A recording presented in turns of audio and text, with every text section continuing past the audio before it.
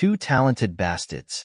My father, my famous father, died in 2023 at the age of 90. 2 years. Before he passed, he got an email from a freelance writer named Ruth Crawford asking him for an interview.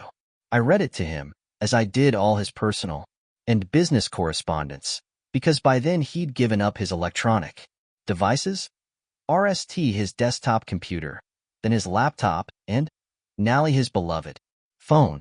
His eyesight stayed good right up to the end, but he said that looking at the iPhone screen gave him a headache. At the reception following the funeral, Doc Goodwin told me that Pop might have aired a series of mini strokes leading up to the big one. Around the time he gave up his phone, this would have been or 6 years before he died. I took early retirement from my position as Castle County School Superintendent and went to work for my dad full-time.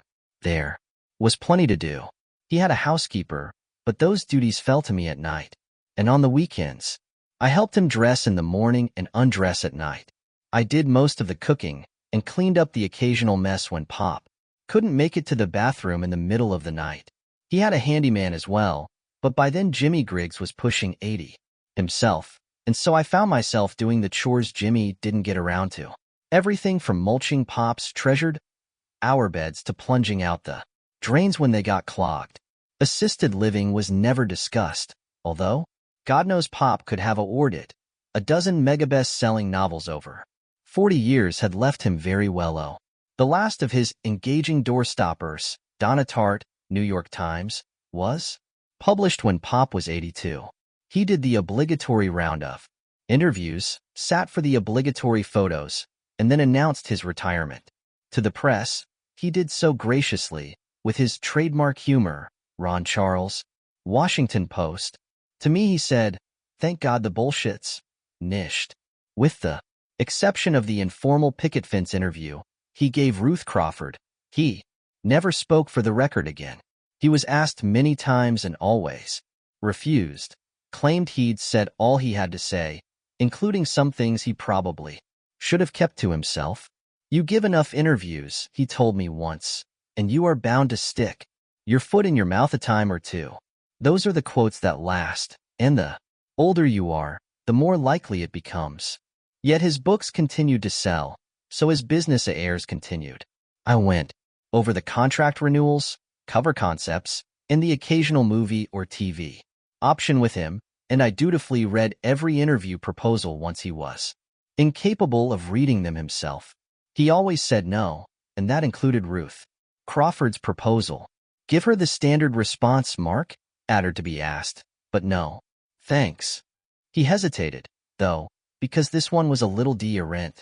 Crawford wanted to write a piece about my father and his longtime friend, David Butch Laverdiere, who died in 2019. Pop and I went to his funeral on the West Coast in a chartered Gulfstream. Pop was always close with his money, not stingy, but close, and the whopping expense of that round trip said a lot about his feeling for the man I grew up calling Uncle Butch. That feeling held strong, although the two men hadn't seen each other face-to-face in 10 years or more. Pop was asked to speak at the funeral. I didn't think he would. His rejection of the public spotlight spread in all directions, not just interviews. But he did it. He didn't go to the podium, only stood up where he was with the help of his cane. He was always a good speaker, and that didn't change with age. Butch and I were kids going to a one-room schoolhouse before the Second World War. We grew up in a no-stoplight dirt road town, shing cars, patching them up, playing sports, and then coaching them. As men we took part in town politics and maintained the town dump, very similar jobs, now that I think about it. We hunted, we shed, we put out grass, res in the summer, and plowed the town roads in the winter. Knocked over a right smart of mailboxes doing it, too. I knew him when no one knew his name, or mine, outside of a 20-mile radius. I should have come to see him these last years, but I was busy with my own affairs. I thought to myself, there's time. We always think that, I guess. Then time runs out. Butch was any artist, but he was also a good man. I think that's more important. Maybe. Some here don't, and that's all right. That's all right. Thing is, I always had his back and he always had mine. He paused, head down, thinking. In my little Maine town, there's a saying for friends like that. We kept close. Yes, they did. And that included their secrets. Ruth Crawford had a solid clip dash. Lou, I checked. She had published articles, mostly personality pro. Less, in a dozen places, many local or regional, Yankee, down east, New England life, but a few national, including a piece on the benighted town of Derry in the New Yorker. When it came to Laird Carmody and Dave Laverdiere, I thought she had a good hook to hang her proposed story on. Her thesis had come up glancingly in pieces about either Pop or Uncle Butch, but she wanted to drill down on it. Two men from the same small town in Maine who had become famous in two different fields of cultural endeavor. Not only that, either, both Carmody and Laverdiere had achieved fame in their mid-40s, at a time when most men and women have given over the ambitions of their youth, who have, as Pop once put it, dug themselves a rut and begun furnishing it. Ruth wanted to explore how such an unlikely coincidence had happened, assuming it was coincidence. Has to be a reason? Pop asked when I finished reading him Ms. Crawford's letter. Is that what she's suggesting? I guess she never heard about the twin brothers who won large sums of money in their respective state lotteries on the same day. Well, that might not have been a complete coincidence, I said. Assuming, that is, that you didn't just make the story up on the spur of the moment. I gave him space to comment, but he only aired a smile that could have meant anything or nothing. So I pressed on. I mean, those twins might have grown up in a house where gambling was a big thing, which would make it a little less unlikely, right? Plus, what about all the lottery tickets they bought that were losers? I'm not getting your point, Mark, Pop said, still with the little smile. Do you even have one? Just that I can understand this woman's interest in exploring the fact of you and Dave both coming from Nowheresville and blossoming in the middle of your lives. I raised my hands beside my head as if framing a headline. Could it be fate? Pop considered this, rubbing one hand up the white stubble on the side of his deeply lined face. I actually thought he might be about to change his mind and say yes. Then he shook his head. Just write her one of your nice letters. Tell her I'm going to pass, and wish her well on her future endeavors. So that was what I did, although something about the way Pop looked just then stuck with me. It was the look of a man who could say quite a lot on the subject of how he and his friend Butch had achieved fame and fortune, but who chose not to, who chose, in fact, to keep it close. Ruth Crawford might have been disappointed in Pop's refusal to be interviewed, but she didn't drop the project, nor did she drop it when I also refused to be interviewed, saying my father wouldn't want me to after he'd said no, and besides, all I knew was that my father had always enjoyed stories. He read a lot, went nowhere without a paperback jammed in his back pocket. He told me wonderful tales at bedtime, and he sometimes wrote them down in spiral notebooks. As for Uncle Butch, he painted a mural in my bedroom. Boys playing ball, boys catching, ies, boys with shing poles. Ruth wanted to see it, of course, but it had been painted over long ago, when I outgrew such childish things. When RST Pop and then Uncle Butch took like a couple of rockets, I was at the University of Maine, getting a degree in advanced education. Because, according to the old canard, those who can't do teach, and those who can't teach teachers. The success of my father and his best friend was, I said, as much a surprise to me as to anyone else in town. There's another old canard about how no good can come out of Nazareth. I put that in a letter to Ms. Crawford, because I did feel bad, a little, about not giving her the interview. In it I said they surely had dreams. Most men do, and like most men, they kept those dreams to themselves. I had assumed Pop's stories and Uncle Butch's cheerful paintings were just hobbies, like whittling or guitar picking, until the money started rolling in. I typed that, then handwrote a postscript, and good for them. There are 27 incorporated towns in Castle County. Castle Rock is the largest. Gates Falls is the second largest. Harlow, where I grew up, the son of Laird and Sheila Carmody isn't even in the top 10. It's grown considerably since I was a kid, though, and sometimes my pop, who also spent his whole life in Harlow, said he could hardly recognize it. He went to a one-room school. I went to a four-roomer, 2 grades in each room. Now there's an 8-room school with geothermal heating and cooling. When Pop was a kid, all the town roads were unpaved except for Route 9, the Portland Road. When I came along, only Deep Cut and Methodist Road were dirt. These days, all of them are paved. In the 60s, there was only one store, Brownie's, where old men sat around an actual pickle barrel. Now there are 2 or 3, and a kind of downtown, if you want to call it that, on the Quaker Hill Road. We have a pizza joint, 2 beauty parlors, and, hard to believe but true, a nail salon that seems to be a going concern. No high school, though that hasn't changed. Harlow kids have 3 choices: Castle Rock High, Gates Falls High, or Mountain View Secondary, most commonly known as the Krister Academy. We're a bunch of country bumpkins out here. Pickup driving, country music listening, co-ee brandy drinking, Republican-leaning hicks from the sticks. There's nothing much to recommend us, except for 2 men who came from here, my pop and his friend Butch Laverdiere. 2 talented bastards, as Pop put it during his brief over-the-fence conversation with Ruth Crawford. Your mom and Pop spent their whole lives there? A city person might ask. And then you spent your whole life there? What are you, crazy? Nope. Robert Frost said home is the place that, when you go there, they have to take you in. It's also the place you start from, and if you're one of the lucky ones, it's where you niche up. Butch died in Seattle, a stranger in a strange land.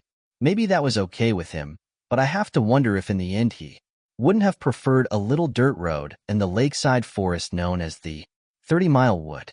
Although most of Ruth Crawford's research, her investigation, was centered in Harlow, where her subjects grew up, there are no motels there, not even a bed and breakfast, so her base of operations was the Gateway Motel in Castle Rock.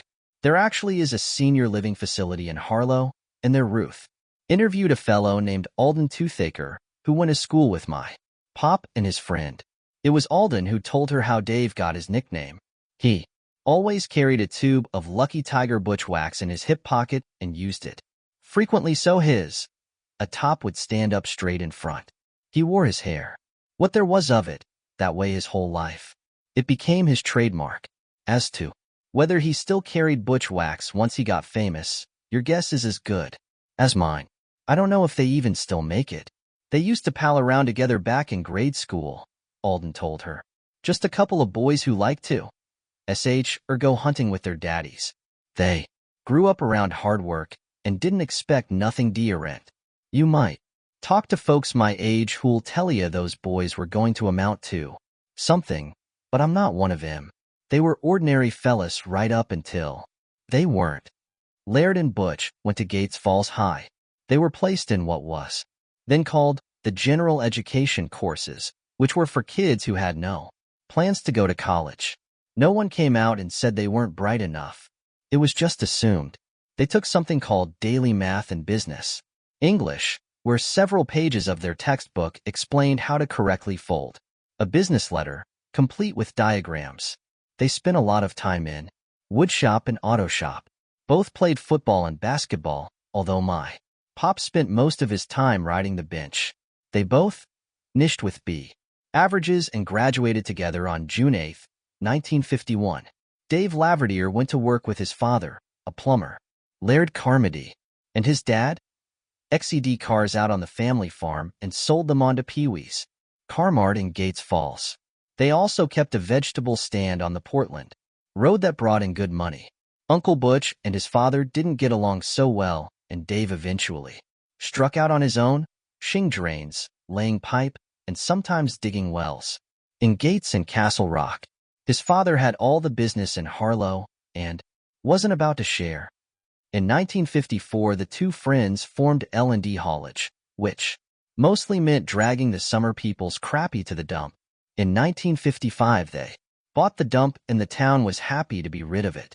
They cleaned it up, did controlled burns, instituted a primitive recycling program, and kept it vermin-free. The town paid them a stipend that made a nice addition to their regular jobs. Scrap metal, especially copper wire, brought in more cash. Folks in town called them the Garbage Twins, but Ruth Crawford was assured by Alden Toothaker and other oldies with intact memories that this was harmless ribbing and taken as such. The dump was maybe VE acres and surrounded by a high board fence. Dave painted it with murals of town life, adding to it each year. Although that fence is long gone and the dump is now a land, photographs remain. Those murals remind people of Dave's later work. There were quilting bees that merged into baseball games that merged into cartoon, caricatures of long-gone Harlow residents, scenes of spring planting and fall reaping.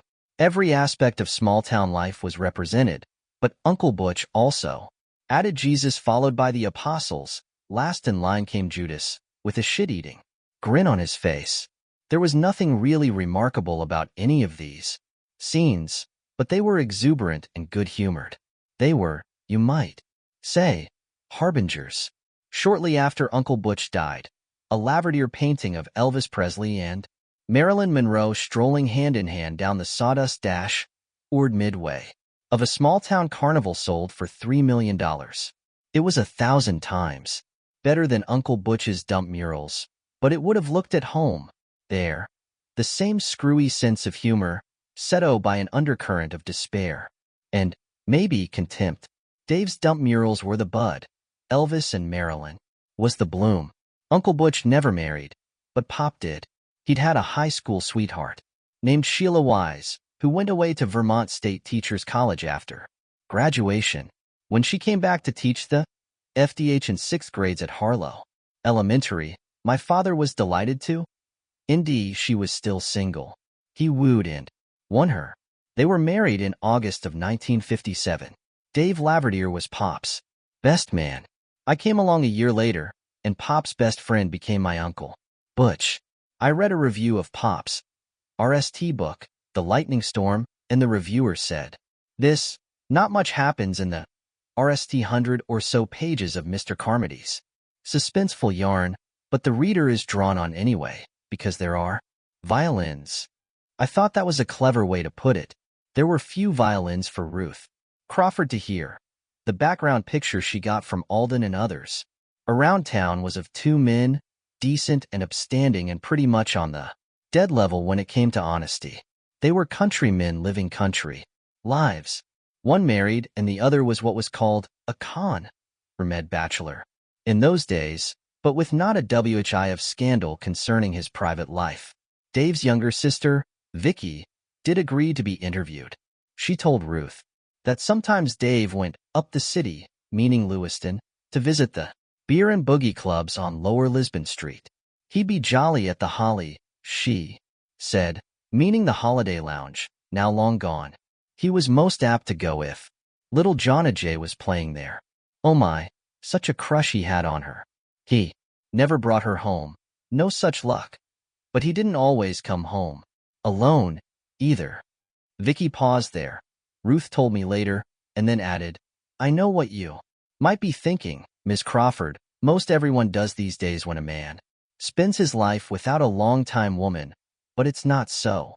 My brother may have turned out to be a famous artist, but he sure as hell wasn't gay." The two men were well-liked. Everyone said so, and they neighbored. When Philly Lou Bird had a heart attack with his ELD half-haid and thunderstorms in the Owing, Pop took him to the hospital in Castle Rock while Butch marshaled a few of his dump-picking buddies, and they nished the job before the RST drops hit. They fought grass, res, and the occasional house, with the local volunteer department. Pop went around with my mother, collecting for what was then called the Poor Fund, if he didn't have too many cars to or work to do at the dump. They coached youth sports. They cooked side by side at the VFD pork roast supper in the spring and the chicken barbecue that marked the end of summer. Just countrymen living country lives. No violins. Until there was a whole orchestra. I knew a lot of this. I learned more from Ruth Crawford herself at the corner. Co-EE Cup, across the street from the Gateway Motel, and just about a block down from the Post OC. That's where Pop got his mail, and there was usually a pretty damn good budget of it. I always stopped at the Co-EE Cup after grabbing the Post.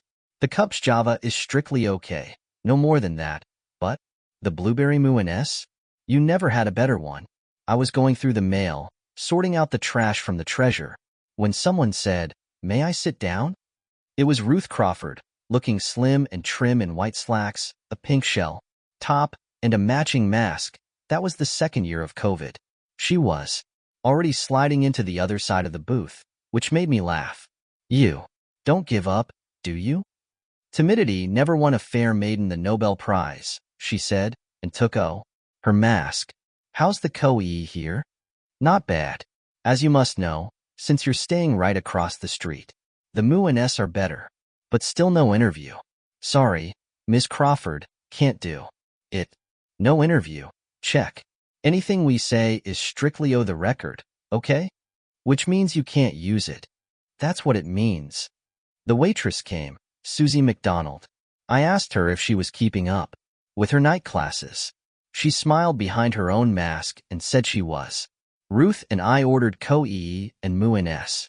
"Do you know everyone in the 3 towns?" Ruth asked when Susie was gone. "Not everyone, no. I used to know more, and a lot more people when I was still superintendent of schools." "Oh, the record, right?" "Absolutely. Susie had a baby when she was 17, and her parents kicked her out. Holy Rollers, Church of Christ the Redeemer. Went to live with her aunt in Gates. Since then she's nished high school and is taking classes at the county extension associated with Bates College. Eventually she wants to be a vet. I think she'll make it, and her little girl is doing a. What about you? Having a good time? Learning a lot about Pop and Uncle Butch?" She smiled. "I learned your father was quite the hot rodder before he married your mother. Sorry for your loss, by the way." "Thanks." Although in that summer of 2021, my mother had been gone years. Your dad rolled some old farmer's Dodge and lost his license for a year, did you know that? I hadn't, and told her so. I found out Dave Laverdier liked the bars in Lewiston and had a crush on a local singer who called herself Little Jonna J. I found out he bolted the Republican Party after the Watergate thing, but your father never did. No, Pop will vote Republican until the day he dies. But I leaned forward. "Still owe the record?" "Totally." Smiling, but her eyes were bright with curiosity. I lowered my voice to a near whisper. "He didn't vote for Trump the second time. Couldn't bring himself to vote for Biden, but he had a belly full of the Donald. I expect you to take that to your grave." "I swear."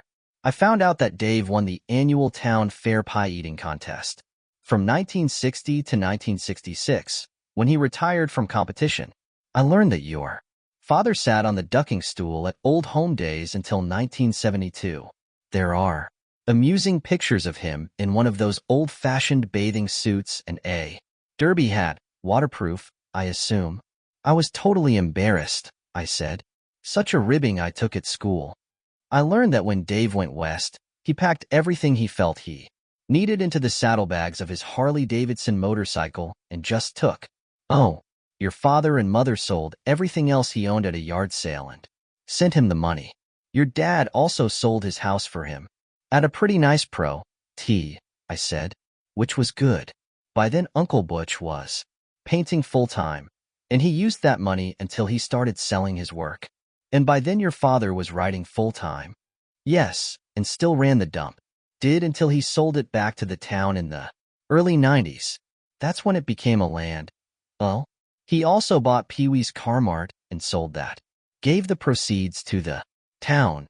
Seriously? He never told me. Although I was sure my mom knew. He did, and why not? He didn't need the money, did he? By then writing was his job, and all the town stew was just a hobby. Good works, I said, are never a hobby. Your father taught you that? My mother. What did she think of the sudden change in your fortunes? Not to mention your Uncle Butch's change in his? I considered her question while Susie brought our moo and S and co-e. Then I said, I don't really want to go there, Miss Crawford. Call me Ruth.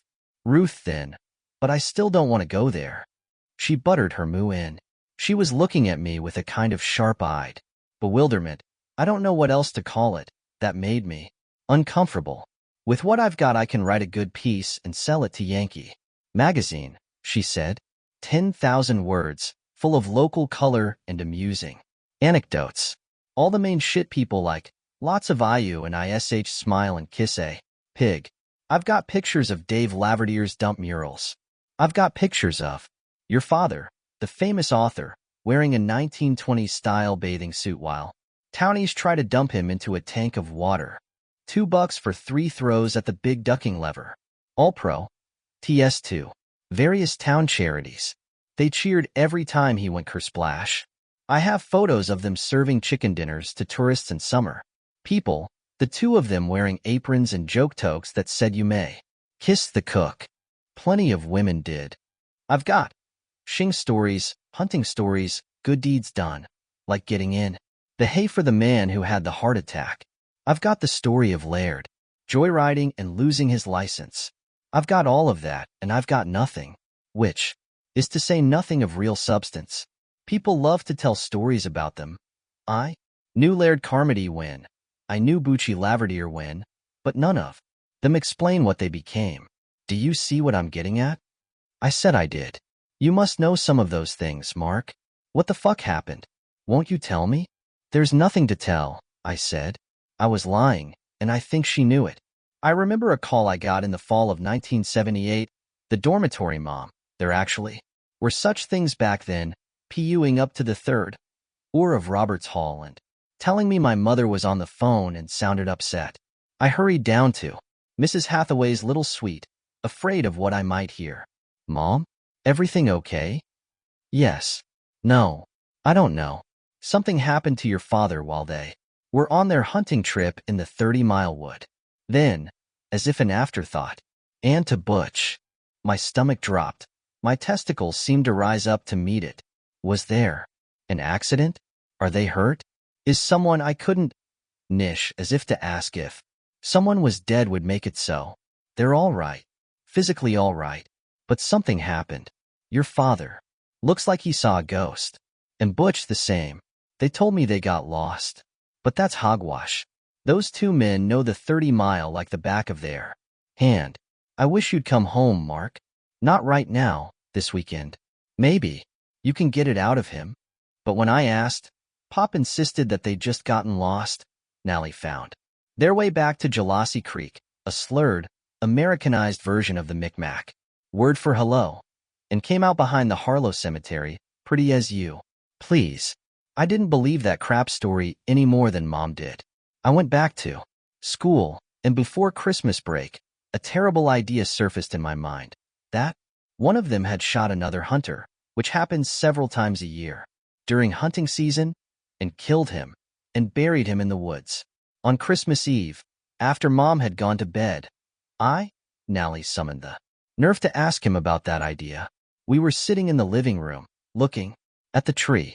Pop looked startled, then he laughed. God, no. If something like that had happened, we would have reported it and taken our medicine. We just got lost. It happens to the best of us, kiddo. My mother's word came to me, and I almost said it. Hogwash. My father had a dry sense of humor, and it was never on better display then. When his accountant came up from New York, this was around the time Pop's last novel was published, and told Pop his net worth was just over $10 million. Not J.K. Rowling numbers, or even James Patterson's, but considerable. Pop thought it over and then said, I guess books do a lot more than furnish a room. The accountant looked puzzled, but I got the reference and laughed. I won't be leaving you broke, Marky, Pop said. He must have seen me wince, or maybe just realized the implication of what he'd said. He leaned over and patted my hand, as he had when I was a child and something was troubling me. I wasn't a child any longer, but I was alone. In 1988, I married Susan Wiggins, a lawyer in the county attorney's OC. She said she wanted kids but kept putting it shortly before our 12th wedding anniversary, for which I'd purchased a string of pearls. She told me she was leaving me for another. Man, there's a lot more to the story. I suppose there always is, but that's all you need to know, because this story isn't about me, not really. But when my father said that thing about not leaving me broke, what I thought of, what I believe we both thought of, is to whom I would leave that 10 million, or whatever remained of it, when my time came. Probably Main School Administrative District 19. Schools always need money. You must know, Ruth said to me that day in the Co-E Cup. You must. Oh, the record, remember? Oh, the record are on it. I really don't, I said. All I knew was something happened to Pop and Uncle Butch in November of 1978 on their annual hunting trip. After that, Pop became a best-selling writer of thick novels, the kind critics used to call three-deckers, and Dave Laverdiere gained fame, RST, as an illustrator and then as a painter who combines the surrealism of Frida Kahlo with the American romance of Norman Rockwell. Art review. Maybe they went down to the crossroads, she said. You know, like Robert Johnson was supposed to have done. Made a deal with the devil. I laughed, although I would be lying if I hadn't had the same idea cross my mind, mostly on stormy summer nights when the rolls of thunder kept me awake. If they did, the contract must have been for a lot more than 7 years. Pop's RST book was published in 1980, the same year Uncle Butch's portrait of John Lennon was on the cover of Time. Almost 40 years for Laverdiere, she mused, and your father's retired, but still going strong. Strong might be too strong a word for it, I said, thinking about the pissy sheets I'd changed just that morning before setting sail for the Rock. But he is still going. What about you? How much longer are you going to spend in our neck of the woods, ferreting out dirt on Carmody and Laverdiere? That's kind of a shitty way of putting it. I'm sorry. Bad joke. She had eaten her moo-in. I told you they were good, and was mashing up the few remaining crumbs with a four-inger. Another day or two. I wanna go back to the elder care place in Harlow, and maybe talk to Laverdiere's sis again, if she's willing. I'll come out of this with a very saleable piece, but no way. Is it the piece I wanted? Maybe what you wanted is something that can't be found. Maybe. Creativity is supposed to remain a mystery. She wrinkled her nose and said, save your metaphysics to cool your porridge. Can I pick up the check? No. Everyone in Harlow knows our house on Benson Street. Sometimes fans of Pop's books from away stop by for a peek if they happen to be on vacation, although they tend to be disappointed by it. Just your typical New England salt box in a town that's full of them. A little bigger than most, set back from a good-sized lawn dotted with our beds. My mother planted those and tended them until she died. Now Jimmy Griggs, our handyman, keeps them watered and pruned, except for the daylilies growing along the picket fence out front. That is, Pop likes to see to them himself, because Mom loved them best. When Pop waters them, or just walks their length, limping slowly along on his cane, I think he does it to remember the woman he always called my dear Sheila. Sometimes he bends to caress one of the blossoms, crowns that form on Leah's stems called scapes. The blooms are yellow, pink, and orange, but he particularly likes the red ones, which he says remind him of her cheeks when she blushed. His public persona was crusty and a bit cynical, plus there was that dry sense of humor, but at heart he was always a romantic and could be a bit corny. He told me once that he kept that part hidden because it bruised easily. Ruth knew where the house was, of course. I'd seen her cruise past in her little Corolla several times, and once she stopped to snap pictures. I'm sure she also knew that Pop was most apt to walk our picket fence, looking at the daylilies at mid-morning, and if you don't know by this point that she was a very determined lady, I haven't done my job. 2 days after the record talk in the Co-E Cup, she came slow, rolling down Benson Street, and instead of driving past, she pulled over and stopped right next to the little signs on either side of the gate. One says, please respect our privacy. The other says Amar. Carmody does. not give autographs. I was walking with Pop as I usually did when he inspected the daylilies. He turned 88 in that summer of 2021, and even with the cane he sometimes tottered. Ruth got out and approached the fence, although she made no effort to try. The gate, persistent, but also mindful of boundaries. I liked her for that. Hell, I liked her, period. She was wearing our printed mask. Pop wasn't, claimed. They made it hard to breathe, but he'd had no objections to the vaccinations. Pop looked at her with curiosity, but also with a faint smile. She was good looking, especially in the light of a summer morning. Checked shirt, denim, skirt, white socks and sneakers, hair pulled back in a teenager's ponytail. As the sign says, "Miss, I don't give autographs." "Oh, I don't think that's what she wants," I said. I was amused by her chutzpah. "My name is Ruth Crawford, sir. I wrote and asked for an interview.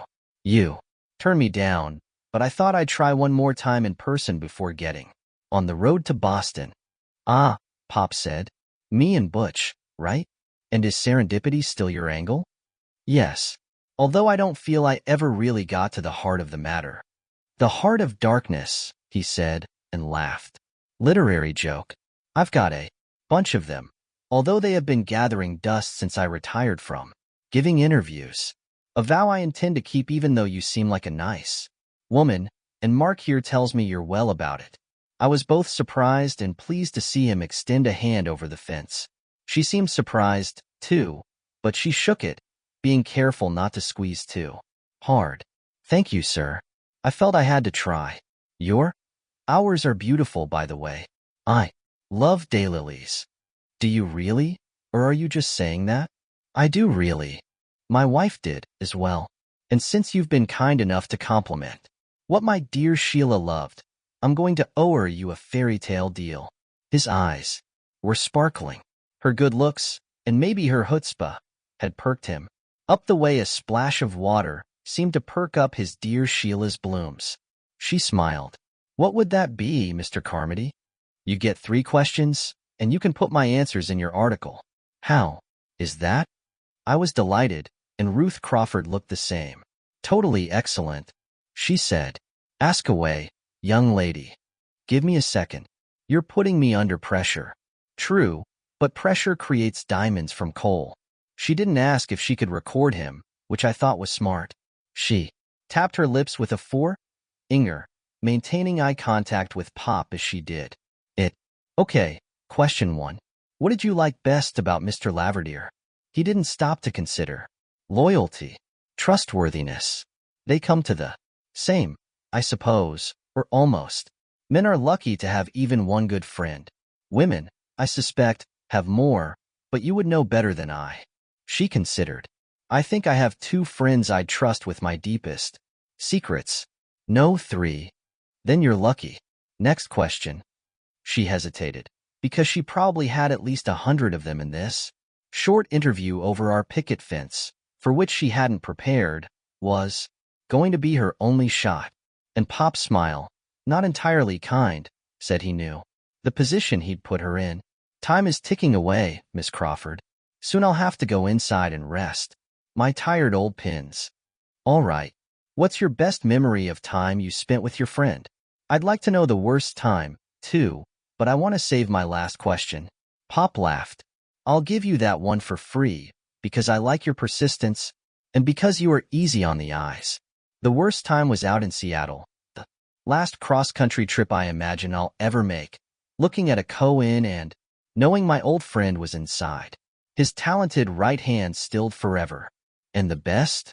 Hunting in the 30-mile, he said promptly. We went the second week of November from the time we were teenagers right up until Butch mounted his steel pony and set sail for the Golden West. We stayed at a little cabin in the woods that my grandfather built. Butch claimed that his grandfather pitched in when it came to the ing, which might or might not have been true.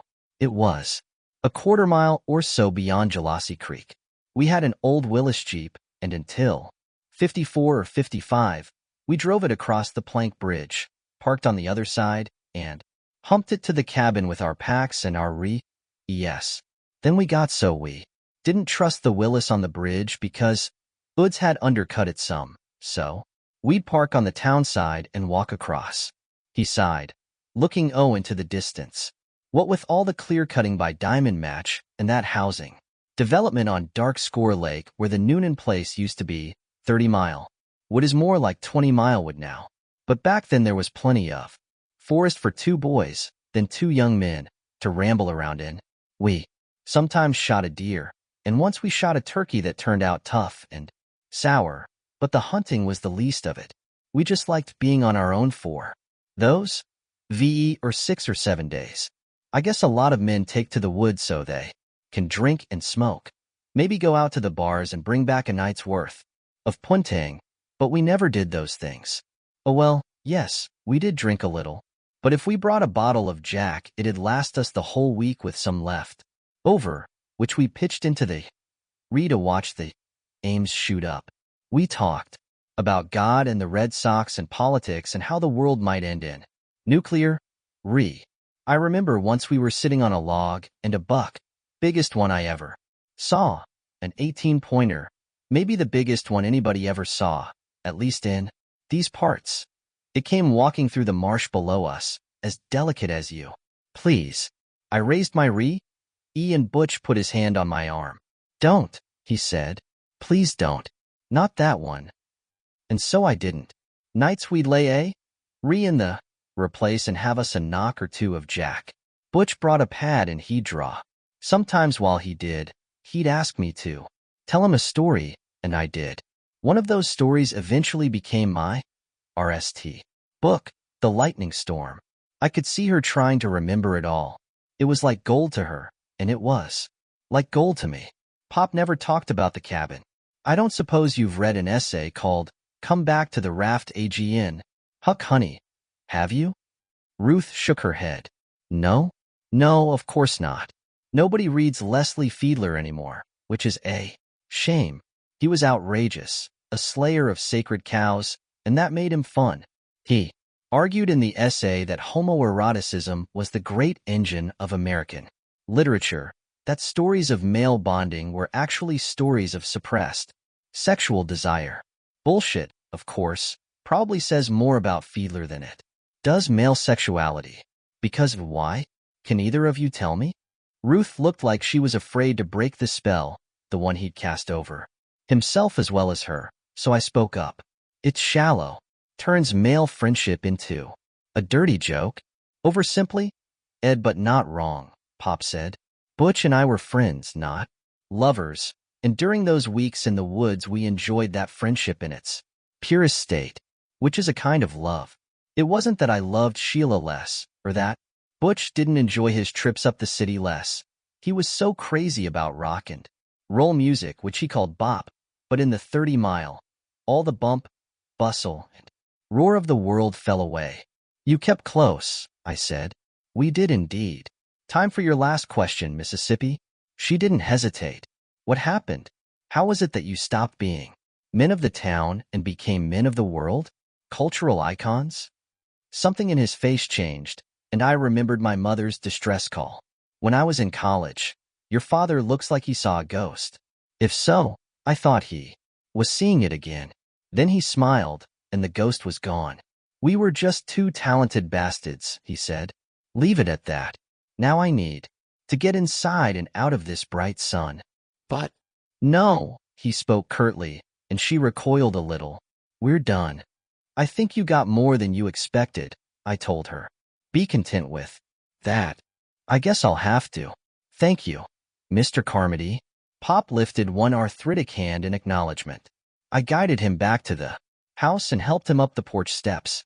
Ruth Crawford stood there for a bit, then got in her car and drove away. I never saw her again, but of course I read the article she wrote about Pop and Uncle Butch. It was lively and full of amusing anecdotes, if short on real insight. It was in Yankee magazine, and twice the length they usually allowed for their articles. I'm sure she really did get more than she expected when she stopped by the house on her way out of town, and that included the title, 2 Talented Bastids. My mother, Sheila Wise Carmody, Our Lady of the Daylilies, died in 2016, At the age of 78, it came as a shock to everyone who knew her. She didn't smoke. She only drank the rare glass of wine on special occasions. She was neither over nor underweight. Her mother lived to 97, her grandmother to 99, but Mom sued a massive heart attack while driving home from the Castle Rock IGA with a load of groceries in the trunk of her car. She pulled over on the shoulder of Sirois Hill, set the emergency brake, turned on the engine, folded her hands in her lap, and went into the darkness that surrounds this bright ash we call life. My father was shaken by the death of his old friend Dave Laverdiere, but his wife's death left him inconsolable. She should have lived, he said at her funeral. Someone in the clerical department has made a terrible mistake. Not very eloquent, not his best, but he was in shock. For 6 months, Pop slept downstairs on the pull-out couch. Finally, at my urging, we cleaned out the bedroom where they had spent over 21,000 nights. Most of her clothes went to the Goodwill in Lewiston, which was a favorite charity. He shared her jewelry out among her friends, with the exception of her engagement ring and her wedding ring, which he carried in the watch pocket of his jeans until the day he died. The cleaning out was a hard job for him, for both of us, but when it came to clearing her little study, hardly more than a closet adjacent to the mudroom, he refused. I can't, Mark, he said. I just can't. It would break me. You'll have to do it. Box up her papers and put them in the basement. I'll look at them eventually and decide what needs to be kept. But so far as I know, he never did look. Those boxes are still where I put them, under the ping-pong table that nobody has used since Mom and I used to have spirited games down there, Mom swearing colorfully every time I hit a smash she couldn't handle. Cleaning out her little think room, as she called it, was hard. Looking at the dusty ping-pong table with its sagging green net was even harder. A day or two after Pop's extraordinary picket fence interview with Ruth Crawford, I found myself remembering how I'd 40'd myself with a Valium before going into her think room with a couple of empty banker's boxes. When I got to the bottom drawer of her desk, I found a stack of spiral notebooks, and when I opened one, I'd seen my father's unmistakable backslanted printing. They predated his breakthrough, after which every book, even the RST, became a bestseller. His RST-3 novels, written before word processors and computers became commonplace, were composed on an IBM Selectric, which he lugged home each afternoon from the Harlow Town OC. He gave me those typed manuscripts to read, and I remembered them well. There were places where he'd scratched out words and added errant ones between the lines, and he'd make a pen slash through a paragraph or two if they went long. That's how it was done before the delete button was invented. Sometimes he used the X key, where a beautiful lovely day might become an XXXXXXXXX lovely day. I'm going on about this because there were few strikeouts or strikeovers in the niched manuscripts of The Lightning Storm, The Terrible Generation, and Highway 19. The spiral notebooks, on the other hand, were full of cross-outs, some so heavy they had torn the pages. Other pages had been entirely scribbled over, as if in a fury. There were marginal notes, like what happens to Tommy? And remember the bureau.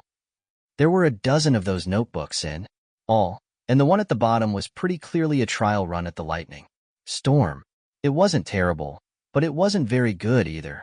Thinking of Ruth's NAL question, also of my mother's distress call in 1978, I found the banker's box containing those old notebooks. I dug out the one I wanted and read some of it sitting cross-legged beneath a naked light bulb. A storm was coming. Jason Jack stood on the porch watching black clouds form in the west. Thunder rolled. Lightning hit everywhere, smashed the ground like battering rams of re. The wind began to blow howl. Jack was wicked scared, but he couldn't stop looking. Fire before rain, he thought. Fire before rain. There was a picture in those words, and there was narration, but it was hackneyed at best. On that page and the ones that followed, I could see Pop straining to say what he saw, as if he knew what he was doing wasn't very good and kept trying to make it better. It was painful because it wanted to be good and wasn't. I went downstairs and got a copy of The Lightning Storm from the shelf of Proofs in Pop's OC. I turned to the RST page and read this. A storm was on the way. Jack Elway stood on the porch, hands in his pockets, watching as black clouds rose in the west like smoke, blotting out the stars as they came. Thunder muttered. Lightning lit the clouds, making them look like brains, or so he thought. The wind began to pick up. Fire before rain. The boy thought. Fire before rain. The idea, Terry? Ed him, but he couldn't stop looking. Comparing the bad, but trying so hard to be good. Handwritten copy too. The version in the niched book, I found myself thinking, RST of Butch Laverdier's dump murals, then of his painting of Elvis and Marilyn on the Midway, which had sold for $3 million. I thought again that one was the bud, and one was the bloom.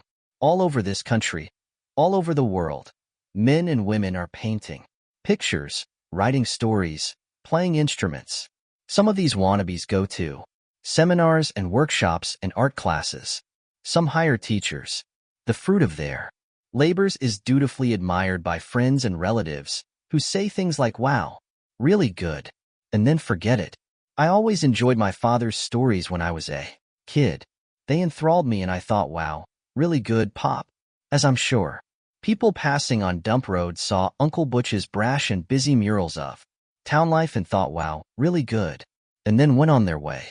Because someone is always painting pictures, someone is always telling stories, someone is always playing Call Me the Breeze on the guitar. Most are forgettable. Some are competent.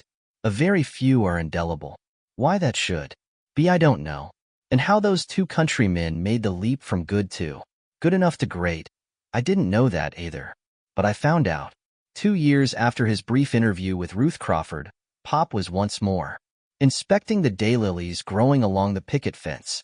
He was showing me how outliers had begun to pop up on the other side of the fence, even on the other side of Benson Street, when I heard a moo-ed crack. I thought he might have stepped on a fallen branch. He looked at me with wide eyes, his mouth open, and I thought, I remember this clearly. This is what Pop looked like when he was a kid. Then he tilted to the side. He grabbed for the fence. I grabbed his arm. We both missed our holds. He fell to the grass and began screaming. I didn't always carry my cell. I'm not of the generation that would know. More go without a phone than without underwear. But that day I had it. I called 911 and told them I needed an ambulance at 29 Benson because my father had had an accident. I knelt next to Pop and tried to straighten his leg. He shrieked and said, no. No, no. It hurts, Marky. It hurts. His face was as white as fresh snow, as Moby Dick's underbelly, as amnesia. I didn't often feel old, probably because the man I lived with was so much older, but I felt plenty old then. I told myself not to pass out. I told myself not to have a heart attack. And I hoped the Harlow EMT wagon, which my father and Butch had paid for, was in the area, because an ambulance from Gates Falls would take half an hour and one from the Rock might take even longer. I can still hear my father's screams. Just before the Harlow EMT vehicle showed up, he passed out. That was a relief. They got him in the back with a power lift and took him to St. Stephen's, where he was stabilized, supposing a 90-year-old man can be stabilized, and took x-rays. His left hip had snapped. There was no attributable cause. It just happened. Nor was it a mere break. The orthopedist told me it had exploded. I'm not sure how to proceed, Dr. Patel said. If he was your age, I would, of course, recommend a hip replacement, but Mr. Carmody is erring from advanced osteoporosis. His bones are like glass, all of them, and he is, of course, of an advanced age. He spread his hands above the x-rays. You must advise me. Is he awake? Patel made a call, asked, listened, hung up. He's soupy from the pain, medication, but conscious and able to respond to questions. He wants to speak to you. Even with COVID on the decline, space was at a premium in St. Stevie's. Still, my father was given a single room. This was because he could pay, but also because he was a celebrity and loved in Castle County. I once gave him a T-shirt that said Rockstar Writer, and he wore it. He was no longer as white as Moby Dick's belly, but he looked shrunken. His face was haggard and shiny with sweat. His hair was every which way. Broke my goddamn hip, Marquis. His voice was little more than a whisper. That Pakistani doc says it's a wonder it didn't happen when we went to Bucci's funeral. Remember that? Of course I do. I sat down beside him and took my comb out of my pocket. He held up a hand in his old imperious stop gesture. Don't do that. I'm not a baby. I know, but you look like a crazy person. The hand dropped to the sheet. All right, but only because I once changed your shitty diapers. I guess that had probably been Mom's job, but I didn't argue, just put his hair as right as I could. Pop, the doc is trying to decide if you should have a hip repla. Hush up, he said. My pants are in the closet. Dad, you're not going in you. He rolled his eyes. Jesus Christ, I know that. Bring me my keyring. I found it in his left front pocket beneath a little jingle of change. He held it close to his eyes with a trembling hand. I hated to see that tremble and picked through the keys until he found a small silver one. This opens the bottom drawer of my desk. If I don't pull through this clusterfuck, Pop, you'll be? He held up the hand with the keys in it, his old gesture. If I don't pull through, you'll? Indeed, the explanation for my success and Butch's in that drawer. Everything that woman, I can't recall her name just now, was curious about. She wouldn't have believed it, and you won't. But it's the truth. Call it my last epistle to the world. Fine. I understand. Now what about the operation? Well, let's see. Let's think this through. If I don't have it, what? A wheelchair? And a nurse, I suppose. Not a pretty one. A big hairy fullback of a fellow with a shaved head who wears English leather. You certainly won't be capable of horsing my freight around, not at your age. I suppose that was true. I think I'm going to go for it. I may die on the operating table. I may pull through, do 6 weeks of physical therapy, and then break the other hip, or my arm, or my shoulder. God has a vile sense of humor. His bones were fragile, but his brains were still in good working order, even doped to the gills.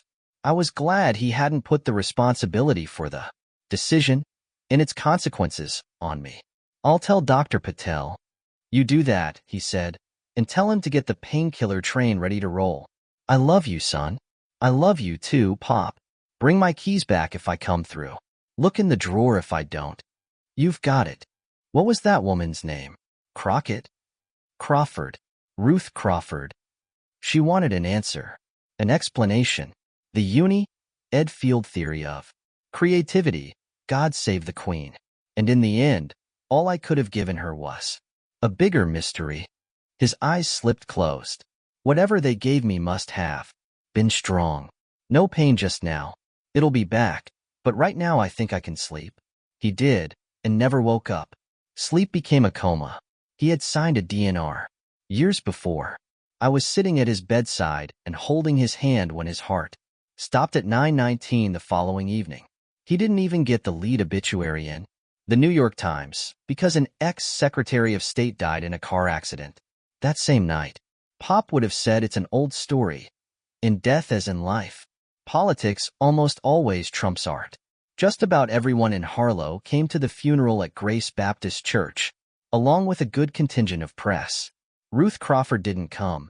She was in California, but she sent ours and a nice condolence note. Luckily, the funeral director knew what to expect and put speakers on the church lawn for the he aired to add video screens. I refused on the grounds that it was a funeral, not a rock concert. The graveside service was shorter and less well attended, and when I showed up a week later with ours daylilies of course, I was alone, the last leaf on the Carmody family tree, and now turning an autumnal brown. Sic transit Gloria Mundi. I knelt to prop the vase against his headstone. Hey, Pop, I've got the key you gave me. I'm going to respect your dying wish and open that drawer. But if there's anything in there that explains anything, I'll be, what did you always used to say? A monkey's testicle. The RST thing I found in it was a manila folder. Either the sly dog hadn't completely given up his laptop after all, or he'd gotten someone at the library to do a printout for him, because the page on top was an article from Time magazine, dated May 23, 2022. The headline read, "Congress is finally taking UFOs seriously." I scanned it and learned that these days UFOs are actually called UAPs, unidenti ed aerial phenomena. The congressional hearings, chaired by Adam Sky, were the RST to take place on the subject since Project Blue Book, FDY, years before, and everyone who testy.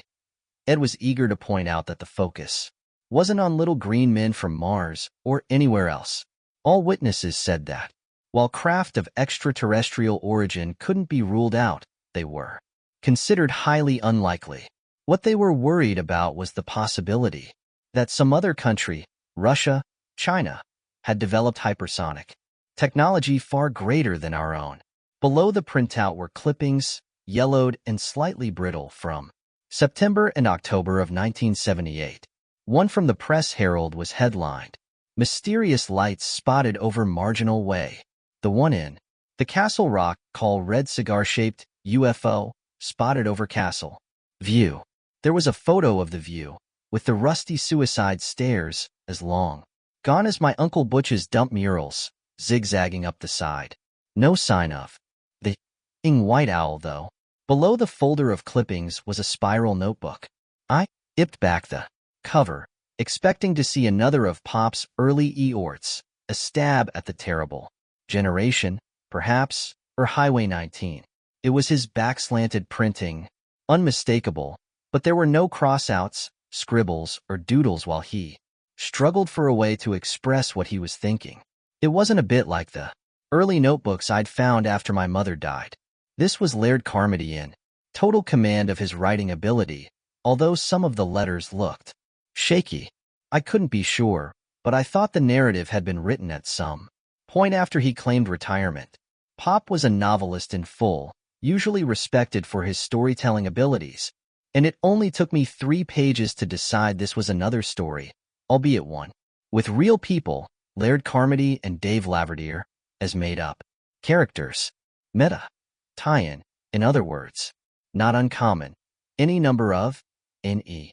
writers have dabbled in the concept, or maybe you call that sort of thing a conceit. Dave certainly couldn't object, Pop would have thought, because his old friend was dead. If Pop had claimed it as true in his hospital room, it was only because he was addled with dope and pain. Such things happened. At the end of his life, hadn't Nathaniel Hawthorne confused himself with the Reverend Dimsdale? Didn't Emily Dickinson leave the world saying, "I must go in. The fog is rising"? My father had never written fantasy or meta tie-in, and this was both, but he was up to his good old tricks nevertheless. I was caught up immediately and read through the pages in that notebook without stopping, not just because I knew the people and the Harlow landscape, either. Laird Carmody could always tell a story, even his harshest critics admitted that, and this was a good one. But true? I called bullshit on that. In the old days, when Butch and I ran the town dump, we had Picker Tuesday. It was Butch's idea. We also had Rat Saturday, but that's a de-errant story. If they're gonna pick, Butch said, we should give him a day to do it when we can watch out for him and make sure some juicer or pothead doesn't gash a leg and get gangrene. One old alkie who showed up more Tuesdays than not was Rennie Lacoste. He was what Maine folks call a ratchet jaw, probably even talked in his sleep. Whenever he got talking about the old days, he'd always begin by saying, "That picture never escaped my memory." That's how I feel about the hunting trip in 1978 that changed our lives. Those pictures have never escaped my memory. We left on November 11th of that year, a Saturday, and the plan was to be back on the 17th or 18th, maybe earlier if one or both of us got our deer. If we did, we'd have plenty of time to get them dressed out at Ordway's Butcher Shop in Gates Falls. Everyone enjoyed venison at Thanksgiving, especially Mark, who was due home from college on the 21st. Butch and I clubbed together to buy an Army surplus Willis Jeep back in the early 50s. By 1978, she was an old lady, but still perfect for loading up our gear and groceries and bucketing into the woods. Sheila used to tell me every year that Nellie Bell was going to throw a rod or drop her transmission somewhere in the 30-mile, but she never did. We drove that Willis out there until Butch headed west. Only we didn't do much hunting after 1978. We even avoided the subject, although we thought about it, of course. Hard not to. By then I'd sold my RST book, and Butch was making money doing comics and graphic novels. Nothing like the money he made later, but a country fare, as Rennie Lacoste might have said. I kissed Sheila. Butch gave her a hug, and we went. Chapel Road took us to Cemetery Road, then to 3 woods roads, each more overgrown than the last. By then we were deep into the 30-mile, and pretty soon we could hear Gilasi Creek. Some years it wasn't much more than a chuckle, but that summer and fall we'd had buckets of rain, and old Gilasi was roaring. I hope the bridge is still there, Butch said. It was, but listing a bit to starboard. There was a yellow sign nailed to a stanchion with one word on it: unsafe. When the spring Runo came the next year, the bridge washed out entirely. After that you'd have to go 20 miles downstream to cross the Gilasi, damn near to Bethel. We didn't need the sign. It had been years since we'd dared to drive across that bridge, and that day we weren't sure we even dared walk across it. Well, Butch said, I'll be damned if I'm going to drive 20 miles down Route 119 and then 20 miles back. You'd be pulled over by a cop for sure if you tried, I said, and slapped the side of the Willis. Nellie Bell hasn't had an inspection sticker on her since 1964. He grabbed his pack and his sleeping bag and walked to the edge of that clattery old wooden bridge. There he stopped and looked back. You coming? I think I'll wait and see if you make it across, I said. If the bridge goes, I'll sh you out. And if the current takes you before I can, I'll wave you goodbye. I actually didn't want both of us on it at once. That would have been tempting. Fate.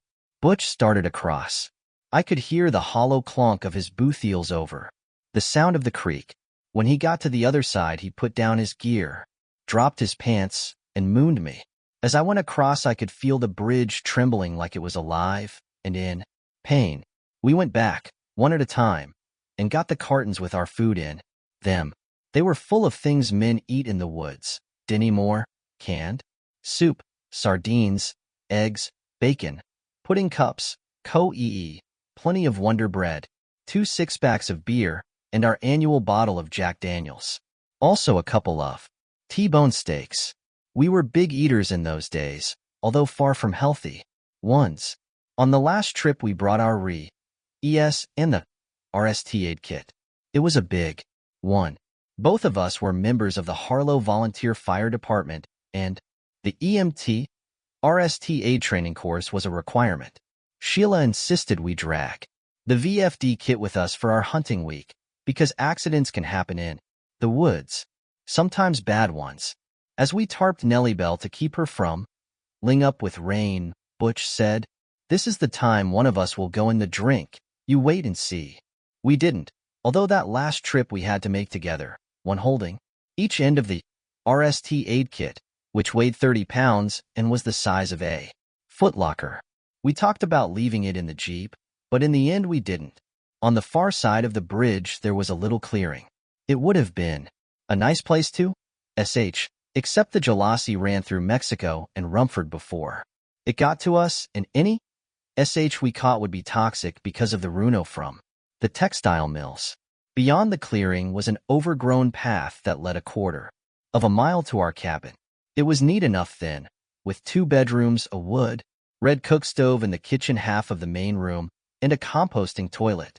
Out back, no electricity, of course, but there was a little pump house for water. All a couple of mighty hunters could possibly want. By the time we got our gear bucked up to the cabin, it was almost dark. I made a meal. Butch was always willing to do his share, thinking maybe that's all right.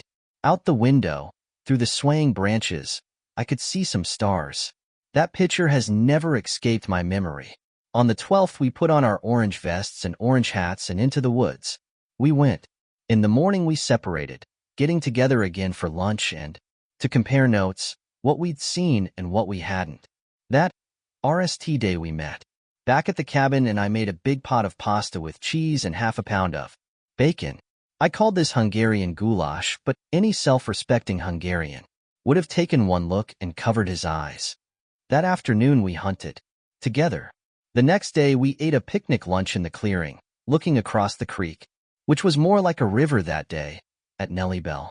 Butch made sandwiches, which he could be trusted to do. There was sweet water from our well to drink, and hostess fruit pies for afters. Blueberry for me, apple for Butch. Did you see any deer? Butch asked, licking frosting from his fingers.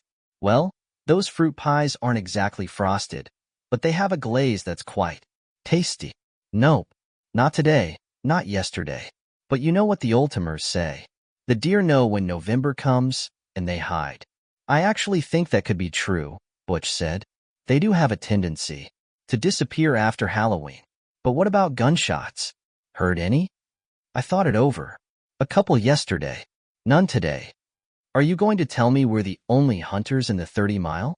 Christ, no. The woods between here and Dark Score Lake are probably the best hunting in the county, you know that. I saw a couple of guys this morning not long after I started out, although they didn't see me. I think one of them might have been that nummy Freddie Skillins, the one who likes to call himself a carpenter. He nodded. I was over on that humpback ridge, and I saw 3 men on the other side, dressed like models from LL Bean S and carrying scoped ES. Just about had to be out-of-staters. And for everyone we see, there's probably VE or 10 more. There should be plenty of bang-bang, because not all the deer decided to up stakes and head for Canada, did they? Seems unlikely, I said. The deer are out there, Bucci. Then why haven't we seen them? And listen. What am I supposed to be listening F?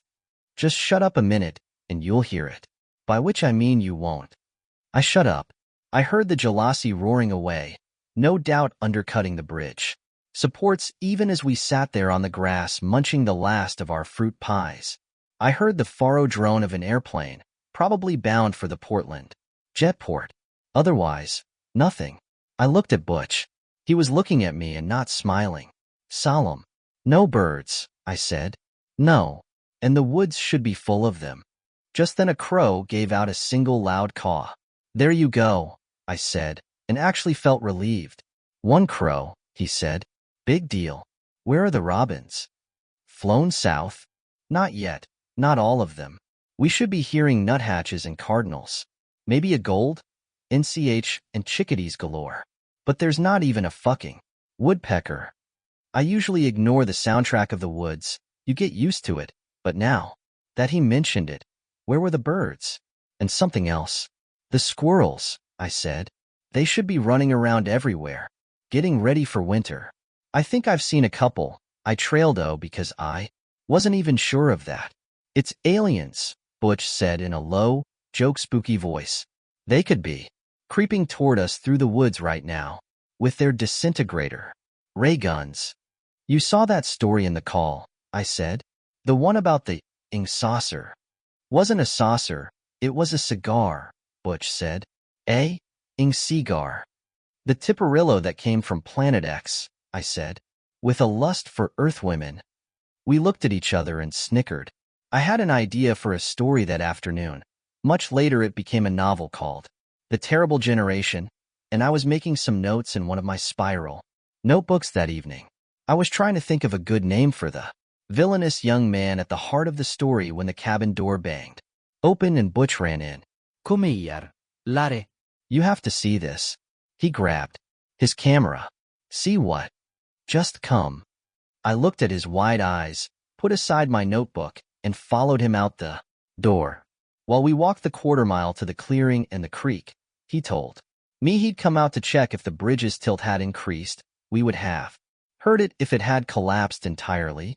Then he saw what was in the sky and forgot all about the bridge. Look, he said when we got to the clearing, and pointed up. It had started to rain, just a gentle mist. It was full dark and I shouldn't have been able to see the lowering clouds, but I could, because they were lit by slowly moving circles of bright light. 5, then 7, then 9. They were different sizes. The smallest was maybe 30 feet across. The biggest could have been 100. They weren't shining o'er the clouds the way a bright spotlight or a powerful ashlight will. They were in the clouds. What are they? I asked, almost whispering. I don't know, but they sure as shit aren't tipperillos. Or white owls, I said, and we began to laugh. Not the way you do when something is funny. The way you do when you're absolutely gobsmacked with amazement. Butch took pictures.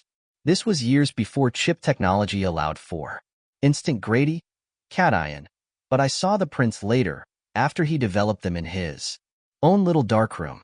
They were disappointing. Just big circles of light above the dark jigjags of the treetops.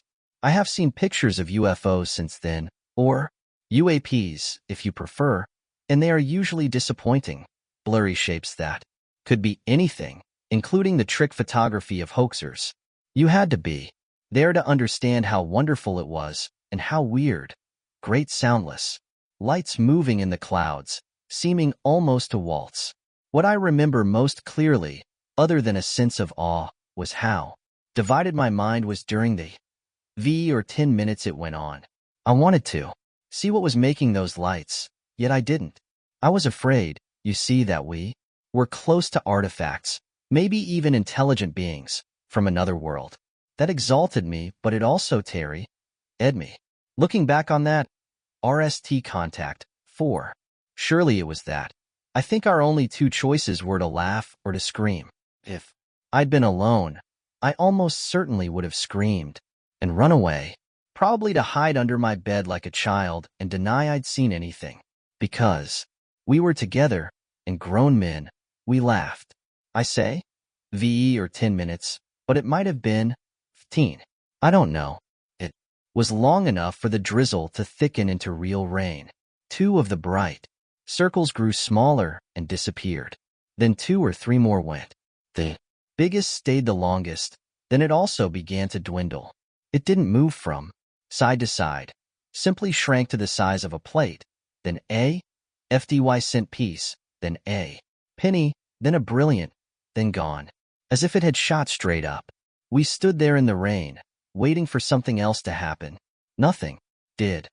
After a little while, Butch grabbed my shoulder. I gave a squawk. Sorry, he muttered. Let's go in. Light show's over, and we're getting soaked. That was what we did. I hadn't bothered to put on a jacket, so I built up the which had been down to coals, and stripped my wet shirt. I was rubbing my arms and shivering. We can tell people what we saw, but they won't believe it, Butch said. Or they'll shrug and say it was some crazy weather phenomenon. Maybe it was. Or, how far away is the Castle Rock Airport? He shrugged. Has to be 20 or 30 miles east of here. The runway lights, maybe with the clouds, the moisture. It could, no, some prismatic EECT. He was sitting on the couch, camera in his lap, looking at me, smiling just a little, saying nothing. He didn't have to. That's bullshit, isn't it? I said, yes. I don't know what that was, but it wasn't lights from the airport, and it wasn't a fucking weather balloon. There were 8 or 10 of those things, maybe a dozen, and they were big. There are other hunters in the woods. I saw Freddie Skillins, and you saw 3 guys who were probably Outlanders. They could have seen it. Maybe they did, but I doubt it. I just happened to be in the right place. That clearing on the edge of the creek, at the right time. In any case, it's over. I'm going to bed.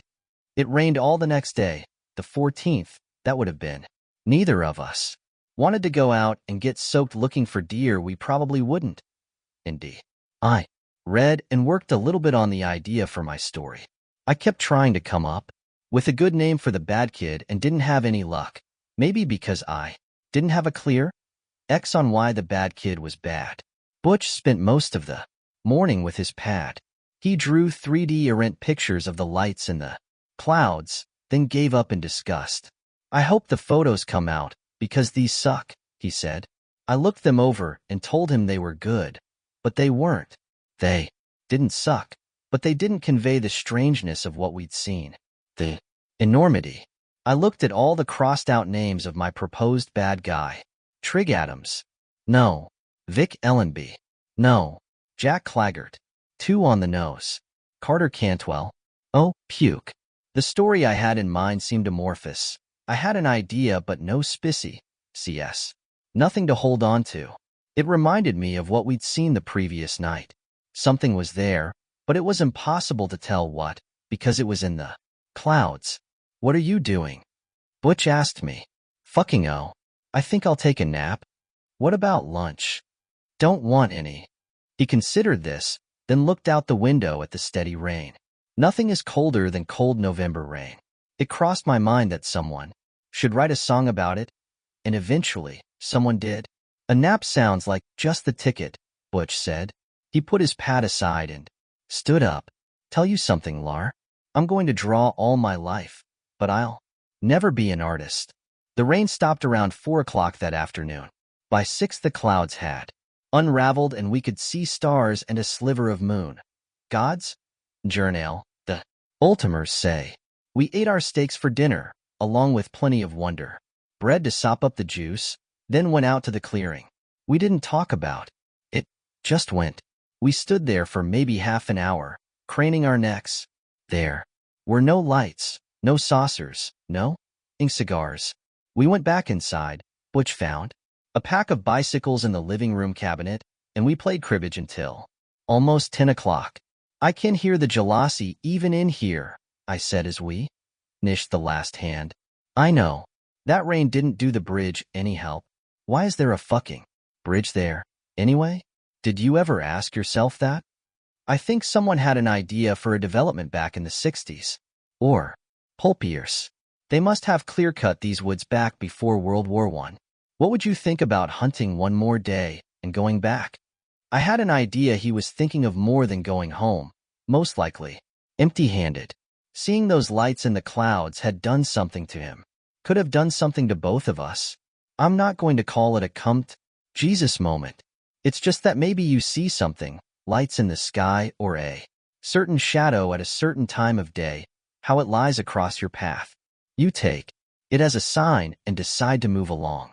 You say to yourself that when I was a child I spoke as a child, understood as a child, thought as a child, but there comes a time to put away childish things. Or it could have been nothing. Lar? Sure. One more day, then we go back. I have to clean the gutters before the snow. Yes, and I keep putting it oh. The next day was cool and clear and perfect for hunting, but neither of us saw so much as a single ick of a single whitetail. I heard no birdsong, just the occasional crow call. I kept an eye out for squirrels, but didn't see any. I didn't even see a chipmunk, and the woods should have been full of their scurry. I heard some gunshots, but they were far away, near the lake and hunters. Shooting didn't mean they were shooting at deer. Sometimes guys get bored and just want to let away a round or two, especially if they've decided there's no game to scare away. We met back at the cabin for lunch, then went out together. We no longer expected to see deer, and we didn't, but it was any day to be outdoors. We walked along the creek for a mile or so, then sat on a fallen log and opened cans of Bud. This just isn't natural, Butch said, and I don't care for it much. I'd say, drive out this afternoon, but by the time we got loaded up it'd be dark and I don't trust Nellie Bell's headlights on those woods roads. A sudden breeze kicked up, rattling leaves of the trees. The sound made me startle and look over my shoulder. Butch did too. Then we looked at each other and laughed. Jumpy much? I asked. Just a little. Remember when we went in the old Spire place on a dare? 1946 or so, wasn't it? I remembered. Old Man Spire came back from Okinawa missing an eye and blew his head in his parlor with a shotgun. It was the talk of the town. The house was supposed to be haunted, I said. We were what? 13? I guess. We went in and picked up some stew to show our friends we'd been there. I got a picture. Some old landscape I grabbed off the wall. What did you get? A fucking sofa cushion, he said and laughed. Talk about stupid. I thought of the Spire house because the way I felt then is how I feel now. No, dear, no birds, no squirrels. Maybe that house wasn't haunted, but these woods, he shrugged and drank some of his beer. We could leave today. Those headlights will probably be okay. Nope. Tomorrow. We'll pack up tonight, go to bed early, and leave at RST. Light. If it suits you. Suits me. Eh. Things would have been very dear rent for us if we'd trusted Nelly Bells. Headlights. Sometimes I think we did. Sometimes I think there's a shadow. Laird and a shadow butch who led shadow lives. Shadow butch never went to Seattle. Shadow Laird never wrote a novel, let alone a dozen of them. Those shadows were decent men who lived unremarkable Harlow lives. They ran the dump, they owned a hauling company, they did the town's business. The way it should be done, which means so the books balance at town. Meeting in March, and there's less bitching from mossbacks who'd be happy to bring back the poor farm. Shadow Butch got married to some girl he met in a Lewiston bop joint and had a litter of shadow young-uns. I tell myself now it was good none of that happened. Butch told himself the same thing. I know, because we told each other when we talked on the phone, or later, via Skype or FaceTime. It was all good. Of course it was. We became famous. We became rich. Our dreams came true. Nothing wrong with those things. And if I ever have doubts about the shape of my life, doesn't everybody? Don't you? That night Butch threw a bunch of leftovers into a pot and called the result stew. We ate it with Wonder Bread and washed it down with well water, which was really the best part of the meal. I'll never let you cook again, I told Butch as we did our few dishes. After that mess, I'll hold you to it, he said. We packed up what we had and put it by the door. Butch dealt the big RST. Aid Kid a sideways kick with one sneaker. Why do we always bring this thing? Because Sheila insists. She's convinced one of us is going to fall in a sinkhole and break a leg, or one of us will get shot. Probably by a Atlander. With a scoped re-e. Bullshit. I think she's just superstitious. Believes the one time we don't haul it out here is the one time we'd need it. You want to go take another look? I didn't have to ask what he meant. Might as well. We went down to the clearing to look at the sky. There were no lights up there, but there was something on the bridge. Or, rather, someone. A woman, lying face down on the planks. What the fuck? Butch said, and ran onto the bridge. I followed. I didn't like the idea of three of us on it at the same time and close together, but we weren't going to leave her lying there unconscious, maybe even dead. She had long black hair. It was a breezy night, and I noticed that when the wind gusted, her hair blew in a clump, as if the strands had been glued together. There were no gauzy Yahwehs, just that clump. Grab her feet, Butch said. We have to get her before the fucking bridge falls into the fucking creek. He was right. I could hear the supports groaning and the Jalasi thundering, in full spate thanks to all the rain. I got her feet. She was wearing boots and corduroy pants, and there was something funny about them, too. But it was dark and I was scared, and all I wanted right then was some solid ground under my feet. Butch lifted her by the shoulders and gave a cry of disgust. What? I asked. No mind, come on, hurry. We got her the bridge and into the clearing. Only 60 feet, but it seemed to take forever. Put her down, put her down. Jesus, Jesus Christ. Butch dropped the top half of her and she face-planted, but he paid no attention. He crossed his arms and started rubbing his hands in his armpits, as if to get rid of something nasty. I started to put her legs down and froze, not able to believe what I thought I was seeing. My fingers appeared to have sunk into her boots, as if they were made of clay instead of leather. I pulled free and stared stupidly at the marks of my fingers as they smoothed out. My God. It's like, fuck, like she's made out of Play-Doh or something. Butch. What? For Chris' sakes, what? Her clothes aren't clothes. It's like body paint. Or camouflage. Or some damn thing. He bent toward her. It's too dark. Have you got a ashlight? No, didn't bring it. Her hair. I touched it, then pulled away. It wasn't hair. It was something solid but pliable. Not a wig, more like a carving. I didn't know what it was. Is she dead? I asked. She isn't sh. But just then the woman took a long, rasping breath. One of her legs twitched. Help me turn her over, Butch said. I took one of her legs, trying to ignore that weird pliability. A thought, Gumby, shot through my head like a meteor and was gone. Butch grabbed her shoulder. We rolled her. Even in the dark we could see she was young, pretty, and ghastly white. We could see something else as well. It was the face of a department store mannequin, smooth and unlined. The eyes were shut. Only her lids had color. They looked bruised. This is not a human being, I thought. She took another rasping breath. It seemed to catch in her throat as if on hooks. When she exhaled, she didn't take another one. I think I would have stayed where I was, frozen, and let her die. It was Butch who saved her. He dropped to his knees, used two fingers to yank down her jaw, and put his mouth on hers. He pinched her nose shut and breathed into her. Her chest rose. Butch turned his head to one side, spat, and took another deep breath. He blew into her again, and her chest rose again. He lifted his head and stared at me, bug-eyed.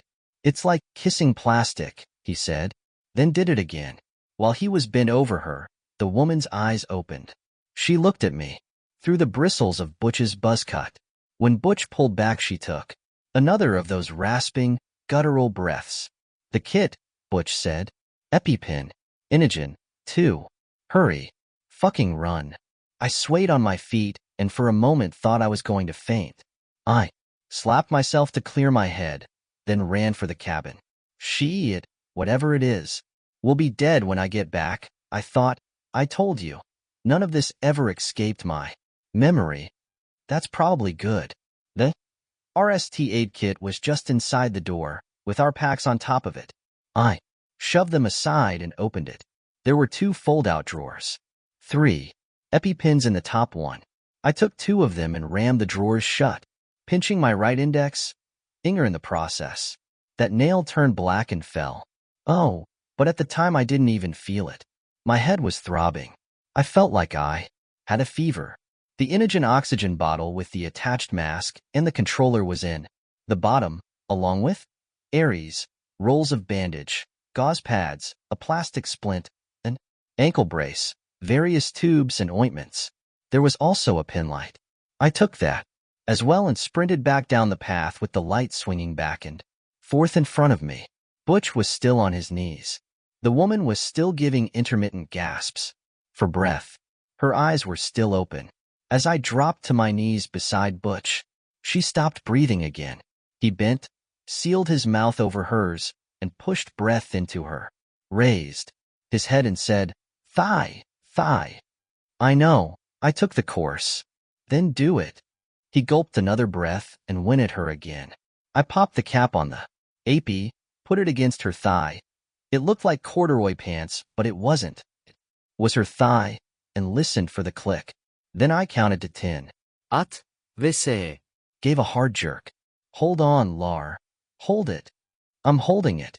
Do you think I should use the other one? Save it. She's breathing again. Whatever she is. Christ, the taste of her is so weird. Like one of those see-through slip covers you put on furniture. Have you got the oxygen? Right here. I gave him the mask and bottle. He held the mask over her mouth and nose. I hit the power switch on the controller and saw the green light. Hi. Ow. Yeah, shoot the works. I saw a drop of sweat from his forehead hit the plastic mask and run down the side like a tear. I pushed the slider all the way to high flow. Oxygen began to hiss. On high, the oxy would last for no more than minutes. And while there were backups of almost everything in the kit, there was a reason it was so heavy. This was the only Inogen. We stared at each other across her. This is not a human being, I said. I don't know what it is, maybe some top secret cyborg, but it's not human. It's not a cyborg. He jerked his thumb at the sky. When the oxy ran out, Butch removed the mask and she, might as well call her that, kept breathing on her own. The rasp quieted. I shone the light on her face and she closed her eyes against the glare. Look, I said. Look at her face, Bucci. He looked, then looked at me. It's different now. It's more human now, is what you mean. And look at her clothes. They look better, too. More jeepers, more realistic. What do we do with her? I snapped the light. Her eyes opened. I said, do you hear me? She nodded. Who are you? She closed her eyes. I shook her shoulder and my fingers no longer sank. In. What are you? Nothing. I looked at Butch. Let's take her to the cabin, he said. I'll carry her. Keep that other EpiPen ready if she starts to choke and rasp for breath again. He got her in his arms. I helped him to his feet, but he carried her easily. Enough once he was upright. Her dark hair hung down, and when the breeze gusted, it blew the way normal hair does. The clumping was gone. I had left the cabin door open. He carried her in, put her on the sofa, then bent over with his hands on his knees, getting his breath back. I want my camera. It's in my pack. Will you get it? I found it wrapped in a couple of t-shirts and gave it to him.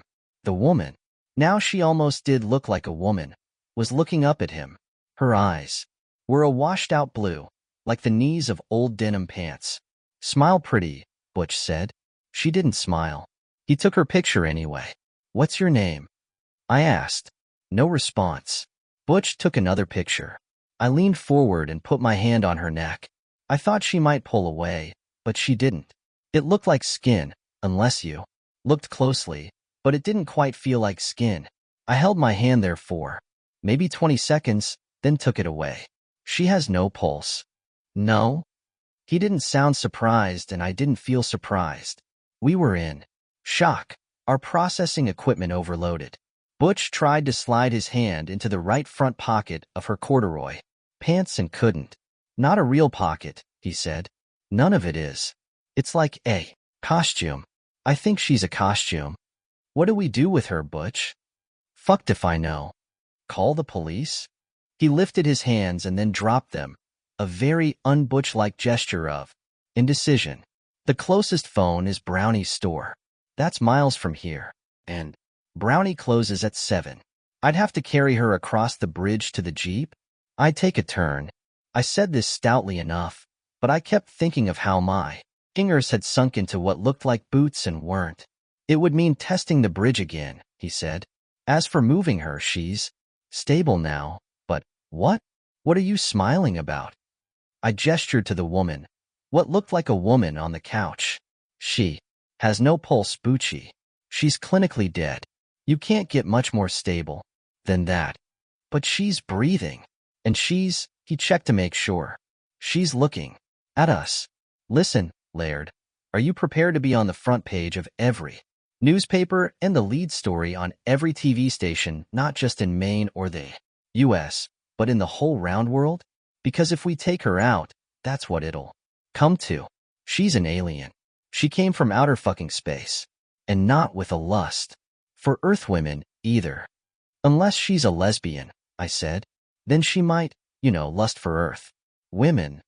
We started laughing the way you do when you're trying not to go crazy. She was still looking at us. No smile, no frown, no expression of any kind. A woman who wasn't a woman, who had no pulse but was breathing, who was wearing clothes that weren't clothes but looked more like clothes all the time. I had an idea that if Butch tried her pocket now, his hand would go in. He might even indie some change or a half-used roll of lifesavers. Why did she end up on the bridge? What do you suppose happened to her? I don't know. I think. I never heard what he thought. That was when light ooted in the east, facing window of our cabin's main room. Thoughts came to me, knocking each other over like dominoes. The RST was that time had slipped somehow, and the sun was coming up. The second was that sunrise was never that bright in our cabin, because there were too many trees on that side.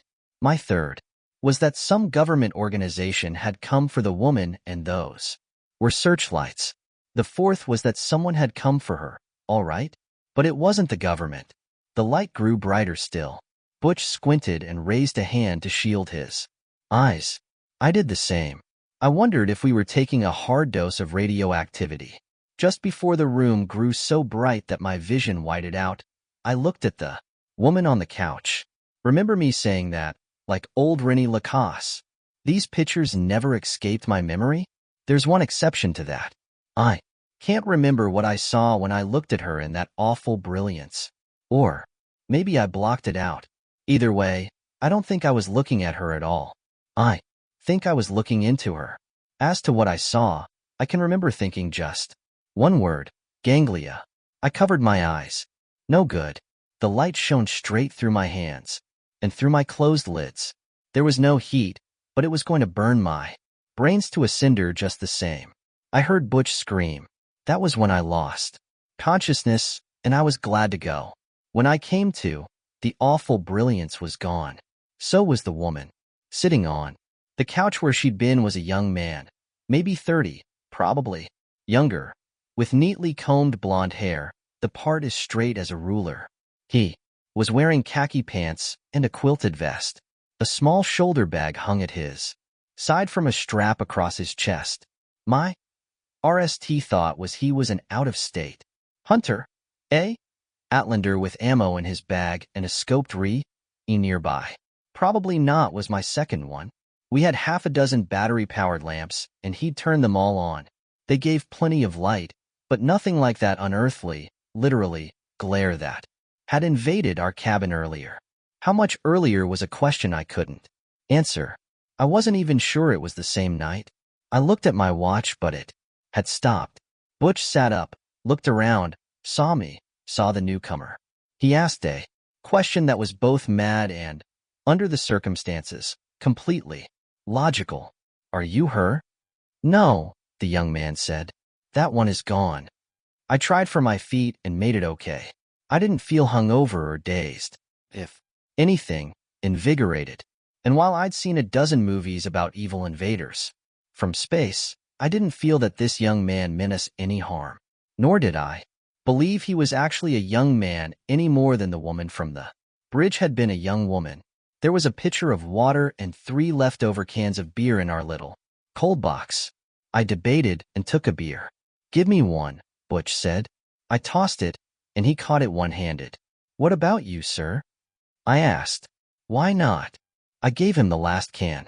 Our visitor looked normal, like any young man on a hunting trip with his friends or his dad, but I was still careful not to touch his ingers. I can write what happened, but as to how I felt, much more complicated. All I can do is reiterate that I didn't feel threatened, and later on, Butch said the same. Of course we were in shock. You're not human, are you? Butch said. The young man opened his beer. No, but you're in better shape than she was. That one was badly hurt. You saved her life. I think it was what you call luck. You could just as easily have injected her with something that would have killed her. But the EpiPen worked, I said. Is that what you call it? EpiPen? Short for epinephrine. So I guess it was an allergy that knocked her down. Could have been a bee sting, Butch said and shrugged. Do you know what bees are? Yes. You also gave her your breath. That was the actual saving. Breath is life. More than life. I did what we were taught. Laird would have done the same. I like to think that was true. The young man took a sip of beer. May I take the can when I go? Butch sat on the arm of one of our 2 old easy chairs. Well, old man, you'll be robbing me of the nickel deposit, but under the circumstances, sure. Only because you're from another planet, you understand. Our visitor smiled the way people do when they understand it's a joke, but don't get the point of it. He had no accent, certainly not a down east twang, but I got the clear sense of a man who was speaking a learned language. He opened his bag. There was no zipper. He just ran his finger down its length, and it opened. He popped the budkin inside. Most people wouldn't have done what you did. Most would have run away. Butch shrugged. Instinct. And a little training, I guess. Laird and me are in the local volunteer department. Do you get that? You halt combustion before it can spread? I guess that's one way of putting it. The young man dipped into his bag and brought out something that looked like a spectacle case. It was gray, with a silver shape like a sine wave, embossed on the lid. He held it in his lap. He repeated, "Most people wouldn't have done what you did. We owe you." For Illa. I knew that name, and although he pronounced it Yella, I knew the correct spelling. And I could see by his eyes that he knew I knew. "That's from the Martian Chronicles. But you're not from Mars, sir, are you?" He smiled. "Not at all. Nor are we here because we lust for Earthwomen." Butch put his beer down carefully, as if a hard bump might shatter the can. "You're reading our minds. Sometimes. Not always. It's like this." With one finger he traced the wave shape on the gray case. "Thoughts don't matter to us. They come, they pass. They are replaced by others. Ephemera. We are more interested in the engine. That drives them. To intelligent creatures, that is what's central, powerful, meaningful. I don't know the correct word. Perhaps you don't have one. Primal?" I said. He nodded, smiled, and sipped his beer. "Yes. Primal. Good. Where do you come from?" Butch asked. "It doesn't matter." "Why?" I asked. "Why do you come?" "That's a more interesting question, and because you saved Illa, I will answer it. We gather." "Gather what?" I asked, and thought of stories I'd read and seen on TV about aliens kidnapping folks and sticking probes up their asses. People? No. Other things. Items. But not like this. He reached into his bag and showed us his empty beer can. "This is special to me and means nothing. There's a good word for it, perhaps French." Avenir? "Souvenir," I said. "Yes. It is my souvenir of this remarkable night. We visit yard sales." "You're joking," I said. "They are called deodorant things in deodorant places. In Italy, vendita in Cantiere. Samoan, fanua fatau. We take some of these things to remember, some to study. We have LM of your Kennedy's death from Eshet. We have an autographed picture of Judy. Wait." Butch was frowning. "Are you talking about Judge Judy?" Yes, Yuhuti. "We have a picture of Emmett Till, a young man with his face gone. Mickey Mouse and his club. We have a jet engine. That came from a repository of discarded objects. They're dump pickers, I thought. Not much deodorant from Rennie Lacoste. We take these things to remember your world, which will be gone soon. We do the same on other worlds, but there aren't many. The universe is cold. Intelligent life is rare." I didn't care how rare it was. "How soon will ours be gone? Do you know? Or are you only guessing?" And before he could reply, "You can't know. Not for sure. It may be what you call a century if you are, as you say, lucky. Which is only an eye blink in the sweep of time." "I don't believe that," Butch said. "Atlee, we've got our problems, but we're not suicidal." Then, perhaps thinking of Buddhist monks who had been setting themselves on in Vietnam not so long ago, "Not most of us." "It's inevitable," the young man said. He looked regretful.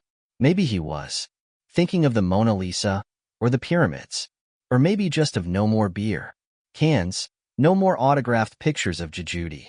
When intelligence outraces emotional stability, it's always just a matter of time. He pointed to the corner of the cabin. "Your children, playing with weapons." He stood up. "I must go. This is for you. A gift. Our way of saying thank you for saving Illa." He held out the gray case. Butch took it and looked it over. "I don't see how to open it." I took it. He was right. There was no hinge and no lid. "Breathe on the wave," the young man said. "Not now, after I've gone. We give you a key of breath because you gave Illa yours. You gave her part of your life. This is for both of us?" I asked. Only Butch had given the woman mouth to mouth, after all. "Yes." "What does it actually do?" "There is no word for what it does except primal. A way to use what you are not using, because of," he bent forward, brow furrowed, then looked up. "Because of the noise in your lives. Because of your thoughts. Thoughts are Pointless. Worse, dangerous. I was bemused. Does it grant wishes? Like in a fairy tale? He laughed, then looked surprised, as if he hadn't known he could laugh. Nothing can give you what isn't already there. This is axiomatic. He went to the door, then looked back. I'm sorry for you. Your world is a living breath in a universe that is mostly lead with dead lights. He left. I waited for the light to put in, but it didn't. Except for the gray case Butch was now holding. The whole interlude might never have occurred. Lar, did that actually happen? I pointed to the case. He smiled. The reckless one that went right back to when we were kids, racing up and down the suicide stairs in Castle Rock, feeling them shake beneath our pounding sneakers. Want to try it? There's an old saying, beware of Greeks bearing gifts. Yeah, but what the hell? I'm game. Blow your precious primal breath, Bucci. He smiled, shook his head, and held the case out. After you. And if it kills you, I promise to take care of Sheila and Mark. Mark's almost old enough to take care of himself, I said. Okay, open. Sesame. I blew gently on the wave. The case opened. It was empty, but when I breathed in, I caught a faint whi of peppermint. I think that was it. The case closed by itself. There was no line where the lid met the body, and, indeed, no hinges. It looked completely solid. Nothing, Butch said. Nothing. You try. I held it out to him. He took it and breathed gently on the wave. The case popped open. He bent down, took a timid snee, then a deep breath. The case shut. Wintergreen? I thought peppermint, but I guess they're about the same.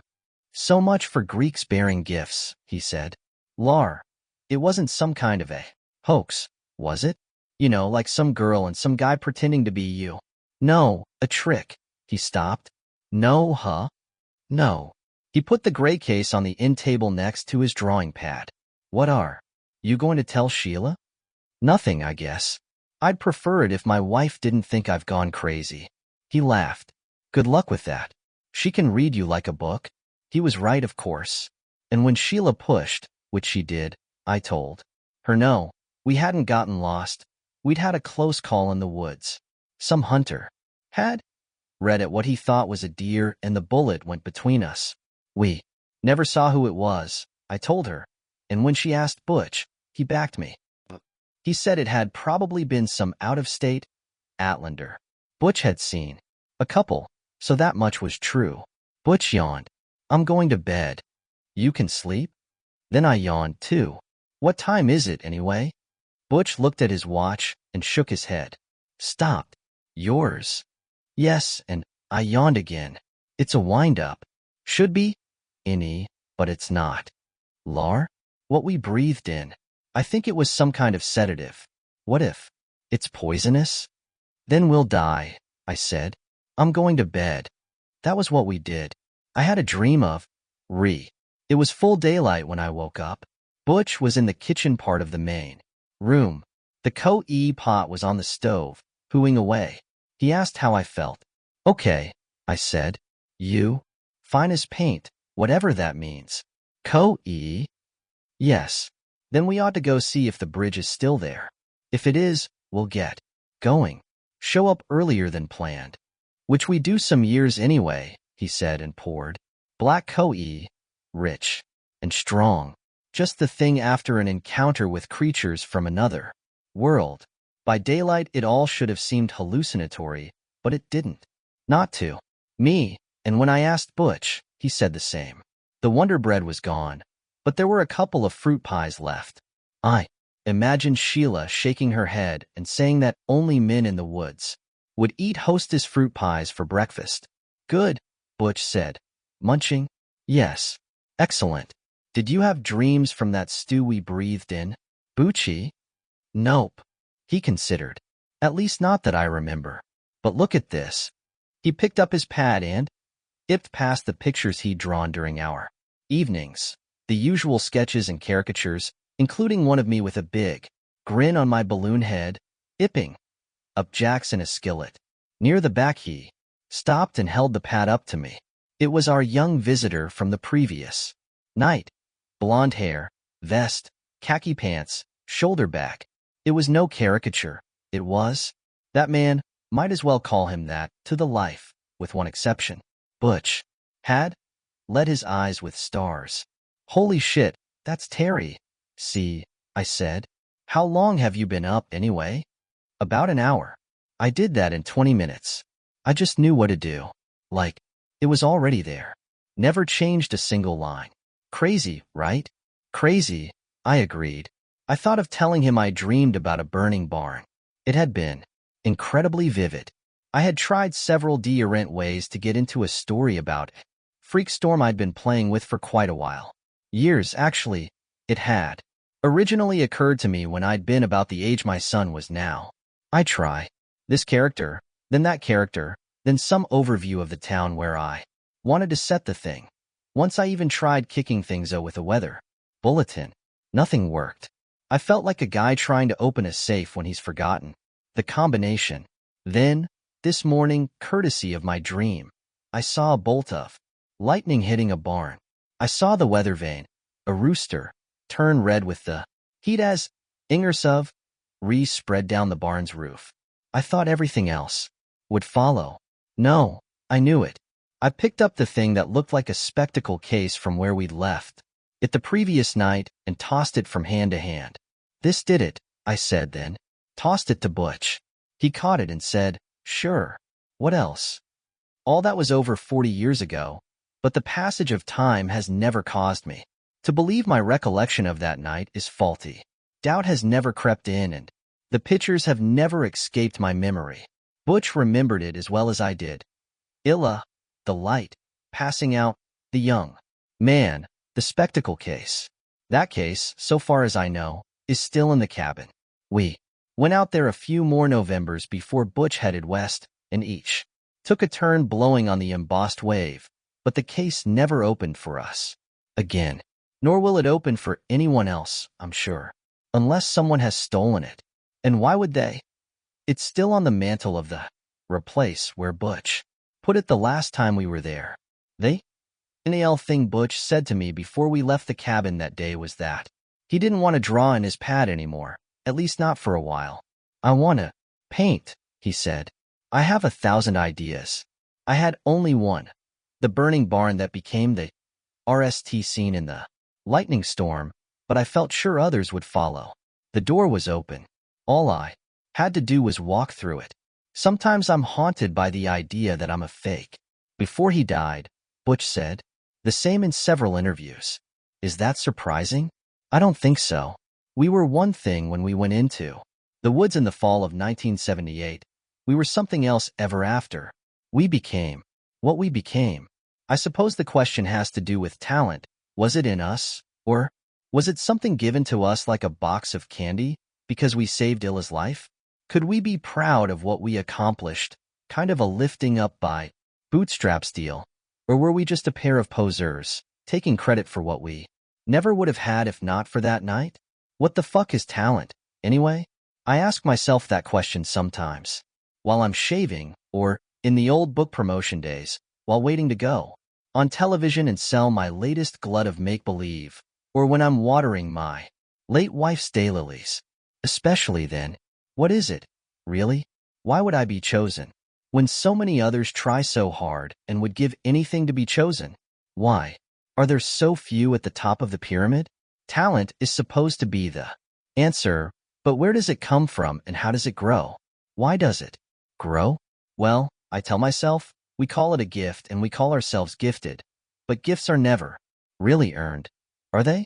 Only given. Talent is grace made visible. The young man said nothing can give you what isn't already there. This is axiomatic. I hold on to that. Of course, he also said he felt sorry for us. Pop's story ended there.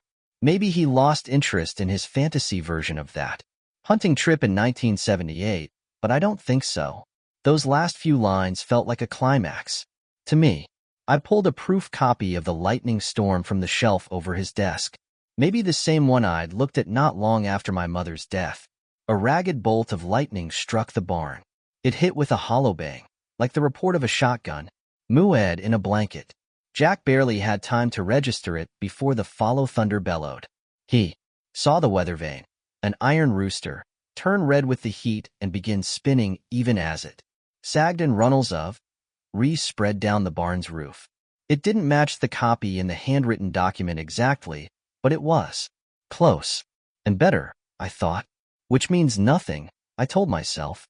He held on to those lines, that image, because it was good, or good enough. That's all it means. I thought of my mother's call that day in November of '78. That was a lot of years ago, but I was clear on the RST thing she said. Something happened to your father while they were on their hunting trip, and to Butch. She didn't want me to come home right away, she said, because both of them were all right. But that weekend, for sure. She said they claimed to have gotten lost, although both of them knew the 30-mile too well for that to happen. Like the back of their hand, I murmured. That's what she said. But I went back to Pop's manuscript.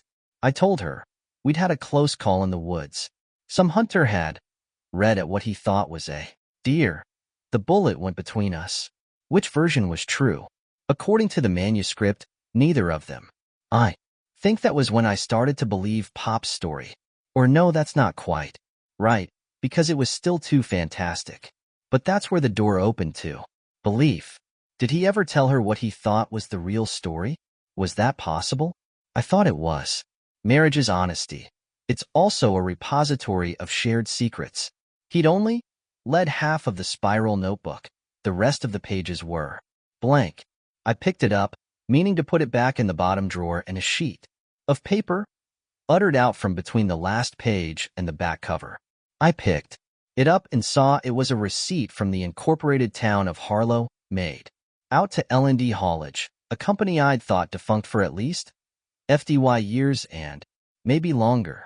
L&D had paid property taxes for the years 2010 to 2050 at current 2010 rate for a tract of land bordering on Jalassi Creek in the unincorporated township of TR 90. Paid it in a lump sum. I sat back in Pop's chair, staring at the amount tendered. I think I said, holy fuck. Paying in advance at 2010 rates was probably a Terry C deal, but to pay 40 years in advance, in a town where most people were behind on their taxes, was unheard of. According to this sheet, L&D Haulage, Laird, Carmody, and Dave Laverdier, in other words, had forked over $110,000. Of course, by then they could afford it. But why? Only one answer seemed to T. They had wanted to protect their little hunting cabin from development. Why? Because that otherworldly glasses case was still out there? It seemed unlikely. My guess was scavengers had long since stripped the cabin of anything even remotely valuable. Would it seem likely? And now it was a little easier to believe, was that my father and his friend had decided to preserve the location where they had met beings from another world. I decided to go out there. The network of woods roads Pop and Uncle Butch used to get to Jalassi Creek was long gone. There's a housing development and a trailer park there now, both called Hemlock Run. Nor does TR 90 exist. These days it's the incorporated town of Pritchard, named for a local hero who died in Vietnam. It's still the 30-mile wood on maps and GPS, but now it's just 10 miles of forest, if that. Maybe only V. The rickety bridge is long gone, but there's another one, narrow but sturdy, a bit further downstream. Its raison d'etre is Grace of Jesus Baptist Church, which sits on the Pritchard bank of the creek. I drove across it and parked in the church lot, although that day the Jalassi was so low I could almost have walked across it had I thought to wear my waders. I made my way back upstream and found the broken stubs of the old bridge, sunk deep into weeds and ferns. I turned and saw the path to the cabin, now badly overgrown with bushes and brambles. It was marked by a sign that read, "No hunting, no trespassing by order of game warden." I went carefully, fearing poison ivy or poison oak, through the bushes. A quarter of a mile, Pop had written, and I knew from my own trips out here. Only a few. I had little interest in shooting creatures that couldn't shoot back. That was about right. I came to a locked gate I didn't remember. There was another sign on it. This one showing a frog over the words hippity-hoppity get off my property. One of Pop's keys opened the gate. I walked around a curve, and there was the cabin. No one had maintained it. The roof hadn't caved in from years of snowfall, probably because it was partially protected by the interlaced branches of old-growth pine and spruce, but it was sway-backed and wouldn't last much longer. The board sides, once painted brown, were now a faded color. The windows were bleared with dirt and pollen. The place was the very picture of desertion, but it apparently hadn't been vandalized, which I thought was sort of a miracle. Lines of some old poem, probably read in high school, occurred to me. Weave a circle round him thrice, and close your eyes with holy dread. I found the right key on Pop's ring and went inside to must and dust and heat. Also to the scribble-scrabble of the current tenants, mice or chipmunks, probably both. A deck of bicycle playing cards had been scattered across the eating table and on the likely tossed by gusts of wine down the chimney. Once my father and his friend had played cribbage with those very cards. A fan of ash lay in front of the place, but there was no jar ATI and no empty cans or liquor bottles. A circle was woven around this place, I thought. I told myself, scolded myself, that I was being ridiculous, but maybe I wasn't. Hemlock Run, both parts of it, was close. Surely kids would have explored this far into the woods, and surely hippity-hoppity get off. My property wouldn't have kept them away, but it seemed they had kept away. I looked at the sofa. If I sat on it now, dust would pee you up in a cloud and mice might from beneath, but I could imagine a young man with blonde hair sitting there. A stranger my Uncle Butch had drawn with stars for eyes. It was easier to believe it had actually happened now that I was out here, in a cabin Pop and Uncle Butch had paid to keep safe, if not sound, until the middle of the century. Much easier. Had either of them come out here again, possibly to retrieve a case that looked like it might contain spectacles? Not Butch, at least not once he went to the West Coast, but I don't think my father had, either. They were done with it, and although I was Pop's heir, I felt like an intruder. I crossed the room and looked on the mantel, expecting nothing, but the gray case was there, covered by a scrim of dust. I reached for it and winced as I closed my hand around it, as if afraid it might give me an electric shock. It didn't. I wiped away the dust from the top and saw the wave, bright gold, embossed on what might have been gray suede. Except it didn't feel like suede, nor did it precisely feel like metal. There was no seam in the case. It was perfectly blank. This has been waiting for me, I thought. It was all true, every word, and this is now part of my inheritance. Did I believe my father's story then? I almost did. And had he left the case for me? The answer to that is more decult. I couldn't ask the two talented Bastids who'd come out here to hunt in November of 1978, because they were both dead. They had made their mark on the world, paintings, stories, and then left it. The young man who wasn't a man said the gift was for them, because Pop had shot the knot woman up with the EpiPen and Uncle Butch had given her his, I quote, precious breath. He didn't say it was just for them, though, did he? And if Pop's breath had opened it, might not mine do it as well? Same blood, same DNA. Would it open sesame for me? Did I dare try it? What have I told you about myself? Let me see. You know that I was Castle County School Superintendent for many years, before I retired to become my father's amanuensis, not to mention the one who changed his bedding if he wet himself during the night. You know that I was married and my wife left me. You know that on the day when I stood in that decaying cabin, looking at a gray case from another world, I was alone. Parents dead, wife gone, no kids. Those are the things you know, but there's a universe of things you don't know. I suppose that's true of every man Jack and woman Jill on Earth. I'm not going to tell you much, not just because it would take too long, but because it would bore you. If I told you I drank too much after Susan left me, would you care? That I had a brief romance with internet pornography? That I thought of suicide, but never seriously? I will tell you two things, even though both of them embarrass me almost. But not quite. To the point of shame. They are sad things. The daydreams of men and women of a certain age are always sad, I think, because they run so counter to the plain vanilla futures we have to look forward to. I have some writing talent, as I hope this memoir will show, and I dreamed of writing a great novel, one for the ages. I loved my father and love him still, but living in his shadow became tiresome. I daydreamed of critics saying, the depth of Mark Carmody's novel makes his father's work look shabby. The pupil has truly outshone the teacher. I don't want to feel that way, and mostly I don't. Yet part of me does and always will. That part of me is a cave dweller who grins a lot but never smiles. I can play the piano, but not well. I am asked to accompany the hymns at the Congo church only if Mrs. Stanhope is out of town or under the weather. I'm a plotter and a thumper of keys. My ability to read music is on the 3rd grade level. I have polish only on the 3 or 4 pieces that I have memorized, and people get tired of hearing those. I daydream about writing that great novel, but it's not the most powerful daydream I have.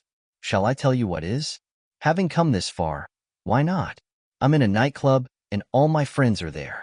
My father is, too. The band has left the stand, and I ask if I can play a tune on the piano. The bandleader of course says yes. My pop groans, oh God, Marky, not bring it on home to me.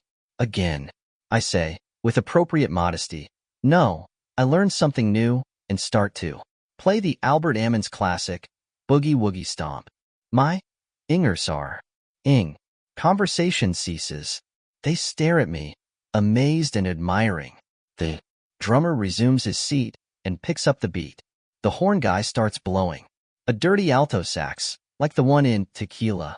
The audience starts to clap along. Some of them jitterbug. And when I, Nish, standing for the NAL right hand, glissando like Jerry Lee Lewis, they get up on their feet and yell for more. You can't see me, but I'm blushing as I write this. Not just because it's my most treasured fantasy, but because it's so common. All over the world, even now, women are playing air guitar like Joan Jett, and men are pretending to conduct Beethoven's Fifth in their rec rooms. These are the ordinary fantasies of those who would give anything to be chosen, and are not, in that dusty, ready-to-fall-down cabin where two men once met a being from another world. I thought I would love to play Boogie Woogie Stomp, like Albert Ammons, just once. Once would be enough, I told myself, knowing it would not be. It never is. I blew on the wave. A line appeared in the middle of the case, held for a moment, and then disappeared. I stood there for a while, holding the case, then put it back on the mantel. I remembered the young man saying nothing can give you what isn't already there. It's all right, I said and laughed a little. It wasn't all right, it stung, but I understood the sting would go away. I'd go back to my life, and the sting would go away. I had my famous father's heirs to tie up. That would keep me busy, and I'd have plenty of money. Maybe I'd go to Aruba. It's all right to want what you can't have. You learn to live with it. I tell myself that, and mostly I believe it. The fifth step. Harold Jameson, once chief engineer of New York City's sanitation department, enjoyed retirement. He knew from his small circle of friends that some didn't, so he considered himself lucky. He had an acre of garden in Upper Manhattan that he shared with several like-minded horticulturalists. He had discovered Net 9, and he was making inroads in the books he'd always meant to read. He still missed his wife, a victim of breast cancer, years previous. But aside from that persistent ache, his life was quite full. Before rising every morning, he reminded himself to enjoy the day. At 68, he liked to think he had a fair amount of road left, but there was no denying it had begun to narrow. The best part of those days, assuming it wasn't raining, snowing, or too cold, was the 9-block walk to Central Park after breakfast. Although he carried a cell phone and used an electronic tablet, had grown dependent on it. In fact, he still preferred the print version of the Times. In the park he would settle on his favorite bench and spend an hour with it, reading the sections, back to front, telling himself he was progressing from the sublime to the ridiculous. One morning in mid-May, the weather coolish but perfectly adequate for bench sitting and newspaper reading, he was annoyed to look up from his paper to see a middle-aged man sitting down on the other end of his bench, although there were plenty of empty ones in the vicinity. This invader of Jameson's morning space looked to be in his mid to late 40s, neither handsome nor ugly, in fact, perfectly nondescript. The same was true of his attire: New Balance walking shoes, jeans, a Yankee cap, and a Yankee hoodie. With the hood tossed back, Jameson gave him an impatient side glance and prepared to move to another bench. "Don't go," the man said. "Please. I sat down here because I need a favor. It's not a big one, but I'll pay." He reached into the kangaroo pouch of the hoodie and held out a $20 bill. "I don't do favors for strange men," Jameson said, and got up. "But that's exactly the point, the two of us being strangers. Hear me out. If you say no, that's any. But please hear me out." "You could." He cleared his throat, and Jameson realized the guy was nervous. Maybe more, maybe scared. "You could be saving my life."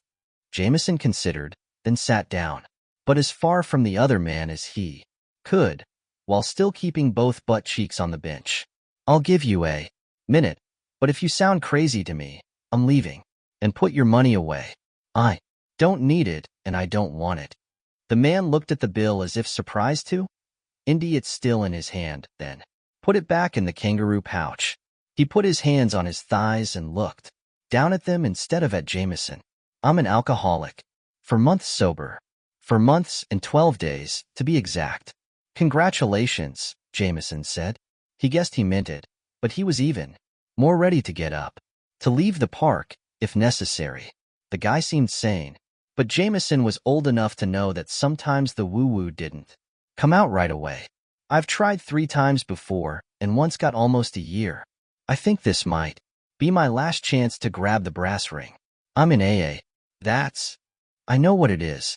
What's your name, Mr. 4 months sober?" "You can call me Jack, that's good enough. We don't use last names in the program." Jameson knew that, too. Lots of people on the net. 9 shows had alcohol problems. "So what can I do for you, Jack?" "The RST 3 times I tried. I didn't get a sponsor in the program.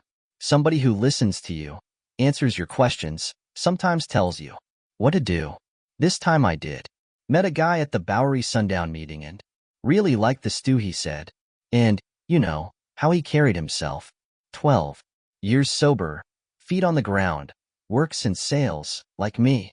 He had turned to look at Jameson, but now he returned his gaze to his hands. "I used to be a hell of a salesman. 4 years I headed the sales department of, well, it doesn't matter, but it was a big deal. You'd know the company. That was in San Diego. Now I'm down to peddling greeting cards and energy drinks to convenience stores and bodegas in the VE boroughs. Last rung on the ladder, man." "Get to the point," Jameson said, but not harshly.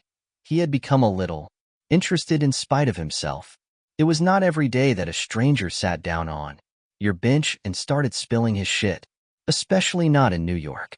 "I was just going to check on the Mets. They're to a good start." Jack rubbed a palm across his mouth. "I like this guy I met at the Sundown, so I got up my courage after a meeting and asked him to be my sponsor. In March, this was. He looked me over and said he'd take me on, but only on 2 conditions. That I do everything he said and call him if I felt like drinking. Then I'll be calling you every fucking night," I said, and he said, "So, call me every fucking night, and if I don't answer, talk to the machine." Then he asked me if I worked the steps. "Do you know what those are?" Vaguely. I said I hadn't gotten around to them. He said that if I wanted him to be my sponsor, I'd have to start. He said the RST3 were both the hardest and the easiest. They boil down to I can't stop on my own, but with God's help I can. So I'm going to let him help." Jameson grunted. I said I didn't believe in God. This guy, Randy's his name, said he didn't give a shit. He told me to get down on my knees every morning and ask this God I didn't believe in to help me stay sober another day. And if I didn't drink, he said for me to get down on my knees before I turned in and thank God for my sober day. Randy asked if I was willing to do that, and I said I was, because I'd lose him otherwise. You see? Sure. You were desperate. Exactly. The gift of desperation. That's what AAs call it. Randy said if I didn't do those prayers and said I was doing them, he'd know. Because he spent 30 years lying his asso about everything. So you did it? Even though you don't believe in God. I did it, and it's been working. As for my belief that there's no God, the longer I stay sober, the more that wavers. If you're going to ask me to pray with you, forget it. Jack smiled down at his hands. Nope. I still feel self-conscious about the on my knees thing even when I'm by myself. Last month, April, Randy told me to do the 4th step. That's when you make a moral inventory, supposedly searching and fearless, of your character. Did you? Yes. Randy said I was supposed to put down the bad stew, then turn the page and list the good stew. It took me 10 minutes for the bad stew. Over an hour for the good stew. At RST I couldn't think of anything good. But, Nally I wrote at least I've got a sense of humor. Which I do. Once I got that, I was able to think of a few other things. When I told Randy I had trouble thinking of character strengths, he said that was normal. You drank for almost 30 years, he said. That puts a lot of scars and bruises on a man's self-image. But if you stay sober, the bruises will heal. Then he told me to burn the lists. He said it would make me feel better. Did it? Strangely enough, it did. Anyway, that brings us to this month's request. From Randy. More of a demand, I'm guessing, Jameson said, smiling a little. He folded his newspaper and laid it aside. Jack also smiled. I think you're catching the sponsor-sponsee dynamic. Randy told me it was time to do my 5th step, which is admit it to God, to ourselves, and to another human being the exact nature of our wrongs, Jack said, making quote marks with his fingers. I told him okay, I'd make a list and read it to him. God could listen in. 2 birds with 1 stone deal. I'm thinking he said no. He said no. He told me to approach a complete stranger. His RST suggestion was a priest or a minister, but I haven't set foot in a church since I was 12, and I have no urge to go back. Whatever I'm coming to believe, and I don't know yet what that is, I don't need to sit in a church pew to help it along. Jameson, no churchgoer himself, nodded. Randy said, just walk up to somebody in Grant Park or Washington Square Park or Central Park and ask him to hear you list your wrongs. Oh, hooray. Few bucks to sweeten the deal if that's what it takes. Keep asking until someone agrees to listen. He said the hard part would be the asking part, and he was right. Am I your RST victim was the phrase that came to mind, but Jameson decided it wasn't exactly fair. Am I the RST person you've approached? The second. I tried an duty cab driver yesterday, and he told me to get lost. Jameson thought of an old New York joke. Out-of-towner approaches a guy on Lexington Avenue and says, can you tell me how to get to City Hall? Or should I just go fuck myself? He decided he wasn't going to tell the guy in the Yankee gear to go fuck himself. He would listen, and the next time he met his friend Alex, another retiree, for lunch, he'd have something interesting to talk about. Okay, go for it. Jack reached into the pouch of his hoodie, took out a piece of paper and unfolded it. When I was in 4th grade, if this is going to be your life story, maybe you better give me that 20. After all, Jack reached into his hoodie with the hand, not holding his list of wrongdoings, but Jameson waved him, oh, joking. Sure. Yes, but let's not take too long. I've got an appointment at 8:30. This wasn't true, and Jameson reacted that it was good he didn't have the alcohol problem, because according to the TV meetings he'd attended, honesty was a big deal if you did. Keep it speedy. Got it. Here goes. In 4th grade I got into a GHD with Another kid gave him a bloody lip and nose. When we got to the OC, I said, it was because he'd called my mother a dirty name. He denied it, of course, but we both got sent home with a note for our parents. Or just my mom in my case, because my dad left us when I was 2. And the dirty name thing? A lie. I was having a bad day and thought I'd feel better if I got into a GHD with this kid I didn't like.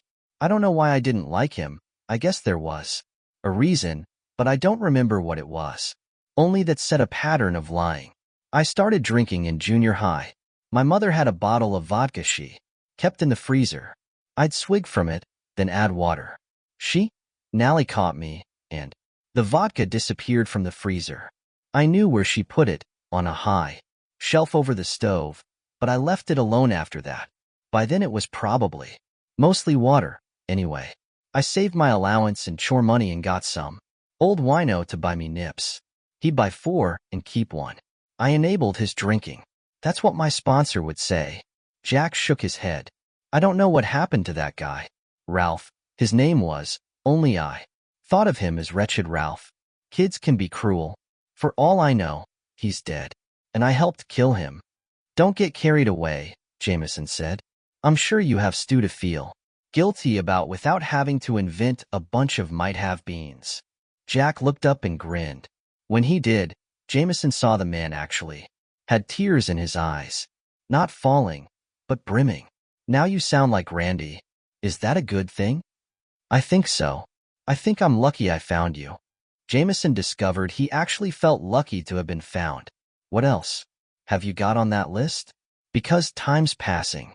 I went a Brown and graduated cum laude, but mostly I lied and cheated my way through. I was good at it. And here's a big one, the student advisor. I had my senior year was a coke addict. I won't go into how I found that out. Like you said, time's passing, but I did, and I made a deal with him. Good. Recommends an exchange for a key of coke. Plus, of course, he'd pay for the dope. I wasn't into charity.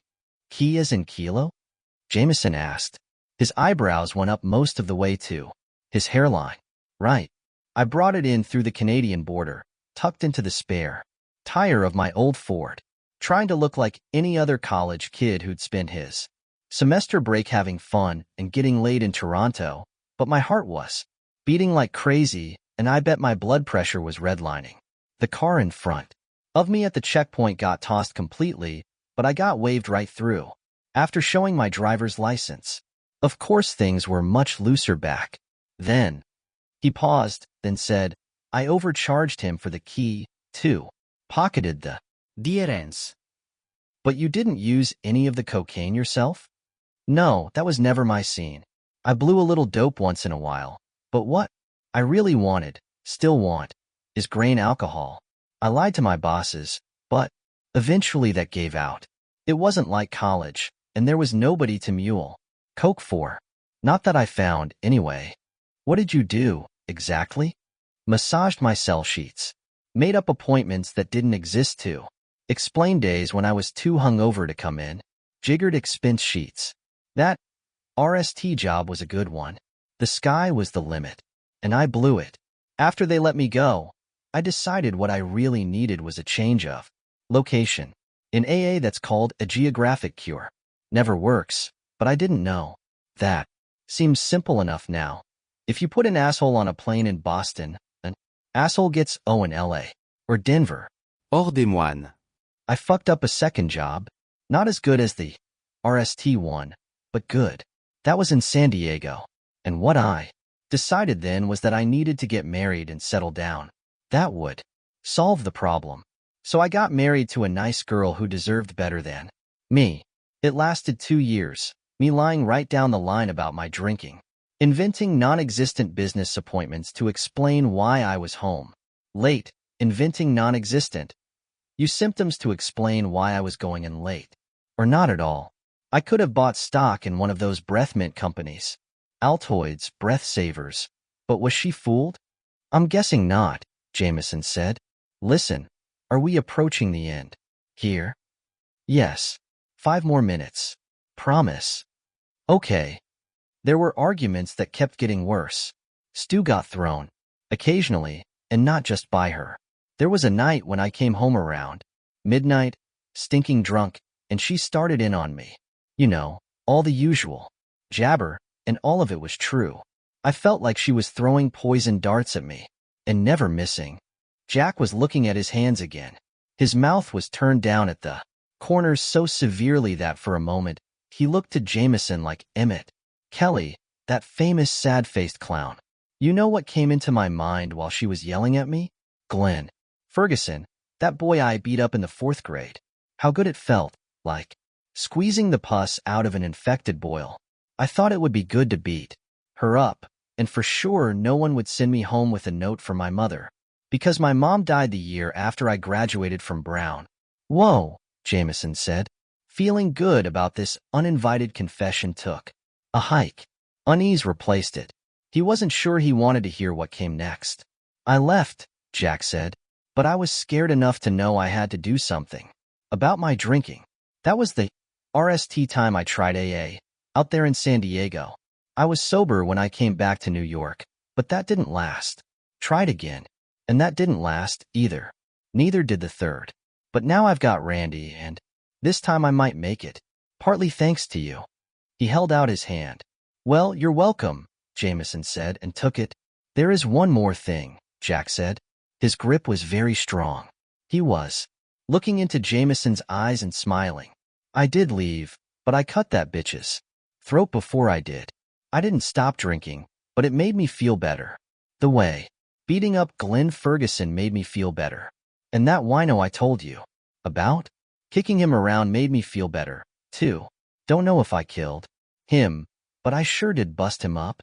Jameson tried to pull back, but the grip was too strong. The other hand was once more inside the pocket of the Yankee hoodie. I really want to stop drinking, and I can't do a complete 5th step without admitting that I seem to really enjoy. What felt like a streak of hot white light slid between Jameson's ribs, and when Jack pulled the dripping ice pick away, once more tucking it into the pocket of his hoodie, Jameson realized he couldn't breathe. Killing people. It's a character defect, I know, and probably the chief of my wrongs. He got to his feet. Thank you, sir. I don't know what your name is, but you've helped me so much. He started away towards Central Park West, then turned back to Jameson, who was grasping blindly for his times, as if, perhaps, a quick scan of the arts and leisure section would put everything right.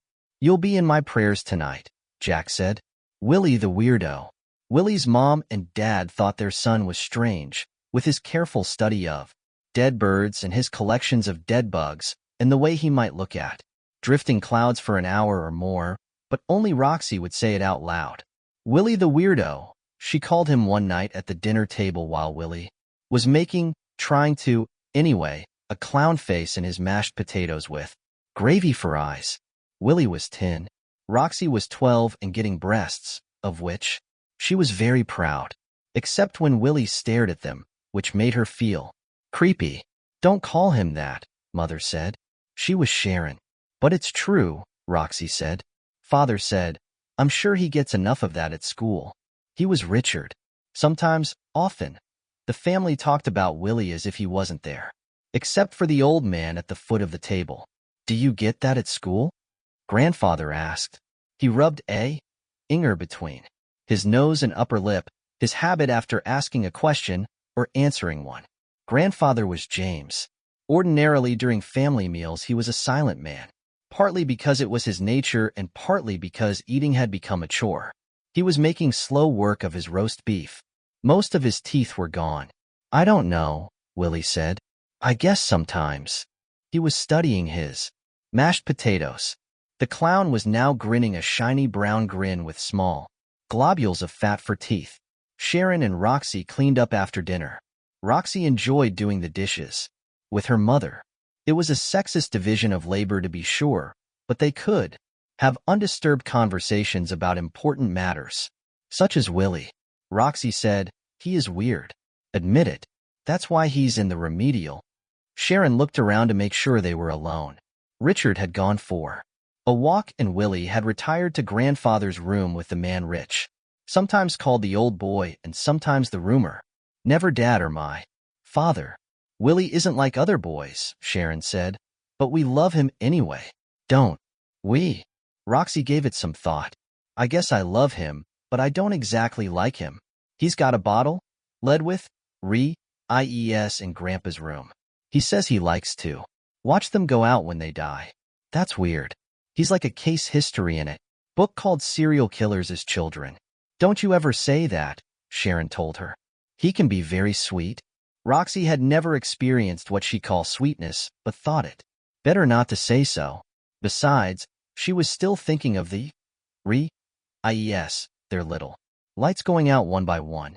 And Grandpa watches right along with him. They're in there all the time, talking. Grandpa doesn't talk to anyone else. Hardly. Your grandfather has had a hard life. He's really not my grandpa, anyway. Not by blood, I mean. He might as well be. Grandpa James and Grandma Elise adopted your father when he was just a baby. It's not like Dad grew up in an orphanage and got adopted at 12 or something. Dad says Grandpa hardly ever talked to him after Grandma Elise died. He says there were nights when they hardly said 6 words to each other. But since he came to live with us, he and Willie go in there and talk up a storm. It's good they have a connection, Sharon said, but she was frowning down at the soapy water. It keeps your grandfather tethered to the world, I think. He's very old. Richard came to them late, when James and Elise were already in there. Dies. I didn't think they let people that old adopt, Roxy said. I don't know how that stew works, Mother said. She pulled the plug and the soapy water began to gurgle down the drain. There was a dishwasher, but it was broken and Father, Richard, kept not getting it. XED. Money had been tight since Grandfather came to live with them because he only had his pittance of a pension to contribute. Also, Roxy knew Mom and Dad had already begun saving for her college education. Probably not for Willie's, though, with him being in the remedial and all. He liked clouds and dead birds and dying IES, but he wasn't much of a scholar. I don't think Dad likes Grandpa very much, Roxy said in a low voice. Mother lowered hers even further, so it was hard to hear over the last few chuckles from the sink. He doesn't. But Rox? What? This is how families do. Remember when you have one of your own. Roxy never intended to have children, but if she did, and one of them turned out like Willie, she thought she'd be tempted to drive him into the deepest, darkest woods, let him out of the car, and just leave him there. Like a wicked stepmother in a fairy tale. Sheebury. Why wondered if that made her weird, and decided it didn't.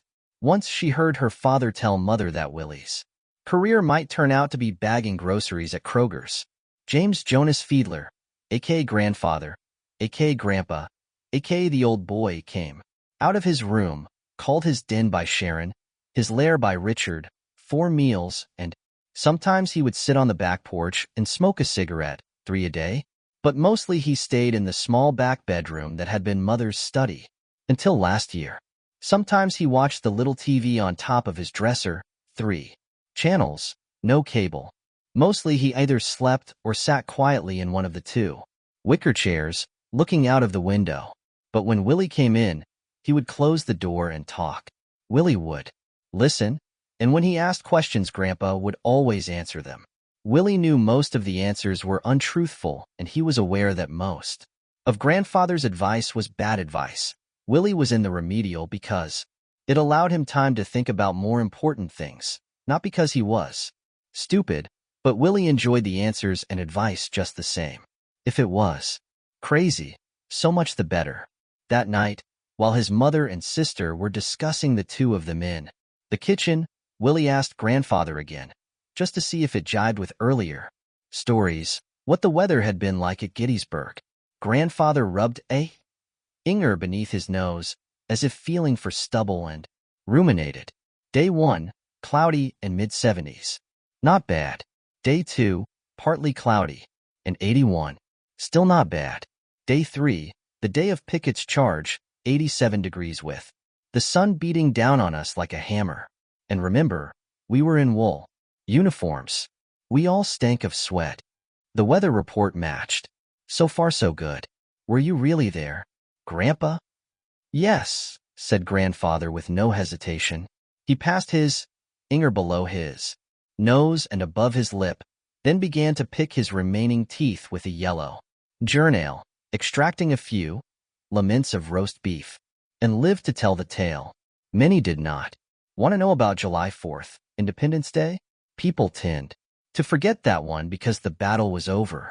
He didn't wait for Willie to answer. Pouring rain, boot-sucking mud, men crying like babies. Leon his horse. Traveler. Yes, traveler. His back was to us. He had blood on his hat and the seat of his breeches, but not his blood. He was unwounded. That man was the devil. Willie picked up the bottle on the windowsill, Heinz Relish on the fading label, and tilted it from side to side, enjoying the dry rustle of the dead ies. He imagined it was like the sound of the wind in graveyard grass on a hot July day. Tell me about the AG boy. Grandfather passed his finger between nose and lip. You've heard that story 20 times. Just the ending. That's the part one like. He was 12. Going up the hill beside me, stars and bars, ing high. The end of the pole was socked into a little tin cup on his belt. My mate, Micah LeBlanc, made that cup. We were halfway up Cemetery Hill when the boy got hit spang in the throat. Tell about the blood. His lips parted. His teeth were clenched. In pain, I suppose. Blood squirted out between them. And it gleamed. That's right. The Inger took a quick swipe beneath his nose, then returned to his teeth, where one pesky lament remained. It gleamed like rubies in the sun. And you were really there. Didn't I say so? I was the one who picked up the Dixie AG when that boy went down. I carried it 20 more running steps before we were turned back, not a stone's throw from the rock wall the bluebellies were hiding behind. When we skedaddled, I carried it back down the hill again. Tried to step over the bodies, but I couldn't step over all of them because there were so many. Tell about the fat one. Grandfather rubbed his cheek. Scritch, then under his nose again. Scratch. When I stepped on his back, he farted. Willie's face twisted in a silent laugh, and he clutched himself. It was what he did when he was amused, and whenever Roxy observed that knotted face and self-hug, she knew he was weird. There, Grandpa said, and Nally dislodged a long strand of beef. Feed it to the ies. He gave the strand to Willie, who dropped it on top of the dead ies in the Heinz jar. Now tell me about Cleopatra. Which part? The barge. Aha, the barge, is it? Grandfather caressed his philtrum, this time with his journal, Scritch. Well, I don't mind. The Nile was so broad we could hardly see across it, but that day it was as smooth as a baby's belly. I had the rudder. Willie leaned forward, rapt. On a day not long after the roast beef and the mashed potatoes that made a clown face, Willie was sitting on a curb after a rainstorm. He had missed the bus going home again, but that was all right. He was watching a dead mole in the gutter, waiting to see if the rushing water would wash it into a sewer. Great. A couple of big boys came along, trading arm punches and various profane witticisms. They stopped when they saw Willie. Look at that kid hugging himself, one said. Because no girl in her right mind ever would, said the other. It's the freako, said the RSD. Check out those little pink eyes. And the haircut, said the second. Looks like somebody sculpted him. Hey, short bus kid. Willie stopped hugging himself and looked up at them. Your face looks suspiciously like my ass, said the RST, and accepted a high VE from his companion. Willie looked back down at the dead mole. It was moving toward the sewer grate, but very slowly. He didn't believe it was going to make it. At least, not unless it started raining again. Number 1 kicked him in the hip and proposed beating him up. Let him alone, Number 2 said. I like his sister. She got a hot bud. They went on their way. Willie waited until they were out of sight, then got up, pulled the damp seat of his pants away from his butt, and walked home. His mother and father were still at work. Roxy was somewhere, probably with one of her friends.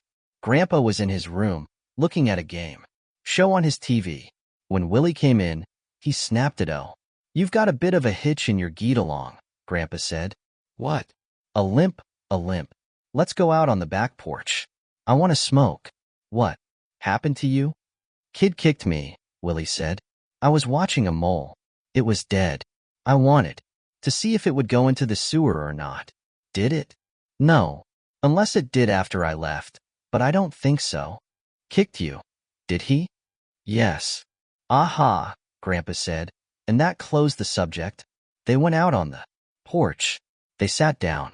Grandpa lit a cigarette and coughed out the RST drag in several pus. "Tell me about the volcano under Yellowstone," Willie proposed. Again? "Yes, please." "Well, it's a big one. Maybe the biggest. And someday it's going to blow. It'll take the whole state of Wyoming when it does, plus some of Idaho and most of Montana." "But that isn't all," Willie said. "Not at all." Grandpa smoked and coughed. "It'll throw 1 billion tons of ash into the atmosphere. The crops will die worldwide. People will die worldwide. The internet everyone is so proud of will go kerblooey. The ones who don't starve will choke to death," Willie said. His eyes were shining. He clutched his throat and went grara. "It could be an extinction event, like what killed the dinosaurs. Only it would be us this time." "Correct," Grandfather said. "That boy who kicked you won't be thinking about kicking anybody then. He'll be crying for his mommy, but his mommy will be dead." "Correct," said Grandfather. That winter, a disease in China that had been just another item on the nightly news turned into a plague that started killing people all over the world. Hospitals and morgues were overflowing. People in Europe were mostly staying inside, and when they went out they put on masks. Some people in America also put on masks, mostly if they were going to the supermarket. It wasn't as good as a massive volcanic eruption in Yellowstone National Park, but Willie thought it was pretty good. He kept track of the dead numbers on his phone. Schools were shut down early. Roxy cried because she was missing the end-of-year dance, but Willie didn't mind. You didn't get a dance at the end of the year when you were remedial. In March of that year, Grandfather began to cough a lot more, and sometimes he coughed up blood. Father took him to the doctor, where they had to sit in the parking lot until they were called because of the virus that was killing people. Mother and Father were both pretty sure Grandpa had the virus, probably brought into the house by either Roxy or Willie. Most kids didn't get sick, it seemed, or at least not very sick, but they could pass it on, and when old people caught it, they usually died. According to the news, in New York, the hospitals were using refrigerated trucks to store the bodies. Mostly the bodies of old people like Grandpa. Willie wondered what the insides of those trucks looked like. Were the dead people wrapped in sheets, or were they in body bags? What if one of them was still alive, but froze to death? Willie thought that would make a good TV show. It turned out Grandpa didn't have the virus. He had cancer. The doctor said it started in his pancreas and then spread to his lungs. Mother told Roxy everything while they were doing dishes, and Roxy told Willie. Ordinarily, she wouldn't have done that. Usually the kitchen after supper was like Vegas. What got said there stayed there, but Roxy couldn't wait to tell Willie the weirdo that his beloved Grandpa was circling the drain. Daddy asked if he should go in the hospital, she told Willie, and the doctor said if you don't want him to die in 2 weeks instead of in 6 months or a year, take him home. The doctor said the hospital is a germ pit and everybody who works there has to dress like an acai dash movie. So that's why he's still here. Aha, Willie said. Roxy elbowed him. Aren't you sad? I mean, he's the only friend you've got, right? Unless you're friends with some of your fellow weirdos at that school, which, Roxy made a sad wah-wah trumpet sound, is now closed, just like mine. What will happen when he can't go to the bathroom anymore? Willie asked. Oh, he'll keep going poop and pee until he dies. He'll just do it in bed. He'll have to wear diapers. Mom said they'd put him in a hospice, only they can't afford it. Aha, Willie said. You should be crying, Roxy said. You really are a fucking weirdo. Grandpa was a cop in a place called Selma back in the olden days, Willie told her. He beat on black people. He said he didn't really want to, but he had to, because orders is orders. Sure, Roxy said. And back in the really olden days, he had pointy ears and shoes with curly toes and worked in Santa's workshop. Not true, Willie said. Santa Claus isn't real. Roxy clutched her head. Grandfather didn't last a year, or 6 months, or even 4. He went down fast. By the middle of that spring, he was bedridden and wearing adult Pampers. Under a nightgown. Changing the Pampers was Sharon's job, of course. Richard said he couldn't stand the stink. When Willie offered to help if she showed him how, she looked at him as if he were crazy. She wore her mask when she went in to change his diapers, or give him his little meals, which were now pureed in the blender. It wasn't the virus she was worried about, because he didn't have it, just the smell, which she called the stench. Willie kind of liked the stench. He didn't love it, that would be going too far, but he did like it, that mixture of pee and Vicks and slowly decaying. Grandpa was interesting the way looking at dead birds was interesting, or watching the dead mole make its NAL journey down the gutter, a kind of slow-motion funeral. Although there were 2 wicker chairs in Grandpa's room, now only one of them got used. Willie would pull it up beside the bed and talk to Grandfather. How close are you now? He asked one day. Pretty close, Grandfather said. He swiped a trembling finger under his nose. His finger was yellow now. His skin was yellow all over because he was suffering from something called jaundice as well as cancer. He had to give up the cigarettes. Does it hurt? When I cough, Grandpa said. His voice had grown low and harsh, like a dog's growl. The pills are pretty good, but when I cough it feels like it's ripping me up. And when you cough you can taste your own shit, Willie said matter-of-factly. Correct. Are you sad? Nope. All set. Outside, Sharon and Roxy were in the garden, bent over so all Willie could see was their sticking up asses. Which was, any. When you die, will you know? I will if I'm awake. What do you want your last thought to be? Not sure. Maybe the AG boy at Gettysburg. Willie was a little disappointed that it wouldn't be of him, but not too. Can I watch? If you're here, Grandpa said. Because I want to see it. Grandpa said nothing. Will there be a white light, do you think? Grandpa massaged his upper lip as he considered the question. Probably. It's a chemical reaction as the brain shuts down. People who think it's a door opening on some glorious afterlife are just fooling themselves. But there is an afterlife. Isn't there, Grandpa?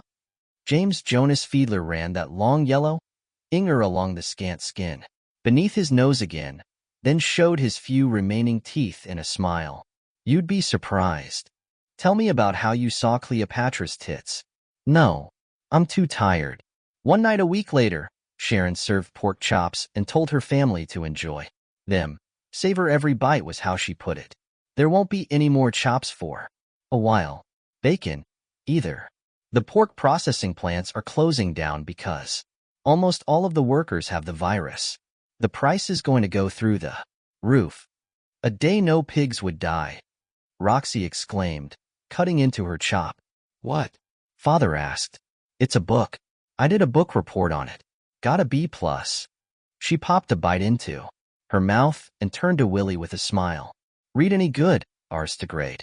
Primers lately? What's a primer? Willie asked. Leave him alone, Mother said. Father was on a birdhouse kick. A local gift shop took them on consignment and actually sold a few. After dinner, he went out to his little garage workshop to build another one. Mother and Roxy went into the kitchen to do the dishes and jabber. Willie's job was clearing the table. When it was done, he went into Grandpa's room. James Fiedler was now only a skeleton with a skin-covered skull face. Willie thought that if the bugs got into his colon they wouldn't indy much to eat. The sickroom smell was still there, but the smell of decaying Grandpa seemed to be almost gone. Grandpa raised a hand and motioned Willie over. When Willie sat down beside the bed, Grandpa beckoned him closer. This is it, he whispered. My big day. Willie pulled his chair closer. He looked into Grandpa's eyes. What's it like? Good, Grandpa breathed. Willie wondered if he looked to Grandpa like he was retreating and getting dim. He saw that in a movie once. Come closer. Willie couldn't pull his chair any closer, so he bent down almost near. Enough to kiss Grandpa's withered lips. I want to watch you go. I want to be the last thing you see. I want to watch you go, Grandpa repeated. I want to be the last thing you see. His hand came up and grasped the nape of Willie's neck with surprising strength. His nails dug in. He pulled. You want death? Get a mouthful. A few minutes later, Willie paused outside the kitchen door to listen. We're taking him to the hospital tomorrow, Sharon said. She sounded on the verge of tears. I don't care what it costs. I can't do this anymore. Roxy murmured something sympathetic. Willie went into the kitchen. You won't have to take him to the hospital, he said. He just died. They turned to him, staring at him with identical expressions of shock and dawning hope. Mother said, Are you sure? Yes, Willie said, and stroked the skin between his lip and nose with one finger. Danny Coughlin's bad dream. 1. It's a bad dream. Danny's had a few before. Everyone has a nightmare from time to time, but this is the worst one ever. Nothing bad is happening at RST, but that doesn't help. The sense of impending doom is so strong it's an actual taste in his mouth, like sucking on a clump of pennies. He's walking along the shoulder of a dirt road that's been packed and oiled to keep the dust down. It's night. A quarter moon has just risen. To Danny it looks like a sideways grin or a sneer. He passes a sign reading County Road F, only the O and the Y have been spray-painted over, and UCK has been crammed in to the right of the F, so the sign now reads Cunt Road FUCK. There are a couple of bullet holes for good measure. There's corn on both sides of the road, not as high as an elephant's eye but maybe 4 feet, suggesting it's early summer. County Road F runs dead straight up a mild rise. In Kansas most rises are mild. At the top is a black bulk of a building that else. Danny with unreasoning horror. Some tin thing is going tinka-tinka-tinka. He wants to stop, wants nothing to do with that square black bulk, but his legs carry him on. There's no stopping them. He's not in control. A breeze gives the corn a bone-like rattle. It's chilly on his cheeks and forehead, and he realizes he's sweating. Sweating in a dream. When he gets to the top of the rise, calling it a crest would just be stupid. There's enough light to see the sign on the cinderblock building reads Hilltop Texaco. In front are 2 cracked concrete islands where gasoline pumps once stood. The tinka-tinka sound is coming from rusty signs on a pole out front. One reads Reg, $1.99. One reads MID $2.19, and the one on the bottom reads HI Test $2.49. Nothing here to worry about, Danny thinks. Nothing here to be afraid of. And he's not worried. He's not afraid. Terry? Ed is what he is. Tinka-tinka-tinka go the signs advertising long-gone gas prices. The big OC window is broken. Ditto the glass in the door. But Danny can see weeds growing up around the shards reflecting the moonlight and knows that it's been a while since they were broken. The vandals, bored country kids, most likely, have had their fun and moved on. Danny moves on, too. Around the side of the abandoned station. Doesn't want to. Has to. He's not in control. Now he hears something else. Scratching and panting. I don't want to see this, he thinks. If spoken aloud, the thought would have come out as a moan. He goes around the side, kicking a couple of empty motor oil cans, Havoline, the Texaco brand, out of his way. There's a rusty metal trash barrel, overturned and spilling more cans and Coors bottles and whatever paper trash hasn't blown away. Behind the station, there's a mangy mongrel dog digging at the oil-stained earth. It hears Danny and looks around. Its eyes silver circles in the moonlight. It wrinkles back its snout and gives a growl that can mean only one thing. Mine, mine. That's not for you, Danny says, thinking I wish it wasn't for me, either, but I think it is. The dog lowers its haunches as if to spring, but Danny's not afraid, not of the mutt. Anyway, he's a town man these days, but he grew up in rural Colorado where there were dogs everywhere, and he knows an empty threat when he faces one. He bends and picks up an empty oil can, the dream so real, so detailed.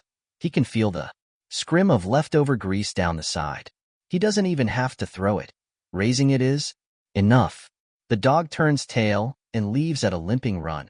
There's something wrong with one of its back legs or a split pad on one of its paws.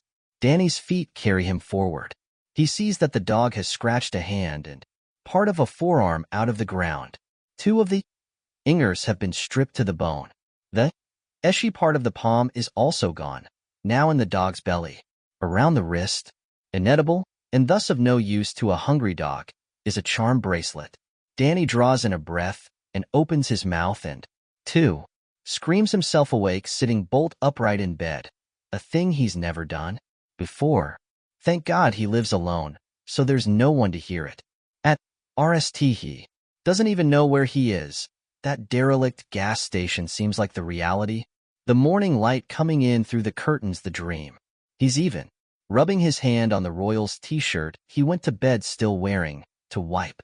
Oh, the oil that was on the side of the Haveline can he picked up. There's goose esh from one end of his body to the other. His balls are drawn up, tight as walnuts. Then he registers his bedroom and realizes none of that was real, no matter how real it seemed. He strips of the t-shirt, drops his boxers, and heads into the trailer's tiny bathroom to shave and shower the dream.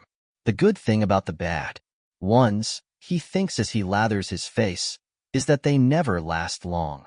Dreams are like cotton candy, they just melt away. 3. Only this one doesn't melt. It retains its clarity in the shower, and while he dresses in a clean set of Dickies and attaches his keyring to his belt loop, and while he drives to the high school in his old Toyota pickup, which still runs good even though it's going to turn back to all zeros again pretty soon. Maybe by this fall. The student and faculty parking lots of Wilder High are almost completely empty because school let out some weeks earlier. Danny goes around back and parks in the usual place, at the end of the school bus line. There's no sign saying it's reserved for the head custodian, but everyone knows it's his. This is his favorite time of year, when you can do work and it stays done, at least for a while. A waxed hallway? Or will still shine a week from now, even 2 weeks. You can scrape the gum the oars in the boys and girls. Locker rooms. The girls are the worst oenders when it comes to gum. He doesn't know why, and not have to do it again until August. Freshly washed. Windows don't pick up adolescent gerprints. As far as Danny's concerned, summer vacation is a beautiful thing. There are summer classes at Hinkle High 1 county over, where there are 3 full-time janitors. They can have it, as far as Danny's concerned. He has a couple of summer employment kids. The good one, Jesse Jackson, is just punching in when Danny enters the supply room. There's no sign of the other one, who, in Danny's opinion, isn't worth a hill of beans. Hill, he thinks. Hilltop, Texaco. Where's Pat? Jesse shrugs. He's a black kid, tall and slim, moves well, built for baseball and basketball, not football. Dunno. His car's not here yet. Maybe he decided to start the weekend a day early. That would be a bad idea, Danny thinks, but guesses Pat Grady's the kind of boy who might have all sorts of bad ideas. We're going to wax the rooms in the new wing. Start with room 12. Move all the desks to one side. Stack 'em up 2 by 2. Then go to 10 and repeat. I'll follow along with the BUer. If Pat decides to show up, have him help you. Yes, Mr. Coughlin. No Mr. needed, kiddo. I'm just Danny. Think you can remember that? Jesse grins. Yes, sir. No, sir, either. Oh, you go. Unless you want a RST to get you cranking. Had one at the total coming in. Good for you. I need to check something in the library, and then I'll get going too. Want me to get the BUer out? Danny grins. He could get to like this kid. Are you bucking for a raise? Jesse laughs. Not likely. Good. Here in Wilder County it's RR. Republicans rule, and they keep a tight grip on the purse strings. Sure, get the BUR and roll it on down to 12. Keep meaning to ask if you're by any chance named after the other Jesse. Jackson, the famous one. Yes, sir. I mean Danny. You'll get there, kid. I have faith in you. Danny takes his thermos of Co-EE down to the library. Another Bene. Tea of summer vacation. He turns on one of the computers and uses the librarian's code to unlock it. The passcode the kids use blocks anything resembling porn. Also access to social media. With Mrs. Golden's you can go anywhere. Not that Danny is planning on visiting Pornhub. He opens Firefox and types in Hilltop, Texaco. His finger hovers over the enter button, then he adds County Road F for good measure. The dream is just as clear now as it was when he woke up. It's bugging him, actually scaring him just a little, even with morning sunlight streaming in through the windows. And nothing will, he hopes, put paid to it. He pushes the button, and a second later he's looking at a gray cinder block building. In this photo, it's new instead of old, and the Texaco sign is spandy clean. The glass in the OC window and door is intact. The gas pumps sparkle. The prices on the signs say it's $1.09 for regular and $1.21 for mid-grade. There was apparently no high test to be had at Hilltop, Texaco when the picture was taken, which must have been a long time ago. The car at the pumps is a boat of a Buick, and the road out front is two-lane blacktop instead of oil dirt. Danny thinks the Buick must have rolled over the line in Detroit around 1980. County Road F is in the town of Gunnell. Danny has never heard of it, but that's not surprising. Kansas is big, and there must be hundreds of tiny towns he's never heard of. For all he knows, Gunnell might be across the state line in Nebraska. The hours of operation are 6 a.m. to 10 p.m. Pretty standard for a gas 'em up out in the country. Below the hours, in red, is one word: closed. Danny looks at this dream made real with a dismay so deep it's almost fear. Hell, maybe it is fear. All he wanted was to make sure Hilltop, Texaco, and the hand sticking out of the ground, don't forget the hand, was just some bullshit his sleeping mind created. And now look at this. Just look at it. Well, I've been by it at some time or other, he reasons. That's it. Gotta be. Didn't I? Read somewhere that the brain never forgets anything, just stores the old trivia away. On the back shelves? He searches for more info about the Hilltop, Texaco, and NDS none. Only Hilltop Bakery in Des Moines, Hilltop Subaru in Danvers, Massachusetts, and 4011 other hilltops, including a petting zoo in New Hampshire. In each of these, a line has been drawn through Texaco County Road F, showing that part of his search parameter hasn't been met. Why would there be more info anyway? It's just a gas station somewhere out in the Willywags. What his dad used to call East Overshoe. A Texaco franchise that went broke, maybe, back in the 90s. Above his main selection are a few other options: news, videos, shopping, and images. He clicks on images and sits back in his chair, more dismayed than ever by what comes up. There are plenty of photos showing various hilltops, including 4 of the Texaco. The RST is a duplicate of the one on the main page, but in another the gas station stands deserted. Pumps gone, windows busted, trash scattered around. This is the one he visited in his dream, the very one. There can be no doubt about it. The only question is whether or not there's a body buried in the oil-soaked earth behind it. I'll be dipped in shit. It's all Danny can think of to say. He's a 36-year-old man, high school graduate but no college diploma, divorced, no kids, steady worker, Royals fan, Chiefs fan, keeps out of the bars after a spell of bad drinking that led, partially at least, to his split with Marjorie. He drives an old pick-em up, works his hours, collects his pay, enjoys the occasional binge out on net 9, visits his brother Stevie every now and then, doesn't follow the news, has no politics, has no interest in psychic phenomena. He's never seen a ghost. NDS movies about demons and curses a waste of time, and wouldn't hesitate to stroll through a graveyard after dark if it provided a shortcut to where he's going. He doesn't attend church, doesn't think about God, doesn't think about the afterlife, takes this life as it comes, has never questioned reality. He's questioning it this morning. Plenty. The blat of a car with a bad moor, or none at all, startles him out of a state that's close to hypnosis. He looks up from the screen and sees an old Mustang pulling into the student parking lot. Pat Grady, his other summer helper, has now decided to grace the Wilder High Custodial STA with his presence. Danny looks at his watch and sees it's 7:45. Keep your temper, he thinks, getting up. This is good advice to self, because his temper has gotten him in trouble before. It's why he spent a night in jail, and why he quit the drinking. As for the marriage, that would have ended anyway, although it might have limped along for another year or two. He goes to the door at the end of the new wing. Jesse has indeed brought down the BUer and is busy moving and stacking desks in room 12. Danny tips him a wave, and Jesse tips him one right back. Pat is ambling toward the door. No worries, no problem. In jeans, a cut OT, and a Wilder Wildcats hat turned around backward. Danny is there to greet him.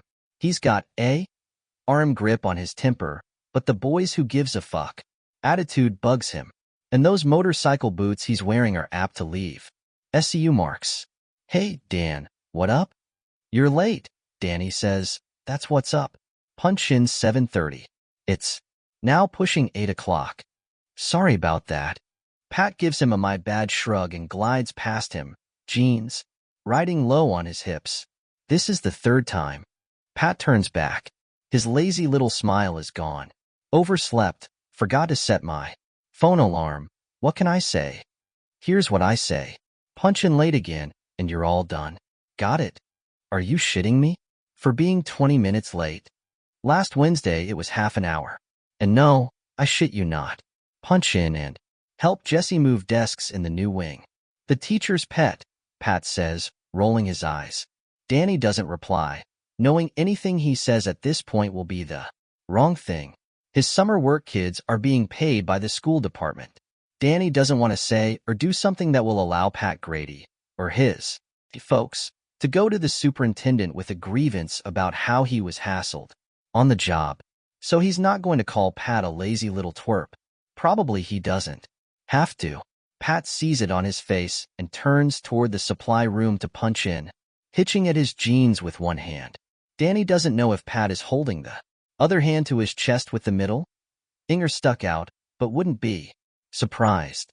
That kid will be gone by July, Danny thinks. And I've got other things to worry about, don't I? Jesse is standing in the doorway of room 12. Danny gives him a shrug. Jesse gives a cautious grin and goes back to moving desks. Danny plugs in the Voyage. When Pat comes back from punching in, at that same lazy amble, Danny tells him to get busy moving desks in room 10. He thinks if Pat says, single wise-ass thing, he'll ree him on the spot. But Pat keeps his mouth shut. Maybe not entirely stupid, after all. Danny keeps his phone in the glove box of his Tundra, so he won't be tempted to look at it during working hours. He's seen both Pat and Jesse doing exactly that. Jesse only once, Pat several times. When they knock for lunch, he goes out to his truck long enough to look up the town of Gunnell. It's in Dart County, 90 miles north.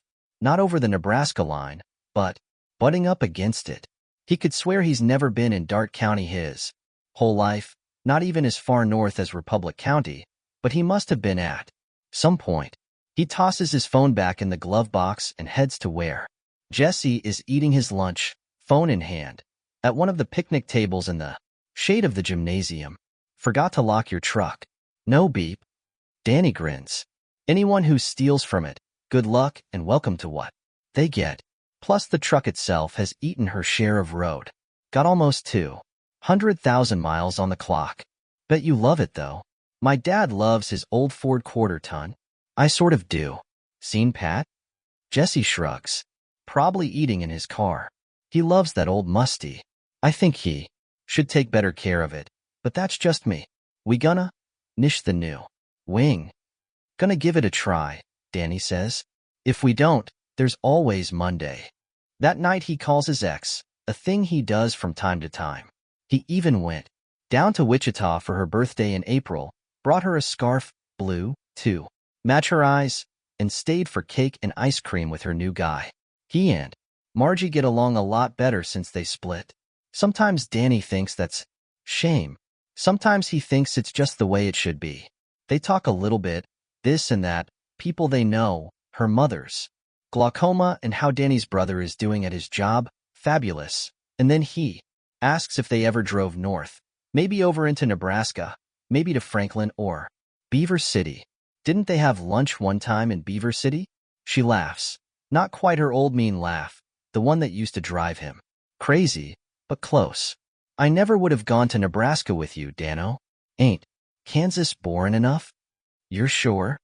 Posy loot, Margie says, then tells him she thinks Hal, her new guy, is going to pop the question pretty soon. Would he come to the wedding? Danny says he would. She asks if he's taking care of himself, meaning is he still owe the booze? Danny says he is, tells her to look both ways before crossing the street, an old joke between them, and hangs up. Never would have gone to Nebraska with you, Dano, she said. Danny has been to Lincoln a couple of times and Omaha once, but those towns are east of Wilder, and Gunnell is dead north. Yet he must have been there and just forgot it. Maybe back in his drinking days? Except he never drove when he was out-and-out shit-faced, afraid of losing his license or maybe hurting somebody. I was there. Must have been back when that county road was still tarvy instead of packed dirt. He stays up later than usual and tosses around quite a bit before Nally dropping afraid the dream will come back.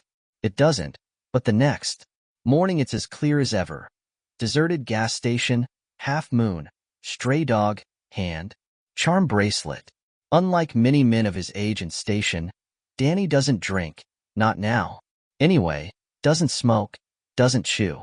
He likes pro sports and might put $bucks down on the Super Bowl just to make it interesting, but otherwise he doesn't gamble, not even $2 scratch tickets on payday.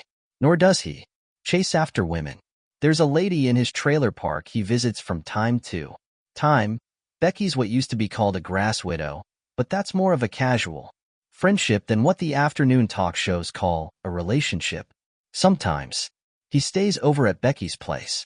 Sometimes he brings her a bag of groceries or babysits her daughter if Beck has errands to run or an early evening hair appointment. There's plenty of get-along between them, but love ain't in it. On Saturday morning, he packs his dinner bucket with a couple of sandwiches and a piece of the cake Becky brought over after he wired up the tailpipe of her old Honda Civic.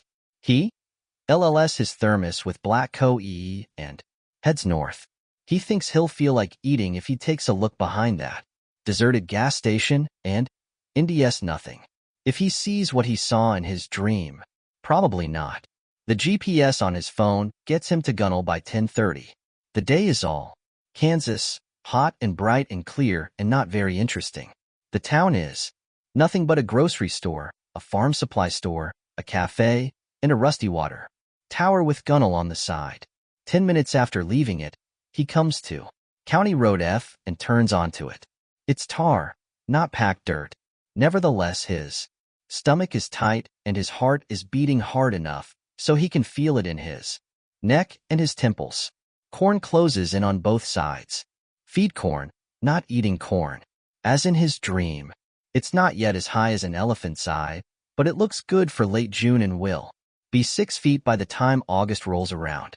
The road is tarvy and that's de-rent from the goddamn dream, he thinks, but only 2 miles along the tar quits and then it's packed dirt.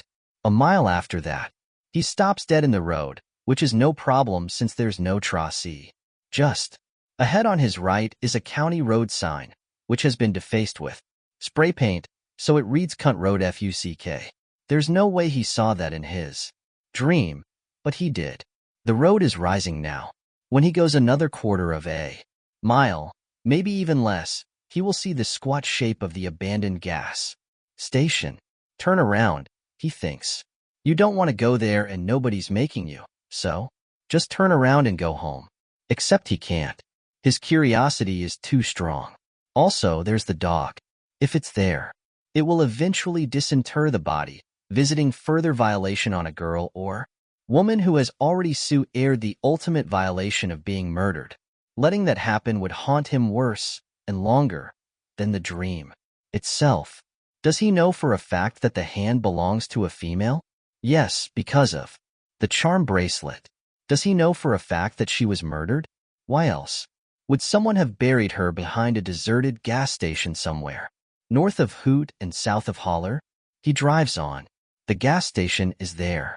The rusty tin signs out front read $1.99 for regular, $2.19 for mid-grade, and $2.49 for high-octane, just as they did in his dream.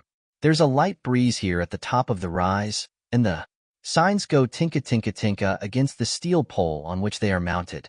Danny pulls onto the cracked and weed-sprouting tarmac, careful to stay clear of the busted glass. His tires aren't new, and the spare is so bald it's showing cord in a couple of places. The last thing he wants, the last thing in the world, is to be stranded out here. He gets out of his truck, slams the door, and jumps at the sound it makes. Stupid, but he can't help it. He's pretty well scared to death. Somewhere in the distance, a tractor is blatting.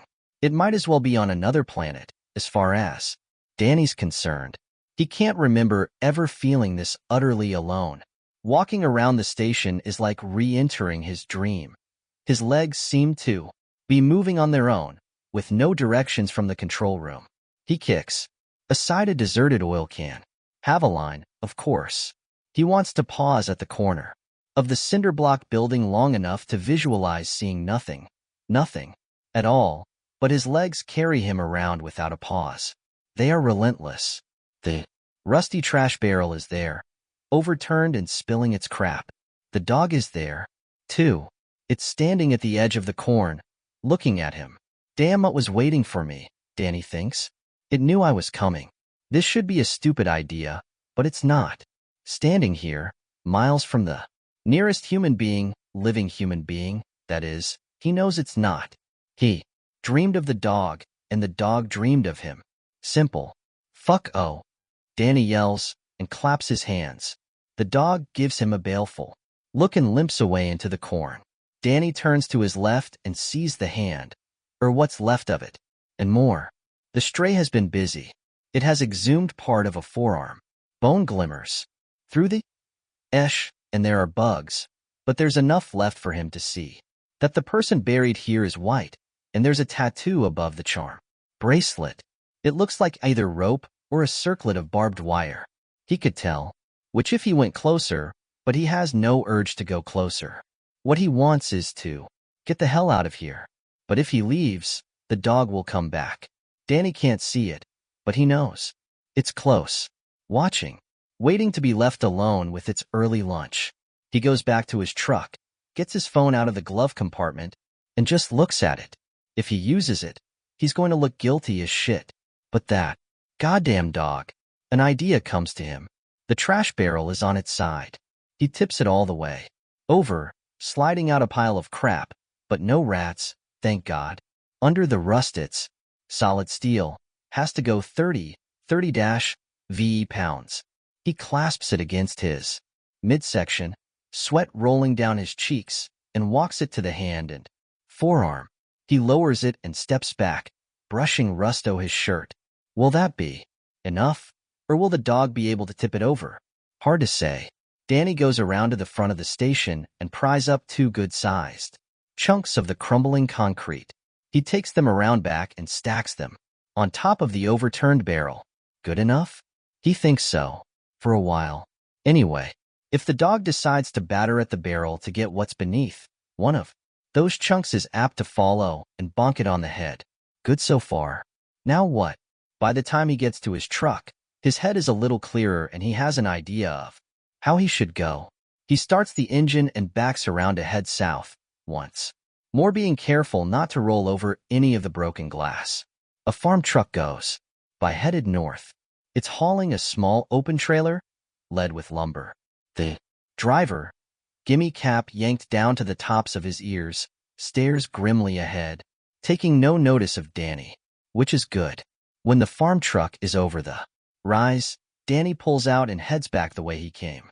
On the outskirts of Thompson, he stops in at a Dollar General and asks if they sell prepaid cell phones, what are called burners in some of the TV programs he watches. He's never bought such an item and thinks the clerk will probably direct him elsewhere, maybe to the Walmart in Belleville, but the clerk points him to aisle V. There are lots of them, but the track phone seems to be the cheapest. There's no activation fee, and it comes with instructions. Danny takes his wallet out of his hip pocket, ready to pay with his Visa, and then asks himself if he was born dumb or just grew that way. He puts it back and takes his folding money out of his left front pocket instead. He pays. With that, the clerk is a young guy with acne and a screw-Y soul patch. He gives Danny a grin and asks him if he's going to kick some Dickens on Tinder. He calls Danny bro. Danny has no idea what he's talking about, so just tells the clerk he doesn't need a bag. The young guy says no more, only rings Danny up and gives him his receipt. Outside the door, Danny drops the receipt in a handy trash can. He wants no record of this transaction. All he wants is to report the body. The rest is up to people who investigate things for a living. The sooner he can get this business behind him, the better. The idea of letting it go entirely never crosses his mind. Sooner or later that dog, maybe with others, will tip the barrel over to get at the meat beneath. He can't let that happen. Someone's wife or daughter is buried behind that abandoned station. 2 miles down the road he parks in a little rest area. There are 2 picnic tables and a porta-john. That's the whole deal. Danny pulls in, opens the blister pack the track phone came in, and scans the instructions. They are simple enough, and the phone comes with a FDY% charge. 3 minutes later, it's live and ready to go. Danny considers writing down what he wants to say and decides there's no need. He's going to keep this brief so nobody can trace the call. His RST thought was the Belleville PD, but that's in Adirent County, and he knows the emergency number for the Kansas Highway Patrol. It's posted in the Wilder High School OC and in the halls of both the old and the new wing. In schools all across the state, Danny supposes. Nobody says it's in case of an active shooter because no one has to. He touches *47. It rings just a single time. Kansas Highway Patrol. Do you have an emergency? I want to report a buried body. I think it must be a murder victim. What is your name, sir? He almost gives it. Stupid. The body's located behind an abandoned Texaco station in the town of Gunnell. Sir, may I please have your name? You go up County Road F. You'll come to a rise. The gas station is at the top. Sir, just listen. The body is behind the station. All right? A dog was chewing on the hand of whoever's buried there. It's a woman, or maybe a girl. I covered her hand with a trash barrel, but the dog'll get that pretty soon. Sir, I need your name and the location you're calling FR. Gunnell. County Road F, about 3 miles in from the highway. Behind the Texaco station. Get her out of there. Please. Someone'll be missing her. He ends the call. His heart is trip-hammering in his chest. His face is wet with sweat, and his shirt is damp with it. He feels like he's just run a marathon, and the burner phone feels radioactive in his hand. He takes it to the trash barrel between the picnic tables, dumps it in, thinks better of it, shees it out, wipes it all over on his shirt, and tosses it in again. He's miles down the road before recalling, also from some TV show or other, that he maybe should have taken out the SIM card. Whatever that is. But he's not going back. Now, he doesn't think the police can trace calls made from burner phones. Anyway, but he's not going to risk going back to the scene of the crime. What crime? You reported a crime. For God's sake. Nevertheless, all he wants is to go home and sit in front of the television and forget this ever happened. He thinks about eating the lunch he packed, but has no appetite.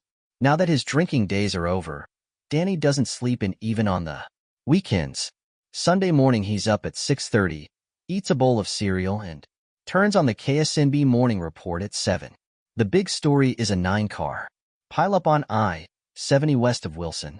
Nothing about a body being discovered behind an abandoned gas station. He's about to turn the TVO when the Sunday morning anchor, who probably needs to show ID to get a beer in a bar, says, "This just in. We have a report that a body has been discovered buried behind an empty building in the small town of Gunnell, not far from the Nebraska state line. Police have closed OA County Road just north of town and the site is under investigation." We'll update this story on our website and on the evening news. Danny goes to the station's website several times as the morning progresses, also the website of COS out of Salina. At 12:15, the COS website adds a 40-second clip of police cars blocking the entrance to County Road F. There's one other addition to the story he saw on the morning newscast. The body is said to be that of a woman, which isn't news to Danny. He goes across the trailer park to see Becky. He gets a nice hug from her daughter, a 9-year-old cutie named Darla Jean. Becky asks if he wants to go out and get a bag of burgers at Snack Shack. "You can take my car," she says. "I want to go too," Darla Jean says. "All right," Becky says, "but you go and change your shirt, RSD. That one's all smutty." "She doesn't need to change," Danny says. "I'll just drive through." They get the burgers, plus fries and limeades, and eat in the shade behind Becky's trailer. It's nice there. Becky has a jacaranda tree that she has to water all the time because she says this kind of aura don't belong in Kansas. She asks if there's something on his mind because she twice has to repeat things. She's told him, "Either that or you're going senile." "Just thinking about what I've got on for next week," he says. "You sure you're not thinking about Margie?" "Talked to her yesterday," Danny says. "She thinks her boyfriend's gonna pop the question. Are you still carrying a torch for her? Is that it?" Danny laughs. "Not likely." "Danny," Darla Jean shouts. "Watch me do a double somersault." So he does. That night KSMB has a reporter on the scene. She looks unsure of herself. Duh. Nightly weekend help. She's standing in front of the police cars blocking County Road F from the turnout. Following an anonymous tip, KHB troopers were called to a deserted gas station in the town of Gunnell late yesterday afternoon. They discovered the body of an unidentified female buried behind the station, which she consults her notes and brushes hair out of her eyes, which closed in 2012 when Route 119 was widened to 4 lanes. If the woman has been identified, KHB isn't saying. Certainly her identity won't be released to the press pending Noti, Cation of next of kin. Police are not saying if she was murdered, either. But given this isolated location, she shrugs, as if to say what else? Back to you, Pete. She'll be identified soon enough, Danny thinks. The important thing is he hasn't been ID'd. He is just an anonymous tipster. My good deed for the year, he thinks. And who says no good deed goes unpunished? But then, just to be safe, he knocks on wood. Pat Grady shows up on time for work every day of the following week. Danny dares to hope Pat's learned his lesson, but he'll never be the worker Jesse Jackson is. As the Oldtimers used to say, that young man knows how to squat and lean. Meanwhile, information about Danny's dream girl begins to accrete. Although not named, she's reported to be 24 and a resident of Oklahoma City. According to a friend, this unnamed girl had had enough of both her parents and community college and intended to hitchhike out to Los Angeles and go to hairdressing school, maybe get work as an extra in the movies or TV shows. She made it as far as Kansas. The body had been there for a while. KHB detectives weren't saying how long, but long enough to be badly decomposed. Dog might have had something to do with that, Danny thinks.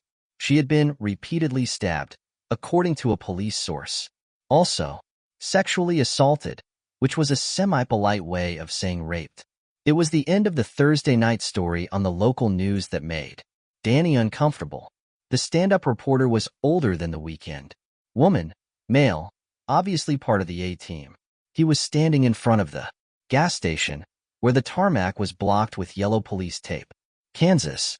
Bureau of Investigation detectives are actively seeking the man who phoned. In the original tip, giving the location of the body. If anyone knows his identity, detectives hope they will come forward. Or if anyone recognizes his voice. Listen.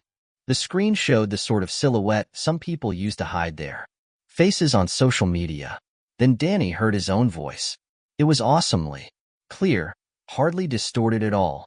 The body's located behind an abandoned Texaco station in the town of Gunnell, County Road F, about 3 miles in from the highway. Behind the Texaco station. Get her out of there. Please. Someone'll be missing her. He was starting to wish he'd left well enough alone.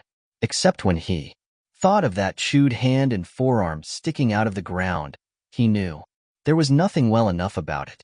He snapped on the television and spoke to the empty trailer.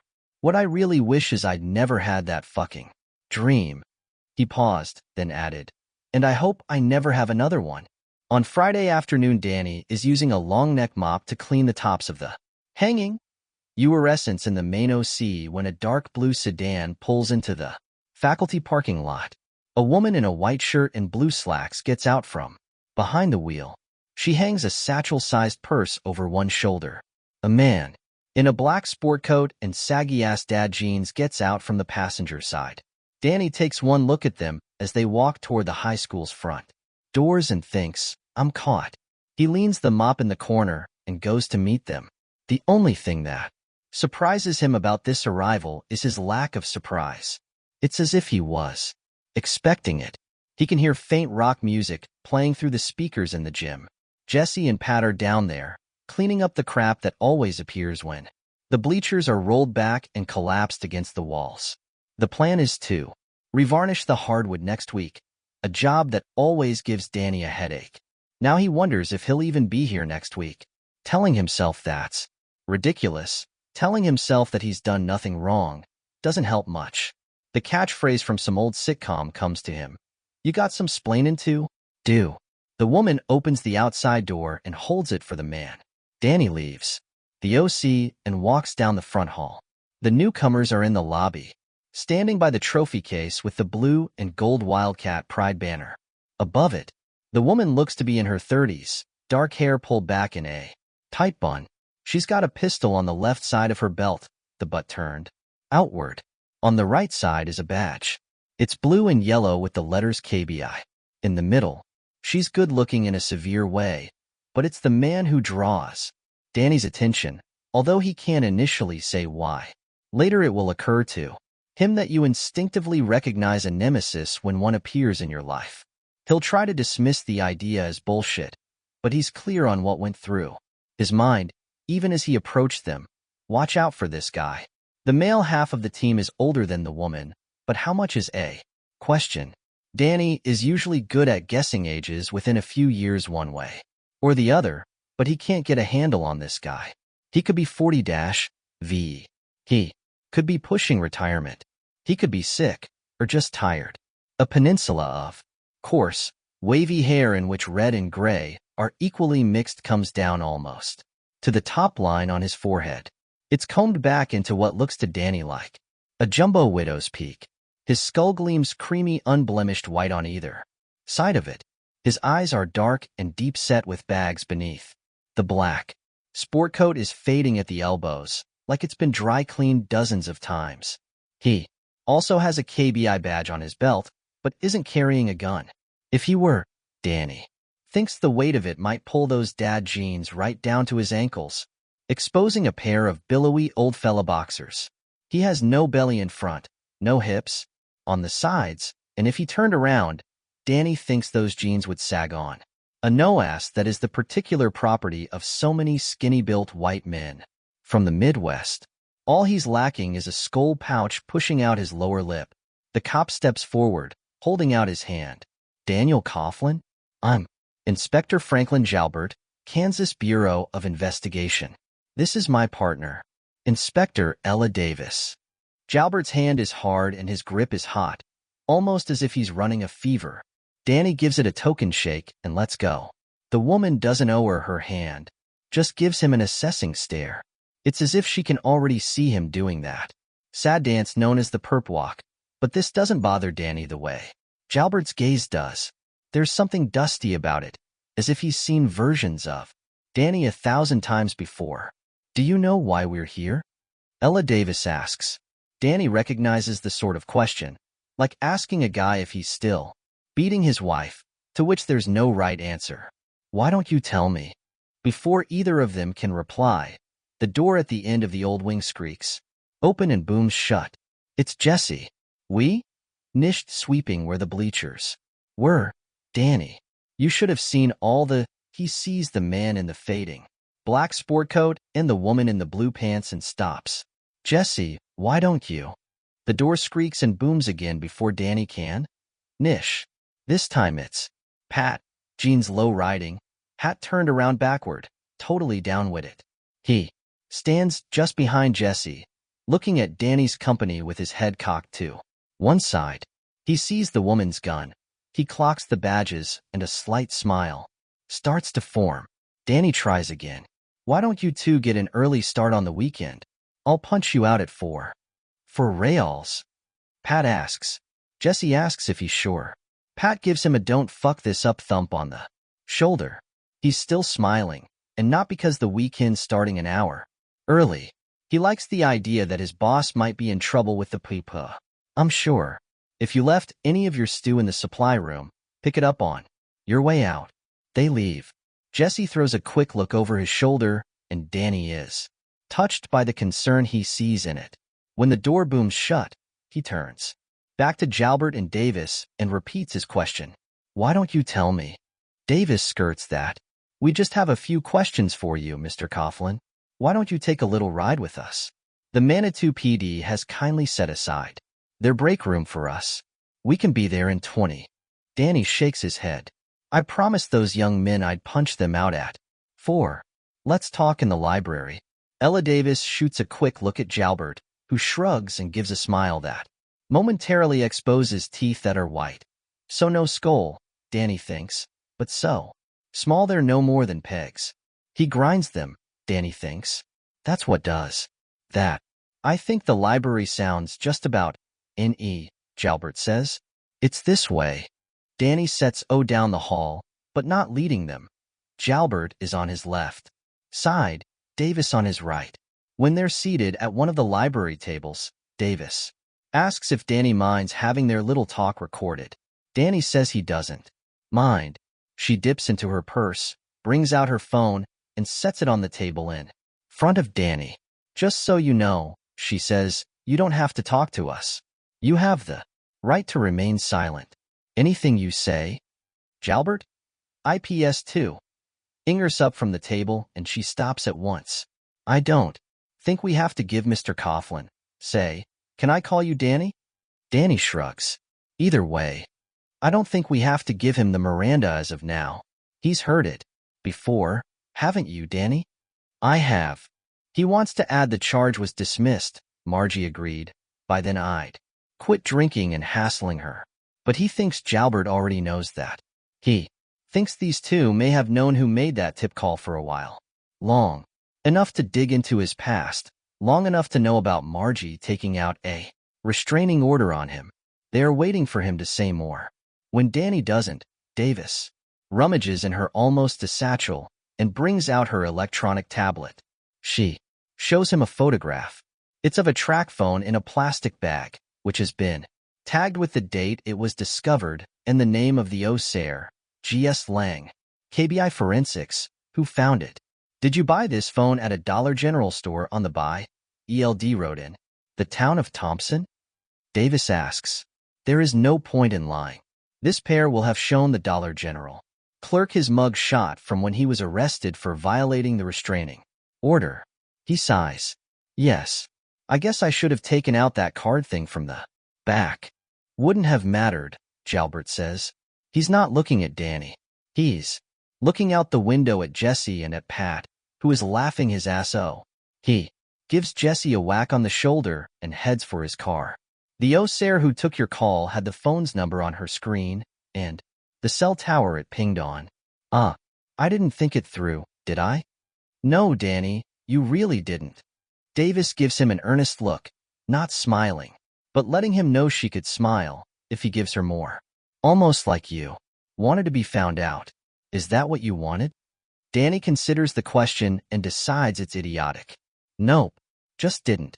Think it through. But you admit you made the call, right? The one about the location of Yvonne Vicker? that was her name. The dead woman. Yes. He's in for it now and knows it. He doesn't believe they can arrest him for the murder. The idea is absurd. The worst thing he ever did in his life was to stand outside his soon-to-be ex-wife's house and yell at her until she called Wichita PD. The RST 2 times they just made him leave. The third time, this was after she'd taken out the restraining order. They arrested him and he spent a night in county. They are waiting for him to go on. Danny crosses his arms and says, nothing. He'll have to do some splainin', no doubt about it, but dreads it. So you were at the Texaco in Gunnell? Jalbert asks. Yes. How many times? Twice, Danny thinks. Once when I was asleep, and once when I was awake. Once. Did you put a trash barrel over that poor girl's remains to protect it from animal depredation? Jalbert's voice is low and gentle, inviting Denkes. Danny doesn't know the word depredation, but the context is clear. Yes. There was a dog. Do you know what happened to it? It was destroyed, Ella Davis says. The responding Osairs couldn't discourage it, and they didn't want to wait for animal control from Belleville. So, Jalbert puts a hand on her arm, a gentle hand, and she stills at once, even coloring a little. You don't give information to a suspect, Danny thinks. He knows that even if she doesn't. And he thinks again, watch out for this guy. Davis swipes her tablet, presumably to another photo. Do you own a white 2010 Toyota Tundra pickup truck? It's a 2011. I park around back by the school buses, where they haven't seen it, but they know the make and model. And he knows what the picture will show even before she shows it to him. It's his truck, in the lot of the Dollar General where he bought the phone. The license plate is clear. Security camera? Yes. I have others with you in them. Want to see? Danny shakes his head. Okay, but here's one that might interest you. This time it's a high-res, black and white photo of tire tracks on the cracked tarmac of the Texaco. When we compare these to the tires on your truck, will they match? I guess they will. He never thought he might have left tracks, but should have, because beyond the Tarvey, County Road F is dirt. It occurs to him that you can be damn careless about covering your tracks, literally, if you haven't committed a crime. Davis nods. Also, a farmer named Delroy Ferguson saw the white truck parked in front of that gas station. Same day you made that call from Thompson. He called the highway patrol, said he thought it might be someone scavenging or a dope meat. Danny sighs. He could have sworn that farmer never took his eyes off the road as he hauled his trailer of barn boards north along the otherwise deserted county road. He thinks again. I'm caught. It was my truck. I was there. I bought the phone. I made the call. So why don't we cut through the bullshit? Ask me why I was there. I'll tell you. He thinks about adding you won't believe it, but wouldn't that be stating the obvious? He thinks Davis is going to ask just that, but the man in the black coat cuts in. Funny thing about that phone, it was wiped clean of gerprints. Yes, I did that. Although from what you're telling me, you would have found it anyway. Yup. On the other hand, you paid cash for it, Jalbert says, as if just passing the time. That was smart. Without the security camera video, we might have taken quite a while to. And you might not have found you at all. I didn't think it through. I told you that. The library is cool, but he's starting to sweat. Color is rising in his cheeks. He feels like a fool. No good.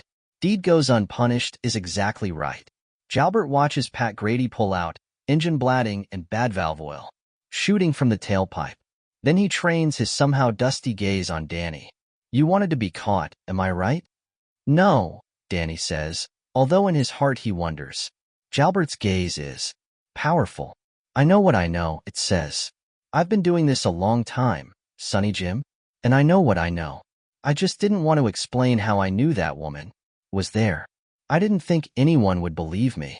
If I had it to do over again, I would have written an anonymous letter.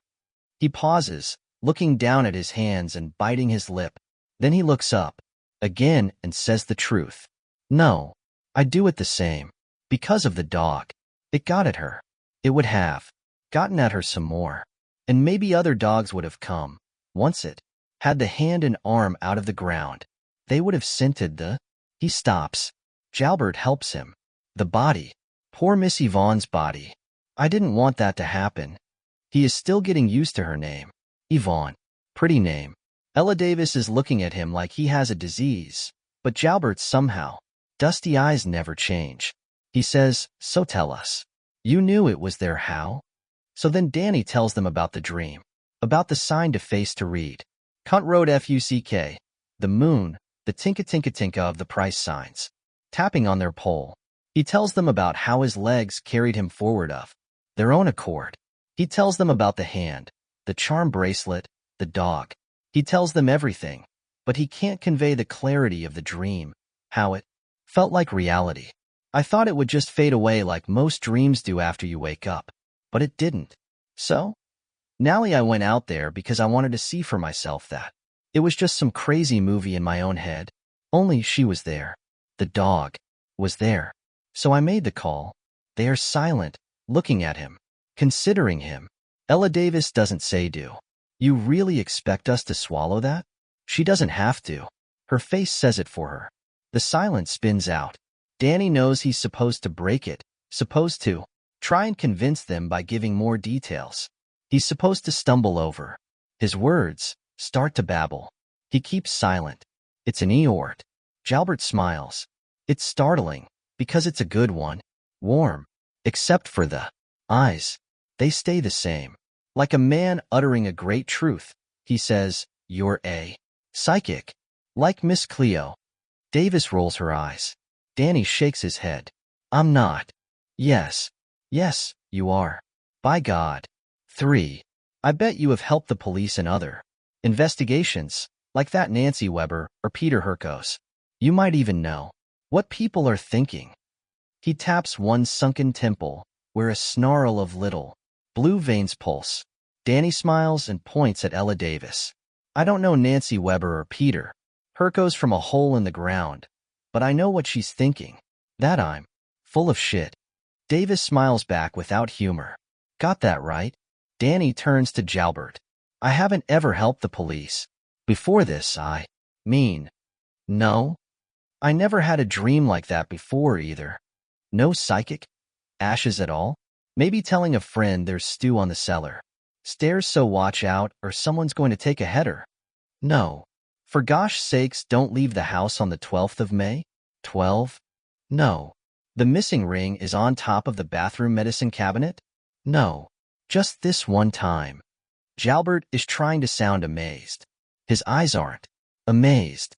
They crawl back and forth across Danny's face. They almost have. Wait. One. Yes. Jalbert shakes his head.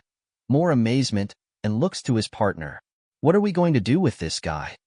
How about arresting him for the murder of Yvonne Wicker? Does that sound like a plan? Oh, come on. I told you guys where the body was.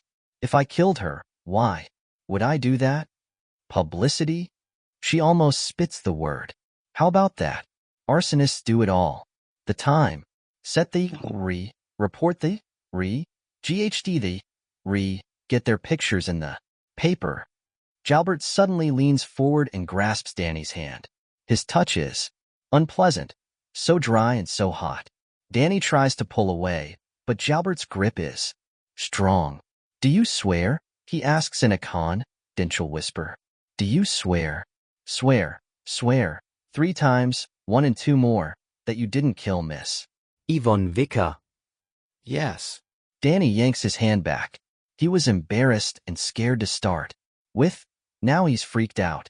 It crosses his mind that Franklin Jalbert might be mental. It's probably an act, but what if it's not? I dreamed where her body was, and that's all. Tell you what, Ella Davis says, I've heard some terrible alibis in my time, but this one takes the prize. It's way better than the dog ate my homework.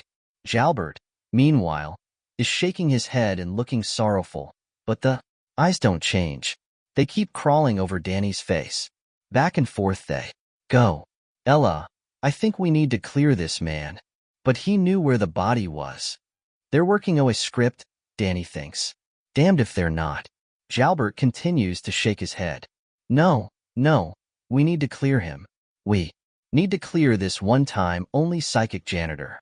I'm a custodian, Danny says, and immediately feels foolish. I'm sorry, this one-time only psychic custodian. We can do that because the man who raped Missy Vaughn didn't wear a prophylactic, and that left a gold mine of DNA. Would you mind giving us a swab, Danny? So we can eliminate you from our investigation? No strain, no pain, just a Q-tip inside your cheek. Does that sound all right?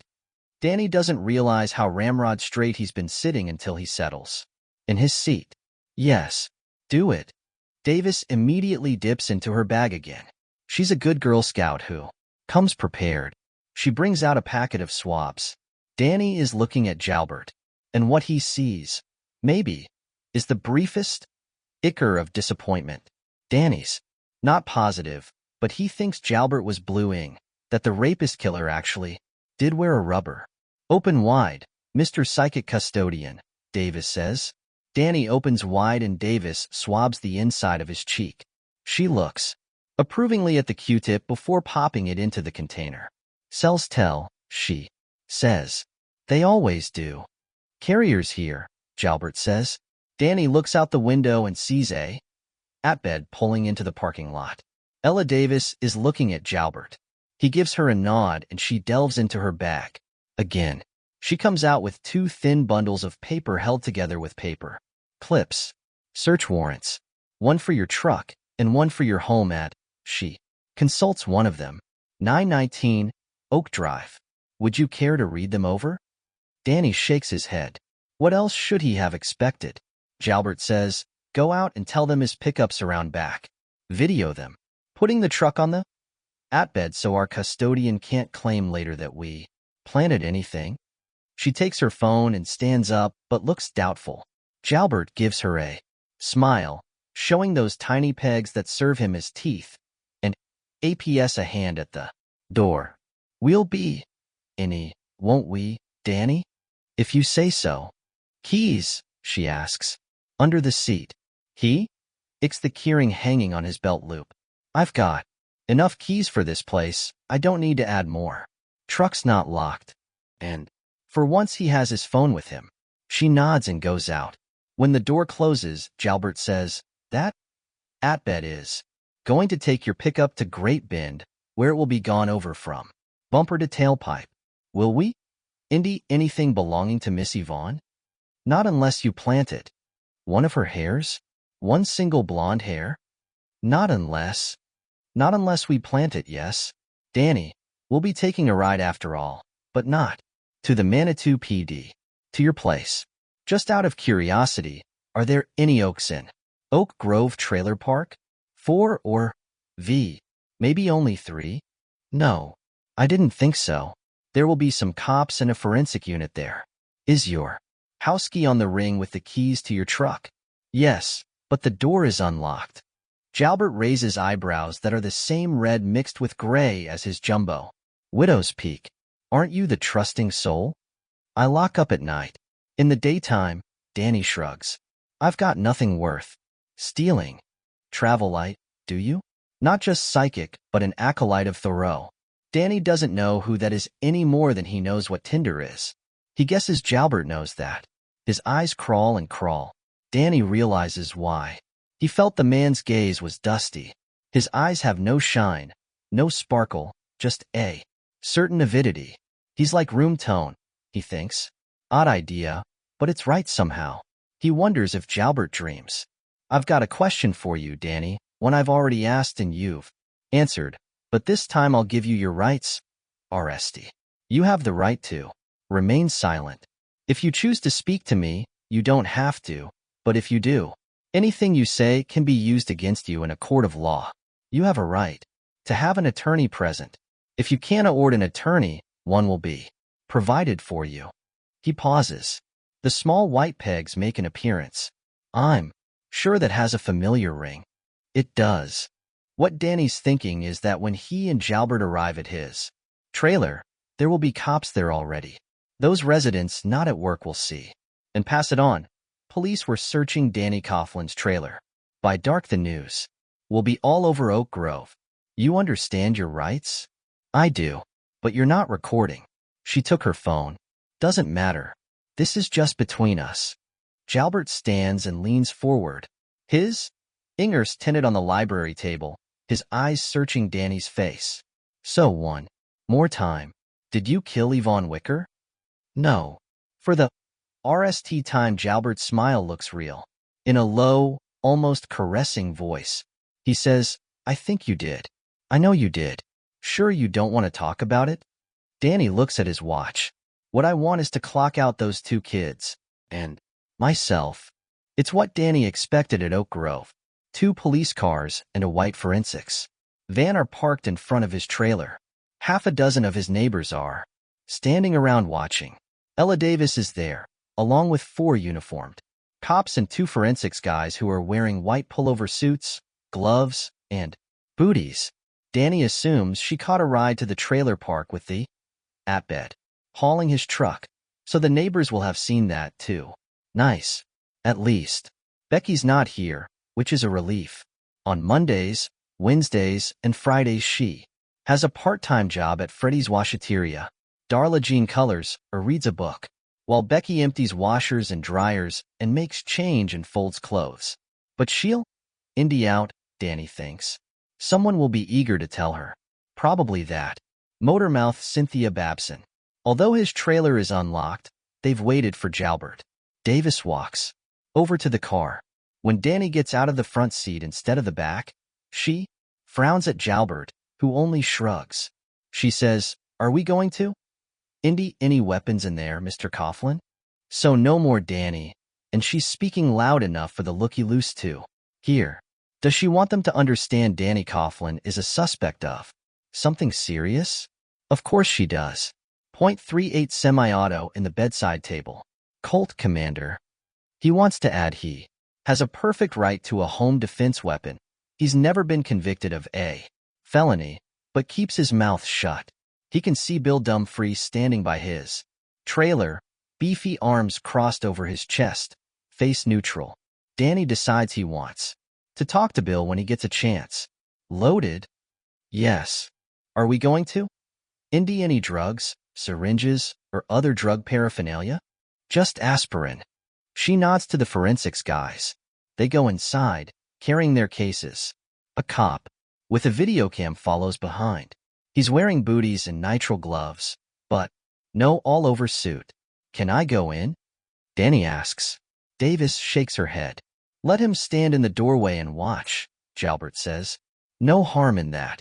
Davis gives Jalbert another frown, but Danny is pretty sure they have done this dance before.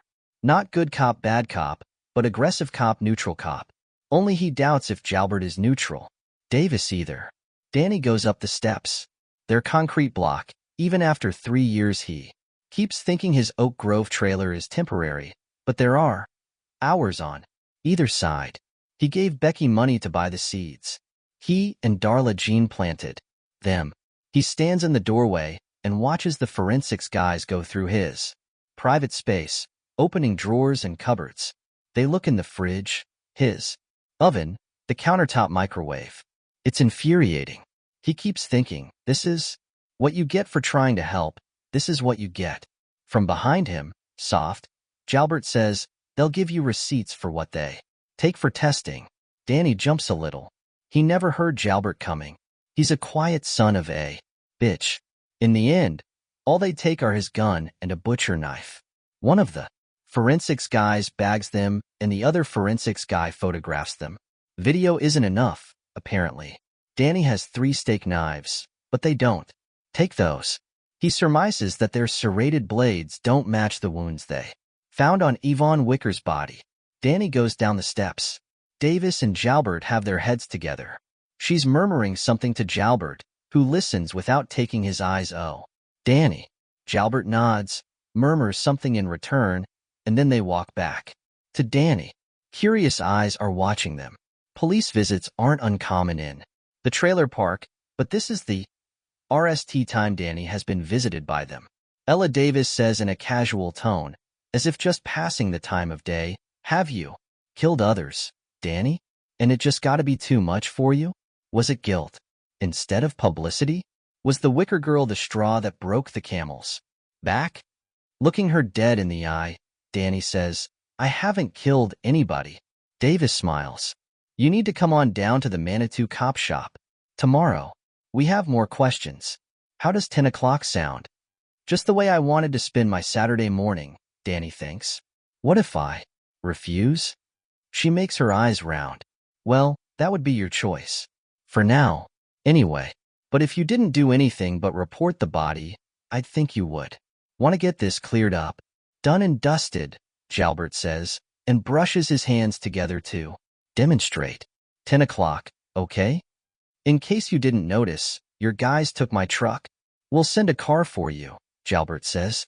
Maybe I should rent one from Budget and send you guys the bill. Good luck getting someone to okay paying that, Jalbert says. Bureaucracy. The pegs of his teeth wink, then disappear. But you can try. Davis says, stay close tonight. You can leave town, but don't leave the county. She smiles. We'll be watching. I have no doubt. Danny hesitates a moment, then says, if this is how you guys act when someone does you a solid, I'd hate to see how you act when someone does you dirt. We know. Danny has had enough. You know nothing, Inspector Davis. Now get out. Both of you. She's unperturbed, just unzips the side pocket of her satchel purse and hands him a card. This is my cell. It will get me day or night. Give me a call if you decide against a further interview tomorrow morning. But I don't advise it. She and Jalbert get into the dark blue sedan. They drive toward the trailer park entrance, past the sign reading slow, "We love our children." Danny walks over to Bill Dumfries. What in the hell was that about? Bill asks. Long story short, I found the body of a murdered girl in a little town north of here. Gunnell tried to call it in anonymously. They found out. Now, they think I did it. Jesus, Bill says and shakes his head. Cops. It sounds good, and maybe the doubt Danny thinks he sees in Bill's eyes is his imagination. Danny doesn't care. Bill retired from Dumfries Contracting 3 years ago, and if anyone in Oak Grove knows of a lawyer in the area, it's Bill. He asks, Bill checks his phone, and Danny has a name and number even. Before the dark blue sedan turns onto the highway, he types the info into his contacts. I'm surprised they didn't take my phone too, Danny says. If I'd left it in the glove compartment of my truck like I usually do, they'd have it. Bill says he's pretty sure they would have needed a separate warrant for that, then says, they might ask you to turn it over tomorrow. If you've got something on it you don't want them to see, I trash it. I don't, Danny says, a little too loudly. People are still looking at him, and his trailer door has been left open. He feels violated and tells himself that's stupid, but the feeling doesn't go away. Because it's not stupid. Billy. It's Mrs. Dumfries, standing in the door of their trailer, a double wide that's the fanciest one in the park. Come in here, your dinner's getting cold. Bill doesn't look back, but he gives Danny a quick thumbs up, which is better than nothing, Danny supposes. In the trailer with the door shut, Danny has a sudden tea of the shakes and has to sit down. It's the RST one since his drinking days, when he used to get the shakes on mornings, after until he got his RST cup of coe into him. Also, some aspirin. And of course he had them when he woke up in that Wichita jail cell, and there was no coe or aspirin to banish them. That was when he decided he had to quit the booze, or he was going to get into even more serious trouble. So he quit, and look at the mess he's in now. No good deed, etc. He doesn't bother making coe, but there's a six-pack of Pepsi in the fridge. He chugs one down, lets out a ringing belch, and the shakes start to subside. The lawyer's name is Edgar Ball, and he's local. He doesn't expect to get Ball. It's past 5 p.m. on a Friday evening, but the recorded message gives him a number to call if it's urgent. Danny calls it. Hello? Is this Edgar Ball, the lawyer? It is, and I'm just about to take my wife out to dinner at Happy Jack's. Tell me why you're calling and make it brief. My name is Daniel Coughlin. I think the police believe I murdered a girl. He rethinks that. I know they believe it. I didn't do it. I just told them where the body was. I'm supposed to go in for questioning tomorrow at the Manitou police station. Manitou PD wants to. Not them, KBI. They're just going to use a room at the Manitou station to question me.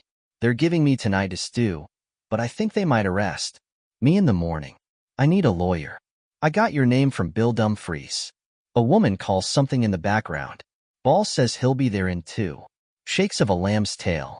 Then, to Danny, I'm a real estate lawyer. Did Bill tell you that? I haven't handled a criminal case since the RST year I hung out my shingle, and back then it was mostly DUIs and petty larceny. I don't know any other. What time is your interview? They want me at 10. At Manitou PD on Rampart Street. If you say so, I'll represent you at the interview. I can do that much. Thank why. Then, if they don't just drop this, I'll recommend a lawyer who deals with criminal matters. Danny starts to say thank you again, and maybe ask Ball if he could give him a ride to the police station, but Ball has hung up. It isn't much, but it's something. He calls Becky. Hey, Beck, he says when she answers. I've got a little problem here, and I wondered. I know about your little problem, Becky says, and it doesn't sound so little to me. I just got on the phone with Cynthia Babson. Of course you did, Danny thinks. She says the cops think you killed that girl they found up north. She stops there, waiting for him to say he didn't do it, that it's ridiculous. But he shouldn't have to do that. She's known him for 3 years. They have sex once a week, sometimes twice. He's picked her daughter up from school, and he shouldn't have to do that. End of story. He says, I'm supposed to talk to them tomorrow, these 2 investigators from KBI, and I wondered if I could borrow your car. They took my truck to Great Bend, and I'm not sure when I'll get it back. There's a long pause, then Becky says, I was going to take DJ to the High Banks Hall of Fame tomorrow. You know she loves those funny cars. Danny knows the place, although he's never been there. He also knows Darla Jean has never expressed the slightest interest in seeing a bunch of midget racing cars, at least not to him. If it was a doll museum, that would be different. All right, no problem. You didn't have anything to do with that girl, did you, Danny? He sighs. No, Beck. I knew where she was is all. How? How did you know that? I had a dream. She kindles. Like Letitia in Inside View? Yes, just like her. I have to go, Becky. You take care of yourself, Danny. You too, Beck. At least she believed me about the dream, he thinks. On the other hand, Becky seems to believe everything she reads in her favorite supermarket tabloid, including how the ghost of Queen Elizabeth is haunting Balmoral Castle and about the intelligent ant people living deep in the Amazon rainforest. Ella Davis takes her partner to his hotel in Lyons and parks under the canopy. Jalbert grabs his battered old briefcase, companion of 20-plus years of investigations covering Kansas from side to side and top to bottom, and tells her he'll be at the Manitou PD by 9 tomorrow. No need to pick him up. He'll drive his personal. They can go over their plan of attack one more time. Before Coughlin arrives at 10, Davis herself is going on to Great Bend, where she's staying with her sister.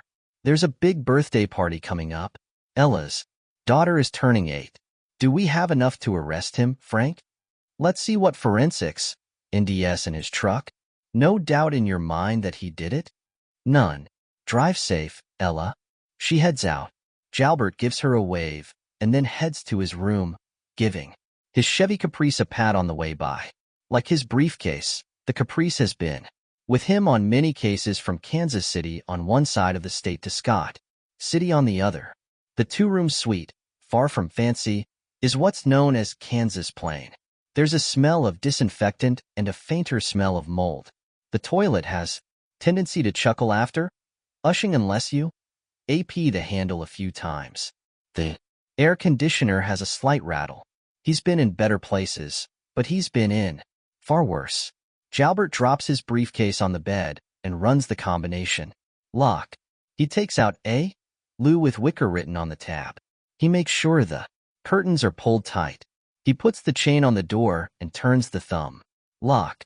Then he undresses down to the skin, folding each item of clothing on top of the briefcase as he goes. He sits in the chair by the door. 1. He moves to the chair by the tiny, almost useless, desk and sits down. 1. Plus 2, add 3, 6. He goes to the bed and sits beside his briefcase and folded clothes. 1, 2, 3, 4, VE, and 6 make 21. He goes into the bathroom and sits on the closed lid of the toilet. The plastic is cold on his skinny buttocks. 1, 2, 3, 4, VE, 6, 7, 8, 9, and 10 make FDY-VE. He goes back to the RST chair, skinny penis swinging like a pendulum, and sits down. Now at 11, 12, 13, 14, and 15 makes a 120. He makes another full round, which satisfies him. Sometimes he has to go to 10 or 20 rounds before his mind tells him it's enough. He allows himself a piss that he's been holding a long time, then washes his hands while he counts to 17. He doesn't know why 17 is perfect for hand washing, it just is. It works for teeth brushing too. Hair washing is a 20. VE count, has been since he was a teenager. He pulls his suitcase from under the bed and puts on fresh clothes. Those he took and folded go into the suitcase. The suitcase goes back under the bed. On his knees he says, Lord, by your will I serve the people of Kansas. Tomorrow, if it's your will, I'll arrest the man who killed poor Miss Yvonne. He takes the folder to the chair by the useless desk and opens the Lou. He looks at the pictures of Miss Yvonne, Leah, ing through them. V times 1, 2. VE added together make 15. She is terrible to look at. Terrible, terrible. These pictures would break the stoniest heart. What he keeps coming back to is the charm bracelet. Some of the charms missing from the look of it and the dirt in her hair. Poor Miss Yvonne, 20 years old, raped and murdered. The pain she must have felt. The fear. Jalbert's pastor claims that all earthly terrors and pains are wiped away in the joys of heaven. It's a beautiful idea, but Jalbert isn't so sure. Jalbert thinks that some traumas may transcend even death. A terrible thought, but it feels true to him. He looks at the pathologist's report, which is a problem. It states that Miss Yvonne was in the oil-soaked ground at least 10 days, plus or minus, before her body was exhumed by the highway patrol, and there is no way of telling when she was actually murdered. Coughlin could have buried her behind the deserted gas station immediately, or he could have held onto the body for a while, possibly because he couldn't decide where to dispose of it, possibly for some psycho reason of his own. Without a more precise time of death, Coughlin really doesn't have to have an alibi. He's a moving target. On the other hand, Jalbert says he wants to be caught. That's why he came forward. He's like a girl saying no with her mouth and yes with her eyes. Not that he could make such a comparison to anyone else. Most of all Ella Davis. Not in this era of #BelieveithyWoman. I believe in Miss Yvonne, he thinks. He's unhappy that they don't have more and thinks about doing the chairs again, but doesn't. He walks down to the snack shack for a cheeseburger and a shake instead. He counts his steps and adds them. Not as good as doing the chairs, but quite soothing.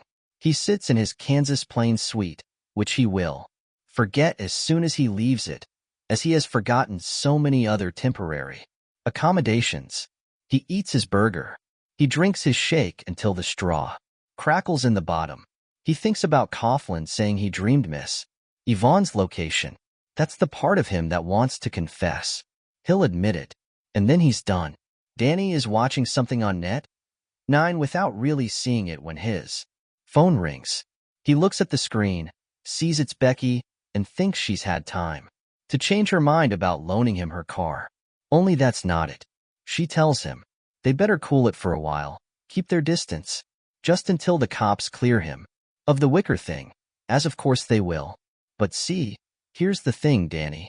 Andy's talking about going back to court and suing me, or whatever they call it, for custody of Darla Jean. And if his lawyer can say I've been spending time with someone under suspicion for, that girl, he might be able to convince a judge. Really, Beck? Didn't you tell me he's 6 months behind on his child support payments? I don't think a judge would be very eager to turn DJ over to a deadbeat dad, do you? I know, but, Danny, please try to understand. If he had Darla Jean, he wouldn't have to pay child support. In fact, I don't know exactly how these things work, but I might have to pay him. When was the last time he even took DJ for the weekend? She has an answer for that, too. More weak bullshit, and he doesn't know why he's pressing the issue. It's never been true love, just an arrangement between two single people who are living in a trailer park and edging into middle age. She doesn't want to be involved? Fine. But he'll miss Darla Jean, who helped him plant hours to dress up his cement block steps a little. DJ is a sweetie, and an idea strikes him. It's unpleasant, it's plausible, it's unpleasantly plausible. Are you afraid I might do something to DJ, Becky? Molest her? Or something? Is that what this is about? No, of course not. But he hears it in her voice, or thinks he does, and it comes to the same. Take care of yourself, Beck. Danny. He ends the call, sits down, and looks at the TV, where some male doofus is telling some female doofus that it's complicated. Ain't it just? Danny says, and zaps the show into oblivion. He sits and looks at the blank television screen and thinks, I will not pity myself. I just screwed up reporting what I found, and I won't pity myself. Then he thinks of Jalbert's eyes crawling over his face. Watch out for that one, he says. For the RST time in 2 years he, NDS, himself wishing for a beer. Jalbert lies in his bed, ramrod straight, listening to a prairie wind blowing outside, thinking about the next day's interrogation. He doesn't want to think about it. He needs his sleep so he can be fresh in the morning. Coughlin is the one who should lie sleepless tonight, tossing and turning. But sometimes you can't turn the machine. He swings his legs out of bed, grabs his phone, and calls George Gibson, who's been heading the KBI forensics unit for the last 7 years. Gibson, EW in from Wichita as soon as the judge signed O on the search warrants, and was ready to start work as soon as Coughlin's truck was delivered. Calling him is a mistake. Gibson will call him if he has something, but Jalbert can't help himself. Sometimes, like now, for instance, he knows how junkies feel. George, it's Frank. Have you got anything? Any sign at all that the girl was in his truck? Nothing yet, Gibson says, but we're still working. I'm going to leave my phone on. Call me if you get something, Native. It doesn't matter how late.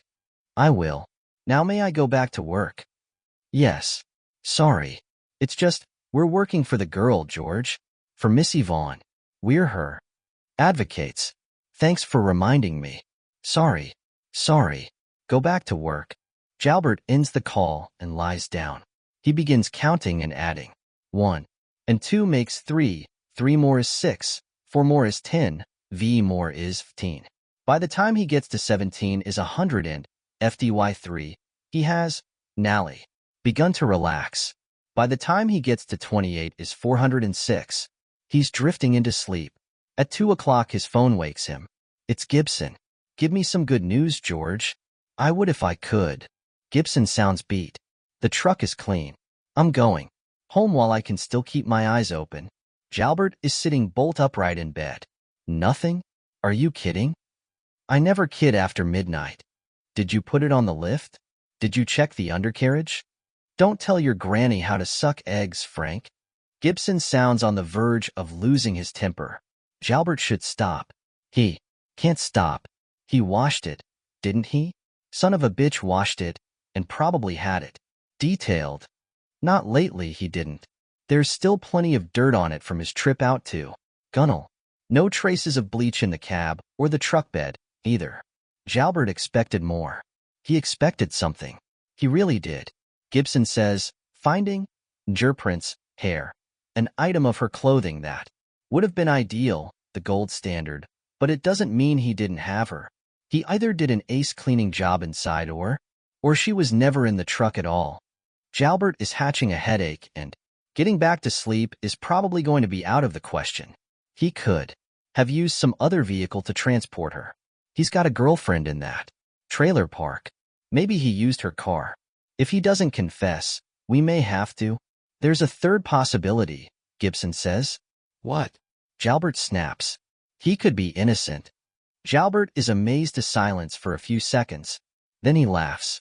When Jalbert arrives at the Manitou police station the next morning, fresh pair of dad jeans, fresh shirt, same lucky black coat, he sees Ella Davis waiting for him on the front step, smoking a cigarette. When she sees him coming, she drops it and steps on the butt. She thinks of telling him he looks tired, rejects the idea, and instead asks him what he knows about Coughlin's truck. Clean, Jalbert says, and sets his briefcase down between his sensible black shoes, which means we've got a little more work to do. It could also mean Yvonne Wicker wasn't his RST. Have you thought of that? Of course he has. Serials often botch their RST1, but if they're not caught, they learn from their mistakes. He could tell Davis there was no bleach residue in the truck, meaning Coughlin didn't use it to clean up blood, other UID, or touch DNA, but the idea doesn't cross his mind because it doesn't matter. Coughlin did her. The dream story was either a half-assed or two show, like an arsonist showing up to help. GHD the he started, as Davis said, or because the guilt has gotten too much for him and he wants to confess. Jalbert thinks the latter, and will be happy to help him in that regard. Miss Yvonne stayed at a shelter in Arkansas City on the night of May 31st, Jalbert says. Her signature is in their ledger. Next morning she buys Coee and a sausage biscuit at a gas and go near the intersection of I-35 and, help me, State Road 166, Davis says. She's on the security video.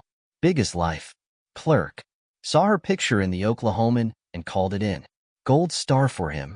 Jalbert nods. June 1st, just past 8 a.m. Oh, she goes to hitch a ride on 35. And that's the last time anyone saw Miss Yvonne until Coughlin drives out to Gunnell and reports the body. We together so far? Davis nods.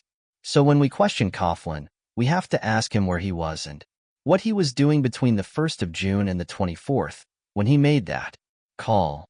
He'll say he doesn't remember, which is reasonable. It's only on TV that people remember where they were. If you asked me where I was on June 5th or the 10th, I couldn't tell you. Not for sure. He punches a clock at the high school where he works that takes care of some of the time. She starts to say something and he raises those two fingers to cut her. Oh, I know what you're thinking. A time clock doesn't know what you do after you punch in, but he's got those two boys working for him. We'll talk to them. See if he left them on their own for a few hours, or even a whole day. Davis takes a notebook out of her big bag and begins to scribble in it. Without looking up, she says, school was still in the RST week of June. I checked the calendar online. Plenty of people will have seen him, if he was there. We're going to talk to everyone, Jalbert says. Just you and me, Ella. Find out as much as we can about where he was during those 3 weeks. Find out where the holes are, the inconsistencies. Are you up for that? Yes. That's if he doesn't confess this morning, which I have a feeling he might do. Only one thing bothers me, Davis says. How he looked when you told him the perp left semen. What I saw on his face, and his body, that too, was relief. Gladness, almost. He couldn't wait to give me a cheek swab. Jalbert raises his hands, palms out, as if to physically push the idea away. Why would he worry about DNA? He knew it was a blue because he put on a prophylactic before he raped her. She says nothing, but there's a look on her face that makes him frown. What? It was relief, she repeats. Like he didn't know about the rubber. Like he thought a DNA compare might really let him off the hook. Jalbert laughs. Some of these bad boys are exceptional actors. Ted Bundy had a girlfriend. Dennis Rader fooled his own wife. For years, I suppose, but he wasn't very clever about the burner he used, was he? The frown reappears. Come on, Ella. He wanted us to indie him.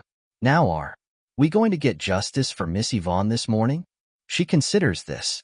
Jalbert has been an investigator with KBI for 20 years.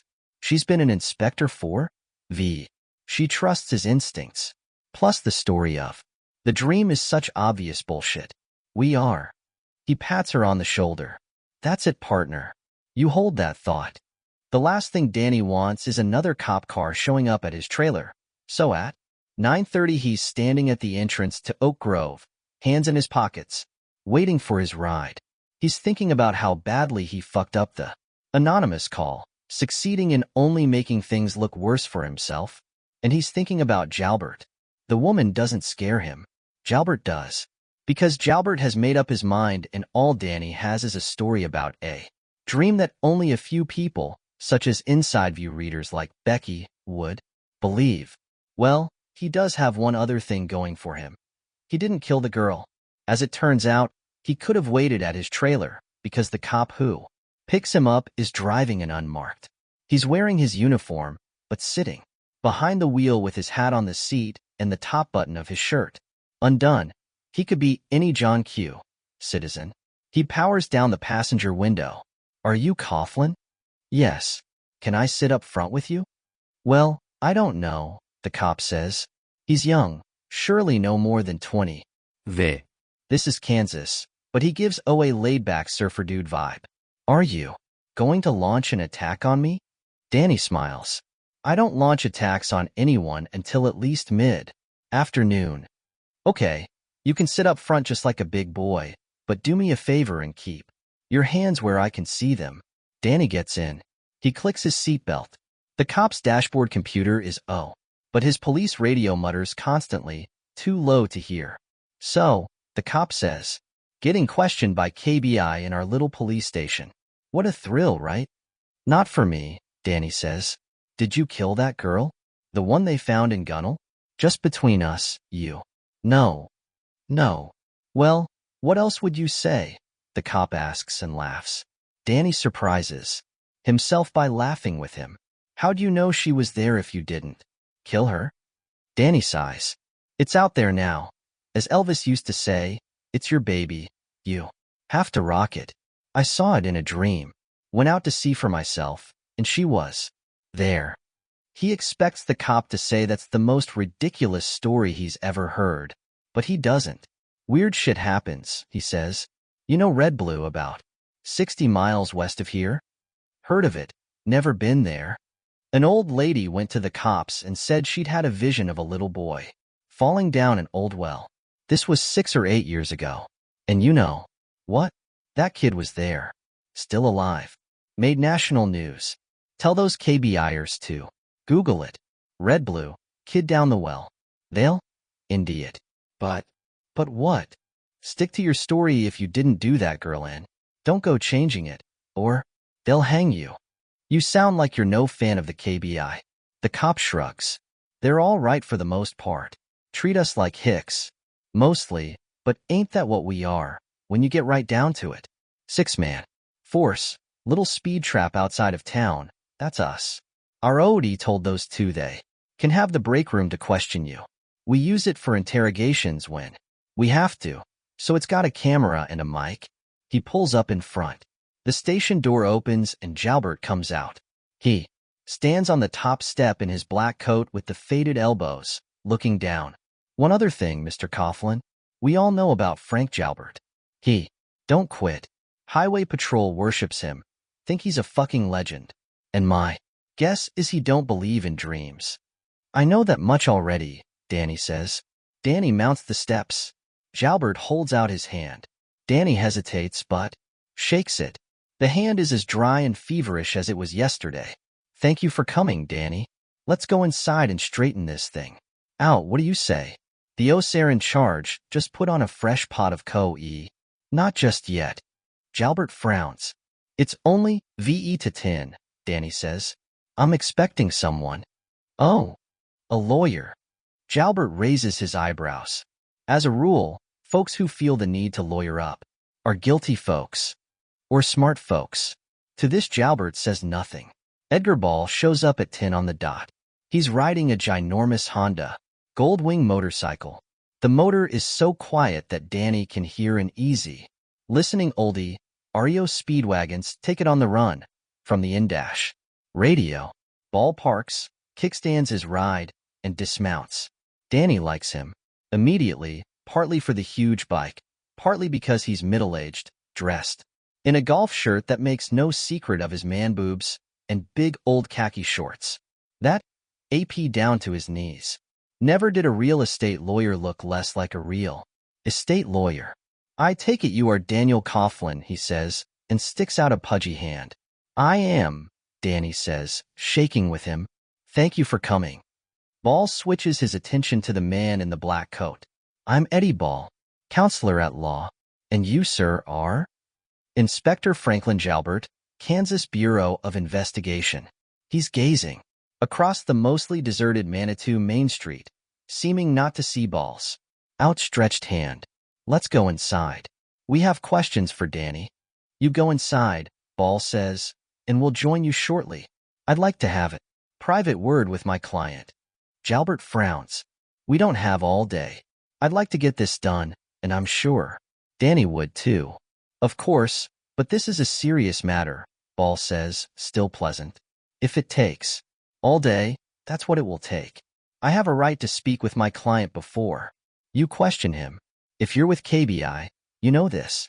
Be grateful, Inspector, that I'm willing to do it out here on the police station steps instead of taking him to my OC on the backseat of my sled. 5 minutes, Jalbert says. Then, to Danny, you're making it worse for yourself, son. Oh, please, Ball says, pleasant as ever. Spare us the movie music. Jalbert shows the pegs of his teeth in a momentary grin. That's how he looks. Like inside all the time, Danny thinks. Once Jalbert's gone, Ball says, he's quite the Tatar, isn't he? Danny doesn't know the word and wonders Brie. Why if Ball called Jalbert a Tater as in tater tot. well, he's something. Truth is, he scares me. Mostly because I didn't kill that girl, and he's sure I did. Ball holds up his hand. Whoa, no primary declarations. I called you my client, but you're not, at least as yet. My fee for this morning is $400. I should charge only $2, because I've forgotten most of what I once knew about criminal law, but it's Saturday morning and I'd really prefer to be on the golf course. Is the amount agreeable? Fine, but I don't have my check. Do you have $1?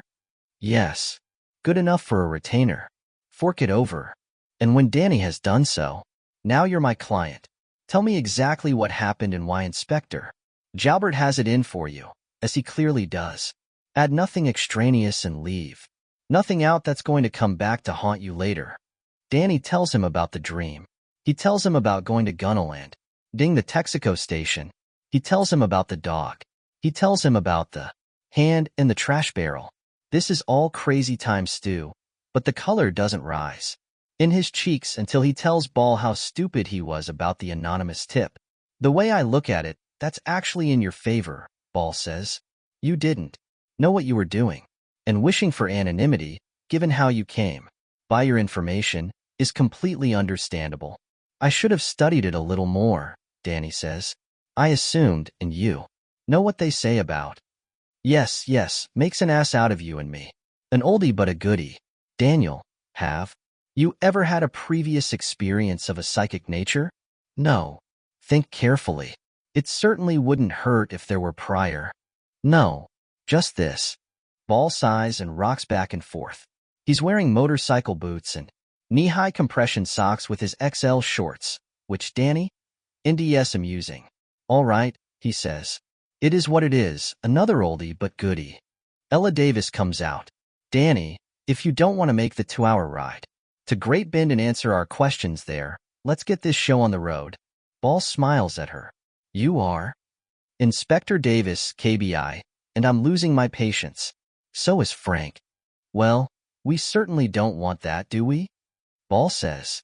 And since your valuable time is also my client's valuable time, I'm sure Daniel will be happy to help you with your inquiries so he can get back to his Saturday.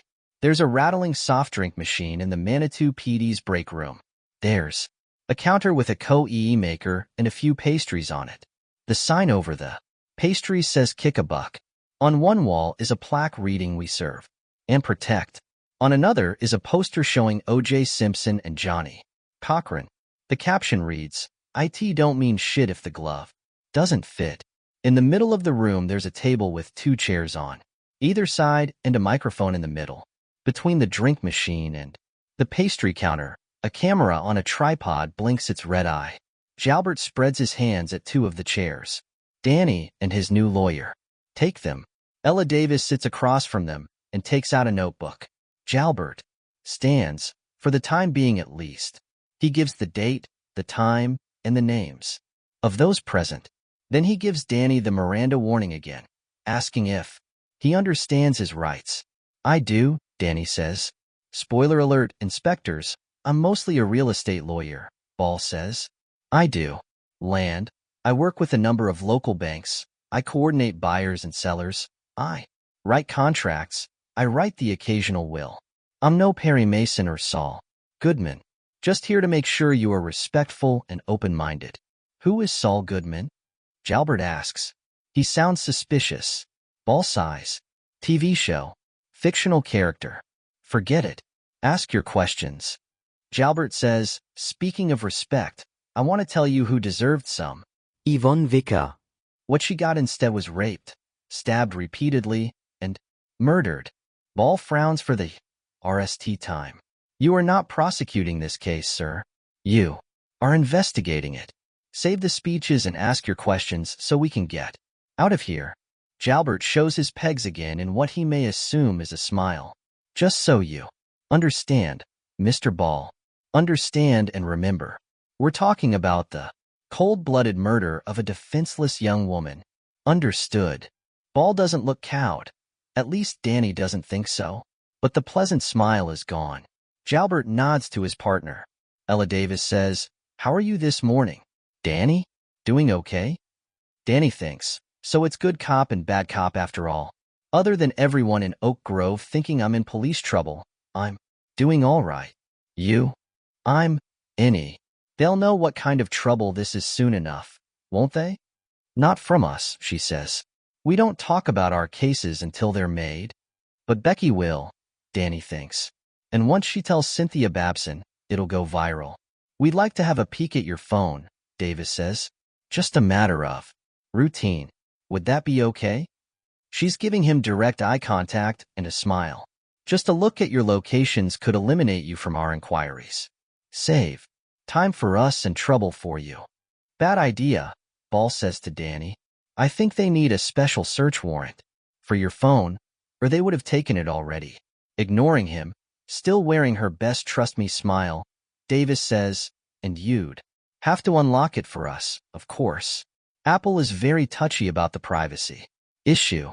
Jalbert has retreated to the pastry counter, content to let the good cop carry the ball, at least for now. As he pours himself some coe, he says, "It would go a long way toward establishing trust, Danny."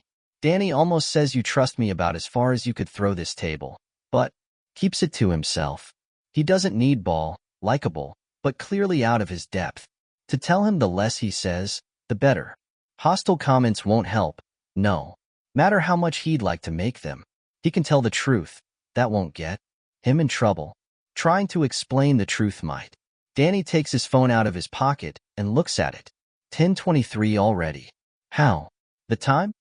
Yes, when you're having fun, he thinks, and puts it away again. "I'm going to wait on that until we see how this goes." "We don't actually need a warrant," Jalbert says. Now that he has his coe, he's retreated to the poster of OJ and his lawyer. "Pretty sure that's bogus," Ball says, "but I could phone a colleague to make sure." "Want me to do that, inspectors?" "I'm sure Danny will make the right call," Davis says. The int-eyed woman who came to Wilder High with Jalbert is gone. This woman is younger and prettier, projecting an I'm on your side vibe. At least. Trying to, Danny thinks. There's no event data recorder on your truck, she says. Do you know what that is? Danny nods. Darn thing doesn't even have a backup camera. When you put it in reverse, you actually have to turn around and look out the back window. She nods. So you'll have to help us with your travels over the last few weeks. Can you do that? There's not much. I did go to see my brother in Boulder the weekend after school let out. EW. That would be the weekend of? Jalbert is looking at his phone. June 3rd and 4th? That sounds right. He works at the Table Mesa King Supers. He feels like saying more. He's very proud of Stevie, but he leaves it at that. Earnest, wide-eyed, still smiling, Ella Davis says, let's try to be exact. Danny, this is important. Don't you think I know that? He wants to say, you're playing with my life here. I went on Friday afternoon. Flew United. Came back on Sunday, to Great Bend left late, and I didn't get home until after midnight. So actually it was Monday morning by the time I was back in my own bed. Thank you, we'll check on that. Other trips? Danny thinks it over. Drove up to Wichita to see my ex on a Sunday. That was before the dream. Jalbert snorts. Ball, looking at his own phone, says, could it have been the 11th of June? Danny thinks. Must have been. Otherwise, I've just been here. Back and forth to school, trips to the store, picked up DJ at school a couple of times. DJ? Davis asks. Darla yan. She's my friend Becky's daughter. Good kid. And he can't resist adding, thanks to you guys, I don't think I'll be seeing much of her for a while. Davis ignores this. Just to be clear, you went to Wichita to visit your ex-wife, Marjorie Coughlin, on the 11th of June? 11, Jalbert says, then says it again, as if to be sure of it. Margie, yeah, but she's gone back to her birth name. Gervais. Said she got tired of Coughlin. He doesn't add. Once you tell yourself not to spill your guts, it gets easier. Hey, you were arrested for stalking her, weren't you? Davis says, as if just passing the time. Ball stirs, but Danny puts a hand on his arm before he can say anything. No, I was arrested for violating the restraining order she took out and disturbing the peace. The charges were dropped by her. Okay, good, and now you get along. Davis says this warmly, as if it's an accomplishment on the level of peace between Russia and Ukraine. Danny shrugs. Better than the last year we were married. We had lunch. That day and XED her turn signals. Fuse blue. So yes, we get along? Okay, this is good, Davis says, still warm and wide-eyed. Now can you explain how Yvonne Wicker's gerprints happened to be on the dashboard of your truck?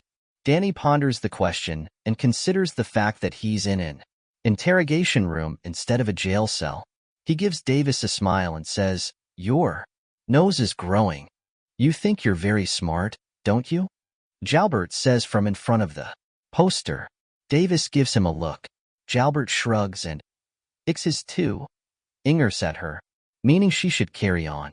He says, apropos of nothing, at least that Danny can gear out. 1, 3, 6. What? Nothing. Go on and tell your tale. Slight emphasis on tale. Davis says, you have a little bit of a temper problem, don't you, Danny? I used to drink. I stopped. That isn't a very responsive answer. She says it reproachfully. If we ask, your ex, and we will, what will she say about your temper? She'll say I had what you just called it, a temper problem. Past tense. Oh, all gone? Is that right? She waits. Danny says nothing. Did you ever knock her around? No, then forces himself to add, because it's the truth. I grabbed her by the arm once. Left a bruise. That was just before she kicked me out. Never by the neck? She smiles and leans forward, inviting Denke. Tell the truth and shame the devil. No. And you never raped her? Hey, come on, Ball says. Respect, remember? I have to ask, Davis says. The Wicker girl was raped. I never raped my wife, Danny says. Not for the RST time he's struck by a feeling of unreality and thinks, I helped you guys. If not for me, that girl would still be a stray dog snack bar.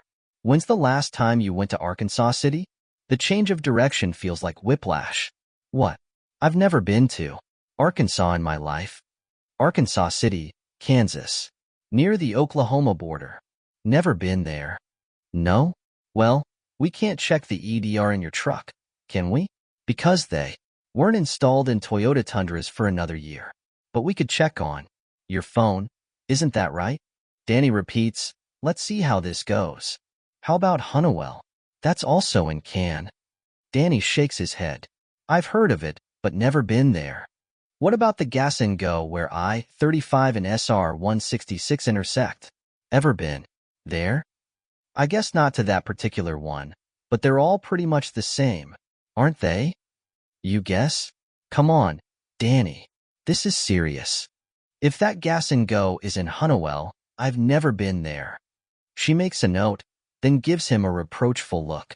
If we could just check your phone. Danny's had enough of this. He takes it out of his pocket and slides it across the table. Jalbert steps forward and pounces on it, as if afraid Danny will change his mind. The passcode is 7813, and I'll have my IT guy check it when I get it back, just to make sure you haven't added anything. This is pure blue. Danny doesn't have an IT guy. We don't roll that way, Davis says. And you don't lie about gerprints either.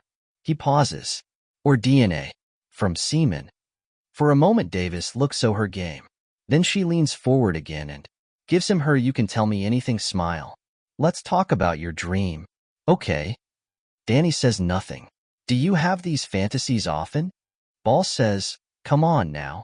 It wasn't a fantasy if the woman's body actually turned out to be there. Another snort from Jalbert. Well, you have to admit it's awfully convenient, Davis says. Not for me, Danny says. Look where I am, woman. Do you mind telling us about this dream again, Danny? He tells them the dream. It's easy because it hasn't faded a bit, and although his trip out there was similar, there's no cross-contamination between the dream and the reality. The dream is its own thing, as real as the kick a buck sign above the pastries, as real as Jalbert's peculiar woolly widow's peak, and avid yet lusterless eyes.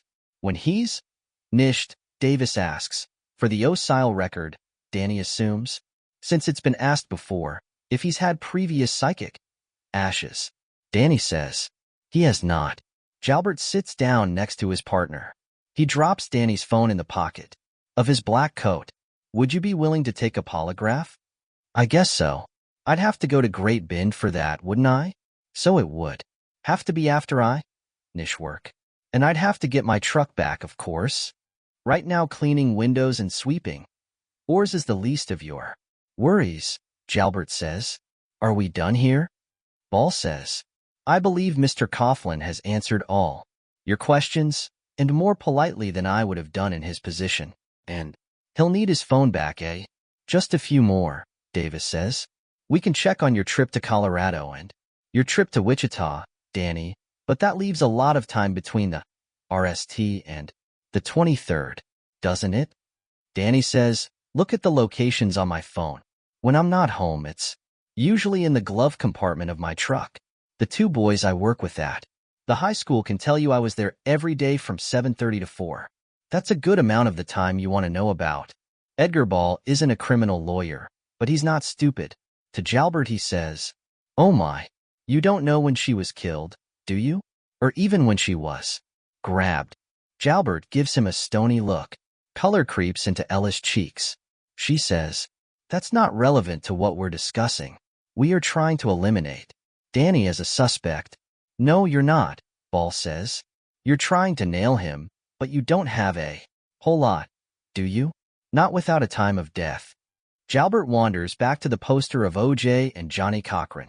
Davis asks for the names of the boys Danny works with. Pat Grady and Jesse Jackson. Like the political guy from the 70s. Davis scribbles in her notebook.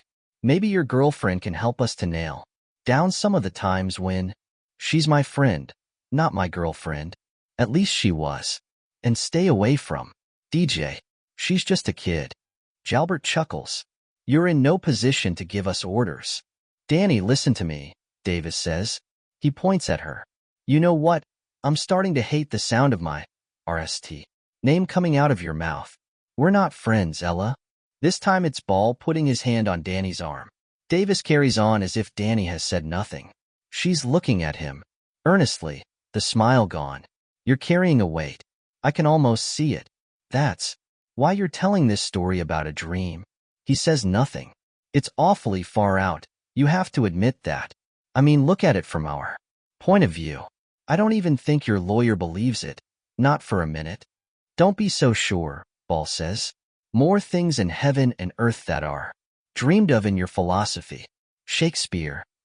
Bullcrap, Jalbert says from the poster. Me. Danny just holds the woman's gaze. Jalbert is a lost cause. Davis might not be, in spite of her hard shell. You feel remorse, I know you do. Putting that barrel over Yvonne's hand. An arm so the dog couldn't get at her anymore. That was remorse. He says nothing, but if she really believes that, she might be a lost cause. 2. It was compassion, not remorse.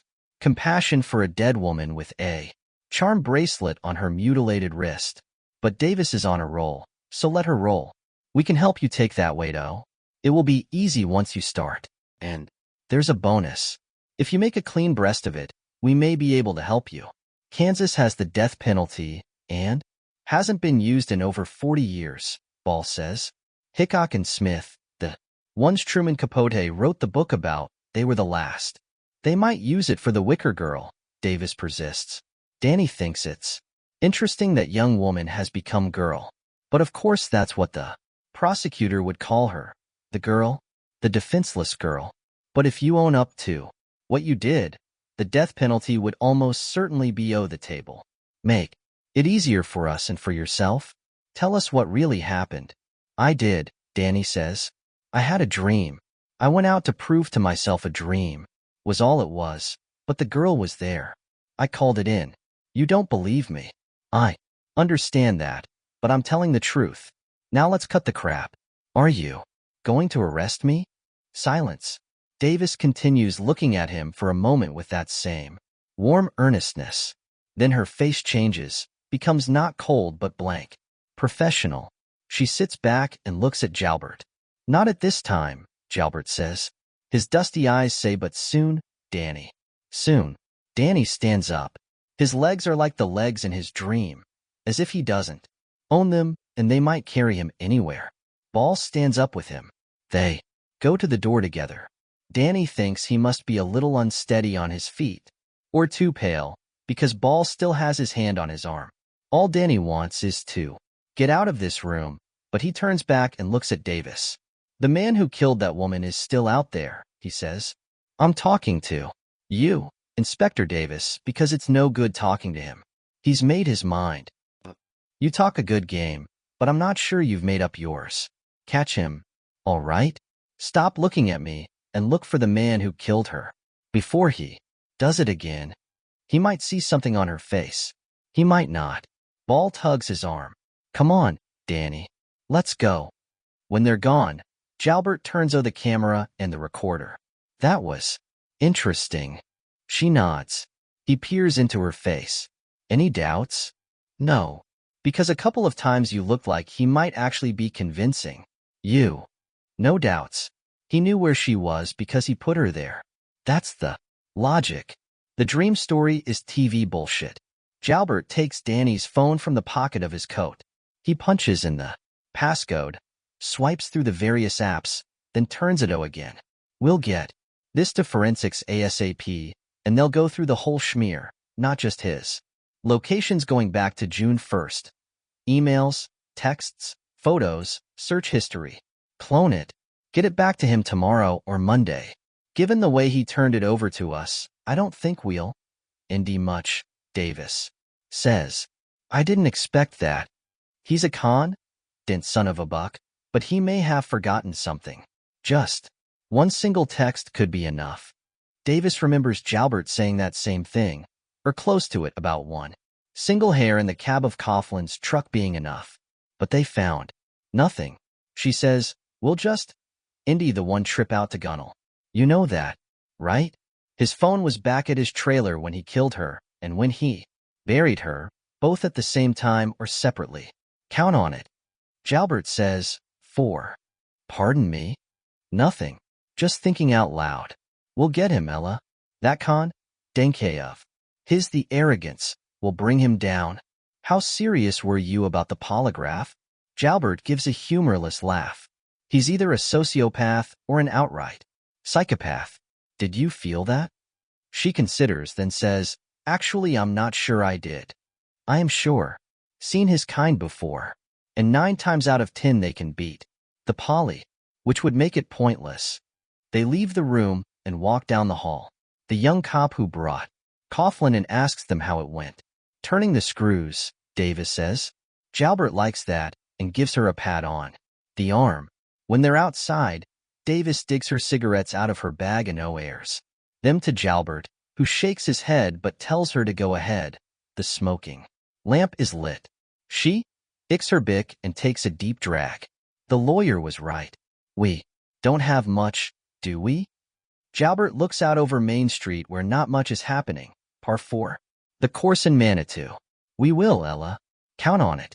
All else aside, he really does want to confess. You almost had him. He was wavering. Davis doesn't think he was wavering at all, but doesn't say so. Jalbert has been doing this for a long time, and she trusts his instincts over her own. 2 things continue to bother me, she says. What? How relieved he looked when you told him you had DNA from the doer, and how he smiled when I told him we had her. Gerprints on the dashboard of his truck. He knew I was lying. Jalbert runs a hand through what remains of his red and gray hair. He knew you were bluing. But the DNA thing, it was just so what? So immediate. Like he thought he was the hook. He turns to her. Think about the dream, Ella. Did you believe that for even a single second? She answers without hesitation. No. He was lying. There was no dream. He nods. Keep that centered in your thoughts, and you'll be any. Jalbert has a room bachelor ranchette in Lawrence, almost within shouting distance of the home OC in Kansas City, but he won't be going back there until Coughlin has been arrested, indicted, and bound over for trial. His boxy 2-bedroom suite in Lyons is close to both Manitou and Great Bend. Well, in Kansas terms they're close. It's a big state, the 13th largest. Jalbert likes to keep track of such things. He stands at the window on Saturday evening, watching dusk turn to dark, and thinking about the interrogation of Coughlin that morning. Ella did any job. Jalbert couldn't have done better himself, but it was unsatisfying just the same. He didn't expect Coughlin to lawyer up. He expected him to confess. Next time, he thinks. Just have to keep grinding. He's good at grinding, but tonight he has nothing to grind on. Nothing to do. He doesn't watch TV, and he's run the chairs twice. He got a couple of hot pockets at the convenience store across the street and zapped them in the microwave. 3 minutes, 180 seconds, 1 to 18 added inclusively with 9 left. Over. Jalbert doesn't like leftover numbers, but sometimes you have to live with them. The hot pockets aren't particularly tasty, and Jalbert has an expense account, but he never even considers ordering from room service. What would be the point? Food is just body gasoline. He's never been married. He has no friends. He likes Davis, but she is and always will be an associate. He has no pets. Once, as a child, he had a parakeet, but it died. He has no vices unless masturbation counts, which he does once a week. The problem of Coughlin nags at him. He's like, why that keeps avoiding the rolled-up newspaper. Jalbert decides to go to bed. He'll be up at 4, but that's all right. He likes the early hours, and he may wake with more clarity on the Coughlin problem.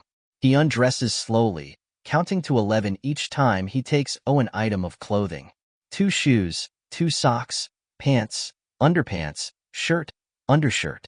That makes 88. Not a good number. It's one favored by neo-fascists. He takes his suitcase out from under the bed, removes the gym shorts he sleeps in, and puts them on. That takes him up to 99. He sits in the desk chair to add one more, which takes him to 100. A good number, one you can depend on. He goes into the bathroom. There's no scale. He'll ask for one tomorrow. He brushes his teeth, counting strokes down from 17.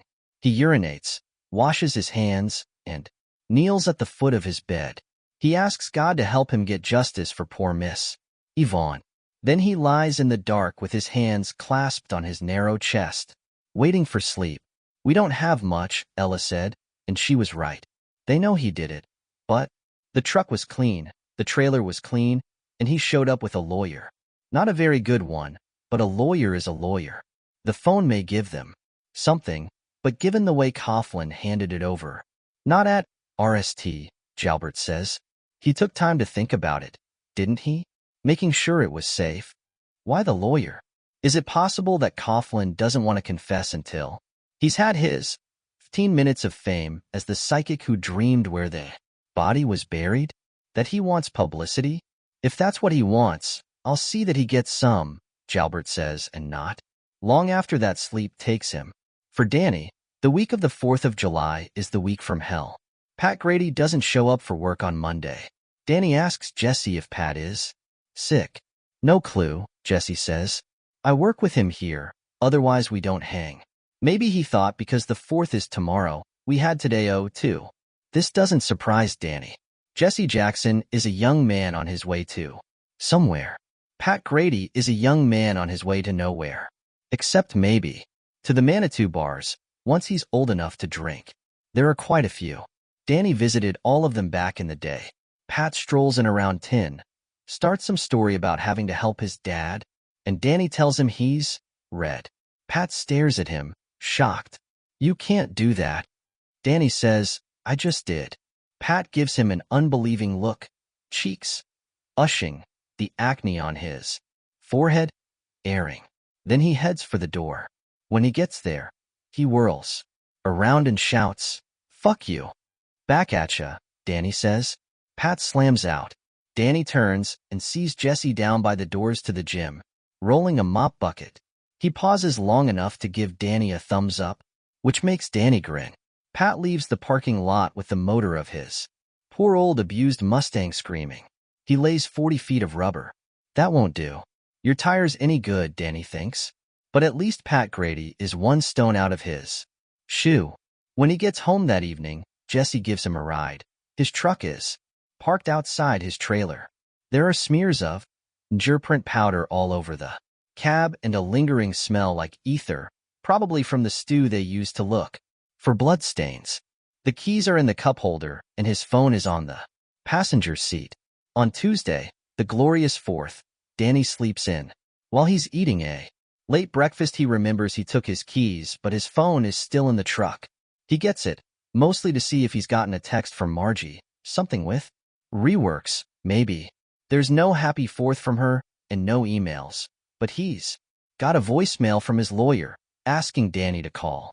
Danny has a good idea what that's about. He wishes Ball a happy holiday. Ball wishes him one right back.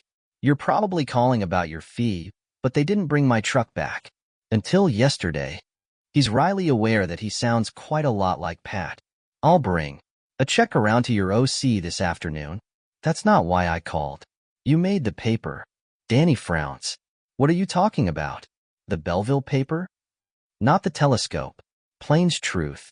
Danny pushes away his cereal bowl. You mean that free handout? The one that's full of coupons? I never bother with it.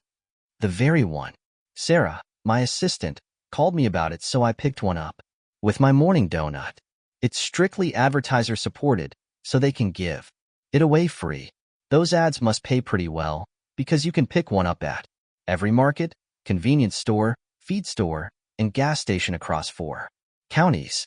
The content, such as it is, features local sports, right-wing editorials, and 2 or 3 pages of reader letters, mostly of the rant and rave variety. As far as news goes, they don't care what they print, which in the latest issue includes the dead woman's name. They printed it? Yup, Yvonne Wicker of Oklahoma City. And listen to this.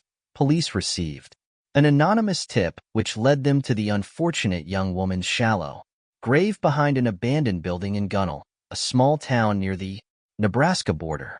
A reliable source tells Plains Truth that the tipster has been identified as Daniel M. Coughlin, currently employed as a janitor at Wilder High School. He is said to be aiding KBI detectives with their hunt for the killer. Danny is astounded. Can they do that? Release my name when I haven't been charged with anything? It's not accepted newspaper practice, but Plains Truth ain't really a newspaper, just toilet reading. There's more. It goes on to say, when asked how Mr. Coughlin knew the location of the body, our source was mum. It doesn't tell readers to connect the dots, but it really doesn't have to, does it? Jalbert, Danny says. The hand not holding his phone is curled into a SD. Let's say I agree, either him or Davis. Not her, him. But try proving it. Half a dozen cops in the Manitou station knew. They saw us come in, plus the one who gave you a ride to the interrogation from your trailer park. Then there's the people in your trailer park. They could have made a pretty good guess why the cops were there. Sure, and Becky knew. He even told her about the dream. But still, he doesn't have enough to arrest me, so he does this. Jumping to conclusions really won't help. Come on, man. Did you see him? Hear him? Ball size. Danny, you need a lawyer who can advise you better than I can. A criminal lawyer. I'll stick with you for the time being. Maybe this will blow over. It might, I suppose. Only 4 words, but they are enough to tell Danny. That Ball thinks that is unlikely. Maybe even absurd. On Wednesday of the week from hell, Danny? NDS out he's going to lose his job. At noon he goes out to his truck, planning to grab his dinner bucket and join Jesse at one of the picnic tables out back. He takes his phone out of the glove compartment, checks his emails, and immediately loses his appetite. He has 3. One is from the Belleville Telescope and one is from Plains Truth, both asking for comment about his connection to the murder of Yvonne Wicker. The one from Plains Truth also asks him to confirm or deny reports that you were led to Ms. Wicker's burial site in a dream. He deletes both. The third is from the Wilder County Superintendent of Schools. It informs him that due to budget cuts, his position as head custodian at Wilder High School has been eliminated. He's instructed to niche the week, but come Monday he'll be out of a job. Due to the regrettable suddenness of this reorganization, the email continues, your salary will continue to be paid through the month of July and the RST week of August. If he has questions, he should get in touch with the assistant superintendent and county schools comptroller, Susan Eggers. There's a phone number and also a Zoom link. Danny reads this boilerplate fuck you over several times to make sure he understands. Then he tosses the phone back into the glove compartment and cuts through the gym to the picnic table. Want some chili? Jesse asks. Mama always gives me too much. I heated it up in the mic. I'll pass. I've got liverwurst and cheese. Jesse wrinkles his nose, as if at a bad smell. Also, Danny continues, I seem to have been read.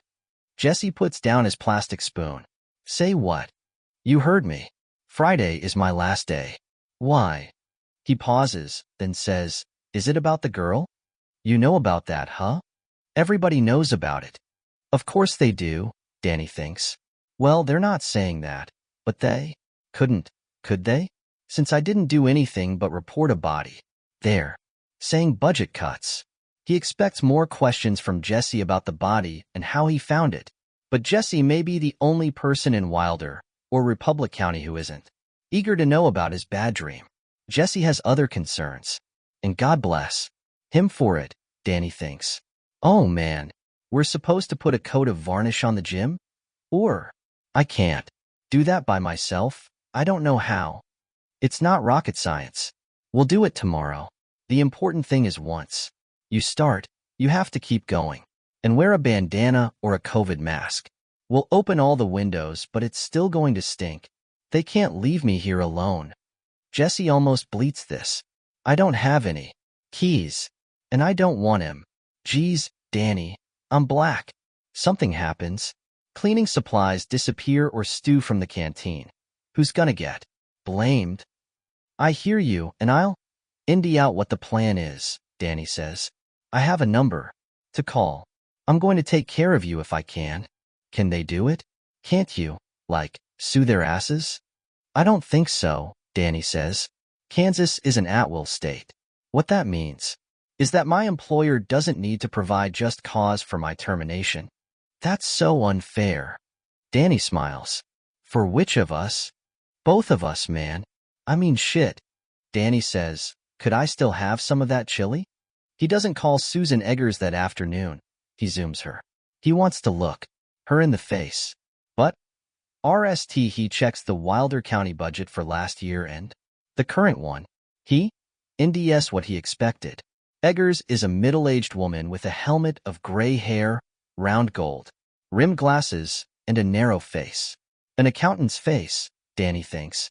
She's at her desk. Behind her is a framed, jumbo-sized version of the Little House on the Prairie Book jacket, little girls in the back of a Conestoga wagon, both of them looking scared to death. Mr. Coughlin, she says. That's right. The man you just read. Eggers folds her hands and looks directly into her computer's camera lens. Terminated, Mr. Coughlin, and although we didn't have to, we even gave you a valid reason. Budget cuts. Yes, but the county school budget isn't smaller this year. It's actually 10% larger. I checked to be sure. She gives him a tight little smile that says, "Oh ye of little knowledge. Inflation has outpaced our budget." Danny says, why don't we cut through this, Ms. Eggers? You didn't terminate me. You read me. And the reason wasn't budgetary. It was because of rumors about a crime I didn't commit and haven't been charged with. Tell the goddamn truth. Susan Eggers clearly isn't used to being talked to this way. Her cheeks, and a vertical line grooves her previously smooth forehead. Do you really want to go there? All right. I have been given some rather unpleasant information about you, Mr. Coughlin. Aside from your current situation, you were arrested for violating a restraining order after stalking your ex-wife. You were jailed in Wichita, I understand. The jail part is true, but he was only in the cooler for a night and it was for being drunk and obstreperous. Saying this, however, won't help his case, not that he has a case to make. You've been talking to a man named Jalbert, haven't you?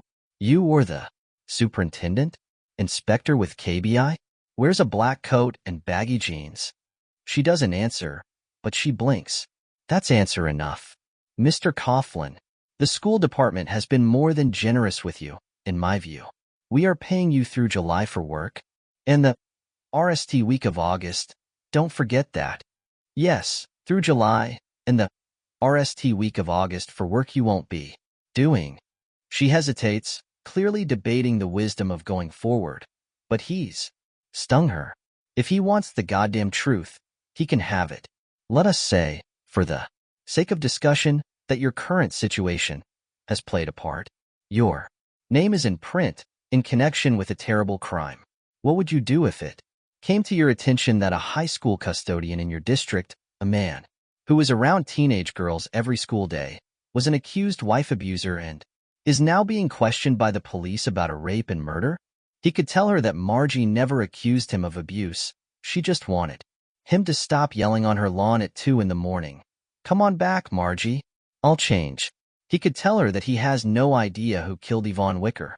He could tell her that he's morally sure the freebie rag got his name from Inspector Jalbert, because Jalbert knew they'd have no qualms about publishing it.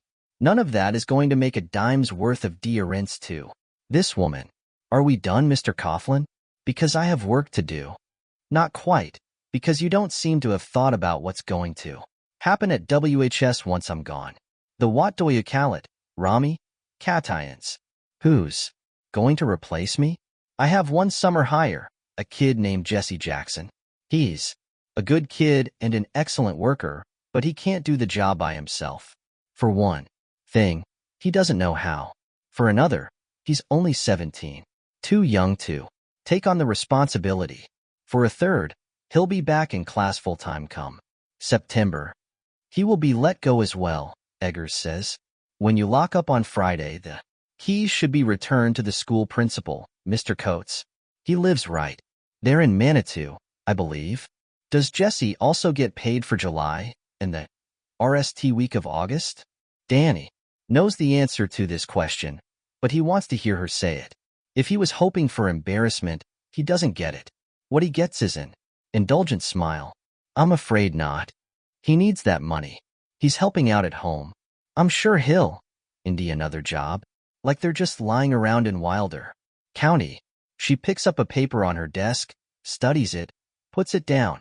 I believe you had another boy, Patrick Grady. His parents have lodged a complaint.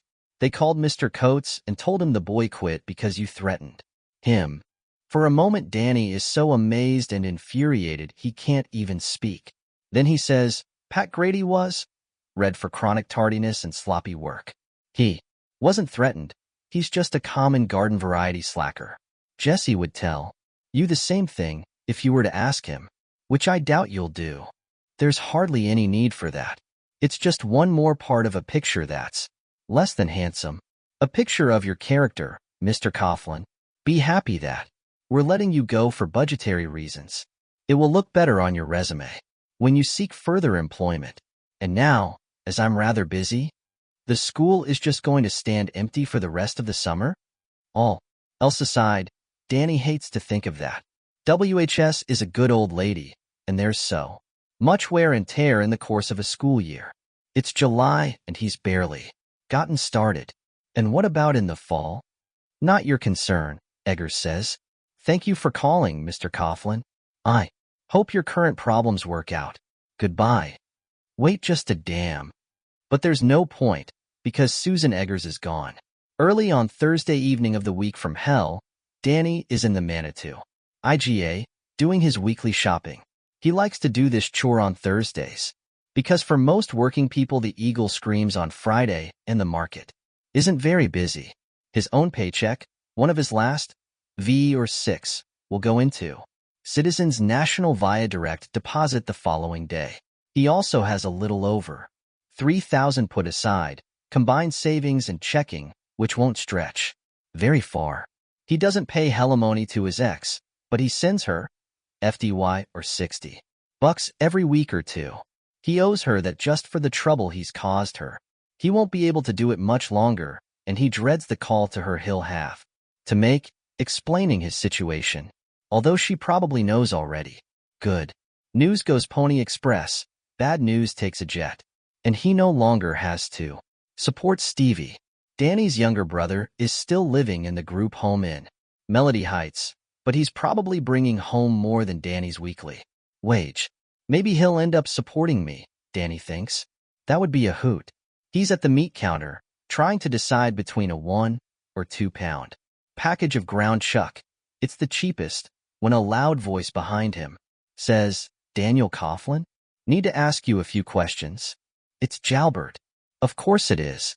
This evening he's exchanged his baggy black coat for a blue windbreaker with KBI on the left breast.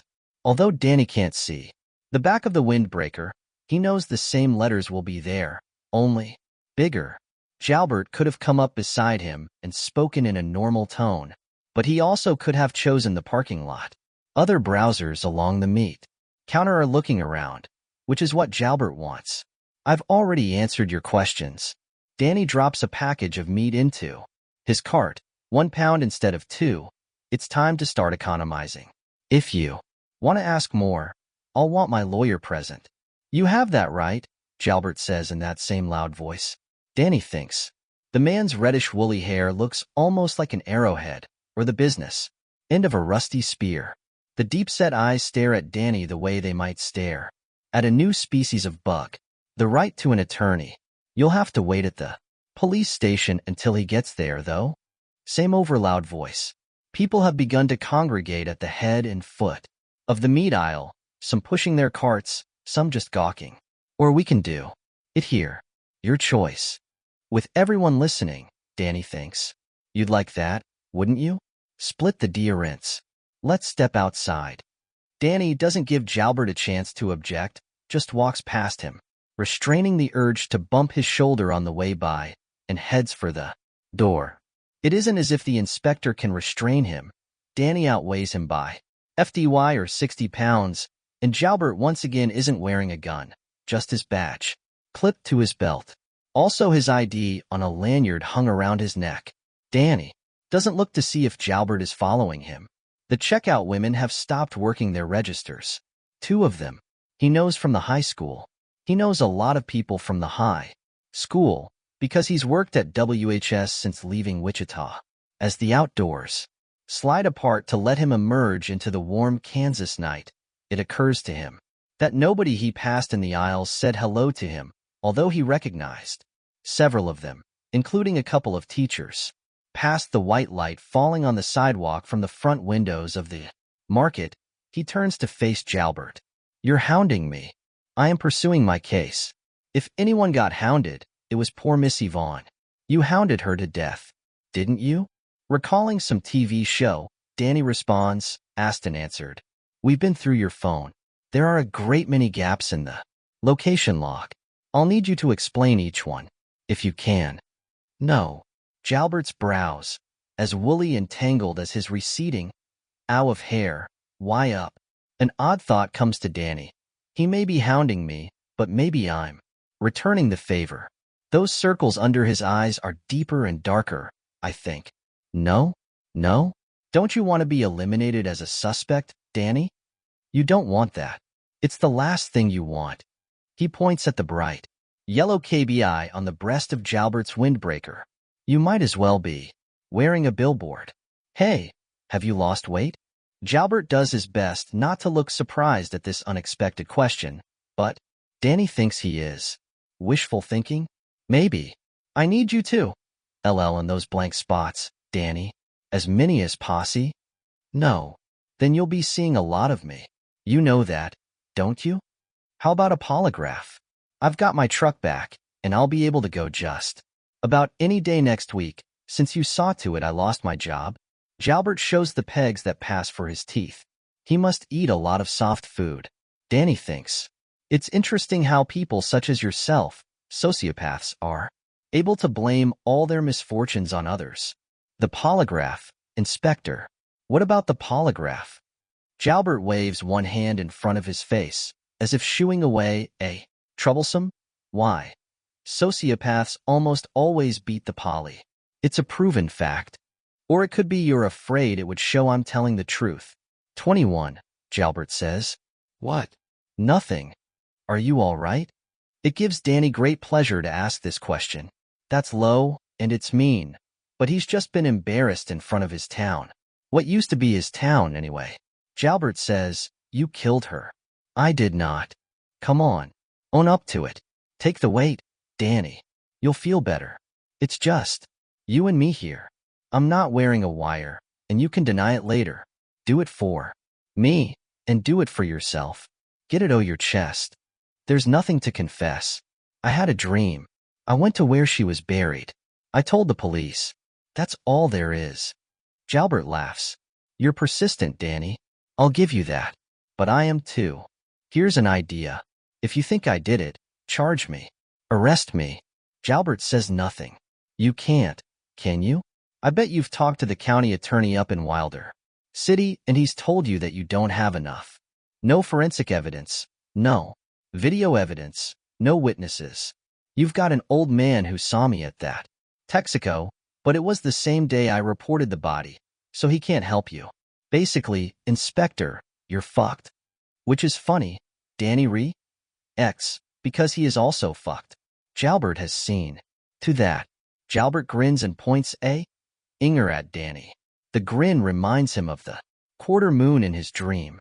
"You did it. I know it. You know it." 28. Danny says, "I'm going in and nishing my shopping. You can follow me if you want. I can't stop you and the damage is done. It was done when you leaked my name to that rag." Jalbert doesn't deny it, and he doesn't follow Danny back into the IGA. His job is nished. Everyone looks at Danny as he shops. Some actually swerve their carts out of the way when they see him coming. He goes home to his trailer in Oak Grove. He puts away his groceries. He allowed himself a box of Nabisco pinwheels, his favorite cookie, and intended to eat a couple while watching TV. Now he doesn't want to watch TV, and he certainly doesn't want any cookies. If he tried to eat one, he thinks he'd choke on it. He's never felt so angry since being bullied by a bigger boy in middle school, and he's certainly never felt so cornered, he murmurs. Will he sleep tonight? Not unless he can calm down. And he wants to calm down, wants to get hold of himself. Jalbert looks like he hasn't been sleeping, and he'd like Danny to join him in that.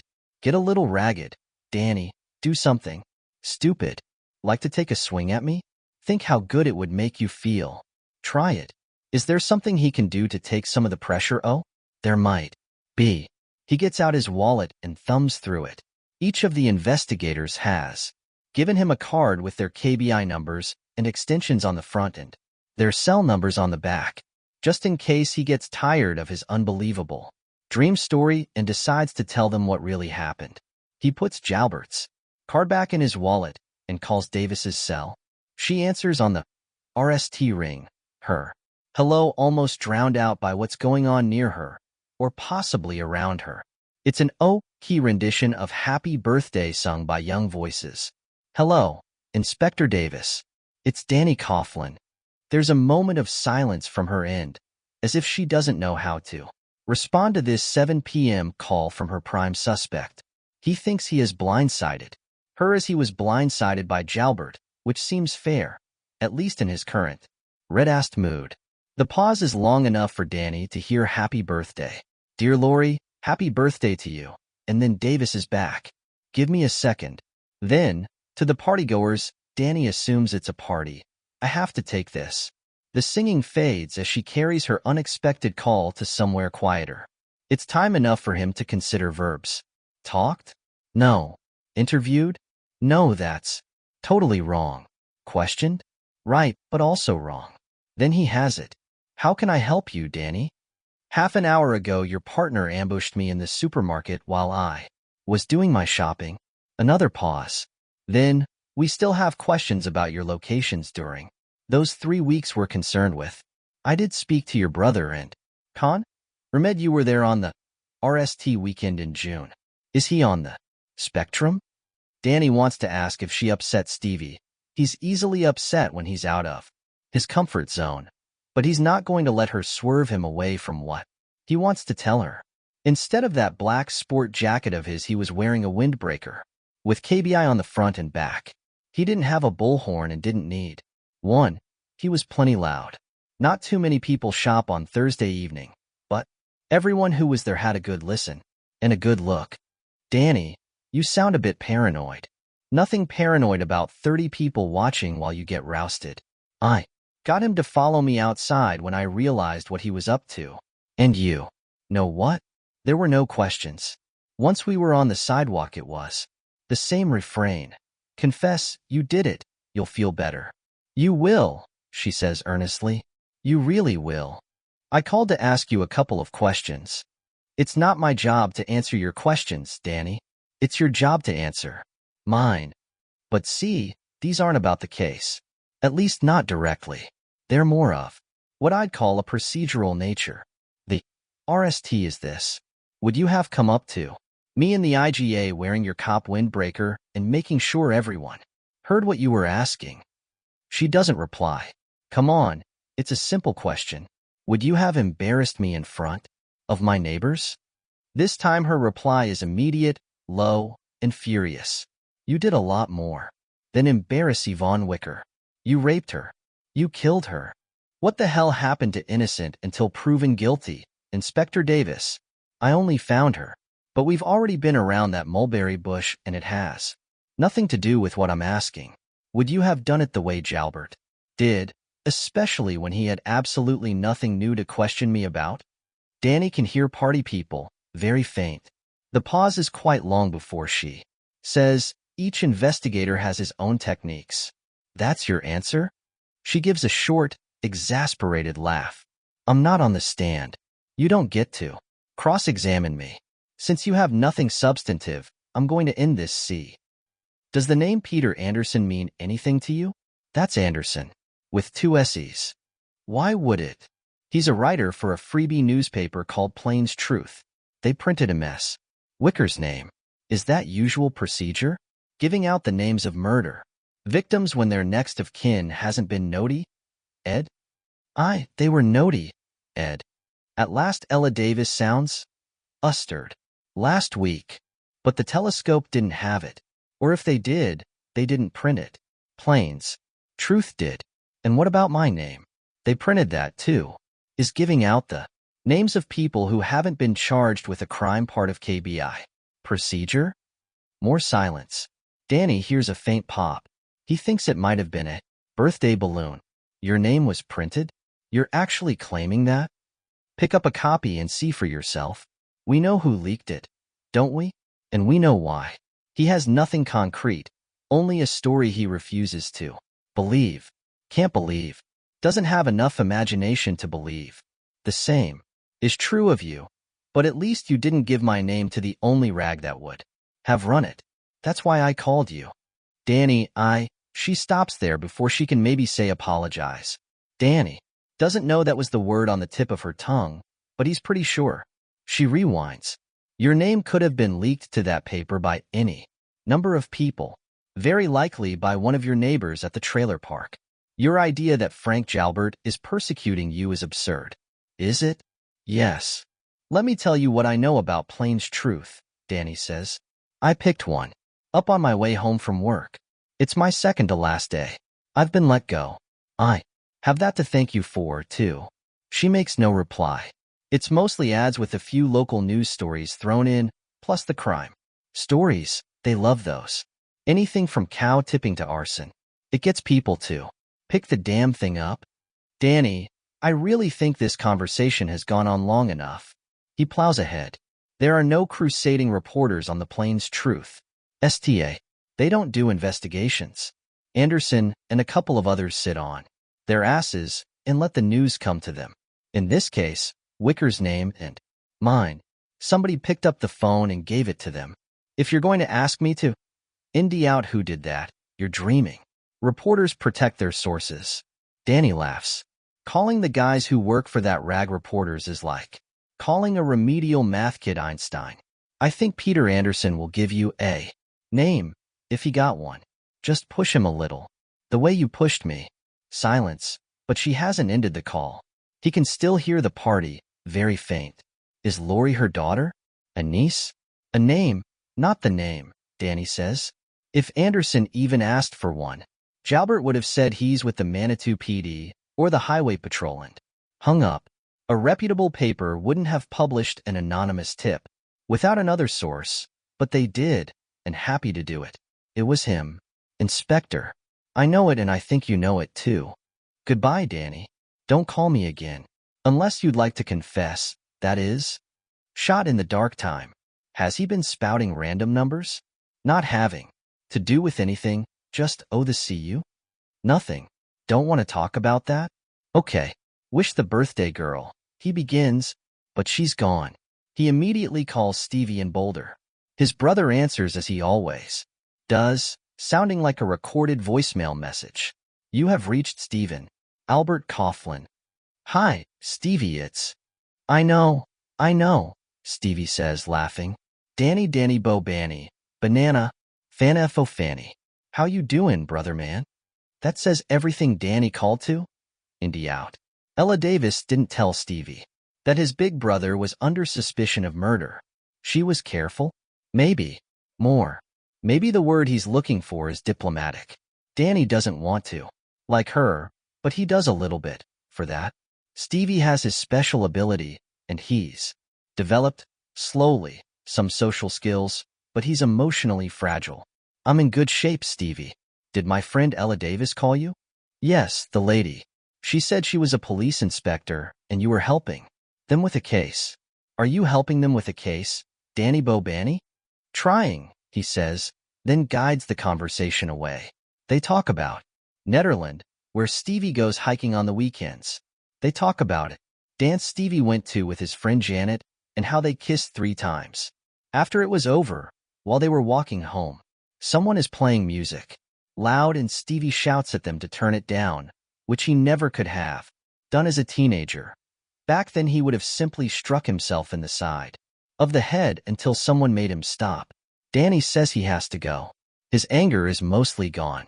Talking to Stevie does that. Stevie says okay, then says the usual, ask me one. Danny is ready. Folger's special roast. Stevie laughs.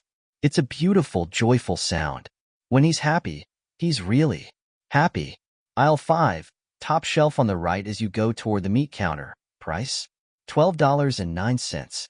It's actually classic roast. He lowers his voice. Confidentially. Folger's special roast has been discontinued. Good one, Stevie. I have to go. Okay, Danny Bobani. I love you. I love you too. He's glad it was Davis who talked to Stevie. The thought of Jalbert doing it, of coming anywhere near his brother, makes Danny feel cold to the bone. Ella Davis puts her phone in the pocket of her slacks and goes back to the party. Her sister is doling out cake and ice cream to half a dozen little girls, wearing party hats. Davis's daughter, birthday girl and star of tonight's show, keeps casting greedy eyes at the pile of presents on the sideboard. Lori is 8 today. The gifts will be opened soon and soon forgotten, except maybe for Adora, a doll that cost Davis 40 hard-earned bucks. The little girls, fueled by sugar and primed to party hardy, will play games in the living room. And their shrieks will her sister's house. By 8 o'clock they'll be ready to fall asleep while the umpteenth showing of Frozen plays on the TV. Who was that? Her sister asks. Was it your case? Yes. One dish of ice cream has already been spilled. Mitzi, Regina's beagle, gets on that right away. It wasn't him, was it? Regina asks, whispering. Coughlin. Then, use your fork, Olivia. No, Davis lies. When are you going to arrest him? I don't can. Arrest who? A little girl bugles. Her name is Mary or Megan. Ella can't remember which. Arrest who? Nobody, Regina says. Mind your beeswax, Marin. I don't know, Reg. That's above my pay grade. When the cake and ice cream have been served and the girls are eating, Davis excuses herself and goes out on the back porch for a cigarette. She's troubled by the idea that Frank approached Coughlin in the market, deliberately marking him out, saying to the witnesses to the confrontation, this is him. This is the guy who did it. Get a good look. She's more troubled by the idea that Jalbert may have given Coughlin's name to the only publication that would run it. She doesn't want to believe he'd do that, and mostly she doesn't. But there can be no doubt that Frank has homed in on Coughlin. He's Zat. Wrong word, she tells herself. The right one is dedicated. She's most troubled by Coughlin himself. He did seem relieved when Frank said they had DNA and was happy to give a sample for comparison. He did. No, Davis was lying about the girls. Gerprints on the dashboard of his truck. But that could have been because he wiped them. It could also have been because Wicker, poor Miss Yvonne to Jalbert, was never in the cab at all. He could have wrapped her dead body in a tarpaulin and put it in back. If he got rid of the tarp, it would also explain why they found no hair, prints, or DNA in the truck bed. But why wouldn't he have buried her in the tarpaulin? Or it could have been because Yvonne Wicker was never in the truck at all. No, I don't accept that. Coughlin also owered to take a polygraph, almost begged to take one. Frank had shot that one down, and for good reasons, but her sister comes out. Lori's opening her presents, she says with the faintest etch of acid. Do you care to join? What the hell happened to innocent until proven guilty? Inspector Davis. Yes, Ella says, putting out her cigarette. Absolutely. Reggie takes her by the shoulders. You look troubled, Hon. Was it him? Davis sighs. Yes. Proclaiming his innocence? Yes. You'll feel better once he's locked up, won't you? Yes. Later, with the girls in their jammies and clustered on the living room. Or, entranced as always when Elsa and Anna sing, for the first time in forever, Ella asks Reggie if she's ever had a psychic experience. Like a dream. That came true. Not me, but my friend Ida dreamed Horst was going to have a heart attack, and 2 weeks later he did. Really? Yes. So you believe such things are possible? Reggie considers this. Well, I don't think Ida is a liar, but I'd believe it. More if she told me about that dream before Horst had his heart attack.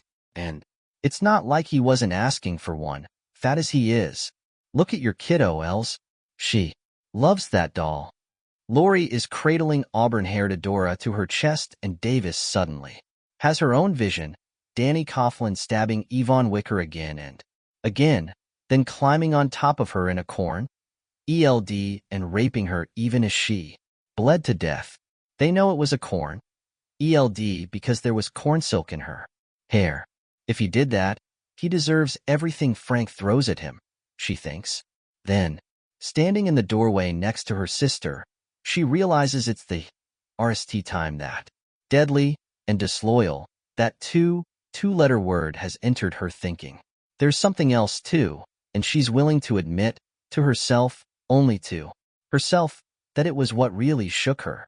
Has he been spouting random numbers? Not having to do with anything, just oh the CU? She's heard Frank do that several times, more since they've been investigating the Wicker murder, and it probably means nothing, but he's lost weight and he's so zat on. Coughlin, don't use that word. Not zat, dedicated. He's Wicker's advocate. He wants to give her justice. Only what if is the right word? Halfway back to Lyons, Jalbert pulls into the cracked and potholed parking lot of an abandoned strip mall. He feels if he doesn't get out of this car and do some counting, he will explode. It's still daylight and will be until 9 o'clock. Not too far away, a giggle of girls is watching Frozen. He's running it out, Jalbert whispers. That son of a bitch is trying to run out the clock on me. Oh, his head throbbing. He runs both hands through his arrowhead swoop of hair. On either side of the widow's peak, he can feel tiny beads of sweat. He needs to count. Counting will soothe him. It always does, and when he gets back to his two-room celebration center suite, he can run the chairs. He won't be able to sleep until he does. What was once a game to pass the time has become a necessity. He walks from his car to the front of an abandoned pawn shop. 30. 3 steps, which is 17 and 16. He walks back, 15 and 14. He walks back to the pawn shop again, 13, 12, 11. The last 3 baby steps because that trio totals 36 and it must come out. Right. He's starting to feel better. 10, 9, 8, and 7 takes him back to his car. He makes a SD and wraps it on the hood 21 times, counting the numbers under his breath. He can't arrest Coughlin yet. Never mind the county attorney, the KBI director put the kibosh on that. And Jalbert is forced to admit the director is right. The story of the dream is absurd, but without anything else, even that small-town lawyer Edgar Ball could get the case dismissed. Or maybe he wouldn't get it dismissed. If the county attorney was stupid enough to take such a dumb case to trial, Coughlin would be found innocent and couldn't be retried. Double jeopardy. Case closed. Jalbert needs something that will pry Coughlin open so the world can see the psycho beneath those wide-eyed proclamations of innocence. He has to grind. He has to turn the screws. Jalbert decides to walk around the strip mall, counting carefully from 1. He's made it to 26, 351 total, when he returns to the front and sees a highway patrol car, misery lights, ashing, parked beside his unmarked Ford. A trooper is using his shoulder mic to call in his license plate. He hears Jalbert coming and turns, hand going to the butt of his Glock. Then he sees Jalbert's KBI windbreaker and relaxes. Hello, sir. I saw you parked here and you did your duty. Your due diligence. 26. Good for you. I'm going to reach into my pocket and show you some ID. The trooper shakes his head and grins. Not necessary. Frank Jalbert, isn't it? Yes. He holds out his hand. The trooper shakes it 3 times, just right, for a handshake. What's your name, trooper? Henry Calton, sir. Are you investigating the dead girl? Miss Yvonne, yes. Jalbert shakes his head.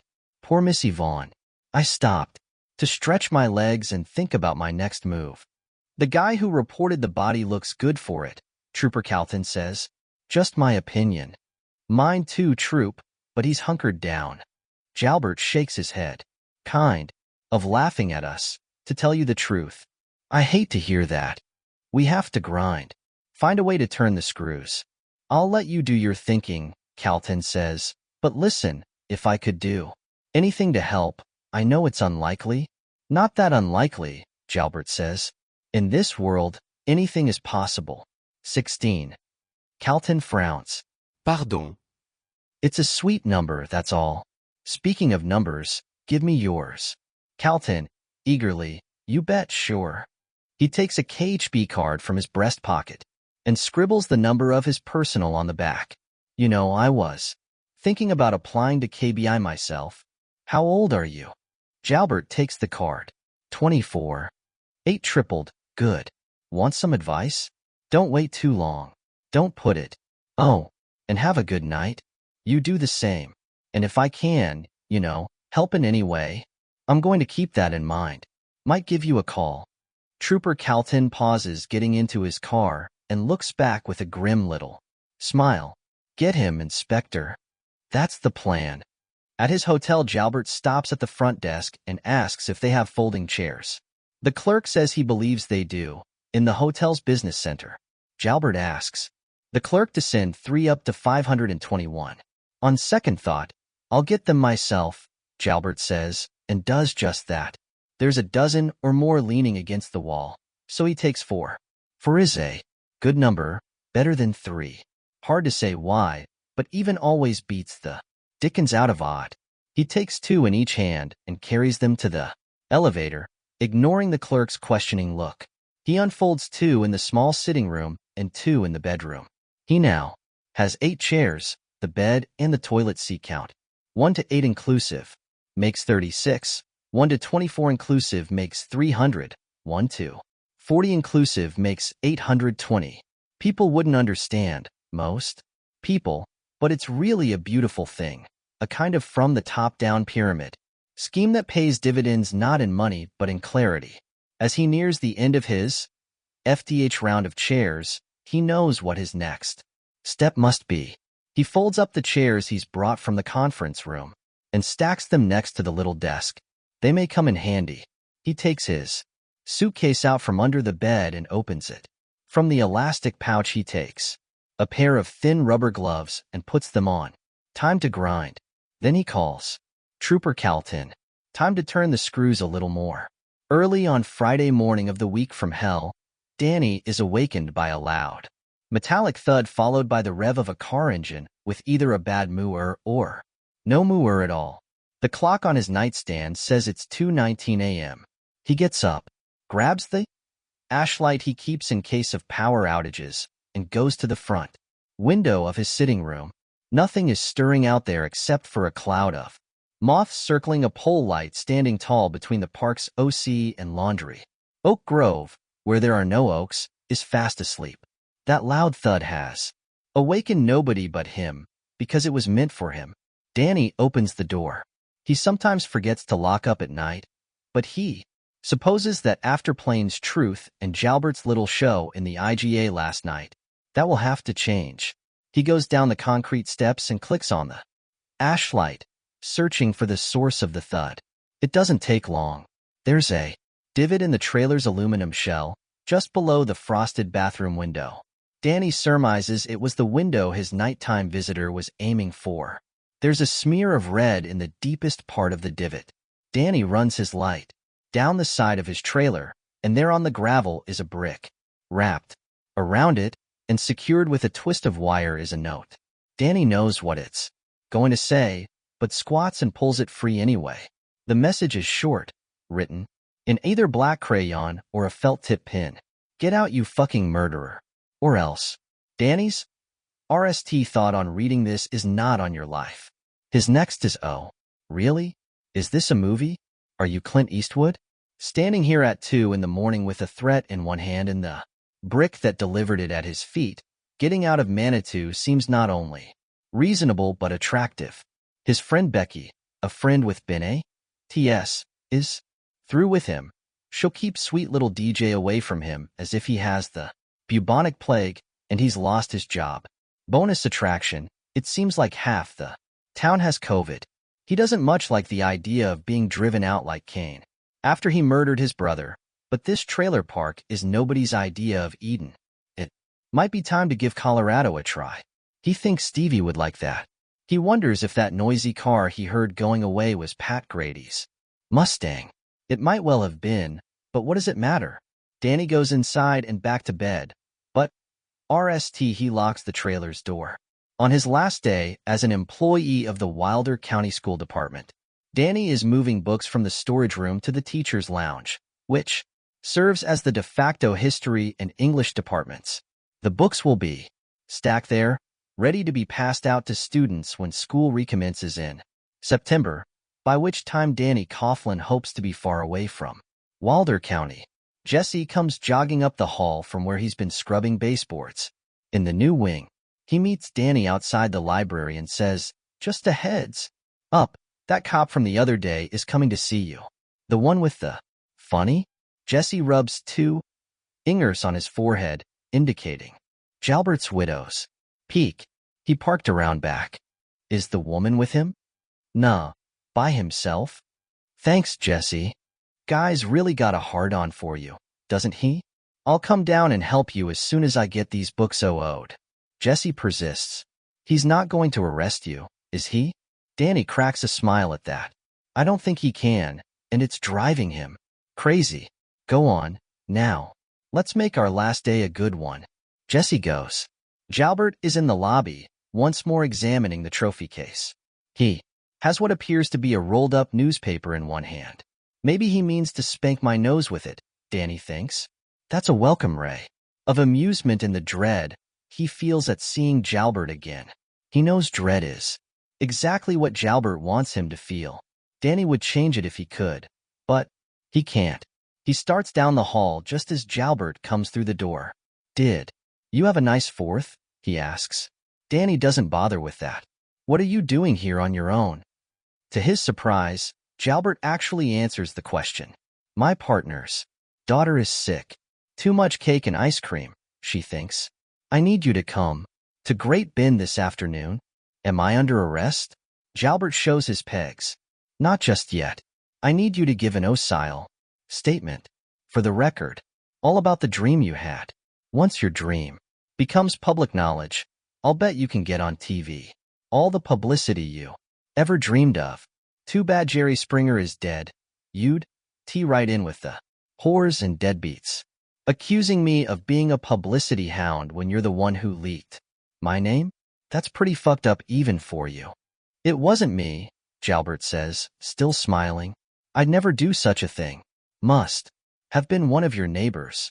Danny could tell Jalbert one of his neighbors, or maybe it was Pat Grady, threw a brick at his trailer last night, could even show him the note. It's in his pocket, but that would be fruitless. Instead, Danny asks Jalbert why he waited so long to ask him to make a report. "Because you were hoping for something better, right? Not a statement but a confession. Only your bosses wouldn't?" "Indeed, my confession. Very satisfactory. Think about it, Inspector Jalbert. I don't know where she was stabbed, or how many times, or what with. You were in a kill frenzy," Jalbert says. He believes in Danny's guilt as fervently as Danny's late mother believed in Christ the Redeemer. It's common with homicidal maniacs. That's an old term, probably not politically correct, but I like it. It describes you perfectly.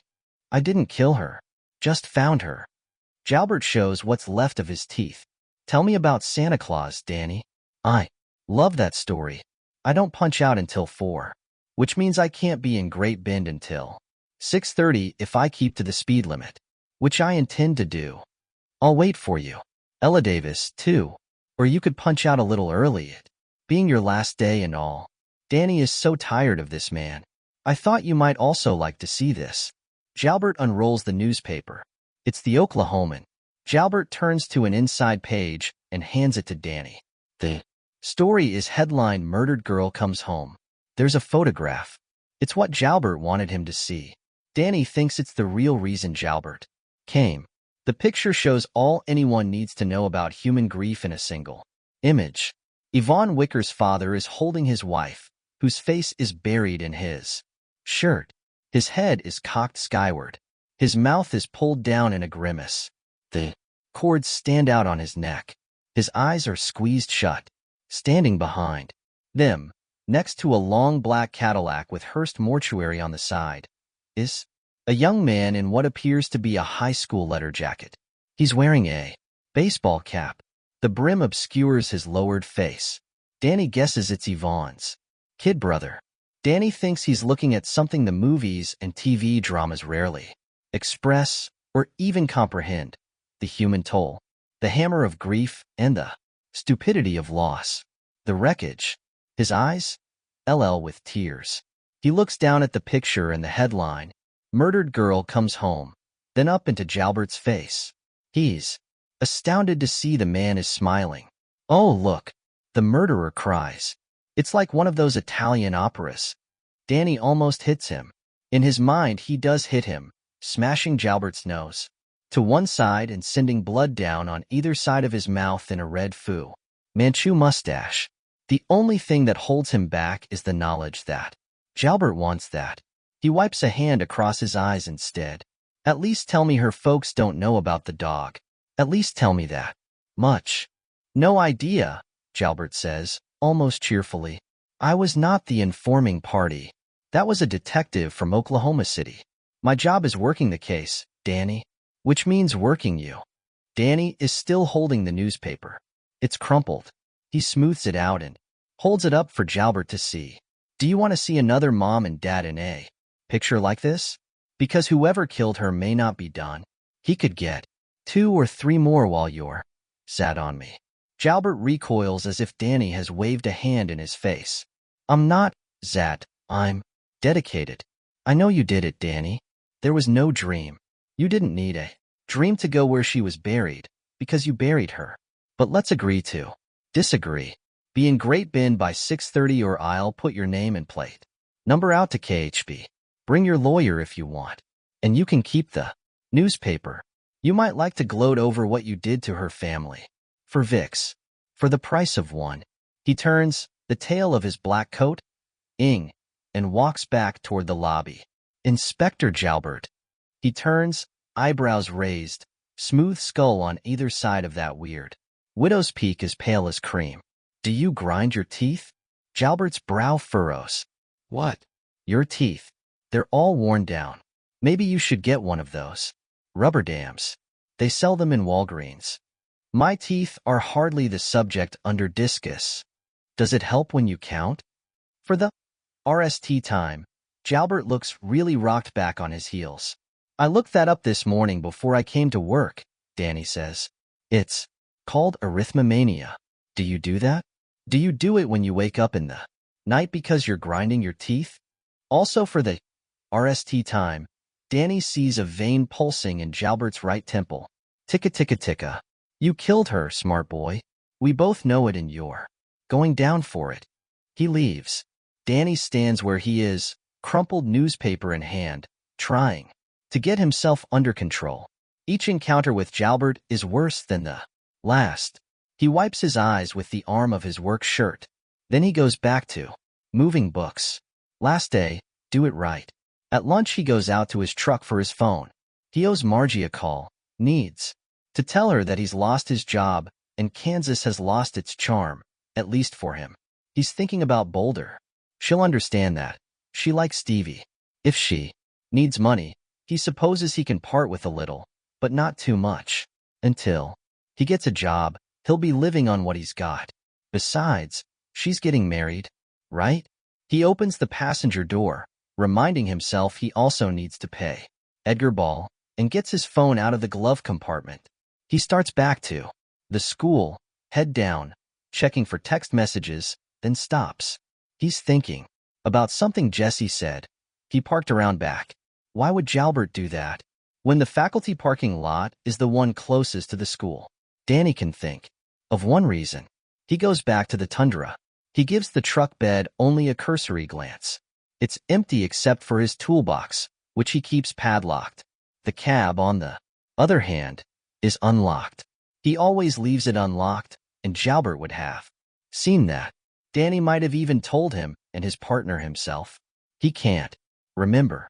He goes through the accumulated crap in the glove compartment. Weird how it piles up, expecting to Indy nothing, and nothing is what he Indy-s. Jalbert wouldn't have put anything in there. Not once he saw it was where. Danny kept his phone. The center console strikes him as more likely, but there's nothing there, either, although he does Indy a bag of M&Ms he meant to give Darla Jean the next time she showed him an A paper. DJ gets lots of, as she's a smart little thing. He looks in the side pockets. Nothing. He looks under the passenger seat. And Indy-s nothing. He looks under the driver's seat, and there it is, a glassine envelope containing white powder that can only be cocaine, heroin, or fentanyl. Kansas is hard on hard drugs. Danny knows. The kids get lectured on it at assemblies all the time. This is too small an amount to be considered with intent to distribute, but in Kansas even possession is a Class 5 felony, which can get you 2 years in jail. Does Jalbert want him in prison for 2 years, 90 days in county, more likely, on a drug charge? No, but he does want him in jail, because then he can work him, and work him, and work him. The guards might work him too, if Jalbert asked. Behind the seat is a space where all sorts of crap accumulates, including a crumpled McDonald's bag. Inside the bag is a hamburger wrapper and one of those cardboard sleeves that once contained a fast food fried apple pie. It's just the right size. Danny picks up the envelope of dope by the sides and slides it in, bending the sleeve so the envelope won't rub, blurring any fingerprints that might be on it. Prints are unlikely but possible. He puts the cardboard sleeve back in the McDonald's bag and puts the bag in his dinner bucket. When he goes back to the school, Jesse is at the picnic table. "Be with you in a bit," Danny says and goes inside.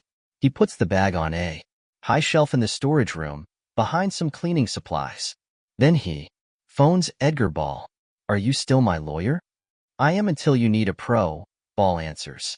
This is interesting. They talk for a while. Edgar Ball promises to drop by the high school around 2 and to meet Danny at the KBI station in Great Bend at 6-15. That evening, Danny promises to give him a check for $400. "Better make it, VE, considering what you're asking me to do," Ball says. Danny says okay. It's fair, but it will take a big bite out of his nest egg. He calls Margie and says he may not be able to help out very much for a while because he lost his job. She tells him she gets it. "Have those cops talk to me," she says. "I'll tell him you're a shouter, not a stabber. The idea of you killing anyone is crazy." Danny says she's a peach. Margie Bo Bargy to Stevie. Says you're goddamn right I am. He takes his sandwich and thermos out to the picnic table and has a nice lunch with Jesse. "I'm gonna miss this place," Jesse says. Weird but true. "And I'm gonna miss working with you. You're a good boss, Danny. You'll catch on somewhere," Danny says. "I'd write you a reference, but, under the circumstances." "Yeah," Jesse says and laughs. "I feel you." Edgar Ball shows up at 2-15. Danny gives him the check and the McDonald's bag. "Sure you want to do it this way?" Ball asks. "You'll be going out on a limb." "I'm already out on a limb," Danny says, "getting further out all the time." They punch out at 3:30, half an hour before their usual quitting time. Danny locks up the school for the last time, all 7 doors. Jesse gives Danny a man hug and Danny returns it along with a couple of slaps on the back. Danny tells Jesse to take care of himself and stay in touch. Jesse says for Danny to do the same. Danny drives to Oak Grove, keeping an eye on the rearview mirror, looking for cops. He sees none. When he gets home, he Indy-s a note taped to his door. It's short and to the point. "Move out. We don't want you here." He pulls it out the door, tosses it in the kitchen trash, takes a quick shower and puts on fresh clothes. Then he calls Ella Davis. "Danny Coughlin again, Inspector. How can I help you?" "By trusting me just a little." Danny tells her what he wants her to do. She doesn't say yes, but she doesn't say no, either. He sets out for Great Bend and has covered about 30 miles when a KHB cruiser pulls out of a farm road and comes after him. Lights? Ashing. The trooper gives him a blurb of the siren, totally unnecessary because Danny is already pulling over and powering down his window. Once it's open, he puts both hands on top of the steering wheel where they can be seen. The trooper's name is H. Calton. He comes up to Danny with one hand on his Glock. The strap has been unsnapped. License and registration, please. My license is in my wallet, Danny says. I'm going to reach into my hip pocket and get it. He does so, moving very slowly. Once he's handed his DL to Trooper Calton, he says, now I'm going to reach into my glove compartment and take out my registration. Do you have a weapon in the glove compartment? No. In the center console? No. Go ahead. Once again in slow-mo, Danny opens the glove compartment and takes out his registration. Do you have proof of insurance? Yes. He starts to reach for the glove compartment again. Never mind the insurance card. Sit still, Mr. Coughlin. Calton goes back to his cruiser and gets on his radio. Danny sits still. 5 minutes pass. He is going to be late getting to Great Bend, but that's all right. Jalbert doesn't think he'll be there at all. Having that the 2011 Tundra he's pulled over does indeed belong to Daniel Coughlin, a thing Calton already knew. Danny is quite sure. Trooper returns to the driver's side with Danny's paperwork, but he doesn't hand it over. Do you know why I stopped you, Mr. Coughlin? Danny says he doesn't. You were weaving all over the road. Danny knows that isn't true but keeps quiet. Have you had anything to drink today, Mr. Coughlin? If you're asking about alcohol, the answer is no. How would you feel about a breathalyzer test? Willing to take one? Yes. How about drugs? Been using any of those? Pot? Ecstasy? Cocaine? No. Would you consent to a search of your truck? Don't you need a search warrant or something for that? Not if I have observed you driving in a dangerous manner. You can consent to a search, or I can impound your vehicle. Okay, Danny says, opening the door. I have an appointment, so I guess you better search. Trooper Calton makes a show of searching the cab, saving the underside of the driver's seat for last. He spends a long time looking under there, even getting his ashlight from his cruiser. Then he slams the door and gives Danny a look. What about that breathalyzer? Danny asks. Sir, are you being smart with me? Danny can't tell if the cop's cheeks are ushed or if it's sunburn. No, but I wasn't weaving and we both know it. I'm going to write you up for reckless driving, Mr. Coughlin. I wouldn't do that, Danny says. If you do, I'll see you in court. Where my lawyer will ask if you spoke to Inspector Jalbert of the KBI prior to pulling me over. Then you'll have to decide whether you want to tell the truth or commit perjury, which might or might not come back to bite you in the ass. Do you want that? Calton takes a minute while trying to decide if he wants to push this. It's not sunburn, duh? Nightly Ush. Danny thinks it's nice not to be playing defense for once. Calton hands him back his license and registration. Try to keep on your side of the road from now on, sir.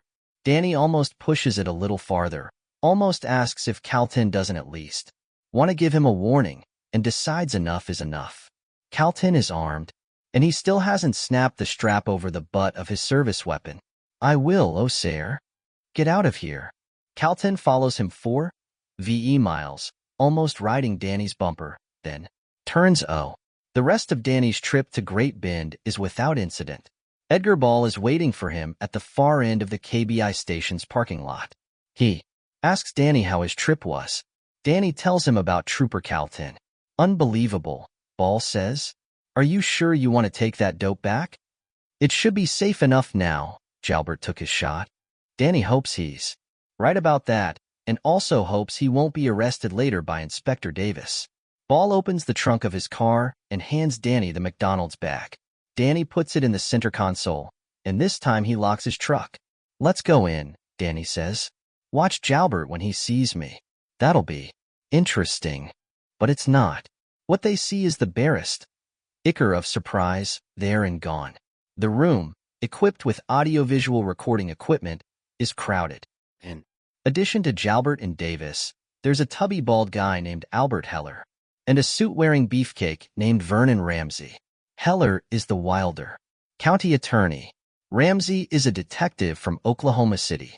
With 6 people crowded in, the feel is downright claustrophobic.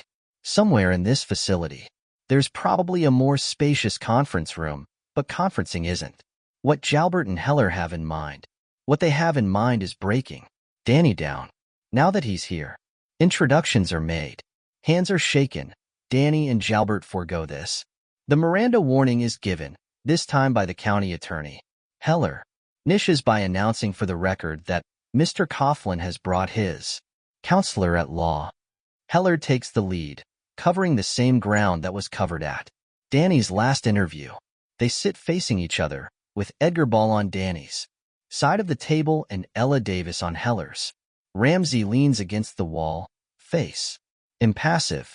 Jalbert stands in the corner with his arms crossed. Under questioning, Danny recounts his dream.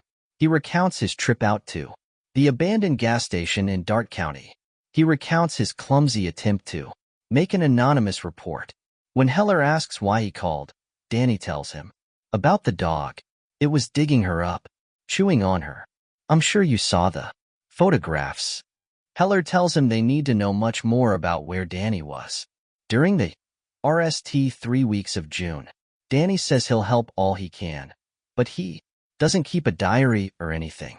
When Heller runs out of questions, Vernon Ramsey, the Oklahoma City cop, steps forward. Did you kill Yvonne Wicker? No. Ramsey steps back. He has no follow-up questions. Jalbert whispers something in his ear and Ramsey nods, face impassive. Heller winds things up by telling Danny not to leave the county. Danny shakes his head. I'm actually planning to leave the county and the state. My name was printed in a free handout newspaper. I'm the prime suspect, and somebody wanted to make sure everyone in central Kansas knew it. Danny's eyes ick to Jalbert. Jalbert looks blandly back. I can assure you no one involved in the murder investigation gave your name to the press, Heller says. That was unfortunate, but nevertheless it would be a very bad idea for you to leave the town of Manitou, let alone Kansas. It would have cons. Arrest me, Danny says. If you want to keep me in Kansas, arrest me. Heller stares at him. Ella Davis looks down at her hands, which are folded on the table. Ramsey appears to be studying the ceiling. Jalbert is openly glaring. You can't, Danny says. You have no proof that I killed Yvonne Wicker. Because I didn't. I only reported the body. So don't tell me there would be consequences. Actually, there would be, Ball says, almost apologetically. A suit for false arrest, filed by me. I strongly advise you to stay where you are, Heller says. Leaving would only make you look more guilty. From the corner, in a mild voice, Jalbert says, he is guilty. Danny takes a folded piece of paper from his back pocket and hands it across the table, not to Heller but to Davis. It says, get out you fucking murderer. Or else. It was wrapped around a brick. The brick was thrown at the side of my trailer in the middle of the night. That's a consequence of getting my name in the paper, Mr. Heller. The well has been poisoned. He, again, icks his eyes to Jalbert. The next brick could be at my head. Ramsey says, where are you going? I'm thinking Colorado. I have a brother there, and I don't see him enough. It won't matter where you go, Jalbert says. Miss Wicker will follow you. Like a bad stink. One that won't wash o. Danny knows this is probably true. He looks at Ramsey. Are you pursuing any other suspects? Any at all? Maybe a boyfriend she dropped and wasn't happy about it? A bad home situation? Ramsey says, the OHP Investigative Division isn't in the habit of sharing information with suspects. Danny didn't expect any better. He has an idea that OHP isn't pursuing any suspects in Oklahoma, and for good reason. He thinks that there is no connection between Yvonne Wicker and her killer. She was hitchhiking, got picked up by the wrong person, and it cost her her life. He stands up. I'm leaving. No one stops him, but Jalbert says, "You'll be back." In the parking lot, Danny shakes hands with his lawyer, who drove his big honker of a Honda from Manitou. He said very little, except for that zinger about suing for false arrest. That was a good one. Otherwise, what was there to say? Are you sure you want to take a chance on Davis? Ball asks. Danny shrugs. You're thinking she'll arrest me for possession when I show her the coke? Compared to what's hanging over me, that's a minor risk. Ball rocks back and forth on his feet. If you didn't kill her, you're the most divine liar I've ever come across. Even better than my Uncle Red, which I would have thought impossible. I didn't, Danny says. He's getting tired of saying it. It's only a couple of miles from the KBI station to where he's supposed to meet Ella Davis, but Danny goes the long way through Great Ben's Poultry, downtown, checking his rearview mirror, doing his best to make sure no one is following him. When he, Nally, arrives at the Co-E hut, it's 8:30. There's a paved parking area in front, dirt in the back. That's where Danny parks, pulling up next to a RAV4 sport utility. He's pretty sure it belongs to Davis. There's an action gear on the passenger seat that he recognizes, thanks to Darla Jean. It's Elsa Oldenburg from Frozen. He goes inside. Davis is in a booth around the corner from the counter, where she can't be seen from the main parking lot. I didn't think you were coming, she says. I was getting ready to leave. I wanted to make sure I wasn't followed. Sure as I could, anyway. She raises her eyebrows. You really are paranoid, aren't you? It was for your Bene T as well as mine. I don't think Jalbert would like you meeting me behind his back. She's spared a response by the arrival of a waitress. Danny, who hasn't had anything to eat since his sandwich at lunch, orders country ham with gravy and a Coke. That will clog your arteries, Davis says when she's gone. Beats a brick in the head. Frank Jalbert thinks you wrote that note yourself. He would. Why are we here, Danny? I've got a babysitter and her meter's running.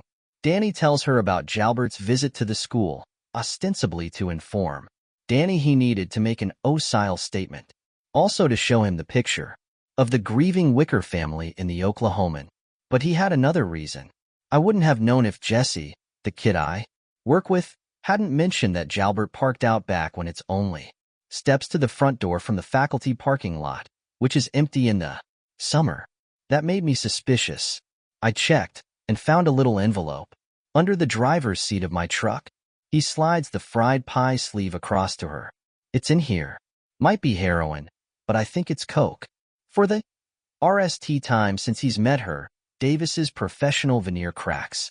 She lifts one of the sleeves end, APS, and peeks inside. I handled the envelope just by the sides. I doubt if he left any gerprints. He's too smart for that, but on the odd chance he slipped up, you might want to check. She recovers smartly. Let me get this straight. You're accusing Frank Jalbert, 20-plus years a KBI inspector, half a dozen citations, including 2 for bravery, of planting drugs in your truck. I'm sure he's a hell of a cop, but he's convinced I killed that woman. Only, that's not right. Not enough. He's obsessed, and if you haven't seen it, I'd be very surprised. You could have planted this on yourself, Danny. I'm not done. He tells her about the bogus highway stop and how Trooper Calton spent most of his time looking under the driver's seat. He skimped everything else because he knew where it was supposed to be. And as far as planting it on myself, ask Jesse Jackson about Jalbert parking around back. He'll tell you. The waitress is coming with Danny's food. Davis sweeps the fried pie sleeve into her purse with the side of her hand. When the waitress is gone, Ella points at his plate and says, "That looks like something the dog sicked up." Danny laughs and digs in. There. Now you sound like a human being. I am a human being. I also work for the Kansas Bureau of Investigation, and that makes me a doubting Thomas. Jalbert gave my name out to that rag. Plain's truth. You say you're as obsessed with him as he is with you. I have to be. He's trying to nail me for a crime I didn't commit. And what can I do to GHD back? Let out the air in his tires? Slap a kick me hard. Posted on the back of that black coat he wears? Only talk to you, and that's a risk. My lawyer said you might arrest me for possession. I'm not going to do that. She watches him eat and twiddles at the small gold cross she wears around her neck. Let's say, for the sake of argument, that Frank gave out your name. To the one out? That would publish it, and that he planted cocaine in your truck. Assuming it's not talcum powder or mannitol. Just for the sake of argument, let's say that. Do either of those things prove you didn't rape and Morde Yvonne Vicker? not in my book? Danny can't argue that. I will get what's in your little envelope tested, and I'll talk to that guy at Plains Truth, Anderson. Text me your young assistant janitor's number and I'll also get in touch with him. Now I have to go. She starts to get up. That little gold cross, is it just for show? Or are you a believer? I go to Mass, she says warily. So you can believe in God, but not that I had a dream about where Wicker's body was. Have I got that right? She touches the little gold cross. Brie. Why? Jesus performed 30 miracles. Danny, you had one dream. Or so you say. The check's yours. I just had. Co-e. Danny says, lady, you don't know how much I wish I'd never had that. Fucking no, that motherfucking dream. Ella Davis pauses. She's almost smiling. You're an engaging guy, Danny. Reasonable. Friendly. At least that's the face you show the world. What's underneath I don't know. But I'll tell you a secret. She bends over him. Ingers. Splayed on the table, little gold cross swinging. I'd like to believe you. Maybe I even could, except this is the only goddamn psychic dream you've ever had. Why? You, I ask myself. Great question, he says. Guys who win the lottery probably ask themselves the same thing. Only this is the opposite. I don't know why me. It's easier for you to believe I killed her, isn't it? By far. Do me one favor. Be careful of Jalbert. I think he might be dangerous. It isn't just planting drugs or giving out my name. That counting thing is bizarre. I looked it up. It's called arithmomania, she says, then looks like she wishes she could unsay it. She leaves without looking back, that big purse of hers swinging. The waitress comes by and says, save room for blueberry buckle, hon. I'll try, Danny says. On his way back to his hotel, Jalbert uses a burner phone to make a call. There were no drugs in his truck, Calton tells him. Not under the seat. Not anywhere. That's all right, Jalbert says, although it's not. He found them and got rid of them, that's all. Like a wolf smelling a trap. As for you, Troop, you know, nothing, right? You just stopped him because he was weaving. That's right, Calton says. It might be smart to delete this call. Roger that, Inspector. Sorry it didn't work out. I appreciate the e-ort. Jalbert ends the call and puts his burner back under the seat. He'll hold on to it for a while, maybe another 10 days or so. VE plus, VE, 4 plus 6, etc. Then trash it and swap it out for another one. Does Coughlin know he planted the drugs? Of course. Can he do anything about it? No. The police would say he planted the blow on himself. But, ding it, Jalbert didn't expect that. Coughlin really is like a wolf, one that can set a trap no matter how well it's concealed. He'll kill again if he isn't stopped. He must be stopped, not just for poor Miss Yvonne, but for other girls who might be unlucky enough to cross his path. And if he goes to Colorado, Jalbert thinks, we could lose sight of him. Animals know how to hide, how to fade into the brush. He has to be stopped here in Kansas. Arrest me, Jalbert whispers, and brings a SD down on the steering wheel. Bang! The arrogance. The insolence. But you know what, Mr. Coughlin? We're not done. A long way from done. He thinks of Coughlin's face. His constant open-faced denials. His gall. Arrest me. Jalbert needs to settle himself so he can think about his next move. He needs to count. The clerk at the Celebration Center is browsing a weird-ass catalog called What on Earth? He's currently considering a t-shirt that says for bears, people in sleeping bags are soft tacos. He's interrupted by a guest striding up to the desk, and not just any guest, that KBI inspector. He looks mad too, really mad. Face all red right up to both sides of his shaggy widow's peak, which has been disarranged in a way that's almost comic, not that the clerk feels much like laughing. The inspector's eyes are widened, bulgy, sort of bloodshot. The clerk shoves the retail porn catalog under the desk's overhang in a hurry and asks how he can help. The chairs are gone. What chairs, sir? The folding chairs. I had 4 folding chairs from the conference room, or business center, or whatever you call it. I had them set up just where I wanted them, and they're gone. Housekeeping must have. I had the do not disturb sign on my door. Jalbert shouts. A woman on her way to the gift shop gives him a startled look. Those signs read pretty old, the clerk says, wondering if the inspector is armed. Sometimes they follow and the chambermaids don't see. The sign didn't follow. Jalbert doesn't actually know if it did or not. He is too upset. He was looking forward to those chairs. I'll have someone get. Don't bother. I'll do it myself.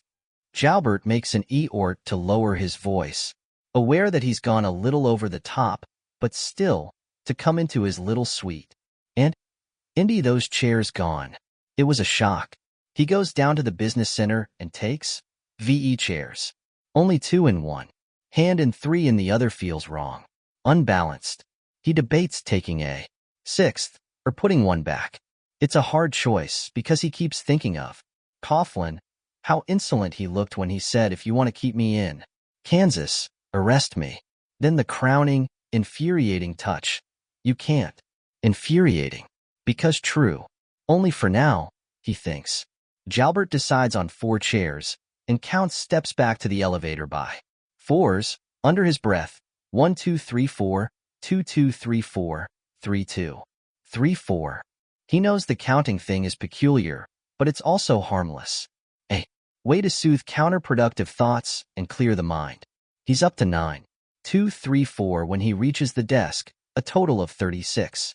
To the clerk he says, I was out of line. I apologize. No problem, the clerk says, and watches Inspector Jalbert walk to the elevators. He seems to be muttering under his breath. The clerk thinks that it takes all kinds to make a world. To him, this is an original thought. He thinks it would look good on a t-shirt. In his boxy Kansas plain suite, Jalbert sets up the chairs and runs them. He knows he's been doing it a lot lately, maybe too much, but it helps. It really does. And maybe he was doing it a lot even before Coughlin. Maybe it's a problem, the chairs and the counting. He's aware that numbers rarely leave his mind these days, adding them, dividing them, and it may be an addiction. Sometimes when he's counting, a number will pop out of his mouth, like a jack from its box. It happened with Calton, and although he can't remember for sure, it could have happened with the clerk downstairs. Certainly the clerk thought he was being peculiar about the folding chairs. He ought to do something about it before it gets out of hand. Maybe hypnosis? And he will as soon as Coughlin has been charged with the murder of Miss Yvonne. But in the meantime, he needs to plan his next move. Counting helps. Running the chairs helps. He goes from a folding chair to the bed, which is 4 steps. From the bed to the closed seat of the toilet, which is 11 more. That's a total of 15, 1 to 5 added sequentially. Next, to the chair by the desk in the sitting room. That's 14 more. Which makes. For a moment he has no idea what it makes and a kind of panic sets in. Poor Miss Yvonne is depending on him. Her family is depending on him, and if he can't remember a simple arithmetical total, how can he possibly? 29, he thinks, and relief oods him. His upset is all Coughlin's fault. Arrest me, Jalbert murmurs, sitting bolt upright in one of the folding chairs. You can't. You can't. Coughlin leaving the state? Jalbert can count all he wants, but he didn't count on that. How can he, Inspector Frank Jalbert, keep the pressure on if Coughlin simply folds his tent and leaves? He counts. He adds. Occasionally he divides. The idea of killing Coughlin comes to him, and not for the RST time. He's sure he could get away with it if he was careful, and it would save the girls who might sue her poor Miss Yvonne's fate. but without hard evidence of Coughlin's guilt or a confession. Even better, the son of a bitch would die an innocent man. Unacceptable. Jalbert goes from one room chair to the next, to the bed, to a folding chair, to the toilet seat, to another folding chair. He lies down for a while, hoping to sleep, at least to get some rest, but when he closes his eyes he sees Coughlin's insolent face. Arrest me. You can't, can you? He springs up and begins running the chairs again. Last time, he tells himself. Then I'll be able to sleep. When I wake up I'll know. What comes next? On the toilet seat, he covers his face with his hands and whispers, I'm doing it for you, Miss Yvonne. All for you. Which is a lie, and he knows it. Miss Yvonne is beyond help. Danny Coughlin is alive and free. On Saturday morning, Ella Davis drives to Manitou. Her daughter is strapped in the back seat, absorbed with the iPad mini she got for her birthday. Ella told Danny Coughlin that she had a babysitter and the meter was running. That was a lie, but she doesn't feel bad about it. He is lying about Yvonne Wicker, after all, and his lie is bigger than hers. Are you sure he's lying? Totally sure? Ella and Lori are staying with Regina in Great Bend. Reggie has daughter just Lori's age, and the birthday party was actually Reggie's idea. She's crazy about Lori and is delighted to keep her when Davis has to work. 100% sure? She tells herself she is. She's less sure that he called in the location of the girl's body out of remorse and a desire to be punished for his hoary crime. He would have confessed already if that were the case. She thinks now that it's a kind of arrogance. He's playing chicken with us, she murmurs. What, Mommy? Nothing, hon. Are we almost there? 3 or 4 more miles. Good. I'm beating beer pong. What pong? I use my Inger to throw the little balls into the cups of beer. When they go in, there's a curse splush and I get points. That's nice, Lori. She thinks, beer pong. My 8-year-old is playing beer pong. She thinks, what if he's telling the truth? What if there really was a dream? It's the same story each time, without significant variations and without. The liars tells that she's been trained to look for a shifting of the eyes to the left, a wetting of the lips, a raising of the voice, as if being loud would convince her of the truth. He doesn't over-explain either and risk getting tripped up by his own lies. Is it possible he's even convinced himself that his rational mind, hoary-ed by what the alligator deep inside did, has constructed its own alternate reality? Is it possible he's telling the truth? This morning she called the Jacksons in Manitou and asked Jesse if he would be willing to talk to her. He said yes without hesitation, and here she is, turning into the Jacksons' driveway. She isn't here because she believes Danny about the dream. She's here because she almost believes him about Jalbert. If Frank's been doing what Danny says he's been doing, it could very well screw up any chance they have of making a case. More than that, it's wrong. It's bad. Policing. Her unease about her partner is growing. She's almost ready to be angry at him. Bullshit. You're angry at him already. True, she says. What, Mommy? Nothing, Lore. Mrs. Jackson is hanging out clothes. A little boy who looks to be Lori's age is on a swing set nearby, singing that awful Baby Shark song. When Davis opens the back door and lets Lori get out, the little boy hops on his swing and runs over, examining the newcomers. Lori stands close to Ella, putting one hand on her mother's leg. Mrs. Jackson turns to Ella and says, Hello. Hi. I'm Inspector Davis, here to see Jesse. He's just in the house. Jesse, your company's here. The little boy says, I'm Luke. Is that an iPad mini? Yes, Lori says. I got it for my birthday. Radical. My name is Lori Rose Davis. I'm 8. Me too, Luke says. Want to go on the swing? Lori looks at Davis. Can I, Mommy? Yes, but be careful. Don't break your iPad. I won't. They run for the swing set. Pretty girl, Mrs. Jackson says. I'm the mother of boys. I'd pay to get one of those. She can be a handful, Ella says. Try, Luke. You want a handful. She goes back to hanging clothes. Jesse comes out of the house, dressed in jeans and a plain white tee. He walks to Davis without hesitation and shakes her hand. Happy to talk to you. If it's about Danny. Tell you up front, though, I don't think he did what the cops say he did. He's a good man. Davis has heard this several times now, even from Becky Richardson, Danny's sometime girlfriend. Richardson wants nothing to do with him now, of course, but continues to say that he seems like the nicest guy you'd ever want to meet. And Richardson believes the dream story. It isn't Danny Coughlin I want to talk about, at least not directly, Davis says. Is it true that Inspector Frank Jalbert came by to see him at the school yesterday? Yeah. I didn't like him. Oh? Why? He's made up his mind. I could tell just by the way he looked at Danny. Well, she thinks I have too, right? Danny says you saw Inspector Jalbert park around back. That's right. Why? Did he park near Danny's truck? No, by the school buses, but that's pretty close. Hey, did he put something in Danny's truck? Try to set him up? I wouldn't put it past him. He looked totally locked and loaded. Did you see him put anything in Danny's truck? No. Did you see him go to Danny's truck, kind of looking it over? You know, the way some guys look at trucks? No. Soon as I saw him get out of his car, I told Danny. Then I went back to work. Danny said just because it was our last day, that was no reason to be slacking. Oh, I'm sorry you lost your job because of Coughlin. Jesse's face darkens. Wasn't him. Chicken shit school administration said. Danny had to go and I had to go with him. They made up a lot of bullshit reasons. Jesse, watch your mouth, his mother says. This is an osare of the law you're talking to. It just makes me mad. They probably made up some stupid stew on account of they couldn't re him because of that girl.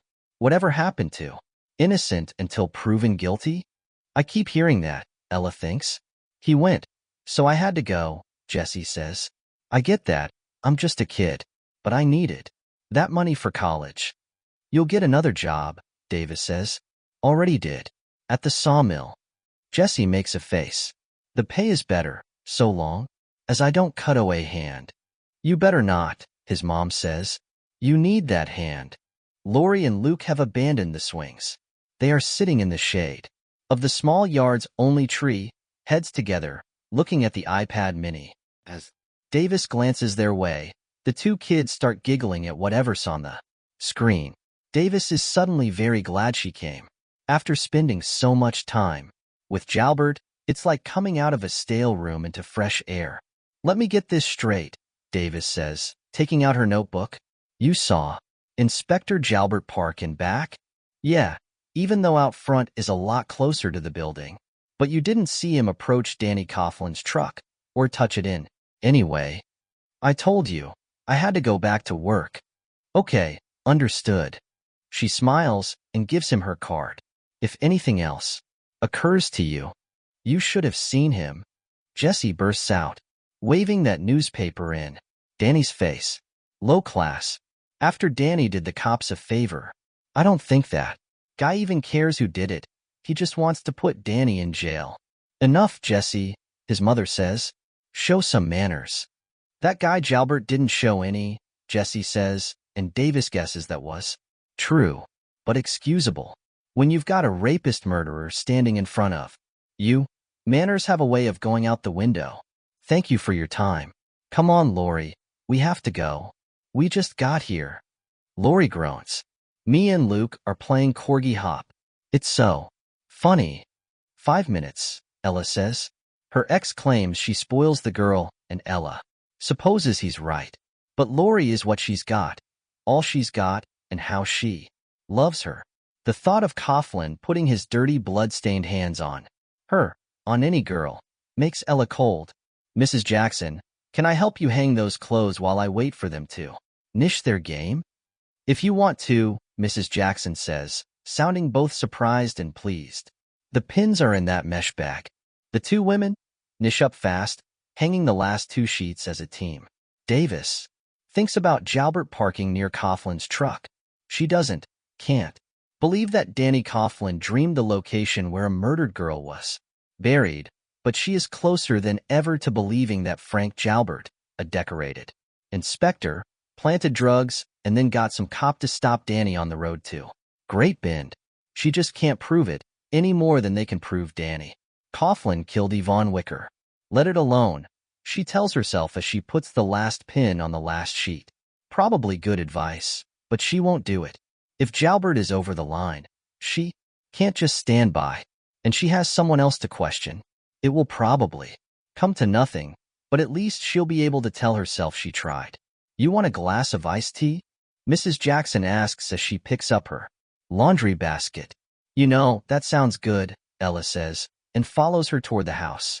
One thing she's sure of, this is going to be her last case with Frank. All else aside, Danny is absolutely correct about one thing. That counting business, the arithmomania, is spooky, and it's getting worse. At 10:30 on Sunday morning, someone knocks on the door of Danny's trailer. He expects to see Jalbert or Davis, but it's Bill Dumfries, the retired contractor who put him in touch with Edgar Ball. He looks uncomfortable, arms crossed over his meaty chest, not making eye contact. Danny has a pretty good idea that he hasn't come to invite him to dinner. Hey, Danny. Hey, what can I do for you? Dumfries sighs. There's no easy way to say this, so I'm just gonna come right out with it. Most of the people in the park think it'd be good if you left. Danny is already planning to leave, which should make this all right, sort of all right, but it doesn't. You want to come in and have a cup of co-e? Talk about it a little? Better not. Dumfries glances toward his trailer and Danny sees Althea. Dumfries standing on the top step, watching them, probably wanting to make sure Danny doesn't whip out his murder knife and start stabbing on her husband, which is funny in a way. Danny thinks if he made a move on Bill, the guy would break him in half. There was a kind of meeting last night, Dumfries says. Ush is creeping up his neck and infecting his cheeks. People were talking about getting up a petition, but I said screw that. I'll talk to him. Tell him which way the wind's blowing.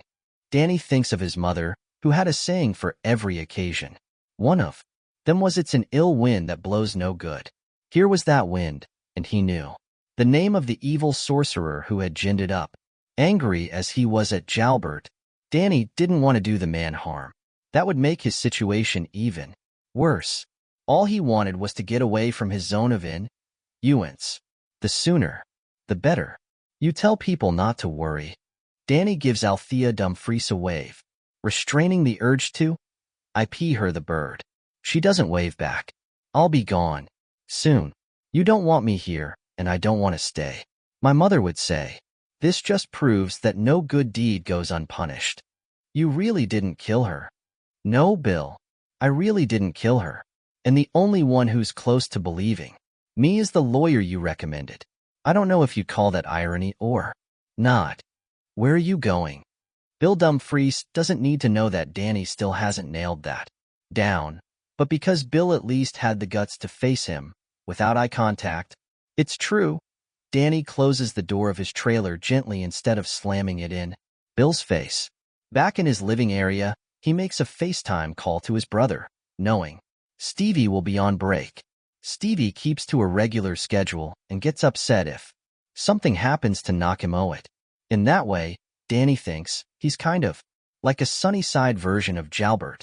Stevie is sitting on a box of Charmin and eating a Twinkie. He brightens when he sees Danny's face. What's up, Danny Bobanny? I'm thinking I might move to Colorado, Danny says. What would you think about that? Stevie looks both pleased and worried. Well, maybe. But why? Why would you? Tired of Kansas, Danny says, which is the absolute truth. Then he understands why Stevie looks worried and has stopped munching his snack. He's a creature of routine, is Stevie Coughlin. Routine keeps him safe. His motto is, keep the shiny side up, keep the rubber side down. He is the chief information officer at King Soopers, even has a plaque that says so, and he loves his room and his friends in the group home. I'm not talking about us moving in together, Danny says. I might not even live in Boulder. I looked at some places in Longmont, you know. Online, Stevie breaks out a relieved grin. Longmont's nice. Danny doubts if Stevie has even been there. That's what I've heard, and rents are cheap. Well, cheaper. We could have supper together sometimes. Maybe hit a movie. You could take me on one of your hikes. West Magnolia, Mud Lake. I could show you those. Great hikes. Wildlife.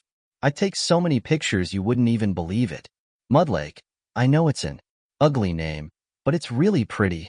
I think it sounds great, Danny says, then adds something else that's nothing but the truth. I miss you, Stevie. Now that Stevie knows he won't have to forego the group home, and maybe Janet. He looks almost ecstatic. I miss you too, Danny Bobani. You should come. Rocky Mountain High, in Colorado. Sounds good. I'll tell you what's going on when I know more. Good. That's good. Give me one. But quick, my break's almost over. Once more Danny is ready. King Oscar sardines. Stevie laughs. End of aisle 6, top shelf on the left, just before the end cap. 4-pack, $9.99. You're the best, Stevie. They are lucky to have you. I know, Stevie says. And chortles. On Monday, Jalbert is called to Wichita to make a report on the Yvonne Wicker case. Top brass will be present, also the county attorney from Wilder County. Dark County doesn't even have a county attorney, Jalbert tells Davis. Do you want me to go with you? Ella asks. No. What I want is for you to press Coughlin on where he was during those blanks in the RST 3 weeks of June. And you need to knock on doors. In that trailer park. Talk to Becky Richardson. I did. He makes a chopping gesture with one hand, a gesture that's very unlike him. Talk to her again, and talk to her daughter. Ask if Coughlin ever made her uncomfortable. You know, touching. Jesus, Frank. Jesus what? You think what he did to Miss Yvonne just came out of nowhere? There will have been signs. Now are you with me on this or not? Yes, sure. Good. 19. What? It's the only good prime number, Jalbert says, then makes the chopping gesture again. Never mind. Knock on doors. Find something. We can't let him leave Wilder County, let alone the state. I'll take care of Wichita. Can you convince them to arrest Coughlin? I'm going to try, Jalbert says, but don't hold your breath. He leaves. Davis goes to Oak Grove and starts knocking on doors, although not on Danny Coughlin's. After their conversation at the Co-E hut, she's not ready to talk with him again. Becky Richardson is home but on her way out, telling Davis she has to do a favor for a friend. She has nothing new to add. Anyway, only that she and Coughlin had a relationship but now are quits. The daughter, Darla Jean, stares at Davis from in front of the TV with big eyes. Ella makes no attempt to interview her. At 11 o'clock, after a series of fruitless interviews that have told her nothing new except Danny has agreed to leave the park, she calls Plains Truth. She half expects voicemail, but the phone is answered by a young man. Yell. Oh. I'd like to speak to Peter Anderson, please. That's me. Mr. Anderson, I'm Inspector Ella Davis of the Kansas Bureau of Investigation. I'd like to talk to you about Daniel Coughlin. There's a long pause. Davis is about to ask if Anderson is still there when he speaks again, sounding younger than ever. I was given a good tip and I published it. Okay? If there was something wrong with giving out his name, I didn't know. Ignorance of the law is no excuse, Davis thinks. But in this case, there's no law. Anyway, just accepted practice. But if there's something wrong with the follow-up, I guess I could print a retraction. If it's not true, that is. What follow-up? She thinks, and makes a mental note to pick up the latest issue of Plains Truth. What I want to know, Mr. Anderson, is who gave you your information? A cop. Anderson pauses for a moment, then blurts, at least he said he was a cop, and I believed him because he really had the inside track on the investigation. He said printing the guy's name would put pressure on him to, you know, come clean. This mystery cop didn't give you a name? No. But you ran the story anyway. Well, isn't it true? Anderson is trying to sound pugnacious. Isn't this Coughlin the guy you're looking at for the murder of the girl? Mr. Anderson, I think I'd better come see you in person, Davis says. Oh God, he says, sounding younger than ever. What time would be convenient? I guess I could be at the OC. There now. Have you got the address? We're in Cathcart. I have it. Truth is pretty much a one-man operation. Just tell me one thing, ma'am. Did I break the law when I printed his name? Not to my knowledge, Davis says. It wasn't illegal, just shitty. I'll be by. This afternoon. Danny doesn't know what his next stop will be. Maybe Denver, maybe Longmont, maybe Arvada. But after nearly 3 years in Oak Grove, his 2 small suitcases won't be enough for the belongings he means to take. He decides to go to Manitou Fine Liquors and see if he can get some empty boxes for his clothes. They might not know his face there because even in his drinking days, he stuck mostly to beer. He opens his trailer door shortly after noon and stops on the top step. Darla Jean Richardson has set up her dollhouse on the asphalt in the shade of the Oak Grove OC building. It's a big one, damn near a mansion. Carrying it from her trailer must have been a chore. Becky ordered it from Amazon for DJ's 7th birthday, then threw up her hands in despair when she realized it had to be assembled. Danny put it together with DJ, handing him the various components, both of them singing along with the radio. That was a good day. She's 9 now, and he hasn't seen Marigold's dream house for almost a year. He supposes she plays with it in her bedroom, or has outgrown it. But if she lugged it all the way out here from her trailer, it can only have been for one reason. Hey, DJ, what do you say? That's always been good for a smile, but not today. She gives him a solemn look. She's gone, if that's why you were staying inside. Danny doesn't have to ask who DJ's talking about. Ella Davis was in the park earlier, knocking on doors and talking to anyone who was home. He expected her to make a visit to his trailer, but she never did. Just took her COVID mask and left. Where's your mom? She had to take Marielle's shift at the diner. Marielle's got impetigo. DJ says the word very carefully, syllable by syllable.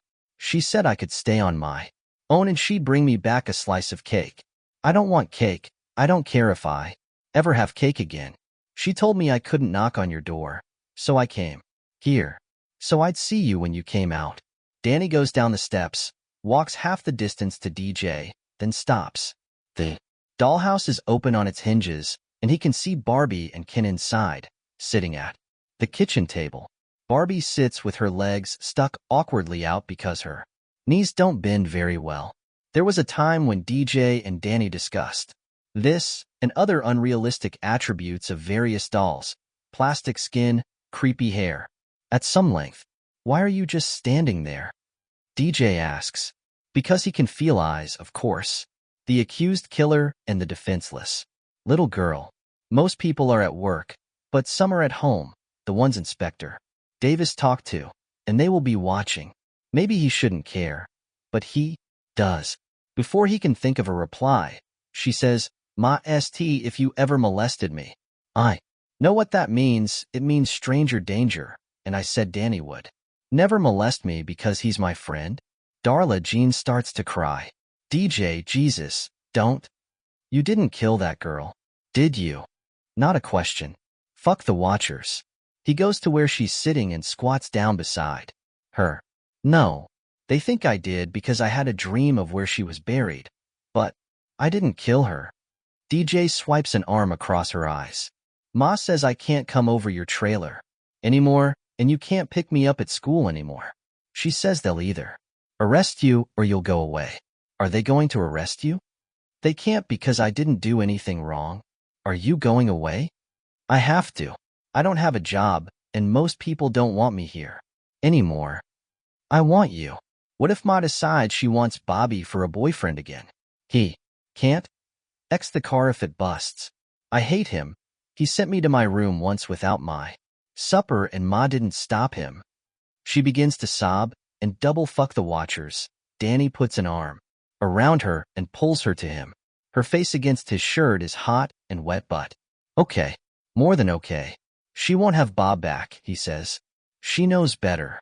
He has no idea if this is true, but hopes it is.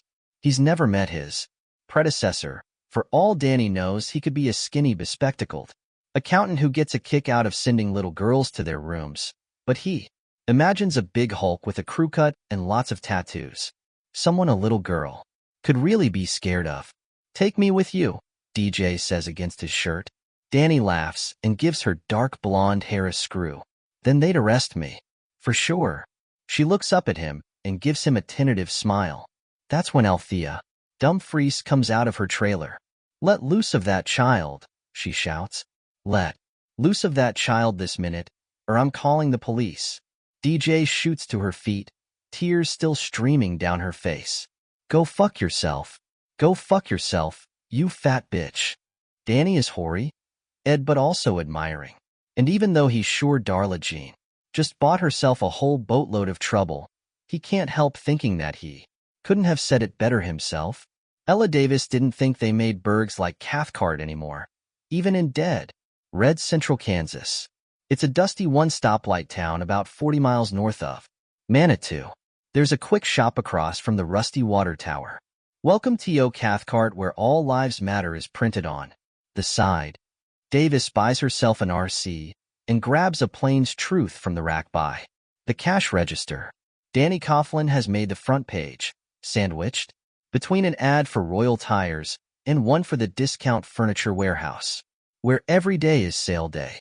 The headline reads, "Suspect claims IT was all a dream." Davis cranks up the AC in her car and reads the story before heading down Main Street. It's Peter Anderson's byline. Accepting local sports, Anderson seems to write all the Plains Truth stories, and Davis doesn't think the New York Times will be calling him anytime soon. If Anderson's intent was irony, he fell far short, achieving only a kind of lumbering skepticism. Perversely, it makes her want to believe Danny's version. She tosses the miserable excuse for a newspaper behind her. Plains Truth is on the street level or of a white frame building halfway down Main Street. It's squeezed between a Dollar Tree and a long-defunct Western Auto. It needs paint. The boards are loose, the nails bleeding streaks of red rust. The door is locked. She cups her hands to peer through the window and sees one large cluttered room with an old desktop computer presiding over it like an ancient god. The chair in front of the computer looks new, but the rest of the furniture looks like it was picked up either at a yard sale or on a dump-picking safari.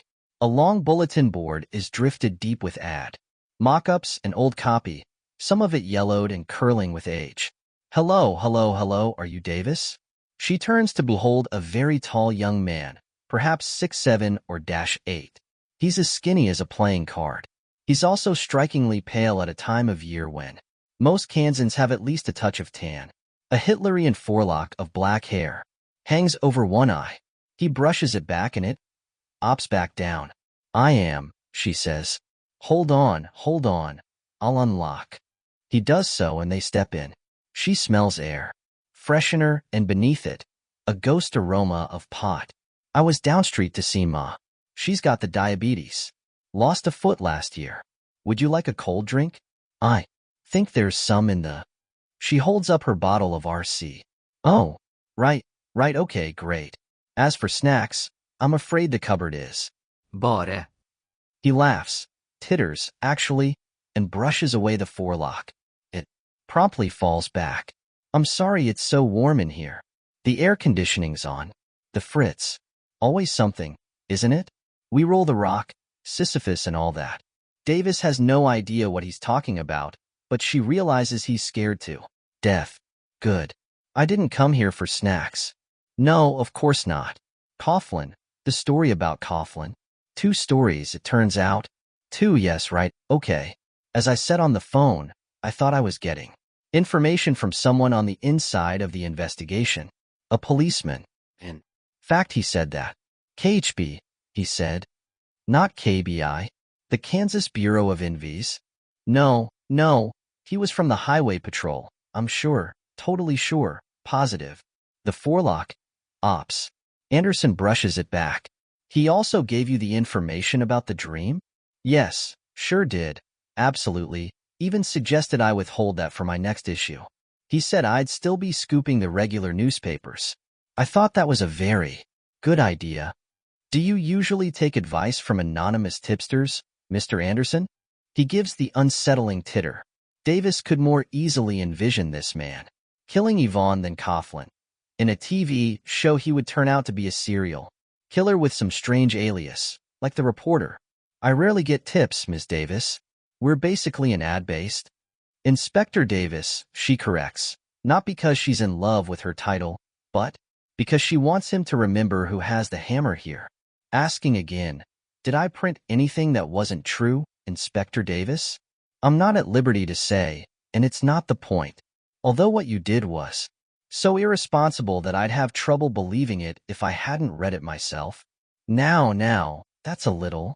I don't suppose you have a recording of this mystery call, do you? She doesn't hold out much hope of that. He gives her a wide-eyed look and another unsettling titter. I record everything. She thinks she must have misheard. Everything? Really? Every phone-in? I have to. This is a shoestring operation, Ms. Inspector. I also work part-time at the lumberyard outside of town. You must have passed it on your way. In Wolf Lumber? She can't remember if she did or not. She was thinking about Jalbert. She gestures for Anderson to go on. While I'm out at the yard or seeing to Ma, she takes a lot of seeing to. Every call I get, most of them are about ads, but some are from Herd Conway. He does the sports, are recorded and zip directly up to the cloud. You don't erase them? He titters. Why would I bother? Plenty of room on the cloud. Many mansions, as the good book says. My soul hath elbow room. Shakespeare. Our setup might not work for a big city newspaper, but it's any for us. Here, I'll show you. Anderson wakes up his computer and types in a password. Davis is far from a compulsive neatnik, but the desktop screen is so littered with icons that looking at it makes her eyes hurt. Anderson mouses to the phone icon and pushes it. A message blares from speakers on either side of the room. He winces and turns down the volume. You have reached Plains Truth, the voice of Central Kansas and the Best Buy. For your ad dollar, we are a free news and sports weekly, sometimes bi-weekly, that is given out free of charge in over 6,000 locations in 6 counties. If that's true, I'll eat my shorts, Ella thinks. If you have news, press 5. If you have a sports score, press 4. If you want to report an accident, press 3. If you want to place an ad, press 2. If you have a question about rates, push 1. That's 5 for news, 4 for sports, 3 for an accident. Report, 2 to place an ad, 1 for rates. And don't worry about getting cut-o. There's the titter she's coming to know all too well. This is Player Ian's truth, where the truth matters.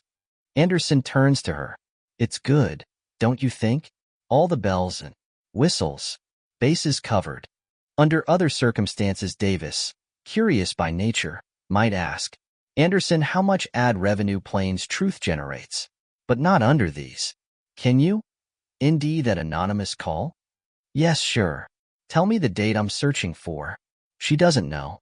Try between June 30th and July 4th. Anderson brings up Lou. That's a lot of incoming. But maybe, he frowns. The forelock, ops. Some guy called in about a chimney.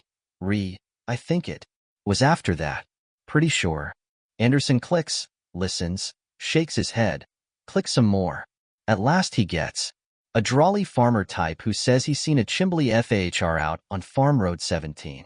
Anderson gives Davis a thumbs up and goes to the next message. She has drawn up a chair next to him. It sounds funny because, sure. Anderson draws a inger across his lips, zipping them shut. It does sound funny because the caller was using a voice-altering device, maybe a vocoder. It sounds like a man, then a woman, then a man again. Hello, Plains Truth. I'm with the Kansas Highway Patrol. I'm not investigating the Yvonne Wicker murder, but I've seen the reports. Your readers might like to know the man who discovered the body is Daniel M. Coughlin. He's a janitor at Wilder High School. He lives in the Oak Grove trailer park.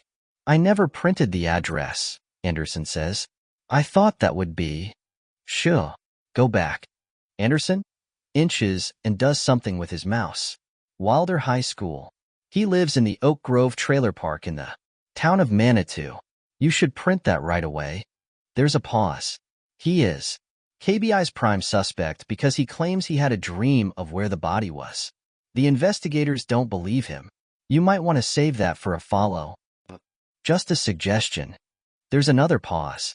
Then the vocoder voice says, 15. Goodbye. There's a click, followed by someone who wants Plains Truth to know the July 4th festivities in Wilder County have been postponed until the 8th. Very sorry. Anderson kills the sound and looks at Davis. Are you okay, ma'am? Yes, she says. She's not. She's sick to her stomach. Play it again. She takes out her phone and hits record. Back in her car, with the air conditioning on high, Davis listens to it again. Then she turns her phone and stares through the windshield at Cathcart's dusty Main Street. She's thinking of an arson case she worked with Jalbert in the spring. It was in a rural town called Lindsborg. On their way to the site, they passed a ELD where a few cows were grazing. Ella, riding shotgun that day, counted them aloud, just for something to do. 7, she said. 28, Jalbert replied, with no pause. She gave him a questioning look, and he told her 1 to 7 added up to 28. He said, adding inclusively past the time, and also kept him mentally sharp. She thought her partner might have a little touch of OCD. She'd even looked up the name of that particular compulsion on her phone, then dismissed it. Everyone had their little tics, didn't they? She herself couldn't go to sleep until all the dishes were washed and put away, but she had never considered counting them. Now, sitting in her car, she thinks of Peter Anderson's outgoing message. 5 choices, and when you added 1, 2, 3, 4, VE, the total was 15, she says. It was him. Fuck. Fuck. She sits a while longer, trying to convince herself that she's wrong. She can't do it. Absolutely can't.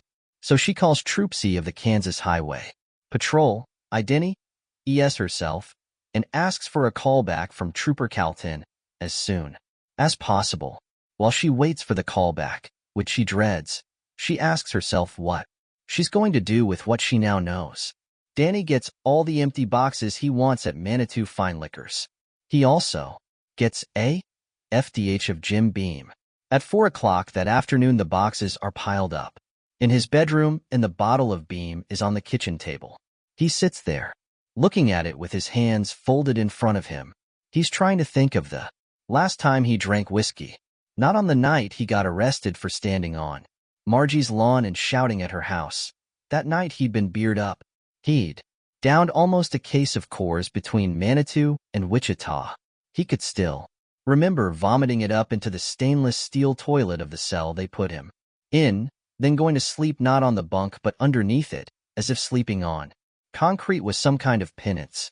He decides the last time he got into the high-tension stew was shing with Deke Mathers. The two of them were so loaded they didn't indy their way out to Route 327 until it was almost dark. By then both of them badly hungover and promising never again, never again. He didn't know how that had worked. Out with Deke, Danny had lost touch with him since moving to Oak Grove, but he hadn't touched brown liquor since. Not any beer for the last couple of years, either. Jim Beam won't solve his problems. He knows that. They'll still be there when he gets up on Tuesday morning, only with a hangover to add to his misery. But what it would do is to blot out DJ's sad face, at least for a while. She said, what if Ma decides she wants Bobby for a boyfriend again? She said he can't X the car if it busts. She said, and somehow this was the worst of all. God knew why. I don't want cake. I don't care if I ever have cake again. That dream, he says. That fucking goddamn dream. Only the dream isn't really the problem. Jalbert is the problem. Jalbert has sprayed his goddamn life with his version of Agent Orange. He's trying to poison everything, including a little girl who thought her life was pretty much okie dokie. Her mom, Nally, had a boyfriend Darla Jean liked, who didn't shout and send her from the table without her supper. Jalbert All Jalbert. Danny unscrews the cap, tips the bottle toward himself, takes a good long snee. He remembers how he and Deke Mathers laughed there on the riverbank. Everything? N.E. Then he remembers how they cursed as they shoved through that NAL blackberry tangle to the road, getting all scratched up and sweating into those scratches, making the sting even worse. Jalbert would love you to get drunk, he thinks. Get drunk and do something stupid. He goes into the bathroom, pours the whiskey into the toilet, and ushes it away. Then he starts packing his clothes into boxes. He can't beat Jalbert, except by leaving, so that's what he's going to do. He'll get to spend time with Stevie, who knows where everything is in the table Mesa King supers. As for Darla Jean, she'll have to, indeed her way. In the end, most kids do. So he tells himself, I'm not angry, Jalbert thinks as he drives back to his hotel in Lyons. Just upset. The meeting in Wichita didn't go well. He argued for taking Coughlin in 48 hours, he said. We can call it protective custody. Just let me sweat him. I'll break him down. He's ready. I know it. Protective custody from who? That was Tishman, the director in charge. Neville, the assistant director, sat next to him, nodding like a puppet. The killer? Coughlin doesn't claim to know him. He only claims to know where the body was because of the dream he had. Jalbert asked those in attendance, including Ramsey, the stolid, close-mouthed detective from Oklahoma, if any of them believed Coughlin's dream story. The unanimous belief was that no one did. Coughlin was the killer, but with no confession and no physical evidence tying him to the crime, and so on. Jalbert needs to do some counting. That would settle him. With a clear head, he'll be able to decide on his next move. When he gets back to the hotel, he'll run the chairs, take a shower, and call Ella. Maybe she's picked up a lead at the trailer park. Or possibly Coughlin has given something away, but probably not. He's a sly one. Got rid of the drugs, didn't he? But he's paying a price. He's out of a job, and his neighbors have turned against him. He's got to be angry, and angry people make mistakes. But I'm not angry. Just upset, and why?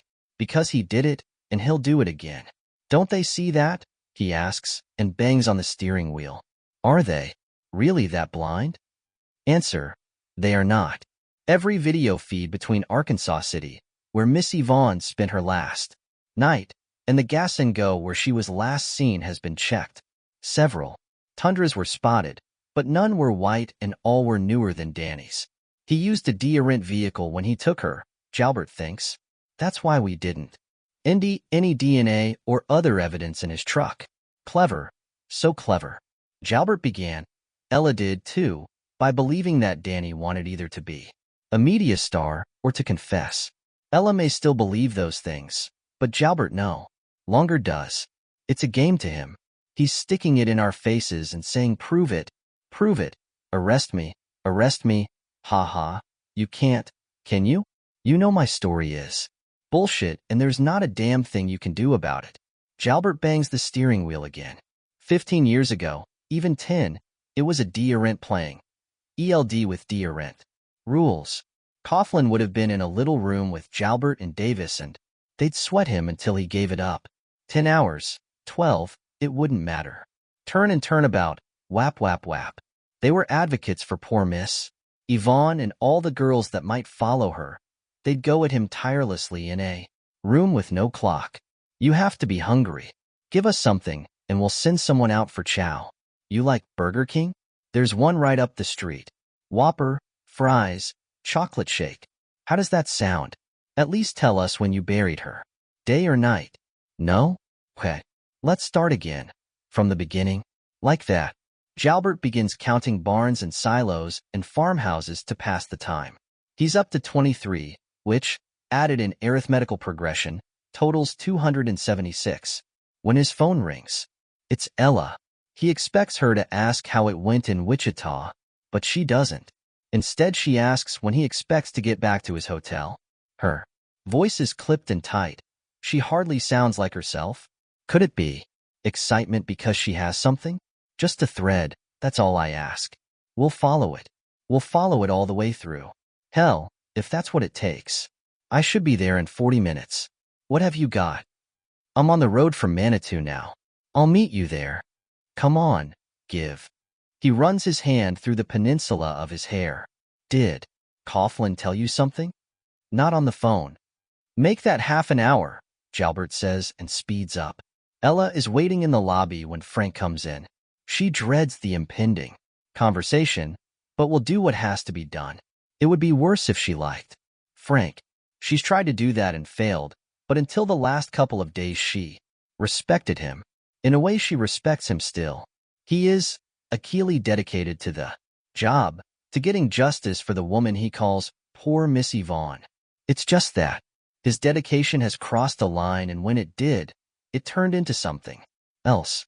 He gives her a smile, showing those eroded teeth that really need caps. The thick triangle of his widow's peak is disarranged, as if he's been running a hand through it, perhaps pulling at it. Let's go to my so-called suite. It's not great. The only view is of the parking lot, but it's the expense account. Ella follows. She doesn't know why he's formed such a connection with the Wicker Girl, or is it Coughlin he's made a connection with? But she knows it's put pressure on some fundamental crack in his personality. What was once a hairline is now a sure. He unlocks the door. She goes in ahead of him and stops, looking around. The suite's boxy little living room. What's up with the folding chairs? Nothing. Nothing. He goes to the two in the living room and claps them shut. He goes into the bedroom and comes back with two more. He leans them against the wall, beside the TV. I have to take those back to the business center. Been meaning to. Want a soft drink? There's plenty in the minibar. No, thank you. Is it Coughlin? Did he let something slip? I didn't talk to him. Jalbert frowns. I spissy? Callie asked you to re-interview him, Ella. Then the frown lightens. Was it Becky, the girlfriend, or the daughter? Did she? Listen, Frank, there's no easy way to say this. You have to step away from the case. That's for starters. He's giving her a quizzical little smile. He has no idea what she's talking about. Then it's time for you to retire. You've got your 20 years. 20 and more. I don't. And get some professional help. The little smile is still there. You're talking nonsense, Ella. I'm not going to retire. Not even thinking about it.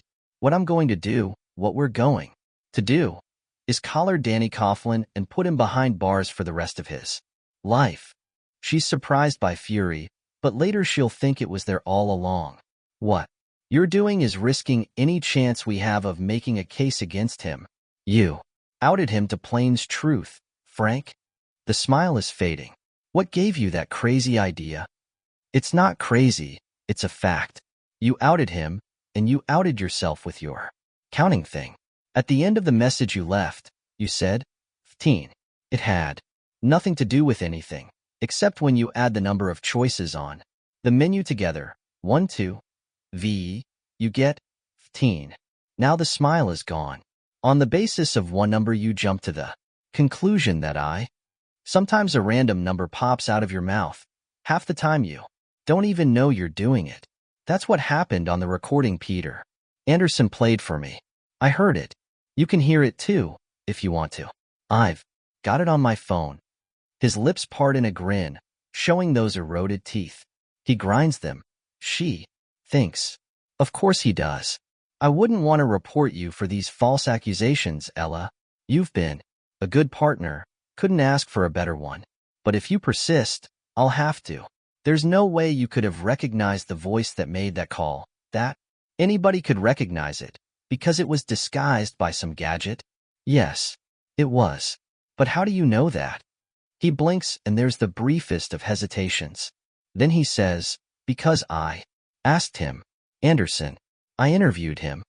Not at any time when I was with you. No, from here. On the phone. Will he con? RM that? I'm relaying it to you right now. Nevertheless, I'll ask him.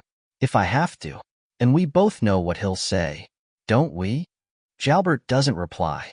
He's looking at her as if she were a stranger. And Probably right now that's just how he feels. She points to the chairs. Do you count those? Or maybe set them up and count the steps between them? I think you better leave. I see your lips moving sometimes when you're counting. There's even a name for it. Arithmomania? Get out. Think about what you're saying and we'll talk when you're not. Not all wound up. Davis is suddenly too tired to stand. Who knew how exhausting confrontations of this sort could be? She sits and puts her open purse on the little desk. Her phone is inside, recording. You also planted drugs in Coughlin's truck. At the high school. He recoils as if she had struck at him with her. See, that's an outrageous accusation. It was outrageous that you did it. Coughlin got suspicious when the kid who works with him saw you park in back instead of in the faculty lot. Coughlin searched his truck, found the dope, and turned it over to me. What? When? I met him at a co-EE shop in Great Bend after the meeting where he challenged us to arrest him, which we could not do then and can't now, as I'm sure you found out in Wichita. He's a liar. And you went behind my back. Thanks, partner. She ushes. She can't help it. Jalbert is running his hands through his thick mat of receding hair. If there were drugs in his truck, he planted them himself. He's sly. Oh boy, is he ever. And you actually believed his story? Jalbert shakes his head.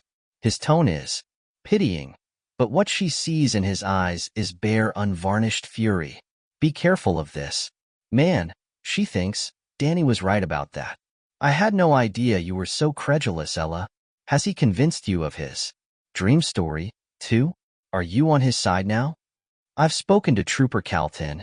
That stops him. Coughlin saw his name tag. I called Calton and told him I knew who set up the plant and the search. I said I'd keep his participation quiet if he told me what his role was. He did. Jalbert goes to the window, looks out, then comes back to her. I didn't want him for the dope. I wanted him for Miss Yvonne. I wanted him locked up so I could turn the screws. Where's the dope now? In a safe place. That last question is a tiny bit frightening. She doesn't really believe Frank would hurt her, but he's not right. There's no question of that. He goes to the window again and comes back again. His lips are moving. He's counting. Does he even know he's doing it? She doesn't think so. He killed her, raped her, and killed her. Coughlin. You know he did. She thinks of Coughlin asking her about her cross. Did she wear it just for show? Or was she a believer? Then he asked her if she could believe in God but not his dream. Frank, listen carefully. In this context, it no longer matters whether he killed her or not. Here in this room, all that matters is you telling me you're going to write an email to Don Tishman saying you need to take a leave of absence for personal reasons and you're planning to retire. Never. He's clenching and unclenching his STS. Either that or I go to Tishman and tell him what you've done. The call to Anderson might not get you, Red, but the dope thing certainly will. More, it will muddy up any case we might be able to make against Danny Coughlin so completely that even that small-town lawyer ball could get him. Oh, you do that? You did it. Davis cries, standing up. You screwed the case, you screwed yourself, and you screwed me as well. Look at the mess you made. We can't let him get away, Jalbert says. He's looking around the room, eyes not settling anywhere. He did it. If you believe that, don't fuck up any chance we have of nailing him. I'm leaving now. It's a big decision, I know. Sleep on it. Sleep, he says and laughs. Sleep. I'll call you tomorrow morning. See how you feel. But the choice is pretty clear, it seems to me. Step down and we still have a chance of making a case against Coughlin.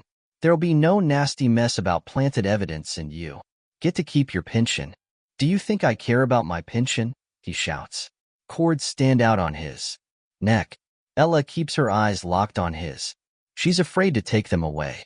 You might not care about it now, in the heat of the moment, but you will later. And I know you still care about Yvonne Wicker. Think carefully, Frank. I'll let this slide if you step away, but it all comes out if you don't, and oy vey. The stench. She walks to the door. It's one of the longest walks of her life because she Keeps expecting him to come after her. He doesn't. In the hallway, with the door closed, she lets out a breath she didn't know she was holding. She starts to zip her purse closed when from behind her comes a crash. Something just broke. Does she want to know what? She doesn't. Ella walks slowly and steadily down the hall. In her car, she lowers her head and cries. There was a moment there, just a moment, when she really thought he might kill her. Franklin Jalbert has stayed in hundreds of motel rooms during his career as an investigator, crisscrossing Kansas from north to south and east to west. Almost all of those rooms come with plastic glasses in little baggies, mostly printed with slogans like "sanitized for your safety." The glasses on top of the minibar of his little suite in the Celebration Center just happen to be real glass.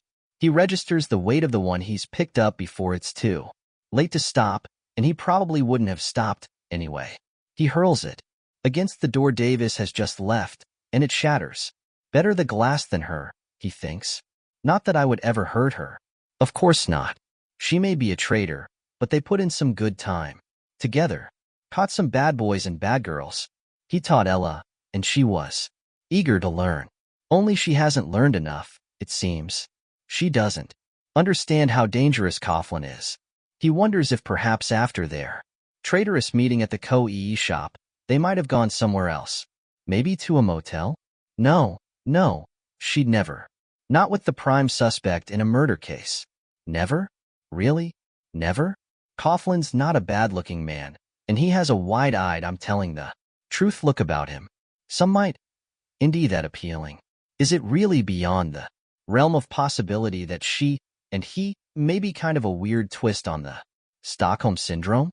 In spite of her backstabbing, he can't believe it of her. And never mind Ella. She's out of the picture.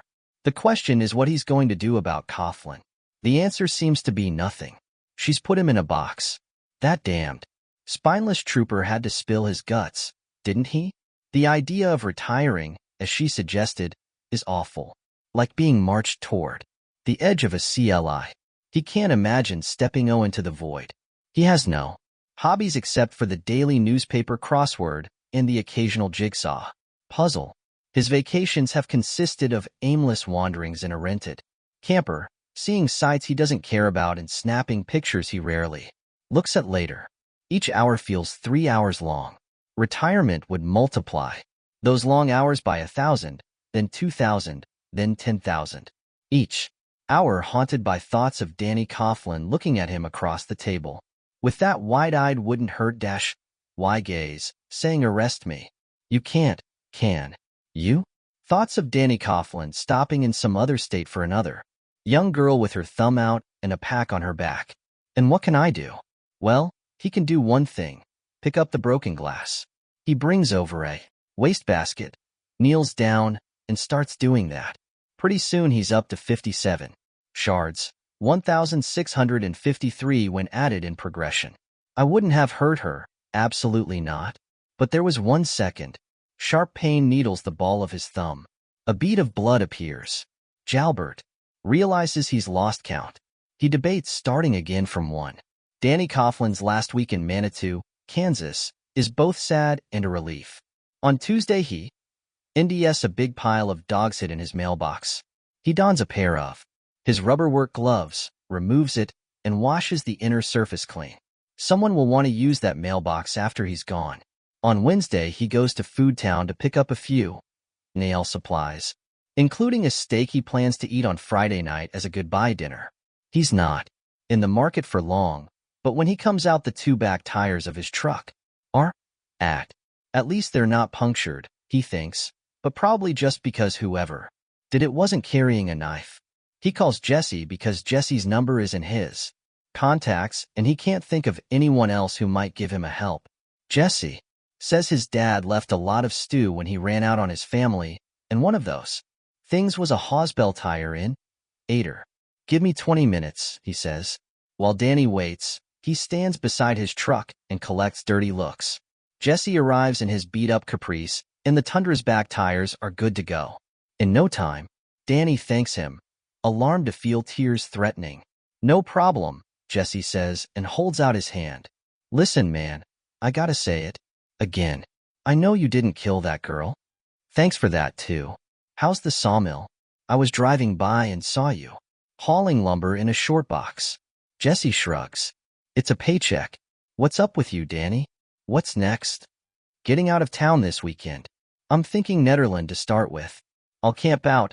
I've got some gear and look for a job. And a place. Jesse sighs. Probably for the best, the way things are. Shoot me a text. When you get someplace. He gives Danny a shy look that's all 17. You. No, stay in touch. I'll do that, Danny says. Don't cut any ingers at that mill. Jesse? Ashes a grin. Got the same advice from my mom's. She says I'm the man of the house now. On Thursday, most of his stew packed and ready to go, the trailer looking nude somehow, he gets a call from Edgar Ball while he's drinking his RST cup of Ko-e. Ball says, I have bad news, good news, and really good news. Least I think it is. Which do you want? RST? Danny sets his cup down with a bang. Did they catch him? The guy who killed her? Not that good, I'm afraid, Ball says. The bad news is that it's not just Plains truth anymore. You're in the Telescope, the Wichita Eagle, the Kansas City Star, and the Oklahoman, along with your picture. Fuck, Danny says. The good news is the picture they're running has got to be 10 years old. You've got hair down to your shoulders and a biker stash. Looks like you're standing in front of a bar, but I might only think that because you're holding up a bottle of beer in each hand. Probably the Golden Rope in Kingman. Before I married Margie, I used to do a lot of drinking there. I think it burned down. Don't know about that, Ball says cheerfully, but that photo doesn't look anything like you now. You ready for the best news? Lay it on me. It came from a friend who's a clerk in Troop F of the Highway Patrol. That's in Ketchie, near Wichita. I used to date the lady in question, but that was in another life. She knows you retained me. She called last night and said, Frank Jalbert is taking a leave of absence. Rumor is he's going to retire. Danny feels a big grin break over his face. It's the RST real one since he woke up after that fucking dream. Jalbert has haunted his thoughts. Not even talking to Stevie can get the inspector entirely out of his mind. He reminds Danny of some animal, maybe a wolverine, that supposedly won't unclamp its jaws from whatever it's bitten even after it's dead. That really is good news. Want to go out to Dabney's to celebrate? Big breakfast. I'm buying. Dabney's is 2 towns over and should be safe enough, especially if the picture the newspapers are running is from the days when Danny wanted to look like Lonesome Dave Peverett from Foghat. Sounds good. I might bring a friend, the kid I used to work with. But Jesse says he can't, as much as he'd like to. He punches in at 8. Also, my mom was pretty mad that I went out to help you yesterday. I told her you didn't do what they were saying, and she said that didn't matter, because I was a young black man and you were, a white man accused of murder, Danny says. I get it. Well, yeah, but I'd go anyway if I didn't have to work. I appreciate that, Jess, but your mom is probably right. He goes out to Dabney's. Ball is there. They order huge breakfasts and eat every bite. Danny airs to split the check, but Ball won't hear of it. He asks Danny what comes next for him. Danny tells him about his plan to go to Colorado to be near his brother, who's on the spectrum but has a gift. A psychologist who examined him in his late teens called global recognition. Basically, he sees where everything is. They talk about that for a while. Got something in mind, Ball says as they leave the restaurant. I've been thinking about it ever since our RST go-round with that hairball Jalbert. But then I got reading the comments in the Eagle and the Telescope and I thought, yeah, maybe, might work. I have no idea what you're talking about. What comments? I guess you don't read them. It's the equivalent of letters to the editor in the old days. After you finish reading the story, you can comment on it. There are lots of comments on the stories about you. Hang him fast and hang him high, Danny says. There are some like that, sure, but you'd be surprised how many people believe you actually did dream where the body was. Everyone knows that. Believe you. I mean, has a story about how their grandma knew the propane was going to explode and got everyone out of the house, or that the plane was going to crash, so they took a later. Those are premonitory dreams, Danny says. He's done some reading. Not the same. Yes, but there are also comments from people who dreamed the location of a lost ring or a lost dog, or in one case a missing kid. This woman claims she dreamed a neighbor boy fell down an old well, and there he was. It's not just you, Danny. And people love Stu like that, because it gives them the idea that there's more to the world than we know. He pauses. Of course there are also people who think you're so full of shit you squeak. That makes Danny laugh. At Danny's truck, Ball says, okay, so here's what I'm thinking. It might be a way to get a little money, but that's really secondary. It would be a way to back. You're thinking what? Filing a lawsuit? Exactly. For harassment. Someone hucked a brick at your trailer, right? Right? Dogs hid in your mailbox. Let the air out of your tires. Pretty thin, Danny says. And I thought cops were protected from that sort of thing. Jalbert may retire, but he was a cop in good standing when he came after me. But he planted drugs on you, Ball says. And if we can get the cop who rousted you in court and under oath, can we go back to your trailer and talk about it? I mean, what else have you got to do? Not much, Danny admits. Sure, I guess we could talk about it. He drives back to Oak Grove with Ball behind him on his Honda. Danny pulls up at his trailer and sees someone sitting on the concrete block steps, head down, hands dangling between his knees. Danny gets out of his truck, closes the door, and for a moment just stands there, struck by déjà vu, almost overwhelmed by it. His visitor is wearing a high school letter jacket. Where has he seen that before? Ball's Honda Goldwing pulls up behind his truck. The kid stands up and raises his head. Then Danny knows.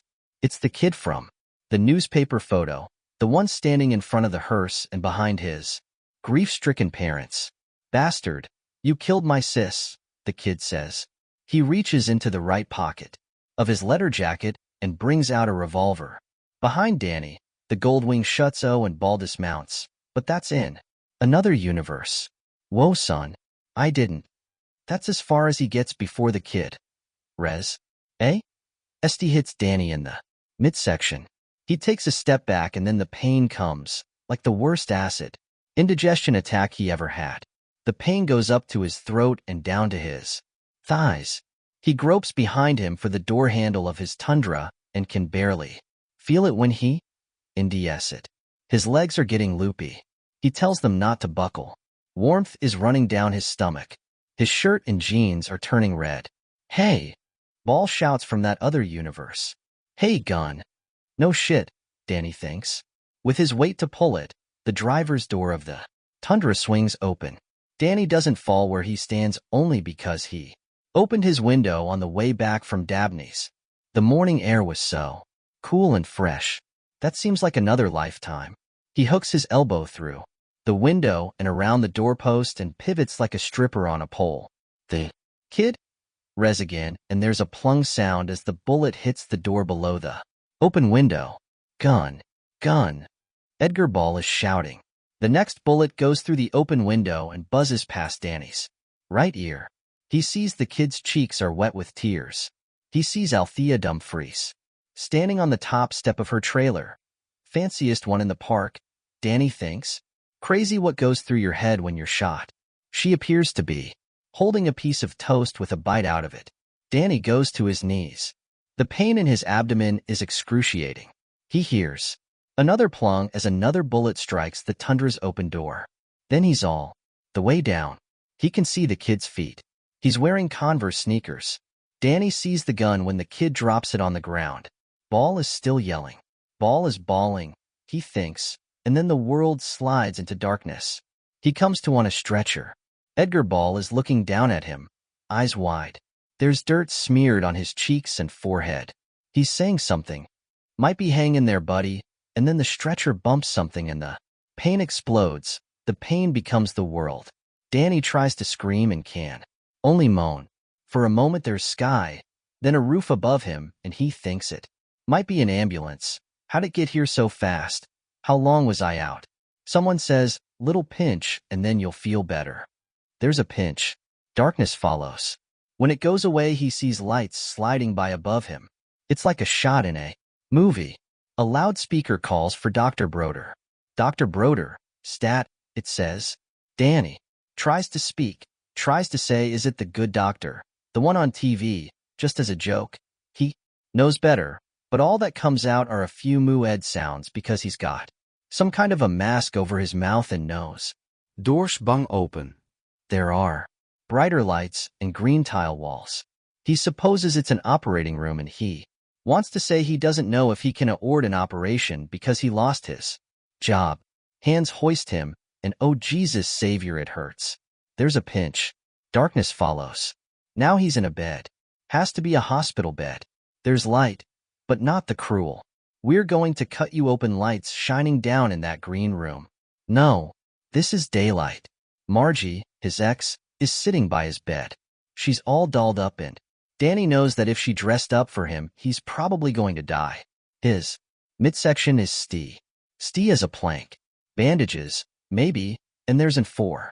Hanging on a hook, and he thinks if they're putting stew into me, maybe I'm not going to die. Margie asks, how do you feel, Dano? Like in the old days when they still got along, like book him, Dano, and he tries to answer but can't. Darkness. He opens his eyes and Edgar Ball is sitting by his bed. No dirt on his face, so he must have cleaned up. How much time has passed? Danny has no idea. Close. Call, but you're going to pull through, Ball tells him, and Danny thinks that's what they all say. On the other hand, maybe it's the truth.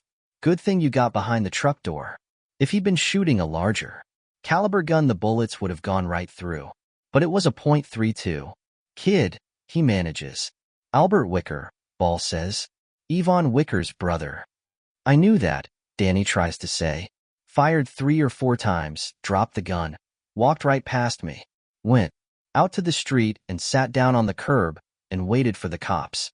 In a movie, I would have tackled him, but the truth is I face-planted beside my motorcycle at the RST gunshot. Sorry. Okay, Danny says. You okay? Thanks for saying that. We've got a real suit now, Danny. Soon as you get better. Danny tries to smile. He closes his eyes. Darkness. Is it Jesse next time? Or a dream? They're giving him a lot of dope, so he can't be sure. But he's positive, almost positive, that he sees a dark brown hand over his white one. Next time he surfaces, it's Ella Davis. He's a little stronger, and she looks a little younger in faded jeans and a boat-neck tee. Her hair is down, and she is smiling. Danny, are you awake? Yes. A bear croak. Water. Is there? She holds a glass for him. There's a bendy straw sticking out of it. He drinks, and it's heaven on his throat. Danny, we got him. The kid. His voice is a little stronger. I think Edgar told the cops. Not the kid, him. The man who killed Yvonne Wicker. He, are you getting this? Do you understand what I'm telling you? Yes. Does he feel relieved? Vindicated? He can't tell. He's not even sure how badly he's hurt, or if he'll ever be really well again. What if he has to spend the rest of his life shitting into a bag? He's confessed, Danny. Confessed to Wicker and 2 others. Cops in Illinois and Missouri are looking for the bodies. All right, Danny says. He's very tired. He wants her to go. I went to Mass and prayed for you. It helps if you believe, Danny says. He feels her take his hand, her skin cool on his. He thinks he should tell her. He doesn't blame her, but the very idea of blame seems pointless right now. He turns his head, floats away. Darkness. By the 3rd day, he hurts bad, but he's back in the world. He understands he's at Regional Hospital in Great Bend, and he's going to be here at least a week, maybe 10 days. The bullet perforated his stomach. He's been repaired and sewed up, but Broder, the doctor in charge of his case, says if he tries to walk, even to the bathroom, he's apt to open it up again. Be grateful it wasn't a soft nose slug and a bigger caliber. That would have done a lot of damage. You'll be on soft food for a while. I hope you like scrambled eggs and yogurt. Being in bed means the bedpan, but the indignity of that is mitigated by the fact that he's been spared the catheter and colostomy bag. He learns that Margie was allowed to see him early on because she claimed to be his wife, which wasn't true. Edgar Ball was allowed to see him because he claimed to be his lawyer, which was. Ella Davis was also allowed in because she was a KBI. Oh, Sarah, and because she said she had good news to share. Very good. And Jesse? That might have been a drug-induced hallucination, but Danny doesn't believe it. He thinks Jesse slipped in somehow and took his hand. At some point he'll have to ask him. Stevie doesn't know, and that's good. It would upset him. Danny will have to tell him at some point, but that's for later. Late in the afternoon of his 4th day at the hospital, he's allowed to sit by the window in his room, 2 steps, supported by a pair of orderlies. While he's enjoying the feel of the sun on his face, Edgar Ball comes to see him again. He sits on the bed and asks Danny how he feels. Not bad. The dope is primo. What do you want to know? Everything. That will strain my powers of condensation. They're only giving me 20 minutes. Then they have to put you back to bed and irrigate you. Ball grimaces. I don't even want to know what that entails. Davis told me they caught the guy who killed Yvonne Wicker, but I passed out before she could give me any details. Start there. His name is Andrew Iverson, no? XED address. An itinerant Mr. Fix-It. He was heading west, driving a little blue panel truck with Andy I. Plumbing and heating on the side. It showed up on video both in Arkansas City, where Wicker last stayed, and at the Gas and Go where she was last spotted. He's also on video in Great Bend, Manitou, and Cocker City. Cocker's close to Darke County, isn't it? Yes. Wicker was probably dead in the back of his truck when he drove through there. He was looking for a lonely spot to bury her, and found one. Iverson's picture should be in the encyclopedia next to the entry for serial killers. He drives, stops for a while, does some business, cash only, he told the cops, because, he says, cash don't tell. You got this from Davis? Yes. We had a long talk. She feels terrible about this whole business. She's not the only one, Danny thinks. Iverson killed a girl in Illinois and another in Missouri. Buried them in rural locations. The cops have found one. They're still looking for the other. He picked up a 4th girl hitchhiking in Wyoming, outside a little town called Glen Rock. He pulled over on some country road and tried to rape her. She had a knife in her boot. While he was getting his pants down, she stabbed him 4 times. Good for her, Danny says. He thinks of the dog that was chewing on Yvonne Wicker's arm. Goddamn good for her. Davis says this was one tough chick. She tumbled him out of the van, drove toward Casper until she had a cell signal, and called the police. He wasn't where the girl said he was, but they followed a blood trail to a nearby barn. He was in a horse stall, passed out from blood loss. Davis says he's going to recover. He confessed? She told me he confessed. Unless I dreamed that part. You didn't. Wounds hurt, as I think you know. You got shot once. Iverson got stabbed 4 times. Once in the cheek, once in the shoulder, once in the side, and once in the leg. He wanted painkillers. The cops wanted information. They both got what they wanted. Davis told you all that? She did, and asked me to tell you. I think she's afraid to face you again. I get that, but I guess in the end she did her job. She stood up to Jalbert, if that's what you mean, but that's a story for another day. My 20 minutes are almost up. Do you remember the charm bracelet the Wicker girl was wearing? Danny remembers. He saw it twice, once in his dream and once in real life. Iverson had 2 of the charms in his kill sack. As trophies. There was more stew in there. From the other 2. Where's the kid that shot me?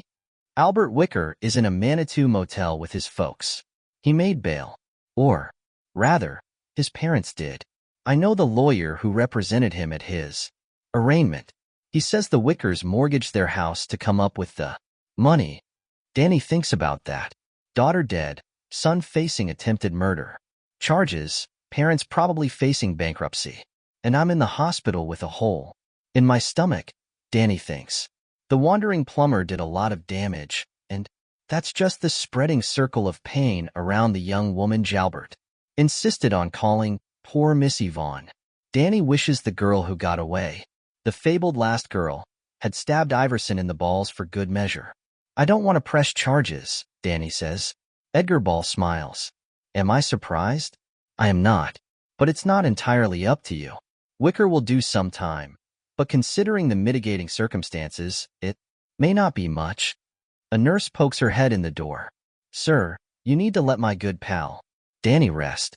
Plus, he needs some services you won't want to be around for. Irrigation, Danny says glumly. This doesn't happen when someone gets shot on TV. 5 more minutes, Ball says. Please. You can have 3, the nurse says, and leaves. I had a meeting with Don Tishman, who was technically in charge of the KBI investigation. I laid out the facts of the matter concerning Jalbert, but felt it would be smart to withhold the name of the trooper who stopped you and looked for drugs. For a small-town lawyer who specializes in real estate contracts, you've been pretty busy. Danny means it lightly, almost as a joke, but Ball ushes and looks down at his hands. I should have tackled that kid. I could have. He was totally focused on you. Instead, I went face down in the dirt. Danny repeats that it's not like TV. Ball raises his head. Understood, but I don't have to like it. No man wants to think he's a coward, especially one that rides a badass bike. I wouldn't call a Honda Goldwing badass, Edgar. A Harley Softail, that's badass. Be that as it may, we've reached an accommodation. I think. A few details still to be worked out, but yes, it looks good.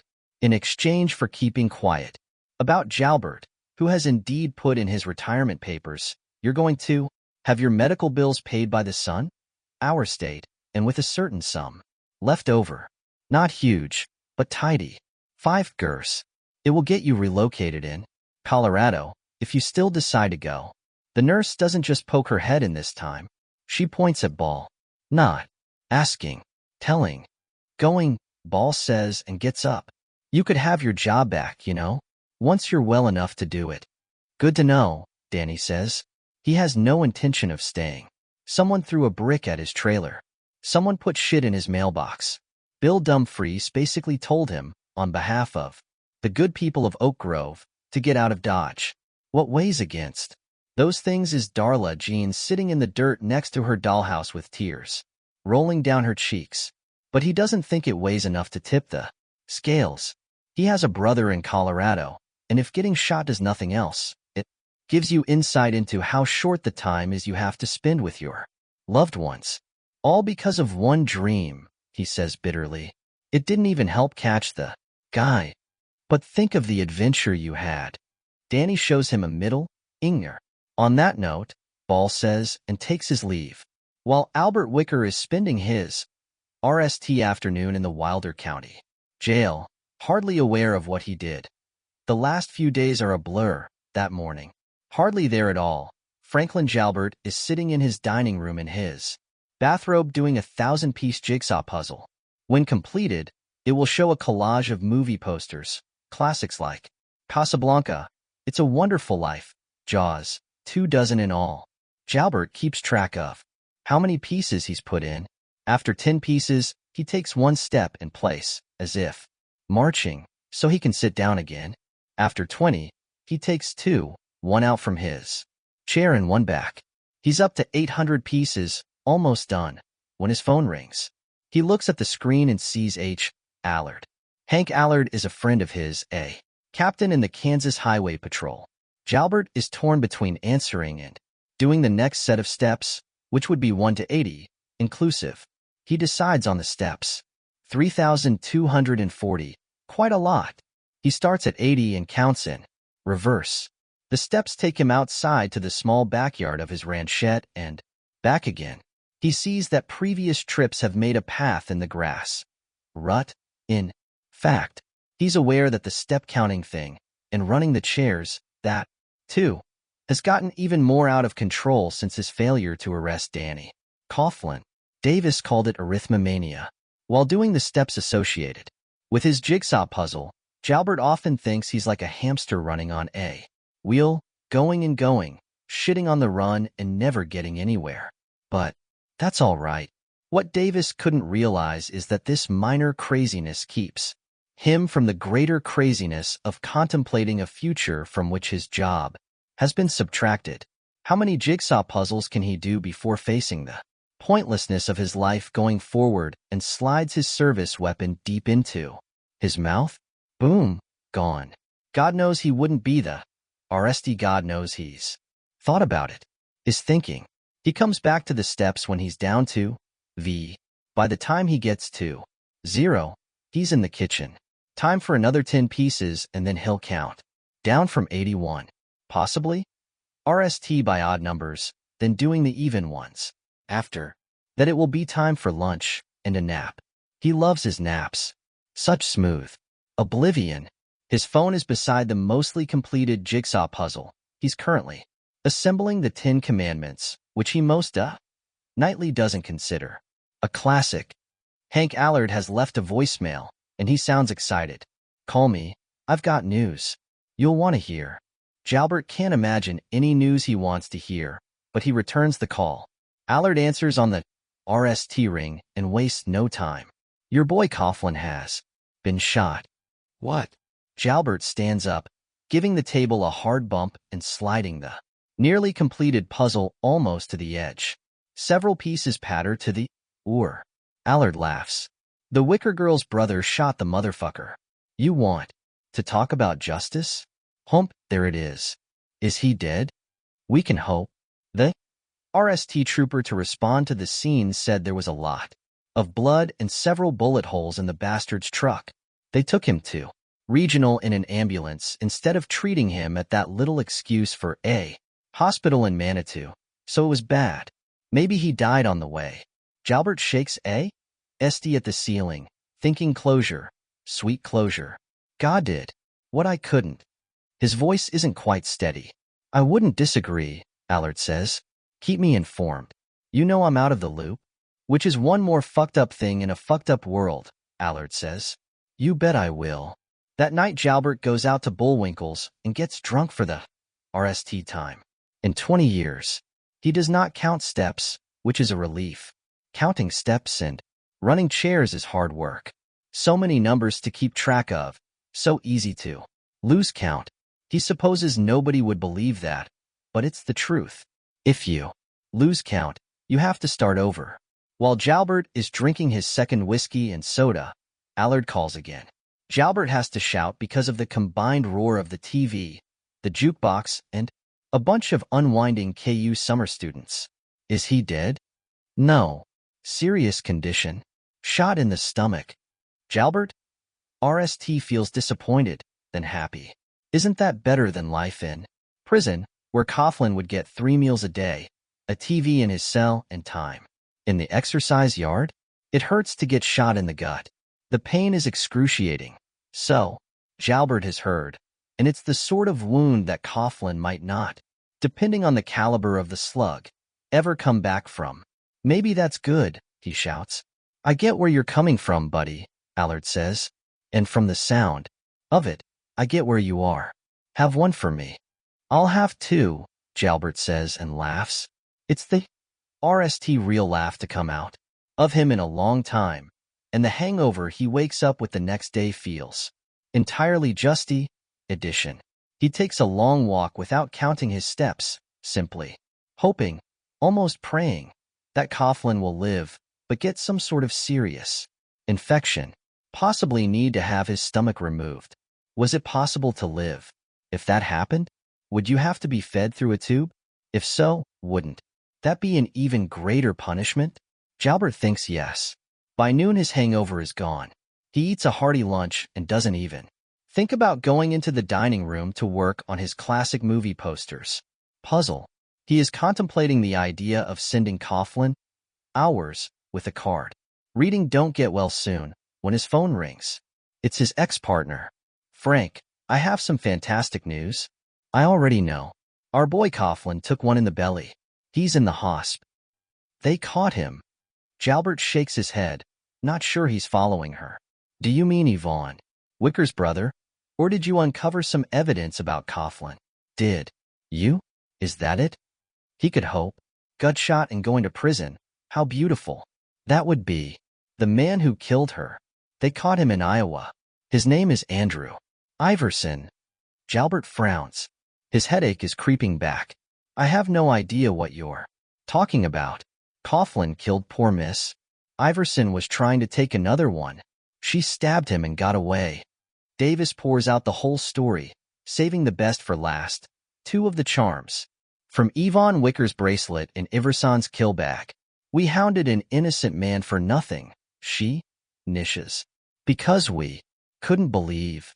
Jalbert sits up straight. His headache is worse than ever. He will have to do something about it. Take some aspirin. Then run the chairs. We didn't hound him, Ella. We pursued him. Given what we knew, we had every right. Every duty. Stop with the we stew, Frank. Now she just sounds weary. I didn't give his name to that free newspaper and I didn't plant dope in his truck. You did. Those things on your own. And I didn't get him shot. You're not thinking clearly. That's you, not me. I told him I went to mass and prayed for him, and do. You know what he said? It helps if you believe. I'm going to keep that in mind. Going forward. Then you better quit police work and get a job as a voodoo priestess or something. Do you not feel the slightest shred of guilt, Frank? No. I'm going to hang up now, Ella. Don't call me again. He ends the call. He runs the chairs. He puts 10 pieces in his jigsaw puzzle, and then counts steps in his backyard, 81 down to 1. A total of 3,321. A good number, but his head still aches. Danny's supper following Edgar Ball's visit is green gluck that looks like leaky Ed snot and tastes a little like V8. If that is, V8 tasted nasty. He gets it all down anyway, because for the RST time since waking up in the hospital he's actually hungry. In truth, for the RST time since his trip to Gunnell in Dart County, things have changed. He feels saved. At 9 o'clock a nurse comes in with a couple of pain pills. He tells her he doesn't need them, at least not yet. She raises her eyebrows. Really? Will you be able to sleep? I think so. Leave them on the night table, in case I want them later. She does that, checks his bandages for seepage, NDS none, and wishes him a good night. Danny wishes her the same. His stomach hurts, but the pain is down to a dull throb unless he makes a sudden move. He grabs the TV controller, switches around through a few channels, then turns it on. He thinks about Edgar Ball saying he could probably have his old job back if he wants it. The idea actually hurts. There are people in Manitou who are always going to believe he's guilty of something. Gossip is like radioactive waste. It has a long and toxic half-life. Stevie sent him an email with attachments to several rentals in Netherlands and Longmont. They would have been far out of his reach a week ago, but if Edgar's right about how he, Danny, might get a little payday, he's still thinking about that when he drifts into the RST good sleep he's had since the night before he dreamed that inexplicable dream. That lasts until 1:20 a.m., when the second dream begins. Unless he's working a case, and thanks to Ella Davis, all of that is done. Jalbert goes to bed every night at 9:30. That's supposed to be the healthiest time, according to what he's read on the internet, but tonight he's not able to get down. Just tonight? If only. He hasn't managed more than a few light doses since finding out a wandering plumber named Andrew Iverson has been arrested for the murder of Yvonne Wicker and 2 others. Who is the bad guy in all of this? Frank Jalbert. And who is the loser in all of this? Frank Jalbert. 20 good years, half a dozen commendations, all ushed down the commode. Everything he dedicated his life to is gone. His name is mud. While Danny is having a good sleep in Great Bend, Jalbert is wide awake in Lawrence. His mind has turned on itself, gnawing and biting like a mangy dog, snapping at its own angst until the blood ows. After 90 minutes or so of tossing and turning, he throws back the covers and gets up. He has to walk, and he has to count. If he doesn't, he'll go crazy. The thought of sticking his gun in his mouth comes, and it's attractive. But if he does that, will he not be giving Coughlin the ultimate victory? And ella, Ella saying we hounded an innocent man for nothing, because we couldn't believe. That was nonsense, not to mention Monday morning quarterbacking. Were they supposed to throw out years of fact-based police work because high school janitors said he'd had a dream? When COVID was burning across America, they said to follow the science. When you were a policeman, you followed the logic. Did that not make sense? Or had the world gone crazy? Ella believed he killed her, he says as he leaves the house on this hot summer night. She believed it as much as I did. He walks on West 6th Street in his bedroom slippers, past the Walgreens, and the Hy-Vee, past Dillon's and Starbucks, and the Big Biscuit, now closed and dark. He walks past the 6 Mile Chop House and the Alvadora Apartments, where he once arrested a murderer who is now doing his just time in El Dorado. He walks all the way to the Highway 40 interchange. He counts his steps. He's up to 154, a total of 11,935 when added sequentially. Then a sudden burst of insight, of logic, lights up his mind. Did the girl in Wyoming escape Andrew Iverson? Andrew Iverson in his little plumbing and heating van? Yes. Jalbert accepts that. Did Andrew Iverson kill 2 other girls, one in Illinois and the other in Missouri? He accepts that too. Did Andrew Iverson have 2 of the charms from poor Miss Yvonne's bracelet in his kill sack? All right, say he did. And say Danny Coughlin put them there. It makes perfect sense once you throw out the New Age bullshit. Ella may believe that crap now, but Jalbert never did and never will. Follow the science. Follow the logic. Coughlin and Iverson knew each other. He's sure of it. It stands to reason. Jalbert is also sure that the good police work necessary to uncover that connection will never be done. Why would any KBI investigator even try? When everything is tied up in a neat bow, when Danny Coughlin will probably come out of this looking like a hero who just tried to do his civic duty? A psychic hero. The only question in Jalbert's mind as he stands looking at late-night cars passing on Highway 40 is whether Iverson held poor Miss Yvonne down while Coughlin raped her, or if Coughlin held her down while Iverson did his dirt. Would they be the RST kill team? No, of course not. There have been others. Ian Brady and Myra Hindley, Kenneth Bianchi and Angelo Buono, Dick Hickok and Perry Smith, those 2 right here in Kansas. A car goes by on 6th and a young voice sings out, "Hey Pop, you're in your pajamas." There's diminishing laughter. Jalbert doesn't notice.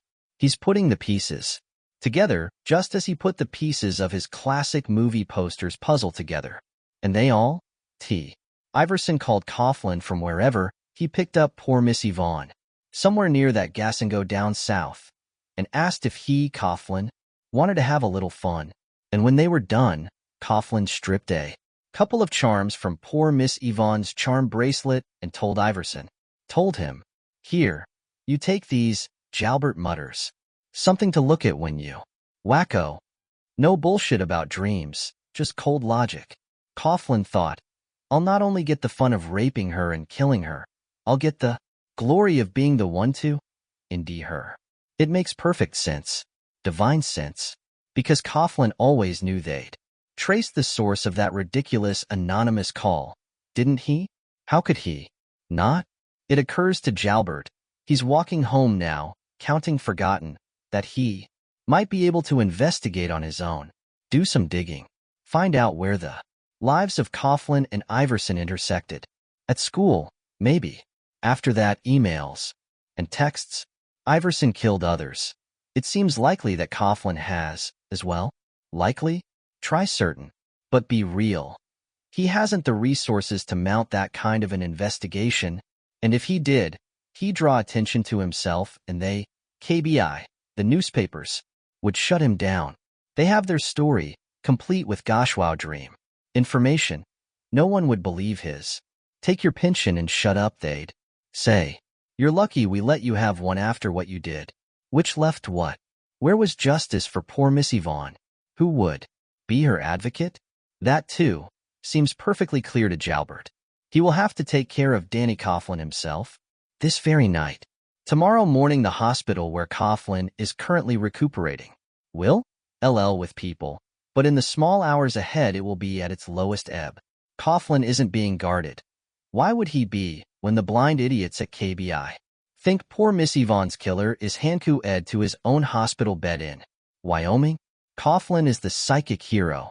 At home, Jalbert dresses in jeans and his black suit coat, the one he always wore when he was on the job. He puts his badge on his belt, technically against the law now that he's retired, but it will help him get in if any late shift person asks questions. To this he adds his service weapon. At 1:45 in the morning, Charles Beeson, an orderly on the 3rd floor of Regional Hospital, is playing Fruit Ninja on his phone. Chuck? Chuck. He turns and is startled to see Danny Coughlin limping toward him. Danny's Johnny? APS around his knees. He's barefoot. One hand is pressed against his abdomen. Tears are running down his cheeks. They are tears of pain, but they are also tears of horror. Mr. Coughlin, you're not supposed to get out of bed until the doctor gives you permiss. My phone, Danny says. He's hoarse, panting. It's in my drawer, but the battery's dead. Please, I have to charge it up. I have to make a call. The pain wasn't bad when he fell asleep, but walking down the hall has awakened it. He grimaces and almost falls. Chuck gets an arm around him, but that's not good enough. He hoists Danny into his arms and carries him back to his room. Once he's in bed, Chuck holds out his own phone. Here, if it's important, use mine. Danny shakes his head. His hair is sticking to his forehead. Sweat runs down his cheeks. I need my contacts. I put her number in my contacts. Even 2% will be enough. I have to make that call. While Danny's phone is on a charger in the nurse's station, Jalbert is en route 56, heading for Great Bend. The interstate would be shorter, but he's less likely to run into the highway patrol on 56, and he's running hot. According to his GPS, the trip from Lawrence should take about 3.5 hours if he kept to the speed limit, but with the highway almost completely deserted at this small hour, he's doing 85. It was almost 12:30 in the morning before he got rolling. He expects to be there by 3 a.m. at the latest. 150 minutes, which is 1 to 17 when added sequentially, with 3 left over, of course, but who is counting? It's vital that he should give Coughlin the justice he will otherwise escape. Nothing must stand in his way. It will be his ultimate sacrifice to save all the girls and women Coughlin might otherwise encounter. The burner he used to call Anderson is in the center console of his car. He pre-programmed the number for the Great Bend Police Department before he left home for what will be the last time. He makes the call at 2:15 a.m., never taking his eyes off the cone of his headlights. He doesn't have the voice-altering device he used with Anderson, so when the night dispatcher answers, Great Bend Police, how may I help? Jalbert just makes his voice a little higher. He hopes he sounds like an adolescent, but it doesn't really matter. They will respond. On calls like this, they must respond. There's going to be an explosion at the high school. A big one. It's going to happen around the time the kids start arriving. And then it just pops out. 3. Sir, where are you calling FR? 3 bombs, he says, improvising on the Y3. They want to take out the whole school. Sir. Jalbert ends the call. He throws the phone out the driver's side window. Without slowing down. They may ND the phone, and if they do, they'll ND his prints when they dust it, but it doesn't matter. He won't be coming back from this, and that will be a relief. When Chuck the orderly brings Danny his phone, it's V% charged. That should be enough. Listen to me, Chuck. I want you to get the night nurses, Karen, and the other one, the blonde, I can't remember her name, and go down to the second. Where? What? Why? Just trust me. There isn't much time. Danny glances at the clock on his nightstand. 2:10 a.m. Chuck is still standing in the door, frowning at him. Go. It's life and death. Not kidding. You're not having a pain med reaction, are you? Belief, Danny thinks. It's all about belief, isn't it? No. Second, or all of you. This will be over one way or the other in an hour. Until then, get out. Get safe. He goes to his contacts. For a moment he's Terry, and that Davis isn't in them, that he only thought he added her number from the card she gave him. But it's there, and he makes the call, praying her phone isn't shut. It rings 4 times, then just as he's despairing, she answers. Sleepy. She sounds more human than ever. Hello? Who? Danny Coughlin, he says. Wake up, Inspector Davis. Listen to me. I had another dream. This time it was premonitory. Do you understand? A moment's silence. When she replies, she sounds more awake. Do you mean he's coming for me? Unless something changes it, there's going to be shooting down the hall, I think at the nurse's station, screaming. Then he's here, dressed like he was when you, Arsty, came to the school. Black coat, blue jeans. Only that time he wasn't armed. This time he is. I'll call the police, she says, but if this is some kind of weird joke, do I sound like I'm joking? He almost screams it. The police won't come. He sent them on some kind of wild goose chase. Don't ask me how I know. That, it wasn't in the dream, but it's what he'd do, she says. If he really means to come after you, yes, it's what he'd do. She sounds fully awake now. I'll call the cops in Dundee and Pawnee Rock, and then I'll come myself. I'm at my sister's, only 6 miles from Regional. This second dream is as clear in his memory as the dream of County Road F, the Texaco station, and the constant tinka-tinka-tinka of those price signs. Against the rusty pole, as real as the dog and the unearthed arm, there will be shots at the nurse's station followed by a single scream. A man's scream. So probably Chuck the orderly. And then the man in the black coat. And the dad jeans will be, standing in his doorway. Looming in his doorway. That strange peninsular widow's peak surrounded by white skin. Those deep-set, tired eyes. For poor Miss Yvonne, he'll say as he raises the gun. And just as he Danny turns his head on the pillow. He looks at the clock on his night table. I told the orderly to send everyone down to the second, but they're not going. I can hear them down there. They don't believe me. Just like him. Just like you. He looked at the clock in his dream. He looks at it now. Forget about Dundee and Pawnee Rock, Inspector. They're too far away. He's going to start shooting at 2:03. You've got 39 minutes to do something about it. Ella's sister Regina is alone in the master bedroom. Her husband is away on one of his many business trips. Davis has her suspicions about those trips, and she supposes Regina does, too, but that is a matter for another time. The digital clock beside Regina's bed reads 2:24. Reggie, wake up. Regina stirs and opens her eyes. Davis is wearing jeans, sneakers without socks, and a KU t-shirt, clearly without a bra. But it's the sight of the gun on her hip and the ID laminate her sister is slipping over her head that wakes her all the way up. What? I have to go. Right now. I'll be back before Lori wakes up? She hopes so.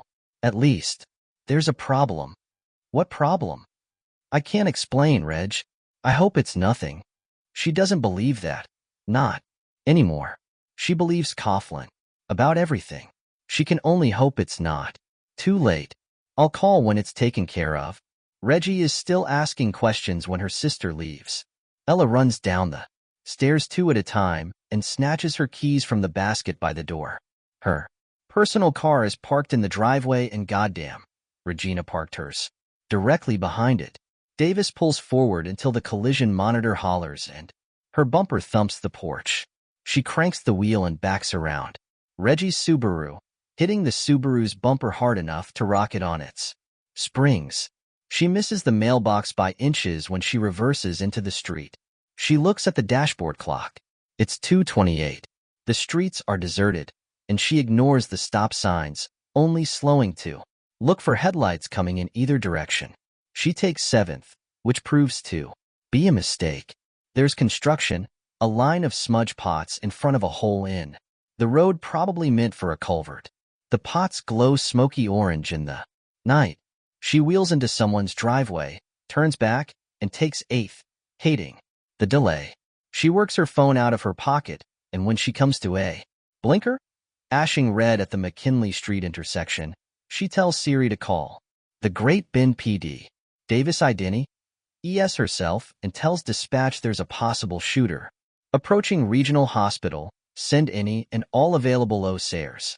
Dispatch tells her she has no one to send. Someone has phoned in a bomb threat at the high school.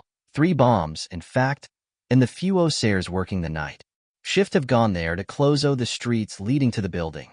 The bomb squad is on its way from Wichita. There's no bomb, Davis says. This guy wants to draw your cops until he nishes what he's coming to do. Ma'am, Inspector, you know this how? The clock on her dashboard reads 2:39. It occurs to Ella that lack of belief is the curse of intelligence. She throws her phone on the passenger seat without ending the call and turns on to McKinley. She oars it, then stamps both feet on the brake as a late-night shambler pushes a shopping cart into the street. She lays both hands on the horn. The shambler gives her a lazy middle finger, tick-tocking it from side to side as he continues on his way. Davis veers around him and tromps the gas, laying FDY feet of rubber. Here, at last, is Cleveland Street and the bulk of the hospital. The red emergency sign over the portico is her beacon. It's 2:46. Beat him, Davis thinks. If Danny was right about the time, I beat H. A red SUV looms up in her rear view. It swings beside her, almost sideswipes her, then bolts ahead. Davis gets just a glimpse of the driver, but a glimpse is enough. That thick widow's peak is all the ID she needs. Taillights. Ash as the SUV pulls up in front of the main entrance. Jalbert gets out. Black coat, baggy dad jeans. In spite of her terror and the sense that she's having her own dream, it's hardly been an hour since she was called from a sound sleep by her phone. After all, there's a feeling of almost miraculous wonder, because Danny was right about everything, and now she knows how he must have felt at that Texaco station, seeing his dream made real. She doesn't slow, simply rear-ends Jalbert's vehicle. He wheels around, eyes wide, going for his gun. Ella lays on the horn with her right hand. Wake up, you people, wake up, and opens the door with her left. She draws her own gun as she gets out, hoping 2 things: that she won't have to shoot her ex-partner, and that her ex-partner won't shoot her. She has a little girl to go back to. Frank, stop. Do not go in. Ella? What are you doing here? He looks so haggard, she thinks. So lost. And so dangerous. Put your gun away, Frank. People are coming out now. Nurses in pink and blue rayon, a couple of orderlies in white, a doctor in green scrubs, a couple of patients from 24-hour care, one with his arm in a sling. He's lying, Ella. Of course he is. Are you blind? They are pointing Glocks at each other like a pair of gun guiders at the end of a Western movie. The .40 S&W ammo, those guns? Will be lethal at this short range. If the shooting starts, one or both of them will almost certainly be killed. No, Frank. They caught the doer in Wyoming. His name is Andrew Iverson, yes? Jalbert is nodding. I believe that, but they were in it together. Can't you see that? Follow the logic, Ella. They were a kill team. Use your brain. How can you believe his story? You're too smart. 16 times too smart. 18 times too smart. More people have come out. They cluster on the steps. Davis wants to tell them to go back in, but she doesn't dare take her eyes off Jalbert. Now she can hear a siren. It's approaching, but it's too far, too far. Frank, why do you think I'm here? How do you think I got here? For the RST time, he looks unsure. I don't know. Danny called me. He knew you were coming. He dreamed it. That's ridiculous. A lie. A fable for children. But here I am. How else can you explain it? A nurse, a large woman in a blue smock, has come out of urgent care and is now sneaking up on Jalbert from behind. Ella wants to tell her that's bad idea, the worst idea, but doesn't dare. Jalbert will think she's trying to distract him, and he'll shoot. I can't, Jalbert says. You shouldn't be here. I don't think you are here. You're a hallucin. The big woman throws her arms around Jalbert, pinning his arms. She must outweigh him by 60 pounds, but his reaction is immediate. He stamps down on one of her feet. She screams. Her grip loosens. He frees one arm and drives an elbow backward into her throat. The nurse stumbles away, gagging. He turns toward her and away from Davis. Frank, put it down. Drop it, drop it, drop it. He doesn't seem to hear her. The nurse is bent over, hands to her throat. Jalbert raises the gun. He does it very slowly. Ella has time to think about all the miles they've driven on Kansas roads and all the meals they've eaten in Kansas diners, prepping each other before testifying, sitting through endless brie, NGS. There's time to shoot him, but she can't. She can only watch as Jalbert continues to raise the gun, but he's not pointing it at the nurse. He puts it to his own head. Frank, don't. Please don't. I did it all for poor Missy Vaughn. Then he says 3, 2, 1, and pulls the trigger. It's almost an hour later when Ella is nally allowed into Danny Coughlin's room. 2 cops are standing guard outside his door. She thinks this is a perfect example of locking the barn after the horse has been stolen.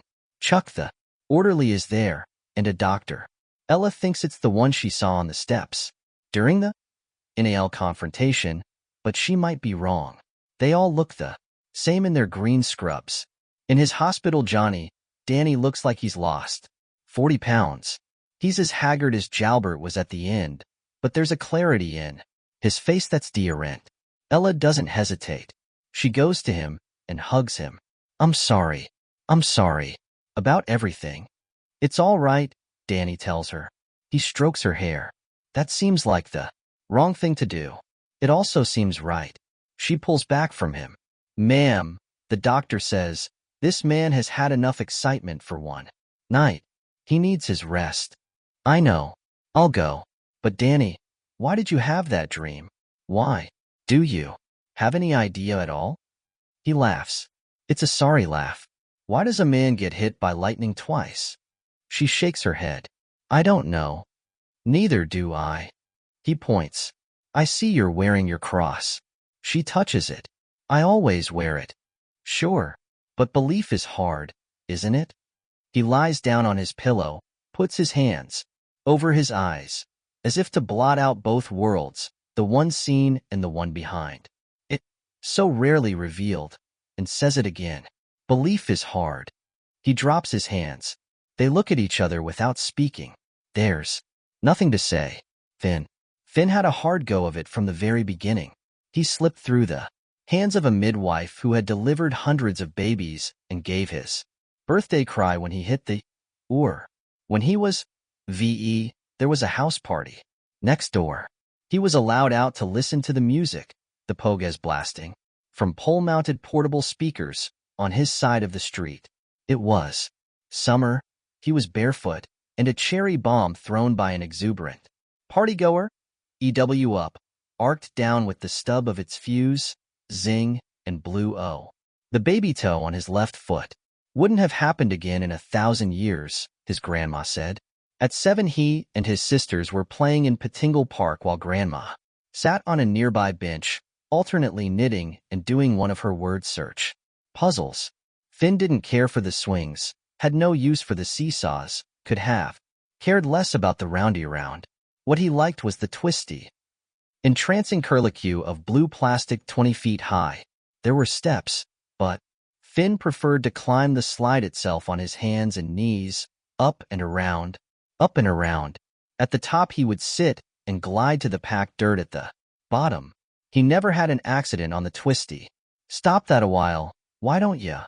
Grandma said one day. You're always on that old twisty. Try something new. Try the monkey bars. Show me a trick. His sisters, Colleen and Marie, were on them, climbing and swinging like monkeys. So, to please Grandma, he went on the monkey bars and slipped while hanging upside down and fell and broke his arm.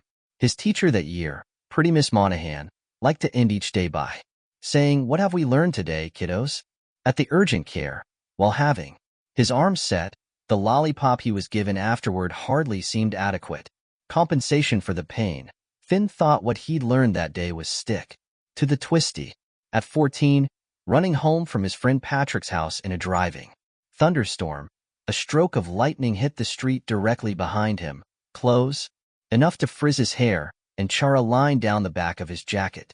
Finn fell forward, hit his head on the curb, Sue aired a concussion, and lay unconscious in his bed for 2 days before waking up and asking what happened.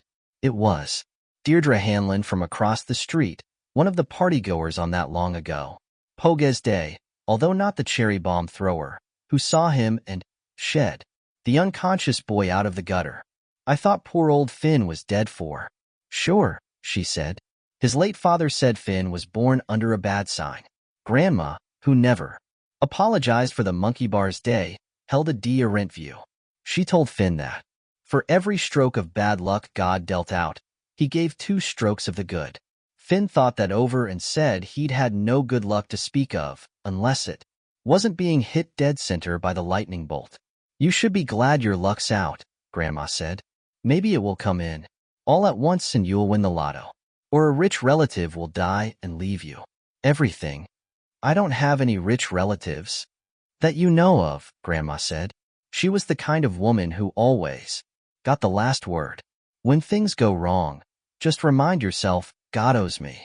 And God always pays his debts. Not soon enough to suit Finn, however. Worse luck awaited. One evening in his 19th year, Finn came running home from his girlfriend's house. Not because it was raining, but because even with a case of blue balls, all that hugging and touching and smooching had left him exhilarated. He felt he had to run or explode. He was wearing a leather jacket, jeans, a Cabinteely cap, and a vintage t-shirt with the logo of an old band, Nazareth, on the front. He rounded the corner onto Peak Street and ran into a young man running the other way. They both fell down. Finn picked himself up and started to apologize, but the young man was already legging it. Again, looking back over his shoulder. He was also wearing jeans, a bill cap, and a t-shirt, which didn't strike Finn as particularly coincidental. In this city, it was the uniform of the young, men and women both.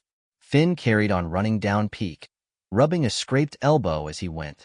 A black tradesman's van came toward him, lights Finn thought nothing of it until it pulled up beside him and some men, at least 4, came rushing out of the back even before the van had rolled completely to a stop. 2 of them grabbed him by the arms. Finn managed, "Hey." A third man said, "Hey yourself," and pulled a bag over his head. There was a sting in his upper arm just above his scraped elbow. He was aware of being hustled, feet not touching the pavement, and then the world away. When Finn came to, he was lying on a cot in a small room with a high ceiling. In one corner was a table lamp with no table beneath it. In another was a commode. The commode was blue plastic, exactly the same shade as the Twisty in Patingle Park. There was no other furniture. There was a skylight, but it had been painted black in slopping, careless strokes. Finn sat up and winced. He didn't have a headache, exactly, but his neck was terribly stee, and his arm hurt the way it had after he'd gotten his COVID shot. He looked at it and saw someone had put a sticking plaster above his scraped elbow. He peeled it back and saw a tiny hole with a red corona around it. Finn tried the door and found it locked. He knocked, then pounded on it. As if in answer, AC/DC blasted at him, "Dirty deeds done dirt cheap" at what sounded like 2,000 decibels. Finn clapped his hands over his ears. It went on for 20 or 30 seconds, then stopped. He looked up and saw 3 speakers mounted high up. To him they looked like Bose models, which meant expensive. In the corner above the table lamp without a table, the lens of a camera stared down at him. Unlike the time when he had almost been struck by lightning, Finn remembered what had happened before he temporarily lost the plot, and guessed what it meant. It was absurd but not amazing. Being kidnapped was just another example of Finn Murray luck. He went back to pounding on the door and yelling for someone to come. When no one did, he stepped back and looked up at the camera. Is someone there? Like, monitoring this? If you are, please come and let me out. I believe you've dropped a bowl lock. You want the other fella? There was no response for almost a full minute. Finn was walking back to the cot, having decided to lie down until someone came to rectify what was obviously a mistake. When the speakers blared again, Finn liked the Ramones, but not at such apocalyptic volume in a closed room. This time the sonic assault went on for about 2 minutes before cutting out just as abruptly. He lay on the cot and had just begun to drift when Cheap Trick roared down. 20 minutes later, it was Dexy's Midnight Runners. It went on that way for quite some time, probably hours. There was no way Finn could tell for sure. His captors had taken his watch while he was unconscious. He was dozing when the door opened. 2 men came in. Finn wasn't sure. They were the ones who had grabbed him by the arms, but pretty sure. One of them had a droopy eye. He said, "Are you going to be troublesome, Bobbio?" "Not if you're going to make this right," Finn said. He took little notice of being called Bobbio, thought it was just some kind of nickname, like Daddy. Oh, or how if his father had seen a drunk staggering up the street, he'd always say, "There goes Paddy O'Reilly." "That's up to you," the other said. He had a narrow face and black eyes, like a weasel. They went out the door, Finn between the 2 men, who were both wearing chinos and white shirts. Neither of them had a gun, which was a bit of a comfort, although Finn had no doubt they could handle him easily if he decided to make trouble for them. They looked. Finn was tall but weedy. The room they came out in was lined with shelves, all of them empty. To Finn it looked like a pantry, or maybe, given the size, what his grandma would have called a larder. As a young woman, she'd been in service. From the pantry they entered the biggest kitchen Finn had ever seen. There were a couple of empty bowls on the counter with spoons in them. Judging by the scum inside, he guessed they had contained soup. His belly rumbled. He didn't know how long it had been since he'd eaten. Ellie had made him some scrambled eggs before the necking started, but Finn had an idea that was long since digested. If digestion continued when you were unconscious, that was. He thought it must. A person's body just went about its business. Next came a dining room with a shining mahogany table that looked long enough to play shoey board on. Heavy plum-colored drapes had been pulled all the way closed. Finn strained his ears for the sound of passing tracee and heard nothing. They went down a hall and the droopy-eye man opened a door on the right. The weasel gave Finn a light shove. There was a fancy desk in the room. The walls were lined with books and folders. More drapes, a deep dull red, had been drawn over the window behind the desk. A man with white hair combed back like the early CLI Richard sat behind the desk. His tanned face was scored with lines. He looked not much older than Finn's father had been when he died. "Sit down." Finn sat down across from the white-haired man. Mr. Droopy Eye stood in one corner. Mr. Weasel stood in the other corner. They clasped their hands in front of their belt buckles. There was a folder in front of the white-haired man, thinner than the ones crammed in helter-skelter on the shelves. He opened it, lifted a sheet of paper, looked at it, and sighed. "This can be easy or hard, Mr. Feeney. That's entirely up to you." Finn leaned forward. "See, that's not my name. You have the wrong person." The white-haired man looked interested. He put the sheet of paper back in the thin folder and closed it. "Not Bobby Feeney? Is that so?" "My name is Finn Murray. That's Murray with an IE at the end, not I." He felt that this detail alone should be enough to convince the white-haired man. It was so spissy. "See. Is it now?" the white-haired man said. "Will wonders never cease? I'll tell you what happened. What I think happened. When I came round the corner into Peak Street, I ran into a fella running the other way. We knocked each other down. He got up and ran on. I got up and ran on. These fellas," He pointed at the men in the corners. Must have wanted that other fella, Bobby Feeney. He was dressed the same as me. Dressed the same. Was he? Cabinteely cap? Nazareth t-shirt? Leather? Jacket? Well, I don't know what was on the shirt, but I remember the cap. It all happened fast, but it's sure that's who you wanted. This happens to me all the time. The white-haired man leaned forward, his hands, scarred, Finn saw, or maybe burned, clasped on his thin folder. He looked more interested than ever. You are taken into custody all the time, are you? No, bad luck. Bad luck happens to me all the time. He told the white-haired man about being dropped at birth, and the cherry bomb, the broken arm because he let his grandma coax him the twisty, the lightning strike. There were other things he could have added, but he thought the lightning strike and resulting concussion made a good place to stop, like the climax of a storybook story. So you see, I'm not the boyo you're looking for. Huh. The white-haired man sat back, pressed a hand to his belly as if it pained him and sighed. Inspiration struck Finn. Just think about it, sir. If I was running away from these fellas of yours, I'd run away. But I didn't, did I? I ran right into their outstretched arms, so to speak. It was the other fella, this Bobby Feeney, who ran away. You're not Bobby Feeney? No, sir. You're Finn Donovan.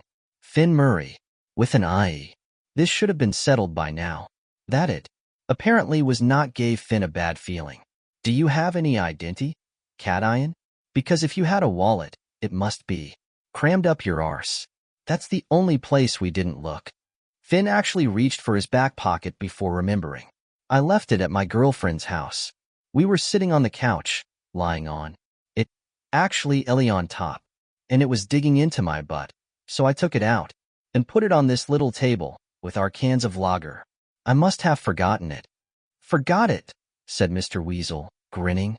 Stands to reason, said Mr. Droopy Eye. He was grinning, too. You see, we have a problem here already, the white-haired man said. Finn had another inspo.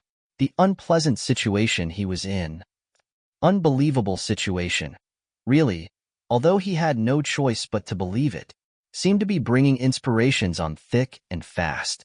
I had my Odeon card in my pocket. I kept it separate in case Ellie wanted to go out to the Royale. He felt for the card. It wasn't there. The white-haired man opened his folder, read through the few papers inside, and brought out an orange card. This card? Yes, that's it. See my name? He reached for it. The white-haired man leaned back. Mr. Weasel and Mr. Droopy Eye unclasped their hands, ready to pounce should pouncing be called for. The white-haired man held the card close to his face, as if he were nearsighted. Finn Murray, it says here, with an I. Finn felt heat rising in his cheeks, as if he had been caught in a lie. He hadn't been, but that was how it felt. People misspell names all the time. My father's name was Stephen, and people were always for spelling it with a V or even an F, like Stefan. The white-haired man slipped the Odeon card back into his folder. Did you enjoy the music we had piped into your room? I know why you do that. I've seen it on telly. It's a tactic, like, to keep people on edge. Ah, is that why we do it? Pando, did you know that's why we do it? Hard to say, Mr. Weasel replied with a shrug. I have heard it said that music soothes the savage beast, although I'm not sure that speaks to your question. We can arrange some Nazareth if you like, said the white-haired man. You being a fan and all. And with what sounded grotesquely like pride, we have Spotify. I want to go home. Finn didn't like the tremble he heard in his voice but couldn't help it. You made a mistake and I want to go home. I won't say. Nunica. He was sorry as soon as it came out. Kidnap victims were always saying it, and it never worked. He'd seen that on telly, too. Going home might also be arranged, and very easily. But, RST you must. Answer one question. What did you do with the briefcase, Bobby? The one with the papers in it. For you surely didn't have it when you were brought here. Finn felt tears sting at the corners of his eyes. Sir, call me Mr. Ludlum, if you like. I used to call myself Mr. Dayton, but I got tired of it. Mr. Ludlum, I'm not Bobby Feeney and I didn't have any briefcase. I never did. I'm not who you're looking for, and while you're gassing at me, the fella you are looking for is getting away. So your name is Bobby Murray. With an I. Yes. I mean no. I'm Finn Murray. Finn. Document the white-haired man, Mr. Ludlum, nodded to the one with the droopy eye. Help this? Any young man to remember his name. Doc stepped forward. Pando, a.k.a. Mr. Weasel, grabbed Finn by the shoulders. Doc removed a heavy ring, put it in the pocket of his chinos, and slapped Finn across the face, good and hard. Then he went the other way, even harder. Spit? EW from the side of Finn's mouth. It hurt plenty, but what he felt most in that moment was astonishment and shame. He had nothing to be ashamed of, but ashamed he was. Now, Mr. Ludlum said, leaning back and clasping his hands on his midsection. What is your name? Finn. Finmore. Mr. Ludlum nodded to Doc, who administered 2 more brisk slaps. Finn's ears rang. His cheeks burned. The tears came. You can't do that. Why would you do that? You made a mistake. I can do it. Mr. Ludlum opened his folder and tossed a pamphlet across the desk. Open-handed slaps are a world-approved technique for advanced interrogation. I think you should read that carefully before we talk again. See what other techniques we might decide to employ. Take him back, you two. Mr. Bobby Donovan has some homework to do. You don't even know who you're. He was jerked to his feet, Pando on one side and Doc on the other. Pando picked up the pamphlet and stewed it into the waistband of Finn's jeans. Come along, Bobbio, he said. Ta-ta, said Mr. Ludlum. Be a friend to all, and all will be a friend to you. With that, Finn was hustled from the study, with his cheeks burning and tears streaming from his eyes. Back in his room, his cell, Finn pulled the pamphlet free of his jeans and looked at it. There was no binding, not even a staple. It was just a few sheets of paper folded together. On the front, smearily printed and slightly askew, was this: World-approved techniques for advanced interrogation. Are you shitting me? Finn asked. He spoke in a whisper, so the mics.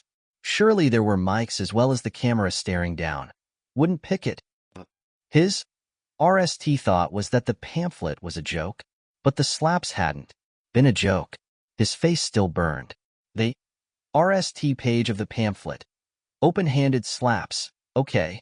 The second page. Sleep deprivation techniques, loud music, sound effects, etc. Okay. Third page.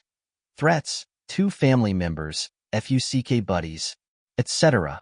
Okay. Fourth. Enemas. Okay. Fifth. Stress positions. Okay. Sixth. Waterboarding. Okay. Seventh. Fist hitting, foot paddling, burning, with cigarettes or leaders, rape and sexual abuse, not okay. Eighth. If not specifically mentioned, probably okay. The rest of the pages were blank. They can't even fucking spell, Finn whispered. But if it wasn't a mistake, or someone's macabre idea of a joke, it could mean he was in the hands of psychopaths. The idea was more terrifying than believing it was a case of mistaken identity. That could be resolved. One of his grandma's aphorisms, she had many, came to mind. Most people will be reasonable if you speak soft and give them a chance. Because he had no better idea, he dropped the pamphlet on the got up and faced the camera.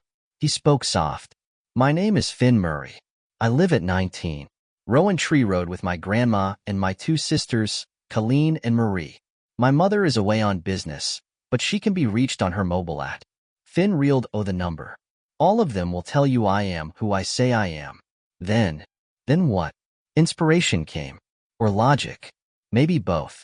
Then you can put a bag over my head, even knock me out again if you feel like you need to, and drop me on some random street corner. You can do that because I don't know who you are, and I don't know where this is. I don't have no briefcase and I don't have no papers. Just, be reasonable. Please. He'd lost track of how many times he'd said please. Quite a few, for sure. Finn went back to the cot and lay down. He began to drift. Just as he was slipping away, Anthrax came ripping out of the speakers. Madhouse. He almost fell off the cot. He covered his ears. After 2 minutes that seemed much longer, the music stopped. He no longer felt sleepy, but he felt plenty hungry. Would they feed him? Maybe not. Starving a prisoner wasn't spissy, Callie mentioned, so it was probably okay. He slept. They gave him 4 hours. Then they came for him. Finn didn't see if it was Doc and Pando or some of the other ones. Before he realized what was happening, he was hauled to his feet, still mostly asleep. A bag came down over his head. It smelled vaguely of chicken dirt. He was propelled forward and slammed into the side of the door. "Whoops, sorry," someone said. "Little o' course there, Bobby." He was yanked back and propelled forward again. His nose was bleeding, maybe broken. He snu ate up blood, choked, began to cough. They were moving him at suicidal speed, his paddling feet barely touching the oar. They came to stairs, and he was driven down them like a hog in a chute. Near the bottom they let go, and one of the men gave him a hearty push. Finn screamed into the bag, imagining a drop of 100, 200, 300 feet, with broken-bodied death awaiting him upon touchdown. It was only 2 or 3 steps. His foot caught on the bottom one and he went sprawling. He was grabbed again. Every time he pulled in a breath, the bag went into his mouth and he tasted his own blood, fresh and still warm, set by a soupcan of chicken shit. "Stop it," he screamed. "Stop it, I can't breathe." "Pull the other one, Bobby," one of them said. "The not breathing part comes later." His knees hit something hard. He was whacked open-handed across the back of the neck, and he fell forward onto what felt like a bench. "Gotta IP the omelet so it won't burn," someone said cheerily, and he was turned over. One of his ailing hands hit something soft. "Oh my crotch, faggot," a new voice said, and he was slapped through the bag. "That's strictly my girlfriend's property." "Please," Finn said. He was crying, trying not to choke on the blood now, running down his throat. His nose throbbed like an infected tooth. "Please, don't, please stop, I'm not the guy. I'm not Bobby Donovan." Someone fetched the side of his face a tremendous whack. "Bobby Feeney, you stupid git." A cloth was draped over the bag. The RST voice said, "Here it comes." "Bobby." Whoosh. Warm water soaked the cloth, then the bag, then Finn's face. He sucked water in and spluttered it out again. He held his breath. The water continued to pour down. At last he had to breathe. Instead of air, he sucked in water. He gargled it, choked on it, spit it out, swallowed more. There was no air. Air was gone. Air was a golden oldie, a blast from the past. He was drowning. Finn thrashed. The water continued to pour through the hood. There was no sense of drifting away, no peace, only the horror of the constant water. He reached for unconsciousness and couldn't. Idiot. Only more water. At last it stopped. They rolled him on his side. He vomited into the bag. One of the men patted it gently all around. "A puke facial," he exclaimed. "And we don't even charge." They rolled him on his back and yanked the hood. He was allowed hand-free to wipe his face. He coughed and coughed while he did it. At last his vision cleared enough for him to see Mr. Ludlum peering down at him. Because he was at the head of the bench, he looked upside down. "Are you Bobby Feeney or Finn Murray?" Mr. Ludlum asked. Finn was at RSD, coughing too hard to answer. When it eased a little, he said, "Whichever you want. I'll swear to it. Just don't do it again. Please, no more.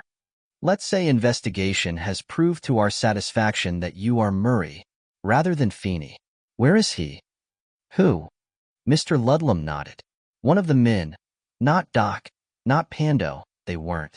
Here, fetched him a Terry." See open-handed wallop. A mixture of vomit and water.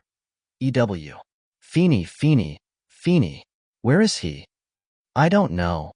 "Where is the bomb factory?" Last chance, my boy, before you enjoy another baptism. Finn coughed, choked, turned his head to the side, heaved, spat.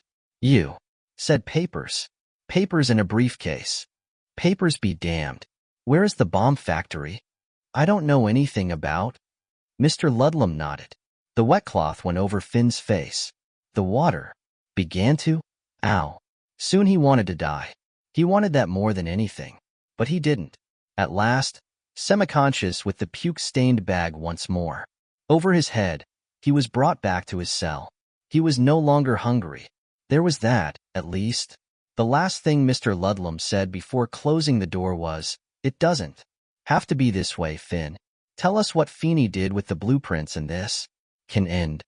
There were no blasts of music, but Finn was still unable to sleep for a long time. Every time he started to drift, a new coughing tea would shake him awake.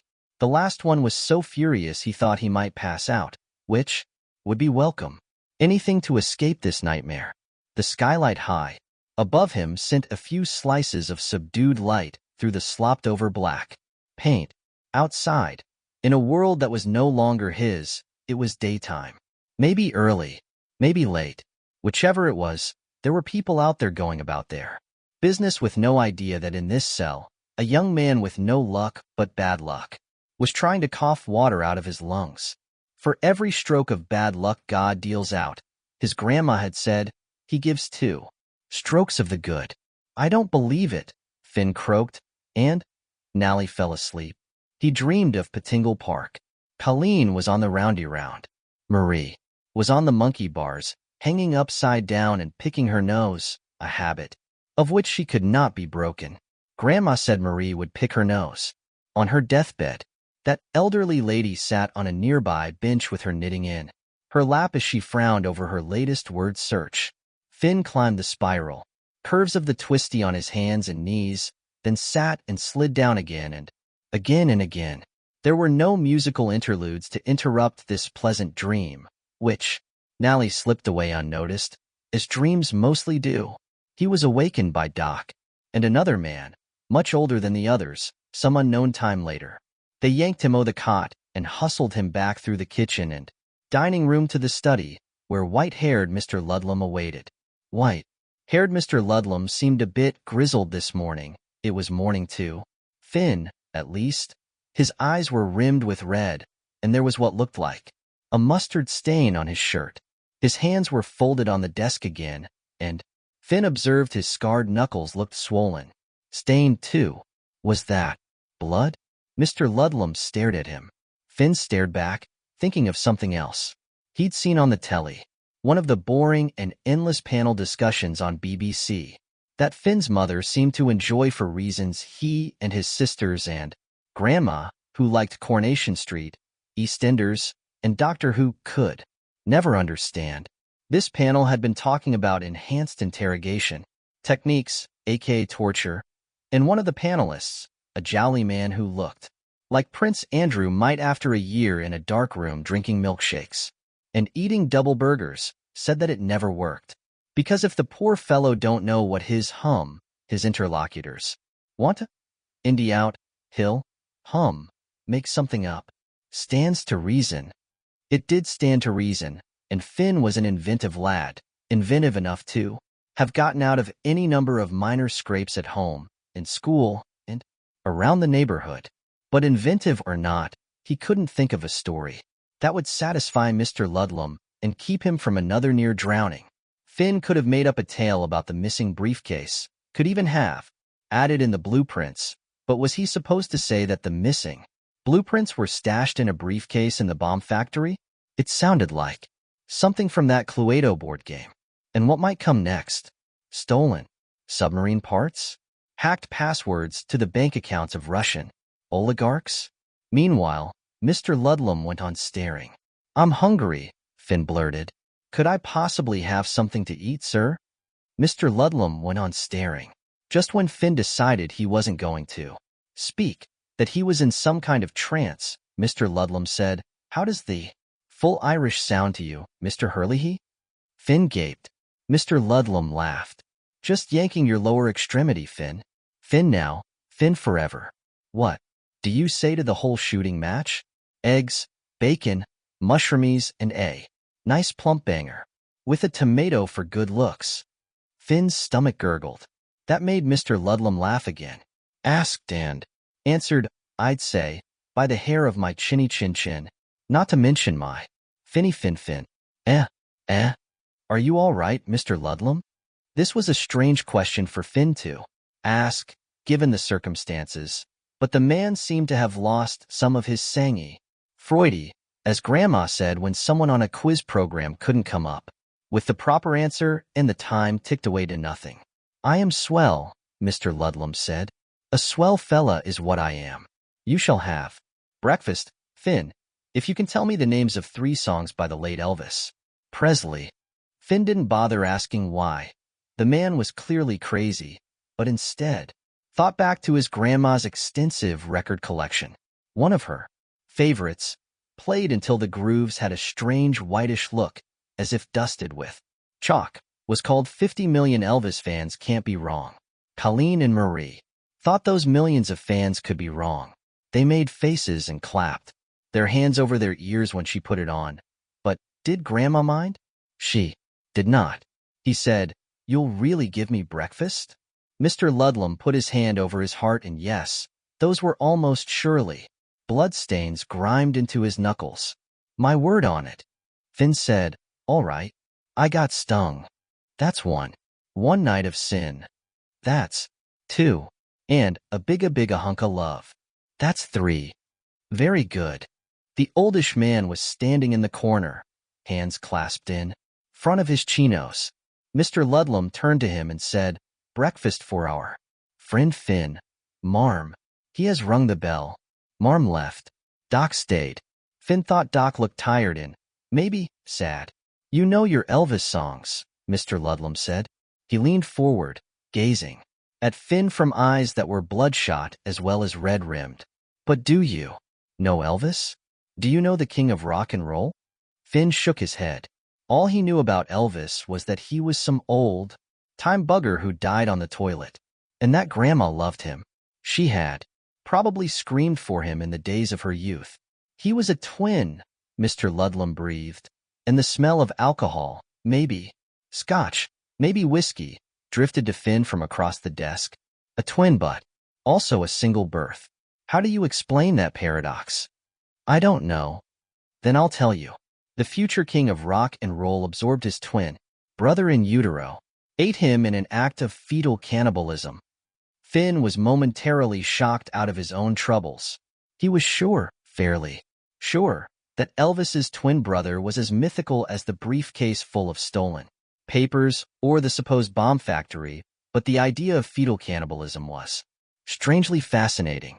Can that actually happen? Can and did, Mr. Ludlum said. My dear old mother was very prim and proper, but she had a coarse joke about Mr. Presley. She said he was Elvis the pelvis and his twin brother would have been Enos the penis. Do you get it, Finn? Finn nodded, thinking, I am being held prisoner and tortured by a man who believes I know where there's a bomb factory and that Elvis Presley gobbled up his twin brother while still in his mother's belly. I always found Elvis a gay, Mr. Ludlum said in a ruminative tone. There are songs. Teddy Bear is one. Wooden Heart is another, where he sings in a kind of whispery falsetto. One can almost envision him prancing in the studio as he warbled, arms outstretched, fingers gently waving, perhaps in patent leather shoes. I never believed that story about Elvis and Nick Adams. Total rot, but the rhinestone out. T.S. he wore toward the end and the scarves. There were rumors of a girdle. Yes, there was something there, something we might call latent, and he stopped, sighed, and breathed. Why covered his face. When he lowered his hands, he said, 2 of my men have left me. Finn scarpered. Did a bunk. Buggered oh. I tried to persuade them to stay, but they feel our enemies are closing in. The putain de bonul, so to speak. He drooped one bloodshot eye in a wink. So our time has grown short. I'll send you back to your quarters now to eat your breakfast, but think very carefully. I'm sure you don't want to sue her. Any more discomfort. All we need to know is where you put the translation. And the key to the code itself, of course. We'll want that. Doc, will you escort our young friend? Doc went to the door and gestured for Finn, who got up and joined him. Are you going to be good? Doc asked. Finn, who was thinking of bacon and eggs with mushroomies and a plump banger as well, nodded that he would be good. Absolutely. He walked beside Doc to the kitchen, where the oldish man, Marm, was using tongs to put what looked like a perfectly fried sausage on a plate that already held 2 eggs. Fried hard, just the way Finn liked them, for strips of bacon, mushrooms, still sizzling in butter, and a slice of tomato. Finn veered toward the plate like a compass needle swinging to magnetic north. Doc pulled him back. Wait, he said. No grabbing, my son. And to Marm, I'll take it from here. He'll want you. Marm nodded, gave Finn a wink, and headed for Mr. Ludlam's study. Doc picked up the plate with its freight of cholesterol-loaded goodies, but as soon as Marm was gone, he put it down again and pulled Finn to the right, away from the pantry and the room beyond. Hey, Finn said. My breakfast. Doc's hand clamped Finn's elbow hard enough to hurt. He dragged Finn to a door between the sink and the refrigerator. They emerged in an alley. Finn smelled fresh air tinged with gasoline. The black tradesman's van was there, the engine running. Mr. Weasel was behind the wheel. When he saw them, he went between the seats into the back. The rear doors, open. Hurry the fuck up, Pando said. No fear. He'll be in the Jakes, Doc said. Yeah, but he don't stay in there long these days, and he ain't entirely stupid, even yet. Get in here, son. Finn had time for one amazed look at the thin slice of blue sky above the alley, then stumbled into the back of the van. His legs were stiff, and he went sprawling, half in and half out. Pando grabbed him and hauled him the rest of the way. From his back pocket, he pulled a black hood. Put this over your head. No argument. This ain't the time. Finn pulled the bag over his head. His hands were trembling. One of them, Doc, he thought, shouldered into him, and he went down on his arse head, banging the side of the van hard enough to see stars inside the bag. The doors slammed shut. Go, Doc snarled. And mind you don't get us into a accident. Finn heard Pando return to the driver's seat and the squeak of springs as he sat down. The van started to move. There was a pause at the end of the alley, and then a hard right turn. Doc thumped down beside Finn with a sigh. Fuck me for a criminal, he said. Well, Finn thought, what else would you call yourself? Are you taking me somewhere to kill me? The idea actually didn't seem so bad. Not compared to being face up on the drowning board with a sopping towel across his face. Doc gave a brief grunt of what might have been laughter. If I'd wanted you dead, I would have let you eat breakfast. The mushrooms were poisoned. What? Poison, poison. You never heard of it, you thick prat? Where are you? Shut up. There was a left turn, a right, then some of both as they circled at least 2 roundabouts. There was a long pause, at a tracé light, Finn assumed, and Pando laid on the horn when the cue didn't move quick enough to suit him. Belay that, you numpty, Doc called. On they went. More lefts and rights. Then the van picked up speed. So they were on a faster road, but Finn didn't hear enough noise to make him believe it was a motorway. Time passed. There was the click of a lighter, then the smell of cigarette smoke. He doesn't let us smoke when we're on a job, Doc said. Finn kept quiet. He was thinking about the poison mushrooms. If they had been poisoned. Sometime later, maybe 15 minutes, maybe 20, Doc helped himself to another cigarette and said, he thinks he's only lost 2, but the rest slipped away last night. Me and Pando were the last. Except for Marm. Marm won't leave him. From up front, Pando said, Marm's as crazy as he is. We risked our lives to bring you out, Finn, Doc said. I don't expect thanks, but we did. Finn thanked him anyway. His voice was trembling and his legs were shaking. Shake, shake, sugar. But you'll never shake me, he thought. That was Elvis, stuck on you. Finn wondered if his grandma knew Elvis had gobbled up his twin brother, Enos. Thank you so much. I don't know if you're worth a shite to anyone, but you don't deserve to die. Just because he is the way he is now. Did you see that pamphlet he's so proud of? Wrote it himself, didn't he? But he wasn't always that way. No, we did. Good work once upon a time. Didn't we, Pando? Saved the fucking world in 17, Pando said, and not more than a dozen people ever knew. But we knew, kid. We did. Feeney's up to something, Doc said. That much I never doubted. You weren't a part of it, but he wouldn't let it go, even though he don't remember. Squat. Is it? Shut up, Doc said. Just be a good little laddie and keep your goddamned mouth shut, unless you want to get into worse trouble. From the front, Pando said, no, he wasn't always this way. I remember. Ah, never mind. For half a crown I'd put a bullet in your goddamned head. Myself. 2 hours later, at least 2, they came into another town, a biggie-ish one. From the sound of the cars and lorries and the voices Finn heard at stoplights. Voices and laughter, the sound foreign to him. At last the van pulled up and Doc yanked the bag from Finn's head. This is your stop, son, and this is for your trouble.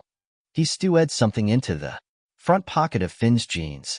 Then, suddenly, Doc didn't seem to know he was going to do it until it was done. He kissed Finn on the forehead.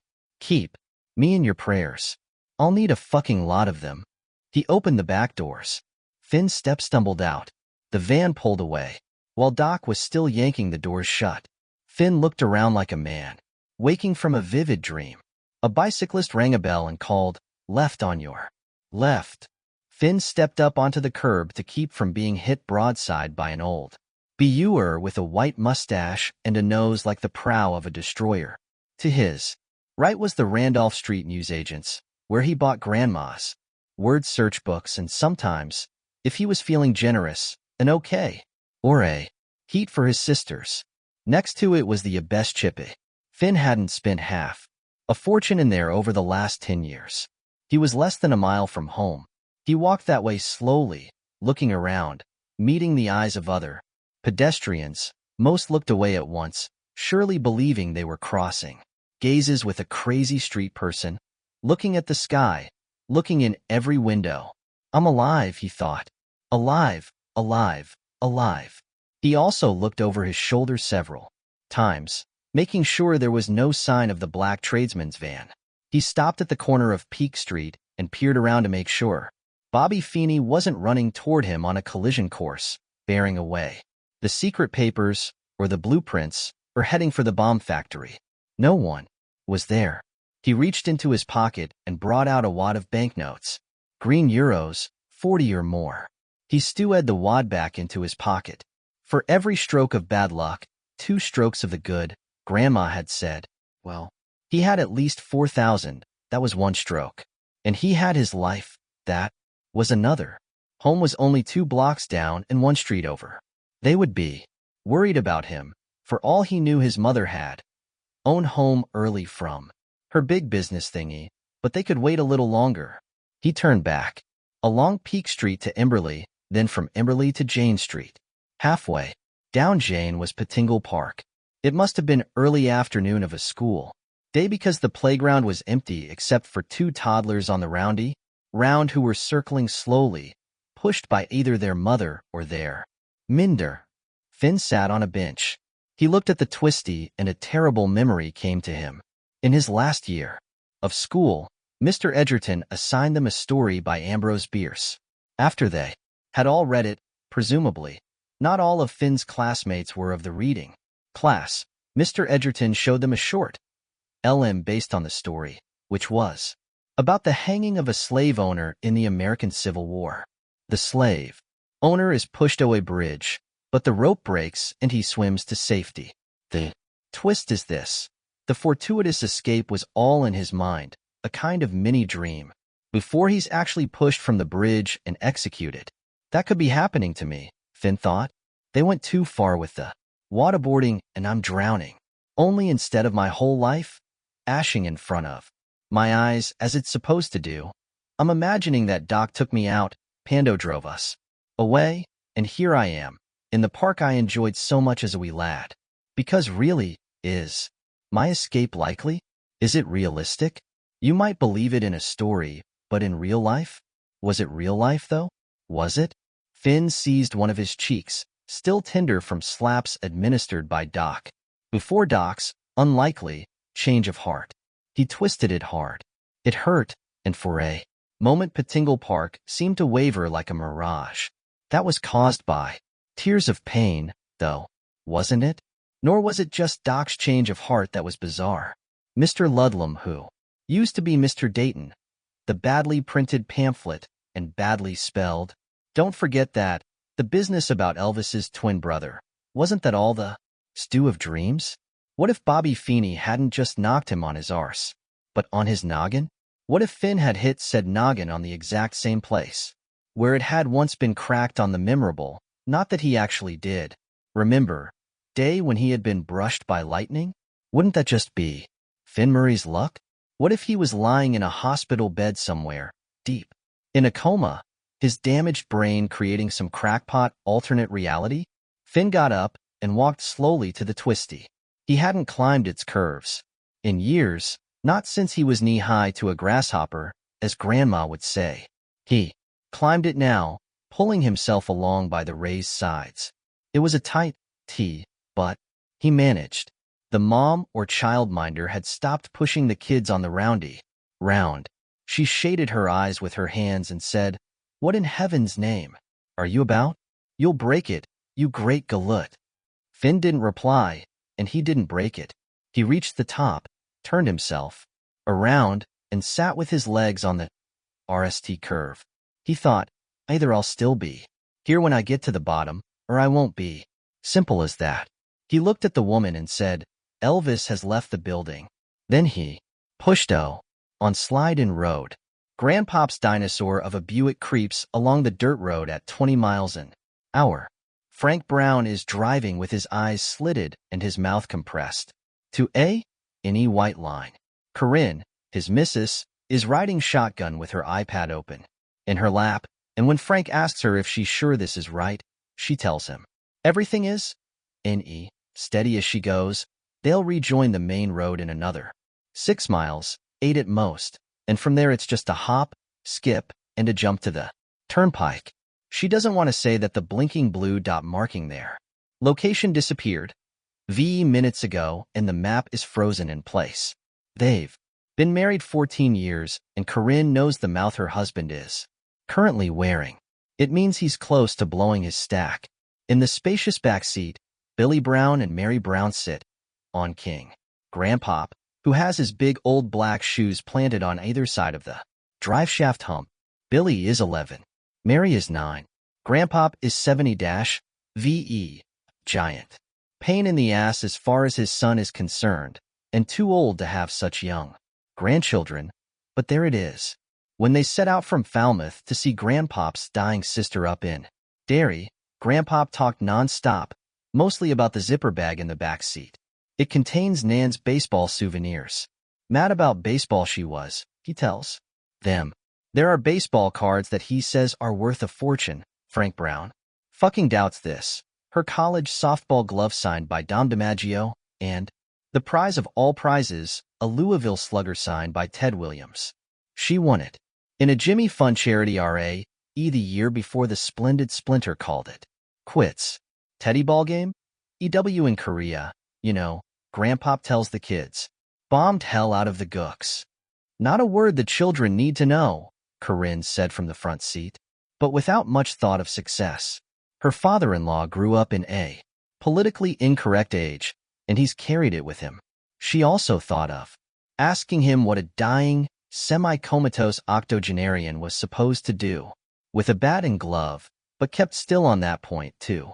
Donald Brown has never had much to say about his sister, good or bad, but he must feel something for her, or he wouldn't have insisted they make this trip. He insisted on his old Buick, too, because it's roomy, and because he said he knew a shortcut that might be a little rough. He's right on both counts. He also tucked a pile of his old comic books into the bag. Reading material for the youngsters on the trip, he said. Billy doesn't give shit one for old comic books. He's playing a game on his phone, But Mary got on her knees, unzipped Grandpop's bag, and grabbed a stack. Most are cruddy, but some are pretty good. In the one she's reading now, Betty and Veronica are guiding over Archie, pulling each other's hair and such. You know what?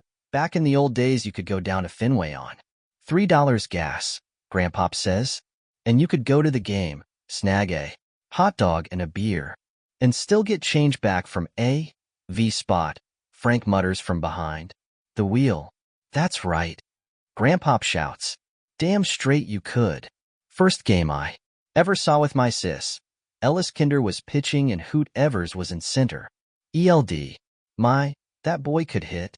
He knocked one over the right ELD fence and Nan spilled her popcorn. She was cheering so hard. Billy Brown also gives shit one about baseball. Grandpop, why do you like to sit in the middle like that? You have to spread your legs. I'm giving my balls an airing, Grandpop says. What balls? Mary asks and frowns when Billy sniggers. Corinne looks back over her shoulder. That's enough of that, Grandpop, she says. We're taking you to see your sister, and we're going in your old car. As you requested, so? And it gobbles gas like you wouldn't believe, Frank says. Corinne ignores this. She has her eyes on the prize. It's a favor. So do me. Want to keep the nasty talk to yourself? Grandpop says he will, sorry, then bears his dentures at her in a leer that says he'll do just about whatever the fuck he wants. What balls? Mary persists. Baseballs, Billy says. Grandpop's got baseball on the brain. Just read your funny book and shut up. Don't distract me. I've made it to level V. If Nan had been born with balls, she could have played pro, Grandpop says. That bitch was good. Donald. Corinne Brown nearly shouts. Enough. Well, she was, the old man says sulkily. Played varsity softball on the University of Maine team that went to the Women's World Series. All the way to Oklahoma City and almost got sucked up by a tornado. Frank doesn't contribute to the conversation, only peers ahead at the road. He never should have gone down and thanks God he didn't overrule his father. And take the Volvo. Is the road getting narrower? He believes it is. Is it getting rougher? He knows it is. Even the name strikes Frank as ominous. Who calls a road, even a piece of shit like this one, Slide-in Road? Grandpop said it was a shortcut to Highway 196, and Corinne agreed after consulting her iPad, and although Frank is no fan of shortcuts, as a banker he knows they usually lead to trouble, he is initially seduced by the smooth black tar. Soon enough, however, tar gave way to dirt, and a mile or two later the dirt gave way to rutted hardpan lined on both sides by high weeds, goldenrod, and staring sun hours. They go over a washboard that causes the Buick to shake like a dog after a bath. He wouldn't care if the high-mileage, gas-guzzling, overweening piece of Detroit stupidity shook itself to death, were it not for the possibility of being broken down out here in East Jesus. And now, dear God, a plugged culvert has washed out half the road, and Mr. Brown has to creep around it on the left, the tires on his side barely skirting the ditch. If there had been room to turn around, he would have said, "The hell with this," and gone back. But there is no room. They make it. Barely. How far now? He asks Corinne. About miles. With MapQuest frozen, she has no idea, but she has a hopeful heart, which is a good thing. She discovered years ago that marriage to Frank and motherhood to Billy and Mary weren't what she had expected, and now, as a shitty bonus, they have this unpleasant old man living with them because they can't afford to put him in a retirement home.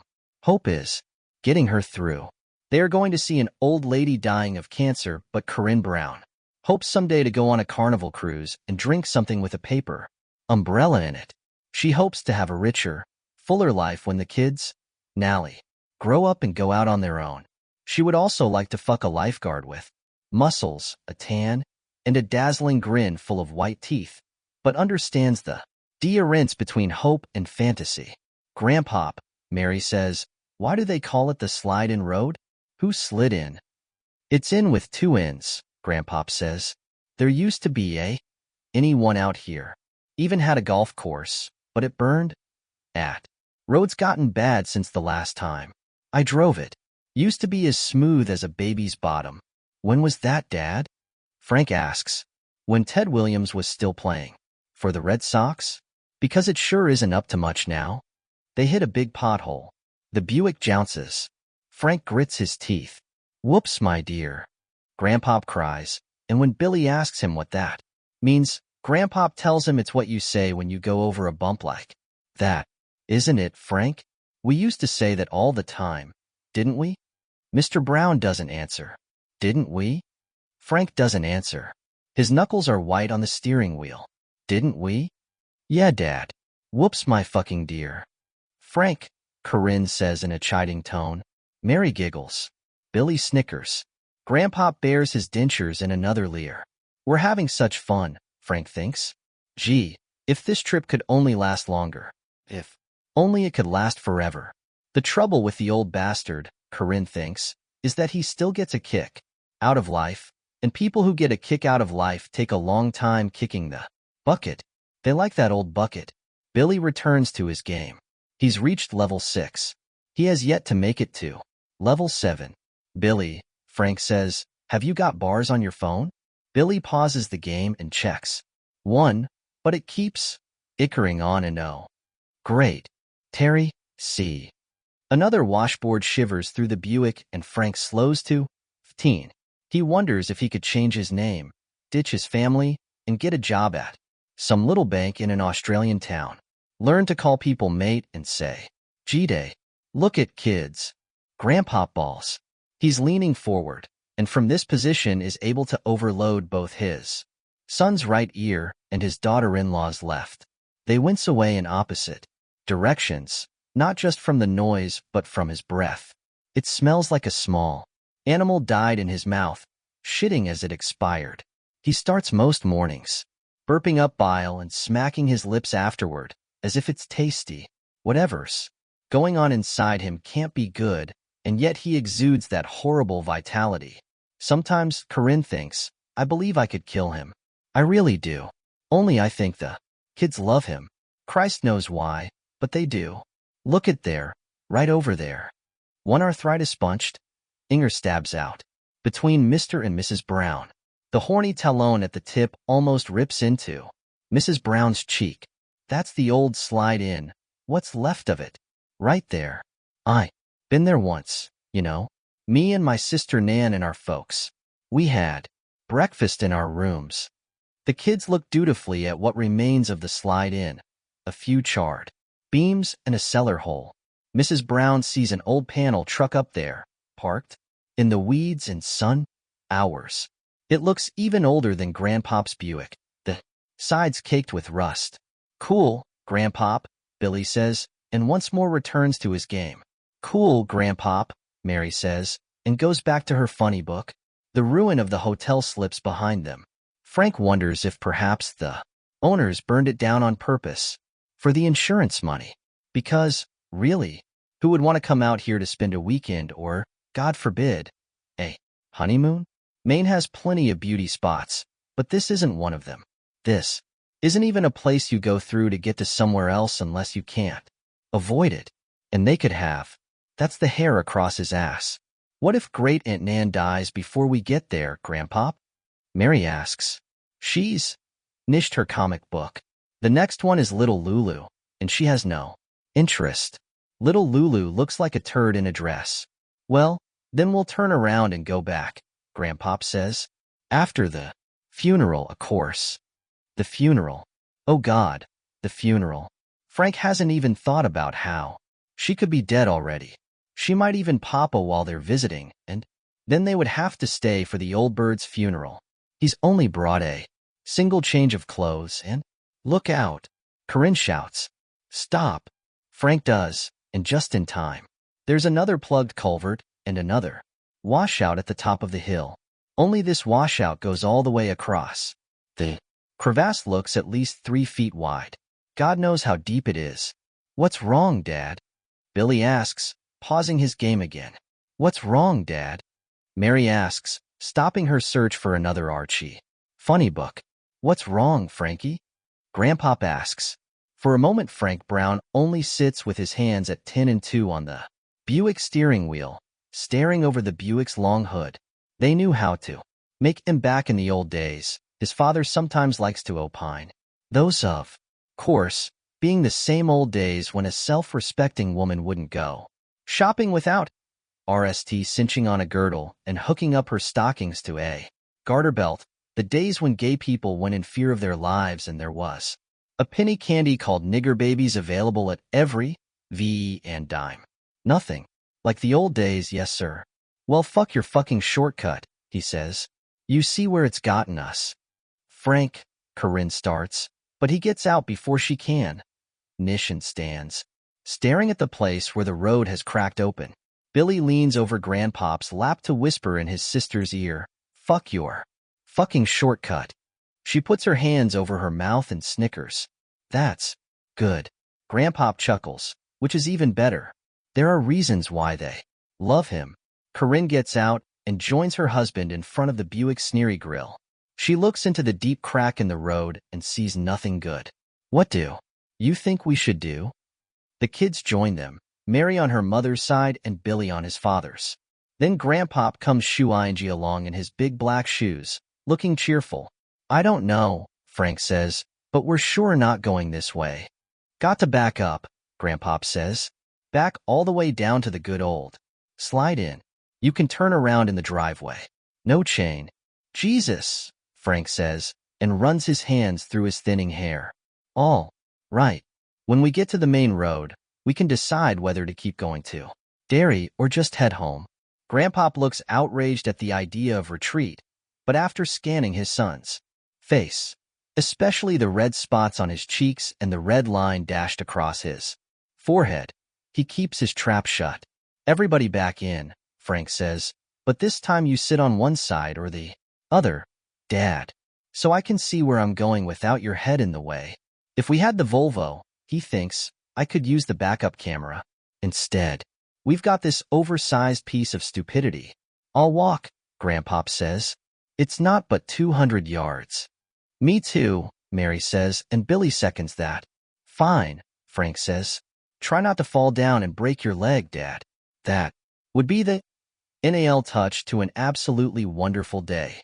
Grandpop and the kids start back down the hill to the burned-out inn's driveway, Mary and Billy holding the old man's hands. Frank thinks it could be a Norman Rockwell painting, and a stinky old bastard shall lead them. He gets behind the Buick steering wheel. Corinne gets in the passenger seat.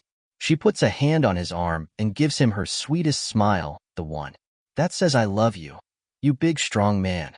Frank isn't big.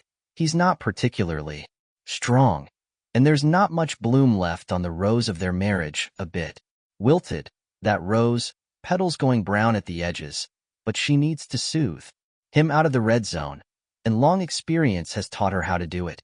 He sighs and puts the Buick in reverse. Try not to run them down, she says, looking back over her shoulder. Don't tempt me, Frank says, and begins to creep the Buick backward. The ditches are deep on either side of this narrow track, and if he drops the rear end into one of them, it will be Katie bar the door. Grandpop and the kids reach the driveway before Frank is even halfway down the hill. The old man can see tracks pressed into the weeds. That panel truck looks like it's been there for years, but Grandpop guesses that's not the case. Maybe someone decided to camp for a few days. It's the only thing he can think of. There sure can't be anything up there left to scavenge. Any fool could see that. Donald Brown loves his son, and there are many things Frankie can do. Well, although Grandpop can't think of any right o' the top of his head, but when it comes to backing up that Buick estate wagon, he isn't worth a dry Popcorn fart. The rear end is wagging from side to side like the tail of an old, tired dog. He almost dumps it in the left ditch, overcorrects, almost dumps it in the right one, and overcorrects again. Boy, he's not doing that very good, Billy says. Hush up, Grandpop says. He's doing, hey, can me and Mary go up and look at the old slip-in? Slide in, Grandpop says. Sure, go on up for a minute. Run, and be ready to come back down. Your dad's not in a very good temper. The kids run up the overgrown drive. Don't fall in the cellar hole. Grandpop bawls after them and is about to add that they should stay in sight. But before he can do it, there's a crunch, an abbreviated honk of the horn, and then his son cursing a blue streak. There. That's one of the things he's good at. Grandpop turns from the scampering kids to see that, after managing to back all the way down the hill without going over the road, Frank's ditched the wagon while trying to make a 3-point turn. Shut up, Frankie. Grandpop shouts, "Quit that cussing and turn o' the motor before you stall it out." He's probably torn o' half the tailpipe anyway, but there's no point telling him that. Frank shuts o' the motor and gets out. Corinne gets out too, but it's a struggle. She tears an arc of weeds ahead of the door and Nally manages. The car's rear end is bumper deep on the right side and the front is angled upward. On the left, Frank walks to his father. "The ground gave way while I was turning." "You cut it too tight," the old man says. "That's why only your right side back wheel went in." "The ground gave way. I'm telling you. Cut it too tight." "It gave way, goddammit." Standing side by side as they are, Corinne sees how much they look alike. And although she's seen the resemblance many times before, on this beshitted summer morning it comes as a revelation. She realizes that her husband is on time's conveyor belt, and before it dumps him into the boneyard, he will actually become his father, only without Grandpop's sour but occasionally engaging sense of humor. Sometimes she gets so tired of Frank, yes, but also of herself. Because is she any better? She'd like to think so, but really doesn't believe it. She looks around where Billy and Mary were, then at Grandpop. "Donald? Where are the kids?" The kids are inspecting the panel truck at the top of the hill, close to where the slide-in once stood. The tire on the driver's side is at, while Mary goes around the front to look at the license plate. She's always on the lookout for new ones, a game Grandpop taught her. Billy walks to the edge of the long hole in the ground where the inn once stood. He looks down and sees it's full of dark water. Charred beams stick up, and a woman's leg. The foot is clad in a bright blue sneaker. He stares at RST frozen, then backs away. "Billy," Mary calls. "It's a Delaware." "My RST Delaware." "That's right, sweetie," someone says. "Delaware it is." Billy looks up. Two men are walking around the far end of the foundation hole. They are young. One is tall, with red hair that's all oily and clumpy. He has a lot of pimples. The other one is short and fat. He's got a bag in one hand. That looks like Grandpop's old bowling bag, the one with rolling thunder on the side in fading blue letters. This one has no writing on it. Both men are smiling. Billy tries to smile back.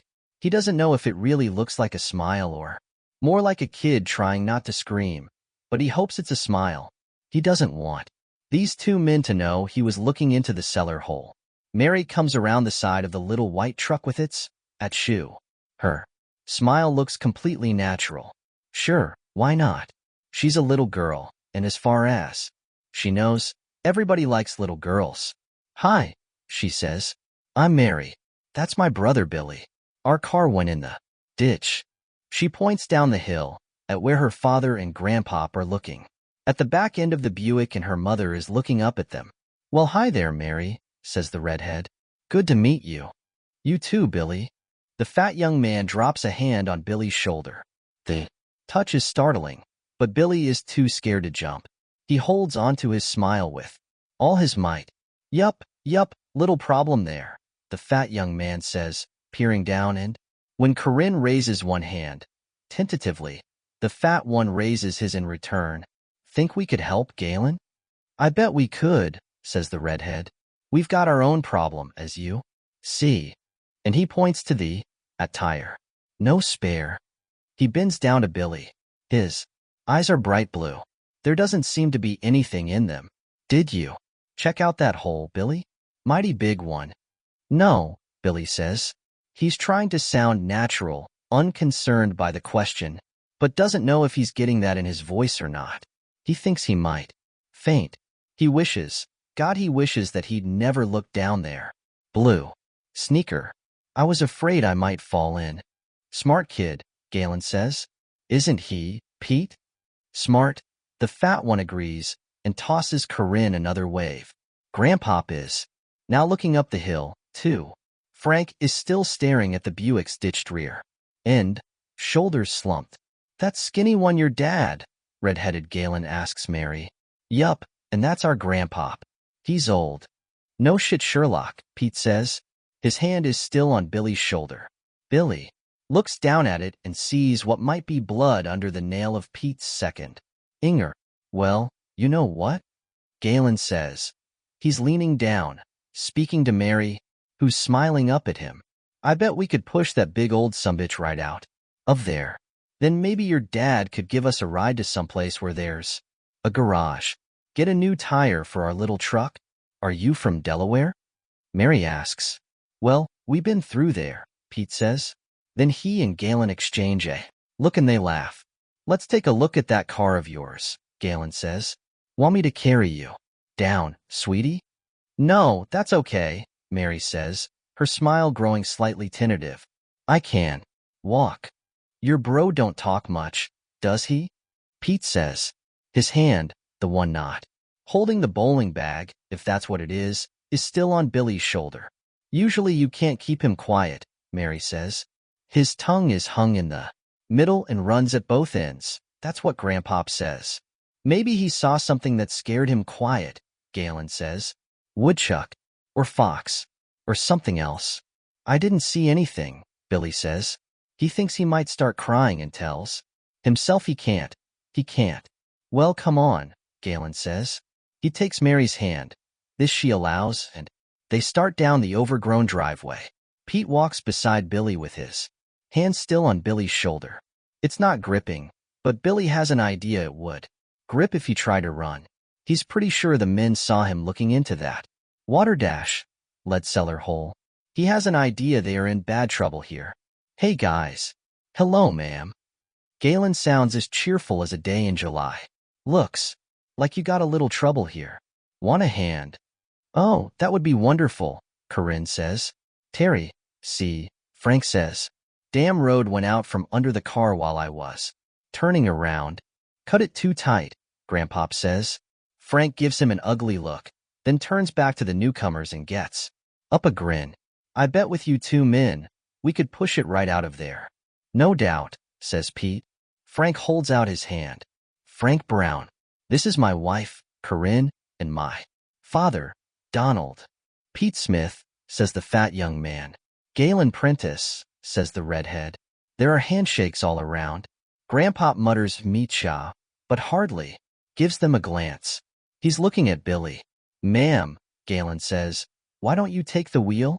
Me and Pete and your handsome hubby here can push while you steer. Oh, I don't know, Corinne says. I could do it, Grandpop says. It's my car. From back in the old days. They really knew how to make him back then. He sounds sulky, and Billy's heart, which had risen a little, now sinks. He thought Grandpop might have an idea about these men, but now guesses he doesn't. Gramps, I need you to do the heavy looking on. I'm sure Frank's missus can do the driving. Can't you? I suppose, Corinne trails. Oh. Galen gives her a thumbs up. Sure you can. Kids, you stand aside with your Gramps. He's Grandpop, Mary says. Not Gramps. Galen grins. Why sure, he says. Grandpop it is. Grandpop goes the weasel. Corinne gets behind the wheel of the Buick and adjusts the seat forward. Billy can't stop thinking of that leg sticking up out of the murky water in the cellar hole. The blue sneaker. Galen and Pete take spots on the left and right of the Buick's canted rear deck. Frank is in the middle. Start her up, missus. Galen calls, and when she does, the three men lean forward, brace their feet, and place their hands on the station wagons. At back. Okay, give it some gas. Not a lot, just easy. The motor revs. Grandpop bends toward Billy. His breath is as sour as ever. But it's Grandpop's breath and Billy doesn't mind. What's wrong, kiddo? Dead lady, Billy whispers back, and now the tears come. Dead lady in that hole up there. Little more. Fat Pete yells. Goose the bitch. Corinne gives it more gas, and the men push. The Buick's rear tires start to spin, then take hold. The estate wagon comes up onto the road. Whoa, whoa, whoa. Galen shouts. Billy has a sudden confused wish that his mother would just drive away and leave them, that she would go and be safe. But she stops, puts the Buick in park, and gets out, holding down the hem of her dress with the heel of her palm. Easy peasy Japanesey. Galen crias. Back on the road and good as new. Only we've still got a little problem. Don't we, Pete? Sure do, Pete says. Flat tire on our truck and no spare. Picked up a nail. When we drove up there, I guess. He pus out his stubbled cheeks, now shiny, with sweat, and makes a at tire sound. Pwsshhh. He put his bag down to push, but now he picks it up and unzips it. Damn, Frank says. No spare, huh? Don't that suck? Galen says. What were you doing up there? Corinne asks. She's left the Buick. Running, the door open. She looks at her husband, who's smiling his big banker smile, then at her 2 children. Her girl looks okay, but Billy's face is white as wax. Campin', Pete says. His hand has disappeared into his bag that isn't a bowling bag. Huh, Frank says. That's... He doesn't... Nish, maybe doesn't know how, and no one seems to know how to start the conversation going again. Birds sing in the trees. Crickets rub their reedy legs in the high weeds, which is the universe they know. The 7 people stand in a loose circle behind the idling Buick. Frank and Corinne exchange a look that asks what's going on here. Grandpop knows. He saw men like these in Vietnam. Scavengers and skedaddlers. One got stood up against a board fence and was shot by one of his own men after the Teto-ensive wound down. A clusterfuck the grandchildren he's too old to have will probably never read about in their history books. Frank, meanwhile, jerks to life like a wind-up toy. His your loan is. Approved smile reappears. He takes his wallet from his back pocket. I wish we could take you to a garage or something, but I've got a full car, as you see. Your missus could sit on my lap, Pete says and waggles his eyebrows. Frank chooses to ignore this. But tell you what, we'll stop and send someone back. RST place we see. In the meantime, how does 10 apiece sound? For helping us out. He opens the wallet. Very gently, Galen plucks it from his hand. Frank doesn't try to stop him. He just stares at his hands, wide-eyed, as if the wallet is still there. As if he can still feel its weight, but now it's invisible. Why don't I just take all of it? Galen says. Give that back. Corinne says. She feels Mary's hand creep into hers and she folds her own. Ingers over it. That's not yours. Is now. His voice is as gentle as the hand that took the wallet. Let's see what we got here. He opens it. Frank takes a step forward. Pete takes his hand out of his knot.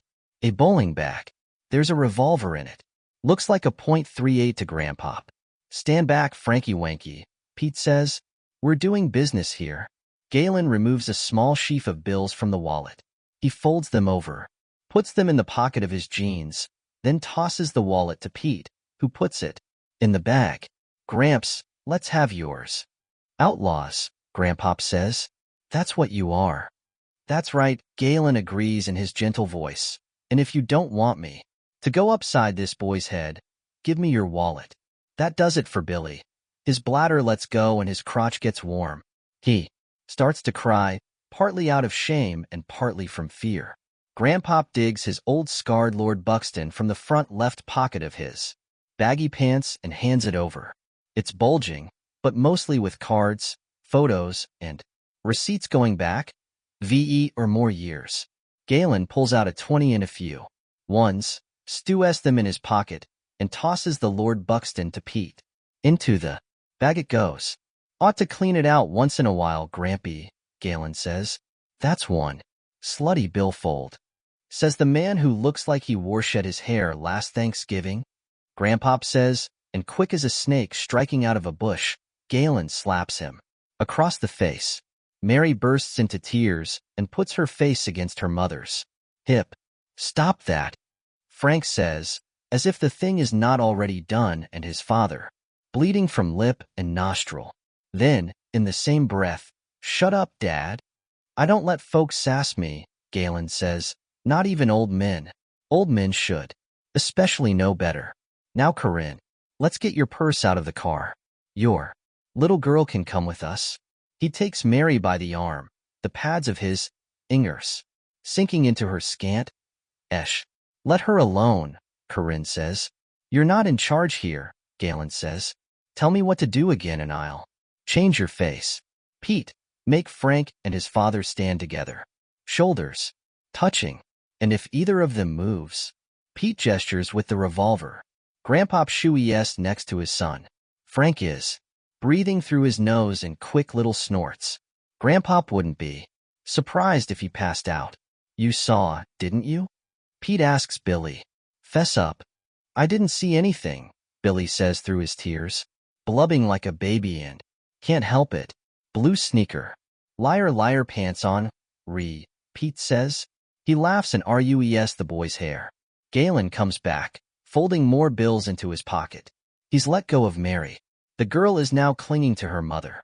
Corinne looks dazed. Grandpop doesn't waste time looking at his people. He's watching Galen rejoin Pete, needing to see what passes between them, and he sees pretty much what he expected and no sense pretending otherwise. They can take the Buick and leave the Brown family, or they can take the Buick and kill the Brown family. If caught, these two will get life in the shank no matter what kind of score they run up. "There's more," Grandpop says. "What's that?" Galen asks. He's the talker. His fellow outlaw seems to be the fat silent type. "More money. Quite a bit. I'll give it to you if you let us be. Just take the wagon and let us be." "How much more?" Galen asks. "Can't say for sure, but I put it around 3,300. It's in my bag. Why would an old fuck like you be driving around the willywags with 3,000 and change?" "Because of my sister Nan. We were going up to Derry to see her before she passes away. Won't be long, if it hasn't happened already. She's got the cancer. It's all through her." Pete has put his not a bowling bag down again. Now he rubs two of his fingers together and says, "This is the world's smallest violin playing my heart pumps purple piss for you." Grandpa pays no attention. "I cashed out most of my Social Security to pay for the funeral. Nan hasn't got squat, and they give you a discount if you pay cash." He pats Billy's shoulder. "This boy looked it all up for me on the internet." Billy did no such thing, but except for another chest-hitching sob or two, he keeps quiet.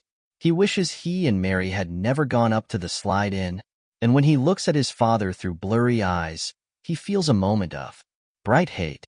"It's your fault, Dad," he thinks. "You ditched the car, and these men stole our money, and now they're going to kill us." Grandpop knows. I can see he does. "Where's your go bag?" Galen asks. "In back with the rest of the luggage." "Get it." Grandpop goes to the Buick. He gives a grunt as he raises the trunk lid. That's his back trying to cramp up. Back goes RST. Pecker goes last.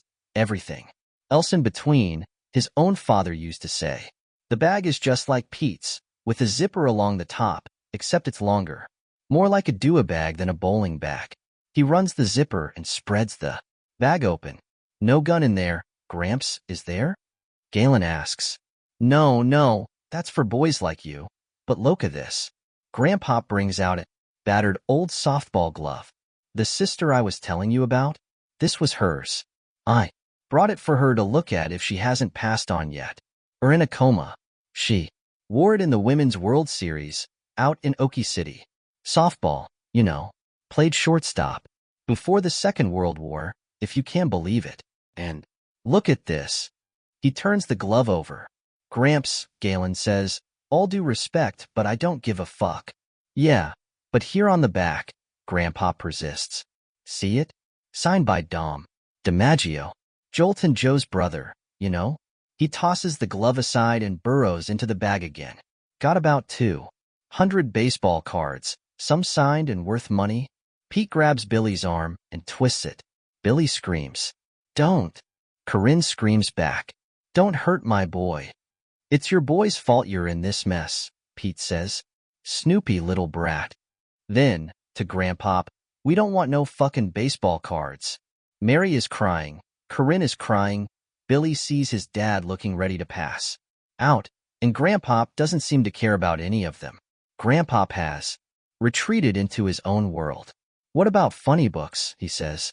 He brings out a handful and brandishes them.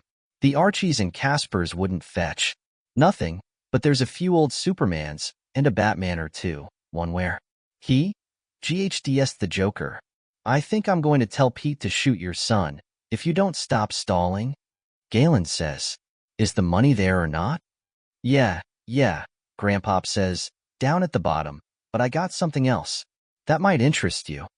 I'm all done being interested, Galen says. He steps forward. I'll just get the money myself, if it's there at all. Get out of my way. Oh, wake up, Grandpop says. This would fetch twice what I got for cash. He brings out the Louisville Slugger, signed by Ted Williams, the splendid Splinter himself. Put it on eBay. It'd fetch $7,000. $7 at least. How'd your sis come by it? Galen asks, interested at last. He can see the signature, faded but legible, on the barrel. Just gave him a smile and a wink when he came down Autograph Alley, Grandpop says, and swings the bat. It connects with Galen's temple. His scalp pops open like a window shade. Blood? IES up. His eyes squeeze shut in pain and surprise. He staggers, one hand out and ailing, trying to keep his balance. Get the other one, Frankie. Grandpop shouts. Take him down. Frank doesn't move, just stands there with his mouth open. Pete stares at Galen, for a precious moment completely stunned, but the moment passes. He turns the gun toward Grandpop. Billy springs at him. No. Corinne shouts. Billy, no. Billy grabs Pete's arm, bringing it down, and when Pete rests the gun, the slug goes into the ground between his feet. Galen straightens, one hand clutching the station wagon's raised trunklet. Grandpop winds up, ignoring a howl of protest from his back, and hits the redhead in the ribs with 33 ounces of solid Kentucky ash. Galen's knees buckle and his gasp, Pete, shoot this fucker, is hardly more than a whisper. Grandpop raises the bat. There's another shot, but he's not hit, at least he doesn't think so, and he brings the bat down on Galen's lowered head. Galen falls face dash RST into one of the Buick wagon's tire treads. Pete tries to shake Billy O, but Billy holds on like a ferret, his eyes bulging, and his teeth digging into his lower lip. The gun waves here and there and goes a third time, sending a bullet into the sky. Now you, mother hump, Grandpop snarls. Pete at last ings Billy away, but before he can raise the gun, Grandpop brings the bat down on his wrist, breaking it. The gun drops onto the ground. Pete turns and runs, leaving his not-a-bowling bag on the ground. The two children ing themselves at Grandpop, hugging him and almost knocking him over. He pushes them away. His old heart is hammering, and if it just gave out, he wouldn't be a bit surprised. Billy, get the fat ones back. Our goods are in it, and I don't think I can bend over. The boy doesn't. Maybe the gunshots deafen him a little, but the girl does. She throws the bag into the back of the Buick and then rubs her hands on the front of her unicorn tee.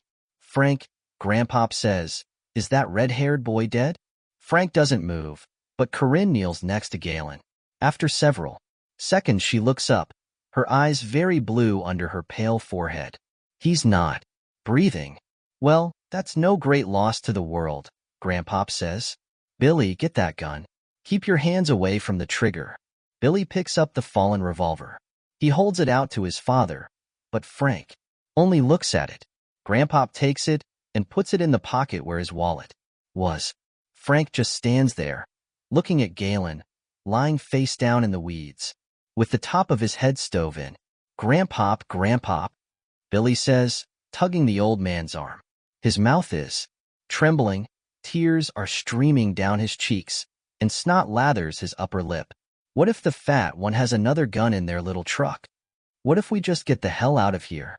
Grandpop says. Corinne, you drive. I can't. Kids, get in back. He's not even sure he can sit. He's fucked up. His back most righteously, but he'll have to do it, no matter how much it hurts. Corinne closes the trunk. The kids take one more look up the overgrown driveway to see if Pete is coming back, then they run for the wagon.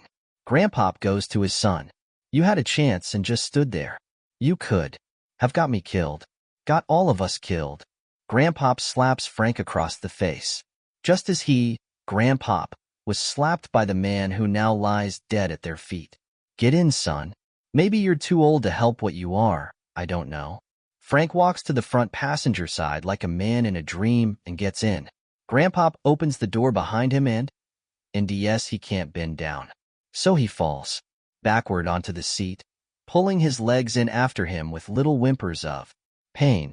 Mary crawls over him to close the door, and that hurts, too. It's not just his back. Feels like he's busted his gut. Grandpop, are you all right? Corinne asks. She's looking back. Frank is staring straight ahead through the windshield. His hands are on his knees. I'm all right, Grandpop says, although he isn't. He'd like to have about 6 of the painkillers his sister no doubt has from her oncologist, but Nan is 100 miles from here, and he doesn't think they'll be seeing her today. No, not today. Drive. Did you really have that money, Grandpop? Billy asks as his mother starts back the way they came, going much faster than Frank dared to. Wanting to put the slide in behind them. And slide and rode that, too. Course not, Grandpop says. He wipes tears from his granddaughter's face and hugs her against him. It hurts, but he does it. Grandpop, she says, you left Aunt Nan's special baseball bat. That's all right, Grandpop says, stroking her hair. It's all sweaty and tangled. Maybe we'll get it later. Frank, Nally speaks. We passed a little store on 196 just before we turned. Oh, I'll call the police from there. He turns and looks at the old man. There's a red mark on his cheek from the slap. This is your fault, Dad. It's all on you. We had to bring your fucking car, didn't we? If we'd had the Volvo. Shut up, Frank, Corinne says. Please, just this once. And Frank does. Thinking of Flannery O'Connor. Red screen. Wilson is having a bad morning.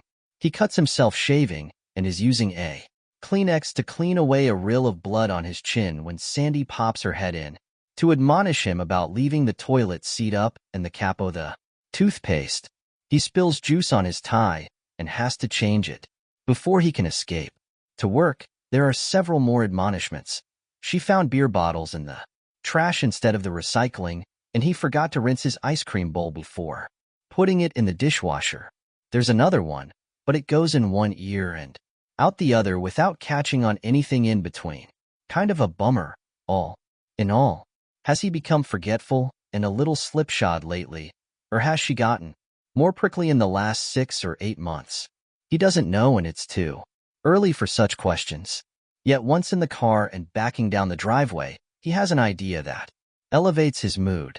If there's such a thing as bad karma, he may have front-loaded his for the day, and from here on, clear sailing, he exclaims, and treats himself to a cigarette out of the pack.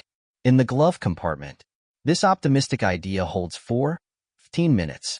Then he gets a call, redirecting him to 34th Avenue in Queens. He is told to see the O'Sayers, which is never good karma. 5 hours later, when he should be thinking about lunch, Wilson is instead looking through one-way glass into a small interview room.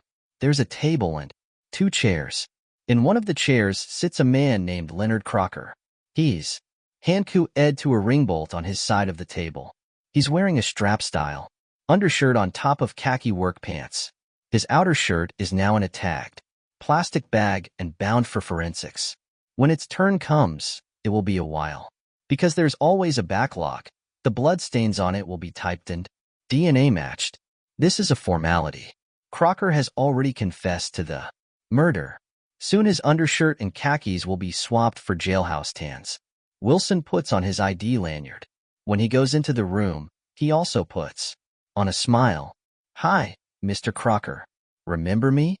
Leonard Crocker seems perfectly at ease, Hanku S and all. You're the detective, right? Wilson sits down. Do you answer to Lynn, Lenny, or Leonard? Lenny, mostly. That's what the guys down at the plumbing shop call me. Lenny it is, then. What we're having here, if you agree, is just sort of a preliminary conversation. You were given your rights, correct? Lenny smiles as a man does when seeing through a trick question. First, by the Osirs at the scene, then by you. I called them, you know, the Osirs. Great. Just to recap, anything you say can be used against me. Wilson's smile widens into a grin. Bingo. What about legal representation? How's your memory on that? Because we're being recorded. You know, I can have a lawyer at any time. If I can't afford one, you'll get me one. It's the law. Correctamundo. So do you want one? Just say the word, and I can get some lunch, Wilson thinks. I'm happy to talk to you, detective, but I'll need a lawyer at the trial. Right. Unless you want to defend yourself. But a man who defends himself? Lenny raises a inger and cocks his head, more the gesture of a scholar than a plumber. Has a fool for a client. Wilson laughs and nods. Give the man a Cupid doll. Then he grows more serious, folding his hands under his chin and looking straight at Lenny. Why don't we get right to the point? You killed your wife this morning, didn't you? Stabbed her 3 times in the stomach, after which she bled out. That's what you told the Osirs, right? And me. Lenny shakes his head. If you'll recall, what I actually said was I did it. Meaning you killed your wife. Arlene Crocker. She wasn't my wife. Wilson takes his notebook from the inside pocket of his jacket and consults it. Isn't your wife Arlene Crocker? Not today. Not for the last year. He considers. Maybe longer. It's hard to be sure. Are you saying you killed a stranger? One who just happens to look like your wife of 9 years? Yes.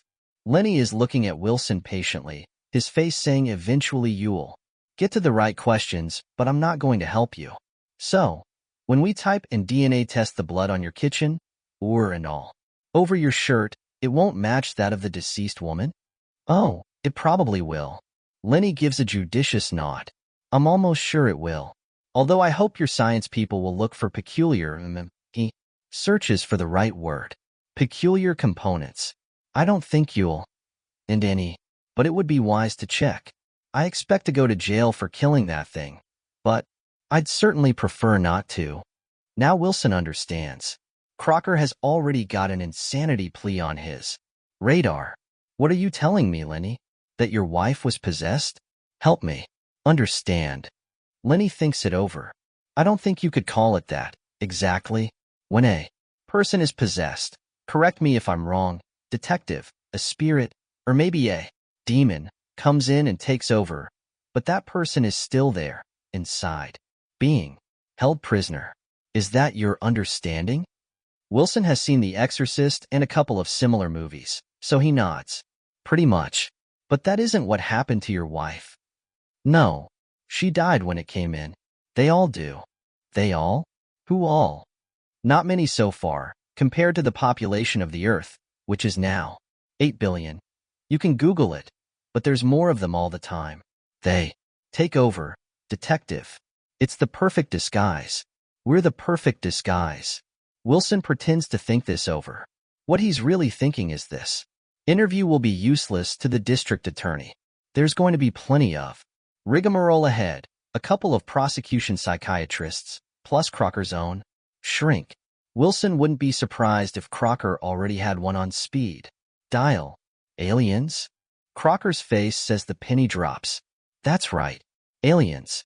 I don't know if they come from space or from some parallel world. The websites are pretty much split on that. I think space. It makes sense because he leans forward, earnest. The speed of light, you know? What about it? Not that Wilson cares. He's losing interest. What interests him is a ham and turkey club from the deli down the street. And a Marlboro chaser. spaceships can't exceed it, or they go backwards in time, or maybe just disintegrate. That's the science. But pure mind, detective, that can make the jump. Only once they get here, they need bodies. Would probably die without them. We're in the preliminary stage of the invasion now, but if the world governments don't wise up, they'll be coming in thousands, hundreds of thousands, millions. Crocker has been leaning forward over his CU Ed and chained hands. But now he sits back. It's all on the internet. I bet it is, Lenny. I bet Kamala Harris is one of those invaders, just waiting for Amtrak Joe to croak so she can get her hands on the levers of power. He gets up. I think you need to go back to your cell and think this over before you get arraigned. And, just my advice, I think you need a good lawyer. Because only a good one could sell that to a jury. Sit down, Lenny says quietly. You'll want to hear this. Wilson looks at his watch and decides to give Leonard Crocker more minutes, possibly even 10. Maybe he can decide if the man is really crazy or trying to play him. He should be able to do that. He's a detective, after all. 5 or 6 years ago, someone figured out what's going on. It's on the dark web, detective, and spreading up from there. Like ink in water. I'm sure it is. Wilson is no longer smiling. Along with blood drinking, Democrats, Clorox enemas to cure COVID, Animal Crush videos, and kitty porn. You killed your wife, Lenny. You need to cut the shit and think about that a little. You stabbed her with a butcher knife and watched her die. They change. They become short-tempered and critical. They're not content with just being here. They want to dominate. But we have a chance. Because some computer wizard figured out a way to detect them. If we survive, there'll be a statue of him in every country, all over the world. The aliens trigger a deep command. Okay? Automatic. Foolproof. Only a few people know about it now, but the information is spreading. That's what the internet's good for, spreading information. Not to mention mental illness, Wilson thinks. It's going to be a race. Lenny's eyes are wide. A race against time. Whoa, rewind. Okay? You killed your wife because she got short-tempered and critical? Lenny smiles. Don't be dense, detective. Many women nag, I know that. So do men. It's easy to dismiss the preliminary indications. He spreads his hands as far as the CUS will allow, which isn't very far. Wilson says, I think that married to you, Arlene had a lot to be short-tempered and critical about. She started picking, Lenny says. Picking and picking and picking. RST, I just felt depressed. Old self-image took a hit, did it? Then I became suspicious. My own wife does some picking, Wilson says. Likes to tell me my car's a traveling pigpen, gets pissy if I forget to put down the toilet seat. But I'm a long way from using a butcher knife on her. I got the red screen. It's only for a second or two, so they won't see. But when I saw it, I knew. What I know is this interview is over. Wilson turns to the mirror on the wall to his left and runs the side of his hand across his throat. Cut it. It's subtle, Lenny says. He's giving Wilson a look that's both pitying and superior. Like that story about how you boil a frog by turning up the heat. Very slowly. They take from you. They take your self-respect, and when you're weak, he jerks his hands upward to the length of the chain and makes a choking gesture. They take your life. Women, right? Women or men. It's not a sexist thing. Don't get that idea. Not The Exorcist, but the invasion of the body snatchers. The wife killer breaks into a wide grin. Exactly. You stick to that, Lenny. See how it works out for you. Wilson gets home at 7:15. Sandy's in the living room, watching the evening news. One place is set at the kitchen table. It looks lonely. Hey, babe, he calls. Your dinner's in the oven. The chicken's probably dried out. You said you'd be home by V. Things came up. They always do with you. Did he tell Sandy he'd be home by V? Wilson honestly can't remember. But he remembers Crocker, probably now cooling his heels in Metropolitan detention, saying it's subtle. He gets chicken and potatoes out of the oven and green beans out of the steamer on the stove. He thinks the potatoes will be okay, but the chicken and beans look elderly and unappetizing. Did you pick up the dry cleaning? He pauses, a slice of chicken breast half cut, half sawn.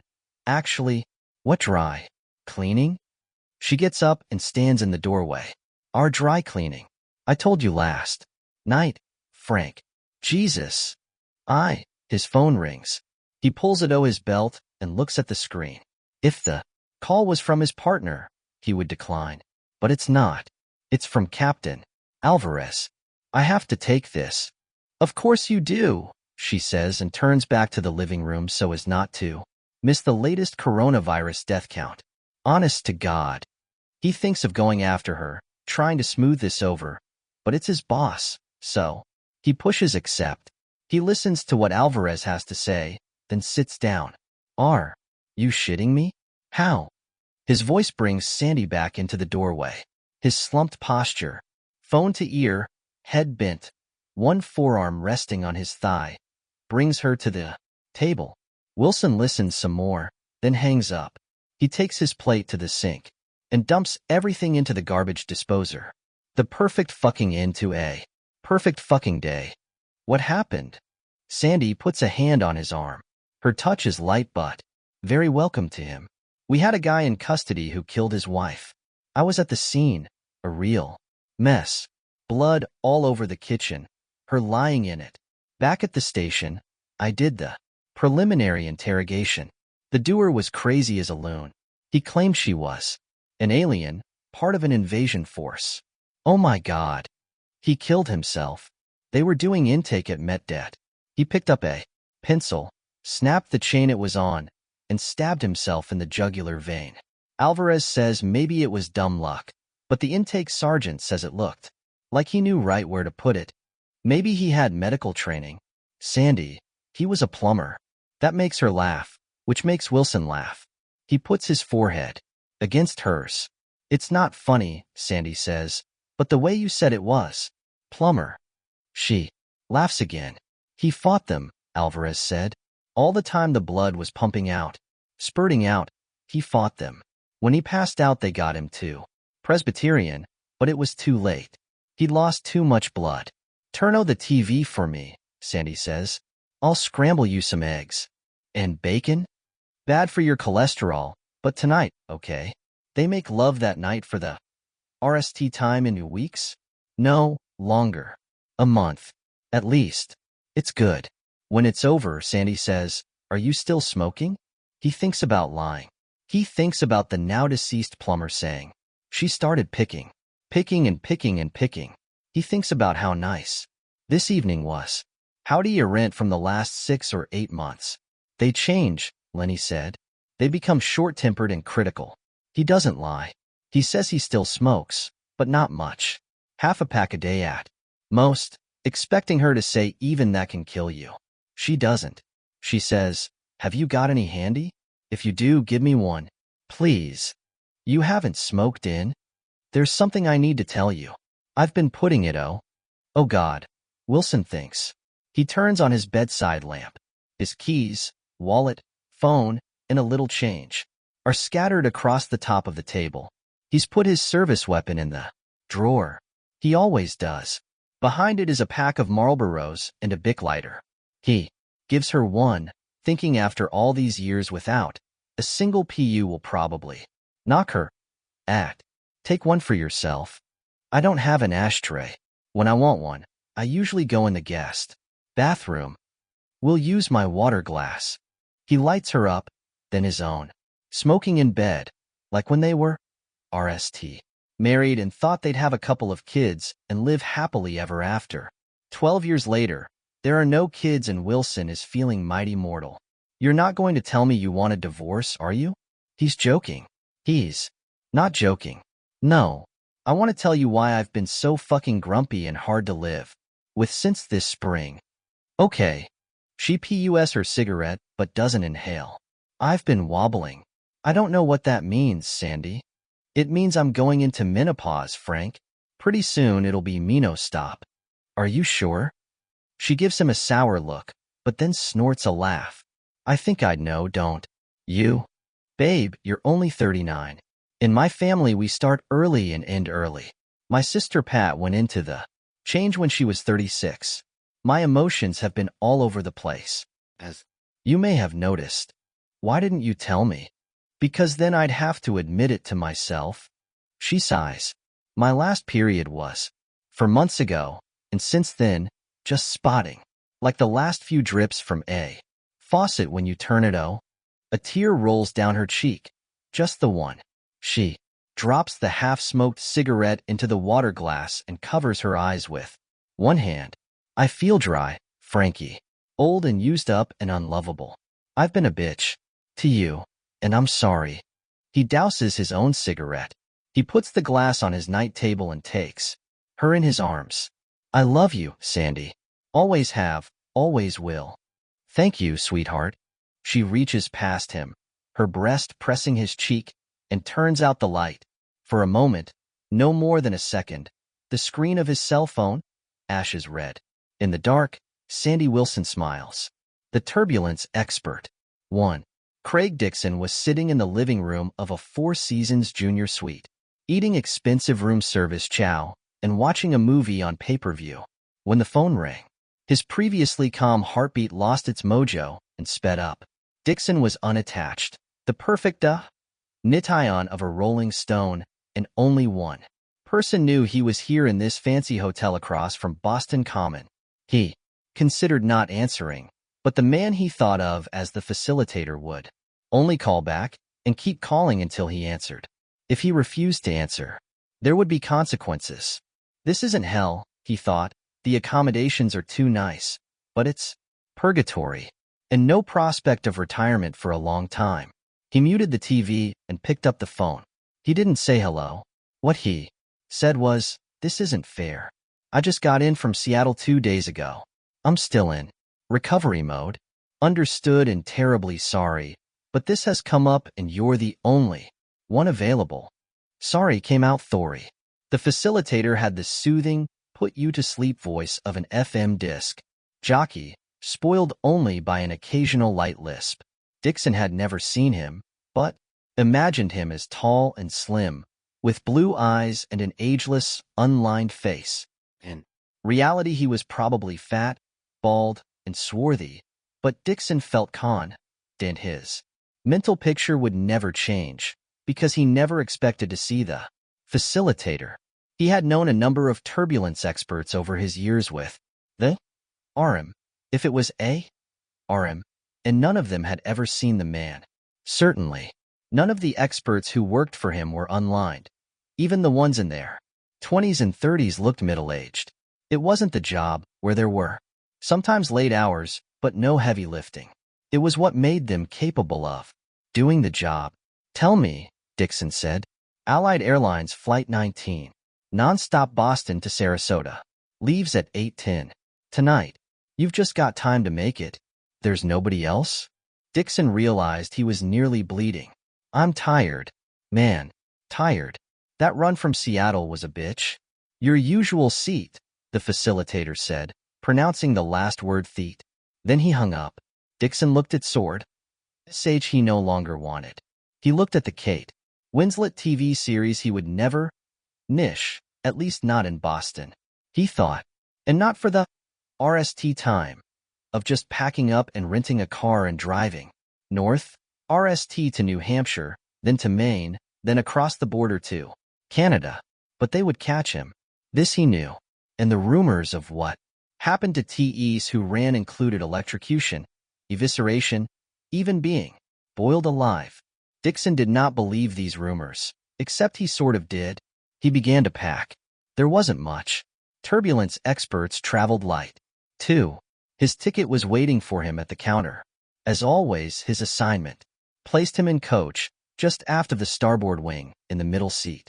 How that particular one could always be available was another mystery. Like who the facilitator was, where he was calling from, or what sort of an organization he worked for.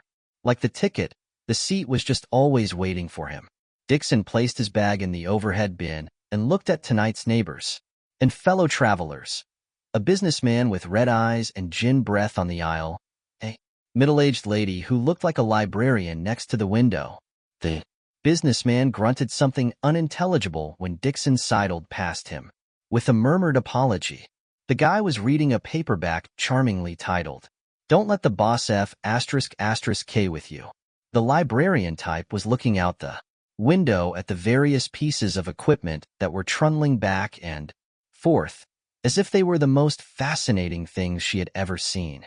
There was knitting in her lap, looked to Dixon like a sweater. She turned, gave him a smile, and held out her hand. "Hello, I'm Mary Worth." Just like the comic strip chick. Dixon didn't know any comic strip chick named Mary Worth, but he shook her hand. "Craig Dixon. Nice to meet you." The businessman grunted and turned a page in his book. "I'm so looking forward to this," Mary Worth said. "I haven't had a real vacation in 12 years. I'm sharing the rent of a little place on Siesta Key with a couple of chums." "Chums?" the businessman grunted. The grunt seemed to be his default position. "Yes." Mary Worth twinkled.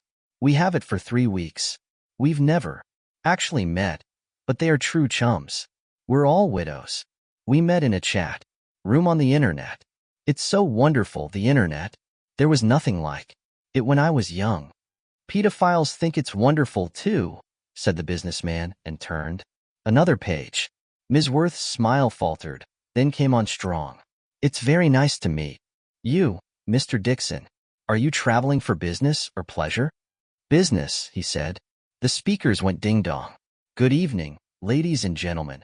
This is Captain Stewart speaking. You'll see that we are pulling away from the gate and beginning our taxi to runway 3, where we're third in line for Takeo.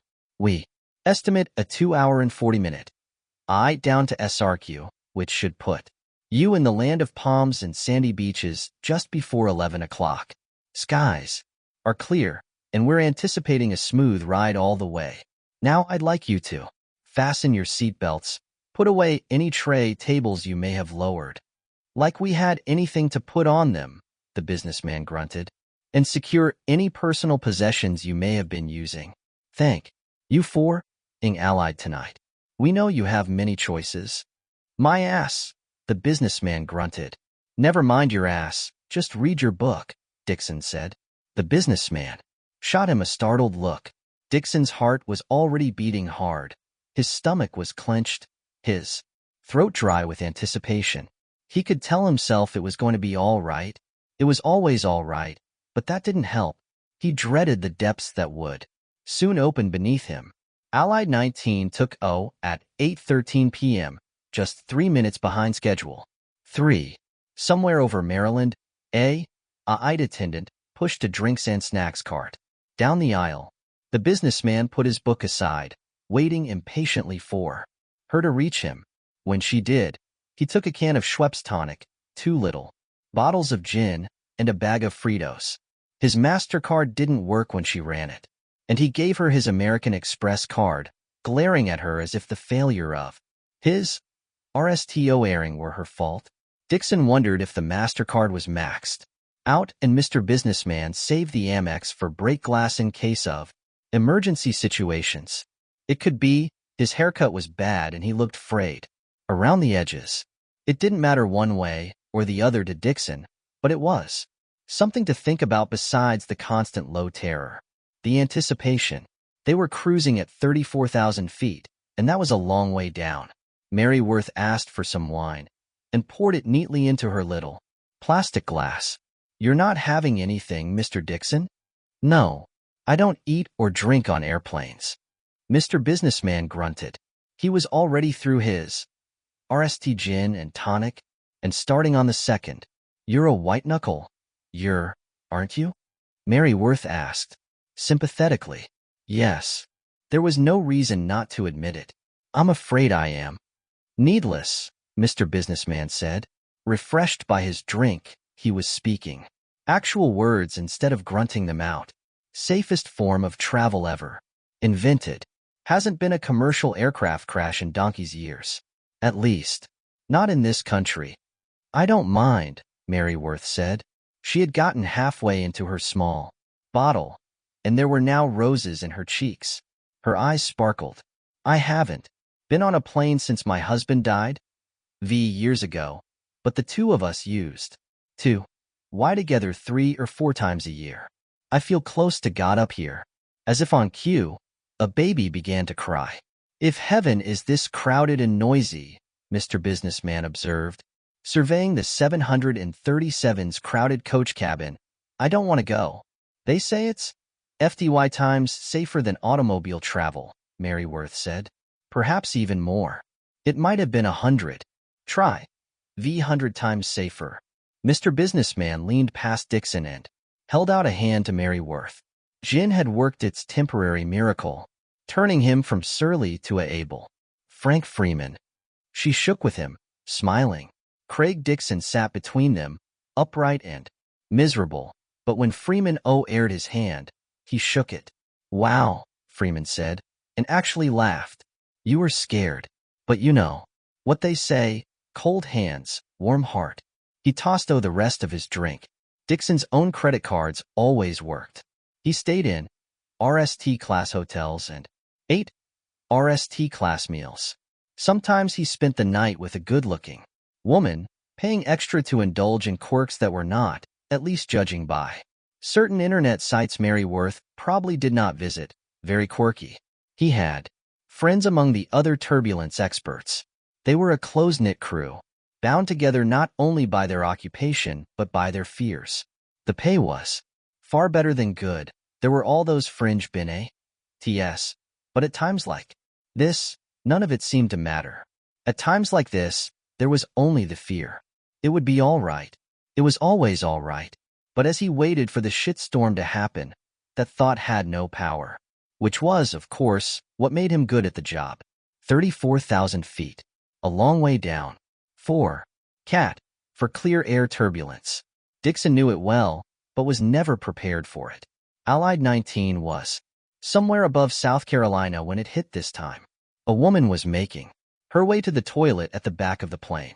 A young man wearing jeans and a fashionable screw of beard was bending to talk to a woman in an aisle seat. On the port side, the two of them laughing about something. Mary Worth was dozing with her head resting against the window.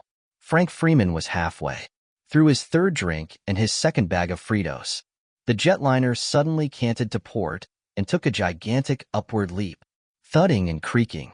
The woman on her way to the can was hung across the last row of portside seats.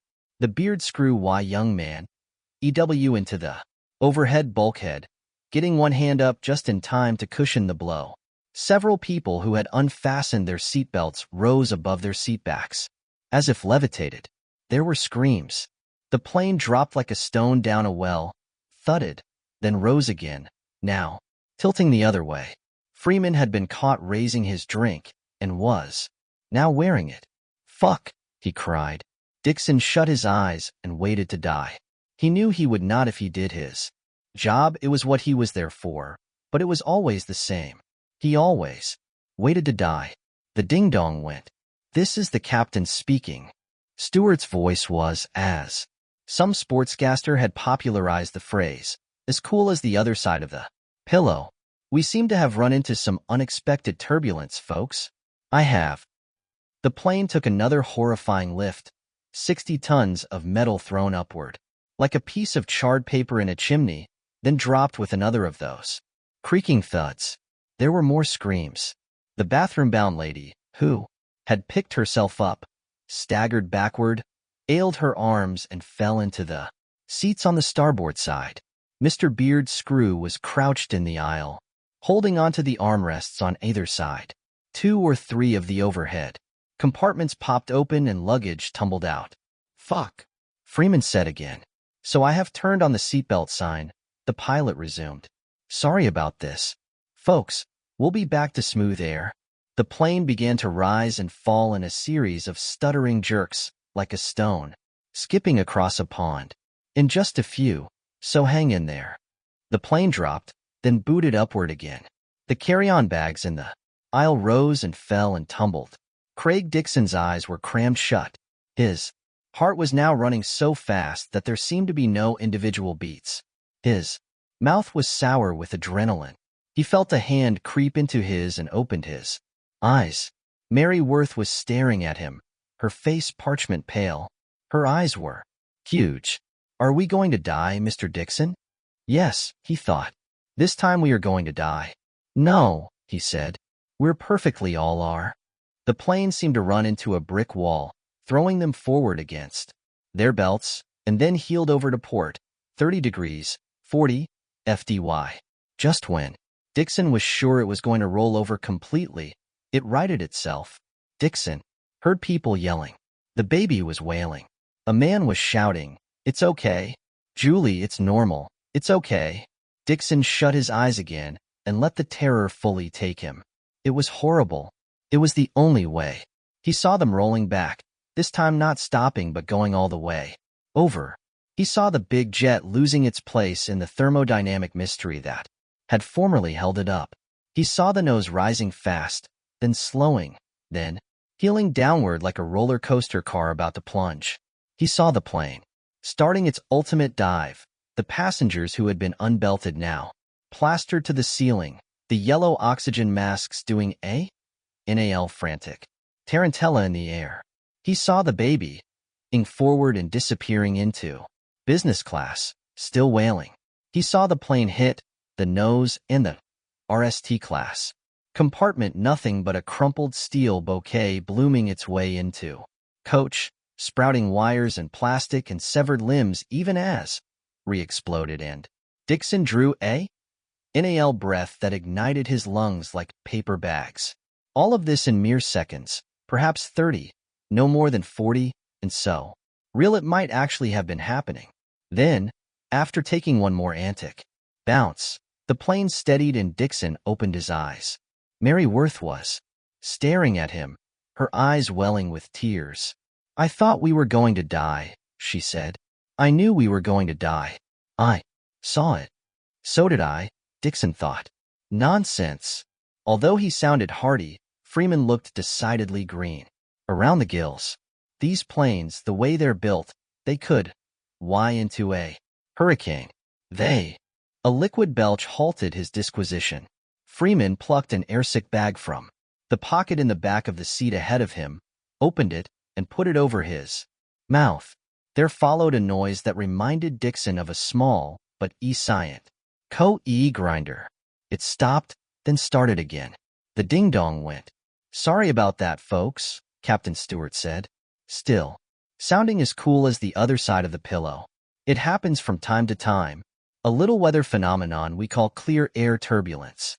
The good news is, I've called it in, and other aircraft will be vectored around that particular trouble spot. The better news is that we'll be landing in 40 minutes, and I guarantee you a smooth ride the rest of the way." Mary Worth laughed shakily. That's what he said before. Frank Freeman was folding down the top of his airsick bag, doing it like a man with experience. That wasn't fear, don't get that idea, just plain old motion sickness. "I can't even ride in the back seat of a car without getting nauseated." "I'm going to take the train back to Boston," Mary Worth said. "No more of that, thank you very much." Dixon watched as the attendants RST made sure that the unbelted passengers were all right, then cleared the aisle of spilled luggage. The cabin was led with chatter and nervous laughter. Dixon watched and listened, his heartbeat returning to normal. He was tired. He was always tired after saving an aircraft, led with passengers. The rest of the was routine, just as the captain had promised. 5. Mary Worth hurried after her luggage, which would be arriving on Carousel 2 downstairs. Dixon, with just the one small bag, stopped for a drink in Dewar's Clubhouse. He invited Mr. Businessman to join him, but Freeman shook his head. "I puked up tomorrow's hangover somewhere over the South Carolina, Georgia line, and I think I'll quit while I'm ahead. Good luck with your business in Sarasota, Mr. Dixon." Dixon, whose business had actually been transacted over that same South Carolina, Georgia line, nodded and thanked him. A text came in while he was nishing his whiskey and soda. It was from the facilitator, just 2 words. "Good job." He took the escalator down. A man in a dark suit and a Chowers cap was standing at the bottom, holding a sign with his name on it. "That's me," Dixon said. Where am I booked? The Ritz-Carlton, the driver said. Very nice. Of course it was, and there would be any suite waiting for him, probably, with a bay view. There would also be a rental car waiting for him in the hotel garage, should he care to visit a nearby beach or any of the local attractions. In the room he would an envelope containing a list of various female services, which he had no interest in taking advantage of tonight. All he wanted tonight was sleep. When he and the driver stepped out onto the curb, he saw Mary Worth standing by herself, looking a bit forlorn. She had a suitcase on either side of her, matching, of course, and tartan. Her phone was in her hand. Ms. Worth, Dixon said. She looked up and smiled. Hello, Mr. Dixon. We survived, didn't we? We did. Is someone meeting you? One of your chums? Mrs. Yeager, Claudette, was supposed to, but her car won't start. I was just about to call an Uber. He thought of what she'd said when the turbulence, 40 seconds that had seemed like 4 hours, now he eased. I knew we were going to die. I saw it. You don't need to do that. We can take you to Siesta Key. He pointed to the stretch limo a little way down the curb, then turned to the driver. Can't we? Of course, sir. She looked at him doubtfully. Are you sure? It's awfully late. My pleasure, he said. Let's do this thing. 6. Ooh, this is nice, Mary Worth said, settling into the leather seat and stretching out her legs. Whatever your business is, you must be very successful at it, Mr. Dixon. Call me Craig. You're Mary. I'm Craig. We should be on a RST name basis, because I want to talk to you. He pressed a button, and the privacy glass went. Mary Worth watched this rather nervously, then turned to Dixon. You aren't going to, as they say, put a move on me, are you? He smiled. No, you're safe with me. You said you were going to take the train back. Did you mean that? Absolutely. Do you remember me saying that? It made me feel close to God. Yes. I didn't feel close to God while we were being tossed like a salad 6 or 7 miles up in the air. Not at all. I only felt close to death. Would you ever? Why again? She considered the question carefully, watching the palms and car dealerships and fast food franchises slide past as they rolled south on the Tamiami Trail. I suppose I would. If someone was on his deathbed, say, and I had to get there fast. Only I don't know who that someone would be, because I don't have much in the way of family. My late husband and I never had children. My parents are dead, and that just leaves a few cousins that I rarely email with, let alone see. Better and better, Dixon thought. But you'd be afraid. Yes. She looked back at him, eyes wide. I really thought we were going to die in the sky, if the plane came apart, on the ground if it didn't. Nothing left of us but charred little pieces. Let me spin you a hypothetical, Dixon said. Don't laugh, think about it. Seriously. Okay. Suppose there's an organization whose job is to keep airplanes safe. There is, Mary Worth said, smiling. I believe it's called the FAA. Never mind them. Suppose it was an organization that could predict which airplanes would encounter severe and unexpected turbulence on any given night. Mary Worth clapped her hands in soft applause, smiling more widely now. Into it. No doubt STA by precognates. Those are people who see the future, Dixon said. And wasn't that possible? Likely. Even? How else could the facilitator get his information? But let's say their ability to see the future is limited to this one thing. Why would that be? Why wouldn't they be able to predict elections? Football scores, the Kentucky Derby? I don't know, Dixon said, thinking, maybe they can. Maybe they can. Predict all sorts of things. These facilitator precognates in some hypothetical room. Maybe they do. He didn't care. Now let's go a little further. Let's suppose Mr. Freeman was wrong, and turbulence of the sort we encountered tonight is a lot more serious than anyone, including the airlines, believes or is willing to admit. Suppose that kind of turbulence can only be survived if there is at least one talented, Terry, Ed passenger on each plane that encounters it. He paused. And suppose that on tonight's, that talented and Terry, Ed, passenger was me. She peeled merry laughter and only sobered when she saw he wasn't joining her. What about the planes that? Why into hurricanes, Craig? I believe Mr.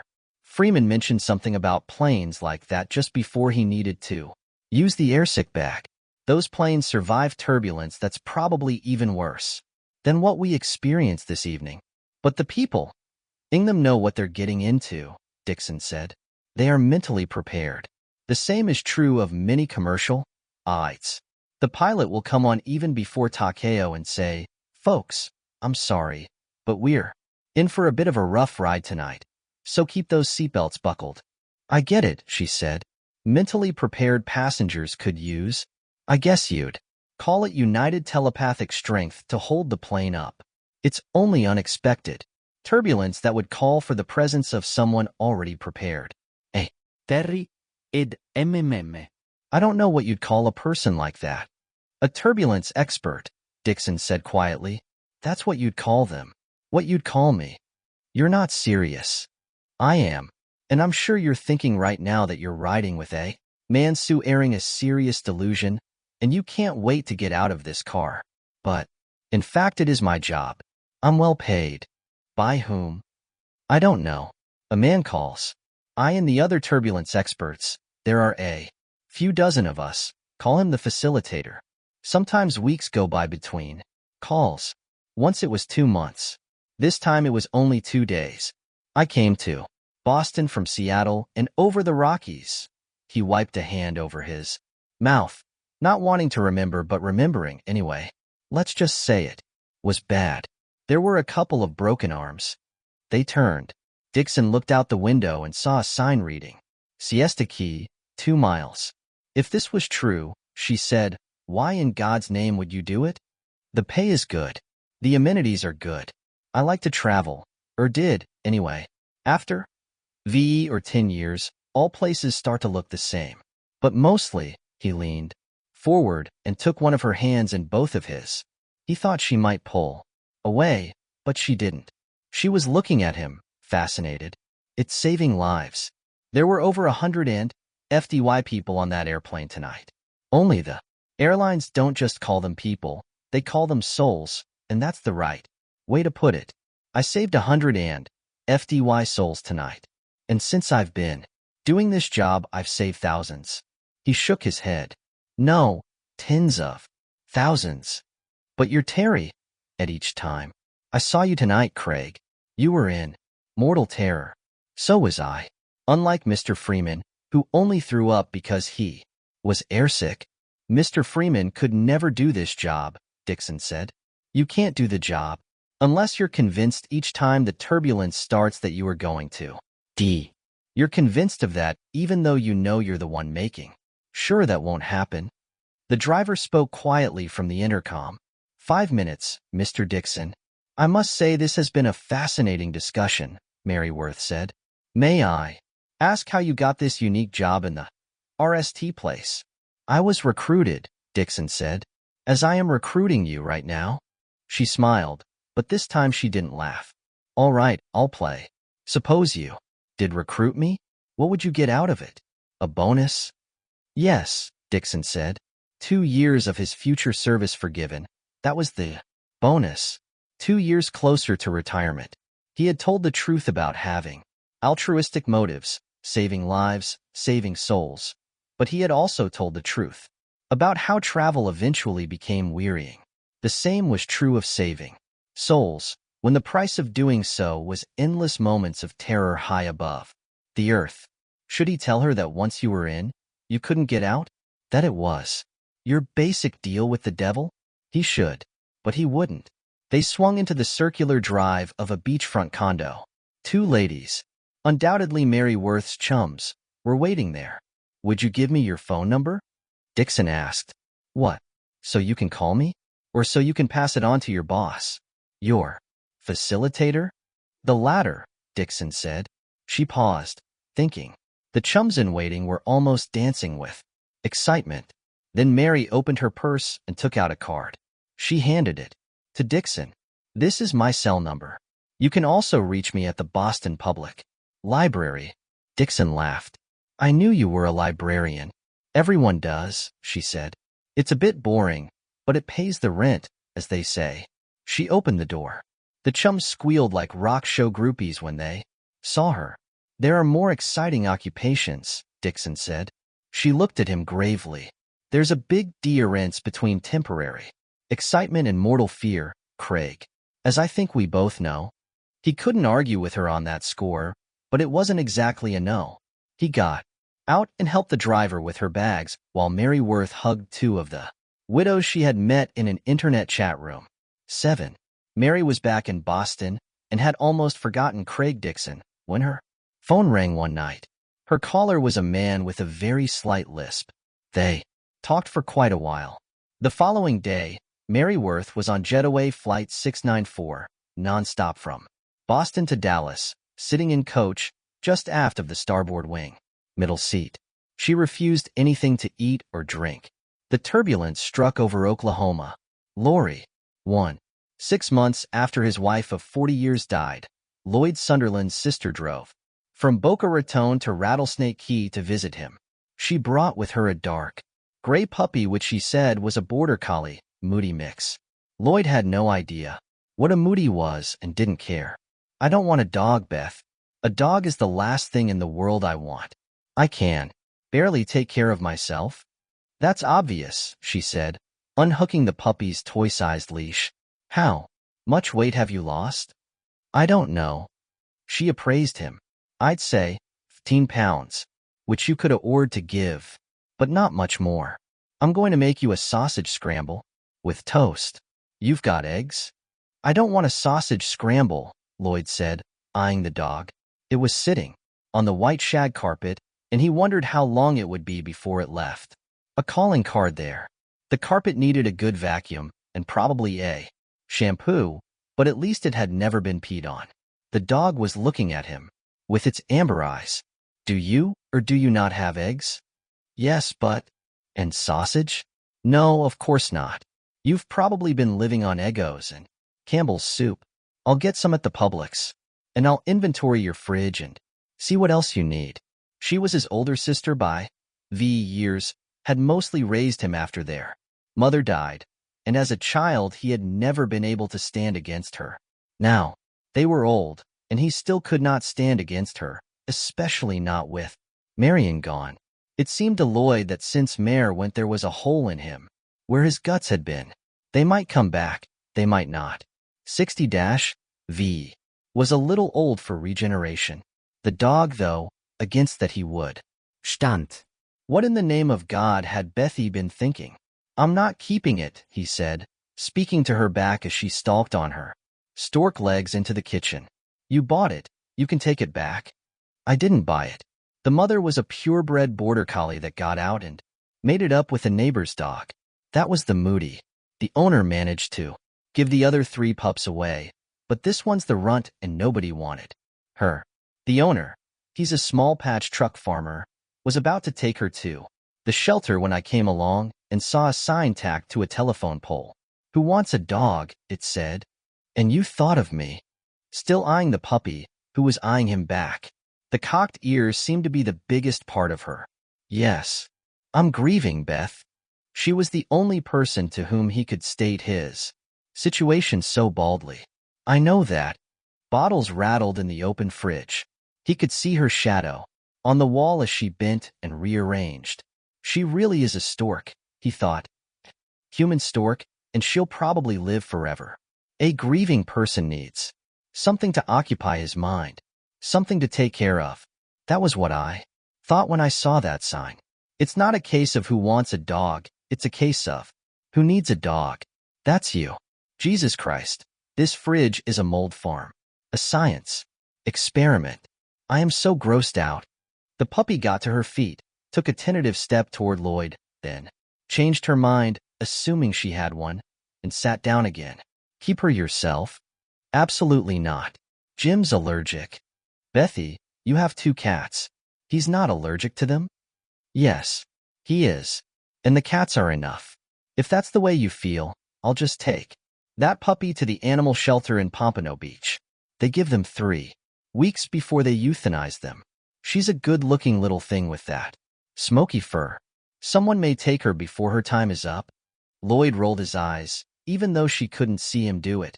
He had often done the same thing at the age of 8, when Beth told him that if he didn't clean up his room, she'd give him VE on his bottom with her badminton racket. Some things never changed. Pack your bags, he said. We're going on one of Beth Young's all-expenses-paid guilt trips. She shut the fridge and came back into the living room. The puppy glanced at her, then resumed her inspection of Lloyd. I'm going to Publix where I expect to spend well over $100. I'll bring you the checkout tape, and you can reimburse me. And what am I supposed to do in the meantime? Why don't you get to know the defenseless puppy you're going to send to the gas chamber? She bent to pat the top of the puppy's head. Look at those hopeful eyes. What Lloyd saw in those amber eyes was only evaluation. What am I supposed to do if she pees on the shack? Marion had this installed just before she got sick. Beth pointed to the toy-sized leash on the hassock. Take her out. Introduce her to Marion's overgrown our beds. And by the way, that carpet is LTHY. She grabbed her purse and headed for the door, thin legs scissoring in there. Old self-important way. A pet is the absolute worst present you can give someone, Lloyd said. I read that on the internet, where everything is true, I suppose. She paused to look back at him.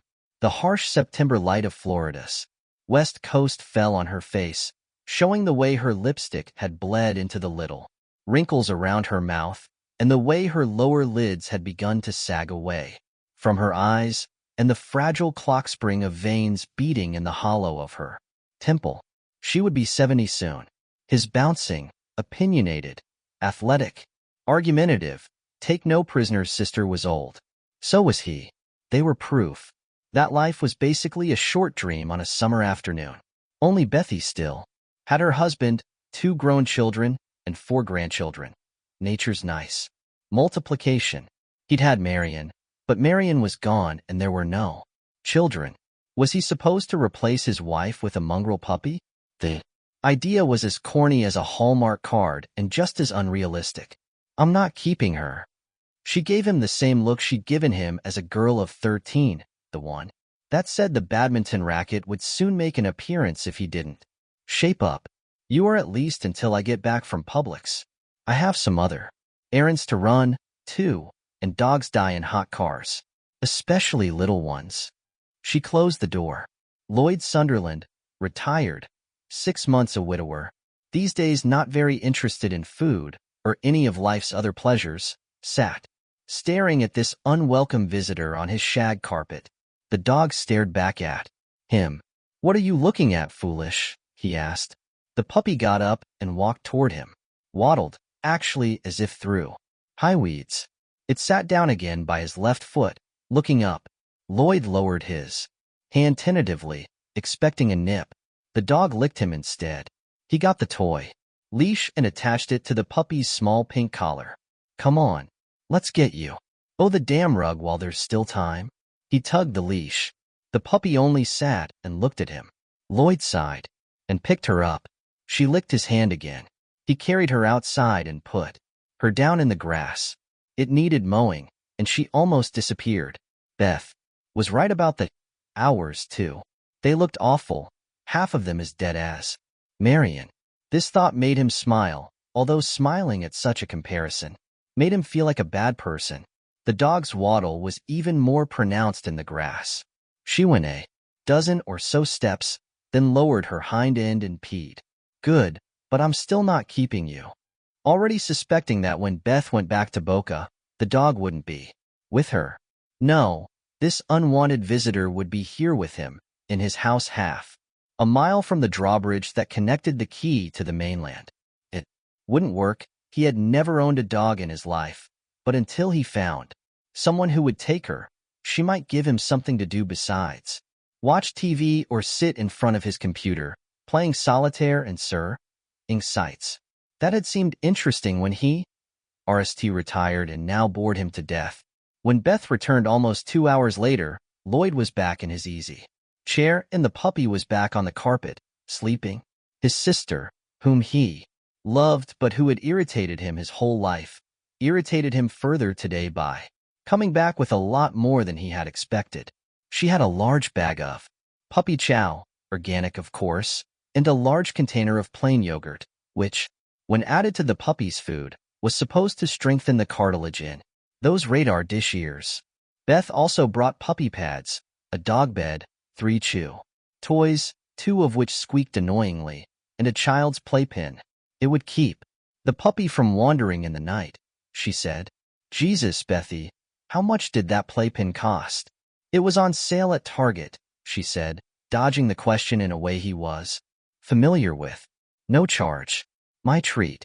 And now that I've bought all this, do you still want me to take her back? If you do, you get to do the returns. Lloyd was used to being outplayed by his sister. I'll give it a trial run, but I do not appreciate being saddled with the responsibility. You always were high-handed. Yes, she said. With Mother gone and Dad a functional, but basically hopeless drunk, I had to be. Now how about the scramble?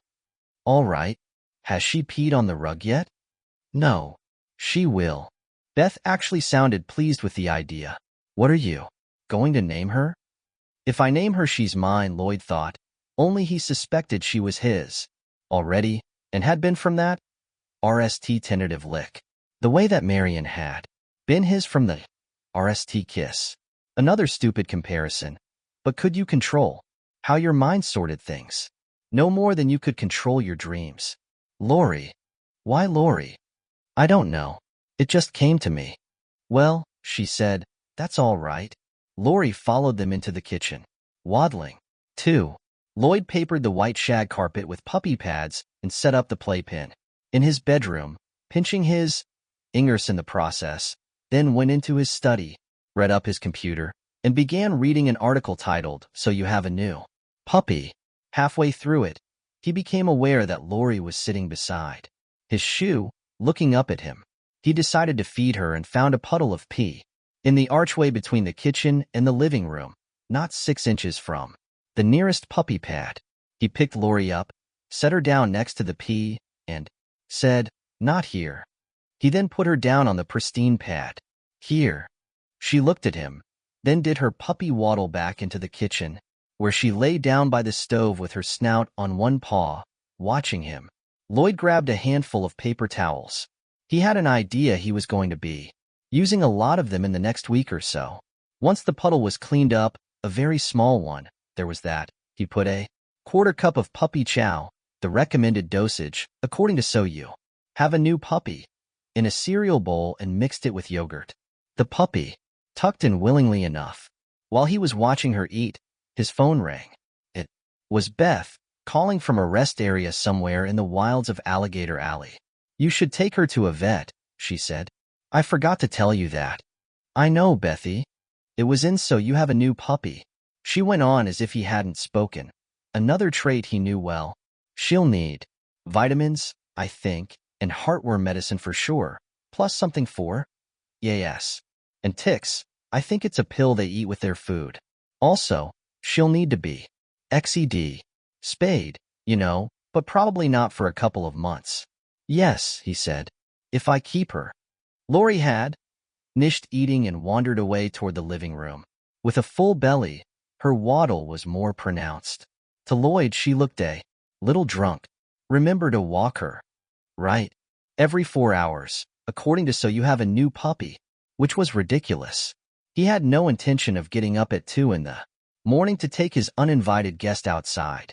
Mind reading was another of his sister's specialties. You're probably thinking that getting up in the middle of the night is going to be a hassle. It crossed my mind.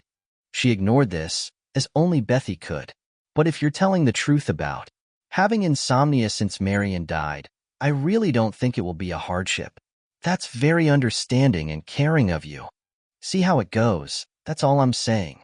Give the little girl a chance. She paused. I worry about you, Lloyd.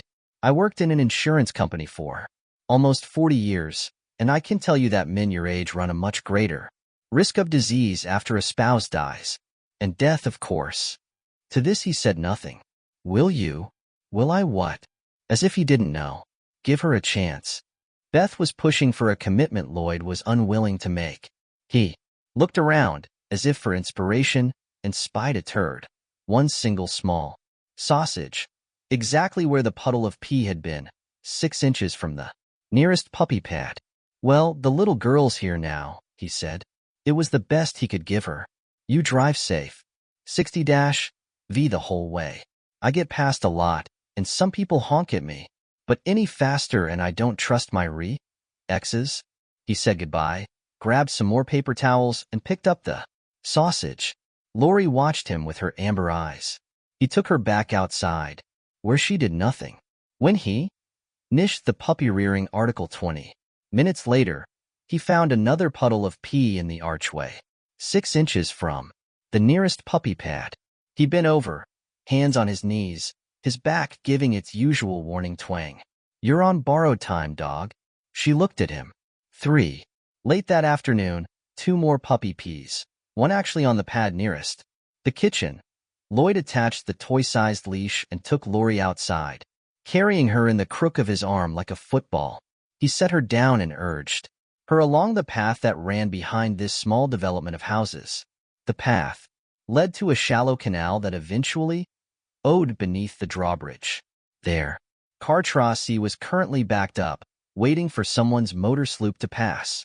From Oscars Bay into the Gulf of Mexico, the puppy walked in her usual side-to-side waddle, pausing every now and then to snee at clumps of weeds that from her perspective must have looked like impenetrable jungle thickets.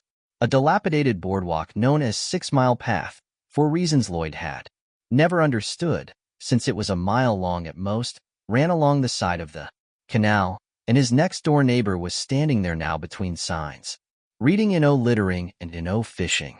Further down was one meant to say "Watch for alligators," only alligators had been spray-painted over and replaced with aliens. Seeing Don Pitcher hunched over his fancy mahogany cane and hauling at his truss always gave Lloyd a small but unmistakable frisson of mean satisfaction. The man was a jukebox of tiresome political opinions and also an unapologetic gorecrow.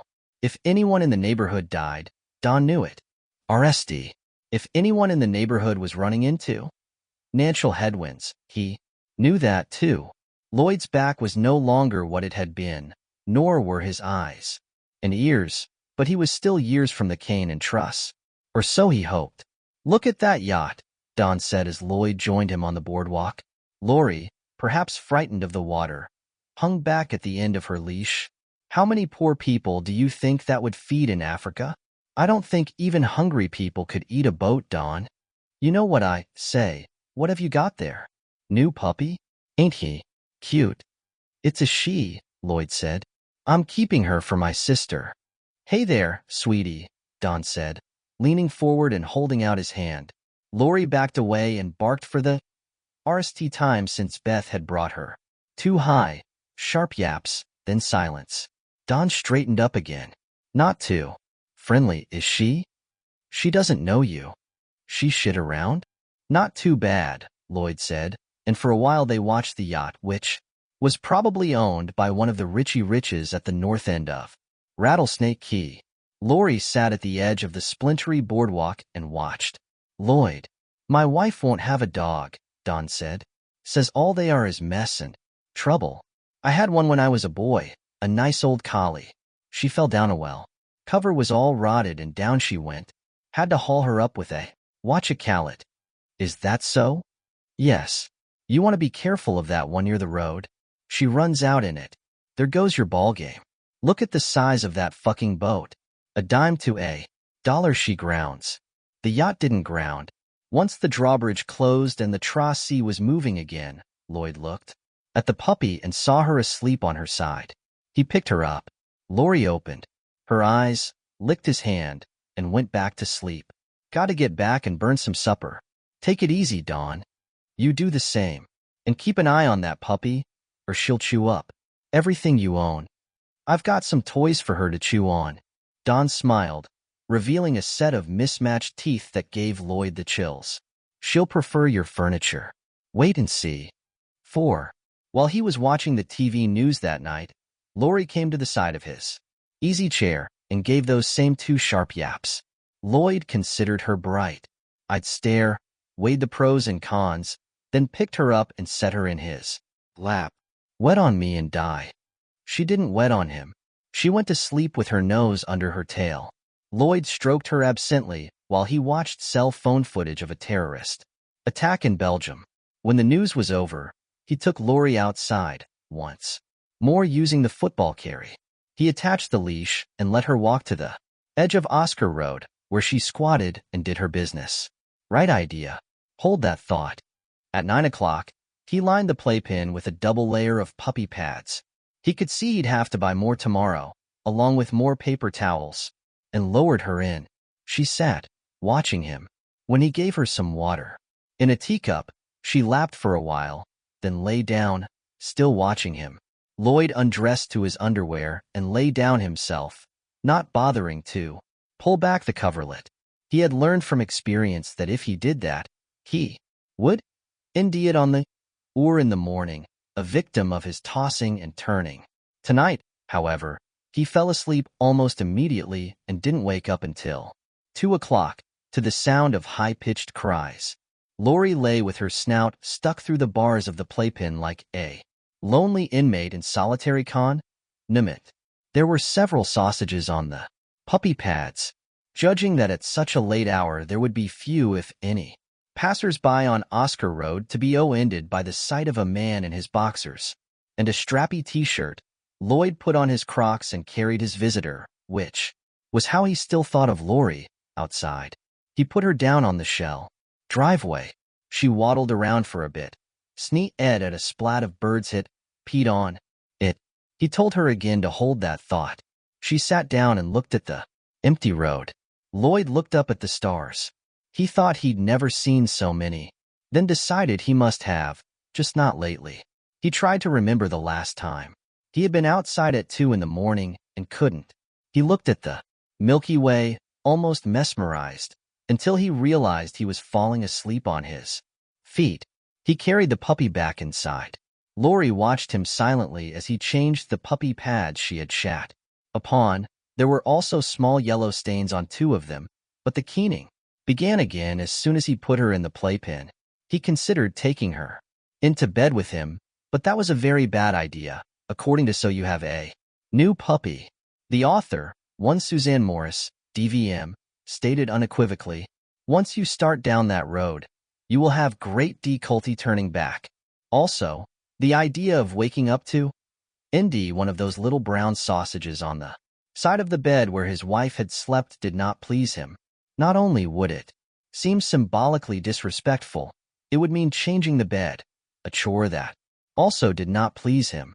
He went into the room that Marian had called her den. Most of her things were still there, because, in spite of his sister's strong suggestions that he do so, Lloyd hadn't yet had the heart to clean the place out. He had mostly steered clear of this room since Marian's death. Even looking at the pictures on the wall hurt, especially at 2 in the morning. He thought a person's skin was thinner in the small hours. It didn't start to thicken again until when the RST light began to show in the east. Marian had never upgraded to an iPod, but the portable CD player she had taken to her twice-weekly exercise group was on the shelf above her small collection of albums. He opened the battery case and saw no corrosion on the Triple S. He thumbed through her CDs, paused at Hall & Oates, then went on to Joan Baez's greatest hits. He mounted the CD, and it spun satisfactorily. When he closed the lid, he took it into the bedroom. Lori stopped whining. When she saw him, he pressed play, and Joan Baez began singing The Night. They drove Old Dixie down. He placed the CD player on one of the fresh puppy pads. Lori sneezed at it, then lay down beside it, her nose almost touching the Dymo tape, label reading property of Marian Sunderland. Will it do? I goddamn hope so. He went back to bed and lay with his hands under the pillow, where it was cool. He listened to the music. When Baez sang Forever Young, he cried. So predictable, he thought. Such a cliché. Then he fell asleep. 5. September gave way to October, the best month of the year in upstate New York, where he and Marion had lived until his retirement, and in Lloyd's opinion, IMHO, as they said on Facebook, the best month down here on the west coast of Florida. The worst of the heat was gone, but the days were still warm, and the cold nights of January and February were still on the next calendar. Most of the snowbirds were also on the next calendar, and instead of opening and closing FDY times a day, the Oscar drawbridge only impeded Tracy a dozen or so times, and there was so much less Tracy to impede. The Rattler Fish House opened after its 3-month hiatus, and dogs were allowed on the so-called puppy patio. Lloyd took Lori there often, the two of them ambling along 6-mile path beside the canal. Lloyd lifted the dog over the places where the boardwalk was overgrown with sawgrass. She trotted easily beneath the overhanging palmetto that Lloyd had to bull his way through, head bent, arm outstretched to push back the thickest clumps, always afraid a tree rat might fall into his hair, although none ever did. When they arrived at the restaurant, she sat quietly by his shoe in the sunshine, occasionally rewarded for good manners by a piece of French fry from Lloyd's and chips basket. The waitresses all oohed over her, bending to stroke her smoky gray fur. Bernadette, the hostess, was particularly taken with her. That face, she always said, as if that explained everything. She would kneel beside Lori, which gave Lloyd an excellent and always appreciated view of her cleavage. Oh, that face! Lori accepted this attention, but did not seem to crave it. She simply sat, examining her new admirer before returning her attention to Lloyd. Part of that attention might have had to do with the French fries, but not all. She looked at him just as studiously when he was watching TV, until she fell asleep. She toilet-trained quickly, and in spite of Don's prediction, she did not chew the furniture. She did chew her toys, which multiplied from 3 to 6 to a dozen. He found an old crate to store them in. Lori would go to this crate in the morning, put her forepaws up on its edge, and examine the contents like a public shopper evaluating the produce. At last she would select one, take it into the corner, and chew it until it bored her. Then she would return to the crate and select another.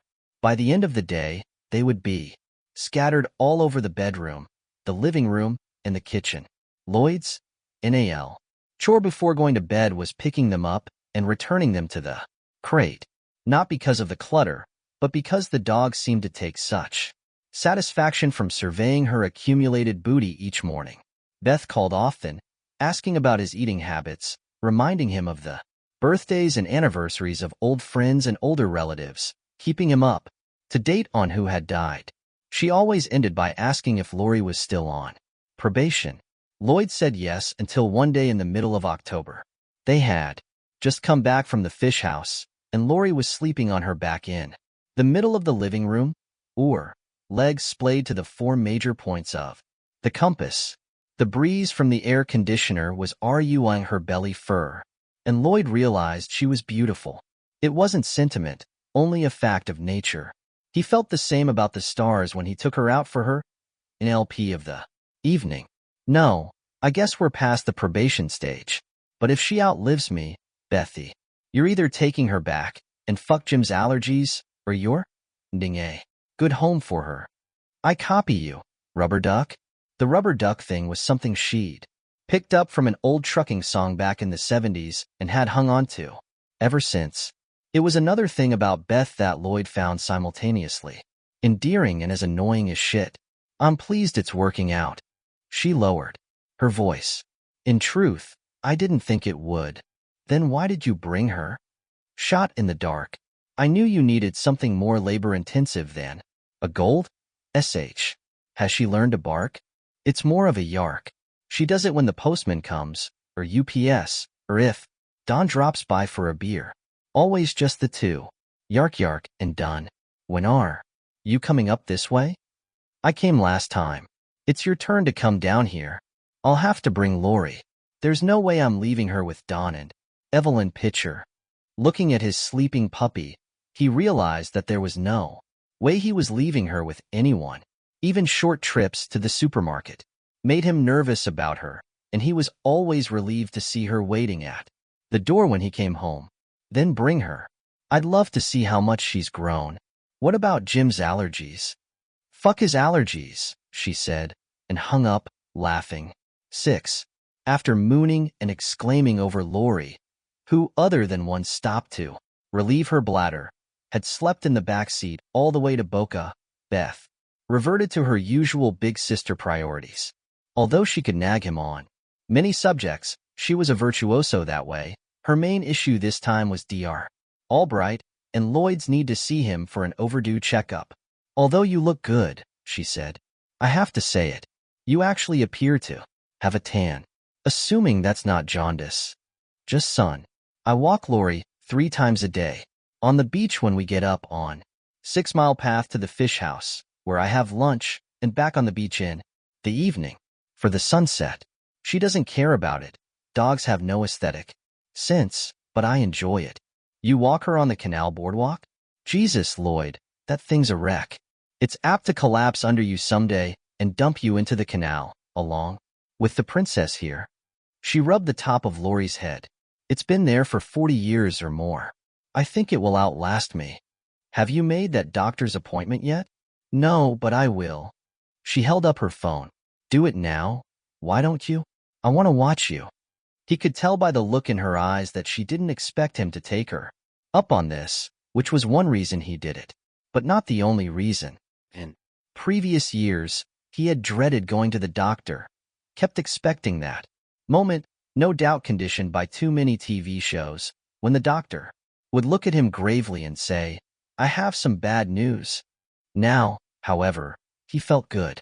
His legs were stiff when he got up in the morning, probably from so much walking, and his back was creakier than ever. But when he turned his attention inward, he found nothing worrisome.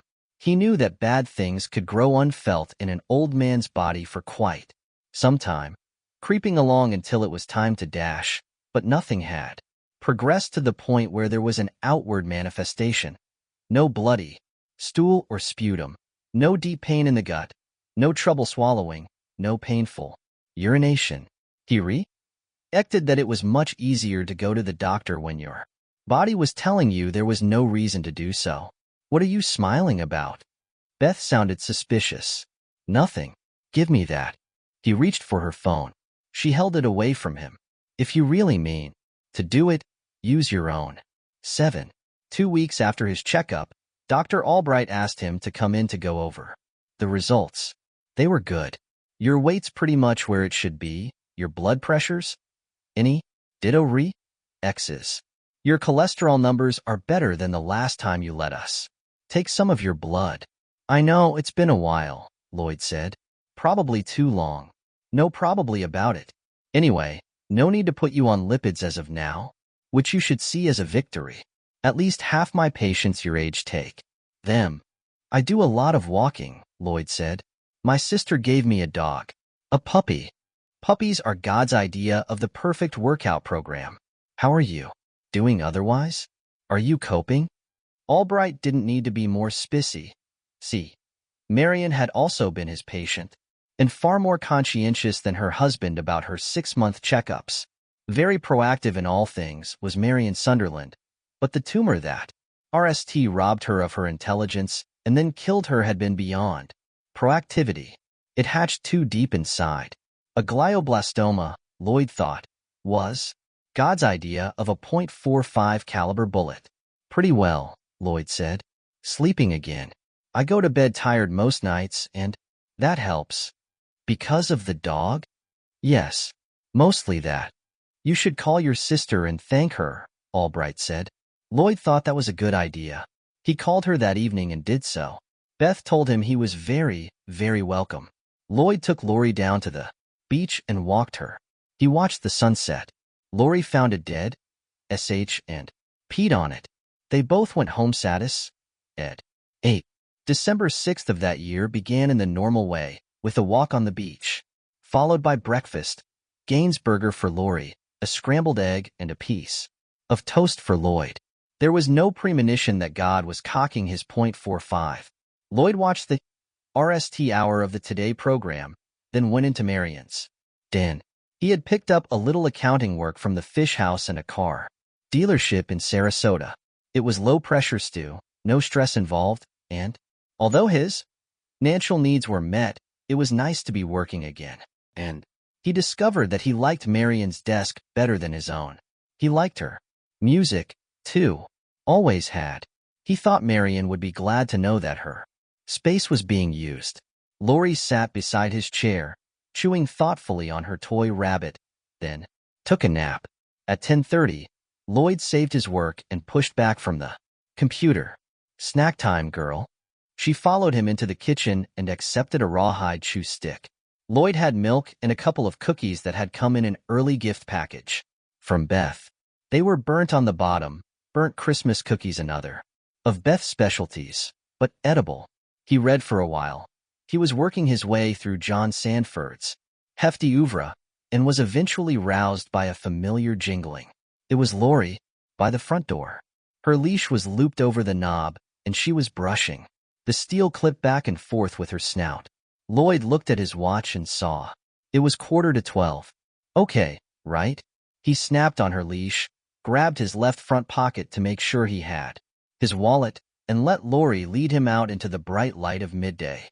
As they walked down to 6 Mile Path, he saw that Don had started to put out his usual collection of horrible plastic holiday decorations, a nativity scene, sacred, a large plastic Santa, profane, and a collection of lawn gnomes tart, up to look like elves, surreal.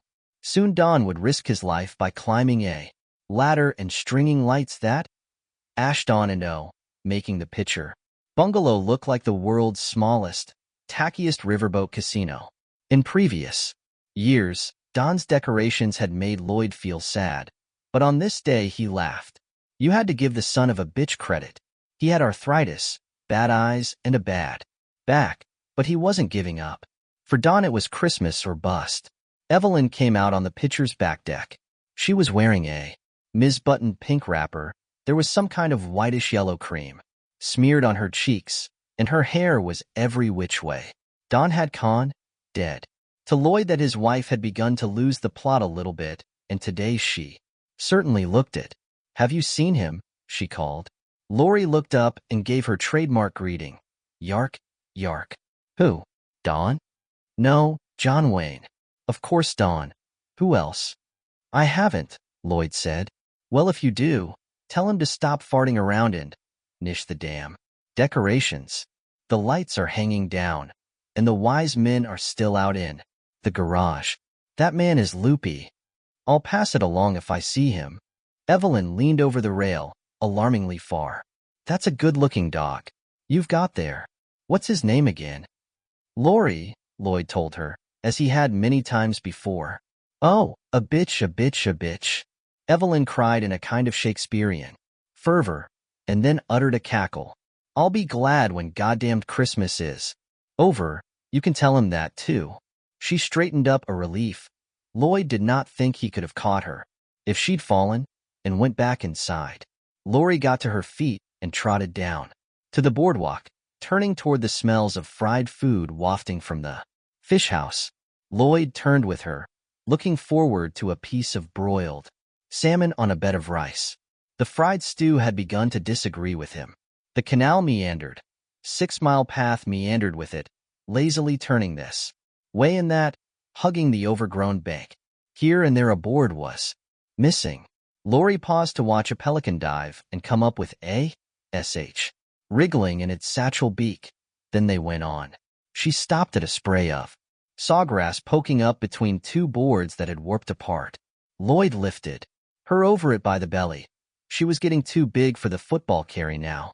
A little way further down, just ahead of the next curve, palmetto had grown over the boardwalk, forming a low arch. Lori was small enough to walk under, but she paused, head forward and cocked to the side. Lloyd caught up with her and bent to see what she was looking at. It was Don Pitcher's cane, and although it was made of stout mahogany, a crack ran halfway up its length from the rubber tip. Lloyd picked it up and examined 3 or 4 drops of blood dotting the wood. This isn't good. I think we better go, B. But Lori bolted ahead, jerking the leash out of his hand. She disappeared. Under the green arch, the handle of the leash clattering and spinning behind her. Then the barking began, not just her usual double yark, but a volley of more urgent sounds. Alarmed, Lloyd ducked through the palmetto, waving the cane this way and that to push bunches of it aside. The branches whipped back, scratching at his cheeks and forehead. On some of them were beads and smears of blood. There was more blood on the boards. On the other side, Lori stood with her front legs spread, her back bowed, and her muzzle touching the boards. She was barking at an alligator. It was dark green, a full-grown adult at least 10 feet long. It stared at Lloyd's barking dog with its dull, dead eyes. It was splayed atop Don Pitcher's body, its blunt shovel nose resting on Don's sunburned neck, its short, scaly forepaws possessively cupping Don's bony shoulders. It was the RST alligator Lloyd had seen since a trip to Jungle Gardens in Sarasota with Marion, and that had been years ago. The top of Don's head was pretty much gone. Lloyd could see splintered bone through what remained of his neighbor's hair. An ooze of blood, still wet, lay drying on his cheek. There were oatmeal-y strands in it. Lloyd realized he was looking at some of Don Pitcher's brain. That Don had been thinking with that very stew perhaps only minutes ago seemed to render the whole world meaningless. The handle of Lori's leash had dropped over the side of the boardwalk and into the canal. She continued to bark. The alligator regarded her, for the moment not moving. It looked remarkably stupid. Lori, shut up. Shut the fuck up. He thought of Evelyn Pitcher standing on her back deck like an actress on the apron of a stage, crying, "Oh, a bitch, a bitch, a bitch." Lori stopped barking, but continued to growl deep down in her throat. She seemed to have grown to twice her size, because her cloudy dark gray fur was standing out not just on the screw of her neck, but all over her body. Lloyd dropped to one knee, never taking his eyes off the gator, and plunged his left hand into the canal, feeling for the leash. He found the cord, yanked the handle up, clutched it, and got back to his feet. He tugged the leash. RST, it was like pulling on a post stuck in the ground. Lori was that braced, but then she turned toward him. When she did, the gator raised its tail and brought it down, at thwack that sprayed up droplets of water and made the boardwalk tremble. Lori cringed and jumped onto Lloyd's sneakers. He bent and picked her up, never taking his eyes from the gator. Lori's body was thrumming, as if an electrical current were passing through it. Her eyes were wide enough to show the whites all around. Lloyd had been too stunned by the sight of the alligator astride his dead neighbor's body to be afraid, and when feeling did return, it wasn't fear but a kind of protective rage. He unclipped the leash from Lori's collar and dropped it. "Go home. Do you hear me? Go home. I'll be right behind you." He bent down, still watching the alligator, which never took its eyes from him. He had carried Lori like a football many times when she was smaller. Now he hiked her like one, through his legs and directly into the palmetto arch. There was no time to see if she was going. The alligator came at him. It moved with amazing speed, kicking Don's body several feet behind it with its rear legs as it pushed its mouth opened, exposing teeth like a dirty picket fence. On its leathery, pinkish-black tongue, Lloyd could see bits of Don's shirt. He struck at it with the cane, bringing it around in a sideways sweep. It whacked the side of the gator's head below one of those weirdly expressionless eyes and broke along the crack in the mahogany. The broken piece twirled away and fell into the canal. The gator stopped for a moment, as if surprised, then came on. Lloyd could hear the clitter of its claws. Its mouth yawned, its lower jaw skidding along the boardwalk. Lloyd thought of nothing. Some deeper part of him took over. He stabbed out with what remained of Don's cane, plunging the jagged end into the whitish ash at the side of the alligator's shovel head. Grasping the canes, handle with both hands, he leaned forward, putting his weight into it and pushing as hard as he could. The alligator was momentarily driven sideways. Before it could recover, there came a rapid series of cracking sounds, like blanks from a track starter's pistol. Part of the old boardwalk slumped, spilling the gator's top half into the canal. Its tail came down, whacking the twisted boards and making Don's body jump. The water boiled. Lloyd struggled for balance and stepped back just as the gator's head surfaced, the jaws snapping. He stabbed at it again, not aiming, but the jagged stub of the cane went into the gator's eye. It reared backward, and if Lloyd hadn't let go of the cane's curved handle, he would have been pulled into the water on top of it. He turned and bolted through the palmetto with his arms outstretched in front of him, expecting at any moment to be bitten from behind or thrust upward as the gator swam under the boardwalk, planted itself on the mucky bottom, and battered its way after him. He came out on the other side, daubed with Don's blood and bleeding from his own scratches. Lori had not gone home. She was standing 10 feet down, and when she saw him, she raced toward him, bunched her hindquarters, and leaped. Lloyd caught her like football, like a Hail Mary pass, and ran, hardly aware that Lori was wriggling in his arms and whining, and covering his face with frantic licks. Although he would remember this later and call them kisses. Once he was over the boardwalk and on the shell path, he looked back, expecting to see the alligator hustling after them along the boardwalk with its eerie, unexpected speed. He made it halfway up the path to his house before his legs gave out and he sat down.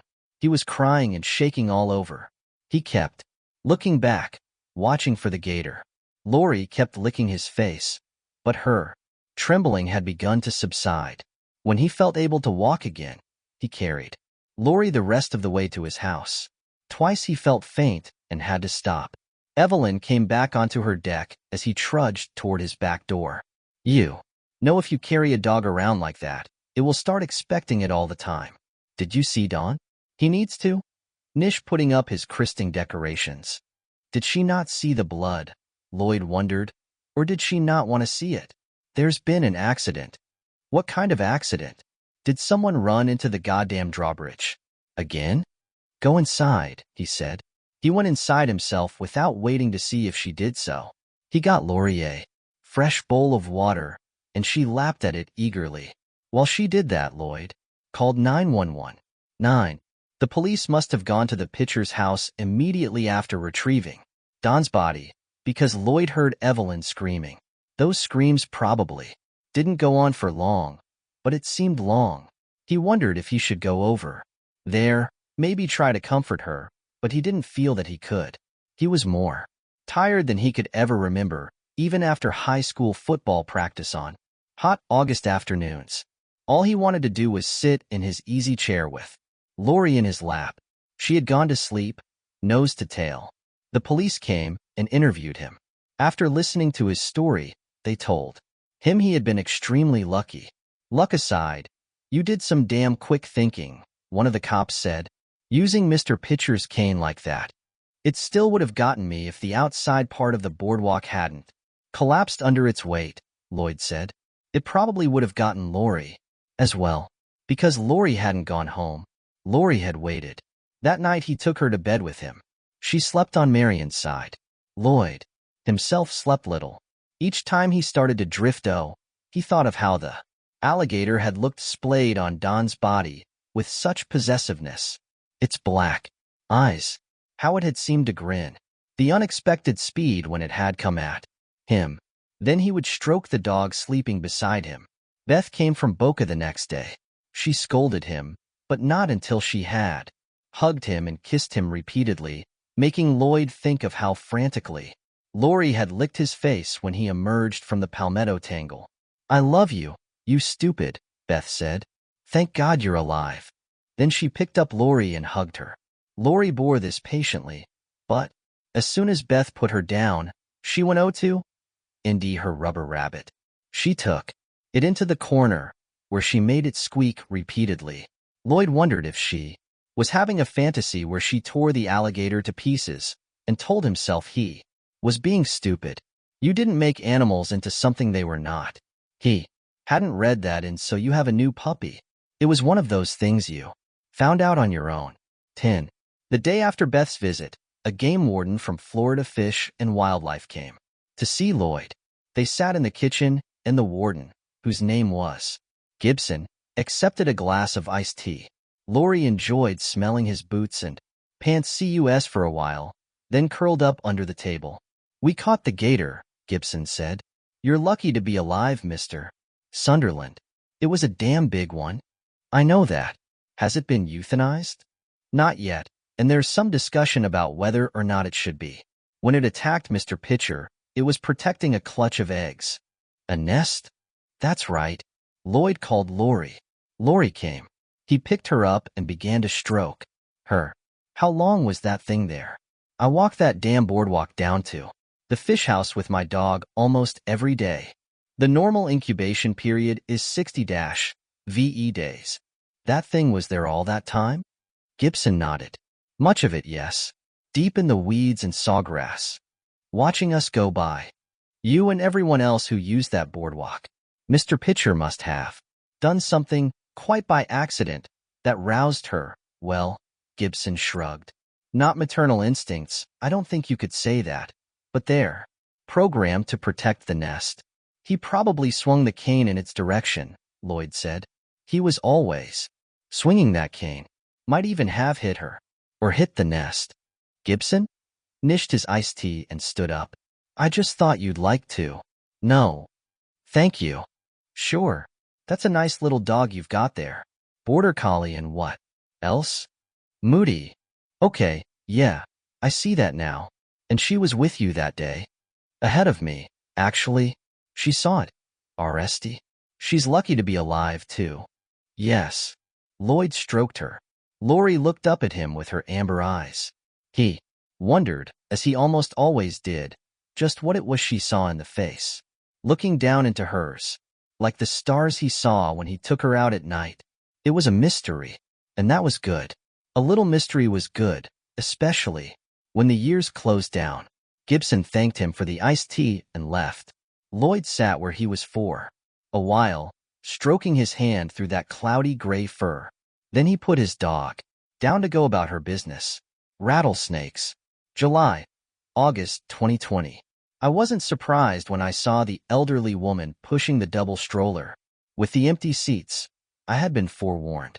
This was on Rattlesnake Road, which winds the 4-mile length of Rattlesnake Key on the Florida Gulf Coast. Houses and condos to the south. A few McMansions at the north end. There's a blind curve half a mile from Greg Ackerman's McMansion, where I was staying that summer, bouncing around like the last pea in an oversized can. Tangled undergrowth higher than my head, and I'm 6'4". Anked the road, seeming to press in and make what was narrow to begin with even narrower. The curve was marked on either side by fluorescent green plastic kids, each bearing the warning slow. Children at play. I was walking, and at the age of 72, in the simmering heat of a July morning, I was going plenty slow. My plan was to walk to the swing gate, which divides the private part of the road from the part the county maintains, then go back to Greg's house. I was already wondering if I'd bitten no more than I could chew. I hadn't been entirely sure Greg wasn't putting me on about Mrs. Bell, but here she was, and pushing her oversized stroller toward me. One of the wheels had a squeak and could have used some oil. She was wearing baggy shorts, sandals with knee-length socks, and a big blue sun hat. She stopped, and I remembered Greg asking me if her problem, that's what he called it, would give me a problem. I said it wouldn't, but now I wondered. "Hello. I think you must be Mrs. Bell. My name is Vic Trenton. I'm staying at Greg's house for a while." "A friend of Greg's? How nice. An old friend?" "We worked in the same Boston ad agency. I was a copywriter and he pictures and layout, I know, before he made the big bucks." She pushed the double pram closer, but not too close. "Any friend of Greg's, so on and so forth. It's a pleasure to meet you. Since we're going to be neighbors for as long as you'll be here, please call me Alida. Or Allie if you like. Are you okay?" "No. Sign of this new you? I'm okay. No cough, no fever. I assume you are, too. I am, which is good, as old as I am, and with a few of the usual old person medical issues. One of the few nice things about being here in the summer is how most people clear out. I saw on the news this morning that Dr. Fauci is saying there could be 100,000 new cases every day. Can you believe that? I told her I had seen the same thing. Did you come here to get away from it? No. I needed some time, and the place was aired to me, so I took it. That was far from the whole story. I think you're a little crazy to be vacationing in this part of the world during the summer, Mr. Trenton. According to Greg, you're the one who's crazy, I thought. And judging by the stroller you're wheeling around, he wasn't wrong. Vic, please, I said. Since we're neighbors, would you like to say hello to the twins? She gestured to the pram. On the seat of one was a pair of blue shorts, on the other a pair of green ones. Draped over the backs of the seats were joke shirts. One said bad, the other badder.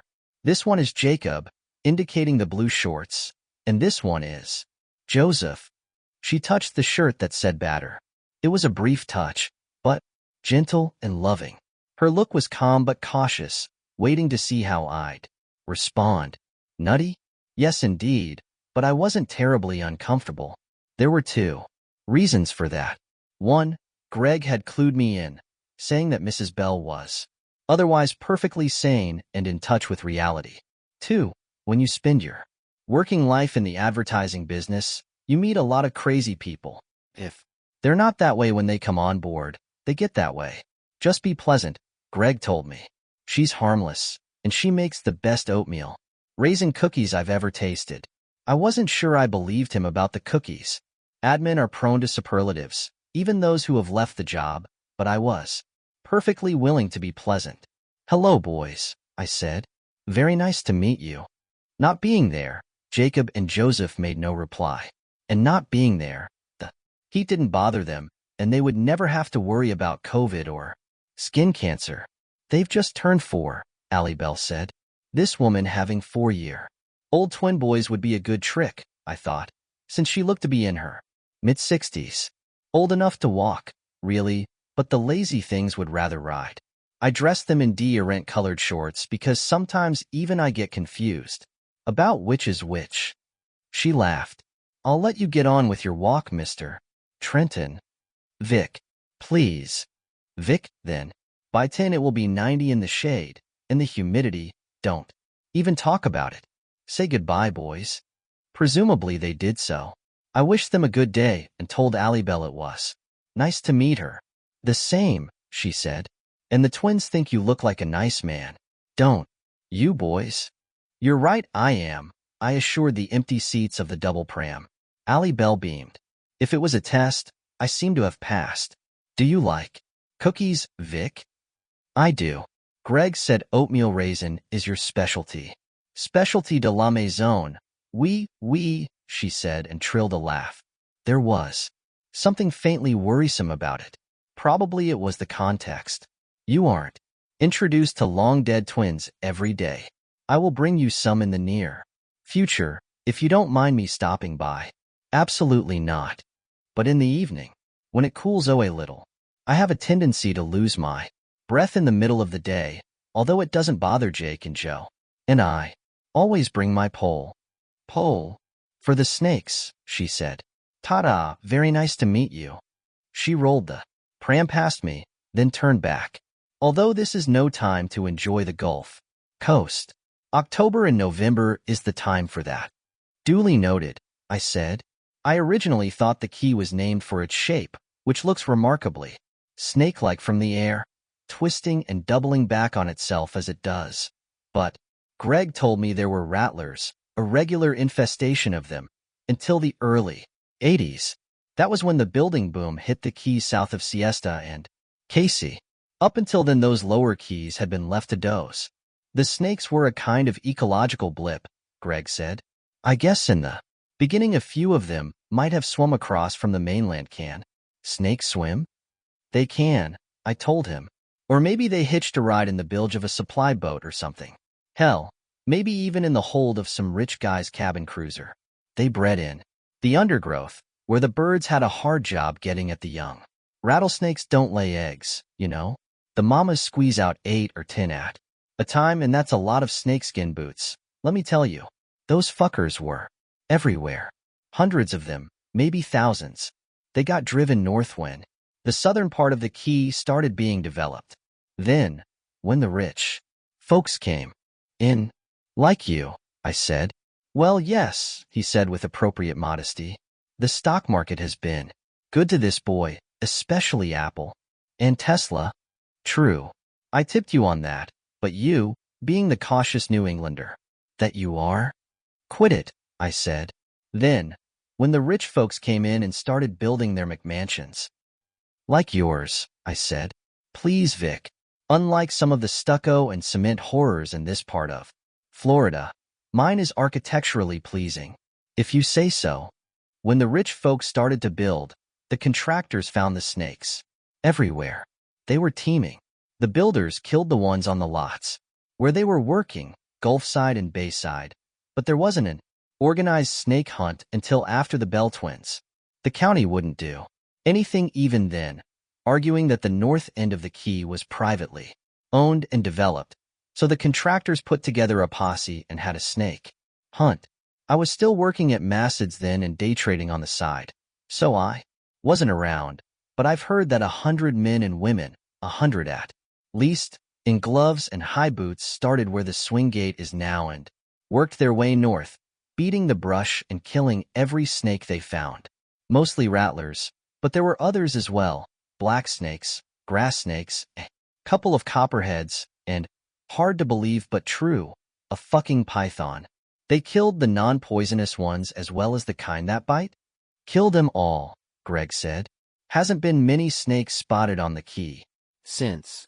He called that night. I was sitting out by his pool, sipping a gin and tonic and looking at the stars. He wanted to know how I was enjoying the house. I said I was enjoying it just any, and thanked him again for letting me stay there. Although this is no time to enjoy the key, he said, especially with most of the tourist attractions shut down because of COVID. The best times, October and November. Mrs. Bell told me. Allie, you met her. Yes, indeed. Her and the twins, Jacob and Joseph. At least I met their shorts and shirts. There was a pause. Then Greg said, Are you okay with that? I was thinking about Donna when I aired you the place. I never thought about how it might make you remember. I didn't want to go there, even after all those years. It's Innie. You were right. Allie Bell seems like a very nice woman, otherwise. Oh, aired me. Cookies. You'll love them. I thought of the little round spots of color in her cheeks. She assures me she doesn't have COVID, which she called the new you, and she wasn't coughing, but she didn't look exactly healthy. I thought of the double stroller, with its empty shirts and shorts. Physically, I mean, she said something about having medical issues. Well, she's in her 70s. That old? I guess 60s. She and her husband were the RST ones to build on the north end, and that was back when Carter was president. All I'm saying is that when you get into your 70s, your equipment is owed the warranty. I haven't seen anyone else, but I've only been here 3 days. Not even all unpacked. Not that I'd brought much. Mostly I'd been catching up on my reading, just as I'd promised myself I'd do when I retired. When I watched TV, I muted the commercials. I'd be happy to never see another ad in my life. Buddy, it's summer. The summer of COVID, no less. Once you're past the swing gate, it's just you and Alida. And, he stopped, and the twins, I nished. Jake and Joe. You're sure it doesn't bother you? I mean, considering what happened to. It doesn't. Bad things happen to kids sometimes. It happened to me and Donna, and it happened to Allie Bell. Our son was a long time ago. Tad. I've put it to rest. A lie.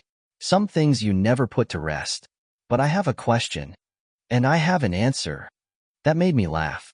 Greg Ackerman, older and richer, but still a smartass. When we had the Bright Company's soft drink account, he once came to a meeting with a bottle of bright cola, with the distinctive long neck sticking out of his unzipped. Why? Does she know? Not sure I follow. I was pretty sure he did. Does she know that stroller is empty? Does she know her little boys died 30 years ago? 40, he said. Maybe a little longer. And yeah, she knows. Are you positive or only pretty sure? Positive, he said, then paused. Almost. That was Greg, too. Always. Leave yourself an out. I watched the stars and nished my drink. Thunder bumbled and rumbled on. The gulf, and there were unfocused ashes of lightning, but I thought those were empty threats. I nished, unpacking my second suitcase, something that should have been done 2 days ago. When that was done, it took all of minutes. I went to bed. It was the 10th of July. In the larger world, COVID cases had passed 3 million just in the United States. Greg had told me I was welcome to stay in his place all the way through September if I wanted. I told him I thought 6 weeks would be enough to clear my head, but now that it had cooled, though, I thought I might stay longer. Wait out the dread disease. The silence, broken only by the sleepy sound of waves hitting Greg's shingle of beach, was exquisite. I could get up with the sun and take my walks earlier than I had today, and maybe give Alibel a miss by doing so. She was pleasant enough, and I thought Greg was right. She had at least 3 of her 4 wheels on the road, but that double pram with the shorts of deodorant colors on the seats, that was creepy. Bad and badder, I murmured. The master bedroom slider was open and a pu of breeze lifted the thin white curtains, turning them into arms. I got Greg's concern about the phantom twins as they related to me. Least now I did. My understanding came late, but wasn't better late than never. The accepted wisdom? I had certainly never made the connection to my life. When he, RST, told me about Alida Bell's eccentricity, that connection was to my son, who also died, and at roughly the same age as Jacob and Joseph. But Tad wasn't the reason I felt I had to get away from New England, at least for a while. That grief was old. In this ridiculously oversized house and during these hot summer weeks, I had a new one to deal with. I dreamed of Donna, as I often did. In this one, we were sitting on the couch in our old living room, holding hands. We were young. We weren't talking. That was all. That was the whole dream. But I woke up with tears on my face. The wind was blowing harder now, a warm wind, but it made the curtains look more like reaching arms than ever. I got up to close the slider, then went out on the balcony instead. In the daytime, you could see the entire sweep of the gulf from the upstairs bedrooms. Greg had told me I was welcome to use the master, so that's what I did. But in the early hours of the morning, there was only black, except for the occasional ashes of lightning, which were closer now, and the thunder was louder, the threat of a storm no longer empty. I stood at the rail above the Agstone patio in the swimming pool with my t-shirt and boxers apping around me. I could tell myself it was the thunder that had awakened me, or the freshening wind, but of course it was the dream. The two of us on the couch, holding hands, unable to talk about what was between us. The loss was too big, too permanent, too there. It wasn't rattlesnakes that killed our son. He died of dehydration in a hot car. I never blamed my wife for it. She almost died with him. I never even blamed the dog, a Saint Bernard named Cujo, who circled and circled our dead Ford Pinto for 3 days under the hammering summer sun. There's a book by Lemony Snicket, a series of unfortunate events, and that perfectly described what happened to my wife and son. The house where our car died, because of a plugged needle valve that would have taken a mechanic minutes to X, was far out in the country and deserted. The dog was rabid. If Tad had a guardian angel, he was on vacation that July. All that happened a long time ago. Decades. I went back inside, closed the slider, and latched it for good measure. I lay back down and was almost asleep when I heard a faint squeaking sound. I sat bolt upright, listening. You get crazy ideas sometimes. ones that would seem ridiculous in broad daylight but seem quite plausible in the small hours of the morning. I couldn't remember if I'd locked the house, and it was all too easy to imagine that Allie, a lot crazier than Greg believed, was downstairs, that she was pushing the double stroller with the squeaky wheel across the great room to the kitchen, where she would leave a Tupperware container of oatmeal raisin cookies, pushing the stroller and believing that her twin sons, 40 years dead, were sitting in the seats. Squeak. Pause. Squeak. Pause. Yes, I could see her. I could even see Jake and Joe because she could see them. Only because I wasn't her I could see they were dead. Pale skin, glazed eyes, swollen legs and ankles because that was where the snakes had bitten. It was ridiculous, idiotic. Even then, sitting upright in bed with the sheet puddled in my lap, I knew it. And yet, squeak. Pause. Squeak. I turned on the bedside lamp and crossed the room, telling myself I wasn't scared. I turned on the room's overhead light, then reached through the doorway and turned on the upstairs gallery's track lighting, also telling myself no one was going to clutch my groping hand and I wasn't going to scream if someone did. I went halfway across the gallery and looked over the waist-high rail. No, one was in the great room, of course, but I could hear the RST spatters of rain hitting the downstairs windows. And I could hear something else as well. Squeak. Pause. Squeak. Pause. I had neglected to turn the overhead paddle fan. That was what was squeaking. In the daytime, I hadn't even heard it. The switch was at the head of the stairs. I ipped it. The fan coasted to a stop, giving one more squeak as it did so. I went back to bed but left the table lamp on, turned to its lowest setting. If I had another dream, I didn't remember it in the morning. I slept in, probably because of my late-night scare, and skipped my walk. But I was up early on the next 3 mornings, when the air was fresh and even the birds were silent. I took my walk to the swing gate and back, seeing plenty of rabbits but no humans. I passed the Bell mailbox at the head of a driveway, enclosed by rhododendrons, but could barely glimpse the house, which was on the bayside and screened by trees and more rhododendrons. During weekday working hours I heard leaf blowers and saw a couple of landscaping trucks parked in Allie's driveway when I went to the grocery store, but I think she was otherwise alone. As was I. Plus, we were both singles who had outlived their mates. It might make a decent rom-com if anyone made rom-coms about old people, that is, the Golden Girls being the exception that proves the rule. But the thought of putting a move on her held zero appeal. Less than zero. Actually, what would we do? Push the invisible twins together, one on each side of the stroller? Pretend to feed them SpaghettiOs? Greg had a caretaker, but he had asked me to water the hours in the big pots, onking the doors on the driveway side and pool side. I was doing that. One twilight evening 10 or 12 days after I moved in, I heard the squeaky wheel and turned the hose. Allie was pushing the pram down the driveway.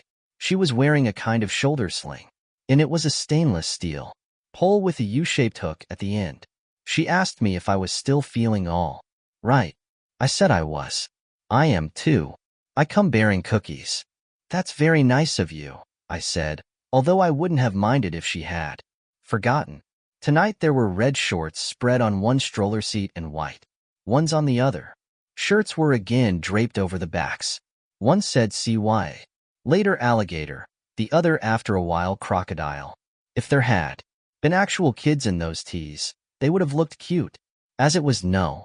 Still, she was my neighbor and harmless enough. So I said, "Hello, Jake," and "Hello, Joe, what do you know?"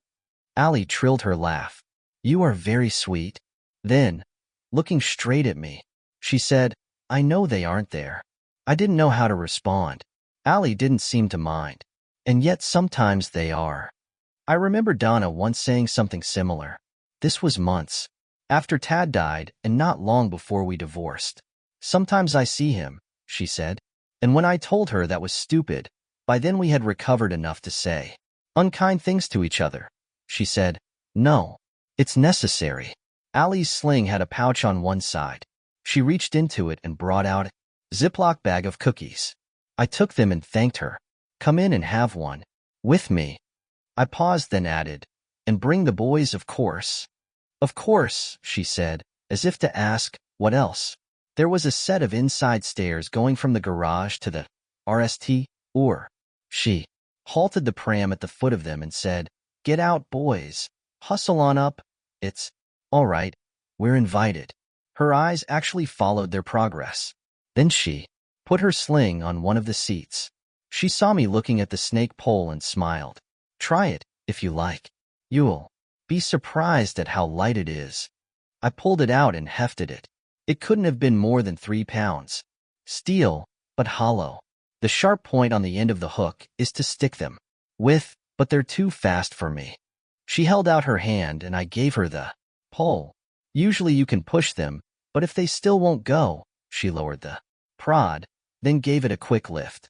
You can. I pee them into the brush. But you have to do it fast. I wanted to ask if she'd ever actually used it and decided I already knew the answer. If there were invisible boys, there were invisible snakes.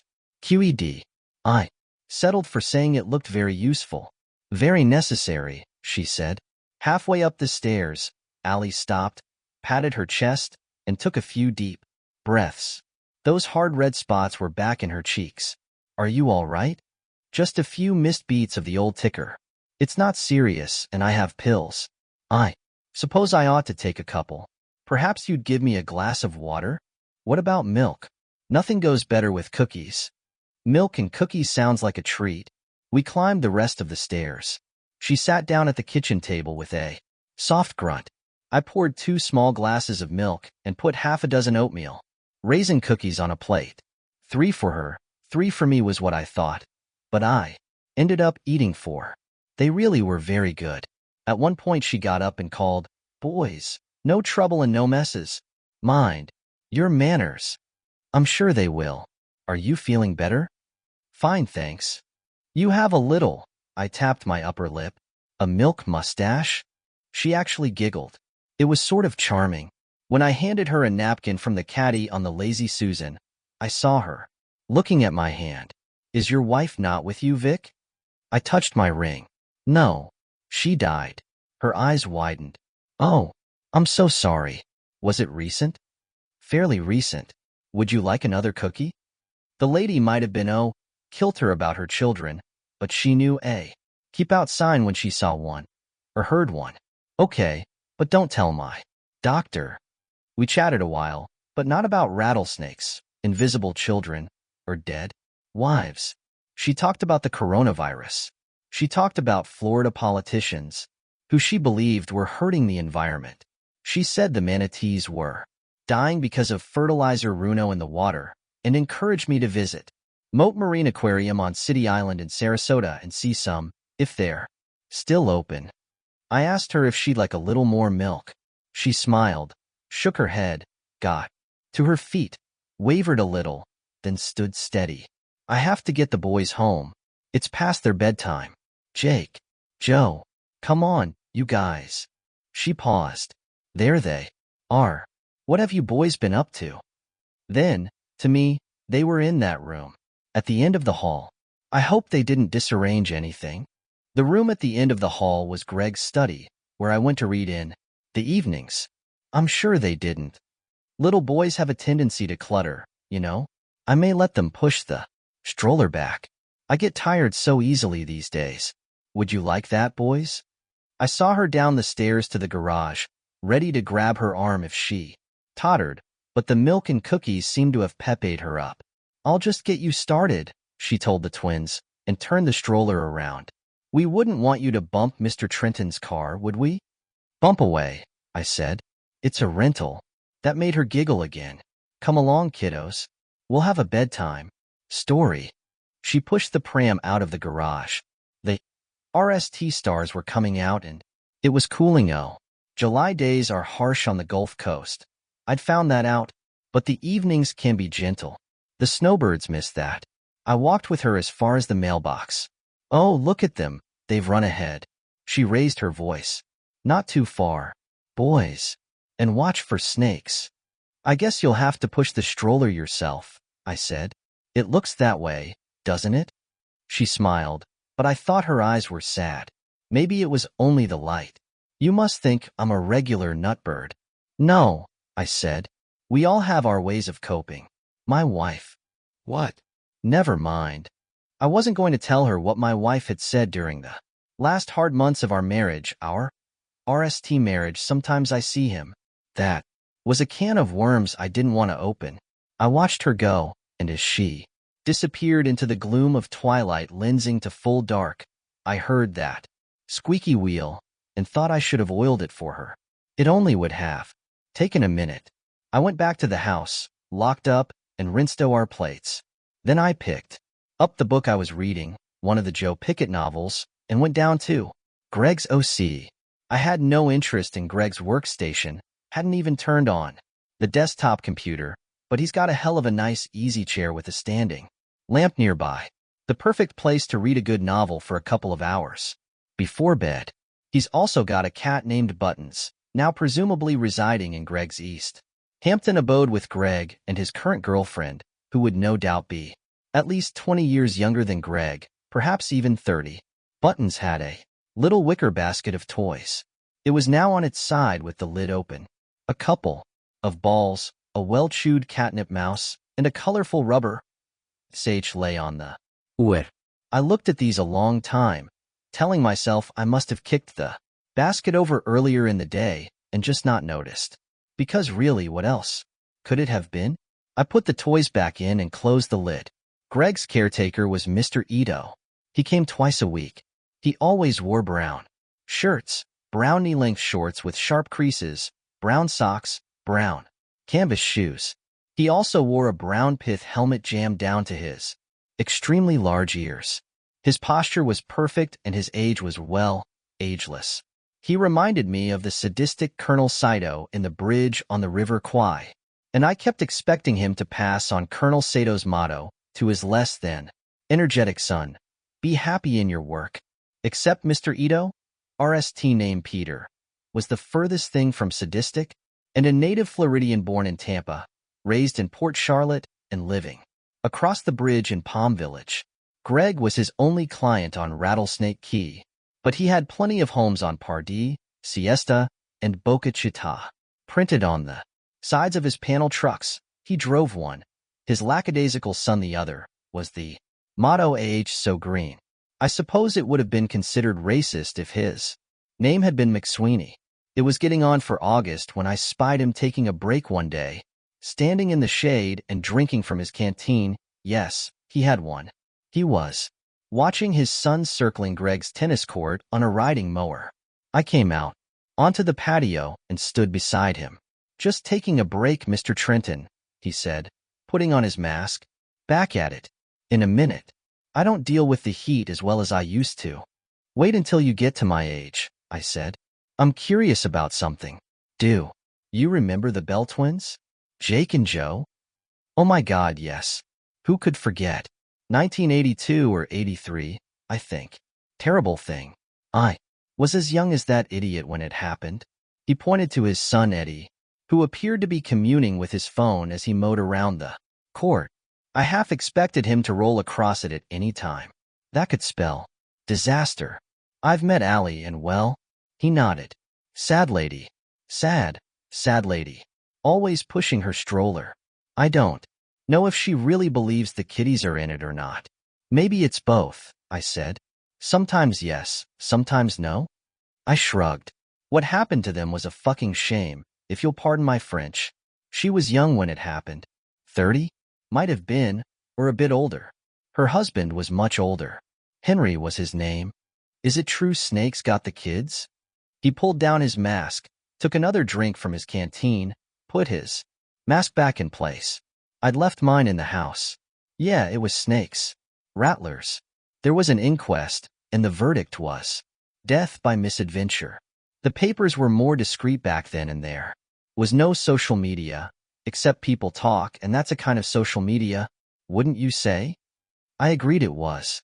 Mr. Bell was in his OC upstairs, making calls. He was some sort of grand hypoba in the investment business. Like your friend Mr. Ackerman. The Mrs. was taking a shower. The boys were playing in the backyard, where there was a high gate, supposedly locked. Only it really wasn't, only looked that way. The county detective in charge of the investigation said the gate latch had been painted over several times on account of rust, and it didn't catch the way it was supposed to, and those boys got out. She used to push him in the stroller. Don't know if it's the same one she's got now or not. But they could walk just and they must have decided to go to the beach. They didn't take the boardwalk? Mr. Ito shook his head. No, I don't know why. No one knows why. The searchers could see where they went in. There were broken branches and a little piece of a shirt hanging from one of them. See you later, alligator, I thought. It's about 400 yards from Rattlesnake Road to the beach, all of it choked with undergrowth. They made it about halfway. One of them was dead when the searchers found them. The other died before they could get him back to the road. My Uncle Devin was in the search party, and he said each of those little boys had been bit over 100 times. I don't believe that, but I guess it was a lot. Most of the bites, the punctures, were on their legs, but there were more on their necks and faces. Because they fell down? Yeah. Once the poison started to work, they would have fallen down. There was only one rattler left when the search party found the boys.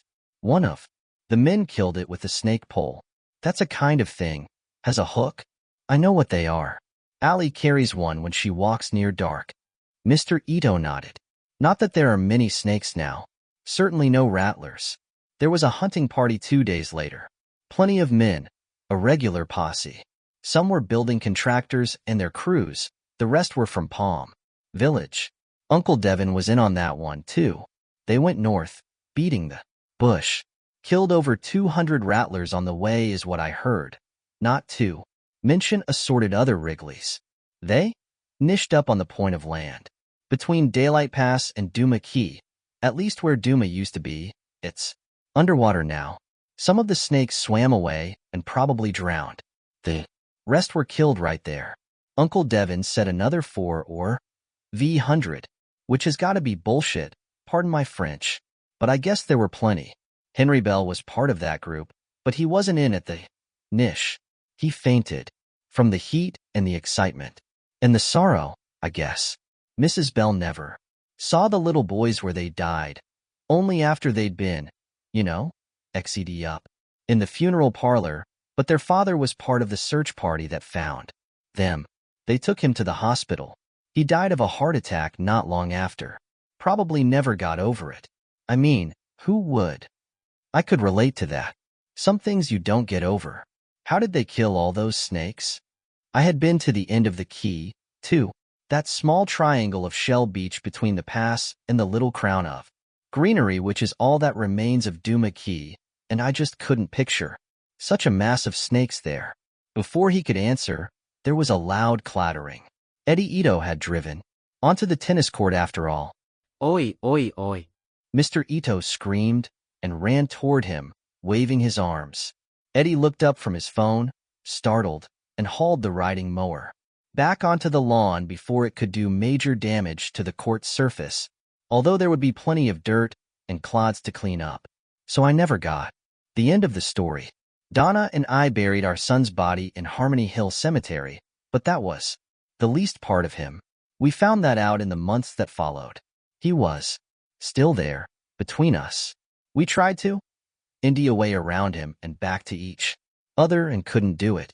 Donna was withdrawn, Sue erring from PTSD, taking pills and drinking too much. I couldn't blame her for getting stranded at the Camber farm, so I blamed her for an affair she'd had with a loser named Steve Kemp. It was brief and meaningless and had nothing to do with the goddamn clogged needle valve, but the more I scratched that sore place, the more aimed it became. Once she said, "You're blaming me because you can't blame the universe." That could have been true, but it didn't help. The divorce, when it came, was no fault and not contentious. I could say it was amicable, but it wasn't. By then we were both just too emotionally exhausted to be angry at each other. That night, after hearing Mr. Ito's version of the twins' deaths, hardly reliable but maybe in truth's ballpark, I had trouble falling asleep. When I did, it was thin.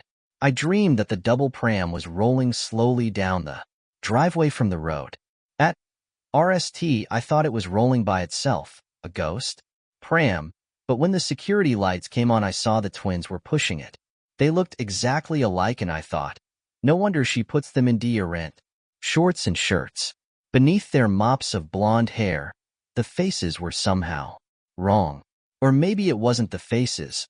Maybe it was their necks, which looked swollen, as if they were airing from the mumps or COVID. When they got closer, I saw their arms were also swollen and marked with red dots like aches of red pepper. Squeak, pause. Squeak, pause. Squeak, pause. They came closer still, and I saw there was a rattlesnake in each of the seats, squirming and coiling. They were bringing me the snakes as a gift, maybe, or as a punishment. I had been away when my son died. After all, my reason for going to Boston, trouble with an advertising account, was partly an excuse. I was angry about Donna's air. No, furious. I needed to cool down. I never wished her dead. I tried to tell the little blank-eyed children, but maybe that was only half true. Love and hate are also twins. I came to a soupy consciousness, but at RST thought I was still dreaming, because I could still hear that rhythmic squeaking. It was the fan in the great room. Had to be. So I got up to turn it on. I hadn't even reached the bedroom door before realizing the squeaking had stopped. I walked down the gallery, still more asleep than awake, and didn't even have to turn on the light to see that the fan blades were motionless. It was the dream, I thought. It just followed me into half-waking. I went back to bed, fell into real sleep almost at once, and this time there were no dreams. I overslept because I'd been awake in the middle of the night. At least I thought I had. Maybe the walk down the gallery to check on the fan had also been part of the dream. I didn't think so, but couldn't be sure. I wouldn't have walked if the day had been hot, but one of the Gulf Coast's fabled cold fronts had come in overnight. They're never very cold. You have to live through a Maine winter to experience a real cold front, but it was in the 70s, and the breeze was refreshing. I toasted myself an English moo-in, buttered it liberally, and set out for the swing gate. I hadn't gone a quarter of a mile before I saw buzzards circling, both the black ones and the red-headed turkey vultures. They're ugly, awkward birds, so big it's hard for them to. Why? Greg told me they show up by the hundreds if there's a red tide, gobbling the dead sh that wash up on the beach. But there had been no red tide that summer. The prickling in your lungs is impossible to mistake for anything else, and these birds appeared to be over the road instead of the beach. I expected to see a dead rabbit or armadillo squashed in the road. Maybe someone's runaway cat or puppy, but it wasn't an animal. It was Allie. She was lying on her back by her mailbox. The double stroller was overturned at the head of her driveway. The shorts and shirts had spilled out and were lying on the crushed shell. Half a dozen buzzards were squabbling over her, hopping around, jostling each other, pecking at her arms and legs and face. Only pecking isn't the right word. They were snatching at her, with their big beaks. I saw one of them, a red-headed turkey buzzard that had to weigh pounds, dig into her exposed bicep and raise her arm, shaking its head and making her hand wiggle, as if she were waving at me. After a moment of shocked paralysis, I charged them, windmilling my arms and yelling. Several took clumsy most of the others backed along the road in big clumsy hops. Not the one with its beak in her arm, though. It continued to shake its head, trying to tear a strip of loose. I wished for Allie's snake pole. A baseball bat would have been even better, but you know what they say about wishes, beggars, and horses. I saw a fallen palm frond, picked it up, and began waving it. "Get away!" I shouted. "Get away, you fucker!" Those fronds weigh almost nothing, but the dry ones make a loud rattling sound. The buzzard gave one more yank of its head and then launched itself, and passed me with a scrap of Allie's arm in its beak. Those black eyes seemed to mark me, to say your turn will come. I punched at it but missed. There was no question that she was dead, but I knelt beside her to make sure. I'm old now, and they tell me that one's thought processes dim even if you're not struck by Alzheimer's or dementia, the slipped pantaloon, and all that. But I think I'll never forget what the carrion birds had done to the nice lady who needed to pretend her long-dead children were still alive. The woman who had brought me oatmeal raisin cookies. Her mouth was open and, with the lower lip gone, she appeared to be wearing a terminal snarl. The buzzards had gotten half of her nose and both of her eyes. Blood-rimmed sockets stared at me with terminal shock. I went to the far side of the road and threw up my English moo-in and my morning co-e. Then I returned to her. I didn't want to. What I wanted was to run back to Greg's house as fast as my creaky old man legs would carry me. But if I did that, the buzzards would return and resume their meal. Some were circling overhead. Most were roosting in the Australian pines and palmettos, like vultures in a horror movie version of a New Yorker cartoon. I had my phone and called 911. I reported what had happened and said I would stay with the body until the police arrived. An ambulance would probably also arrive. Much good it would do. I wished I had something to cover her mutilated face and realized I did. I set the stroller upright, moved it to the thick wall of rhododendron and sea grape at the side of the driveway, and took one of the shirts draped on the back. I put it over what was left of her face. Her legs were splayed and her skirt was up to her thighs. I knew from TV that you're not supposed to move a body until the police come, but I decided fuck that. I put her legs together. They had also been pecked, and I thought those red dots looked like snake bites. I took the other shirt and covered her legs from below her knees to her shins. One shirt was black, the other white, but they both said the same thing. I'm a twin-individual. I sat down beside her, waiting for the police and wishing I'd never come to. Rattlesnake Key.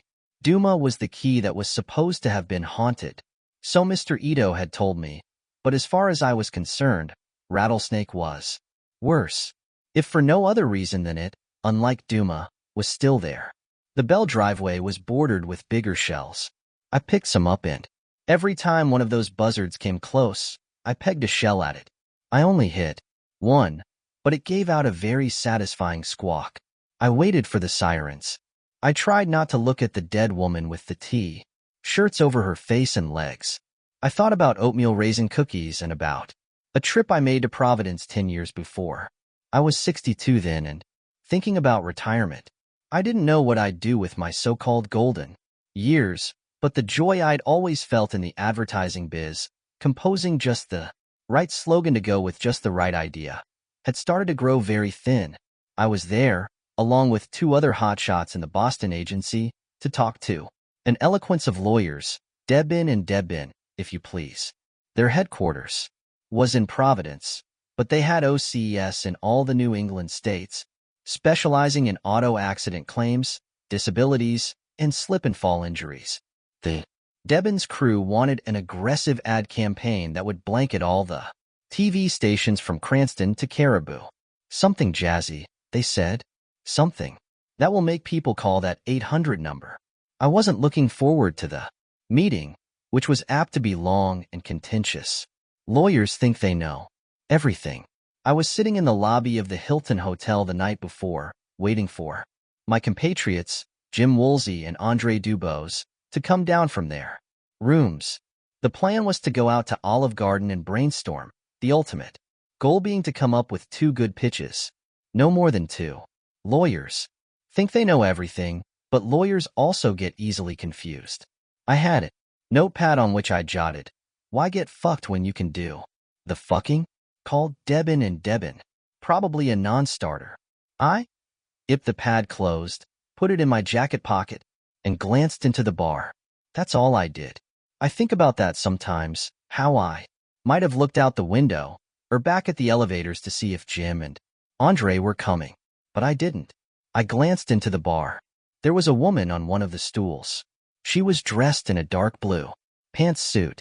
Her hair, black and streaked with white, was styled in the kind of cut Maybe what hairdressers call a Dutch bob that brushed the nape of her neck.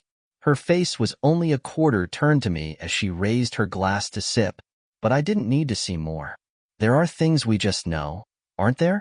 The tilt of a person's head, the way the jaw angles into the chin, the way one shoulder might always be slightly lifted, as if in a humorous shrug, the gesture of a hand brushing back a wing of hair. The RST2? Ingers held out. The other two curled toward the palm. Time always has a tale to tell, wouldn't you say? Time and love. It's not her, I thought. It can't be. All the time knowing it was. Knowing it could be no one else. I hadn't seen her in over 2 decades. We'd fallen completely out of touch. Not even holiday cards for the last dozen or so years. But I knew her at once. I got up on legs that felt numb. I walked into the bar. I sat down next to her, a stranger who had once been my closest friend, the object of my lust and my love, the woman who had once killed a rabid dog in defense of her son. But too late, too late, too late. Hey you, I said, can I buy you a drink? She turned, startled, ready to say whatever it was she meant to say. Thanks. But I'm meeting someone. Thanks, but I'm not looking for company. And saw me. Her mouth made a perfect O. She swayed backward on the stool. I caught her by the shoulders. Her eyes on mine. Her dark blue eyes on mine. Vic, is it really you? Is this seat taken? Jim and Andre did the brainstorming session by themselves, and the lawyers ended up greenlighting a really awful advertising campaign featuring a has-been cowboy star. I took my ex to dinner, and not at Olive Garden. Our RST meal together since 3 months after the divorce. The last ended in a bitter argument. She threw her salad plate at me and we got kicked out. I never want to see you again, she said. If you need to tell me something, right. She walked away without looking back. Reagan was president. We thought we were old, but we didn't know what old was. There were no arguments that night in Providence. There was a lot of catching up and a fair amount of drinking. She came back to my room. We spent the night. 3 months later, long enough for us to make sure this wasn't just some kind of holding on to the past mirage, we remarried. The police came in 3 cruisers, maybe overdoing it for one dead old woman. And yes, there was an ambulance. The shirts were removed from Allie Bell's corpse, and after an examination by the EMTs and the sort of in situ photographs no one wants to look at, my neighbor was zipped into a body bag. The county cop who took my statement was P. Zane. The one who took the photographs and videotaped my statement was D. Canavan. Canavan was younger and curious about the stroller and the child-sized clothing. Before I could explain, Zane said, "She's kind of famous. Loopy but nice enough. Ever heard that song, Delta Dawn?" Canavan shook his head, but as a country music fan in general and a Tanya Tucker fan in particular, I knew the one he was talking about. The similarity wasn't exact, but it wasn't bad. I said, "It's a song about a woman who keeps looking for her long-gone lover." Mrs. Bell liked to push around her twins, although they were also long gone. They died years ago. Canavan thought it over, then said, "That's fucked up." I thought, maybe you have to have lost a child to understand. One of the EMTs joined us. There'll be an autopsy, but I'm guessing it was a stroke or heart attack. I'm betting on heart attack, I said. She took pills for arrhythmia. They might be in her dress pocket. Or I went to the stroller and looked in the twin pouches on the backs of the seats. In one there were 2 little Tampa Rays baseball caps and a tube of sunblock. In the other was a bottle of pills. The EMT took it and looked at the label. Sotalol, he said, for fast or irregular heartbeat. I thought she might have overturned the stroller while trying to get her medication. What else could it have been? She certainly hadn't seen a rattlesnake. I imagine you'll have to testify at the inquest, Sir Zane said. Are you going to be around for a while, Mr. Trenton? Yes. This summer it seems like everybody's sticking around. True, he said, and self-consciously adjusted his mask. Walk with us. Let's see if she left the house open. We should lock it up if she did. I pushed the stroller, mostly because nobody told me not to. Zane had taken the pills and put them in an envelope. Jesus, Canavan said. I'm surprised that Squeaky Will didn't drive her nuts. Then, considering what he just said, although I guess she sorta was. She brought me cookies, I said. I meant to oil it that night, but I forgot. The house behind the wall of rhododendron and palmetto wasn't a McMansion. In fact, it looked like the sort of summer place that in the mid-20th century, long before the Richie-rich types discovered the Gulf Coast Keys, might have been rented to a couple of Sherman or a vacationing family for FDY or $70 a week. There was a bigger, newer addition behind it, but not big enough or vulgar enough to qualify for McMansion status. The garage was connected to the house by a breezeway. I looked in, cupping my hands against the glass, and saw a plain old Chevy Cruze. There was enough light coming through the side windows for me to make out the two small child seats side by side in the back. Oser Zane knocked on the door of the house, a formality, then tried the knob. It opened. He told Canavan to come with him and roll videotape, presumably so he could show his bosses, including the county attorney, that they hadn't light-fingered anything. Zane asked if I wanted to come in. I declined, but after they had gone inside, I tried the side door of the garage. It was also unlocked. I wheeled the stroller inside and parked it beside the car. There were thunderstorms forecast for later in the day, and I didn't want it getting wet. Be good boys, I said. The words were out before I knew I was going to say them. Zane and Canavan came out 10 minutes later, Canavan still videotaping as Zane worked through a loaded keyring, trying various ones until he got one. To the front door. House was totally open, he said to me. Windows and all. I locked the back and the patio doors from the inside. Must have been a trusting soul. Well, I thought. She had her kids with her, and maybe they were the only things she really cared about. After some more hunting on the deceased woman's keyring, Zane locked the garage. By then Canavan had turned on the video camera. The three of us walked back to the road. The cops pulled their masks down around their necks. I had forgotten mine again. I hadn't been expecting to meet anyone. Ito works for you, doesn't he? Zane asked. Japanese-American guy from the village? I said he did. Also for Mrs. Bell? No, just me. She had Plant World for the grounds. I sometimes saw their trucks, maybe twice a week. But no caretaker? No one to a clog drain or patch the roof. Not that I know of. Mr. Ito might. Zane scratched his chin. She must have been handy. Some women are. Just because you think your kids are still alive 40 years later doesn't mean you can't replace a washer or a window pane. Not handy enough to oil the wheel on that squeaky stroller, Canavan said. Maybe she liked it, I said.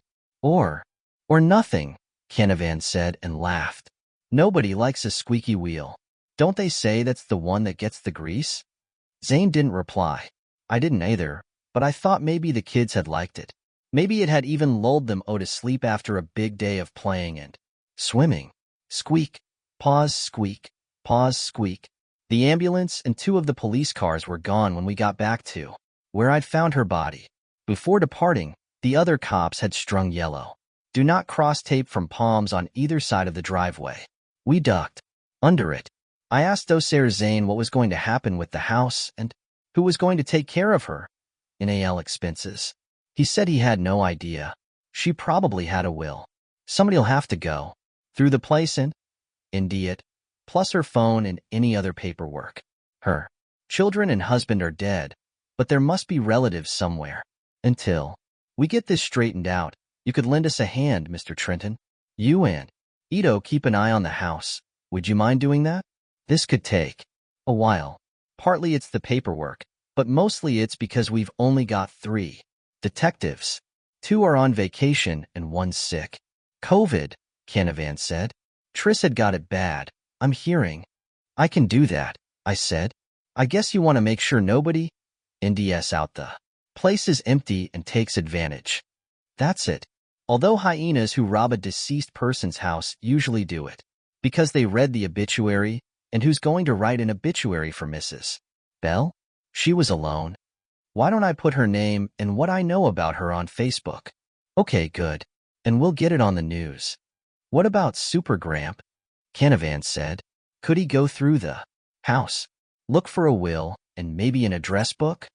You know what? That's a good idea, Zane said. Who's Super Gramp? I asked. Andy Pelly, Zane said. Semi-retired. Refuses to go all the way to full. Retired. He helps out when we need a hand. Charter member of the 10 to 42 club, Canavan said.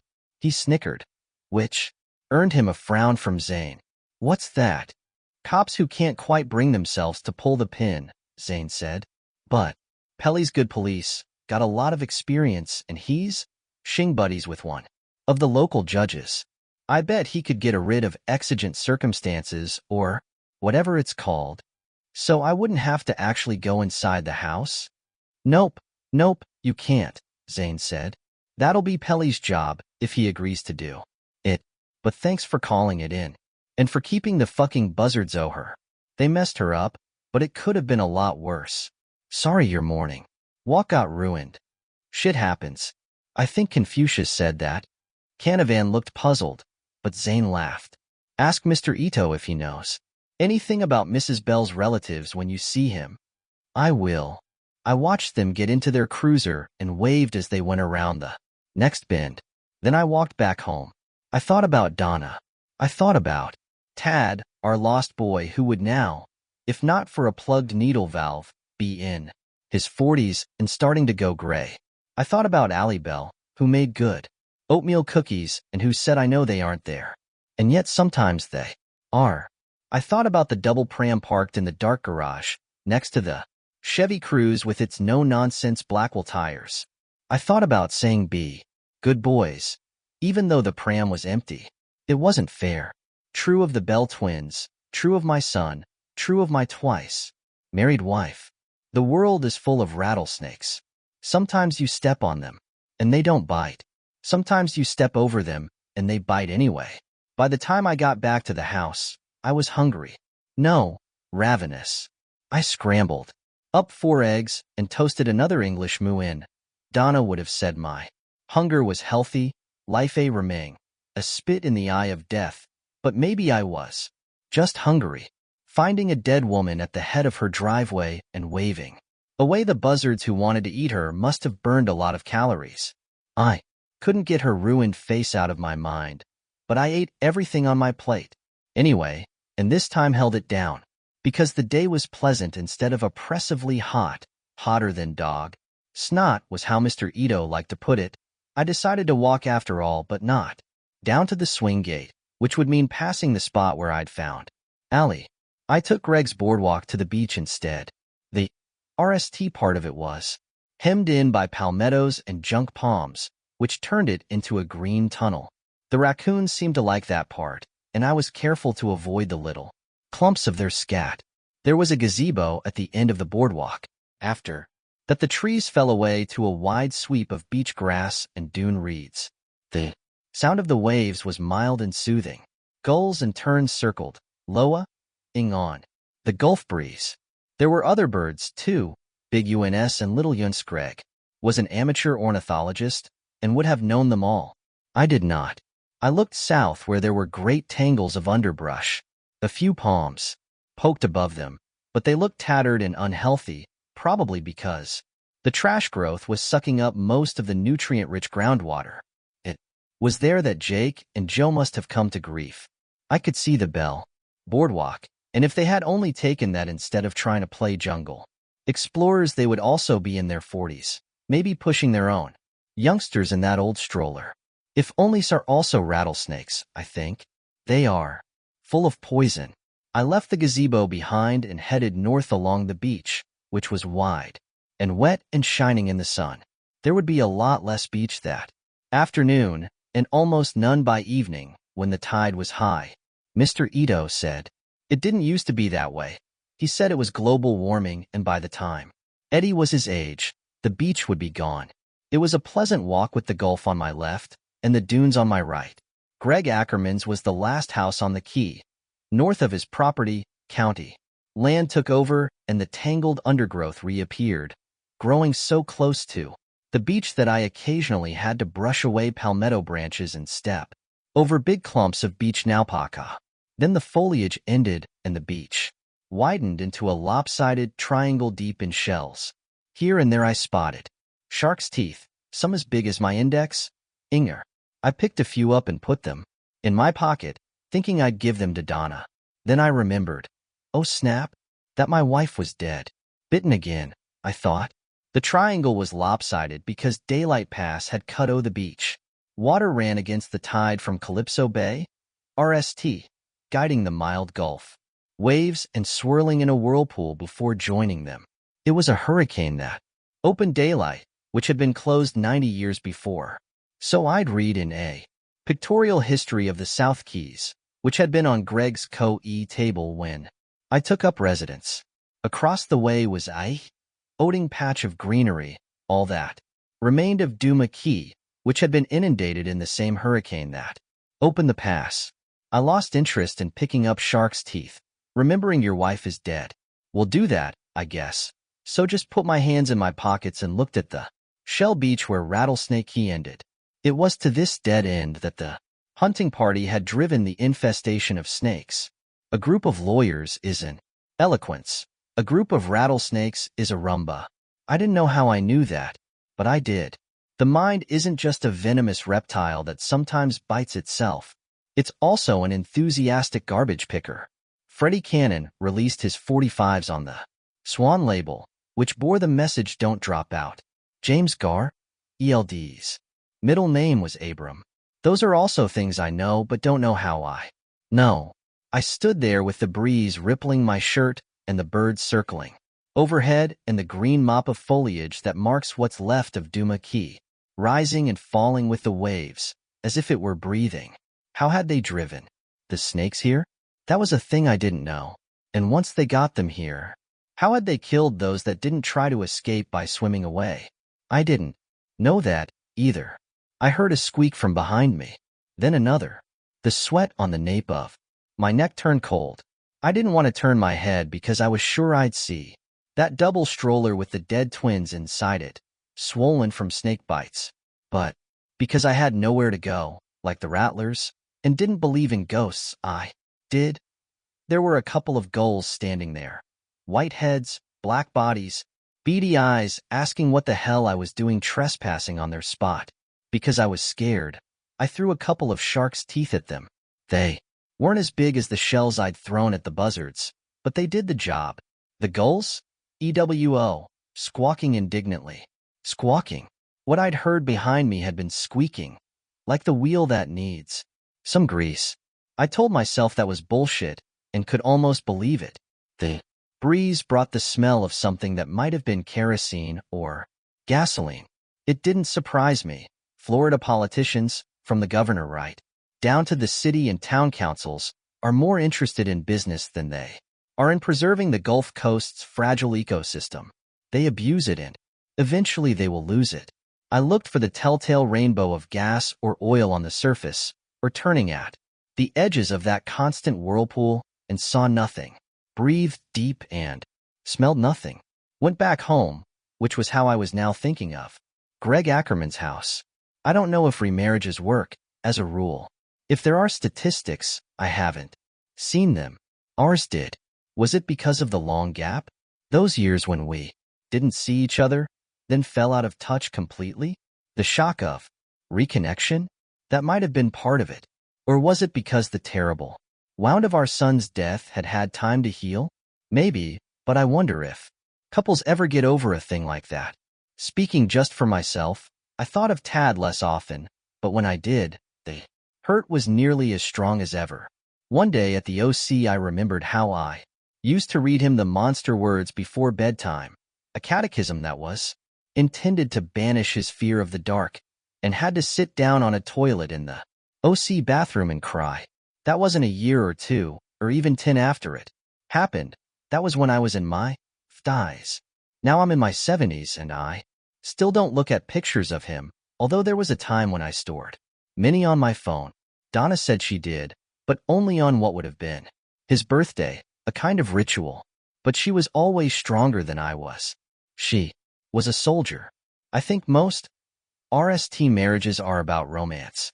I'm sure there are exceptions, people who marry for money or to improve their station in life, some other way, but the majority are powered by the giddy, gliding feeling pop songs are written about. The Wind Beneath My Wings is a good example, both because of the feeling it evokes and because of the corollary the song doesn't go into. Eventually the wind dies. Then you have to AP those wings if you don't want to crash land. Some couples, a tougher love that endures after the romance thins away. Some couples discover that tougher love just isn't in their repertoire. Instead of discussing money, they argue about it. Suspicion replaces trust. Secrets blossom in the shadows. And some marriages break up because a child dies. Allie Bell's didn't, but might have if her husband hadn't died not long after. No coronary for me. Only panic attacks. I kept a paper bag in my briefcase and who went into it when they came on. Eventually they stopped. When Donna and I remarried, there was an older love, kinder and more reserved. There were none of the money arguments that bedevil many young couples who are just starting out. I had done well in the ad biz, and Donna was the superintendent of one of the biggest school districts in southern Maine. On the evening I saw her in that bar, she was in Providence for a New England Conference of School Administrators. Her yearly salary wasn't as big as mine, but it was generous. We both had 401ks. Our financial needs were met. The sex was satisfactory, although without a lot of reworks, except maybe for that RST time after our long Leo. She had her house, I had mine, and that was how we lived. The commute wasn't a big problem. It turned out that we'd been living just 70 miles apart for all those in between years. We weren't together all the time, and that was okay. We didn't need to be. When we were, it was like being with a good friend that you just happened to sleep with. We worked at the relationship in a way that couples just starting out don't need to do, because they have that wind beneath their wings. Older couples, especially those with a terrible darkness in their past that they need to avoid, have to AP. That's what we did. Donna took early retirement, and in 2010 we became a one-house couple. Mine, in Newburyport. It was her decision. At RST I thought it was because she wanted more together time, and I was right about that. Just not why she felt more together time had become necessary. We spent a week getting her settled. Then she asked one sunshiny October Saturday if I'd walk with her by the rock wall that divides my property from the Merrimack River. We held hands and kicked through the leaves, listening to the crackle and smelling that sweet cinnamon odor they get before they go limp and start to decay. It was a beautiful afternoon with big fat clouds sailing across a blue sky. I said it looked like she had lost weight. She said that was true. She said it was because she had cancer. I was afraid that thinking about the buzzards tearing into Allie would keep me awake. So I went poking through Greg's double-sized medicine cabinet. Always a bit of a hypochondriac, my friend, and found an Ambien prescription with 4 left in the bottle. According to the label, this particular helping of sleep medicine had expired in May of 2018, but I thought what the hell and took a couple. Maybe they worked, maybe it was just the placebo. ECT, but I slept all night, and with no dreams. I woke refreshed at 7 the next morning and decided to make my regular walk, feeling I couldn't avoid the spot where Allie died for the rest of my stay. I put on shorts and sneakers and went downstairs to start the Keurig. Greg's driveway opens into a large courtyard on the side of the house. A window at the foot of the stairs looks out on this courtyard. I got 2 steps from the bottom of the stairs and froze, staring. The stroller was out there. I couldn't believe it, couldn't quite take it in. I felt it had to be a trick of the shadows. Only in that early morning light there were no shadows, except, that is, for the one thrown by the stroller. It was there. It was real. More than the object itself, the shadow proved it. Shadows don't exist unless there's something to make them. After my initial brain freeze, I was afraid someone some mean person had come here and left that stroller to freak me out. It worked. I was freaked out. I couldn't think who would have done such a thing. Certainly not O'Sayers, Zane, or Canavan. Mr. Ito had probably heard of Mrs. Bell's death. News travels fast in small communities, but he wasn't the practical joker type, and his son spent most of the time in internet dreamland. There were no usual suspects, and in a way that didn't matter. What mattered was that someone had come to my house in what the pulp novelists call the dead of night. Had I locked up? In my initial shock and fright, at RST I wasn't even angry. I couldn't remember. I'm not sure I could have remembered my late wife's middle name just then, had I been asked. I rushed to the front door. Locked. I went to the one that gave on the pool and the patio. Locked. I went to the back door, which opens into the garage, and that one was locked, too. So, at least no one had actually been inside, doing a midnight creep. It should have been a relief, but it wasn't. One of the cops must have left that thing, I thought. Zane locked the garage and took the keys. There was logic there, but I just didn't believe it. Zane had seemed solid, dependable, far from dumb. Also, was a key to the garage really necessary? Probably not. The lock on the side door looked like the kind you could pop with a coat hanger or credit card. I went out to look at the stroller. I thought there might be a note of the sort that would be left behind in a creepy grade C suspense movie. You're next? And go back where you came from both came to mind. There was no note. There was something worse. Yellow shorts on one seat, red shorts on the other. Not the same ones as yesterday. And shirts draped across the backs, also not the same. I didn't want to touch those shirts, and didn't have to in order to read what was on them. Tweedledum and Tweedledee. Twin shirts for sure, but the twins who had worn these were long dead. What to do with the goddamn stroller was the question, and a good one.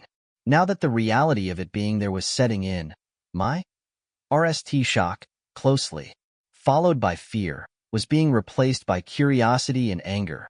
What a shit way to start the morning. I had my cell phone in the pocket of my shorts.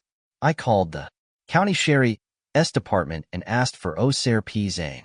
The receptionist put me on hold, then came back and said O'Sare Zane was o duty until the following Monday. I knew better than to ask for a cop's personal number, so instead asked the dispatcher to please tell him Victor Trenton had called, and would he please call back?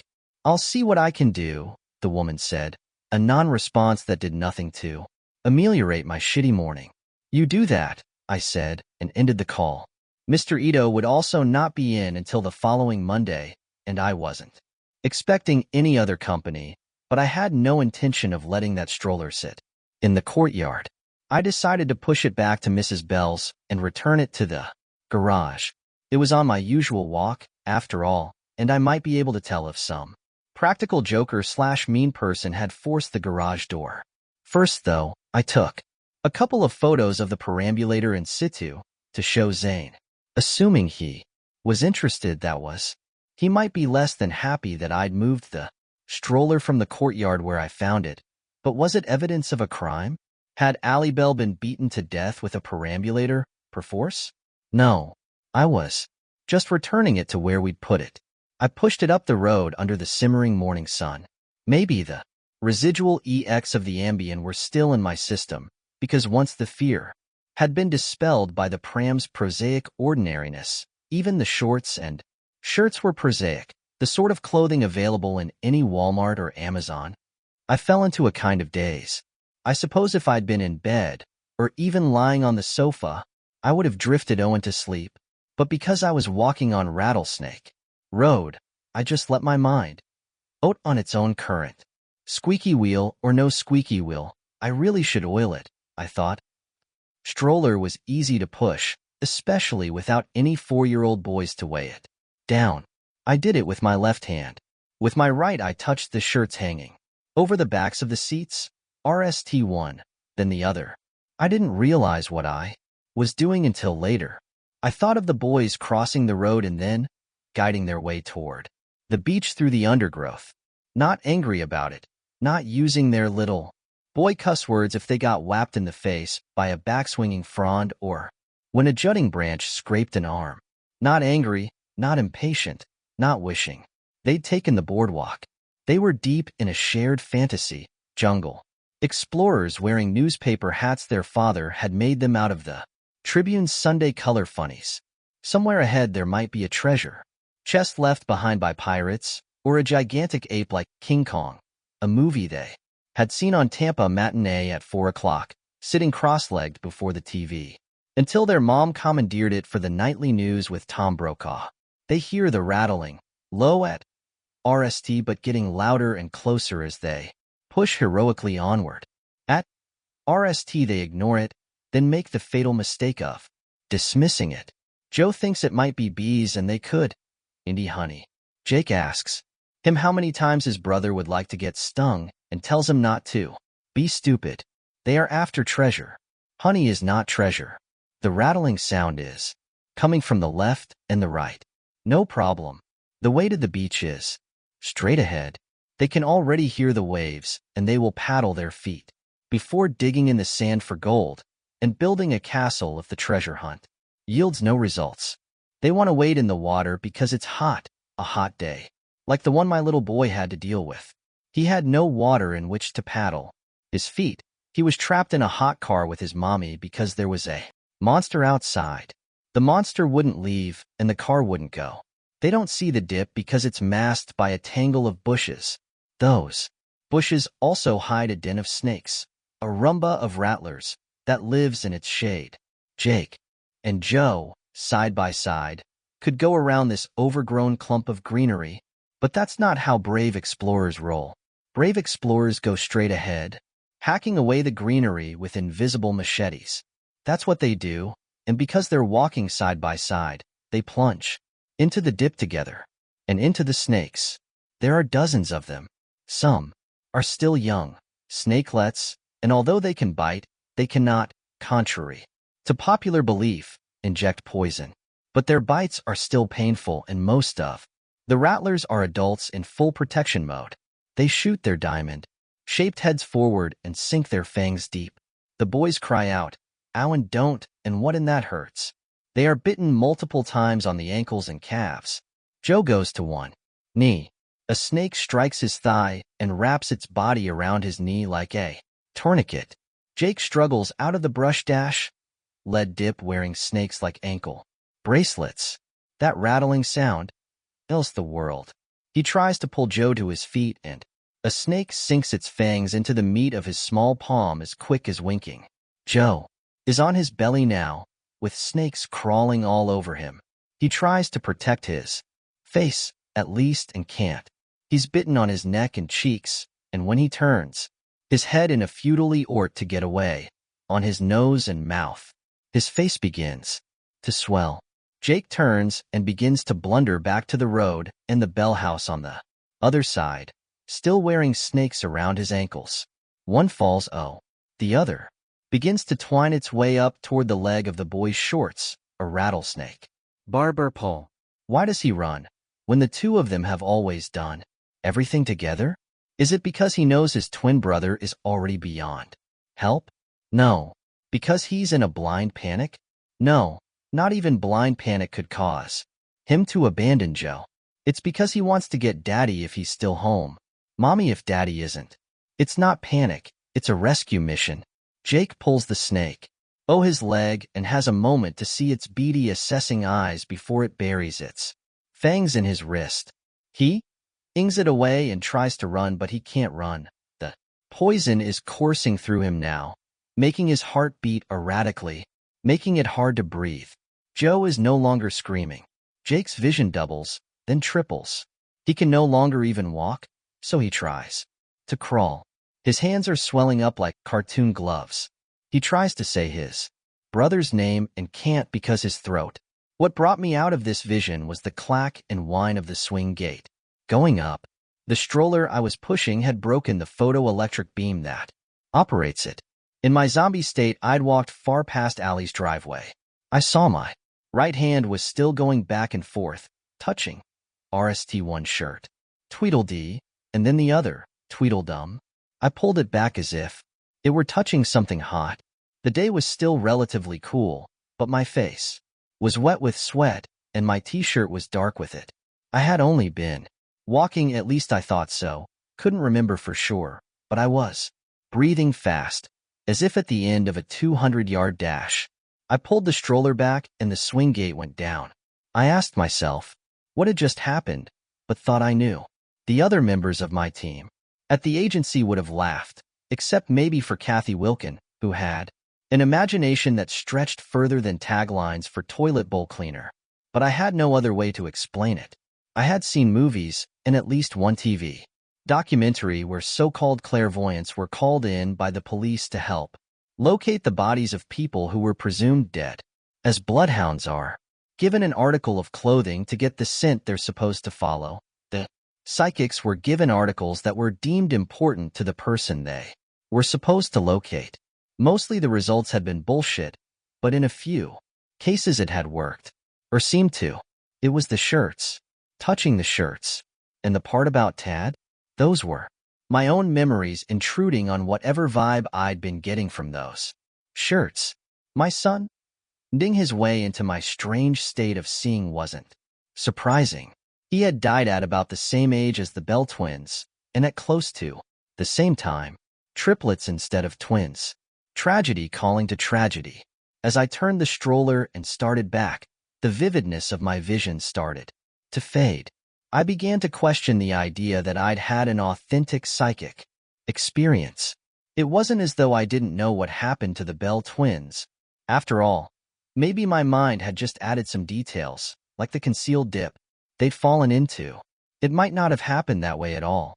Plus, there was no denying that I'd been in an extremely suggestible state because of the pram showing up as it had, that I couldn't explain. I ducked under the yellow tape and pushed the stroller up the curving driveway to the Bell house. Squeak, squeak, squeak. The garage's side door was standing open, swinging lazily back and forth in a light breeze. There were no splinters above or beneath the lock plate, and none on the door itself. It could have been Lloyd with a credit card, but it hadn't been forced. I studied the doorknobs, both outside and inside. There was a keyhole in the middle of the outside knob, which Osir Zane had used to lock the door. You didn't need a key to lock the inside. There was a button in the middle of that knob, and all you had to do was push it. The solution is simple, I thought. It was the twins. It was Jacob and Joseph. They just turned the inside knob. The button would pop out, and the door would open. Easy as winking. Then they pushed the stroller down to my place, Jake on one side and Joe on the other. Sure. And if you believe that, you'd believe we won in Vietnam. The moon landing was faked. The horror-stricken parents at Sandy Hook were crisis actors, and 9/11 was an inside job. And yet the garage door was open, and the stroller had turned up at my house, a quarter of a mile away. My phone rang. I jumped. It was Osir P. Zane.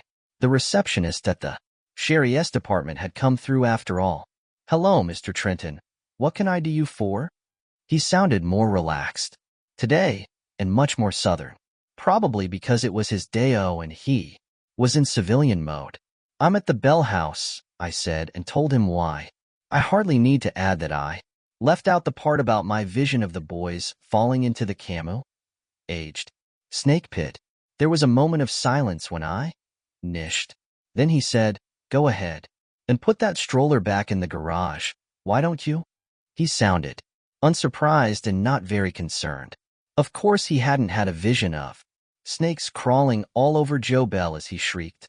Somebody played a practical joke on you. Teenagers most likely, sneaking up Rattlesnake Road to see where the crazy lady died. She kind of had that reputation in Palm Village. You really think that's what it was? What else could it be? Ghosts, I thought. Ghost children. But I wasn't going to say it. I didn't even like thinking it. Maybe you're right. They must have popped the lock with a credit card or driver's license, though. There's no sign of damage. Sure. Nothing to popping a lock like that. Easy as winking. He chuckled. Got that right. Just put the stroller back and close the door. Deceased lady's keys are at the substation. Andy Pelly will pick him up. You remember who I'm talking about? Sure. Super Gramp. He laughed. Right, but don't call him that to his face.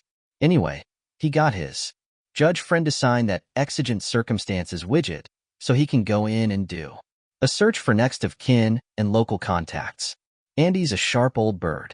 If anyone's been in there, he'll know. We at least have to.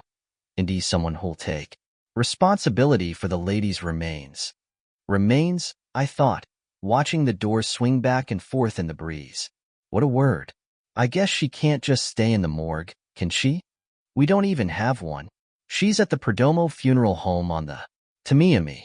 Listen, since you're there and the garage is open, would you mind going inside and see if the lady's car got vandalized in any way? Punctured tires, broken windows, cracked windshield? Because we'd have to take that a little more serious. Happy to. Sorry to interrupt you on your day, oh. Don't you worry. I've had my breakfast and now I'm just sitting out back and reading the paper.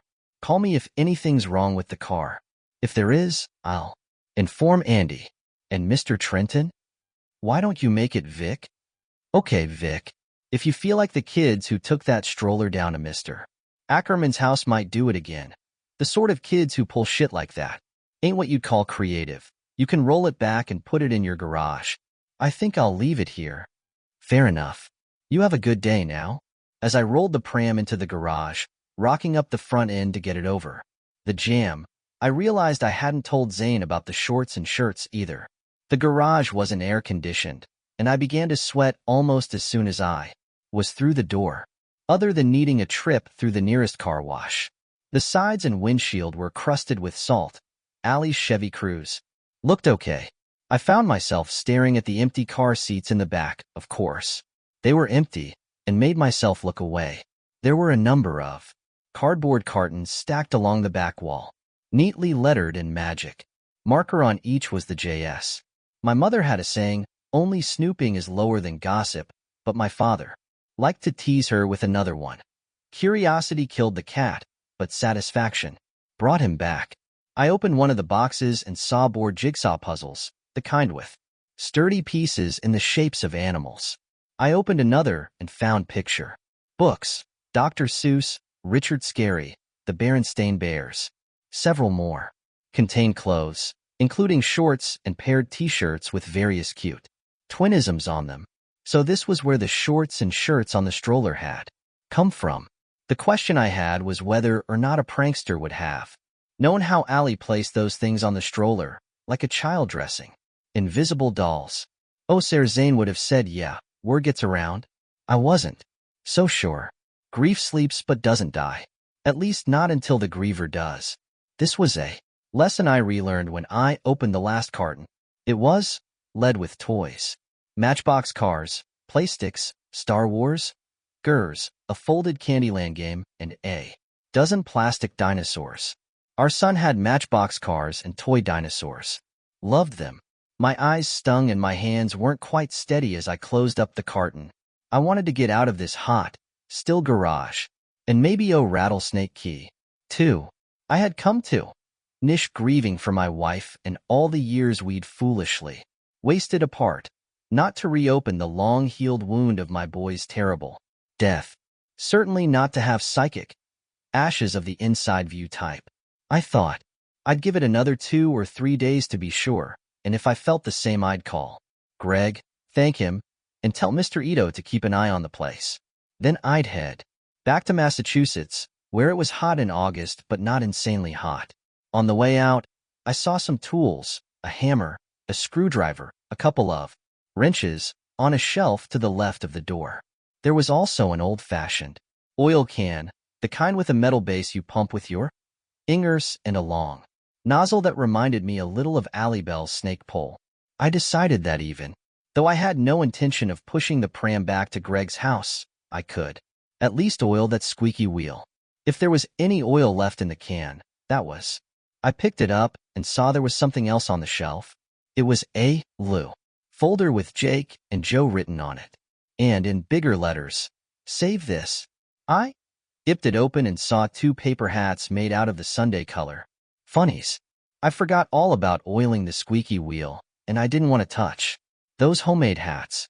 Touching them might bring on another vision. In that hot garage, the idea didn't seem silly but all too plausible. I shut the garage door and went home. When I got there, I turned on my phone and searched for Tampa Matinee. I didn't want to do it, but I'd found the hats, so I did. Siri brought me to a nostalgia site created by a former employer of WTVT, Tampa's CBS affiliate since back in the day. There was a list of local programs from the 50s to the 90s, a puppet show in the morning, a teen dance party on Saturday afternoons, and Tampa Matinee, an afternoon movie that ran from 4 to 6 each weekday afternoon until 1988.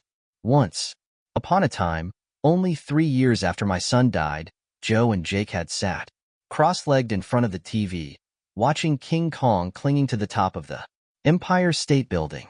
I had no doubt of it. We had 10 years after remarrying. 9 of them, before the cancer came back, were good. The last year, well, we tried to make it good, and for the rest 6 months we mostly succeeded. Then the pain started to ramp up, going from serious to very serious to the kind where you can think of nothing else. Donna was brave about it. That lady had no shortage of guts. Once she faced a Rabbit Street Bernard with nothing but a baseball bat.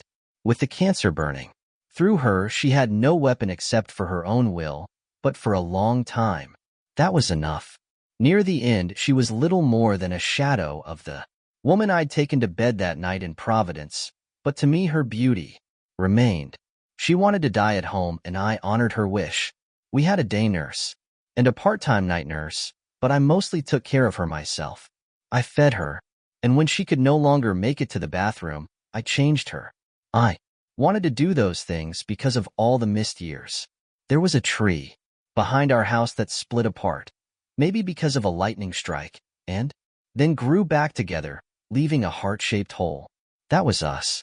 If the metaphor seems overly sentimental, deal with it. I'm telling the truth as I understand it, as I felt it. Some people have worse luck.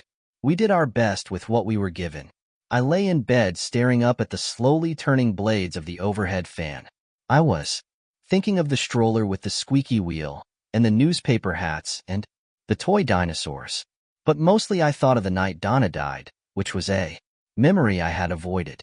Now it seemed somehow necessary. There was a nor'easter with heavy snow blowing and drifting in a 40-mile-an-hour wind. The night nurse called from Lewiston at 3 that afternoon and canceled. The roads, she said, were impassable. The lights ickered several times but hadn't gone out, which was good. I wasn't sure what I'd do if they did. Donna had been switched from OxyContin tablets to a morphine pump. In late December, it stood sentinel by her bed, and it ran on electricity. Donna was sleeping. It was cold in our bedroom. The furnace couldn't keep up with that howling January wind, but her thin cheeks were wet with sweat, and what remained of her once thick hair clung to the fragile curve of her skull.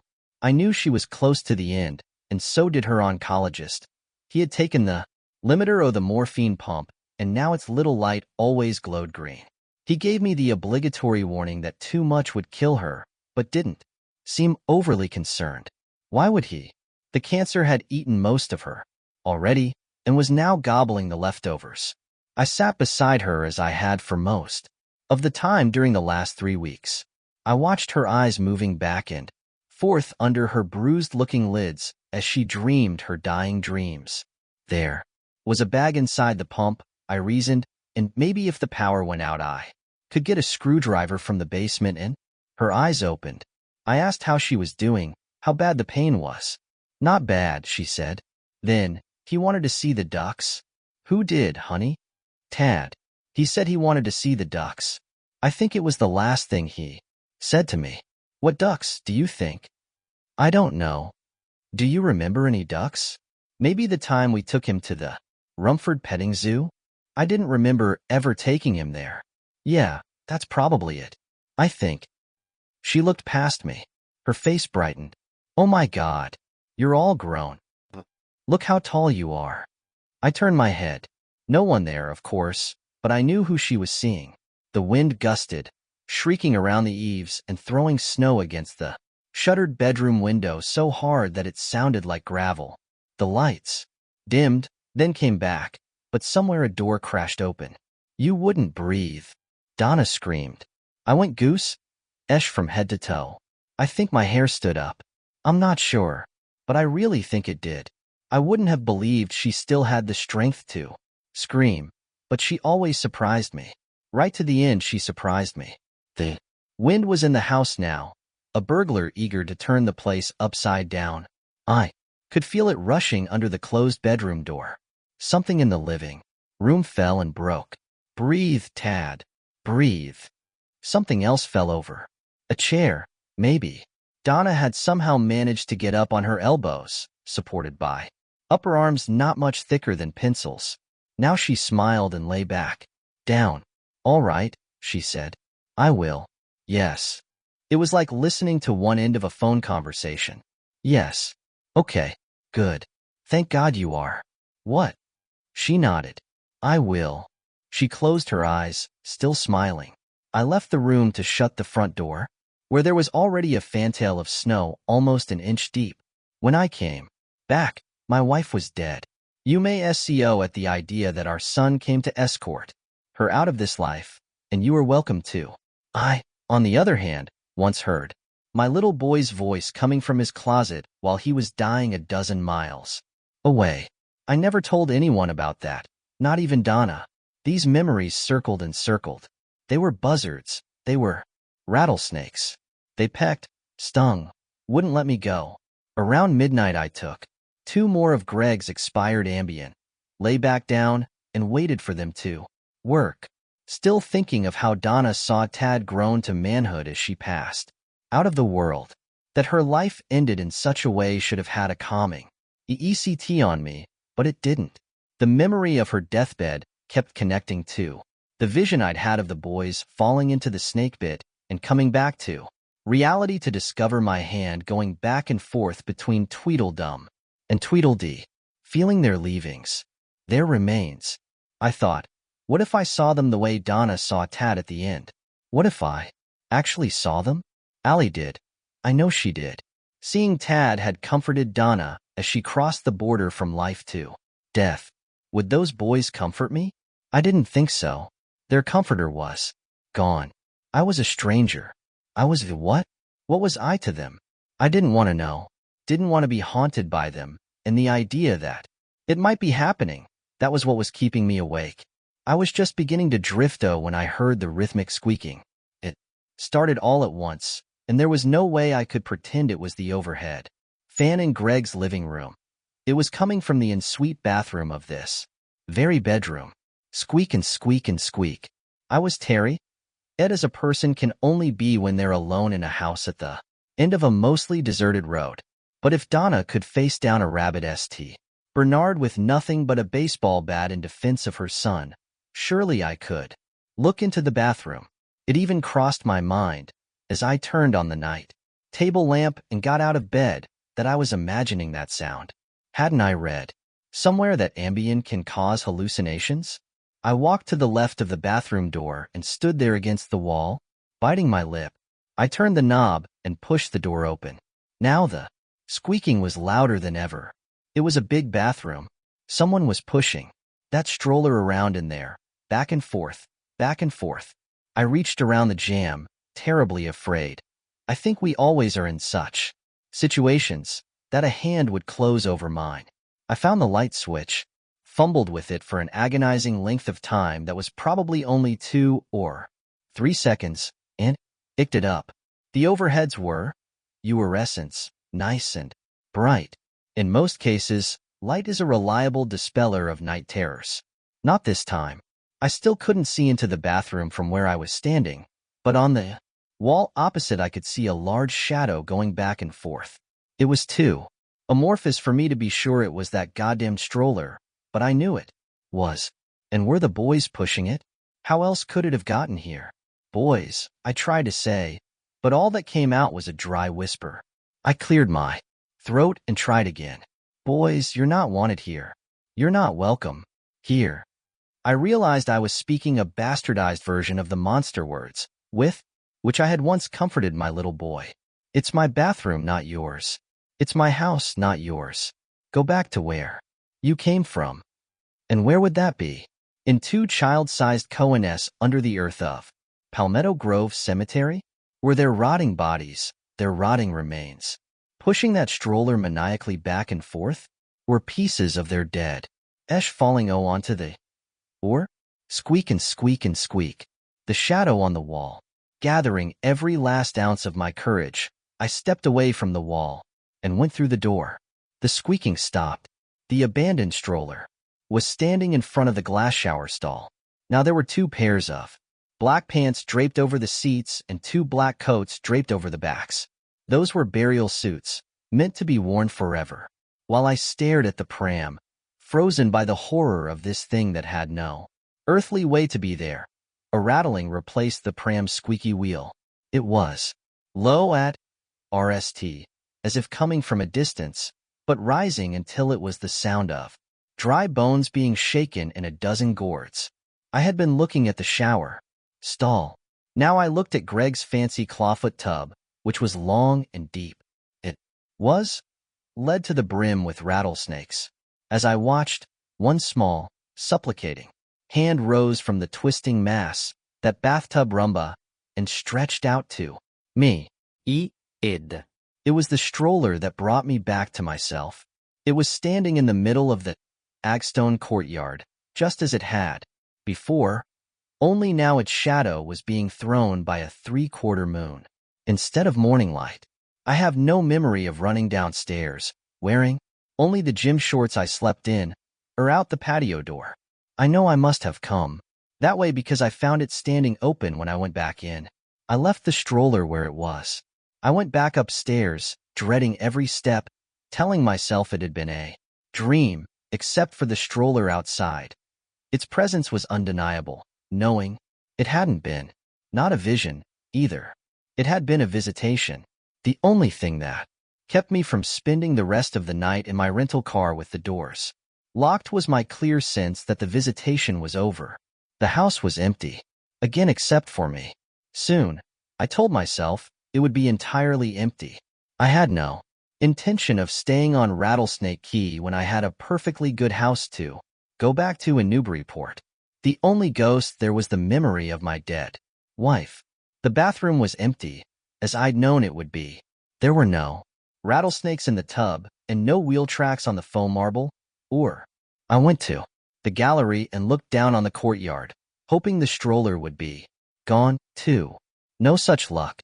It stood there in the moonlight, as real as roses. But at least it was outside.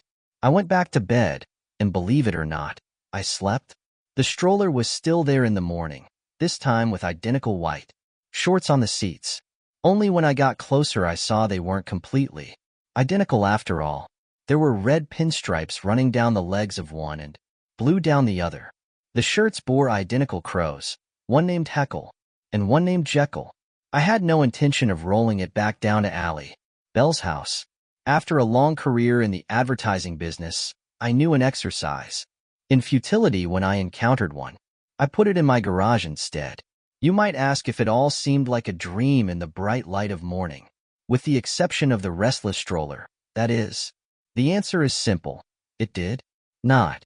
I had heard the squeaking and seen the moving shadow as the twins pelted their pram furiously back and forth in that bathroom, which was almost the size of a modest apartment's living room. I had seen the tub lead with snakes. I waited until 9 o'clock to call Delta Airlines.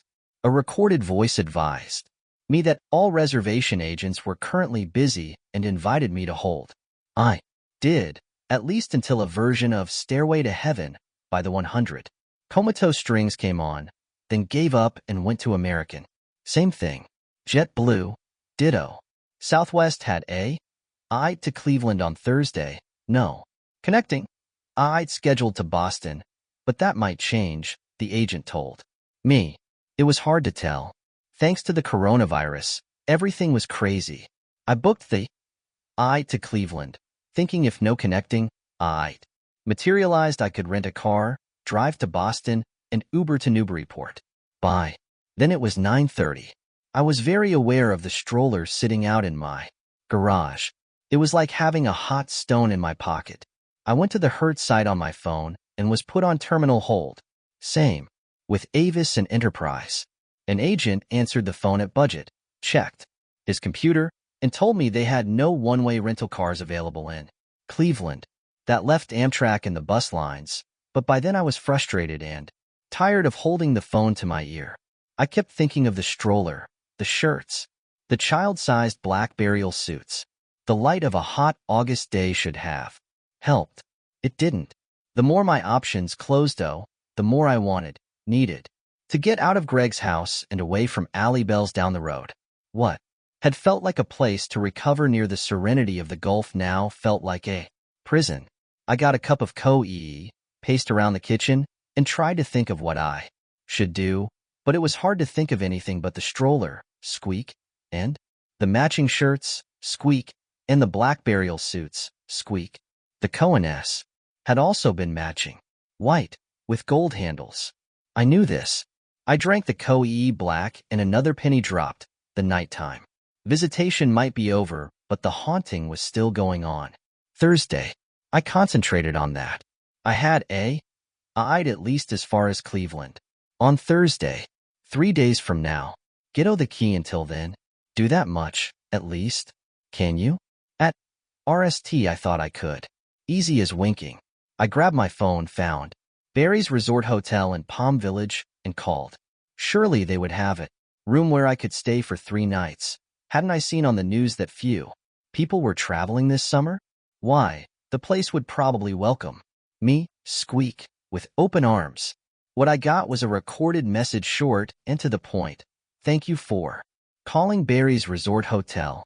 We are closed until further notice. I called Holiday Inn Express in Venice and was told they were open but taking no new guests.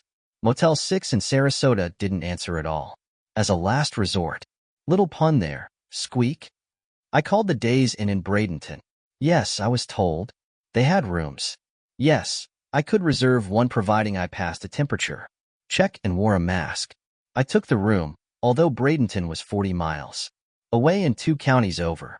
Then I went outside to try and clear my head before packing. I could have gone through the garage, but chose the patio door instead. I didn't want to look at the stroller, let alone oil the squeaky wheel. The twins might not like it.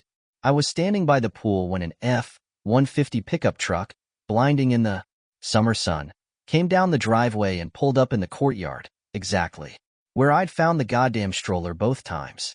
The man who got out was wearing a tropical shirt with parrots on it, very large khaki shorts, and a straw sun hat of the type only lifelong residents of Florida's Gulf Coast can seem to get away with. He had a seamed, suntanned face and a really huge walrus mustache. He saw me and waved. I went down the steps from the patio to the courtyard, already holding out my hand. I was glad to see him. It broke the repeating loop in my head. I think seeing anyone would have done it, but I was pretty sure I knew who this was. Super Gramp. Instead of taking my hand, he aired his elbow. I gave it a bump, thinking this was now the new normal. Andy Pelly. And you're Mr. Trenton. Right? Don't have the COVID, Mr. Trenton? No. Do you? Clean as a whistle, as far as I know. I was grinning like a fool, and why? Because I was happy to see him. So happy to not be thinking about black suits and white Cohen-S and squeaky wheels. You know who you look like? Oh boy, do I ever. Get it all the time. Then, with a smile below the mustache and a twinkle in his eye, he did a passable Wilford Brimley imitation. Quaker Oats. It's the right thing to do. I laughed giddily. Perfect. Nailed it. Babbling. Couldn't help it. That was a seriously good campaign, and I should know, because you used to be in advertising. He was still smiling, but I had been wrong about the twinkle in those blue eyes. It was actually a look of assessment. A cop look. You handled the Sharp Cereals account, didn't you? A long time ago, I said, thinking. He's looked me up online. Investigated me. Why? I don't know. Unless he thinks I got a few questions for you, Mr. Trenton. Maybe we could go inside? Awful hot out here. Guess the cold front's gone the way of the blue suede shoe. Of course. And really, make it Vic. Vic, Vic, got it. I meant to take him up the steps to the patio, but he was already headed for the garage. He stopped when he saw the stroller. Huh. Preston Zane told me you returned that to Mrs. Bell's garage. I did. Someone brought it back. Again. I wanted to resume babbling, telling him I didn't know why, had no idea why the stroller was following me. Around, following me like a bad smell. If a bad smell could squeak, that was. But the assessing look was back in his sun-crinkled eyes, and I made myself stop. Huh. 2 nights in a row. Wow. His eyes saying how unlikely that was, asking me if I was lying, asking if I had a reason to lie, something to hide. I wasn't lying, but I certainly did have something to hide, because I didn't want to be dismissed as a crazy person, or even considered as someone who'd had something to do with Allie Bell's death, the fabled person of interest. But that was ridiculous, wasn't it? Why don't we go inside and grab some air conditioning, Vic? Fine. I made Koi if you. Nope, goes right through me these days. But I wouldn't mind a glass of cold water, maybe even with an ice cube in it. You're really not sick, are you? Because you look a little pale. I'm not. Not the way he thought. Pelly took no chances. He took a mask out of his voluminous shorts and put it on as soon as we were inside. I got him ice water and poured myself more. Koi. I thought about donning my own mask and decided not to. I wanted him to see my whole face. We sat at the kitchen table. Each time he sipped his water, he pulled the mask down, then returned it to its place. The mustache made it bulge. I understand you found Mrs. Bell. Must have been a shock. It was. The sense of relief at having company, another human being in the haunted mansion, was being replaced by caution. This guy might be in what Canavan had called the 10 to 42 club, but Zane was right. He was sharp. I thought I was in for an interrogation rather than a courtesy stop by. Happy to tell you what happened, how I found her, but since I've got you here, I'm curious about something. Are you now? Those eyes on mine. There were smile lines radiating out from their corners, but they weren't currently at work. Oh, Sir Zane told me you've been around here for a long time. Donkey's years, he said, sipping his water, wiping at his mustache with one big farmer's hand, then returning the mask to its place. I know about the rattlesnakes that killed Mrs. Bell's twins. What I'm curious about is how the posse got rid of them. Do you know? Oh, you bet. For the RST time he seemed to relax. Should, since I was in on that snake hunt. Every cop in the county who didn't have the duty was in on it, plus plenty more guys and even a few gals. Must have been 100 of us, maybe more. A regular island party, except no one was having fun. Was a hot day, a lot hotter than this one, but all of us were wearing boots, long pants, shirts with long sleeves, gloves, masks like the one I'm wearing now, and veils. Veils? Some were beekeepers' veils, some were made of that tulle, maybe. Ladies wear on their Sunday hats. At least they did in the old days. Because, why see? Leaning forward, staring me in the eye, and looking more like Wilford Brimley than ever. Is see, a snake'll sometimes rear up, if it's scared enough, that is. Spray that poison instead of injecting it. If it gets in your eyes, he waved his hand. Short trip to your brain. Good night and good luck. And then, with no pause, I see your midnight visitor brought back Mrs. Bell's snake pole, too. He meant to catch me guard, and he succeeded. What? Saw it in the garage, leaning against the back wall, his gaze never leaving mine, waiting for my eyes to shift away, or any other tell. I held my eyes steady, but I blinked. Couldn't help it. You must have missed that. I did, I guess. I didn't know how to niche, so I just shrugged. Recognized it right away by the little silver ring on the handle. Lady went just about everywhere with it, at least on the key. Many folks along Rattlesnake Road and over the swing bridge in the village knew it too. And the stroller, I said. Yeah, she liked to push the stroller. Talking to it sometimes. Talking to those gone boys of hers. I've seen her doing it myself. So did I. He waited. I thought of saying that stroller was in my bathroom last night and the dead twins were pushing it. You asked about the snakes. He sipped his water and wiped his mustache. With a cupped hand, up went the mask. The Great Snake Drive of 82 or 83. I'd have to look it up to be sure. Or maybe you already did, Vic? I shook my head. Well, those of us who didn't have snake poles had baseball bats, rug, beaters, or tennis rackets. All kinds of things. To whack the brush with, you. No. Also, shing nets. No shortage of nets on the Gulf. All the West Coast. Keys are narrow, and this one's narrower than most. Gulf on one side, Calypso. Bay on the other. Only 600 yards across at its widest point, and that's down by the swing bridge. This end, where the rattlers migrated to when all the building started down south, is about half that. From here you can see both the Gulf and the bay, right? From the side yard, yes. This house wasn't even there then. Just palmettos and beech naupaka. The snakes love that, and trash pines. Plus lots of bushes I don't even know the names of. We spread out in a line, from the Gulf to Calypso, and north we went, beating the bushes and dragging those nets and pounding on the ground. Snakes don't have much hearing, but they can feel vibrations. They knew we were coming. You could see the foliage shaking, especially the naupaka. Must have felt like an earthquake to him. And when we got toward the end of the key, where the greenery ends, we could see him. Those suckers were everywhere. It was like the ground was moving. We couldn't believe it. And the rattling. I can hear it still. Like dry bones in a gourd. He gave me a XED look. Right. How do you know that? Seen them in the Franklin Park Zoo. I told this lie with a straight face. That's in Boston. Also, you know, in nature programs. Well, it's a good description. Only you have to think of dozens of gourds, maybe hundreds, and a whole graveyard full of bones. I thought of Greg's big bathtub, and one hand rising out of the writhing mass. Have you been to the north end of the Key, Vic? I walked up there just the other day. He nodded. I haven't been there on foot since the snake hunt, but I've seen it plenty of times out, Shing. The Key has changed a lot in the last 40 years. Or so. Been built up something terrible, but the north end is just the same now as it was then.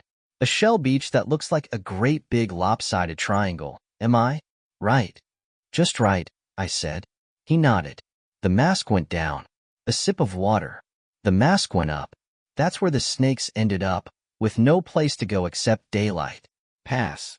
Backs to the water. You could say, except snakes are all back, aren't they? That half-acre of beach was covered with them. You couldn't see the shells at all, except every now and then for a split second or two as they moved around, shaking their tails. They were crawling all over each other, too.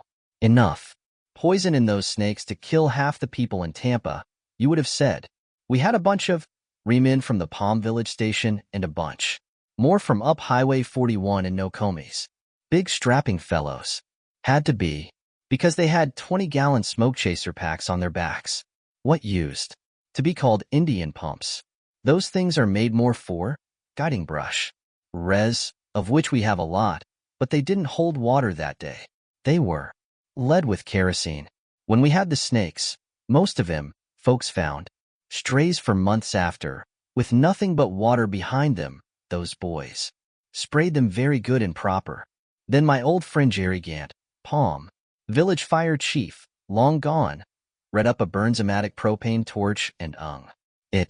Those rattlers went up in a sheet of aim, and the stink, oh my God, it was terrible, and I could never get it out of my clothes. None of us could. Washing him didn't do any good. They had to be burned, like the snakes. He sat quiet for a moment, eyes on his glass of water. He would return to the reason he'd come, but right now he wasn't here at all. He was seeing those burning rattlesnakes and smelling their stench as they writhed in the Ames. Duma was still there back then, and some of the snakes swam for it. Maybe a few even made it, but most drowned. I don't know if you noticed. There's a whirlpool where the water from the bay meets the water from the Gulf. I've seen it. That whirlpool, that eddy, was stronger when Duma Key was still there, because the water came through with a lot more force. I bet it's 16 feet, deep right there where the water spins, maybe more. Dug out the channel. Bed, you know. Plus the tide was low that day, which increases the spill from the bay. We saw snakes spinning in that eddy, some still on. And that Vic was the Great Snake Drive of 80 whatever. Quite a story. Now you tell me one. About how you knew Alida Bell and how you found her. I didn't know her at all, and I only saw her twice. Alive, I mean. The second time she brought me oatmeal raisin cookies. We ate some at this very table. Had them with milk. I said hello to the twins. Did you now? Maybe it sounds crazy, but it didn't feel crazy. It felt like the polite thing to do. Because in all other ways, she struck me as completely rational. In fact, I frowned, trying to remember. She said she knew they weren't there. Huh. Hadn't she also said, and yet they are? I thought so, but I couldn't quite remember. If she had, she was right. I knew that now for myself. And someone brought that stroller back. Not once, but twice. Yes. But you didn't see anyone. No.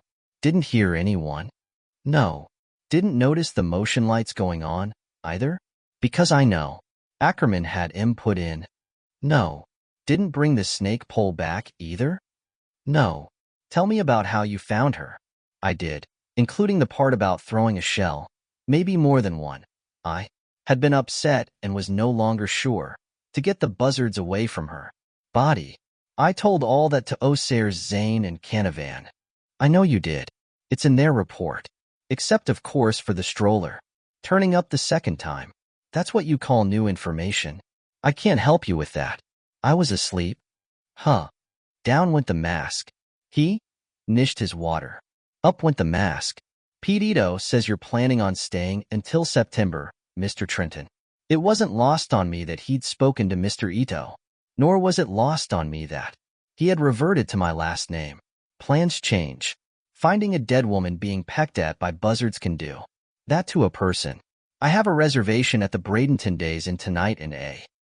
From Tampa to Cleveland on Thursday. Transportation the rest of the way to my home in Massachusetts is TBD. Things are pretty crazy in America. Just now. Crazy. That word seemed to come out with more force than I intended. Crazy all over the world, Pelly said. Why would you come down here in the summer, anyway? Most people don't, unless they've got free coupons from Disney World. If he had talked to Pete Ito, I was sure he knew. Yes, this was an interrogation. All right. My wife died recently. I've been trying to come to grips with it. And you what? Feel like you've got it gripped pretty good just now? I looked at him dead on. He didn't look like Wilford Brimley to me anymore. He looked like a problem. What is this about, Deputy Pelly? Or should I call you Mr. Pelly? I understand you're retired. Semi. Not a detective these days, but a part-time deputy in good standing. And you need to cancel your plans. Was there a slight emphasis on the word I'm sure they'll take the charge of your credit card.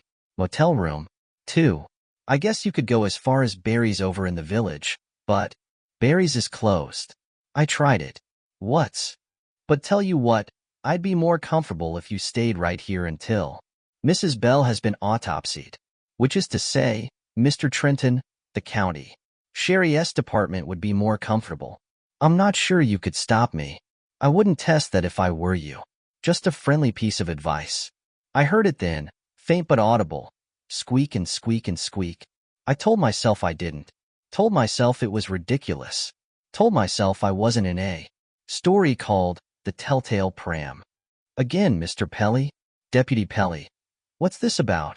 You're acting like the woman was murdered and I'm a suspect. Pelly was unperturbed. Autopsy will most likely tell us how she died. Most likely that'll let you owe the hook. I had no idea I was on one. As for what this is about, complicating matters, you could say, there's this. Found it on the kitchen table when I went in her house this morning at 6 o'clock. He dealt with his phone, then passed it over. He had taken a picture of a white business envelope. On it in neat cursive was to be opened in event of my death, and Alida Marie Bell. The envelope wasn't sealed, so I went ahead and opened it. Swipe to the next photo. I did. The note that had been in the envelope was written in the same neat cursive, and the date at the top. This is the day after we had the milk and cookies. The squeaks were coming from below, in the garage, and as with the police in the Poe story, Pelly didn't seem to hear them. But he was an old guy, and maybe on the deaf side. Was it now? Yes, and some nice conversation. I wasn't going to tell him that Allie had sent Jake and Joe into Greg's study to play, and I'd later found the wicker basket of cat toys overturned. That was the last thing I was going to tell this sharp-eyed, but possibly dull-eared man. Nor would I tell him that I had conversed, more or less, with the twins myself. Hello, Jake. Hello, Joe, what do you know? It had been a harmless nod to an old lady's wistful fantasy. So I'd thought. But who knows when you open the door to a haunting? Or how? Go on and read the rest. I did. It was brief and informal. This is my last will and testament, revoking all previous wills. Which is silly, because in my case there are no others. I am sound of mind, if a little less so in body. I leave this house, my bank account at First Sun Trust, my investment account with Building the Future LLC, and all other worldly possessions to Victor Trenton, currently living at 1567 Rattlesnake Road. My lawyer, who I didn't consult when I wrote this, is Nathan Rutherford. In Palm Village. Signed, Alida Marie Bell. There was another signature below it, in a deodorant hand, Rob M. Gar. Witness. I forgot about the squeaking from the garage, or maybe it stopped. I read her death letter. Nothing else to call it. Over again. A third time. Then I slid Pelly's phone back across the table, a little harder than I had to. He blocked it, like a hockey puck with one tanned and wrinkled hand. That's crazy. You'd think so, wouldn't you? I only met her twice. 3 times if you count ding her dead. No idea why she'd leave you everything? No. And hey, that note will never stand up in court. I'd say her relatives would go nuclear, but they won't have to because I won't contest it. Roberto Garcia owns Plant World. They did her groundskeeping. Yes, I've seen their trucks in her driveway. Bobby G has also been around here for donkey's years. If he says he saw her write that, and I have spoken to him and he says yeah, he did, although she held her hand over it when he signed, so he didn't know what was in it. Then I gotta believe it. Doesn't change anything. My words came out okay, but my whole face felt numb, as if I'd been shot up with Novocaine. The oddest thing. This lawyer will get in touch with her relatives, and I also talked to Nate Rutherford. Known him donkey's years, I'm sure. You've been busy, Deputy Pelly. I get around, he said, and not without satisfaction. He's been Mrs. Bell's lawyer for. He seemed to consider donkey's years and decided it should be put to bed. For decades, he pretty much took over her heirs after Mrs. Bell's husband and boys died. She was what they call prostrate with grief. And you know what? He says she doesn't have any relatives. Everybody has relatives. Donna, my late wife, claimed that her family went back to Mary Stuart, also known as Mary, Queen of Scots. I did go to school once upon a time, Mr. Trenton, back when all the phones had dials and cars came without seatbelts. I asked Nate how much the lady's estate might total up to, and he declined to say. But, considering the property, bay to gulf, I'd guess quite a tasty chunk of change. I got up, rinsed my Coe cup, and let it with water, giving myself time to think. Also listening for the stroller, but that was quiet. I came back to the table and sat down. Are you seriously suggesting that I somehow coerced the lady into writing a jackleg will, and then, what, killed her? The eyes boring into mine. I think you just suggested that, Mr. Trenton. But since you have, did you? Good Christ, no. I talked to her twice. I indulged her little fantasy. Then I found her dead. Of a heart attack, most likely. She told me she had arrhythmia. No, I don't really believe that. which is why I'm not here asking you to make an docile statement.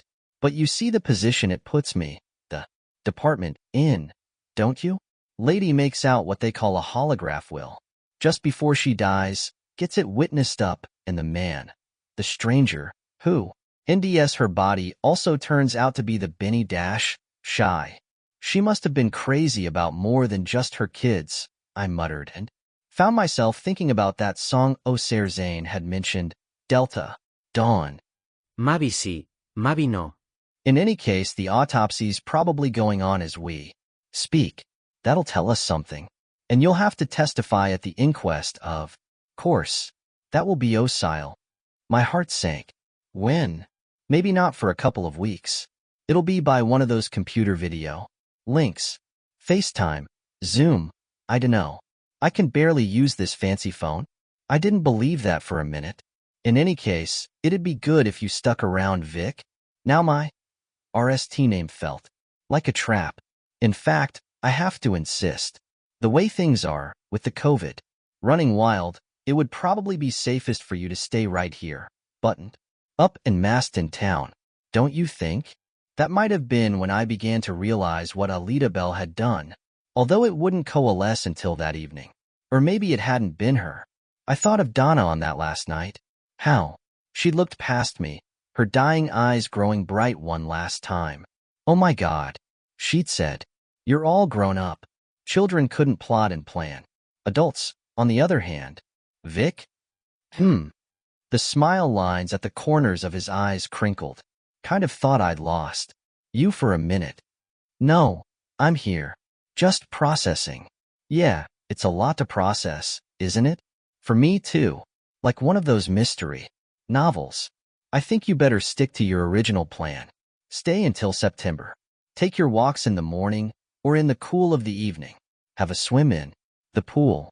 We need to gear this out if we can. I'll think about it. The smile lines disappeared. Think hard, and while you're thinking, stay in county. He rose and hitched at the belt of his shorts. And now I think I've taken up enough of your time. I'll see you out. No need. I can. Indeed my way. I'll see you out, I repeated, and he raised his hands as if to say have it your way. We went down the stairs to the garage. He paused partway and asked, with just the right combination of curiosity and sympathy, how did your wife die, Vic? It was a normal enough question. No reason to believe he wanted to. Indy. Out if there had been anything suspicious about it, but I had an idea that was in his mind. And not just in the back of it either. Cancer, I said. He went the rest of the way down the stairs. Very sorry for your loss. Thank you. Will you be taking the stroller back to the Bell House? You could put it in the back of your truck. I wanted to be rid of it. Well, yes, he allowed. I could. But what would be the point? It might just come back again. If this prankster is determined to have his little joke at your expense.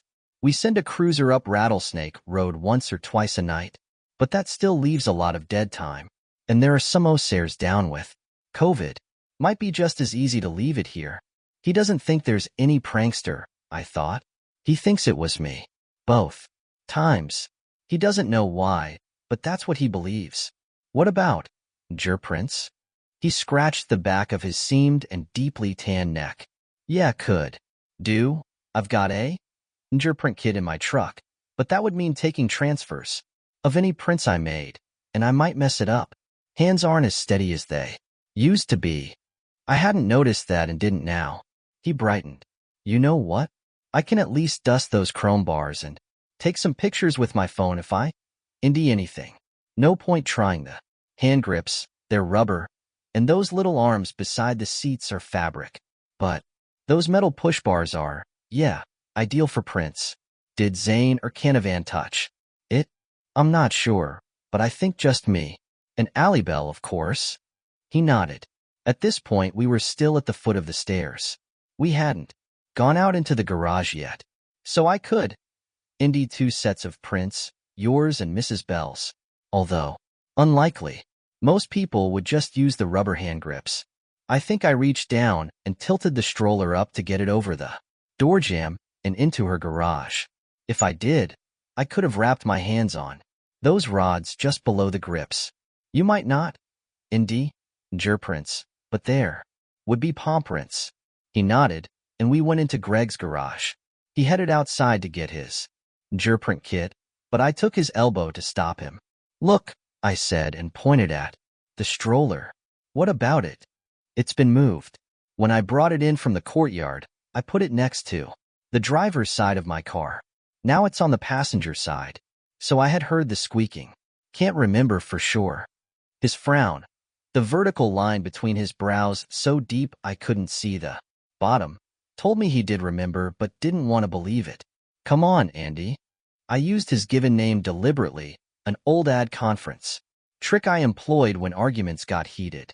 I wanted us to be in this together, if possible. You've been a police officer long enough for observation to be a habit. That stroller was in the shade. Now it's on the other side of my car and in the sun. He thought about it and shook his head. Couldn't say for sure. I wanted to make him admit it, wanted to tell him I'd heard that squeaky wheel when the pram had been moved even if he hadn't, wanted to shake the arm I was holding. Instead I let it go. It was hard, but I did it.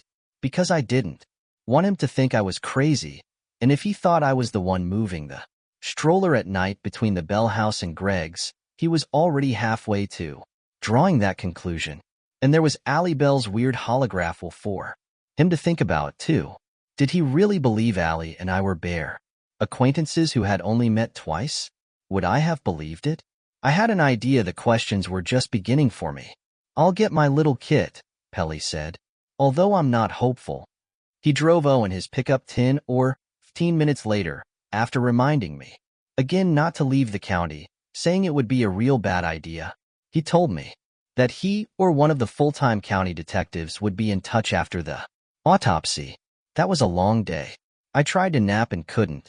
On several occasions I thought I heard the squeaky wheel and went down to the garage. The stroller hadn't moved. I wasn't surprised. I had heard it when Pelly was sitting at my kitchen table. That was real. Later on it was something else. Imagination, you would say, but it wasn't. Not exactly. I thought it was a form of teasing. You can believe that or not, but I felt sure of it.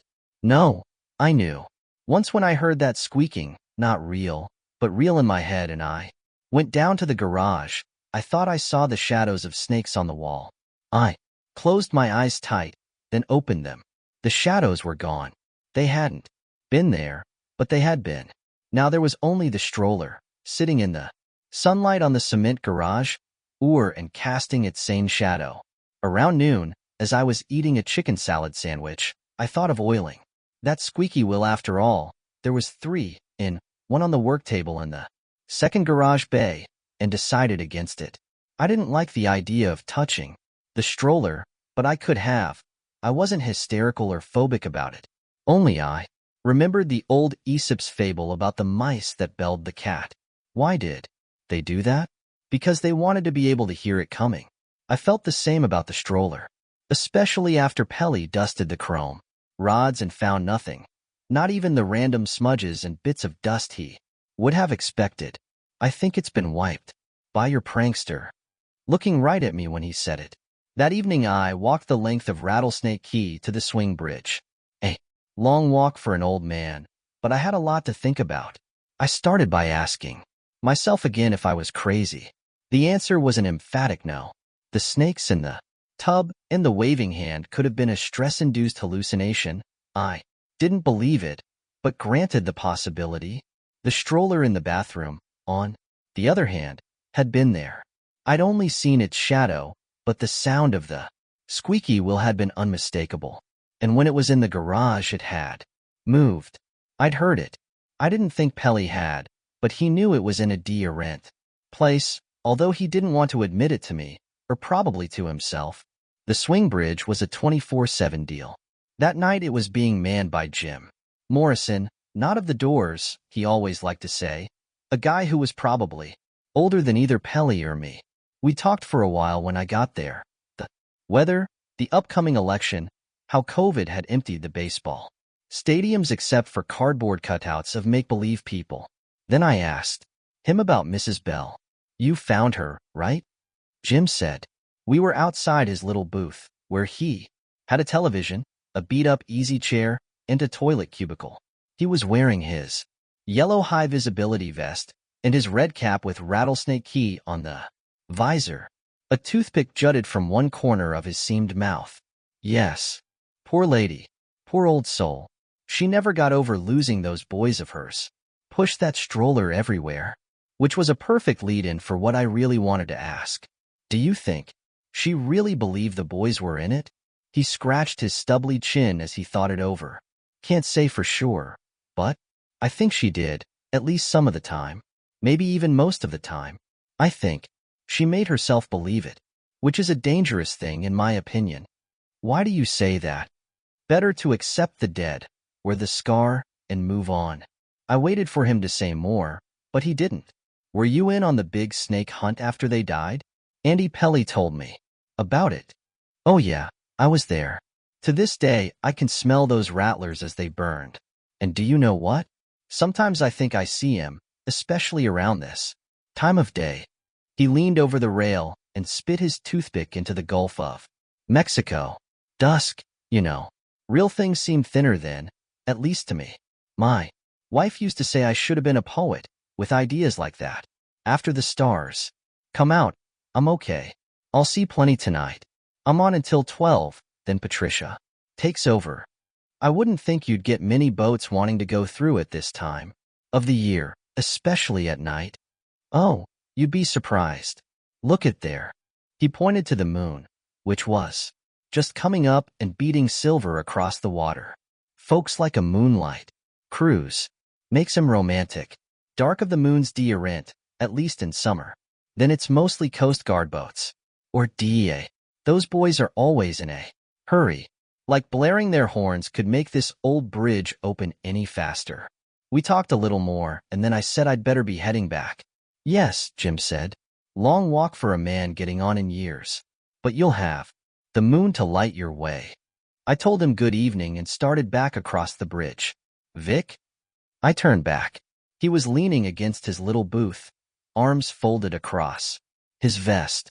2 weeks after my wife died, I came down in the middle of the night for a glass of water and saw her sitting at the kitchen table, wearing her favorite nightgown. The kitchen light wasn't on, and the room was shadowy, but it was her, all right. I'd swear to it before God Almighty.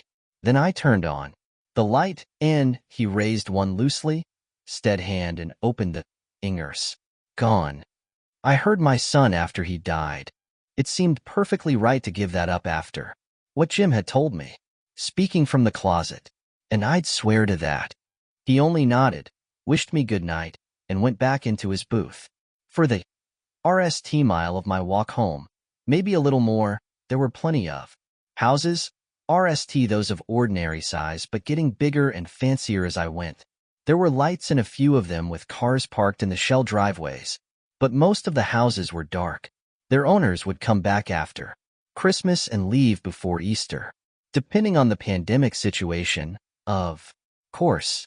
Once I passed the swing gate at the north end of the quay, the few McMansions on this part of the island were hidden behind the rhododendrons and palmettos that closed in on both sides of the road. The only sounds were the crickets, the waves breaking on the Gulfside beach, whippoorwill, and my own footfalls. By the time I reached the yellow police tape closing Mrs. Bell's driveway, it was almost full dark.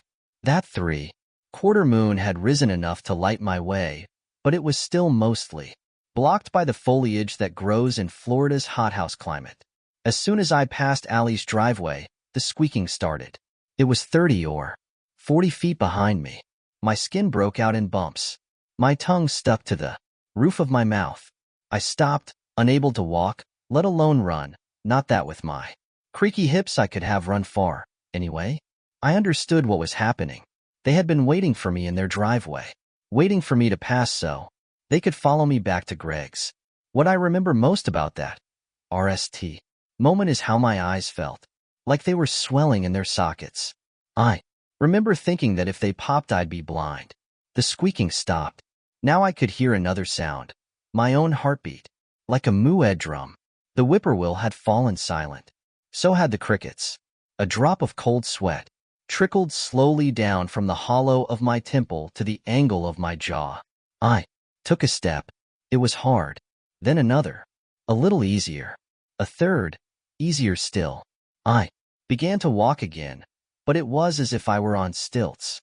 I had gotten perhaps feet closer to Greg's house when the squeaking started again. I stopped and the squeaking stopped. I started forward on my invisible stilts and the squeaking started. It was the stroller. The twins pushing the stroller. They started when I started and stopped when I stopped. They were grinning. I was sure of it. Because it was any joke on their new what? What, exactly, was I to them? I was afraid I knew. Allie Bell had left me her house, money, and investments. But that wasn't all she had left me. Was it? Boys, I said. My voice was not my own. I was still facing forward and my voice was not my own. Boys, go home. It's past your bedtime. Nothing. I waited for cold hands to touch me, or to see dozens of snakes weaving their way across the moonlit road. The snakes would be cold, too, until they bit. That was. Once the poison was injected, the heat would begin spreading toward my heart. No snakes. The snakes are gone. You could see them, but they wouldn't be real. I walked. The stroller followed. Squeak and squeak and squeak. I stopped. The stroller stopped. I was close to Greg's house now. I could see the bulk of it against the sky, but that was no relief. They could come in. They had come in. See us. See us. See us. Roll us. Roll us. Roll us. Dress us. Dress us. Dress us. The thoughts were maddening, like one of those earworm songs that gets in your head and won't leave. Delta Dawn, for instance. But I could stop them. I knew what would make them go away, at least temporarily. They also knew. See us. Roll us. Dress us. I didn't dare turn around, but there was something I could do. If I dared. My phone was in the pocket of my shorts. I took it out, opened the camera app, and reversed the image, so I was looking at my own Ed face, corpse, pale in the moonlight. I raised the phone over my shoulder so I could look behind me without actually turning my head. I tried to steady my hand. Hadn't realized it was shaking until then. Jacob and Joseph weren't there, and neither was the stroller. But their shadows were there. Two human shapes, and the angular one of the double buggy their mother had pushed them around in. I can't say those disembodied shadows were worse than actually seeing them would have been, but they were terrible enough. I pushed the button to take a photograph with my thumb. Sure, it wouldn't work, but I heard the click. See us. Roll us. Push us. I closed the photo app and opened the voice memo. See us. Roll us. Push us. I thought those shadows were too long to be the shadows of 4-year-old children and thought again of Donna at the end of her life. You're all grown up. Look how tall you are. See us. Roll us. Push us. I started walking again. The squeaking followed me, close at RST, then gradually falling behind. By the time I reached Greg's house, it was gone.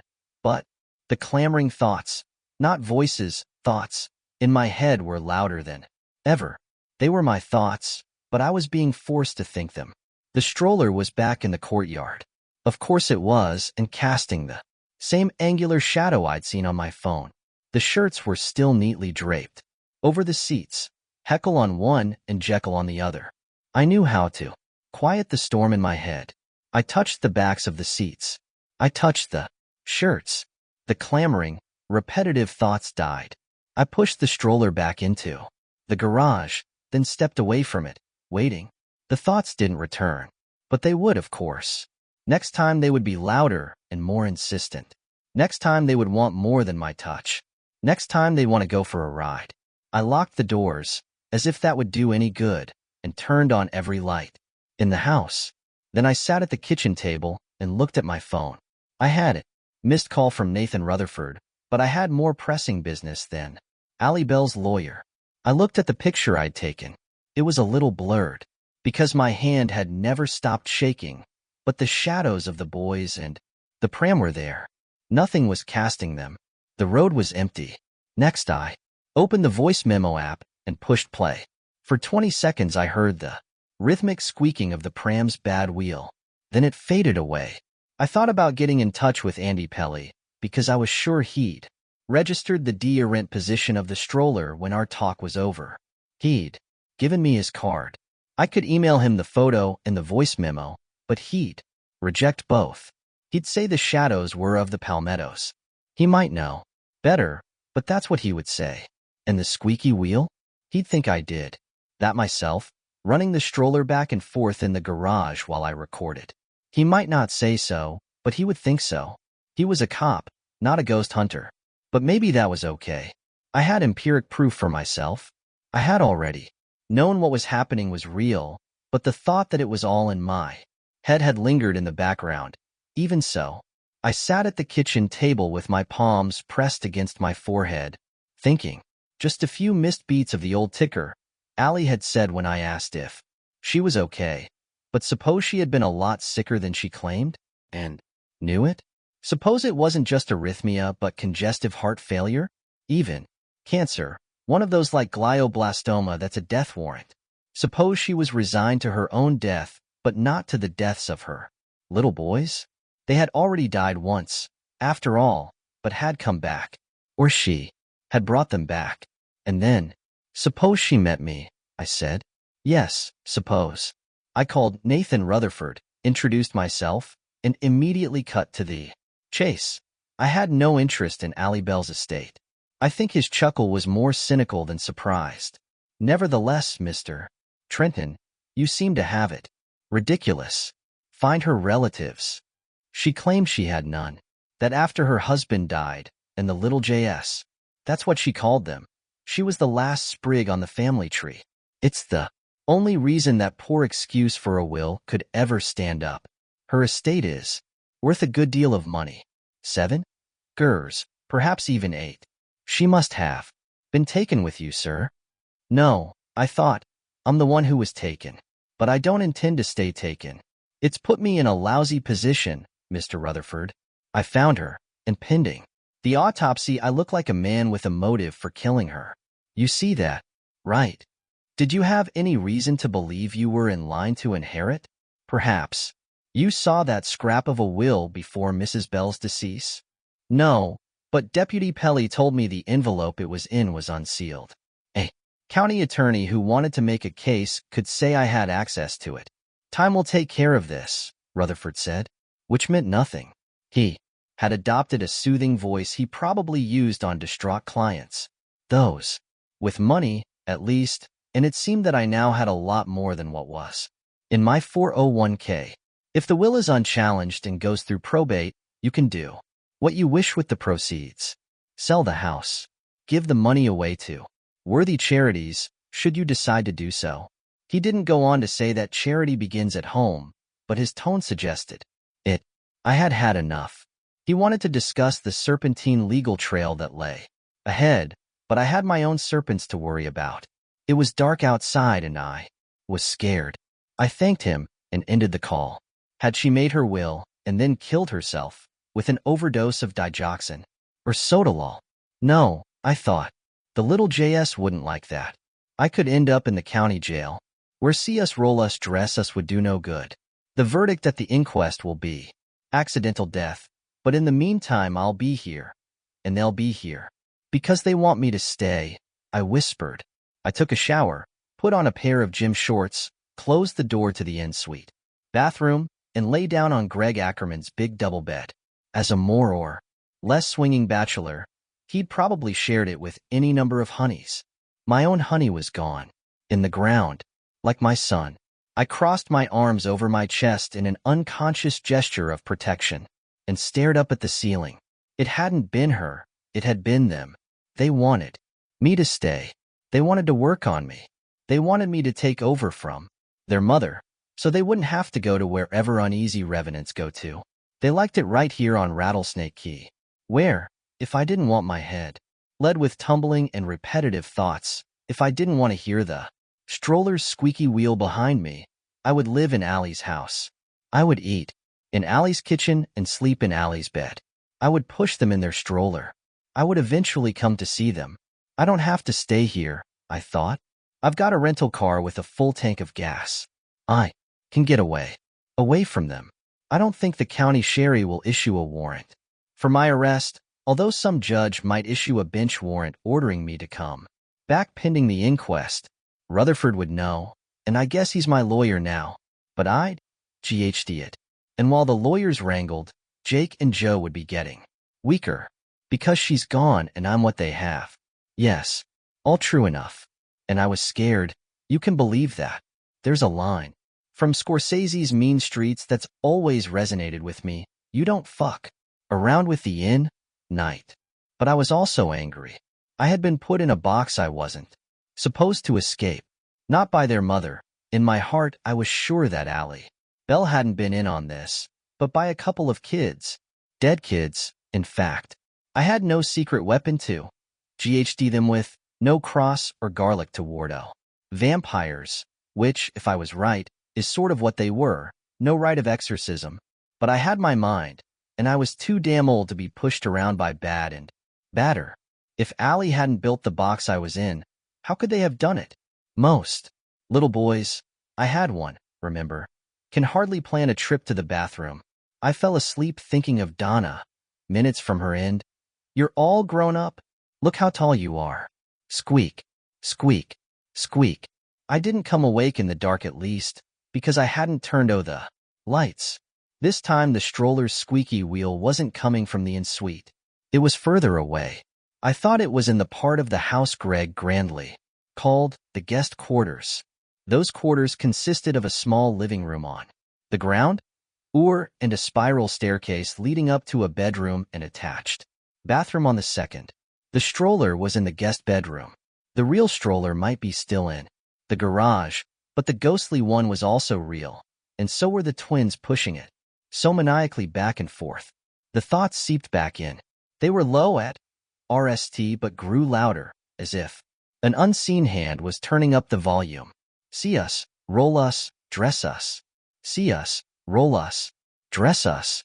See us, roll us, dress us. I lay on my back, clutching my hands together on my chest, biting my lip, trying to make the thoughts, their thoughts, my thoughts, stop. I might as well have insisted that the sun not go down. I could still think other thoughts. How long that would last I didn't know, and there seemed to be only 3 courses of action I could pursue. Lie here and go mad once those earworms swallowed everything. Go down and touch the stroller in the garage, which would silence them for the time being, or confront the twins. That's what I decided to do. I thought, I won't be driven mad by children. And I thought, roll us, push us, push us. We're yours, you're ours. I got out of the bed and started down the upstairs gallery to the guest quarters. Halfway there the squeaking wheel stopped. I didn't, and the thoughts, roll us, push us, dress us, we're yours, you're ours, didn't either. I didn't hesitate at the door, which was ajar. If I had stopped to think in the part of my mind that was still capable of independent thought, I would have turned tail and run. What was I going to do in there? I had no idea. Telling them to go home or get a spanking certainly wouldn't work. What I saw froze me in place. The stroller was beached in the middle of the Jacob and Joseph were in the guest bed. They were no longer children, yet they were. The bodies under the coverlet were long, the bodies of full-grown men, but the heads, although grotesquely swollen, were those of children. Rattlesnake poison had so bloated those heads that they had become pumpkins with Halloween faces. Their lips were black. Their foreheads, cheeks, and necks were stippled with snake bites. The eyes were sunken but hellishly alive and aware. They were grinning at me. Bedtime story. Bedtime story. Betty. Then they were gone. The stroller was gone. 1 minute the twins were there, waiting for their bedtime story. At the next the room was empty, but the coverlet was turned down on both sides in neat triangles, and that bed had been perfectly made when I came here from Massachusetts. I had seen it for myself. My legs were stilt legs again. I went into the room on them and looked at the bed where the boys had been. I didn't mean to sit on it, but I did because my knees gave out. My heart was still thundering away, and I could hear myself, as at a distance, gasping for breath. This is how old men die, I thought. When I'm found, probably by Pete Ito, the medical examiner would conclude it was a heart attack. They wouldn't know I had been scared to death by two dead men with the heads of children. Only the twins wouldn't like me to die, would they? Now that their mother was gone, I was their only link to the world in which they wanted to stay. I reached out to touch a turned-down triangle of coverlet with each hand, and knew they didn't like this bed. They had their own beds in the house, down the road. Good beds. Their mother would have kept their room just the way it had been on the day they died, 40-some years ago. Those were the beds they liked, and when I lived there I would tuck them in at night and read them Winnie the Pooh, as I had to Tad. I certainly wouldn't read them Tad's monster words, because they were the monsters. When I could get up, I walked slowly back down to the gallery to my own room. I might not sleep, but I didn't think I'd hear the stroller's squeaky wheel again that night. The visitation was over. There was never a question of keeping the car in which my son had died. We wouldn't have kept it even if it hadn't been bashed at a dozen places by the dog, trying to get in and get at them. A wrecker brought it back to our house. Donna refused to even look at that either. I didn't blame her. There was no junkyard in Castle Rock. The closest was Andretti's, in Gates Falls. I called them. They came, got the Pinto, the death car, and ran it through the crusher. What came out was a cube shot through with bright seams of glass, windows, taillights, headlights, windshield. I took a picture. Donna wouldn't look at it. By then the arguments had started. She wanted me to go on her weekly pilgrimages to Harmony Hill, where Tad was buried. I refused that, as she had refused to look at the crushed cube of the death car. I said Tad was at the house for me, and always would be. She said that sounded high, own and noble, but it wasn't true. She said I was afraid to go, afraid I'd break down, and of course she was right. I imagined she saw it in my face every time she looked at me. She was the one who moved out. I came back from a business trip to Boston, and she was gone. There was a note. It said the usual things. You can probably guess. Can't go on this way. Start a new life. Turn the page. Blah, blah, blah. The only really original thing was the line she'd scrawled under her name, perhaps as an afterthought. I'm still in love with you and I hate you and I'm leaving before hate gets the upper hand. Probably I don't have to tell you I felt the same way about her. Deputy Zane called me the next morning while I was spooning up rice checks. Not enjoying them, just gassing up for the day.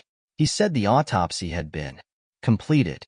Alida Bell, wife to Henry, mother to Jacob and Joseph, had died of a heart attack.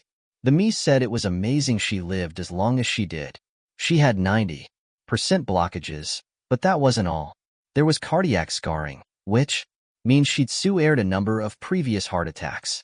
Small ones, you know. He also said, well, never mind. No, go ahead. Please. Zane cleared his throat. He said even little heart attacks, ones you might not even feel, impair cognition. That could explain why she sometimes believed her children were still alive. I thought of telling him that I knew her children were alive, or half alive, and I'd never had a heart attack. I think I almost did tell him. Mr. Trenton? Vic? Just thinking about that, I said. Does this let me off the hook for the inquest? Nope, you still have to be here for that. You found the body. But if it was a heart attack, pure and simple. Oh, it was. But there won't be a toxicology report for another couple of days. Need to Indy out what was in her stomach. Just dotting I's and crossing T's, you know. I thought it might be a little more. I thought Andy Pelly wanted to make sure that Allie Bell's last-minute legatee hadn't fed her something. Digoxin in her scrambled eggs at an early breakfast, perhaps. Meanwhile, Zane was talking, and I had to ask him to rewind. I was saying there's a problem. Kinda unique. We've got a body, but no burial instructions. Andy Pelly says you might be on the hook for that. Wait, what? I'm supposed to plan a funeral? Probably not a funeral, Zane said. sounding a try, embarrassed. Other. Then the bridge tenders and maybe Lloyd Sunderland. He lives on the other side of the bridge. I don't know who'd come. I think her kids would, I thought, although no one would see them. Except, maybe, for their surrogate dad. Vic? Mr. Trenton? Did I lose you? Right here. I have the name of her lawyer. My lawyer now, I guess, at least. Until this gets straightened out. I better give him a call once it gets to business hours. That's a good idea. You do that. And have a good day. As if. I didn't want the rest of my cereal, which I hadn't been tasting anyway. I rinsed the bowl in the sink, see us, and put it in the dishwasher, dress us and wondered what to do next. Like I didn't know. Take us for a walk. Roll us. I held out against the thoughts. Partly my thoughts, that was the worst of it. Until I got some clothes on, then gave up. I went out to the garage and grasped the handles of the stroller. I felt a sigh of relief, mine or theirs or both. I didn't know. The rat run in my head ceased. I thought of rolling the pram down to the swing gate and knew it was a bad idea. Jacob and Joseph had already wedged their way into my consciousness. The more I did what they wanted, the easier it would be for them to control me. What I had seen in the guest bedroom stayed with me. Men's bodies, children's heads swollen with poison. They had grown in death. They had stayed the same. They had the will of men and the simple and self-sage desires of small children. They were powerful, and that was bad. But they were also psychotic. That said, that accepted, I could still feel a certain amount of sympathy. They had fallen among rattlesnakes. They had been stung to death by serpents. Who would not be driven insane by such an ending to life? And who would not want to come back and have the childhood that had been denied to them, even if that meant taking someone prisoner to do it? I rolled the stroller back and forth across the concrete of the garage a few times, as if trying to lull colicky, cranky babies to sleep. I wondered if it could have been anyone and guessed it couldn't have been. I was perfect. A man alone, one suit airing his own grief. I let go of the handles and waited for see us, roll us, dress us to come back. It didn't. I left the garage, wanting to feel the warmth of the morning sun on my living face. I lifted my head and closed my eyes, seeing red as the blood in my eyelids lit up. I stood that way, as if in worship or meditation, hoping for a solution to a problem that was beyond existential, one I couldn't tell anyone about. I'm supposed to see her into the ground because she has no one on this side of the veil, at least. But am I not the same? My parents are dead. My older brother is dead. My wife is dead. Who will bury me? And what will those twins from hell do? Supposing they get their way and I stay here, a male version of Delta Dawn, when I pass? Given my age and the actuarial tables, it won't be all that long. Will they shrivel and just fade away? I can bury Allie, but who will bury me? I opened my eyes and saw Allie's snake pole lying on the courtyard cobbles, exactly where the stroller had been parked each time it returned. It crossed my mind that it might be another illusion, like the tub full of snakes, and knew it wasn't. This wasn't a vision or a visitation, nor had the twins put it here. The stroller was their thing. I picked it up. It was real, all right. The steel pole was warm in my hand. If it had lain out here much longer on the shadeless cobbles, it would have been almost too hot to handle. No one had been here, so who had taken it from the garage? As I held it, I realized my parents, brother, and wife weren't the only loved ones in my life who were dead. There was one more. One who had also died a terrible death at a young age. Tad? It should have sounded pathetic at best, crazy at worst. An old man, speaking his long-dead son's name in the empty courtyard of an absurdly oversized house on a Florida key. It didn't, so I said it again. Tad, are you there? Nothing. Only the snake pole, which was undeniably real. Can you help me? There was that ramshackle gazebo at the end of Greg's boardwalk. I went out, there with the snake pole over my shoulder, the way an old-time soldier might carry his and while the pole had no bayonet, it did have that wicked hook at the end. On the gazebos, were a few mold-streaked Life jackets that didn't look like they'd save anyone's life, and an ancient boogie board decorated with a scattering of raccoon shit. I sat on the bench. It creaked beneath my weight. I didn't have to be Hercule Poirot to know Greg didn't spend much time out here by the beach. He had a Gulf Coast house worth $6 or $8 million, and this outpost looked like a forgotten privy somewhere in the wilds of Bossier Parish, Louisiana. But I hadn't come here to appreciate the architecture. I had come here to think. Oh, but that was bullshit. I had come here to try and summon my dead son. There were methods of summoning, assuming the dead hadn't drifted away to wherever they go when they lose interest in this world. I had looked some up on the internet before coming out here. You could use a Ouija board, which I didn't have. You could use a mirror or candles, both of which I did. But after what I'd seen on my cell phone screen last night, I didn't dare try it. There were spirits in Greg's house, but the ones I was sure of weren't friendly. So in the end I'd come out here to this uncared for gazebo empty-handed. I sat and looked out at a beach unmarked by a single track and a gulf unmarked by a single sail. In February or March, both the beach and the water would have been packed. In August there was only me, until I felt him, or someone, or just wishful thinking. Tad? Nothing. If you're there, kiddo, I could use a little help. But he wasn't a kiddo, not anymore. 4 decades had passed since Tad Trenton died in that hot car with the rabid St. Bernard patrolling the dooryard of a farmhouse as deserted as the north end of Rattlesnake Key. The dead could age. I had never considered the possibility, but knew it now. But only if they wanted to, allowed themselves to. It was apparently possible to both grow and not grow, a paradox that had produced the gruesome hybrids I'd seen in the guest room's double bed, man-things with the bloated heads of poisoned children. You don't owe me anything. I came too late. I know that. I admit that. Only, I stopped. You'd think a man could say anything when he's alone, wouldn't you? Only I wasn't entirely sure I was. Nor was I sure what I wanted to say until I said it. I mourned you, Tad, but I let you go. In time, Donna did, too. That's not wrong, is it? Forgetting is what would be wrong. Holding on too tightly. I think that makes monsters. I had the snake pole across my lap. If you left this for me, I really could use a little help. I waited. There was nothing. There was also something, either a presence or the hope of an old man who had been scared half to death and forced to remember old hurts. Every snake that ever bit him. Then the thoughts came back, driving away whatever delicate thing might have come to visit me.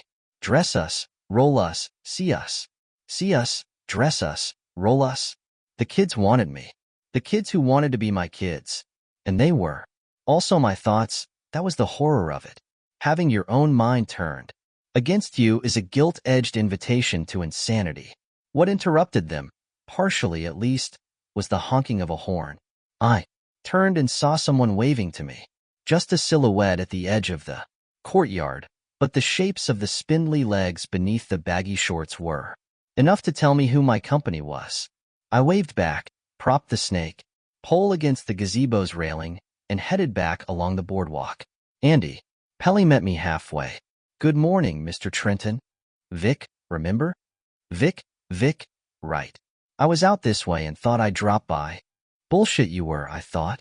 And I thought roll us, dress us, see us, we're waiting for you. What can I do for you? I thought I'd LL you in on the autopsy. Osair Zane already called and told me. I couldn't see if he frowned at that because of the way his bushy mustache held his mask away from his face, but his eyebrows, also bushy, drew together, so I think he did. Well, good. Good. Bullshit you think it's good, I thought, and thought roll us you'll feel better, you know you will. We walked back to the house.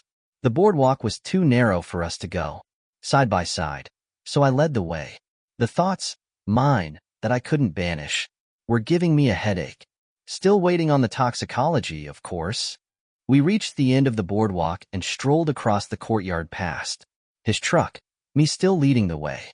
He wasn't here just to tell me about the autopsy. I knew that and knew I needed a clear mind to deal with him. So Sarzane said. Also that I'll still have to be at the inquest. Do you have something for me, deputy? Because I was sitting out there, doing some thinking and trying to be peaceful. Meditation, you might call it. And I'll let you get back to it. Just a few questions is all. We went into the garage, where it was marginally cooler. I went to the stroller. As I neared it, the thoughts ramped up. Dress US. Roll US. See US. For a moment I did seem to see them, not as monstrosities but as the children they'd been when they died. Just for a moment. When I gripped one of the stroller handles, they were gone, assuming they'd been there at all, and the maddening litany in my head ceased. I rolled the perambulator back and forth. Just something to do with my hands, Andy. Think nothing of it. I looked you up a little, Andy said. I know you did. Terrible thing what happened to your own little boy. Just terrible. It was a long time ago. Andy, are you on this case? If there is a case, were you assigned to it? Because somehow I doubt that. No, no, he said, raising his hands in a perish the thought gesture. But you know how it is.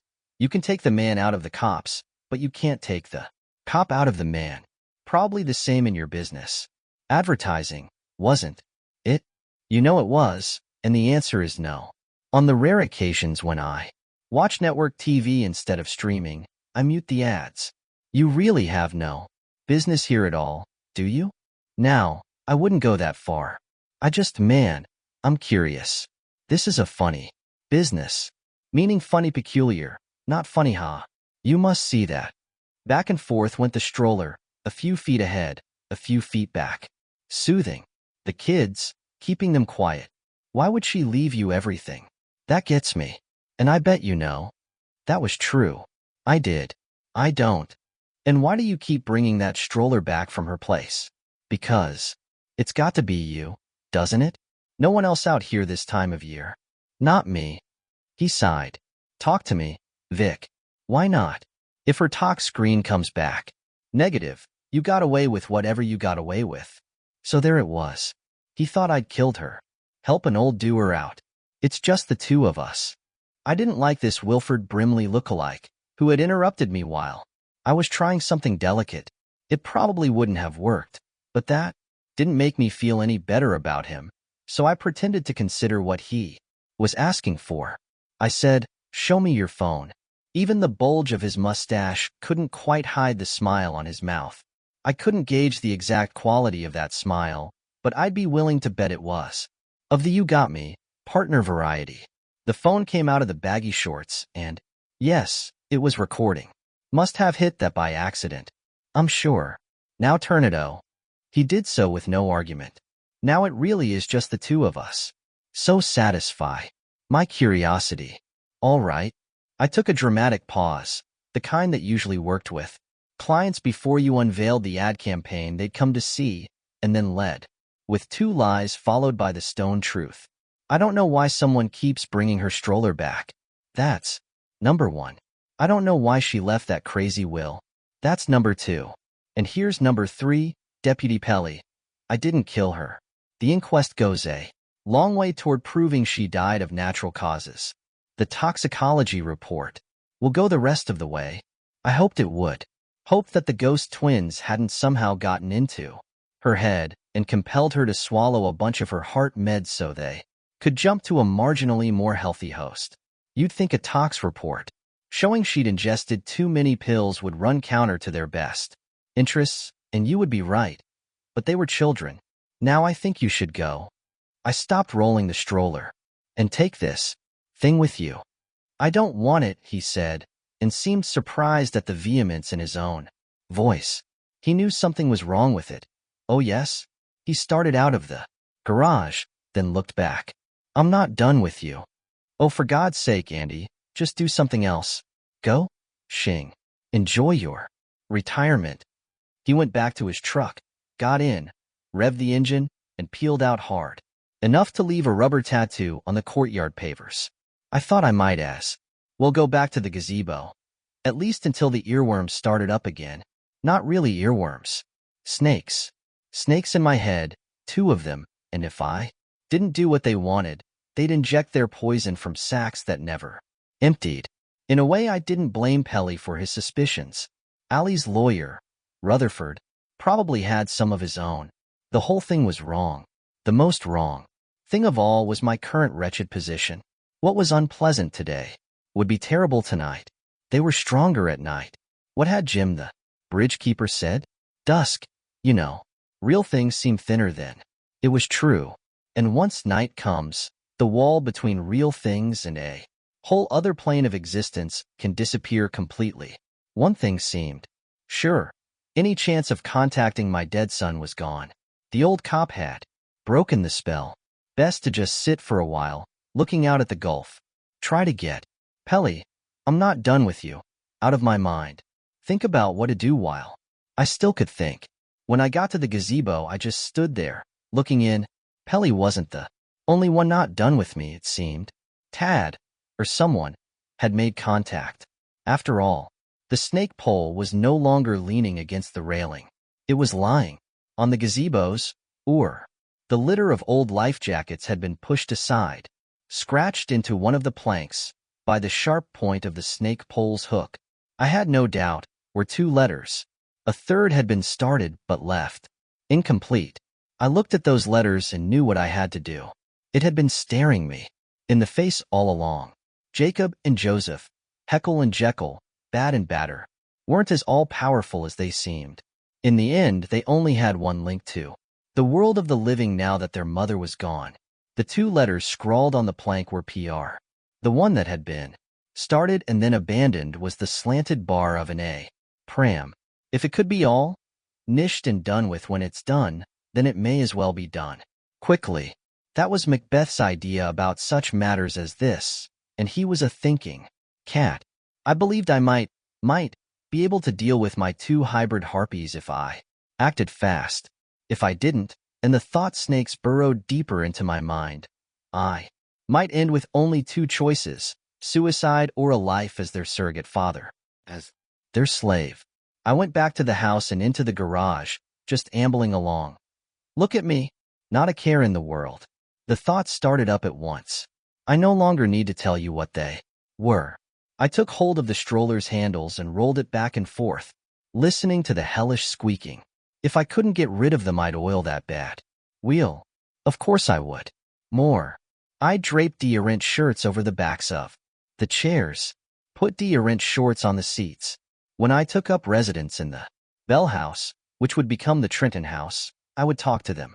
I would turn down their beds at night and read to them from in the night kitchen, Sylvester and the Magic Pebble, Corduroy. I would show them the pictures. How are you, boys? Good, good.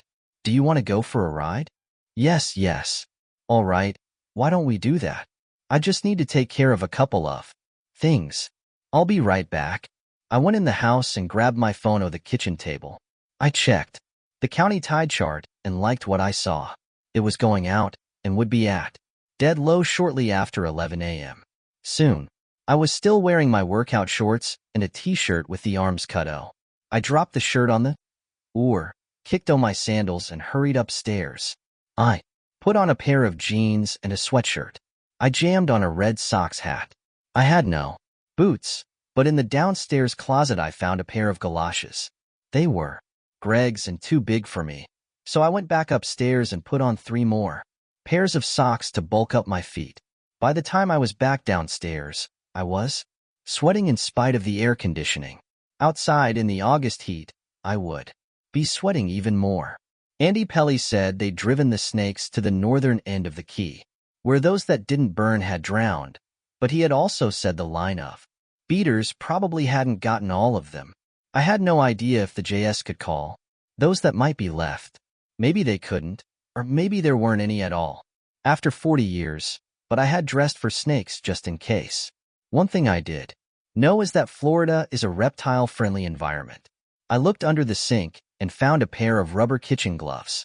I yanked them on and went back out to the garage, pasting a big smile on my face. I'm sure if anyone had heard me talking to that empty stroller, they would have thought me as crazy as Allie Bell. But it was just me. And them, of course. Want to walk instead? Trying to sound teasing. trying to sell the concept. As we used to say, big boys like you can probably walk, right? No. Roll us, roll us. Will you be good if I take you on the beach? Yes. Roll us, roll us. Then, chilling me all the way to my core. Roll us on the beach, Daddy. Okay, I said, thinking only one boy ever had the right to call me that, you little shits. Here we go. We cut across the courtyard in the hot August sunshine, squeak and squeak and squeak. I was sweating like a pig inside the sweatshirt already. I could feel it rolling down my sides to the waistband of my jeans. I pushed the stroller along the boardwalk, the slats rumbling under the wheels. Easy. Enough so far. The beach would be harder. I might get bogged down. I'd have to stay near the water, where the sand was packed and wet. That might work. It might not. I rolled the pram through the gazebo. I picked up the snake pole on the way and placed it horizontally between the stroller's wide handles. Having fun, boys? Yes, yes. Sure you don't want to get out and walk? Please, no. Roll us. Roll us. Okay, but hold on. Little bump here. I eased the stroller down the single slumped step between the gazebo and the line of beach naupaka and seagrass. Then we were on the sand. I had the slope to help me as I pushed the stroller down to the harder pack at the edge of the water. The buckles of the galoshes jingled. I said. My face was running with sweat, but my mouth was dry. Having fun, boys? Yes. Roll us. I was beginning to be able to tell them apart. That was Joe. Jake was silent. I didn't like that. Jake? Having fun. Big fella? Yes. Didn't like the edge of doubt, either. Something else not to like. They were separating from me. Getting stronger. More there. Some of it was the stroller, but some of it was me. I had opened myself to them. I had to. There had been no choice. I turned north and pushed the stroller. Little birds, the ones I called peeps, strutted ahead of us, then, EW. The galoshes jingled and splashed. The wheels of the stroller threw up tiny rainbows in the thin water where the gulf gave way to the land. The sand was RM, but still harder to push through than on the planks of the boardwalk. Soon my breath was rasping in and out of my throat. I wasn't in bad shape, never drank to excess and never smoked at all, but I was in my 70s. Jake, where are you taking us? Oh, just for a little ride. I wanted to stop, take a rest, but I was afraid the wheels would get mired if I even slowed down. You wanted to go for a roll. I'm taking you for a roll. Jake, I want to go back. That was more than doubt. That was suspicion. And Joe caught it from his brother just as I supposed he'd caught his brother's colds. Joe, me too. I'm tired. The sun is too hot. We should have worn our hatties. Just a little fur, I began, and that was when the snakes began to come. Out of the naupaka and palmetto. Big ones, dozens of them, ooting down to the beach. I hesitated, but only for a second. Any longer, and the stroller would have been stuck. I pushed them through the snakes and they were gone, like the ones in the tub. Jake, back. Take us back. Take you back. Joe, I don't like it here. He started to cry. I don't like the snakies. We're treasure hunters. I was panting now. Maybe we'll even see King Kong, like in the movie. How about that, you little rascals? Ahead I could see the triangle of heaped shells where Rattlesnake Key ended. Beyond it was Daylight Pass, with its eternal whirlpool. Andy said that Eddie had dug the bed of the pass deep there. I didn't remember how deep. 16 feet, maybe. But those heaped shells between me and the water were a problem. The stroller would get bogged down in them for sure, and crawling. Across them were a couple of snakes I didn't believe were illusions, or ghosts. They were too there. Leftovers from the great snake hunt? Newcomers? It didn't matter. Jake, not begging but commanding. Take us back. Take us back or you'll be sorry. I'm sorry already, I thought. I couldn't say it aloud. I didn't have enough breath left. My heart was running amok. I expected it to simply burst like an aided balloon at any second. To my horror, the twins were swimming into existence. Their mins, Bodies were too big for the stroller's double seats, but were in them, just the same. Their swollen children's heads turned to look at me, eyes black and malevolent, the red pepper of snake bites stippling their cheeks and foreheads, as if they were sue-airing from an apocalyptic case of chickenpox. This pair of snakes was real, all right. Their bodies made a dry shushing sound as their sinuous S-curves spiraled through the shells. Their tails rattled, dry bones in a gourd. Jake, bite him good. Joe, bite him, make him stop, make him take us back. When they struck, it felt like BBs hitting the rubber galoshes. Or maybe hailstones. The stroller, Nally stuck fast, wheels deep in shells. The men, children inside it were twisted around, staring at me, but it seemed they couldn't get out. At least not yet. One of the rattlers was gripping my right foot through the galosh, its head spiraling up, because the stroller was stuck. Anyway, beached, so to speak, I let it go in favor of the snake pole. I plunged it down, hoping not to give myself a nasty gash, but knowing I couldn't afford to hesitate. I caught a loop with the hook and hung the snake toward the water. The other struck at my left galosh. For one moment I saw its black eyes, staring up at me, and thought they were the same eyes as the ones looking at me from the stroller.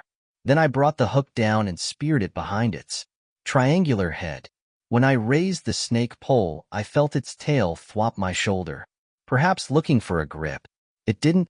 Indy one. It. For one moment it was a writhing scribble against the sky, then it was in the water. The stroller was rocking back and forth as the things inside it, visible yet ephemeral, struggled to get out. They still couldn't. The stroller was there, linked to the world, and to me. I couldn't push it any further, so I dropped the snake pole and tipped it over. I heard them scream as they hit the shells, and then they were gone. By that I mean I could no longer see them, but they were still there. I could hear Jake shrieking and Joe crying, sobbing, really, as he had probably sobbed when he realized he was covered with rattlesnakes and his too short life was ending. Those sounds made me sorry. I was sure my son had also cried while he and Donna were broiling in that pinto, but that didn't stop me. I had to finish what I started, if I could. Gasping, I dragged the stroller toward the pass, toward the whirlpool. Jake, no. You're supposed to take care of us, roll us, push us, dress us. No. His brother only shrieked with terror. I was 20 feet from the water's edge when aims burst up all around me. They weren't real, they had no heat, but I could smell kerosene. The stench was so strong it made me cough. The coughing turned into gagging. The blinding white heaps of shells were gone, replaced by a carpet of burning snakes. They weren't real either, but I could hear the popcorn sound of their rattles bursting in the heat. They struck at me with heads that weren't there. I reached the water. I could push the stroller in, but that wouldn't be good enough. They might be able to get the haunted thing out, just as they'd somehow managed to get it from the Bell House to Greg's. But I've been told that men, or even women, small women, are sometimes able to lift cars. Oh, they're trapped children. And once upon a time, a woman named Donna Trenton had fought a 150-pound St. Bernard with nothing but a baseball bat, and won. If she could do that, surely I could do this. That stroller didn't weigh 150, but it might have gone 30. If the things had been in it, and if they'd also had actual weight, I never could have lifted it even to my waist. But they didn't. I hoisted it by the struts above the back wheels. I twisted my hips to the right, producing an audible creaking from my back. I turned the other way and slung the stroller like the world's clumsiest discus. It splashed down only 20 feet from the edge of the shell beach. Not far enough. But the current from Calypso Bay was running strong with the ebbing tide. The stroller, tilting this way and that, was pulled into the whirlpool. They were in it again. Maybe they had to be in it. I got one more look at those terrible faces before they were carried away. When the stroller came back, around it was sinking, the seats underwater. Its occupants were gone. One of the shirts away, then the other. I heard a NAL shriek of anger in my head. That was Jake Bell, the stronger of the two. The next time the stroller came around on its watery carousel, only the handles were above water. The time after, it was gone except for a watery sun, ash 3 or 4 feet down. The aims were also gone, and the burning snakes. Only the stench of kerosene remained. A pair of blue shorts toward me. I picked up the snake pole, hooked them, and hung them out into the gulf. My back creaked again. I bent over, trying to soothe it. When I straightened up and looked across Daylight Pass, I saw a lot more than a few masses of oating green. Doomakey was there. It looked as real as the hand that had risen out of the tub of snakes, or the horrible hybrid beings lying in the guest room bed. I could see palm trees and a pink house standing on stilts, and I could see a man. He was tall, dressed in jeans and a plain white cotton shirt. He waved to me. "Oh my God," Donna said in the seconds before she died. "You're all grown up. Look how tall you are." I waved back. I think he smiled, but I can't be sure because by then my eyes were lead with tears, making liquid prisms that quadrupled the brightness of the sun. When I wiped them away, Doomakey was gone and so was he. It took only 10 minutes to roll the pram down to the end of the quay. Or maybe it was 15. I was a little too busy to check my watch. Returning to the gazebo and the boardwalk took me 3/4 of an hour because my back kept seizing up. I undressed as I went, pulling the gloves, peeling the sweatshirt, kicking the galoshes, sitting down on the sand long enough to pull the jeans. Doing those things wasn't as painful as walking, but they hurt plenty. So did getting up after shucking the jeans, but I was lighter, and the horrible rat run of thoughts in my mind was gone. For me, that made the back pain, which continues to this day, a fair trade. I walked the rest of the way wearing only my shorts. Back in the house, I found Tylenol in Greg's medicine cabinet and took 3. The pills didn't kill the pain, but at least muted it. I slept for 4 hours. Dreamless, blessed sleep. When I woke up, my back was so stiff that I had to make a plan. Step A, Step B, Step C to sit up, get the bed and on my feet. I took a hot shower and that helped some. I couldn't face using a towel, so I air dried. Downstairs, step by wincing step, I thought of calling Pelly, but I didn't want to talk to him. No more than the fucking man in the fucking moon, Donna would have said. I called Zane instead. He asked how he could help me and I said I was calling to report a missing stroller. Did someone from your department, Pelly, maybe, Nally decide to come and pick it up? Huh. I don't think so. Let me check and call you back. Which he did, eventually, and told me no one from the county sheriff's OC had picked up the stroller. No reason to, really, he said. Whoever brought it up here twice must have Nally taken it back to her place, I said. He agreed. And that was where the matter of the haunted stroller ended. May 2023. All that was almost 3 years ago. I'm back in Newburyport and never want to visit the Sunshine State again. Even Georgia would be too close. Alita Bell's talk screen showed nothing suspicious, which took me the hook. Nathan Rutherford saw to Allie's burying. He and I attended the funeral. So did Zane and Canavan, an old party named Lloyd Sunderland, accompanied by his dog and half a dozen swing bridge operators. Andy Pelly also attended. At the reception, he came up to me as I waited. My turn for a Dixie cup of punch. The smell of whiskey wafted from below his mustache. There was no mask to mute it. I still think you got away with something, bub, he said, and headed for the door.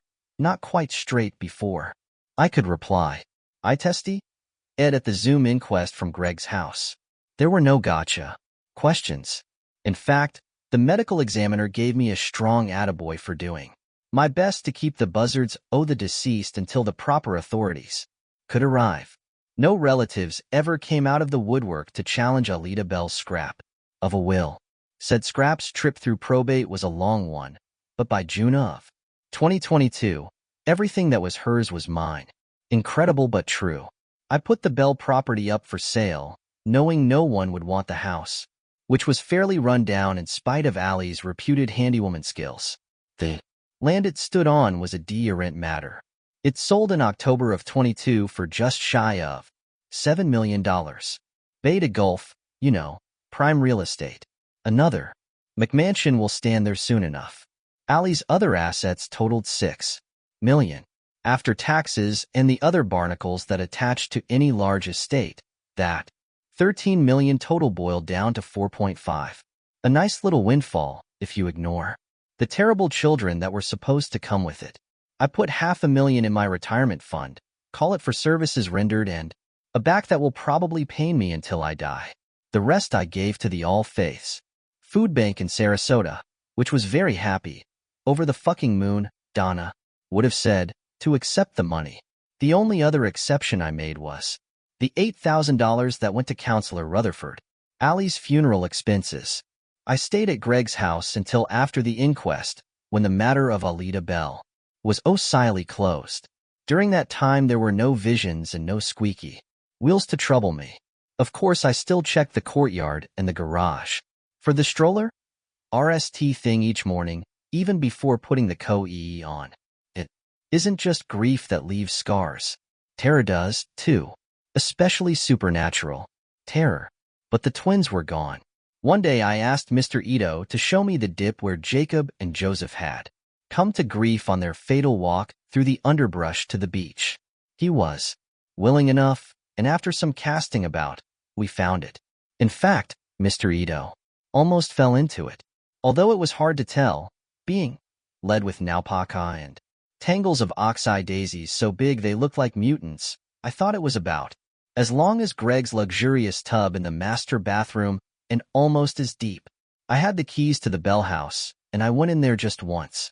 I was curious about the NAL thing, vision, hallucination, take your pick, I had experienced on the Shell Beach as I dragged the stroller toward the water. Ames, a carpet of snakes, the stench of kerosene. The twins had died before the great snake hunt, so how could they have known about it? The house was just as Allie left it when she took the ghost twins for their last roll, by her, anyway.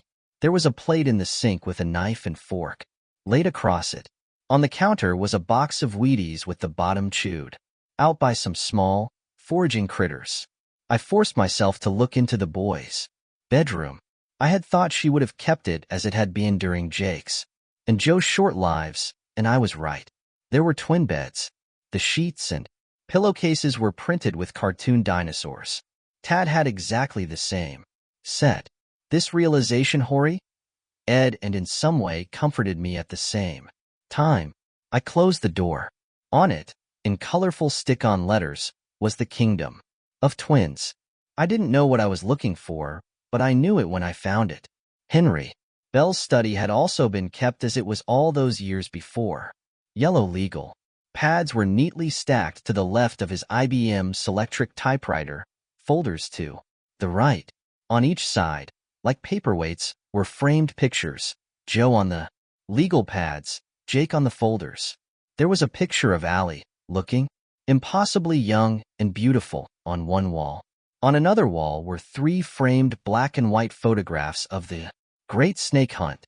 One showed men unloading trucks, putting on smoke chaser packs, called Indian pumps in those unenlightened days, and donning protective gear. Another showed men in a line, beating the underbrush as they drove the snakes north.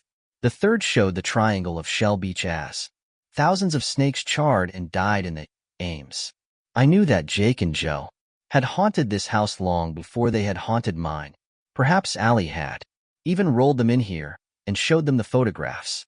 See, boys? That's what happened to the bad snakies that hurt you. I left. I was glad to go. I never went back. Just one more thing. Will Rogers said land is the one thing they're not making any more of, and in Florida land is gold, especially since the pandemic hit. And while they may not be making any more of it, reclamation isn't out of the question. The county has begun talking about reclaiming Duma Key. A consortium of real estate agents, including the one who sold Mrs. Bell's house for me, hired a remediation company to investigate the possibility. At a Meeting attended by the county commissioners and chaired by the county administrator. Several experts from Landgold Incorporated put on a PowerPoint lecture, complete with an idealized artist's conception of doom arisen from the deeps. It would be relatively easy and inexpensive, they said. Just close daylight pass again, which would choke the waters. Ow. A year or so of dredging, and there you have it. They are discussing it as I write this. The environmentalists are raising holy hell, and I give money every other month to the Save Daylight Pass organization that has formed, but in the end it's going to happen, because in Florida, especially the parts where the rich tend to gravitate, money trumps everything. They will close the pass, and in the process they will surely, a certain rusty stroller. I'm sure that by then the awful things that inhabited it will be gone. Almost sure. If they're not, I hope they have no interest in me. Because if there ever comes a night when I hear that squeaky stroller wheel approaching, God help me. God help me. Thinking of John D. MacDonald. The Dreamers. I don't know what the universe means. I might have an idea. You might too. Or not. All I can say to you is beware of dreams. They're dangerous. I found out. I did 2 tours in Vietnam. Got out in June of '71. Nobody spit on me when I got on the plane in New York, and no one called me a baby killer. Of course, no one thanked me for my service either, so I guess that's a wash. This story, memoir, confession, has nothing to do with Nam, except it does. It does. If I hadn't spent 26 months humping the boonies, I might have tried to stop Elgin when we saw the teeth. Not that I would have had much luck with that. The gentleman scientist meant to see it through, and in a way he did. But I could have walked away at least. I didn't, because the young man who went to Vietnam wasn't the same young man who came back. That young man was empty. Emotions scrubbed. So what happened happened. I don't hold myself responsible. He would have gone on regardless. I just know I stayed even when I knew we were edging past sanity. I suppose I wanted to wake myself up again. I suppose I did. I went back to Maine and stayed with my mother for a while in Skowhegan. She was doing all right. Assistant manager at George's Banana Stand. Sounds like a roadside stall, but it's a grocery store. She told me I'd changed and I said no. She asked me what I was going to do for work and I said I'd something in Portland. I said I'd do what I learned from Sissy and she said that sounded good. I think she was glad to see the back of me. I think I made her nervous. I asked her once if she missed my father or my stepfather. She said, my father. Of Lester, she said good riddance to bad rubbish. I bought a used car and drove to Portland and applied for work at a place called Tempo. The woman who took my application said, I don't see where you went to school. She was Mrs. Frobisher. I didn't. Didn't what? Go to school. You don't understand, young man. We hire stenographers here too? LLN. When someone is sick or quits. Some of our temps work in district court. Try me, I said. Do you know Greg? Yes. I learned from my sister. I was helping her with her homework, but I turned out to be better. Where is your sister working? She died. I'm sorry to hear that. Mrs. Frobisher didn't sound sorry and I didn't blame her. People have problems enough coping with their own tragedies without taking on the tragedies of others. How many words a minute? 180. She smiled. Really? Really? I doubt it. I said nothing. She handed me a pad and a number 2 Eberhard Faber. I'd like to see 180 in action. That would be a treat. I dipped open the pad. I thought of Sissy and me sitting in her room, she at her desk in a circle of lamplight, me on the bed. She said I was better than her. She said how I picked it up like a dream, which was true. It was like picking up Vietnamese, also the Tay and Muong dialects. It's not a skill, just a knack. I could see words turning into pothooks and hangers. Thick strokes, thin strokes, curls. They marched across my mind in lockstep. You could ask me if I liked it and I'd say sometimes. The way a person likes breathing sometimes. Most of the time you just do it. Are you ready? Born ready. We'll see about that. Then, very fast, the quality of mercy is not strained. It droppeth as the gentle rain from heaven upon the place beneath you can't. Just walk o' the street, and say you can transcribe 180 it is. Twice blessed both he who gives and he who takes. Now read that back to me. I read it back to her without telling her she got the last part of Portia's speech a few words wrong. She just looked at me for a few seconds, then said, "I'll be goddamned." I worked at Tempo for the next 10 months or so. We were losing in Vietnam. It didn't take a genius to see it. Sometimes people don't stop when they should. Saying that makes me think of Elgin, the gentleman scientist. There were 4 of us when I started, then 6, then down to 3, then back up to 6 again. Temping was a high turnover job. They were all women, except for Pearson, a tall drink of water with a bald spot he tried to cover and eczema around his nose and the corners of his mouth. Around his mouth it looked like dried spit. Pearson was there when I came, and there when I left.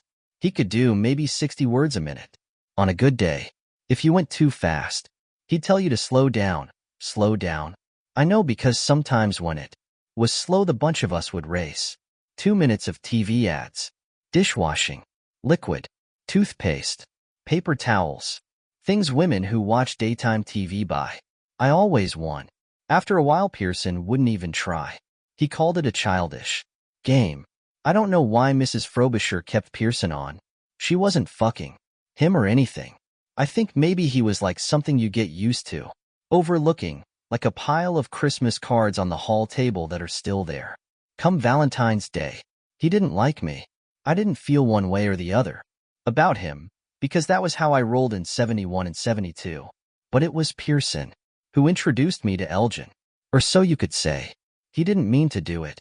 We'd come in around 8:30 or 9 and sit in the back room there, on Exchange Street, drinking co-e and eating donuts and watching a little portable TV or reading. Sometimes having a race. There were usually 2 or 3 copies of the Press Herald and Pearson always had one of them, muttering away at the stories and rubbing at his eczema, so it snowed down in Urie's. Mrs. Frobisher would call for and or Diane or Stella if it was an ordinary job. I mostly got cored if someone was out sick. I had to learn the stenograph and I had to wear a stenomask, but that was all right. I got sent to high-powered meetings sometimes where recording devices were verboten. Then it was just me and my pad. So far as I liked any job, I liked those. Sometimes I'd transcribe and then have to hand over my pad. That was all right. Sometimes I got tipped. Pearson used to drop sections of the paper on the or when he nished with them. Diane called that slutty behavior one day, and Pearson told her that if she didn't like it, she could just roll it small and stick it up her ass in a week or 2 later. Diane left. Some days I would pick up the sections. Pearson, him, I'm going to test you on that. I have to. If you're the best, that's what I need. Stenography will be the only record. Almost the only record. There will be no audio recordings of my experiments. No motion picture, LM. There will be Polaroid photographs, which I will keep if I publish and destroy if I don't. He waited for me to be curious, and I was, but not enough to ask. He would either tell me, or he wouldn't. There was a stack of books on the co-e table. He picked up the top one and tested me from it. The book was Man and His Symbols.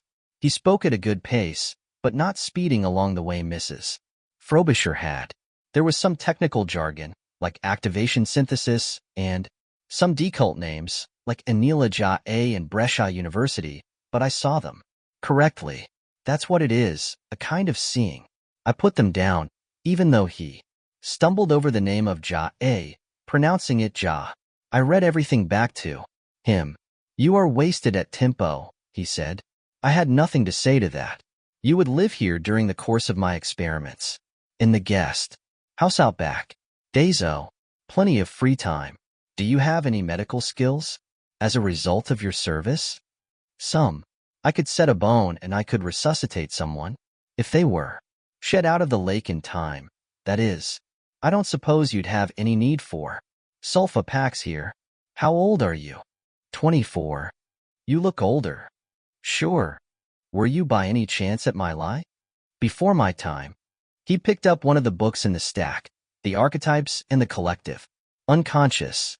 He picked up another called Memories, Dreams, Re-actions. He hefted them, seemed to weigh them in each hand, as if on a balance scale. Do you know what these books have in common? They're both by Carl Jung. He raised his eyebrows. You say his name correctly. Better than you say Anila Ja. I thought but didn't say. Don't suppose you speak German? Ein wenig, I said, and held my thumb and forefinger apart. He took up another volume from the stack. Etwas Kellet Gegenwart und Zukunft. This is my treasure. Rare, RST edition. Present and future. I can't read it, but I can look at the pictures, and I've studied the graphs. Mathematics is a universal language, as I'm sure you're aware. I wasn't because no language is universal. Numbers, like dogs, can be taught to do tricks. And the title of his RST edition was actually Presence and Future. There is a world of difference between present and presence. A gulf. I didn't care about that, but the book under Gegenwart und die Zukunft interested me. It was the only one not by Jung. It was Beyond the Wall of Sleep, by H.P. Lovecraft. A man I knew in the docks, a door gunner, had a paperback copy. It burned up, and so did he. There was more talk. The wages he proposed were high enough for me to wonder if his experiments were strictly legal. He left me several opportunities to ask about them, but I didn't.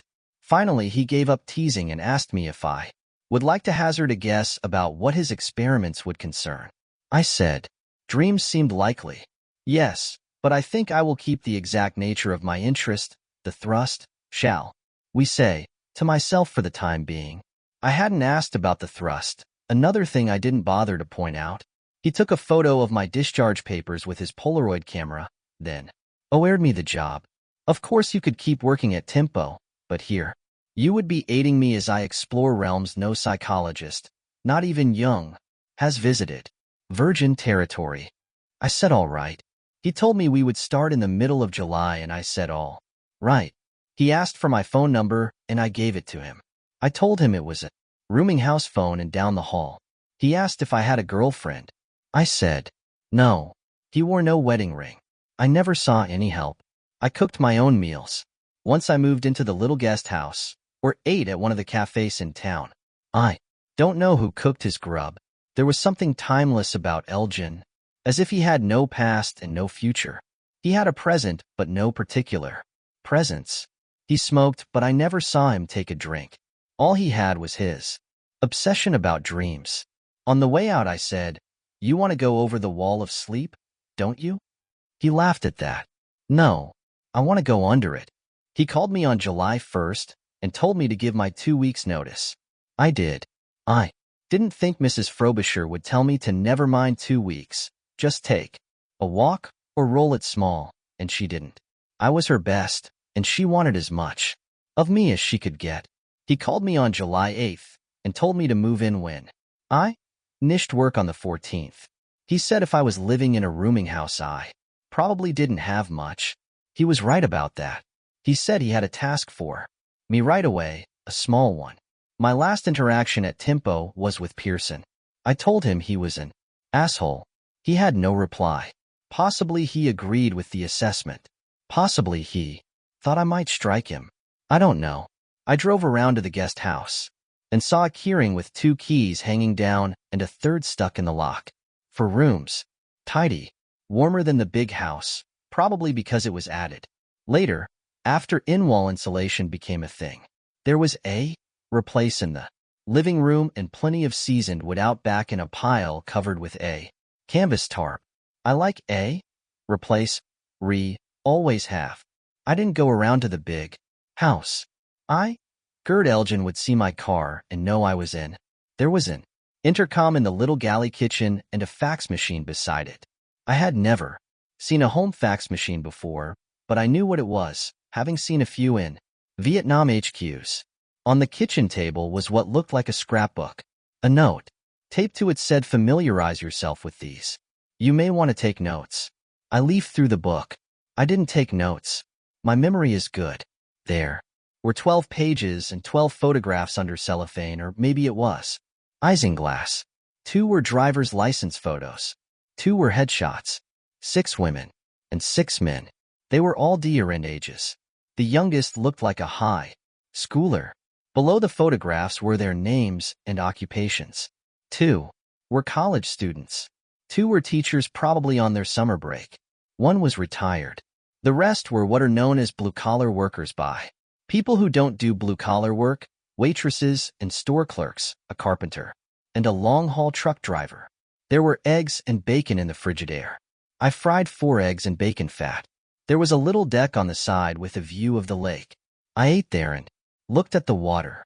When the sun was in the wedge between Mount Washington and Mount Jefferson and gold across the lake, I went in and went to bed. I slept better that night than I had in 4 years. 10 hours of thoughtless, imageless darkness. It's what being dead must be like. On Saturday morning, I walked down to the lakeshore. There was a bench.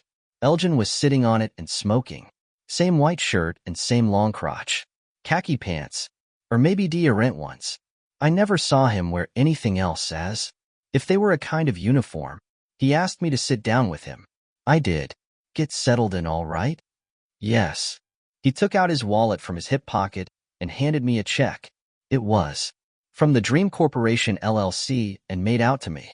The sum was $1,000. You can take it to the Key Bank in Castle Rock. That's where I have my accounts, both personal and corporate. You can open your own account, if you like. Can I just cash it? Of course. Do you remember the RST test subject in the book I left you? Yes. Althea Gibson, a hairdresser. Looks to be about 30. Good memory. Is it eidetic? Given your stenographic speed and your knowledge of Vietnamese, I think it might be. So he had done some digging. Made some calls, as they say. I suppose so. I picked up steno from my sister, helping her study. And you were better at it. I guess I was, but she landed right side up. Got a job in human resources at Eastern Maine Medical. Better pay. He didn't need to know she died, and I didn't want to tell him. You were a translator in Vietnam? Some of the time. Don't want to talk about it? That's NE. It's nice here, isn't it? Peaceful. Later in the day there will be picnickers. The whine of the boats is annoying. It goes on from Memorial Day to Labor Day, but the picnickers stay further down the beach. Your part is private. Yes. I like my privacy. Mr. Davis, I believe I am going to change the world. You mean the world's understanding of dreams? No, the world. If I am successful. He got up. I'm going to send you a fax. Look it over. Mrs. Gibson will be here at 2 o'clock on Tuesday afternoon. I'm paying her to close her hairdressing shop. You will greet her and show her in. I will want to show you the setup before, say noon, in case she comes early. All right. Read the fax. If you have comments, use the intercom. Otherwise, you are. Oh, until Tuesday. He aired his hand. I stood up to shake with him. I was struck again by his timeless look, a kind of serenity. He believed he was going to change the world. He really believed it.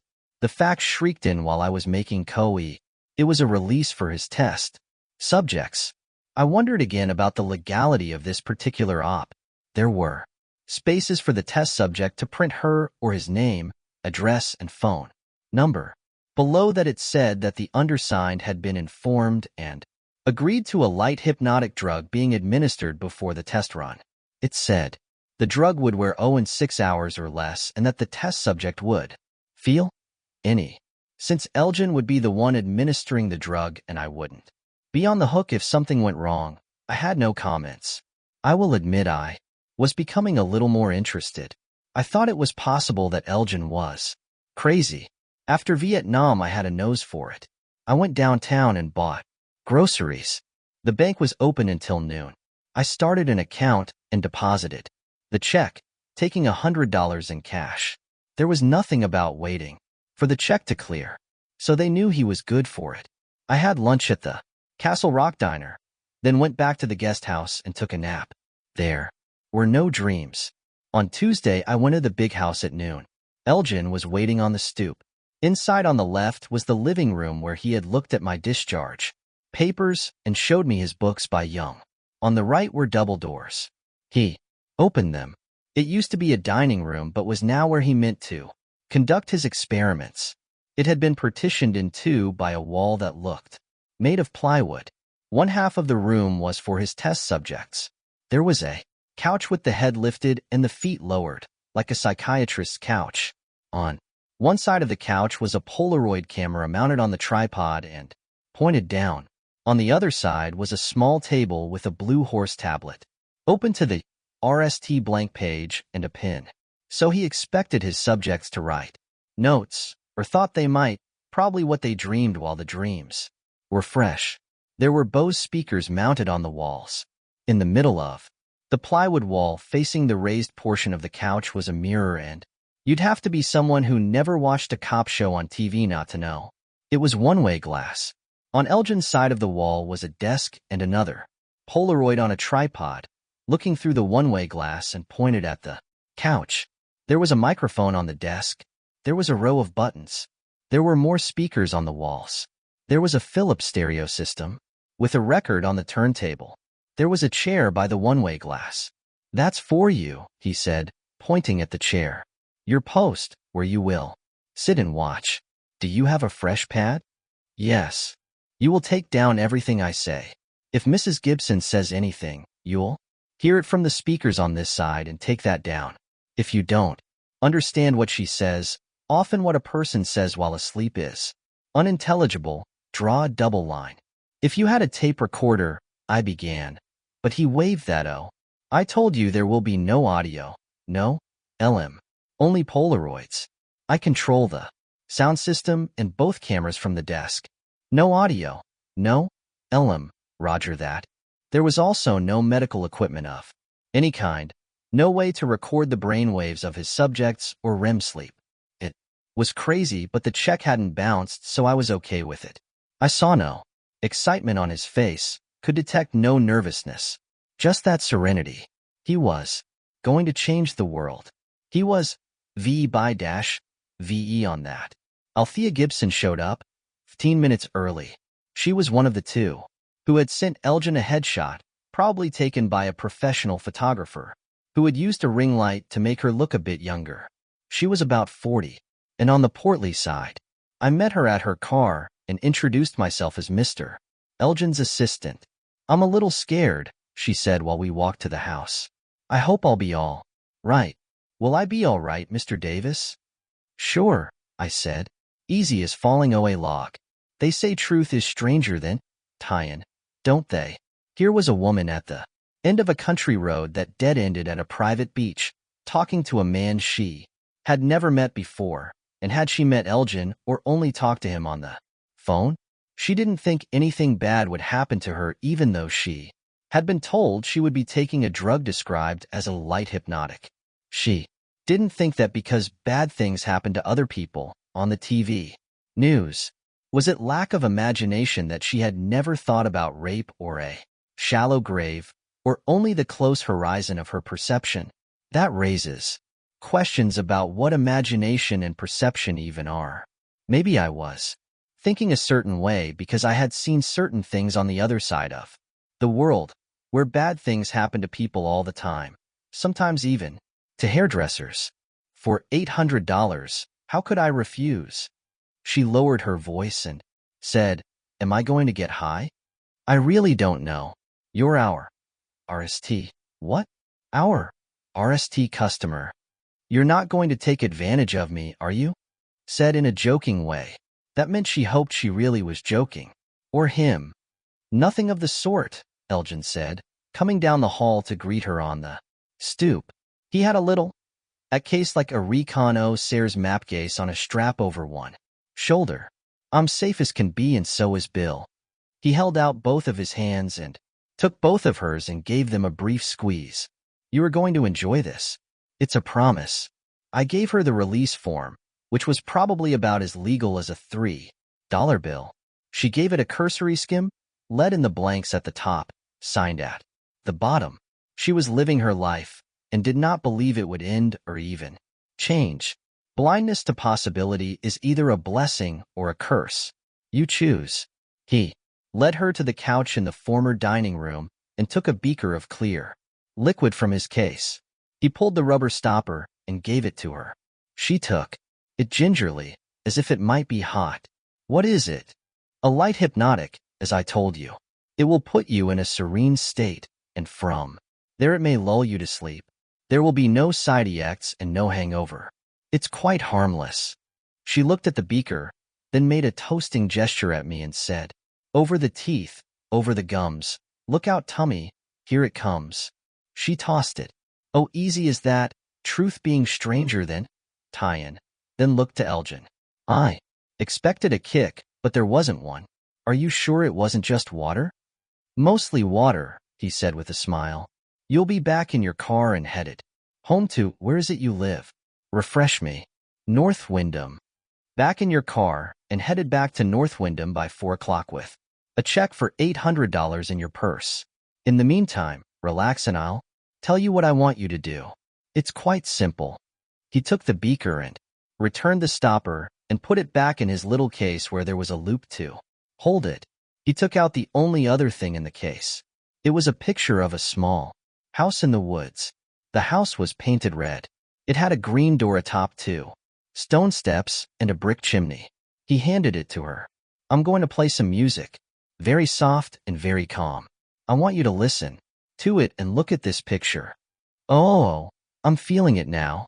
She smiled. It's like from smoking a doob. Mellow. Look at the picture, Mrs. Gibson, and tell yourself you want to see what's inside that house. I was writing all this down, G for Gibson and E for Elgin. Pothooks racing across the page of a Virgin steno book, doing what I was being paid to do.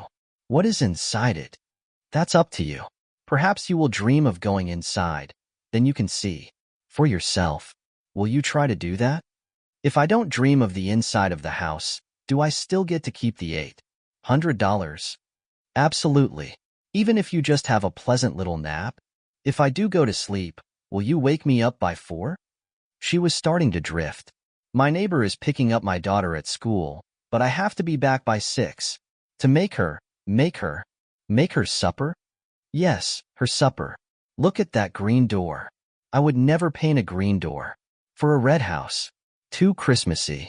Look at the picture. I am. Dream of the house. Try to go inside. A hypnotist's chant. All right. I thought she was already under. I thought if Elgin asked her to bark like a dog, she'd give it a try. Go inside and look around. All right. Go to the living room. All right. Not inside, just to the doorway. Do you want me to tell you what it looks like in the living room? The furniture, or what kind of wallpaper? Things like that? No, I want you to kneel down and look for a crack in the right. There in the living room doorway. Will there be one? I don't know, Mrs. Gibson. Althea, it's your dream. If there's a crack, put your fingers in it and lift up the living room. She gave him a dreamy smile. I can't lift up silly. Maybe you won't be able to, but maybe you will. Things are possible in dreams that would otherwise not be. Like ing. The dreamy smile got bigger. Yes, like ing. He sounded a little impatient with that idea, although to me the idea of ing in dreams seemed as logical as anything else about them. According to Jung, dreams of ing indicated the core psyche's desire to break free of the expectations of others, or even more decult, usually impossible, the expectations of the self. Lift up the see what is beneath. If you remember when you wake up, write it down on the pad I've provided for you. I'll ask you a few questions. If you can't remember, that's all right. We'll be back soon, won't we, Bill? We left the patient half of the former dining room and went into the other half. I took my seat in front of the one-way glass with my pad on my knee. Elgin sat at the desk and pushed one of his buttons. The record turned, the tone arm went down, and the music started to play. It was Debussy. Elgin pushed another button, and the music in our half of the experimental station stopped, but I could still hear it in Mrs. Gibson's half. She was looking at the picture. She giggled and I wrote, Not in Greg, but in plain. G laughs at 2:14 p.m.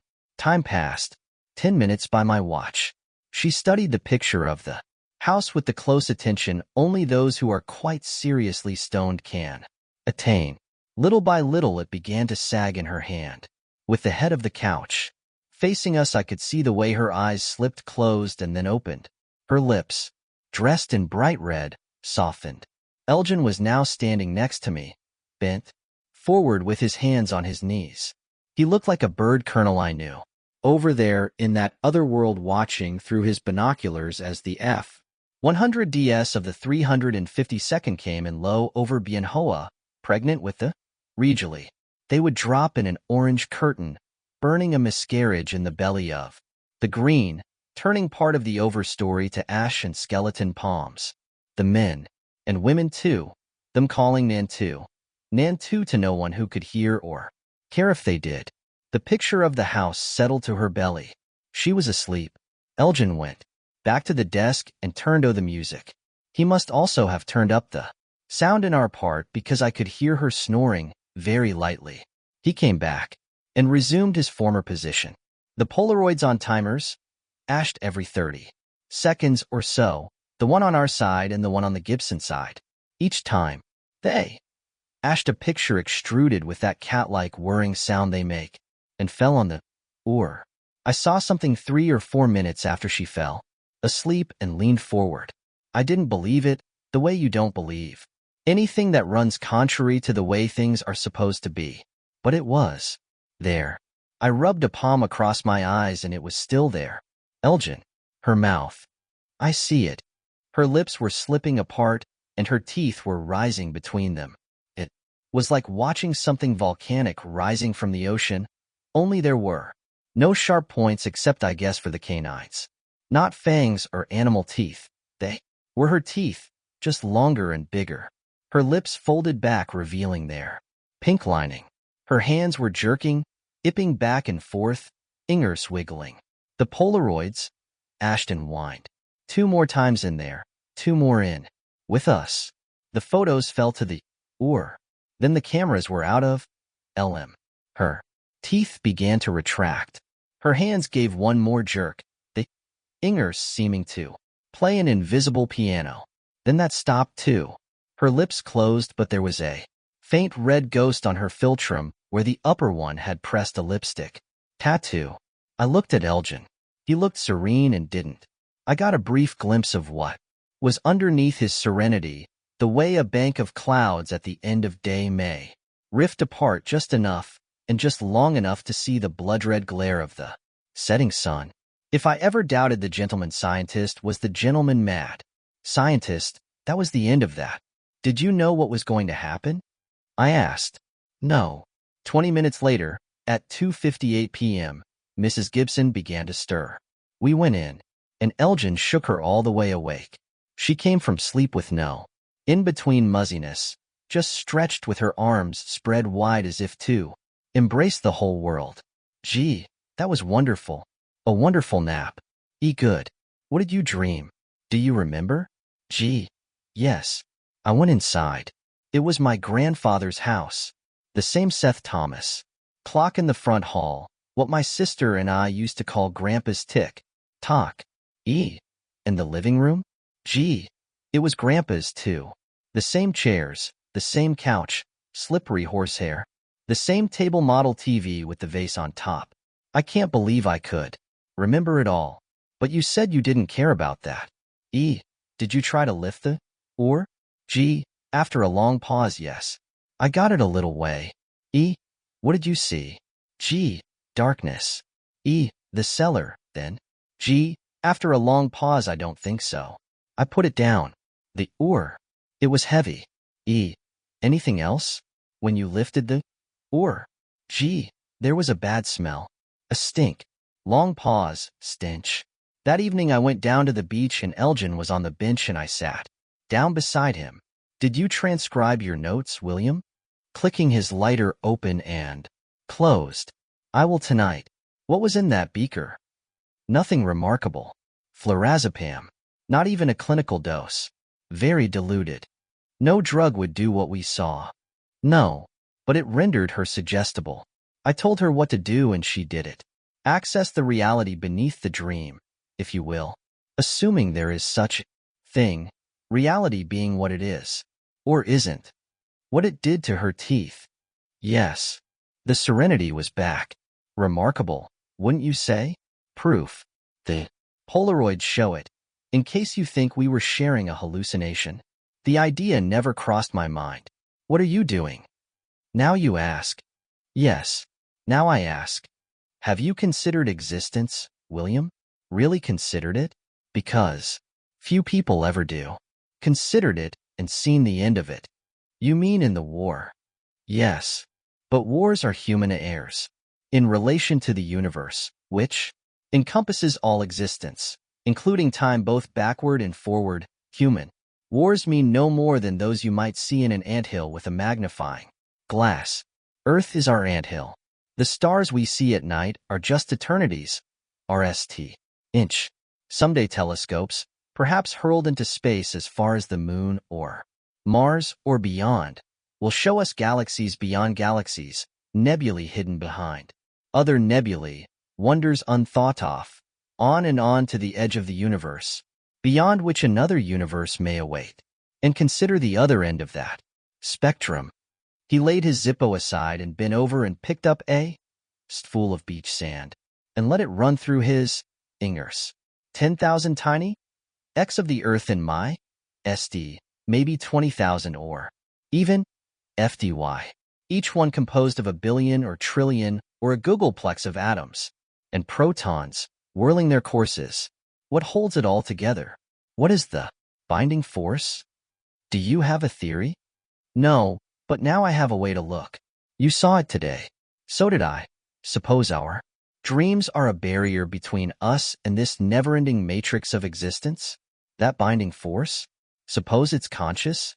Suppose we could defeat that barrier not by trying to go through it, but by looking under it, like a kid peeking under a circus tent to see the show going on inside? Barriers are usually there for a reason. He laughed as if I'd said something funny. Do you want to see God? I want to see what's there. I may fail, but what we saw today makes me believe that success is possible. The ore of her dream was too heavy for her. I have 11 more test subjects. One of them may be stronger. I should have left then. We had 2 more subjects in July. One was a female carpenter named Melissa Grant. She dreamed of the house but couldn't get inside. The door was locked. Against her, she said. One was the owner of a bookstore in New Gloucester. He said his shop was probably going to go under, but he wasn't ready to give up, and $800 would pay for another month's rent and a shipment of books few people would buy. He slept for 2 hours while Debussy played and said he didn't dream of the house at all but of his father, dead for 20 years. He said he dreamed they went shing. Elgin gave him his check and sent him on his way. There was one more July appointment on our schedule, a man named Norman Bilson, but he never showed up. On the 1st of August, a man named Hiram Gaskill came to the house at the end of Lake Road. He was a construction worker who had been laid off. He kicked away his boots and took the couch. He said, "Let's get to it," and drank down the contents of the beaker with no questions. He looked at the picture. And at RST, I didn't think the drug was going to work on him. He was a big fellow, probably close on to 270, but eventually he dropped down and began to snore. Elgin stood in his usual position beside me, bent forward, vulture-like, so his nose almost touched the glass and his breath fogged it. Nothing happened for almost an hour. Then the snoring stopped and still. Sleeping Gaskill groped for the pen resting on the open pad of blue horse paper. He wrote something on it without opening his eyes. "Note that," Elgin said, "but I already had, not in Greg but in plain, at 3:17 p.m. Gaskill writes for approximate 15 seconds. Drops pen. Sleeping again now and snoring. Again. At 3:33 Gaskill awoke on his own and sat up and swung his legs over the couch. We went in and Elgin asked him what he had dreamed. Nothing. Sorry, Mr. Elgin. Do I still get the money? Yes. That's all right. Are you sure you remember nothing? No, but it was a good nap. I was looking at the pad of paper and asked him if he'd served. No, sir, I did not. Went to the physical and they said I had high blood. Take pills for it now. Elgin looked at the pad and what was written there. When Gaskill was gone in his old pickup truck, leaving a blue cloud of exhaust for the wind to fritter away, Elgin tapped the single line which had been neatly printed even, though the man running the pen had his eyes closed. That look of excitement, of triumph, was in his face. This isn't his writing. Nothing like it. He laid down Gaskill's release form beside the tablet. The name and address on the form were in the hand of someone who wrote seldom and found it laborious. Although we had background on Elgin's subjects no more than Elgin had actual C equipment to test his subjects with, Gaskill's laborious printing suggested to me a man who had only completed as much schooling as the state of Maine required, and that unwillingly except perhaps for the shop courses. The printing on the pad was neat and precise, although there were no diacritical marks over the words where they should have been, and the spelling was not correct. It was as if Gaskill had been writing what he heard, taking dictation like any steno would do, which raised the question of who had been giving it. Vietnamese? It is, isn't it? It's why you asked if he served. Yes. Of course it was. Mat Trang de day Kwamagai. What does it say? It says the moon is full of demons. That evening when I went down to the water, Elgin was on the bench, again, smoking. The water was gray as slate. There were no boats on it. The sky was crowded with thunderheads coming in from the west. I sat down. Without looking at me, Elgin said, "That message was meant for you." Of course it was. He knew you were in Vietnam. More. He knew you knew the language. Something new. Lightning hit the water a mile out, electrocuting whatever happened to be near the surface. They would ode in and feed the gulls. The rain would come soon. The hills on the far side of Dark Score had disappeared behind a gray membrane that would soon descend on our side. It could be time to stop. Something on the other side of your barrier is saying don't fuck with me. He shook his head without looking away from the coming rain. Not at all. We're on the verge. I feel it. I know it. Now he turned. Please don't leave me. William, I need your skills more than ever. If I publish, I will need your raw notes, not just the photos and the transcriptions. And you are a witness. Not just a witness. It had been me that Gaskill, or whatever came into Gaskill, had singled out. Not Elgin. The gentleman scientist was fooling with something dangerous and knew it, but either wasn't willing to stop or couldn't. And in the end those things come to the same. I could stop, which made me a fool to go on, but there was another factor. Something had happened to me. I had grown curious. It was welcome and dreadful in equal measure. It was a feeling, and in my world those had been in short supply. You see a man with his legs gone and his face sliding even as he screams in agony. You see his teeth on his shirt like a barbaric necklace, and know you were standing where he got it only seconds before, and it stuns your feelings the way hitting a rabbit with a junk of rewood will stun it and lay it out on the ground, sides heaving but eyes far away. And when those feelings start to return, you see the possibility that your humanity isn't as gone as you thought it was. I'll stay. Thank you, William. He reached out and squeezed my shoulder. Thank you. The rain came, mixed with hailstones that stung like bees. He went back to the big house and I went back to the small one. Hail rattled on the windows. The wind.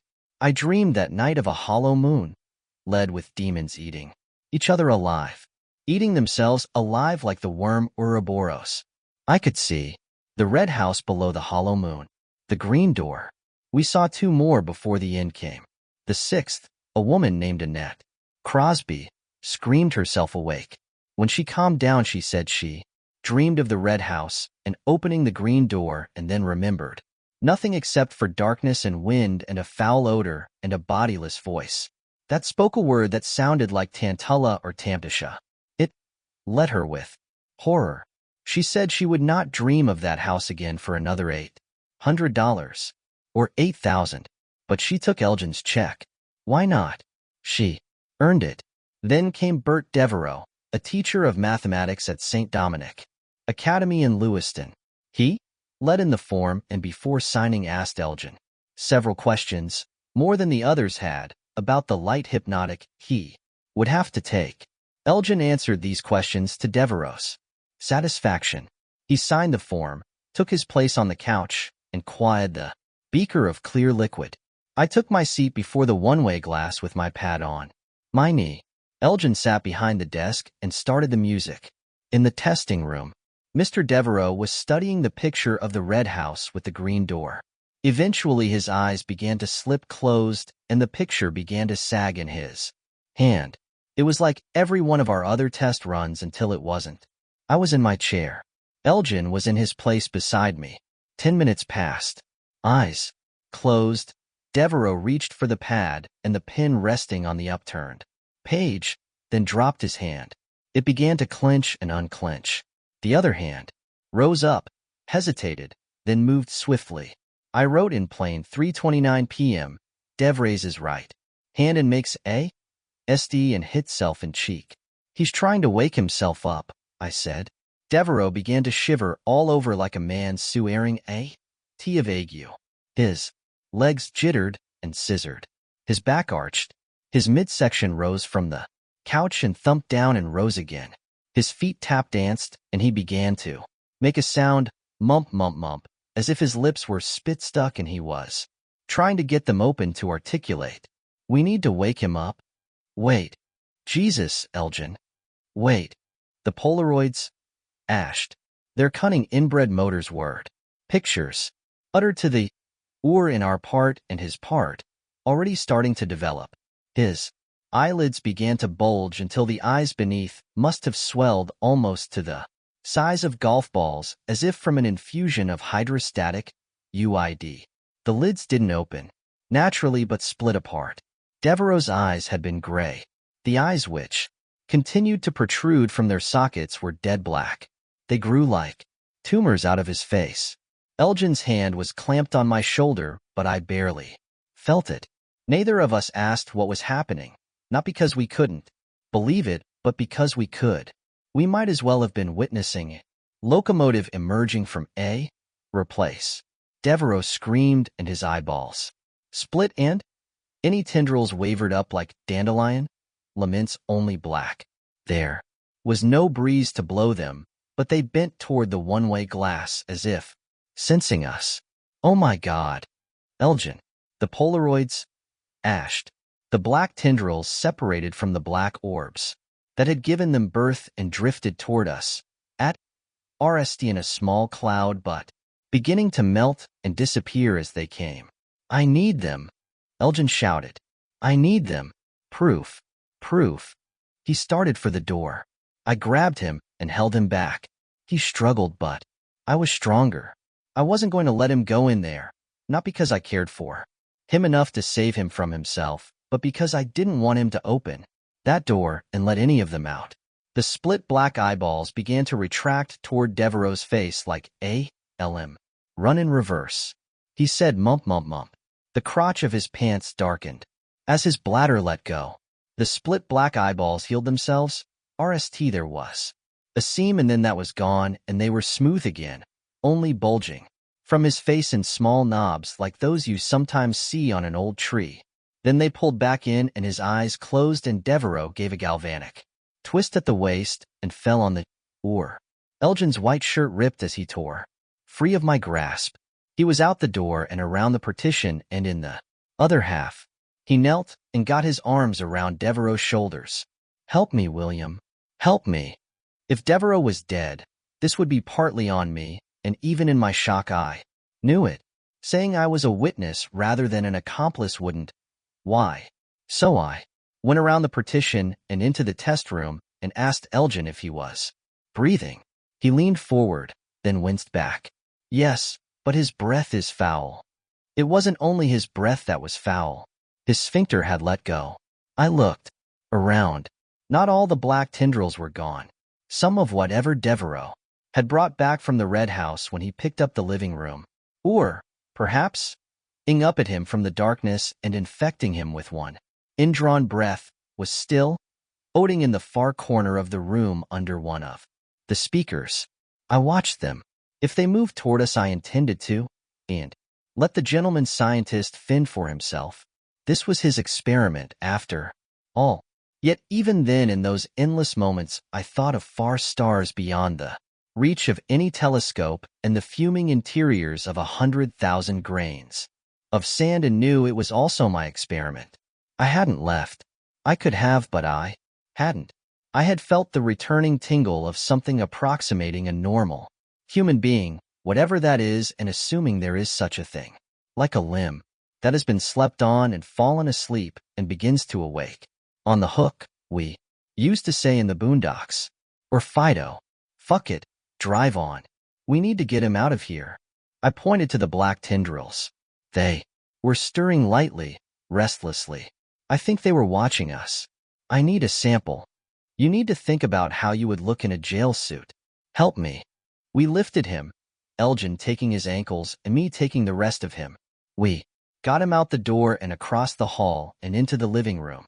We laid him on the floor with drool running from both sides of his mouth. I went back and shut the double doors to the former dining room, shutting in those black things from the other place, the place under the or, unless they could, waft under the door jamb and in with us. I hoped the rest of them would just disappear. If Elgin wanted to fuck with them, that was on him. I was done. But RST, there was the matter of Devereaux. I told Elgin to help me sit him up so what was left of him wouldn't choke.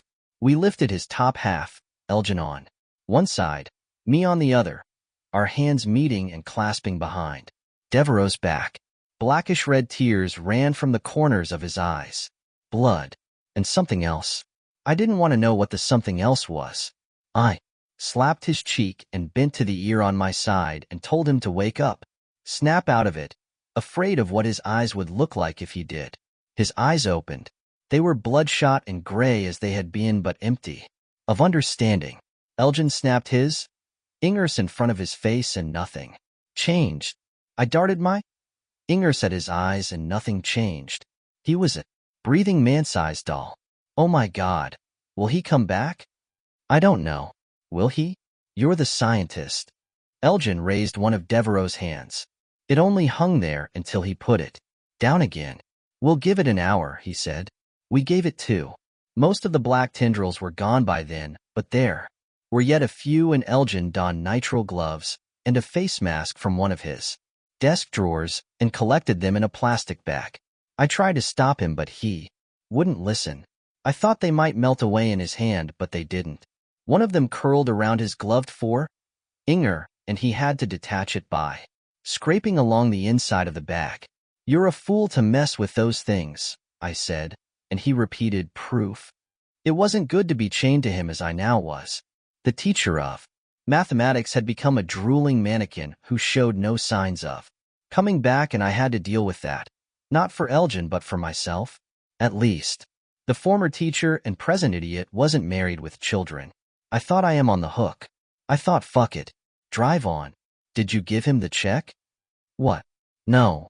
I always keep the check until after the run is complete and they're ready to go home. You know that. Burn it. He never came. Like the other one. Bilson. What a way to wake up to the world. I got his keys out of a piss-stamp pocket.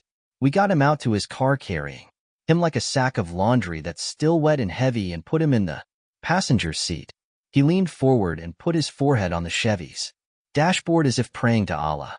I told Elgin to push him back and I fastened the seatbelt. Not all cars had them, but this one did. It was a 3-point harness, the kind with a chest strap, and that held him more or less upright, although his head was down with his chin on his chest. I thought that was all right. Anybody who saw him might think he was asleep. One of those black laments came out of his nose and toward me, but Elgin was still wearing his nitrile gloves. He snatched it out of the air and blew it away. I wondered if there were more inside Devereaux. What are you going to do with him? I don't know. I got in the Chevy and drove away back down Lake Road. I looked in the rearview mirror and saw Elgin standing in his driveway and watching. I drove with the windows open and the air conditioner on full. I was wearing A pair of Elgin's nitrile gloves had been since I got in the car. Twice more. Black things came out of his nose and once from his gaping mouth, but the moving air took them out the passenger window.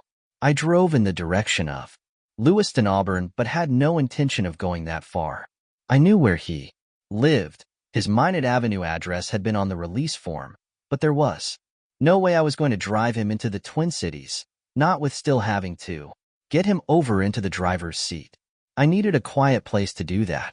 I was on Route 119 in Waterford when I came to the Wolf Claw Rest area. In the heat of the day, no one was there. I parked under the trees and went around to the passenger side and opened the door and unclipped the seatbelt. And Devereaux went leaning forward until his forehead was resting on the dashboard again. I wished I had asked the gentleman scientist for one of his masks, but what good would covering my mouth and nose do? The black laments had come out of Devereaux's eyes. They could just as easily go into mine. I would just have to hope they were all gone. I hadn't seen any for the last 10 miles or so, but they might have come out and on away through the open window while I was watching the road. I tilted him toward me and caught him and pulled him out of the car and dragged him around the hood. He was wearing loafers, and one of them came. Oh. His blank eyes stared raptly into the sun. I got him behind the wheel, but it took time and wasn't easy. I hadn't expected it to be. He was breathing but dead inside, and I knew from Nam that dead people are heavier. They shouldn't be, but they are. Gravity is greedy for the dead and wants them in the ground. Just my opinion, but others share it. He tilted forward again, and I grabbed him by the back hair and pulled him up before his forehead could hit the horn. I fastened his seatbelt, and his head sank until his chin was on his chest. I thought that was all right. I hoped no one would come until I got the righteous fuck out of there. I put the keys in the ignition and closed the door and started down Route 119. I had walked about a quarter of a mile before I remembered the shoe and went back. Somebody will be there by now, I thought. Someone who looked in the open window of the Chevy with the St. Dom's sticker on the bumper and said, "Hey, Mr. Wake Up," and "Hey, Mr. Are you all right? And by the way, Mr. What? Are those black things coming out of your nose?" But no one was there. I picked up the loafer and opened the driver's door again and put it on his foot. Then I brushed out the tracks going around the front of the car, the ones his heels had made, and set walking again. About VE miles down the road, my shadow now starting to drag out long behind me, I came to a combination general store and gas station with a phone booth on the side. I had enough change in my pocket so I didn't have to go into the store where someone might see and remember me. That probably would have been all right, but by then I was thinking like a thief or a murderer. I called Elgin, wanting a ride. Elgin didn't answer, and I had come alive enough to feel scared. I had a plan now, one that might get me and the gentleman scientist in the clear, but plans change. I kept thinking of him saying proof. I kept thinking he was crazy, and then I thought of how I knew that.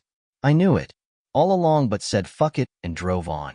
I turned back the other way, my shadow now drawing out longer and longer before me rather than behind. A car came and I stuck out my thumb. It passed me by. So did the next one, but then came a pickup that slowed and stopped. The man driving had a weathered red face under a gray brush cut. "How far you going?" "Castle Rock. It's where my father lives." "Well, hop in. Did you serve? You got that look about you, and you're the right age for the current fuckadiddle." "Yes, sir, I did." "So did I. About 10,000 years ago. Semper? If you like it in Semper. If you don't." He let out the clutch with a jerk and talked about Korea and asked me what about those peaceniks. I said that's right. He said ship them all out there to hate Fuxbury, and I said that's right. He aired me a beer from behind the seat. I took it, and when he said take another, Sojer, I did.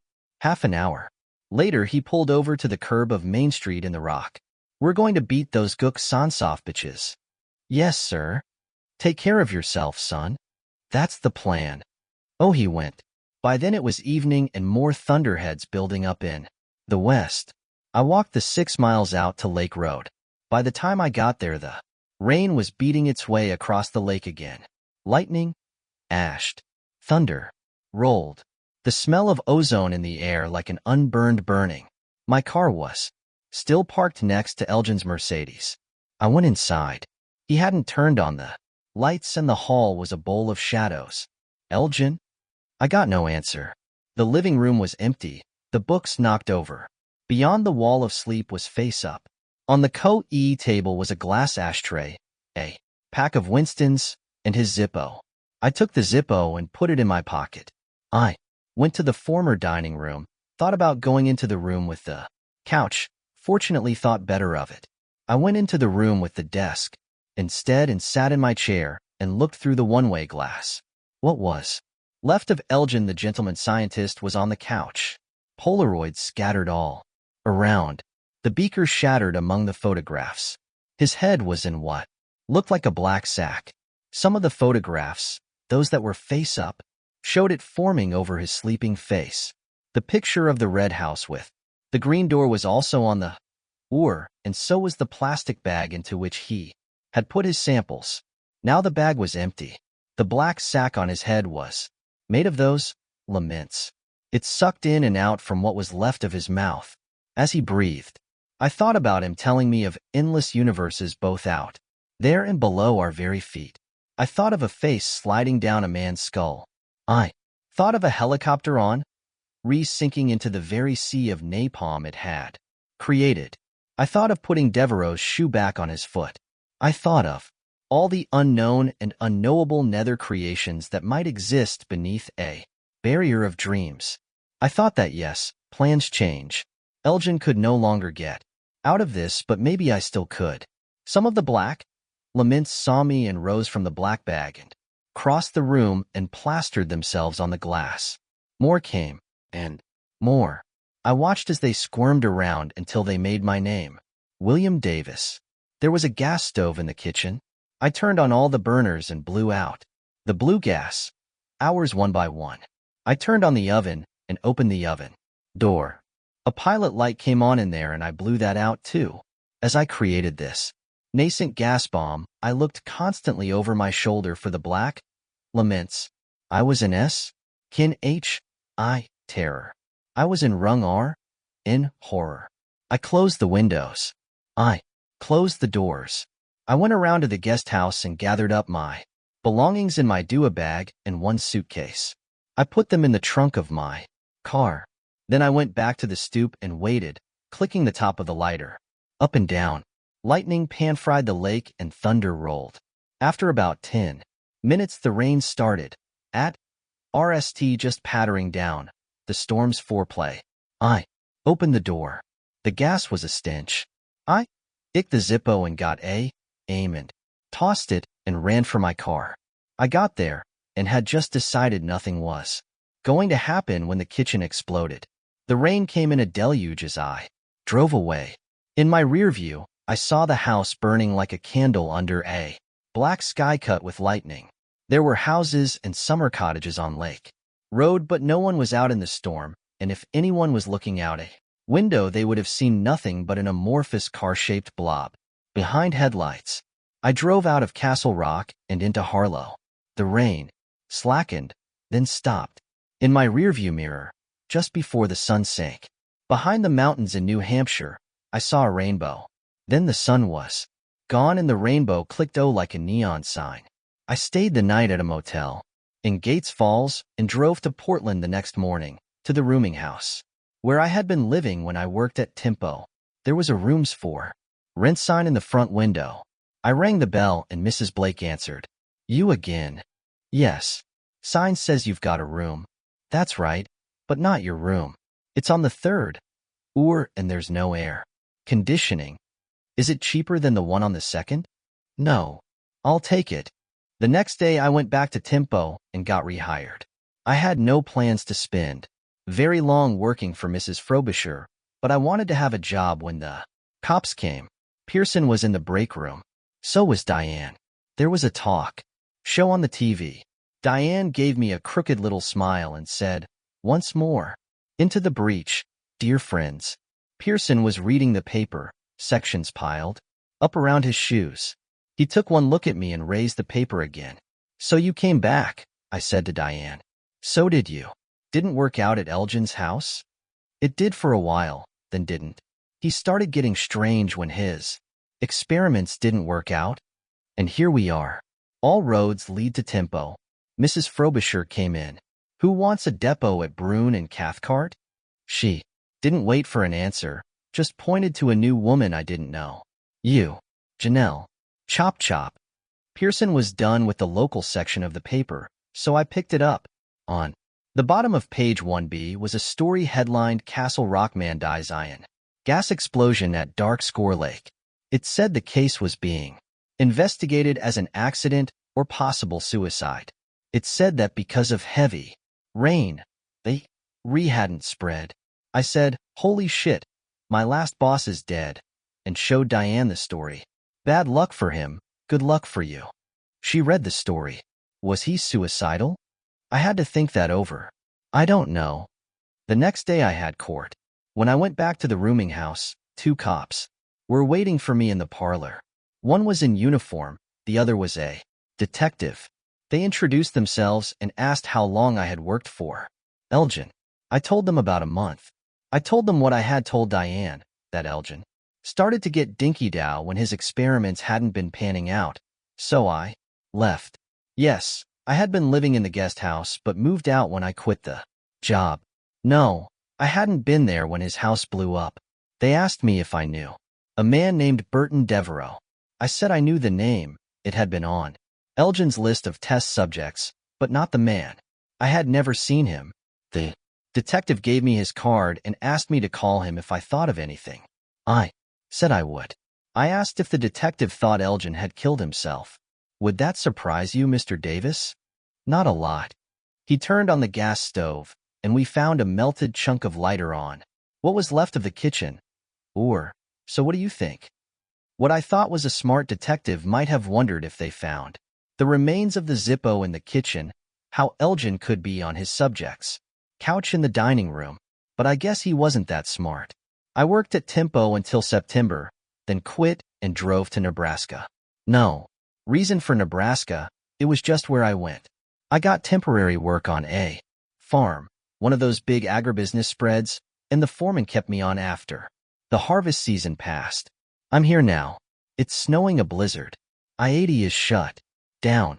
I sit at this desk thinking of galaxies beyond galaxies. In a little while I will close this notebook and turn out the lights and go to bed. The sound of the wind will lull me to sleep. Sometimes I dream of the boondocks and men screaming in, sometimes women screaming in, children, Nan, too, they cry. Nan too, Nan too. Those are the good dreams. You might not believe it, but it's true. In the bad dreams, I am standing outside a red house with a green door. If I tried that door, it would open. I know this and know. One day I will go in and kneel at the living room doorway. Nan too, I will cry. Nan too, but when this NAL dream comes, there will be no mercy. Not for me. Thinking of Cormac McCarthy and Evangeline Walton. The answer man. 1. Phil Parker had the great good fortune, or great ill luck, to meet the answer man 3 times during his life. On the RST of these occasions, in 1937, he was 20-VE, engaged to be married, and the possessor of a law degree on which the ink had almost dried. He was also caught on the horns of a dilemma. So Urtsa that his eyes watered each time he thought of it. Nonetheless, it had to be thought about and resolved in one way or the other. To that end, he left his apartment in Boston and came up to the small New Hampshire town of Curry, where his parents owned a summer home. Here he planned to spend a decision-making weekend. He sat on the deck, overlooking the lake with a 6-pack of beer on Friday night. He thought about his dilemma, slept on it, woke up on Saturday morning with a hangover and no decision made. On Saturday night, he sat on the deck overlooking the lake with a bottle of old-time ginger ale. He woke up on Sunday morning with no decision made, but with no hangover, a plus, but not enough. When he got back to Boston that evening, Sally and would be waiting to indie out what he had decided.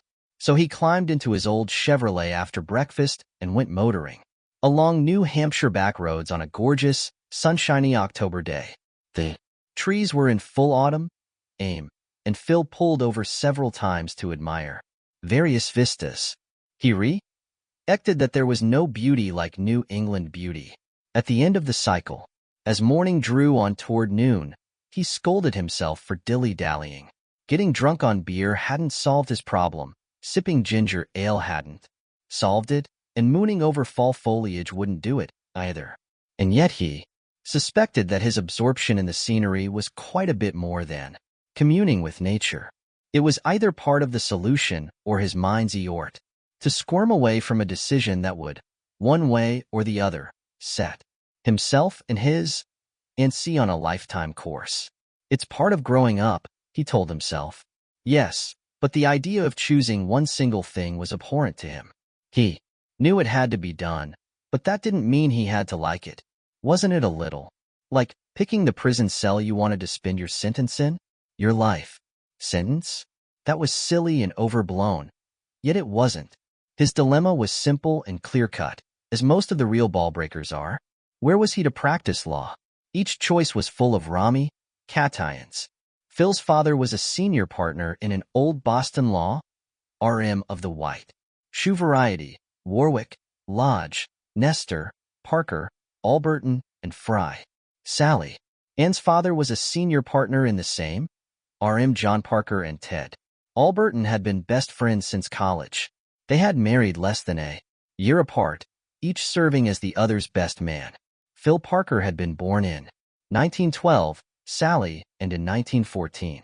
They were playmates growing up and maintained their liking for each other even during that decult period in early adolescence when boys and girls tend to express a public disdain for the opposite sex, no matter what they may feel privately. The parents on both sides might have been the least surprised people on earth when Phil and Sally began to keep company, as the saying was in those days, but neither couple quite dared to hope that their children's action would survive 4 years of separation. Vassar for Sally and Harvard for Phil. When it did, the parents were delighted, as were Phil and Sally, and of course, love wasn't the problem. At least not directly, although love played a part, as it almost always does. Curry was the problem, that small town near the Maine, New Hampshire state line where the Parkers and Albertons had summer homes on adjoining lakefront lots. Phil had been in love with Curry at least as long as he had been in love with Sally Ann, and now it seemed he might have to choose between them. He wanted to hang out his shingle in Curry, although it boasted only 2,000 year-round residents. The downtown area, where Route 23 crossed Route 111, consisted of a restaurant, 2 gas stations, a hardware store, the A&P, and the town hall. There was no bar and no movie theater. For those amenities you had to go to North Conway, quite some distance away. There was an elementary school, in those days called a grammar, but no high school. Curry teens made their glum bus ride to Patton High, 10 miles away. There was also no lawyer in town. Phil could be the RSD. The Parkers and Albertons thought he was crazy to even consider Curry. John Parker was hurt and angry that his son was thinking of not joining the RM, where his grandfather had been a senior partner back in the horse and buggy days. He also found it decult to believe, he said, that a young man who had graduated cum laude from Harvard Law School would even consider practicing in the wilds of New Hampshire, which he called the forgotten wilds of New Hampshire, sometimes, after a cocktail or two, the misbegotten wilds. Your clients will be farmers suing each other over cows breaking down fences, John Parker said. Your biggest cases will involve poaching or fender benders on Route 23. You can't be serious. But the dismay on his face made it clear that he knew his son might be. Ted Alberton was even angrier than his old friend. He had one special reason to be angry other than the ones John had already voiced to his son. Phil would not be committing a wanton act of destruction upon his future. Alone, he was planning to take a hostage, that hostage being his daughter. When Phil persisted, Alberton had drawn a line in the dirt, one that was deep and harsh. I'll forbid the marriage. Sir, Phil had replied, keeping his voice level, and he hoped, polite. I love Sally Ann. She says she loves me, and she's of age. You mean she could marry you without my consent? Ted was a big, broad-shouldered man partial to suspenders, which he called braces. His blue eyes could be warm, but that day they'd been like INTs. That's true, she could. And I like you, Phil. Always have. But if you were to do what you're considering, any marriage would take place without my blessing. And that, I believe, would make her very unhappy. In fact, I rather doubt she'll do it. Phil had looked into those inty eyes and understood Ted Alberton was understating the case. He was sure Sally Ann wouldn't do it. Phil didn't know if she would or not, especially if Mr. Alberton decided against a cash dowry.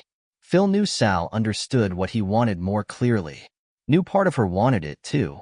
After all, she'd also grown up spending her summers and the occasional snowy and magical Christmas in Curry. She was willing to listen when Phil told her that he believed Curry and all of southern New Hampshire was going to grow. It'll be slow getting started. He had told her that summer, when he still had hopes of bringing his parents on board with his tentative plan, if not the Albertons. The Depression's not really going to end for another 7 years or so, unless there really is a war. My dad thinks there will be, but I don't. The growth is going to start in the North Conway area and spread from there. By 1950, there will be more highways. More highways mean more tourists, and more tourists mean more businesses. The new people will come from Massachusetts and New York, Sal, and they'll come by the thousands, tens of thousands, to swim in clean lakes in the summer, to watch the leaves change in the fall, to ski in the winter. Your father thinks I'll live poor and die poor. I think he's wrong. Unfortunately, it wasn't 1950 or even 1945. It was 1937, and he hadn't been able to bring any of them around. He hadn't, not yet, anyway, dared to ask Sally to commit, which might mean turning her back on her family, or having them turn their backs on her. It seemed horribly unfair, but to leave her dangling on the horns of his dilemma was unfair, too. And so he had told her he was going to come up here, spend the weekend, and come to a decision. Either the RM on Commonwealth Avenue or the little wooden OC behind the Curry Town Hall and next to the Sunoco. Boston or Curry. The lady or the tiger. And so far he had decided. Absolutely nothing, he muttered. Gosh almighty. He was on Route 111 now and headed back toward the lake.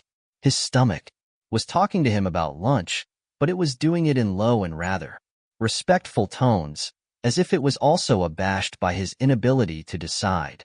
His greatest wish was that he could make his father and mother understand that the RM was just not right for him, that he would be a square peg in a round hole.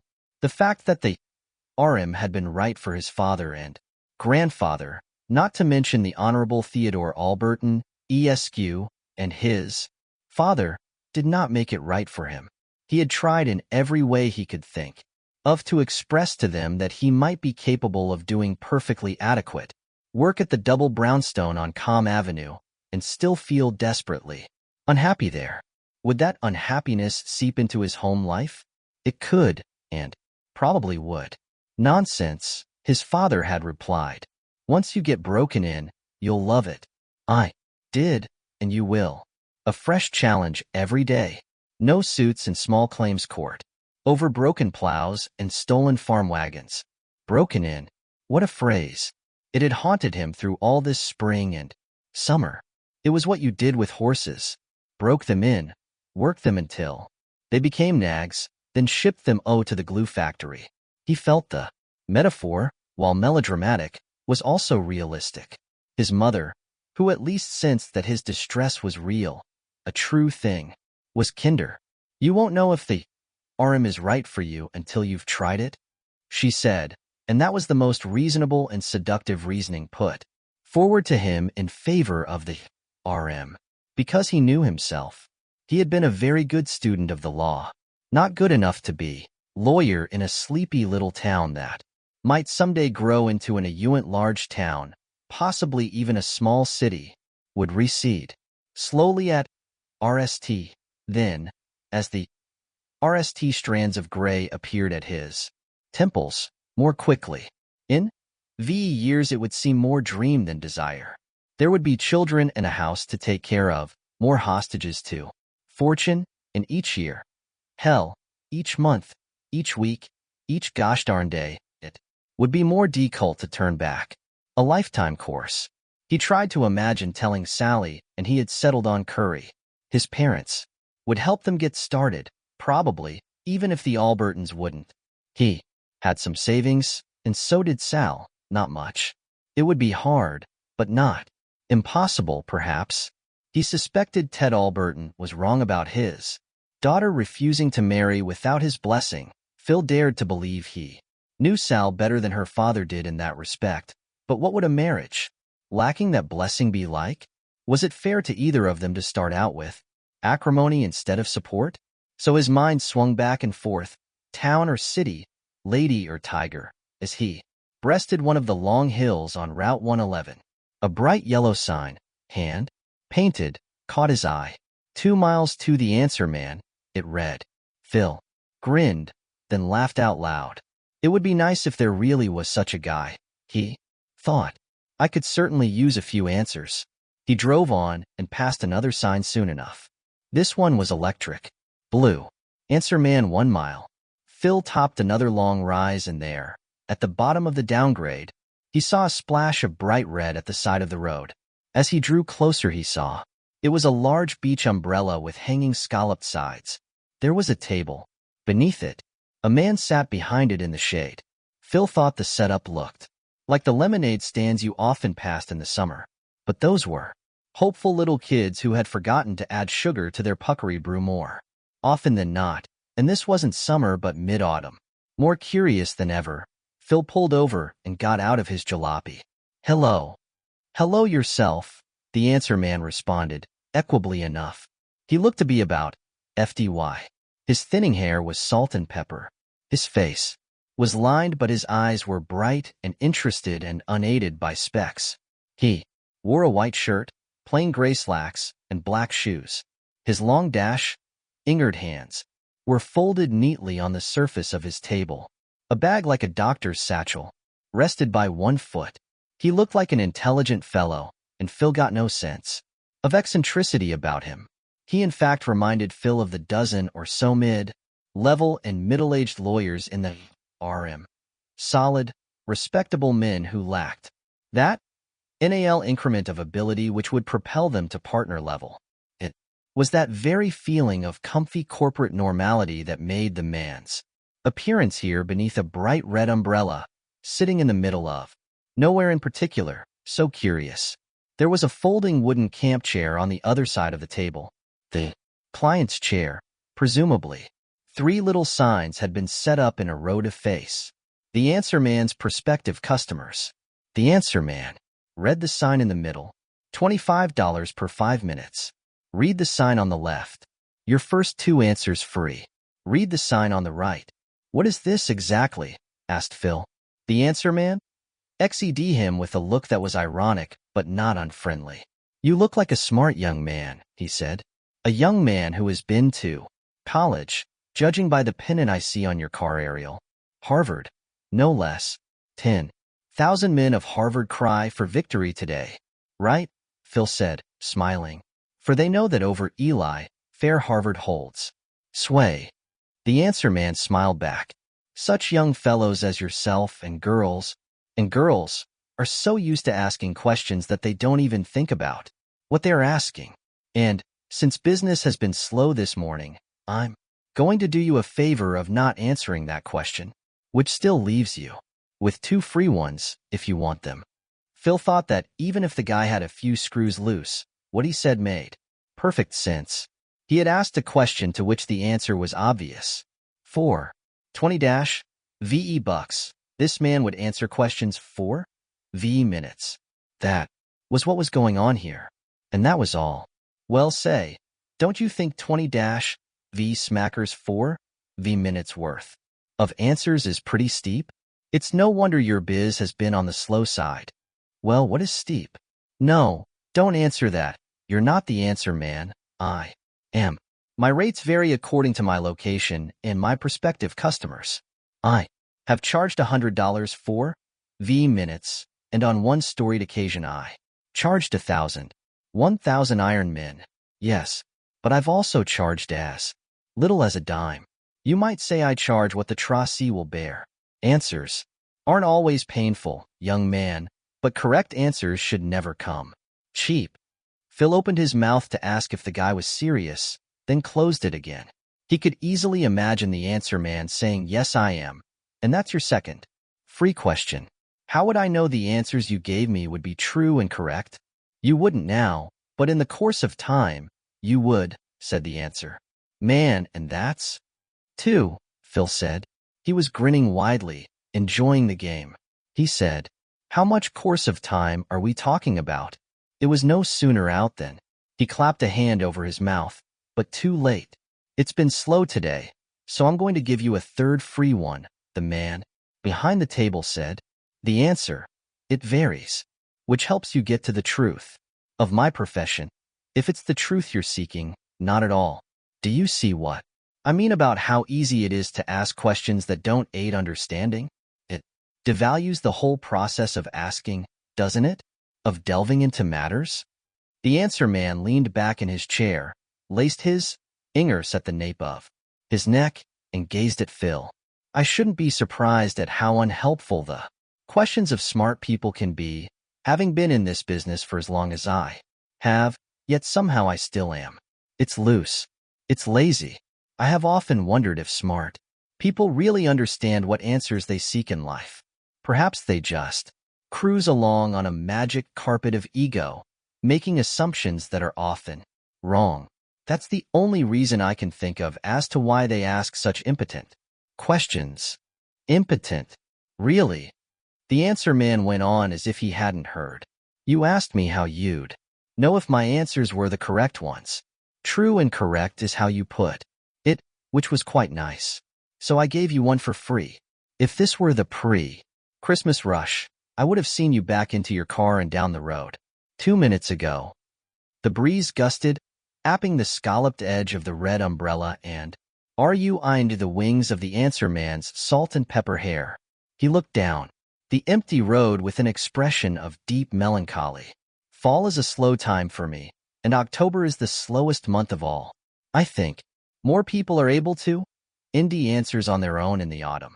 He continued to look along the black ribbon of road winding its way into the blazing trees for a moment. Then his eyes cleared and he looked back at Phil again. Why didn't you just ask me something spissy? See? Phil was caught by surprise. I don't know what you mean. What you really wanted to know is if I'm a fake, the answer man said. And if you had asked me what your mother's maiden name was, for example, or the name of your FDH grade teacher, something I couldn't possibly know, unless I am what I say I am, you could have found out. He shook his head. People without your intellectual advantages usually ask exactly that sort of question. People with them, people with a Harvard education, let us say, hardly ever do. It goes back to what I said. Smart people labor under a dual disadvantage. They don't know the answers they need, and they don't know what questions to ask. Education doesn't inculcate mental discipline. You'd think it would, but it's often just the opposite. Okay, Phil said, nettled. What is my mother's maiden name? Sorry, the answer man said, and tapped the sign that said $25 per 5 minutes. For that you need to pay. You crooked me, Phil exclaimed humorously. He didn't feel humorous. He felt exasperated. With both of them. Not at all, the answer man replied equably. You crooked yourself. Phil was about to remonstrate, then didn't. He could see the man's point. This was a kind of intellectual three-card Monty. It's been interesting, sir, but $20 is a little high for a fellow. Not long out of college and thinking of starting his own business, so I better get back on the road. It's been fun passing the time of day with you. As he started away, Phil thought, no, he was sure that the man sitting beneath the red umbrella would say, business being so slow and all, maybe I could give you minutes for $20. Hell, I'll make it 15 simoleons. and you can set your mind to rest about all sorts of things. And when that happened, Phil decided he was going to pay right up and sit right down. The man was obviously a charlatan and a screw-tip in the bargain. But what the? Hey, he had a 20, a 10, and 2 VES in his wallet, even with a splurge.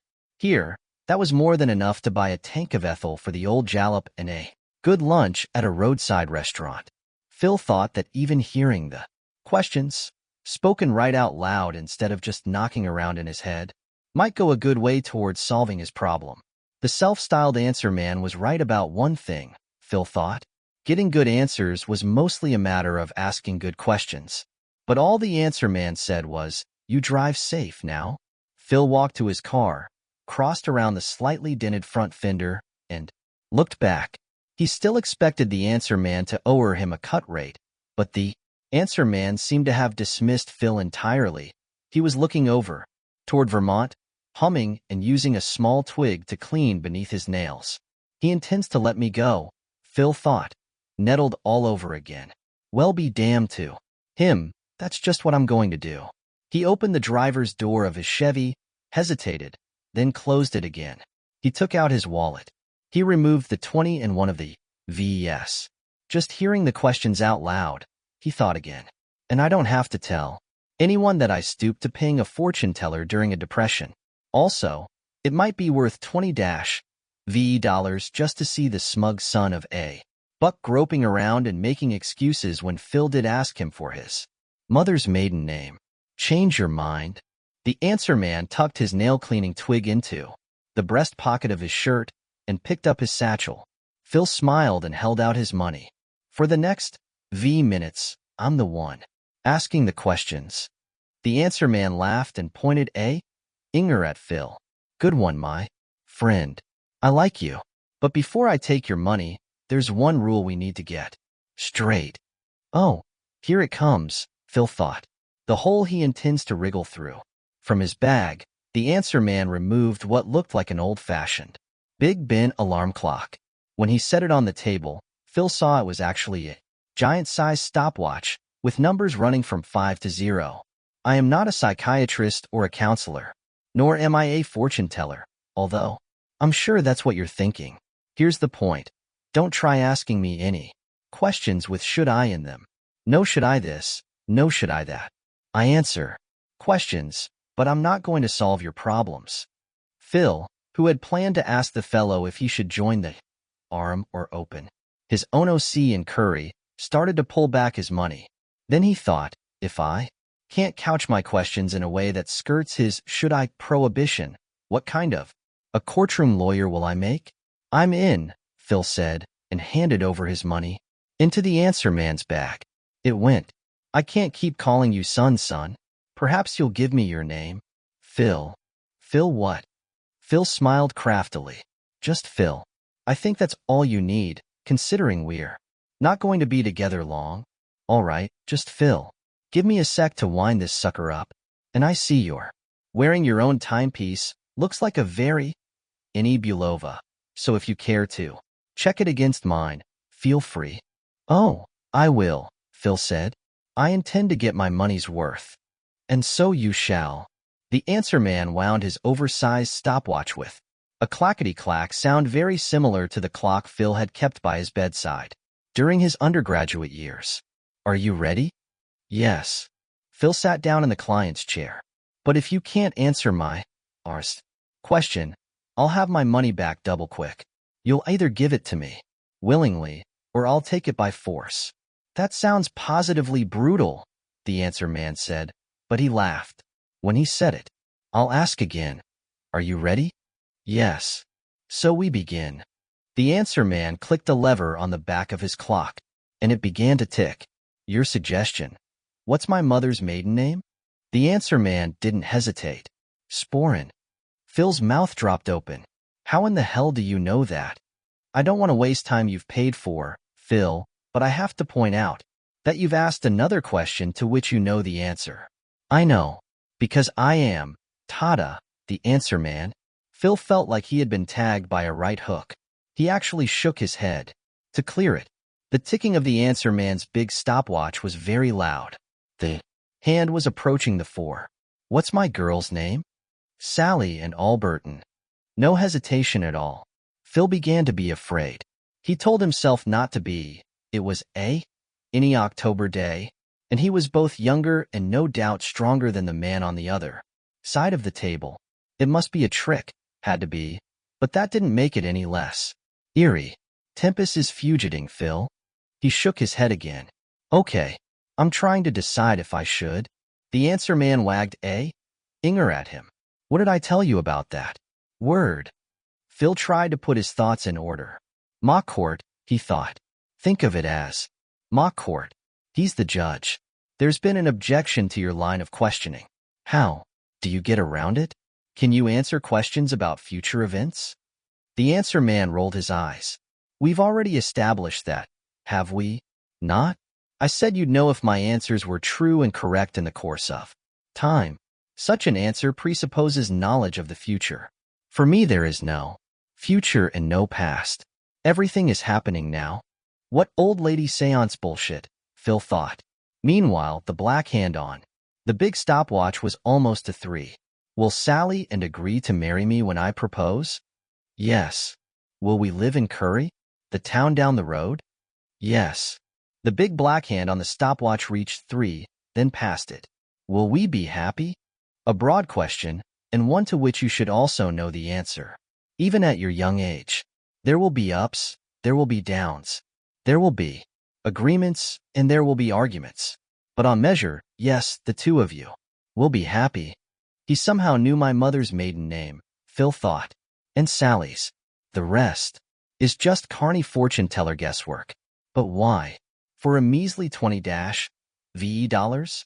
Tempest still fugits, said the answer man. The ticking of the oversized stopwatch seemed louder than ever.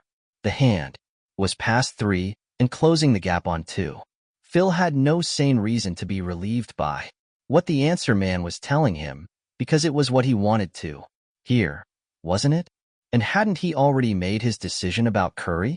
Wasn't all that horns of a dilemma stew so much self-dramatization? And as for Sal, didn't he pretty much know she would marry him even if he did make moving to rural New Hampshire part of the deal? Not for absolute sure, not 100%, but 90? Abruptly he changed direction. Tell me where my father was born, if you can. Again the answer man did not hesitate. He was actually born while at sea, on a ship called the Marybelle. Phil again felt like he had been socked in the jaw. It was an old family story, much treasured and often told.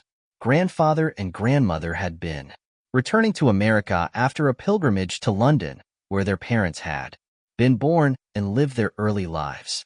Graham had insisted on making the trip, even though she was 8 months pregnant by the time they returned. There was a storm. Grandmother's seasickness was so violent it triggered her labor. There was a doctor on board, and he delivered the infant.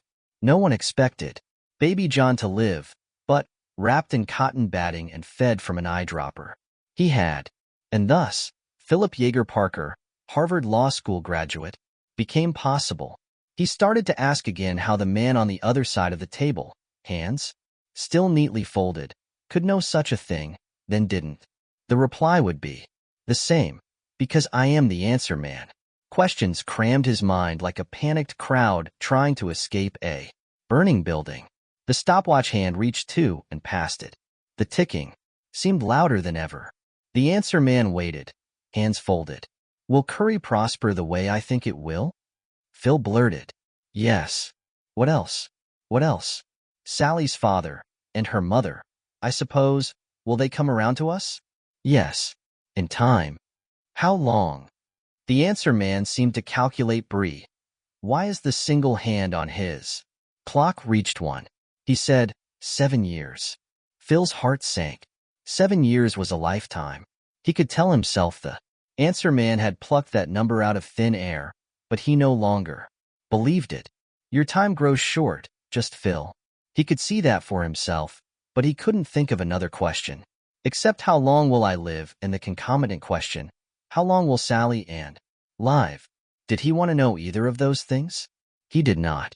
But he didn't want to waste his remaining 40 or FDY seconds, So he asked the only thing that came to mind. My father says there's going to be war. I say there won't be. Which of us is right? He is. Will America be in it? Yes. How long before we're in it? 4 years and 2 months. He was down to 20 seconds now, maybe a little more. Will I be in it? Yes. Will I be hurt? No.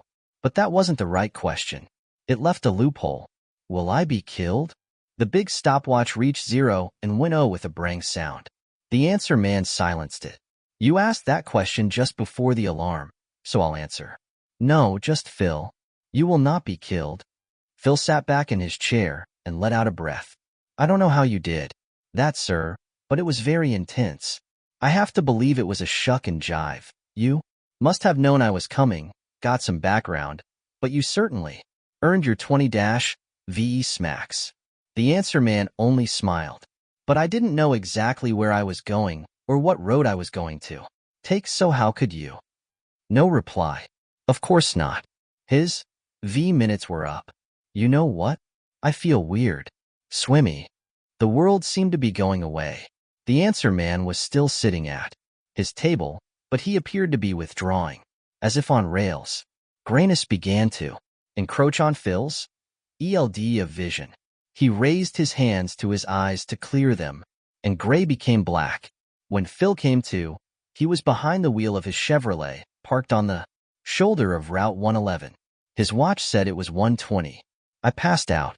First time in my life. But don't they say there's a RST time for everything? Passed out, yes. Pulled over? RST, thank God, and turned on the engine. Probably from hunger. He'd had 6 bottles of beer on Friday night, and he supposed there were calories and at least some nourishment in beer, but he hadn't had much to eat yesterday or today, so it made a degree of sense. But when you passed out, as opposed to being asleep, did you have dreams? Because he'd had a doozy. He could remember every detail. The scalloped red umbrella, the big stopwatch, or maybe you called that sort of thing a stop clock, the answer man's salt and pepper hair. He could remember every question and every answer. It was no dream. Yes, he said aloud. Yes, it was. Had to be. He knew mother's maiden name and where father was born in the dream because I knew those things. He got out of his car and walked slowly to where the answer man had been. The table was gone, the chairs were gone, but he could see marks in the soft earth where they had been. The grayness started to come back and he slapped himself hard, RST on one cheek and then on the other. Then he kicked at the dirt until the marks were gone. This never happened, he told the empty road and the blazing trees. He said it again, this never happened. He got back behind the wheel, started his engine, and pulled onto the highway. He decided he wouldn't tell Sally and about passing out. It would worry her, and she would probably insist that he see a doctor. It was just hunger, that was all. Hunger and the most vivid dream he'd ever had. 2 hamburgers, a Coca-Cola, and a piece of apple pie would put him right, and he was pretty sure there was a greasy spoon in Ossipee, not V miles down the road. One good thing had come from his odd roadside fugue. No, actually 2 things. He would tell her he meant to hang out his shingle in the little town of Curry. Would she still give him her hand in marriage? Parents be damned. Phil Parker and Sally and Alberton were married in Boston's Old South Church on April 29, 1938. Ted Alberton walked his daughter down the aisle. This walk, which he had at RST refused to make, was a result of his wife's diplomacy and his daughter's gentle supplications. Once he was able to think about Sal's impending nuptials calmly, Mr. Alberton realized there was another reason to make that short walk. Business. John Parker was a senior partner in the RM. Ted heartily disapproved of Phil's decision to throw away a bright future in a hick farming community, but there was the RM to think of. In the years ahead, there must be no friction between the partners.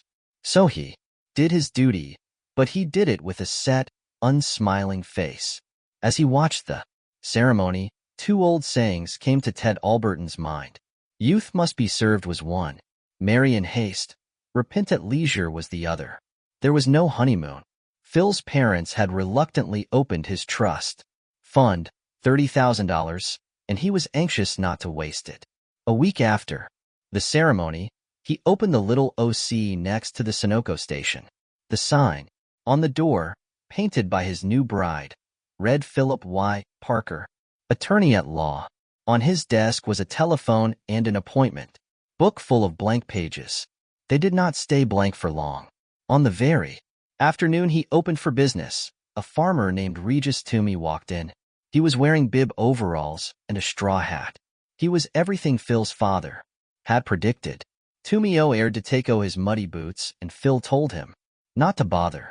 I'm thinking you came by that mud honorably. Sit down and tell me why you're here. Toomey sat. He took his straw hat and placed it on his lap. How much do you charge? It came out Yankee.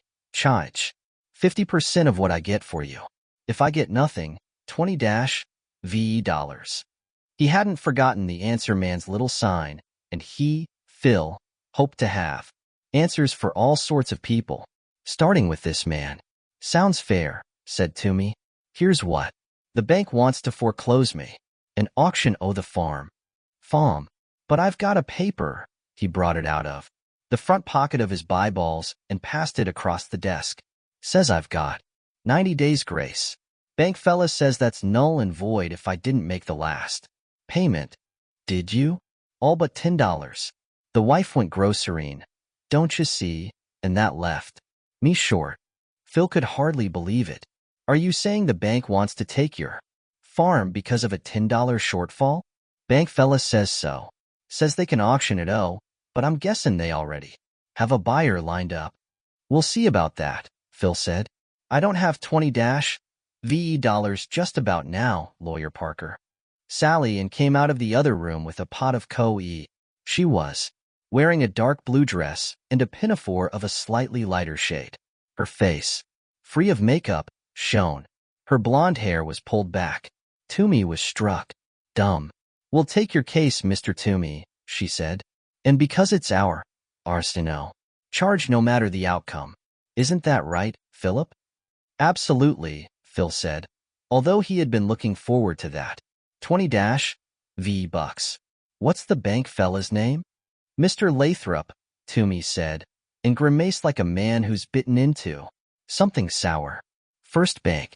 He's the chief loan officer and in charge of mortgages. Phil presented himself at the First Bank of New Hampshire that very afternoon and inquired of Mr. Lathrop if his bosses would enjoy a story in the union leader about a cruel bank that took a farmer's property in the depths of a depression over a measly $10. After discussion, some of it fairly warm, Mr. Lathrop saw the light. I'm tempted to take you to court anyway, Phil said pleasantly. Unfair business practices, pain and suing, financial deception. That's outrageous, Mr. Lathrop said. You'd never win. Perhaps not, but the bank would lose either way. I think $100 paid into Mr. Toomey's account would close this matter to the mutual satisfaction of both parties. Lathrop groused, but the money was paid. Toomey aired to fork over half, but Phil, with Sally Ann's concurrence, refused.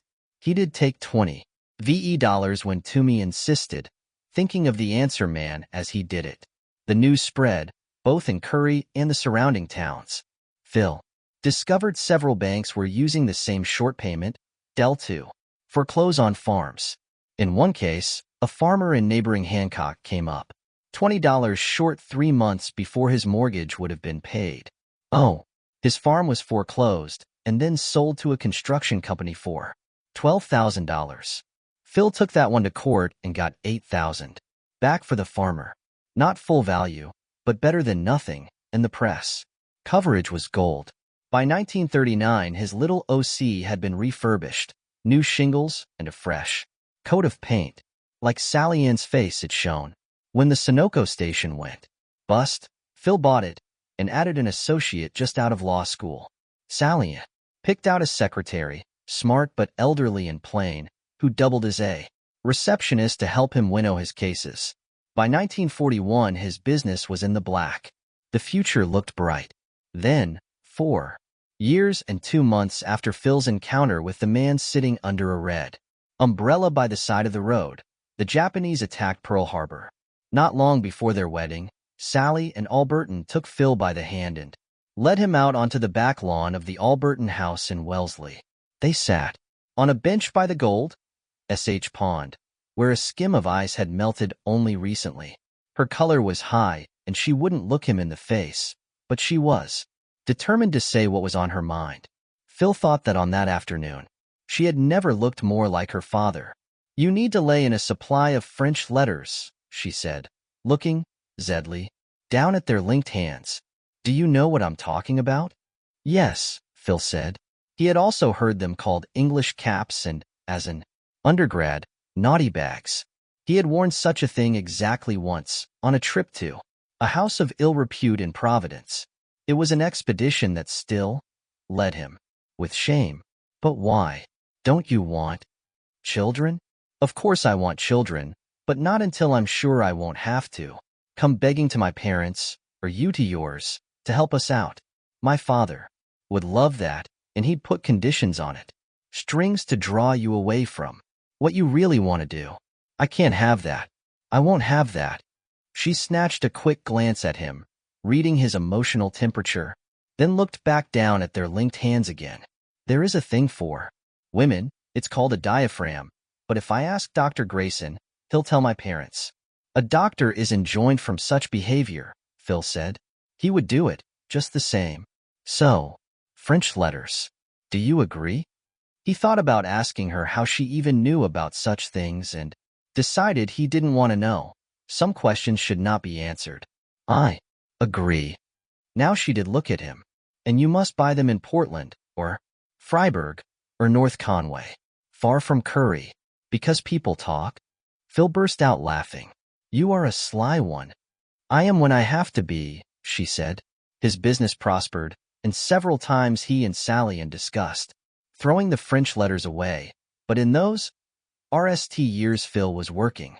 Farmer's hours, dawn to dusk, often in court, often on the road, and the idea of adding a kitty seemed more like a burden than a blessing. Then, December 7th. "I'm going to enlist," he told Sally in that night. They had been listening to the radio all day. "You could get a deferment, you know. You're almost 30. "I don't want a deferment." "No," she said and took his hand. "Of course you don't. If you did, I'd love you less. Those dirty, sneaking Japs. Also what?" Her answer made him realize, as with the business about buying his French letters far from Curry, just how much her father's child she was. Also, it would look bad. Business would sue her. "You might be called a coward. Just come back to me, Phil. Promise."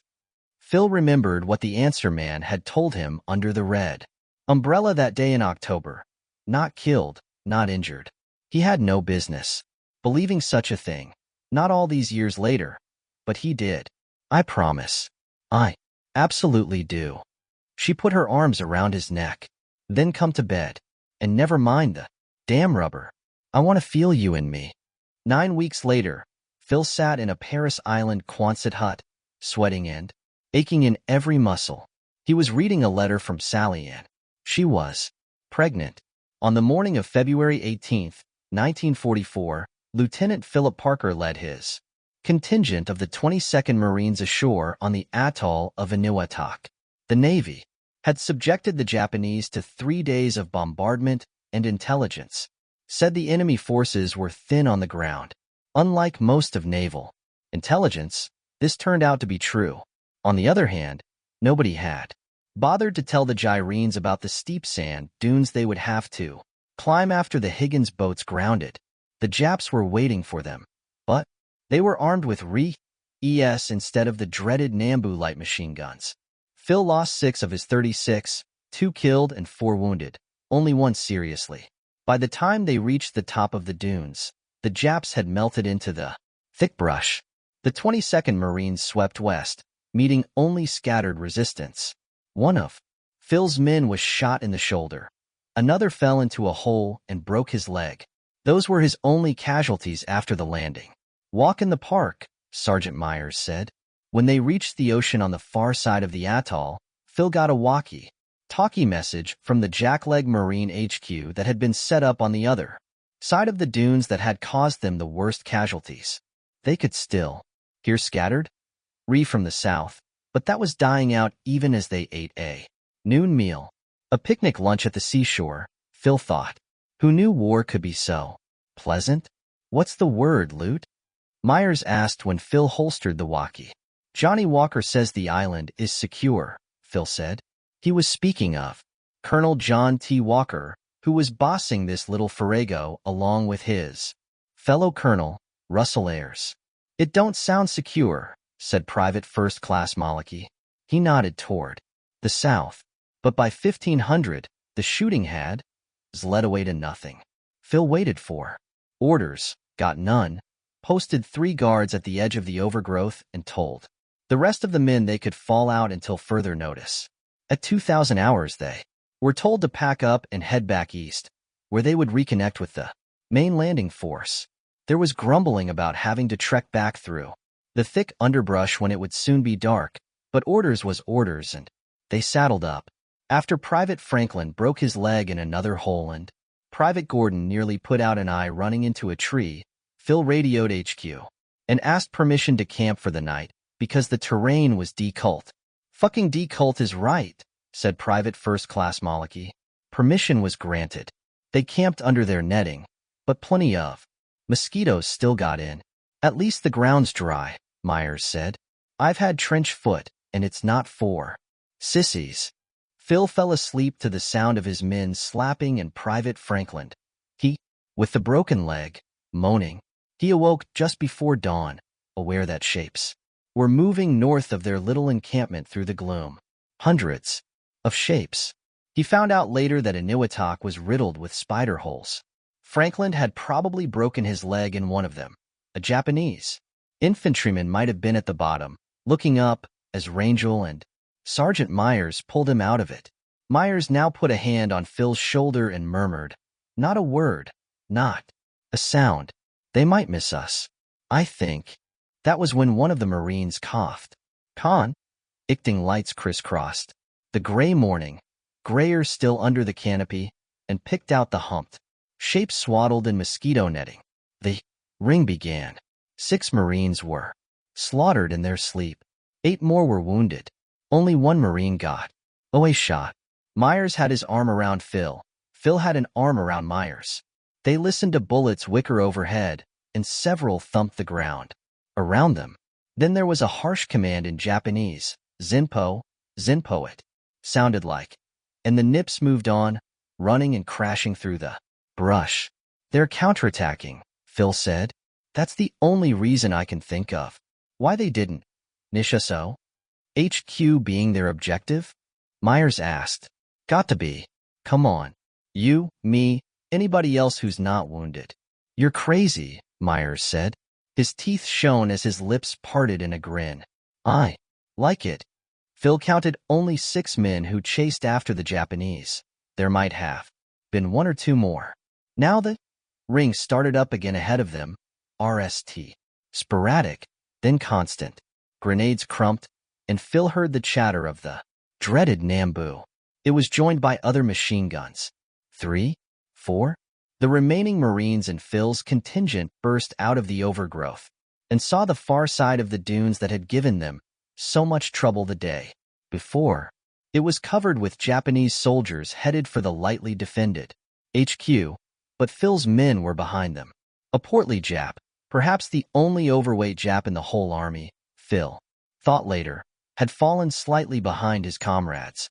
He was carrying a Nambu light machine gun and was festooned with belts of ammunition. Slightly ahead of him was another, thinner machine gunner. Phil drew his knife and ran at the portly soldier, feeling that if he could get that machine gun, he could do a fair amount of damage. Maybe a lot.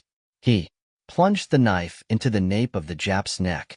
It was his RST kill, but in the heat of the moment that hardly registered. The Jap shrieked and fell forward. The skinny machine gunner ahead of him turned, raising his weapon. "Loot! Drop! Drop!" Myers screamed. Phil didn't because in that moment he thought of the answer man. "Will I be hurt?" he had asked. The answer man said no, but then Phil realized he'd asked the wrong question. He had asked the right one just before his minutes ran out. "Will I be killed?" And the answer, "No, just Phil, you will not be killed." In that moment on Inuitak, he believed it. Perhaps because the answer man had known his mother's maiden name and where his father had been born. Perhaps because he had no other choice. The skinny Jap opened with his Nambu. Phil was aware of Myers staggering backward in a spray of blood. Destry and Maliki fell on either side of him. He heard bullets whip by on both sides of his head. He was aware of tugs at his pants and shirt, as if he were being nipped by a playful puppy. He would later count over a dozen holes in his clothing, but not a single bullet hit him or even grazed him. He opened, raking the appropriated Nambu from left to right, knocking down Japanese soldiers like Kewpie dolls. Others turned, momentarily shocked to stillness by this unexpected attack from their rear. Then opened, bullets struck the sand in front of Phil, covering the toes of his boots. More ripped at his clothes. He was aware at least 2 of his men were back. He pulled another ammo belt from the dead Jap at his feet and opened, again, unaware of the 20-pound weight of the Nambu, unaware that it was heating up, unaware that he was screaming. Now the Americans were returning, from the other side of the dune. Phil could tell by the sound of the carbines. He advanced, still, He walked over dead Jap soldiers. The Nambu jammed. He threw it aside, bent, and a bullet wanged his helmet o' his head and sent it, Phil hardly noticed. He picked up another machine gun and began, again. He became aware that Myers was beside him again, half of his face awash with blood, a piece of his scalp dangling and swinging as he walked. "Yeah? Sons of bitches," he screamed. "Yeah, you sons of bitches, welcome to America." That was so crazy Phil began to laugh. He was still laughing when they crested the dune. He threw the Nambu aside and raised both arms. Marines, don't shoot. Marines. The counterattack, such as it was, ended. Sergeant Rick Myers was awarded a Silver Star. He said he would rather have had his right eye back. Lieutenant Philip Parker was one of 473 Medal of Honor recipients during the Second World War, and although unwounded, his war was over. A photographer took a picture of his bullet-riddled shirt with the sun shining through the holes, and it made all the papers back home in what combat Marines called the world. He was an authentic hero and would spend the rest of his service in America making speeches and selling war bonds. Ted Alberton embraced him and called him a warrior, called him son. Phil thought, this man is ridiculous. But he hugged back willingly enough, knowing when a hatchet was being buried. He met his son, now nearly 3 years old. Sometimes at night, lying wakeful beside his sleeping wife, Phil thought of the skinny Japanese soldier, the one who had heard his compatriots' dying scream. He saw the skinny soldier turn. He saw the skinny soldier's wide brown eyes.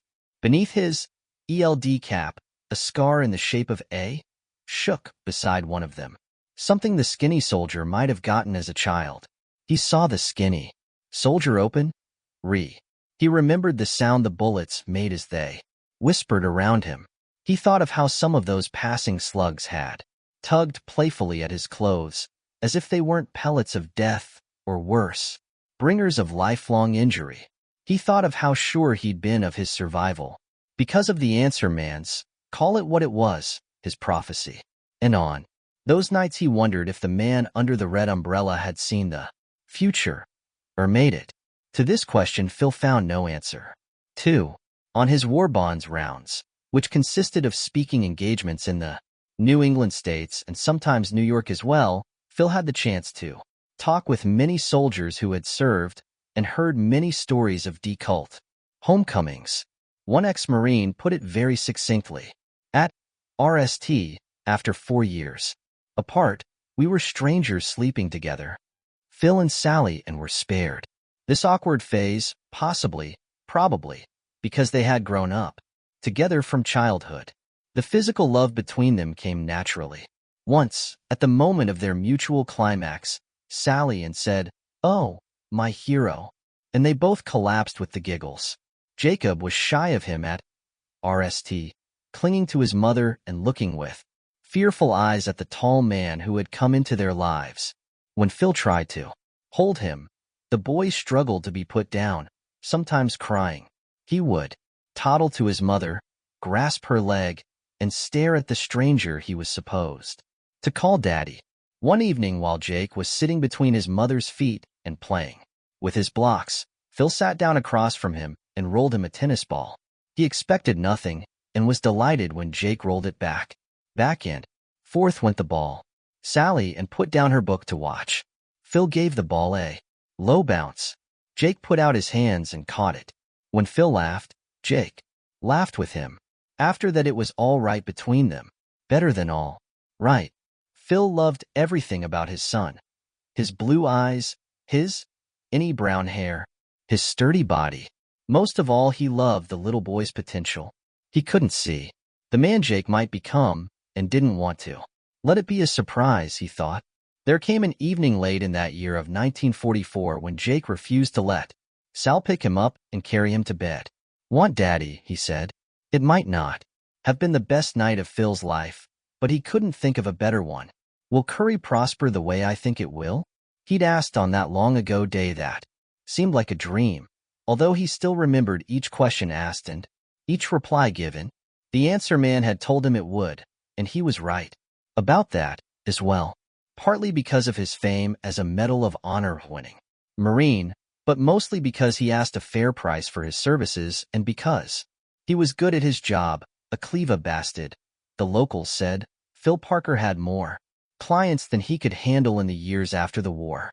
The associate he'd added in 1939 was killed in a bombing raid over Hamburg, so Phil added a new fellow, then a second, then, at Sal's urging, a young woman. That caused some disgruntled talk among Curry's old Yankees. But by 1950, there were new people in town with new ideas and new money.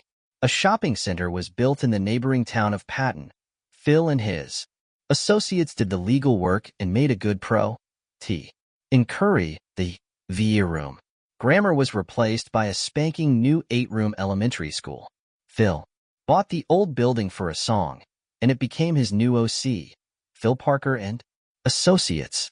The Albertons came often to visit with their daughter, their grandson, and of course with the war hero.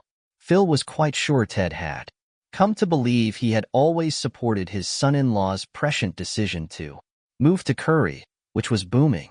Phil was able to put aside any old animosity he might have held on to concerning his father-in-law because of Ted's Urza and unconditional love for Jake. On the boy's 6th birthday, Ted gave him a little baseball glove and played underhanded toss with the boy in the backyard until it was almost too dark to see and Sally and had to tell them both to come in and eat supper. No matter the press of work, Phil always tried to get home before dark in order to have a catch with his son.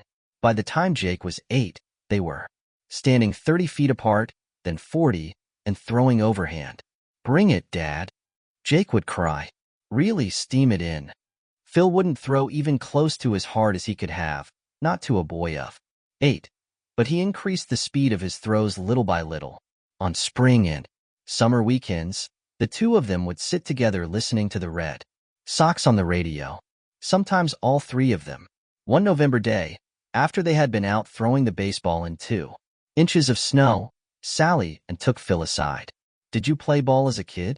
Because I don't remember that you did." Phil shook his head. "Pick up games after school, sometimes, but not often. I could, ELD, but I couldn't hit worth a damn. The guys used to call me WHI Parker. I never played sports either, but Jake, is he good? Or is it just my imagination and a mother's pride?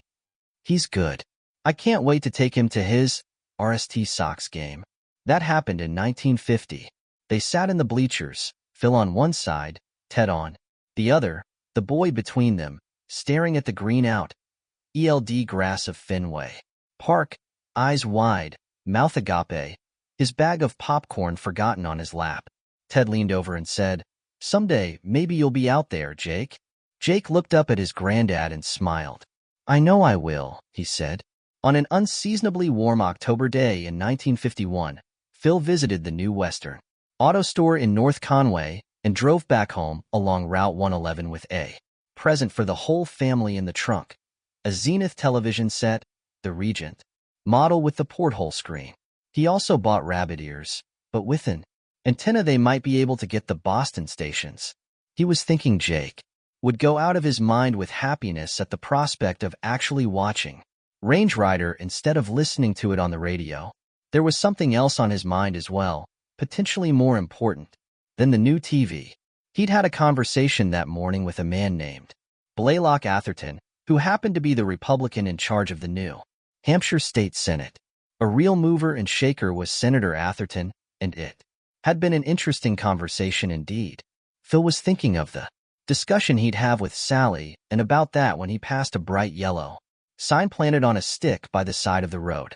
The message, 2 miles to the answer man, brought back brilliant memories. Can't be him, not after all these years, Phil thought. But in his heart he knew it was. Just past the Currytown line he passed another sign, this one in electric blue, announcing that the answer man was a mile ahead. Phil breasted the hill at the edge of town. 200 yards ahead, he saw the red umbrella. This time the answer man had set up shop in a large clearing not far from the new elementary school. It was where the Curry Volunteer Fire Station would stand in a year or so. Heart-thumping, new TV and Blaylock Atherton forgotten, Phil pulled the road and got out. His Chevrolet Jalopy was long gone. He slammed the door of his new Buick and for a moment just stood there, amazed by what he saw. More like thunderstruck. Phil had aged. The answer man hadn't. He looked exactly the same as he had on that October day 14 years ago. His thinning hair was no thinner. Now, his eyes were the same bright blue.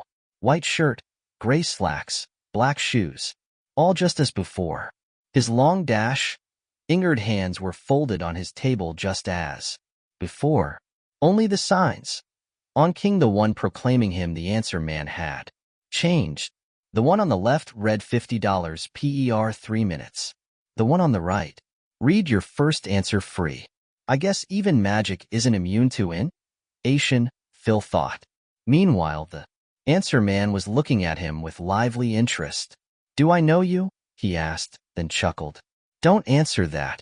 You're not the answer man. I am. Just let me think." Like a creature in a fairy tale, he laid his finger to one side of his nose. "I've got it. You're just Phil. You wanted to know if your girl would marry you, although you knew she would, and if you'd come to live in this little village, although you knew that, too."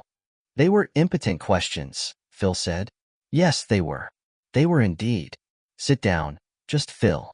If that is, you'd like to do some business. If not, you are of course free to go on your way. Freedom is what makes America great, or so they say." A bell rang loudly not far away. The doors of the new elementary school, EW, open. Yelling kids carrying book satchels and lunchboxes let out the doors as if from an explosion. One of them was undoubtedly his son, although in the general scrum Phil couldn't pick him out. There were lots of boys wearing Red Sox caps. 2 school buses were ready to take in those who lived more than a mile away. Phil sat down in the client's chair. He started to ask if this strange roadside salesman was human or some sort of supernatural being, but he must have learned at least a few things between 20-VE and 39, because he shut his mouth before he could waste his free question. Of course the answer man wasn't a human being. No man looked exactly the same after 14 years, and no man could have known that he would survive close range machine gun Rion-Iniwatak. What he said instead was, "Your price seems to have gone up." "For certain people," the answer man said. "So you knew I was coming." The answer man smiled. "You were trying to get information by making statements. I'm hep to that trick." "I'll just bet you are," Phil thought. A real hepcat. Children were walking past the site of the future Re-station now, and Although kids were curious by nature, the few who looked at the vacant lot looked away without interest. They don't see us, do they? Another question to which you know the answer, my friend. Of course, they don't. Reality has folds, and we're currently in one of them. That's your free question. If you want to ask others, you have to pay. And in case you were wondering, I don't take checks. Feeling like a man in a dream, Phil took his wallet out of his hip pocket. And it were 3 20s and a 10. There was also a C-note for emergencies, tucked in behind his driver's license. He gave the 10 and 2 of the 20s to the answer man, who made them disappear. He picked up his little bag, same bag, and took out the same oversized stopwatch. This time the numbers only went from 0 to 3, but there was the same ratcheting sound as he wound it up. I hope you're ready, just Phil. He thought he was. There weren't any dilemmas this time. He was perfectly happy with the current course of his life, but he supposed men and women were always curious about the future. I'm ready. Let's go. The answer man's reply was just as it had been on that day in 1937. So we begin. He clicked the lever on the back of his big clock. It began to tick and the single hand started its journey from 3 to 2. Phil thought of his conversation with Blaylock Atherton, not a proposal, but a possibility, a trial balloon. If I'm asked, should I run? The answer man raised an admonitory, Inger, have you forgotten what I told you about that word? I am the answer man, not your agony aunt. Phil hadn't forgotten, exactly. He had just gotten used to asking questions. That didn't advance matters. Impotent questions, in fact. All right, here's my question. Will I run for the U.S. Senate? No. No? The answer won't change just because you ask the question again. In the meantime, Tempest is fugiting. Is it because Sal won't want me to run? No, the single hand on the clock passed 2. Is Atherton going to owe her the chance to someone else? Yes. Bastard, Phil said. But was it really a disappointment? Yes, but not a big one. He had his law practice, and it still engaged him. Nor was he crazy about leaving New Hampshire for Washington, D.C. He was a country mouse and supposed he always would be. As he had 14 years ago, Phil changed direction. Will Sal and Jake like the TV? Yes. A brief smile icked across the answer man's face. Having thought of Jake, another question occurred to Phil. It was out of his mouth before he realized he might not want to know the answer. Will my son play pro baseball? No. The hand on the clock passed 1 and headed for 0. Any pro sport? No. This was more disappointing than hearing he wouldn't be asked to run for the Senate, but was it surprising? It wasn't. Sports were a pyramid, and only those who were almost divinely talented reached the top. College ball? Surely that would be in Jacob's grasp. No. Like a gambler on a losing streak who keeps throwing good money after bad. Phil asked, high school ball? Surely. No. Phil stared at the answer man, Misty, Ed, and starting to be worried. Starting to be scared. Actually, don't ask, he thought, and one of his mother's favorite sayings occurred to him. Peep not at a keyhole, lest ye be vexed. The hand on the answer man's clock reached 0 and gave out its hoarse brang sound just before Phil asked his last question. Is my son okay? I can't answer that, sorry. You were just a bit late. Just Phil? I was. No answer. Of course not. His time was up. I suppose I was. All right, I'll go again. I can do that, can I? No answer. So Phil answered for himself. I can, of course I can. The sign says per 3 minutes. He bent and slipped the 100 out from behind his license.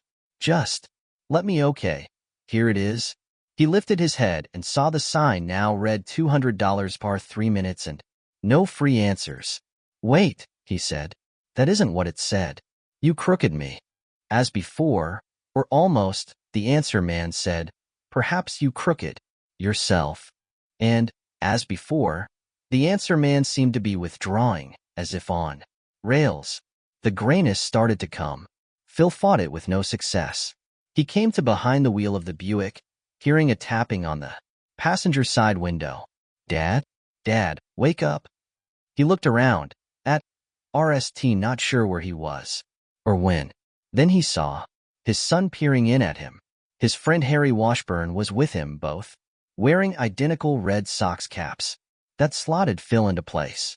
Not 1937, but 1951. Not a young man with the ink still wet on his law degree, but a war vet who was important enough in this part of New Hampshire to be considered a viable candidate for the U.S. Senate. A husband, a father. He leaned over and opened the door. Hey, kiddo. I must have dozed. Jake wasn't interested in that.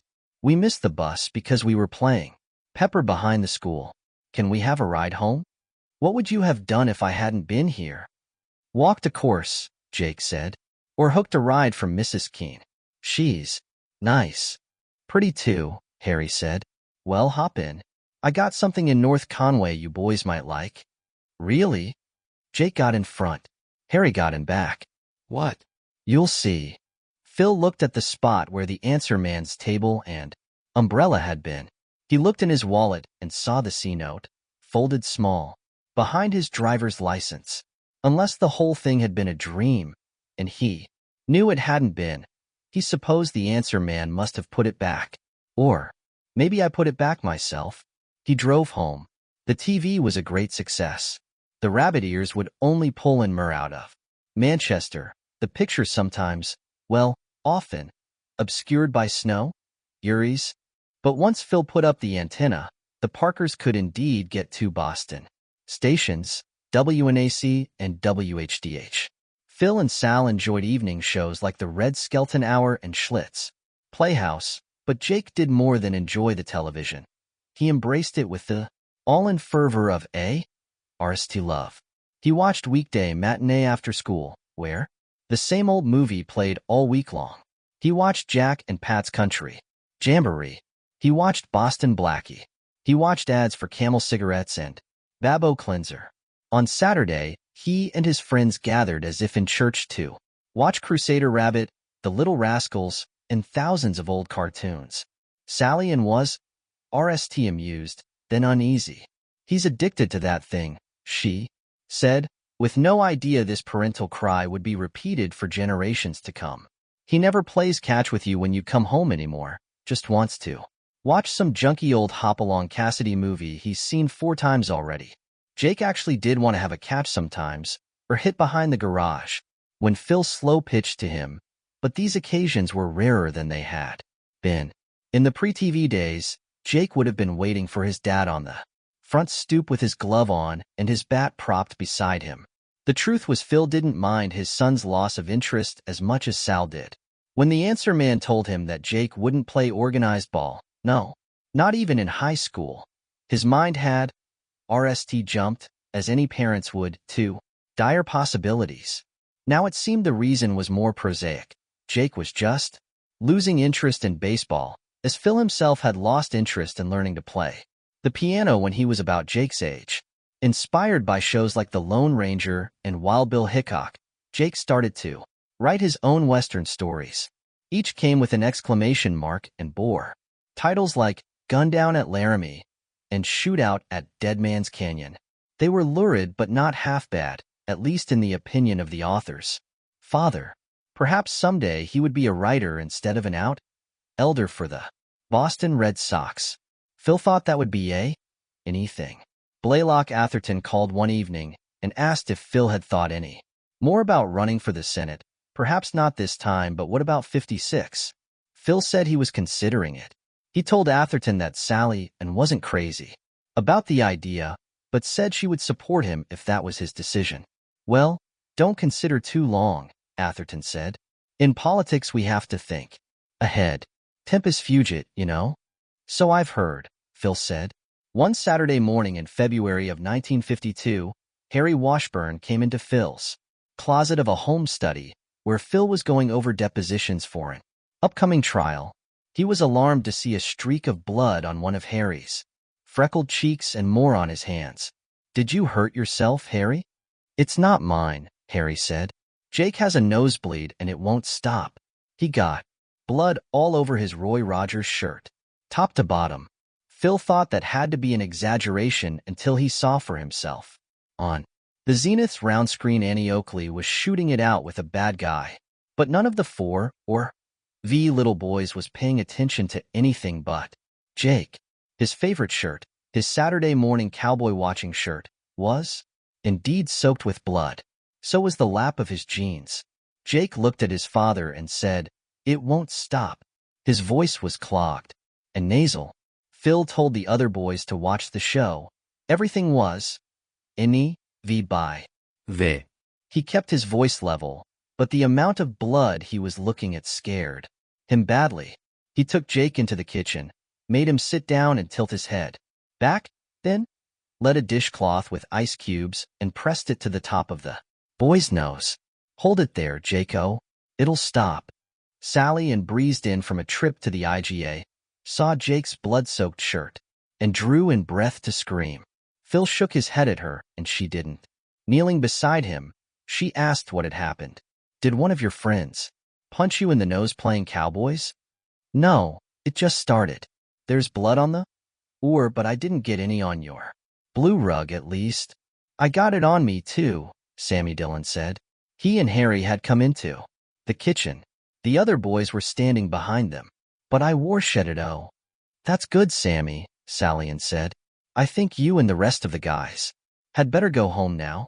They went willingly enough, only pausing at the kitchen door to get a nail look at their gore-spattered friend. When they were gone, Sallyan leaned over their son and whispered to Phil, "I don't think it's stopping." "It will," Phil said. It didn't. It slowed from the original shirt-soaking gusher, but continued to seep. The Parkers' local doc was on vacation, so they took him to the hospital in North Conway, where Richmond, the on-call MD, peered up Jake's nose with a little light and nodded.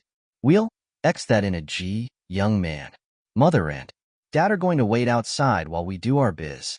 Sal wanted to stay, but Phil, having an idea of what the X would entail, took her by the arm and escorted her RMLY out into the waiting room and closed the door, which did no good at all, because when his nose was cauterized, Jake's howls led the small hospital from end to end. Phil and Sally and clutched each other, both of them shedding tears, waiting for it to be over. Eventually it was, and wasn't. Dr. Richmond came out with one lapel of his white coat dotted with Jake's blood. He smiled and said, "Brave kid. That's no fun. Can I talk to your parents?" "A minute, Jacob." He took them into the exam room. "Have you seen the bruising?" "Sure. A couple on his arms," Phil said. "He's a boy, Dr. Richmond. He probably got them climbing trees or something. On his chest as well." "Scrapper, is he?" "No, not really," Phil said. "He and his friends sometimes tussle, but it's all in fun." "I want to do a blood test," Dr. Richmond said. "Just crossing T's, you know." "Oh my God," Sallyan said. Later she would tell Phil that she knew, right? Then she knew. Check his white count and his platelets. Rule out anything serious. "Doc, it was just a nosebleed," Phil said. "Bring him back in, Phil," Sallyan said. She had a white look around her eyes and mouth that Phil became very familiar with over the next year or so. Phil brought Jake back into the exam room, and once he had been assured that a blood draw would be a walk in the park compared to having his nose cauterized, Jake rolled up his sleeve and took the needle stoically. A week later, their family doctor called and told them he was sorry to be the bearer of bad news, but it looked like Jake had acute lymphocytic leukemia. Their sturdy son went downhill fast. 8 months into what was then called the wasting disease, Jake had a remission that gave his parents several weeks of cruel hope. Then came the crash. Jacob Theodore Parker died in Portsmouth Regional Hospital on March 23, 1953, at the age of 10. Sal laid her head on her husband's shoulder during most of Jake's closing ceremony. She cried. Phil did not. His tears had all been used up during Jake's last hospital stay. Sal had hoped for another remission right to the end, prayed for it, but Phil knew Jake was going down. The answer man had as much as told him so. Later that day he asked himself if he had smelled gin on her breath at the funeral. If he did, it would hardly have been worth noticing. The Parkers were part of the booze and cigarettes generation. Sally and had been enjoying light cocktails with her mother and father and their friends since she was 16, and there were always cocktails waiting when Phil came home. 2. Before dinner was the usual. Sometimes Phil would have a can or two of beer. While they watched TV, Sal would have another gin and tonic. It was only later that Phil looked back and realized that one G&T in the evening had progressed to 2 and sometimes 3. But she was always up at 6, making Jake's school lunch and breakfast for the 3 of them. It was also the generation of females cook, males eat. He did notice at the reception after the graveside ceremony. There was no way not to. Sal was in the kitchen, telling Mrs. Keene a story about Jake losing his RST tooth, how she had looped one end of a thread around that troublesome wiggler and tied the other to the knob of his bedroom door. When I slammed the door, that tooth, EW right out. Sal said, only tooth. Came out tough, and Phil saw Mrs. Keene, the pretty one, Harry had said on the day Phil met the answer man for the second time, easing back from her, a step at a time, easing back from her breath. Sal matched her step for step, commencing a second story. She had a pony glass in one hand, tilting slowly, so what was in it slopped on the oar. Phil took her by the arm and told her his folks wanted to see her. They didn't. Sal came willingly enough, but looked back over her shoulder to say, that tooth just, EW. Gosh, what a sight. Mrs. Keene gave Phil a commiserating smile. It was the RST of many. He got Sal as far as the doorway to the living room before her knees buckled. The glass dropped from her hand. He caught it and had a memory, momentary but oh God so brilliant, of catching a return throw from Jake. Behind the garage, he got her through the groups of people in the living room, by then supporting almost all of her weight. His mother gave him a look and nodded. Get her out of here. Phil nodded back. There was no point trying to take her upstairs, so he half carried her into the guest room and laid her down among the coats of the mourners. She began to snore immediately. When Phil came back, he told folks that Sal was overcome with grief and felt she couldn't see people, at least for a while. There were sympathetic nods and more murmurs of condolence.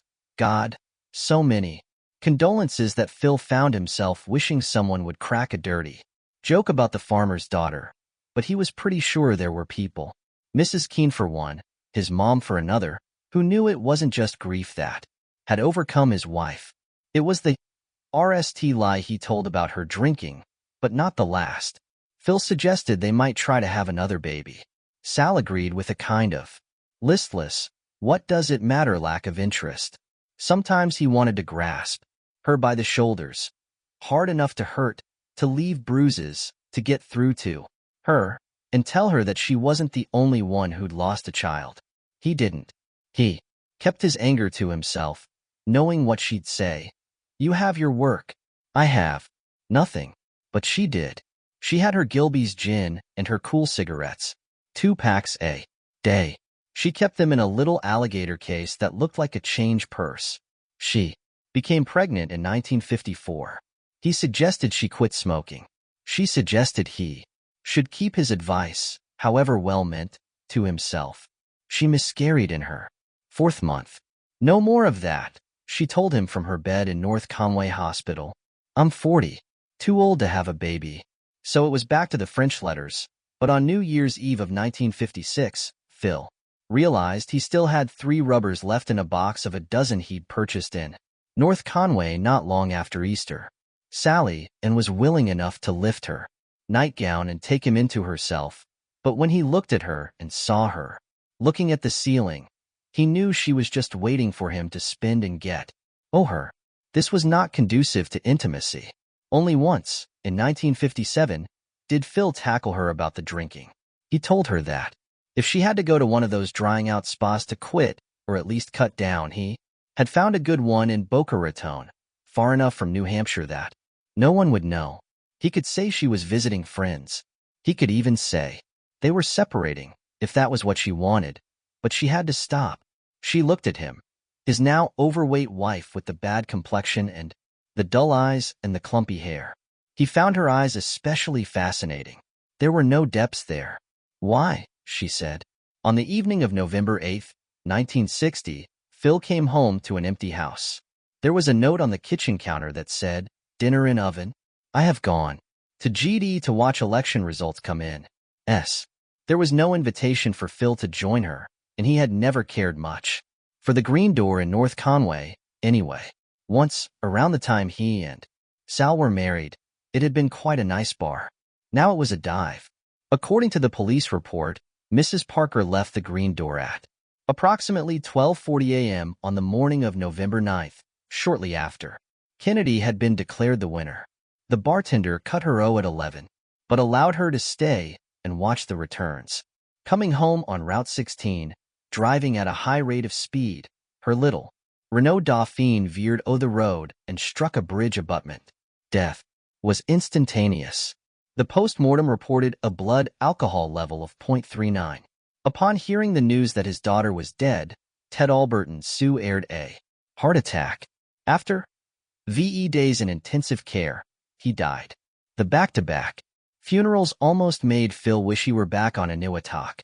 3 weeks after the death of his wife, Phil drove to the Curry Volunteer fire station, where there had once been a vacant lot. It was late, and the station was dark.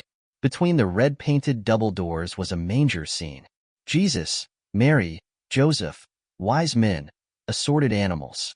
The manger was, to the best of Phil's memory, the exact place where a red umbrella had once shaded the answer man's little table.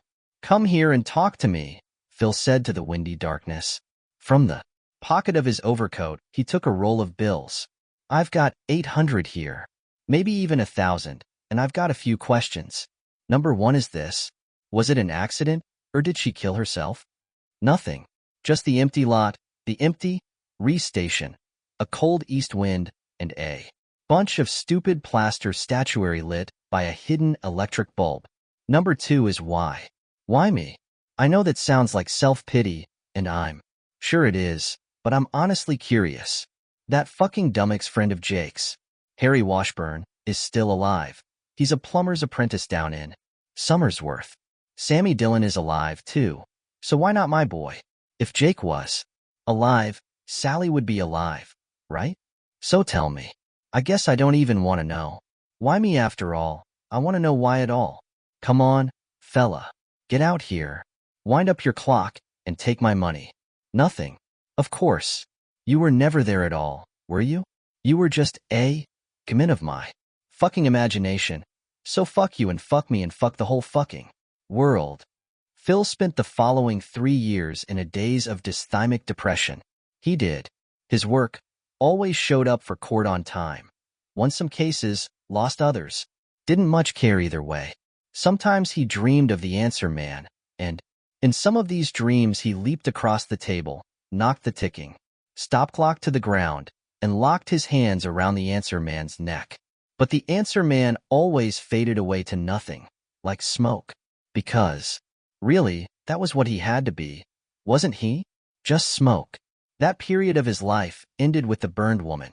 Her name was Christine Lacasse, but Phil always thought of her as the burned woman. One day in the early spring of 1964, his secretary came into his OC, looking pale and distraught.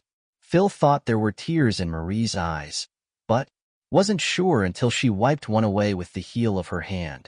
Phil asked if she was all right. "Yes, but there's a woman here to see you, and I wanted to warn you before. I sent her in. She's been burned, and badly. Her face." "Phil, her face is terrible. What does she want?" "She says she wants to sue the New England Freedom Corporation for $1 million. Phil smiled. That would be a trick, wouldn't it? New England Freedom did business in the 6 states stretching from Presque Isle to Providence. They had grown into one of the biggest development companies in the Northland during post-war years that Phil supposed were now over. They built housing developments, shopping centers, industrial centers, even prisons. "You better send her in, Marie. Thanks for preparing me." Not that anything could truly prepare him for the woman whose shoe ed in. On 2 canes. From the left side of her face, Phil guessed she might be in her late 40s or early 50s. The right side of her face was buried in a landslide of ash that had melted and then hardened.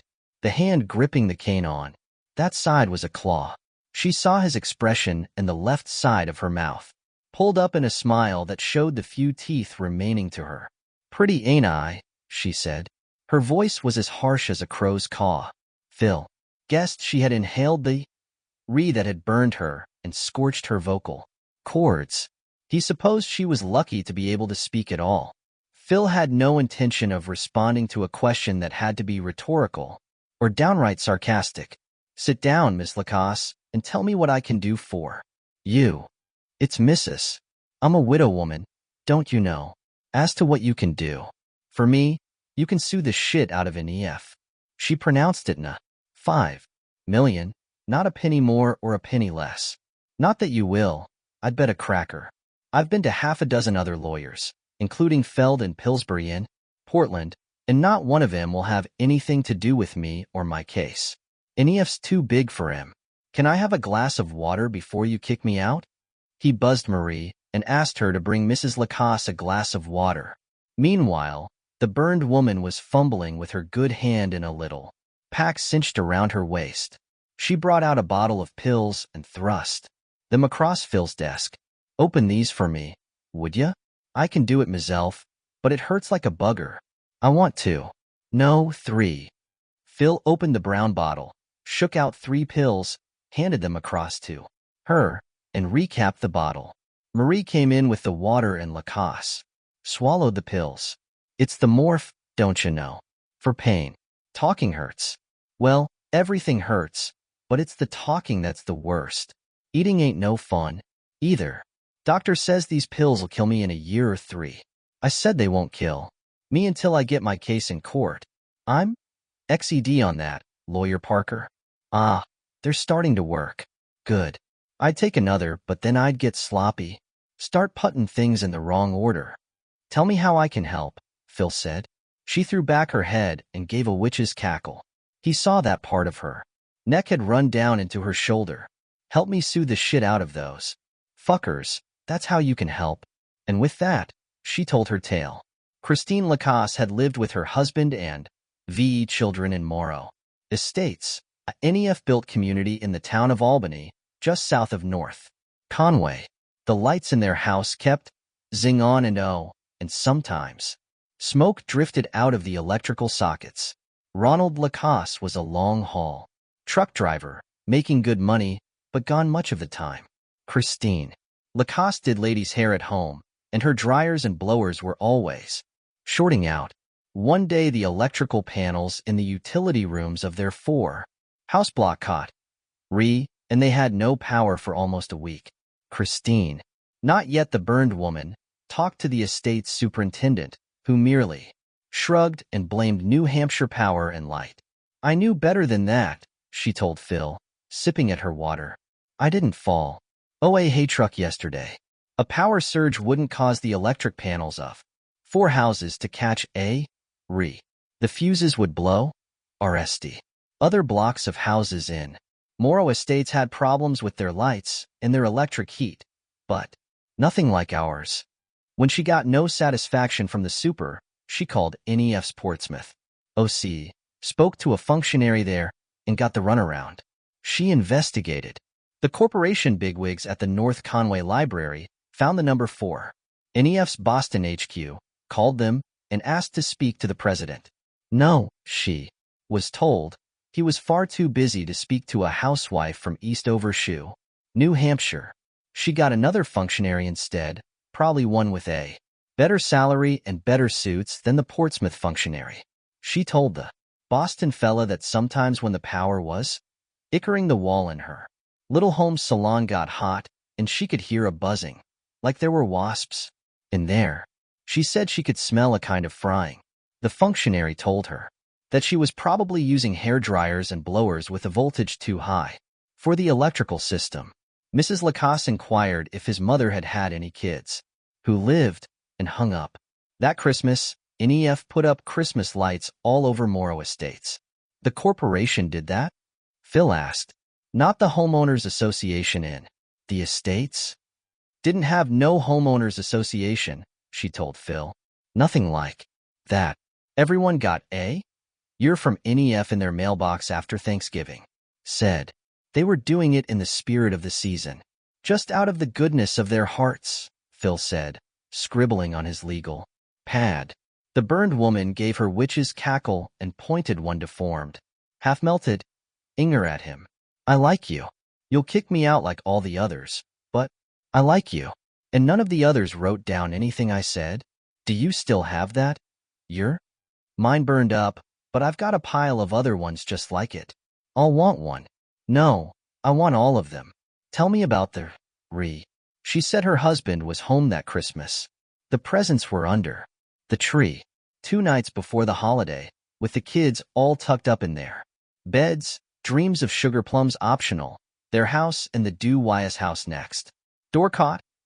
Christine was wakened by screams from outside.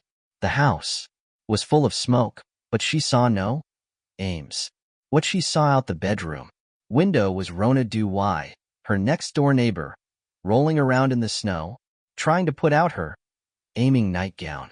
That house of theirs was burning like a birthday candle. I shook Ronald awake and told him to get the kids out, but he never did. By then I was out of door and throwing snow over Rona. Mrs. Lacoste added matter-of-factly, she died. Her 2 kids were with her ex-husband in Rutland, lucky for them. Mine weren't so lucky. I don't know what happened to them. I think the smoke must have gotten to Ronnie before he could get to them. I went back in to do it myself, and half the goddamn living room ceiling fell on me. Lawyer Parker, that house went up 6 licks to the dozen. I crawled out on and you know what happened during the year I was in the hospital? They played beanbag with the blame until that old beanbag disappeared. Phil said, is that about right? The twisted Inger pointed at him again. She gave another cackle. Phil thought it was the way the damned in hell must laugh. NEF said it was the fault of the company that did the wiring. The company that did the wiring said the state had inspected both the Christmas lights and the original wiring specie cations, so it was the state's fault. The state said the specs weren't the same as the actual wiring in the houses still. Standin' and the engineering RM must have cheated to save money. The engineering company said they took their orders from New England Freedom Corp. And do you know what New England Freedom Corp said? Sue us if you don't like it, Phil said. Sue us if you don't like it is exactly right. A big old corporation against a woman who looks like a chicken that got left in the oven too long. Okay, I said, I'll see you in court. They did owe me a settlement, $40,000, and I turned him down. I want $1 million, one for each of my children, 14 to 3 years old. They can have my husband for free. He should have got him out. Now is it time for me to go? For the RST time since Sal died, maybe for the RST time since Jake died. Phil felt a stirring of real interest. Also outrage. He liked the idea of going against a heavyweight corporation. Not for the money, although his piece of $1 million would be considerable. Not for the publicity, because he had all the business he could handle, or wanted to handle. It was something else. It was a chance to get his hands around a neck that wouldn't fade away like smoke. No, Phil said. It's not time for you to go. Phil pursued New England freedom relentlessly for the next years. His father disapproved, saying Phil had a Don Quixote complex and accusing him of letting his other cases slide. Phil said that was probably true, but pointed out that he no longer had to save up to send his son to Harvard, and old John, by then, never said another word about the case. Ted Alberton's widow said she understood and was with him 100%. You're doing it because you can't sue the cancer that took Jakey, she said. Phil didn't disagree. There might have been an element of truth in what she said, but he was really doing it because he couldn't get the answer man out of his mind. Sometimes when he couldn't sleep, he'd tell himself he was being foolish, The answer man wasn't responsible for his misfortunes or for those of the burned woman. All that was true, but something else was, as well. When he really needed answers, the man with the red umbrella was gone. And, like Mrs. Lacasse, he had to hold somebody responsible. He got NEF into Boston District Court shortly before Mrs. Lacasse came down with pneumonia. He won. NEF appealed, as Phil and Christine had known they would, but she did have that one conditional victory before the pneumonia took her in the fall of 1967. By then Phil had seen her wasting away almost by the day and knew, just as he'd known with Jake, that the writing was on the wall. He added Ronald Lacasse's brother to the case.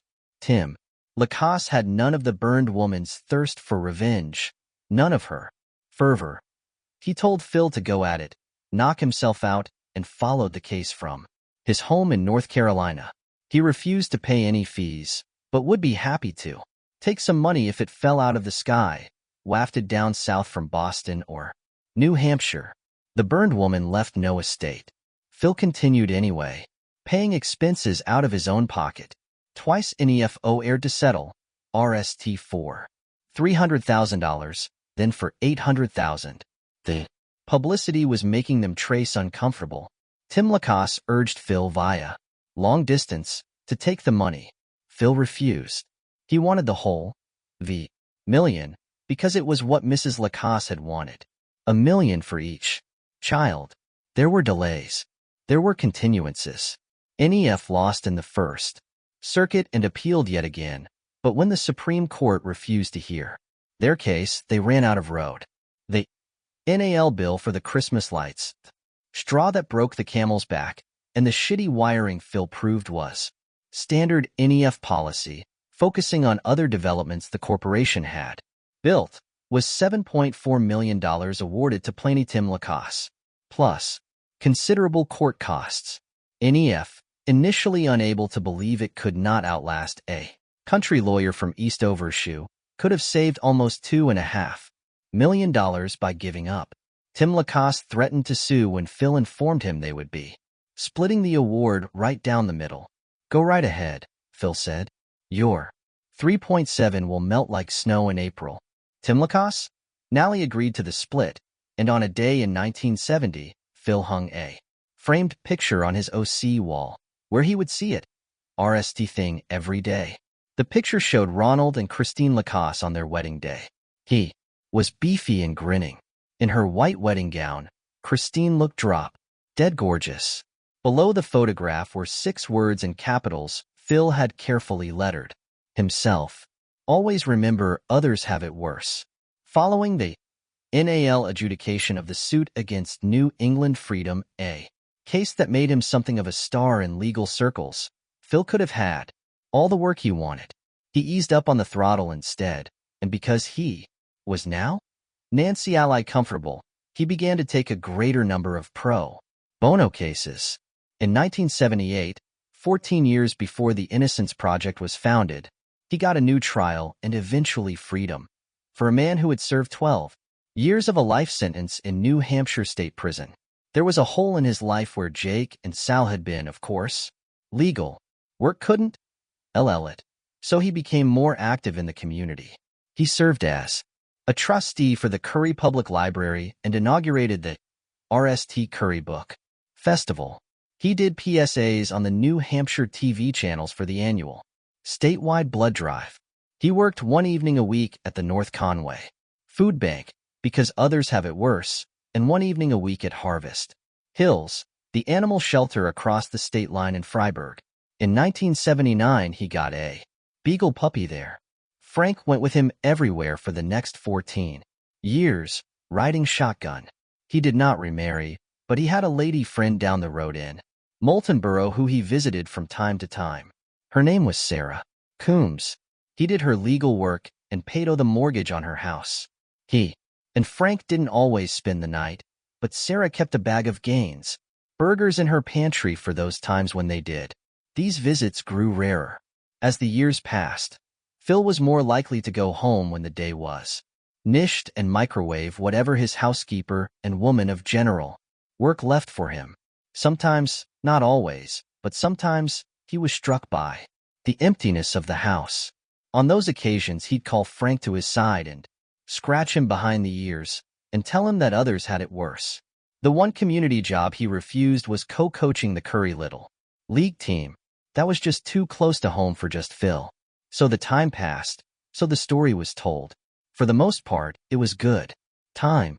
There were scars, but not disgurring ones, and what were scars after all but wounds that had healed? He picked up a limp and began to walk with a cane.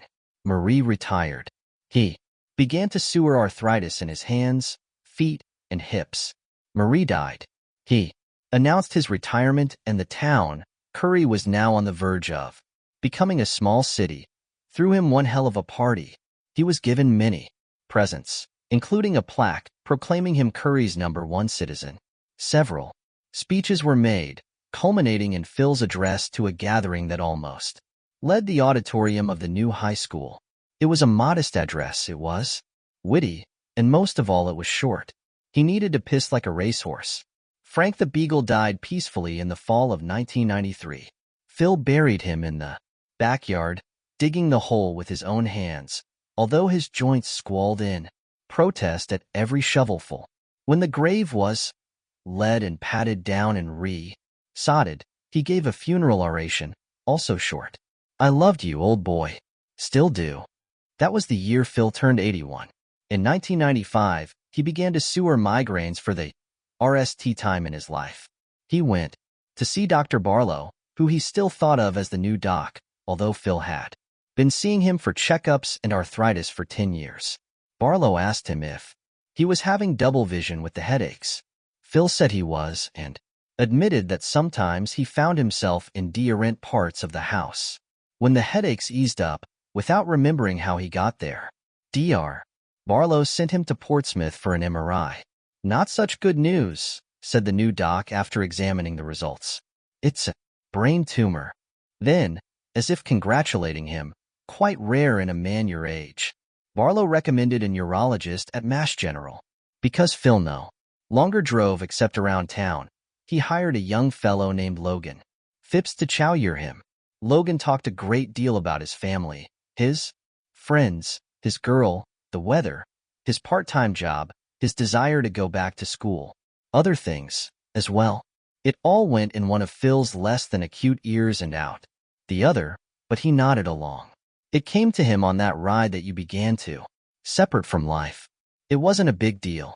It was like tearing a supermarket coupon slowly but steadily along a perforation. The neurologist examined Phil and examined the scans of Phil's elderly brain. He told Phil he could operate and take that nasty brain tumor right out, which made Phil think of an old song where a girl proclaimed she was going to wash that man right out of her hair.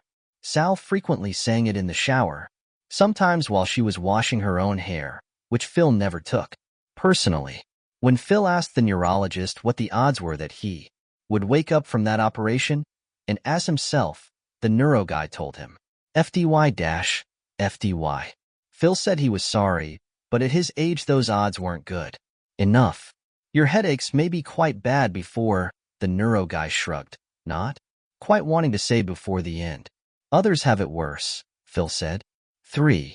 On a windy October day in the fall of 1995, Phil slid behind the wheel of his car for the last time. Not a Chevrolet Jalopy or a Buick these days, but a Cadillac Seville equipped with all the bells and whistles. I hope to Christ I don't kill anybody, Frank, he said to the dog that wasn't there.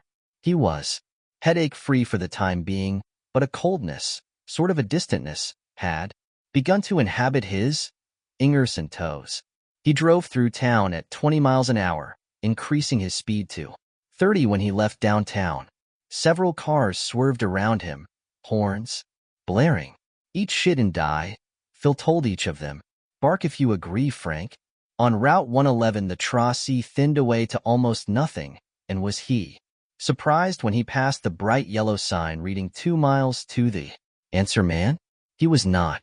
Why else was he risking his life and the lives of anyone he happened to meet going the other way?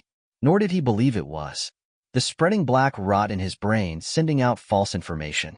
He came to the next one soon after, bright blue, Answer man 1 mile. And there, just over a rise on the outskirts of Curry Township, was the table and the bright red umbrella. Phil pulled over and turned on the engine. He grabbed his cane and struggled out from behind the wheel. You stay there, Frank. This won't take long. Was he surprised to see the answer man look just the same? Same bright eyes, same thinning hair, same clothes? He was not. There was just one change Phil could see, although it was hard to be sure with his vision doubling and sometimes trebling. There was only a single sign on the answer man's table. It read, "All answers free." He sat down in the client's chair with a grunt and a grimace. You're just the same. So are you. Just Phil. Phil laughed. Pull the other one. Why don't you? A stupid question, he supposed, but why not? Today, all the answers were free. It's true. Inside, you are just the same. If you say so, but I have my doubts. Have you still got your big clock in your bag? Yes, but today I won't need it. Freebie Friday, is it? The answer man smiled. It's Tuesday, just Phil. I know that. It was an impotent question. Are you familiar with those? I'm familiar with every kind of question. What's yours? Phil decided he no longer wanted to ask why me. It was, the answer man would have said, another impotent question. It was him because he was him. There was no other reason. Nor was he curious about how long he would live. He might see the snow. Why? But it was a sure thing he wasn't going to be around for the spring melt. There was only one thing he was curious about. Do we go on?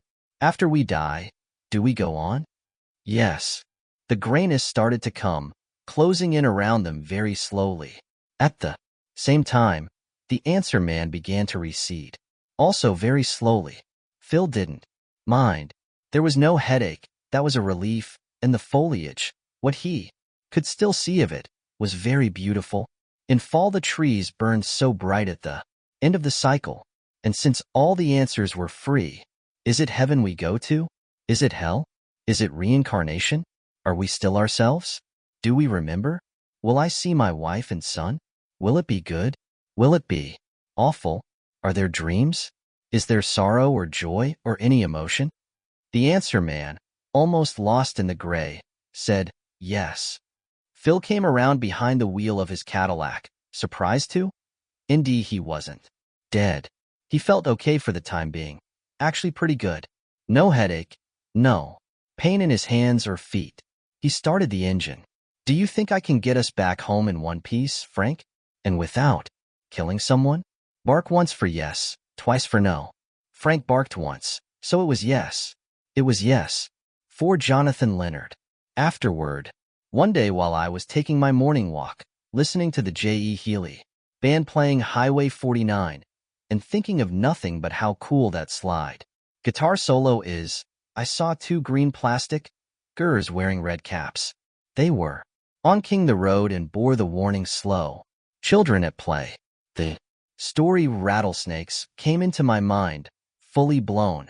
The only thing I didn't know in that moment of conception was that an old friend from Cujo, a novel I'd written long ago, would be the main character.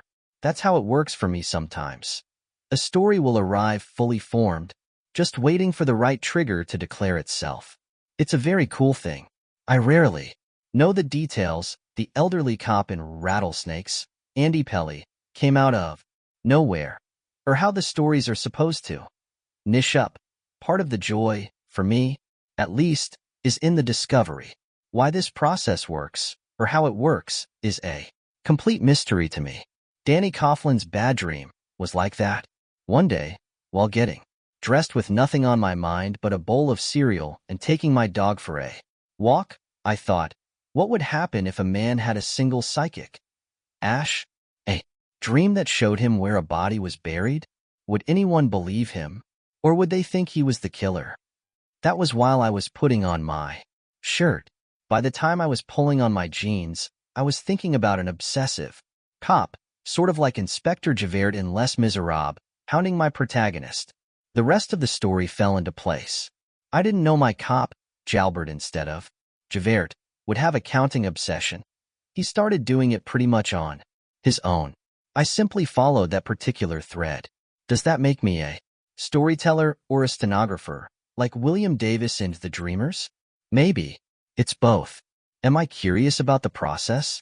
Since it's played a big part in my life, of course I am.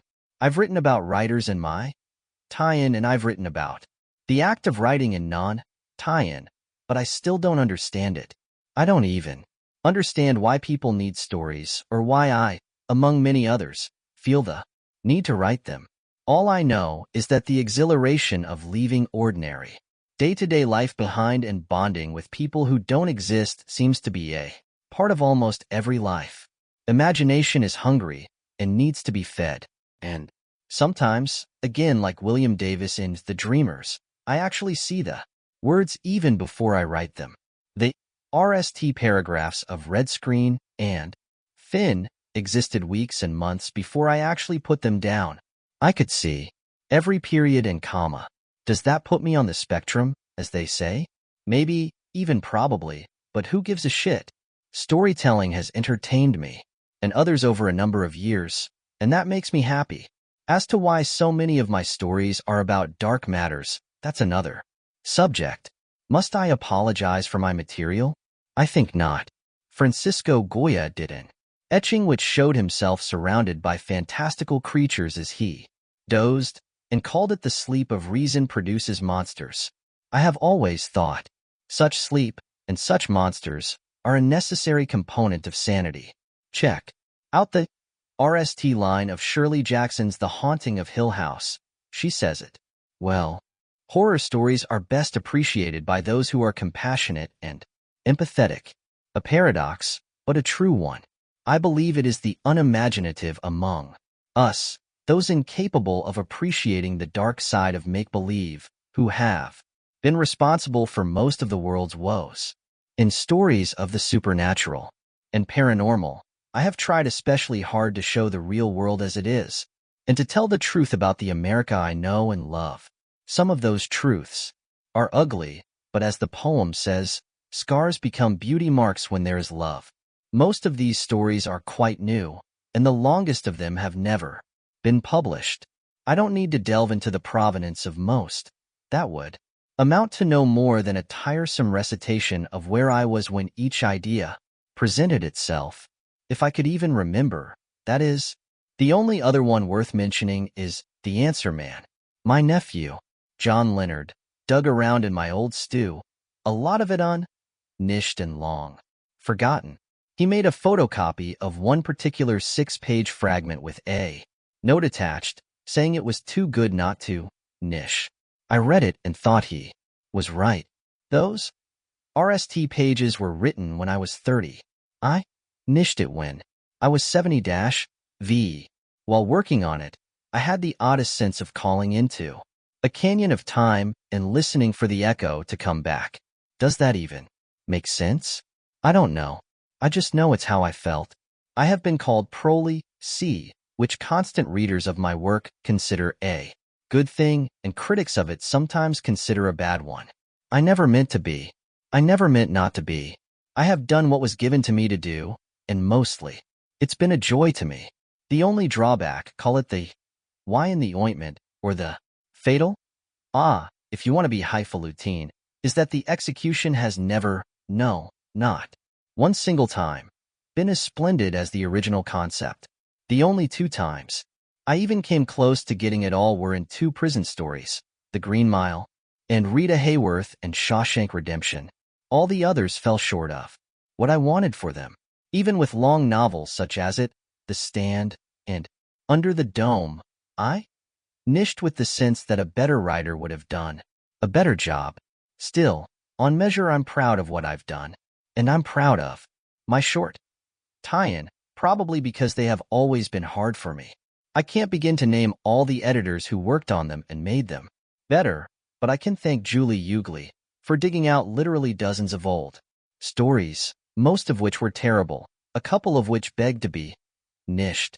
I can also thank John Leonard, who brought the long-forgotten Answer Man story to my attention. I can thank both of my sons for collaborating with me and bringing their own unique talents to bear. Joe has collaborated with me on 2 stories, Throttle, and In the Tall Grass. Owen collaborated with me on Sleeping Beauties, one of my all-time favorite novels. I can thank my other collaborators, Stuart Onan, Richard Chismer, and the late Peter Straub. 2.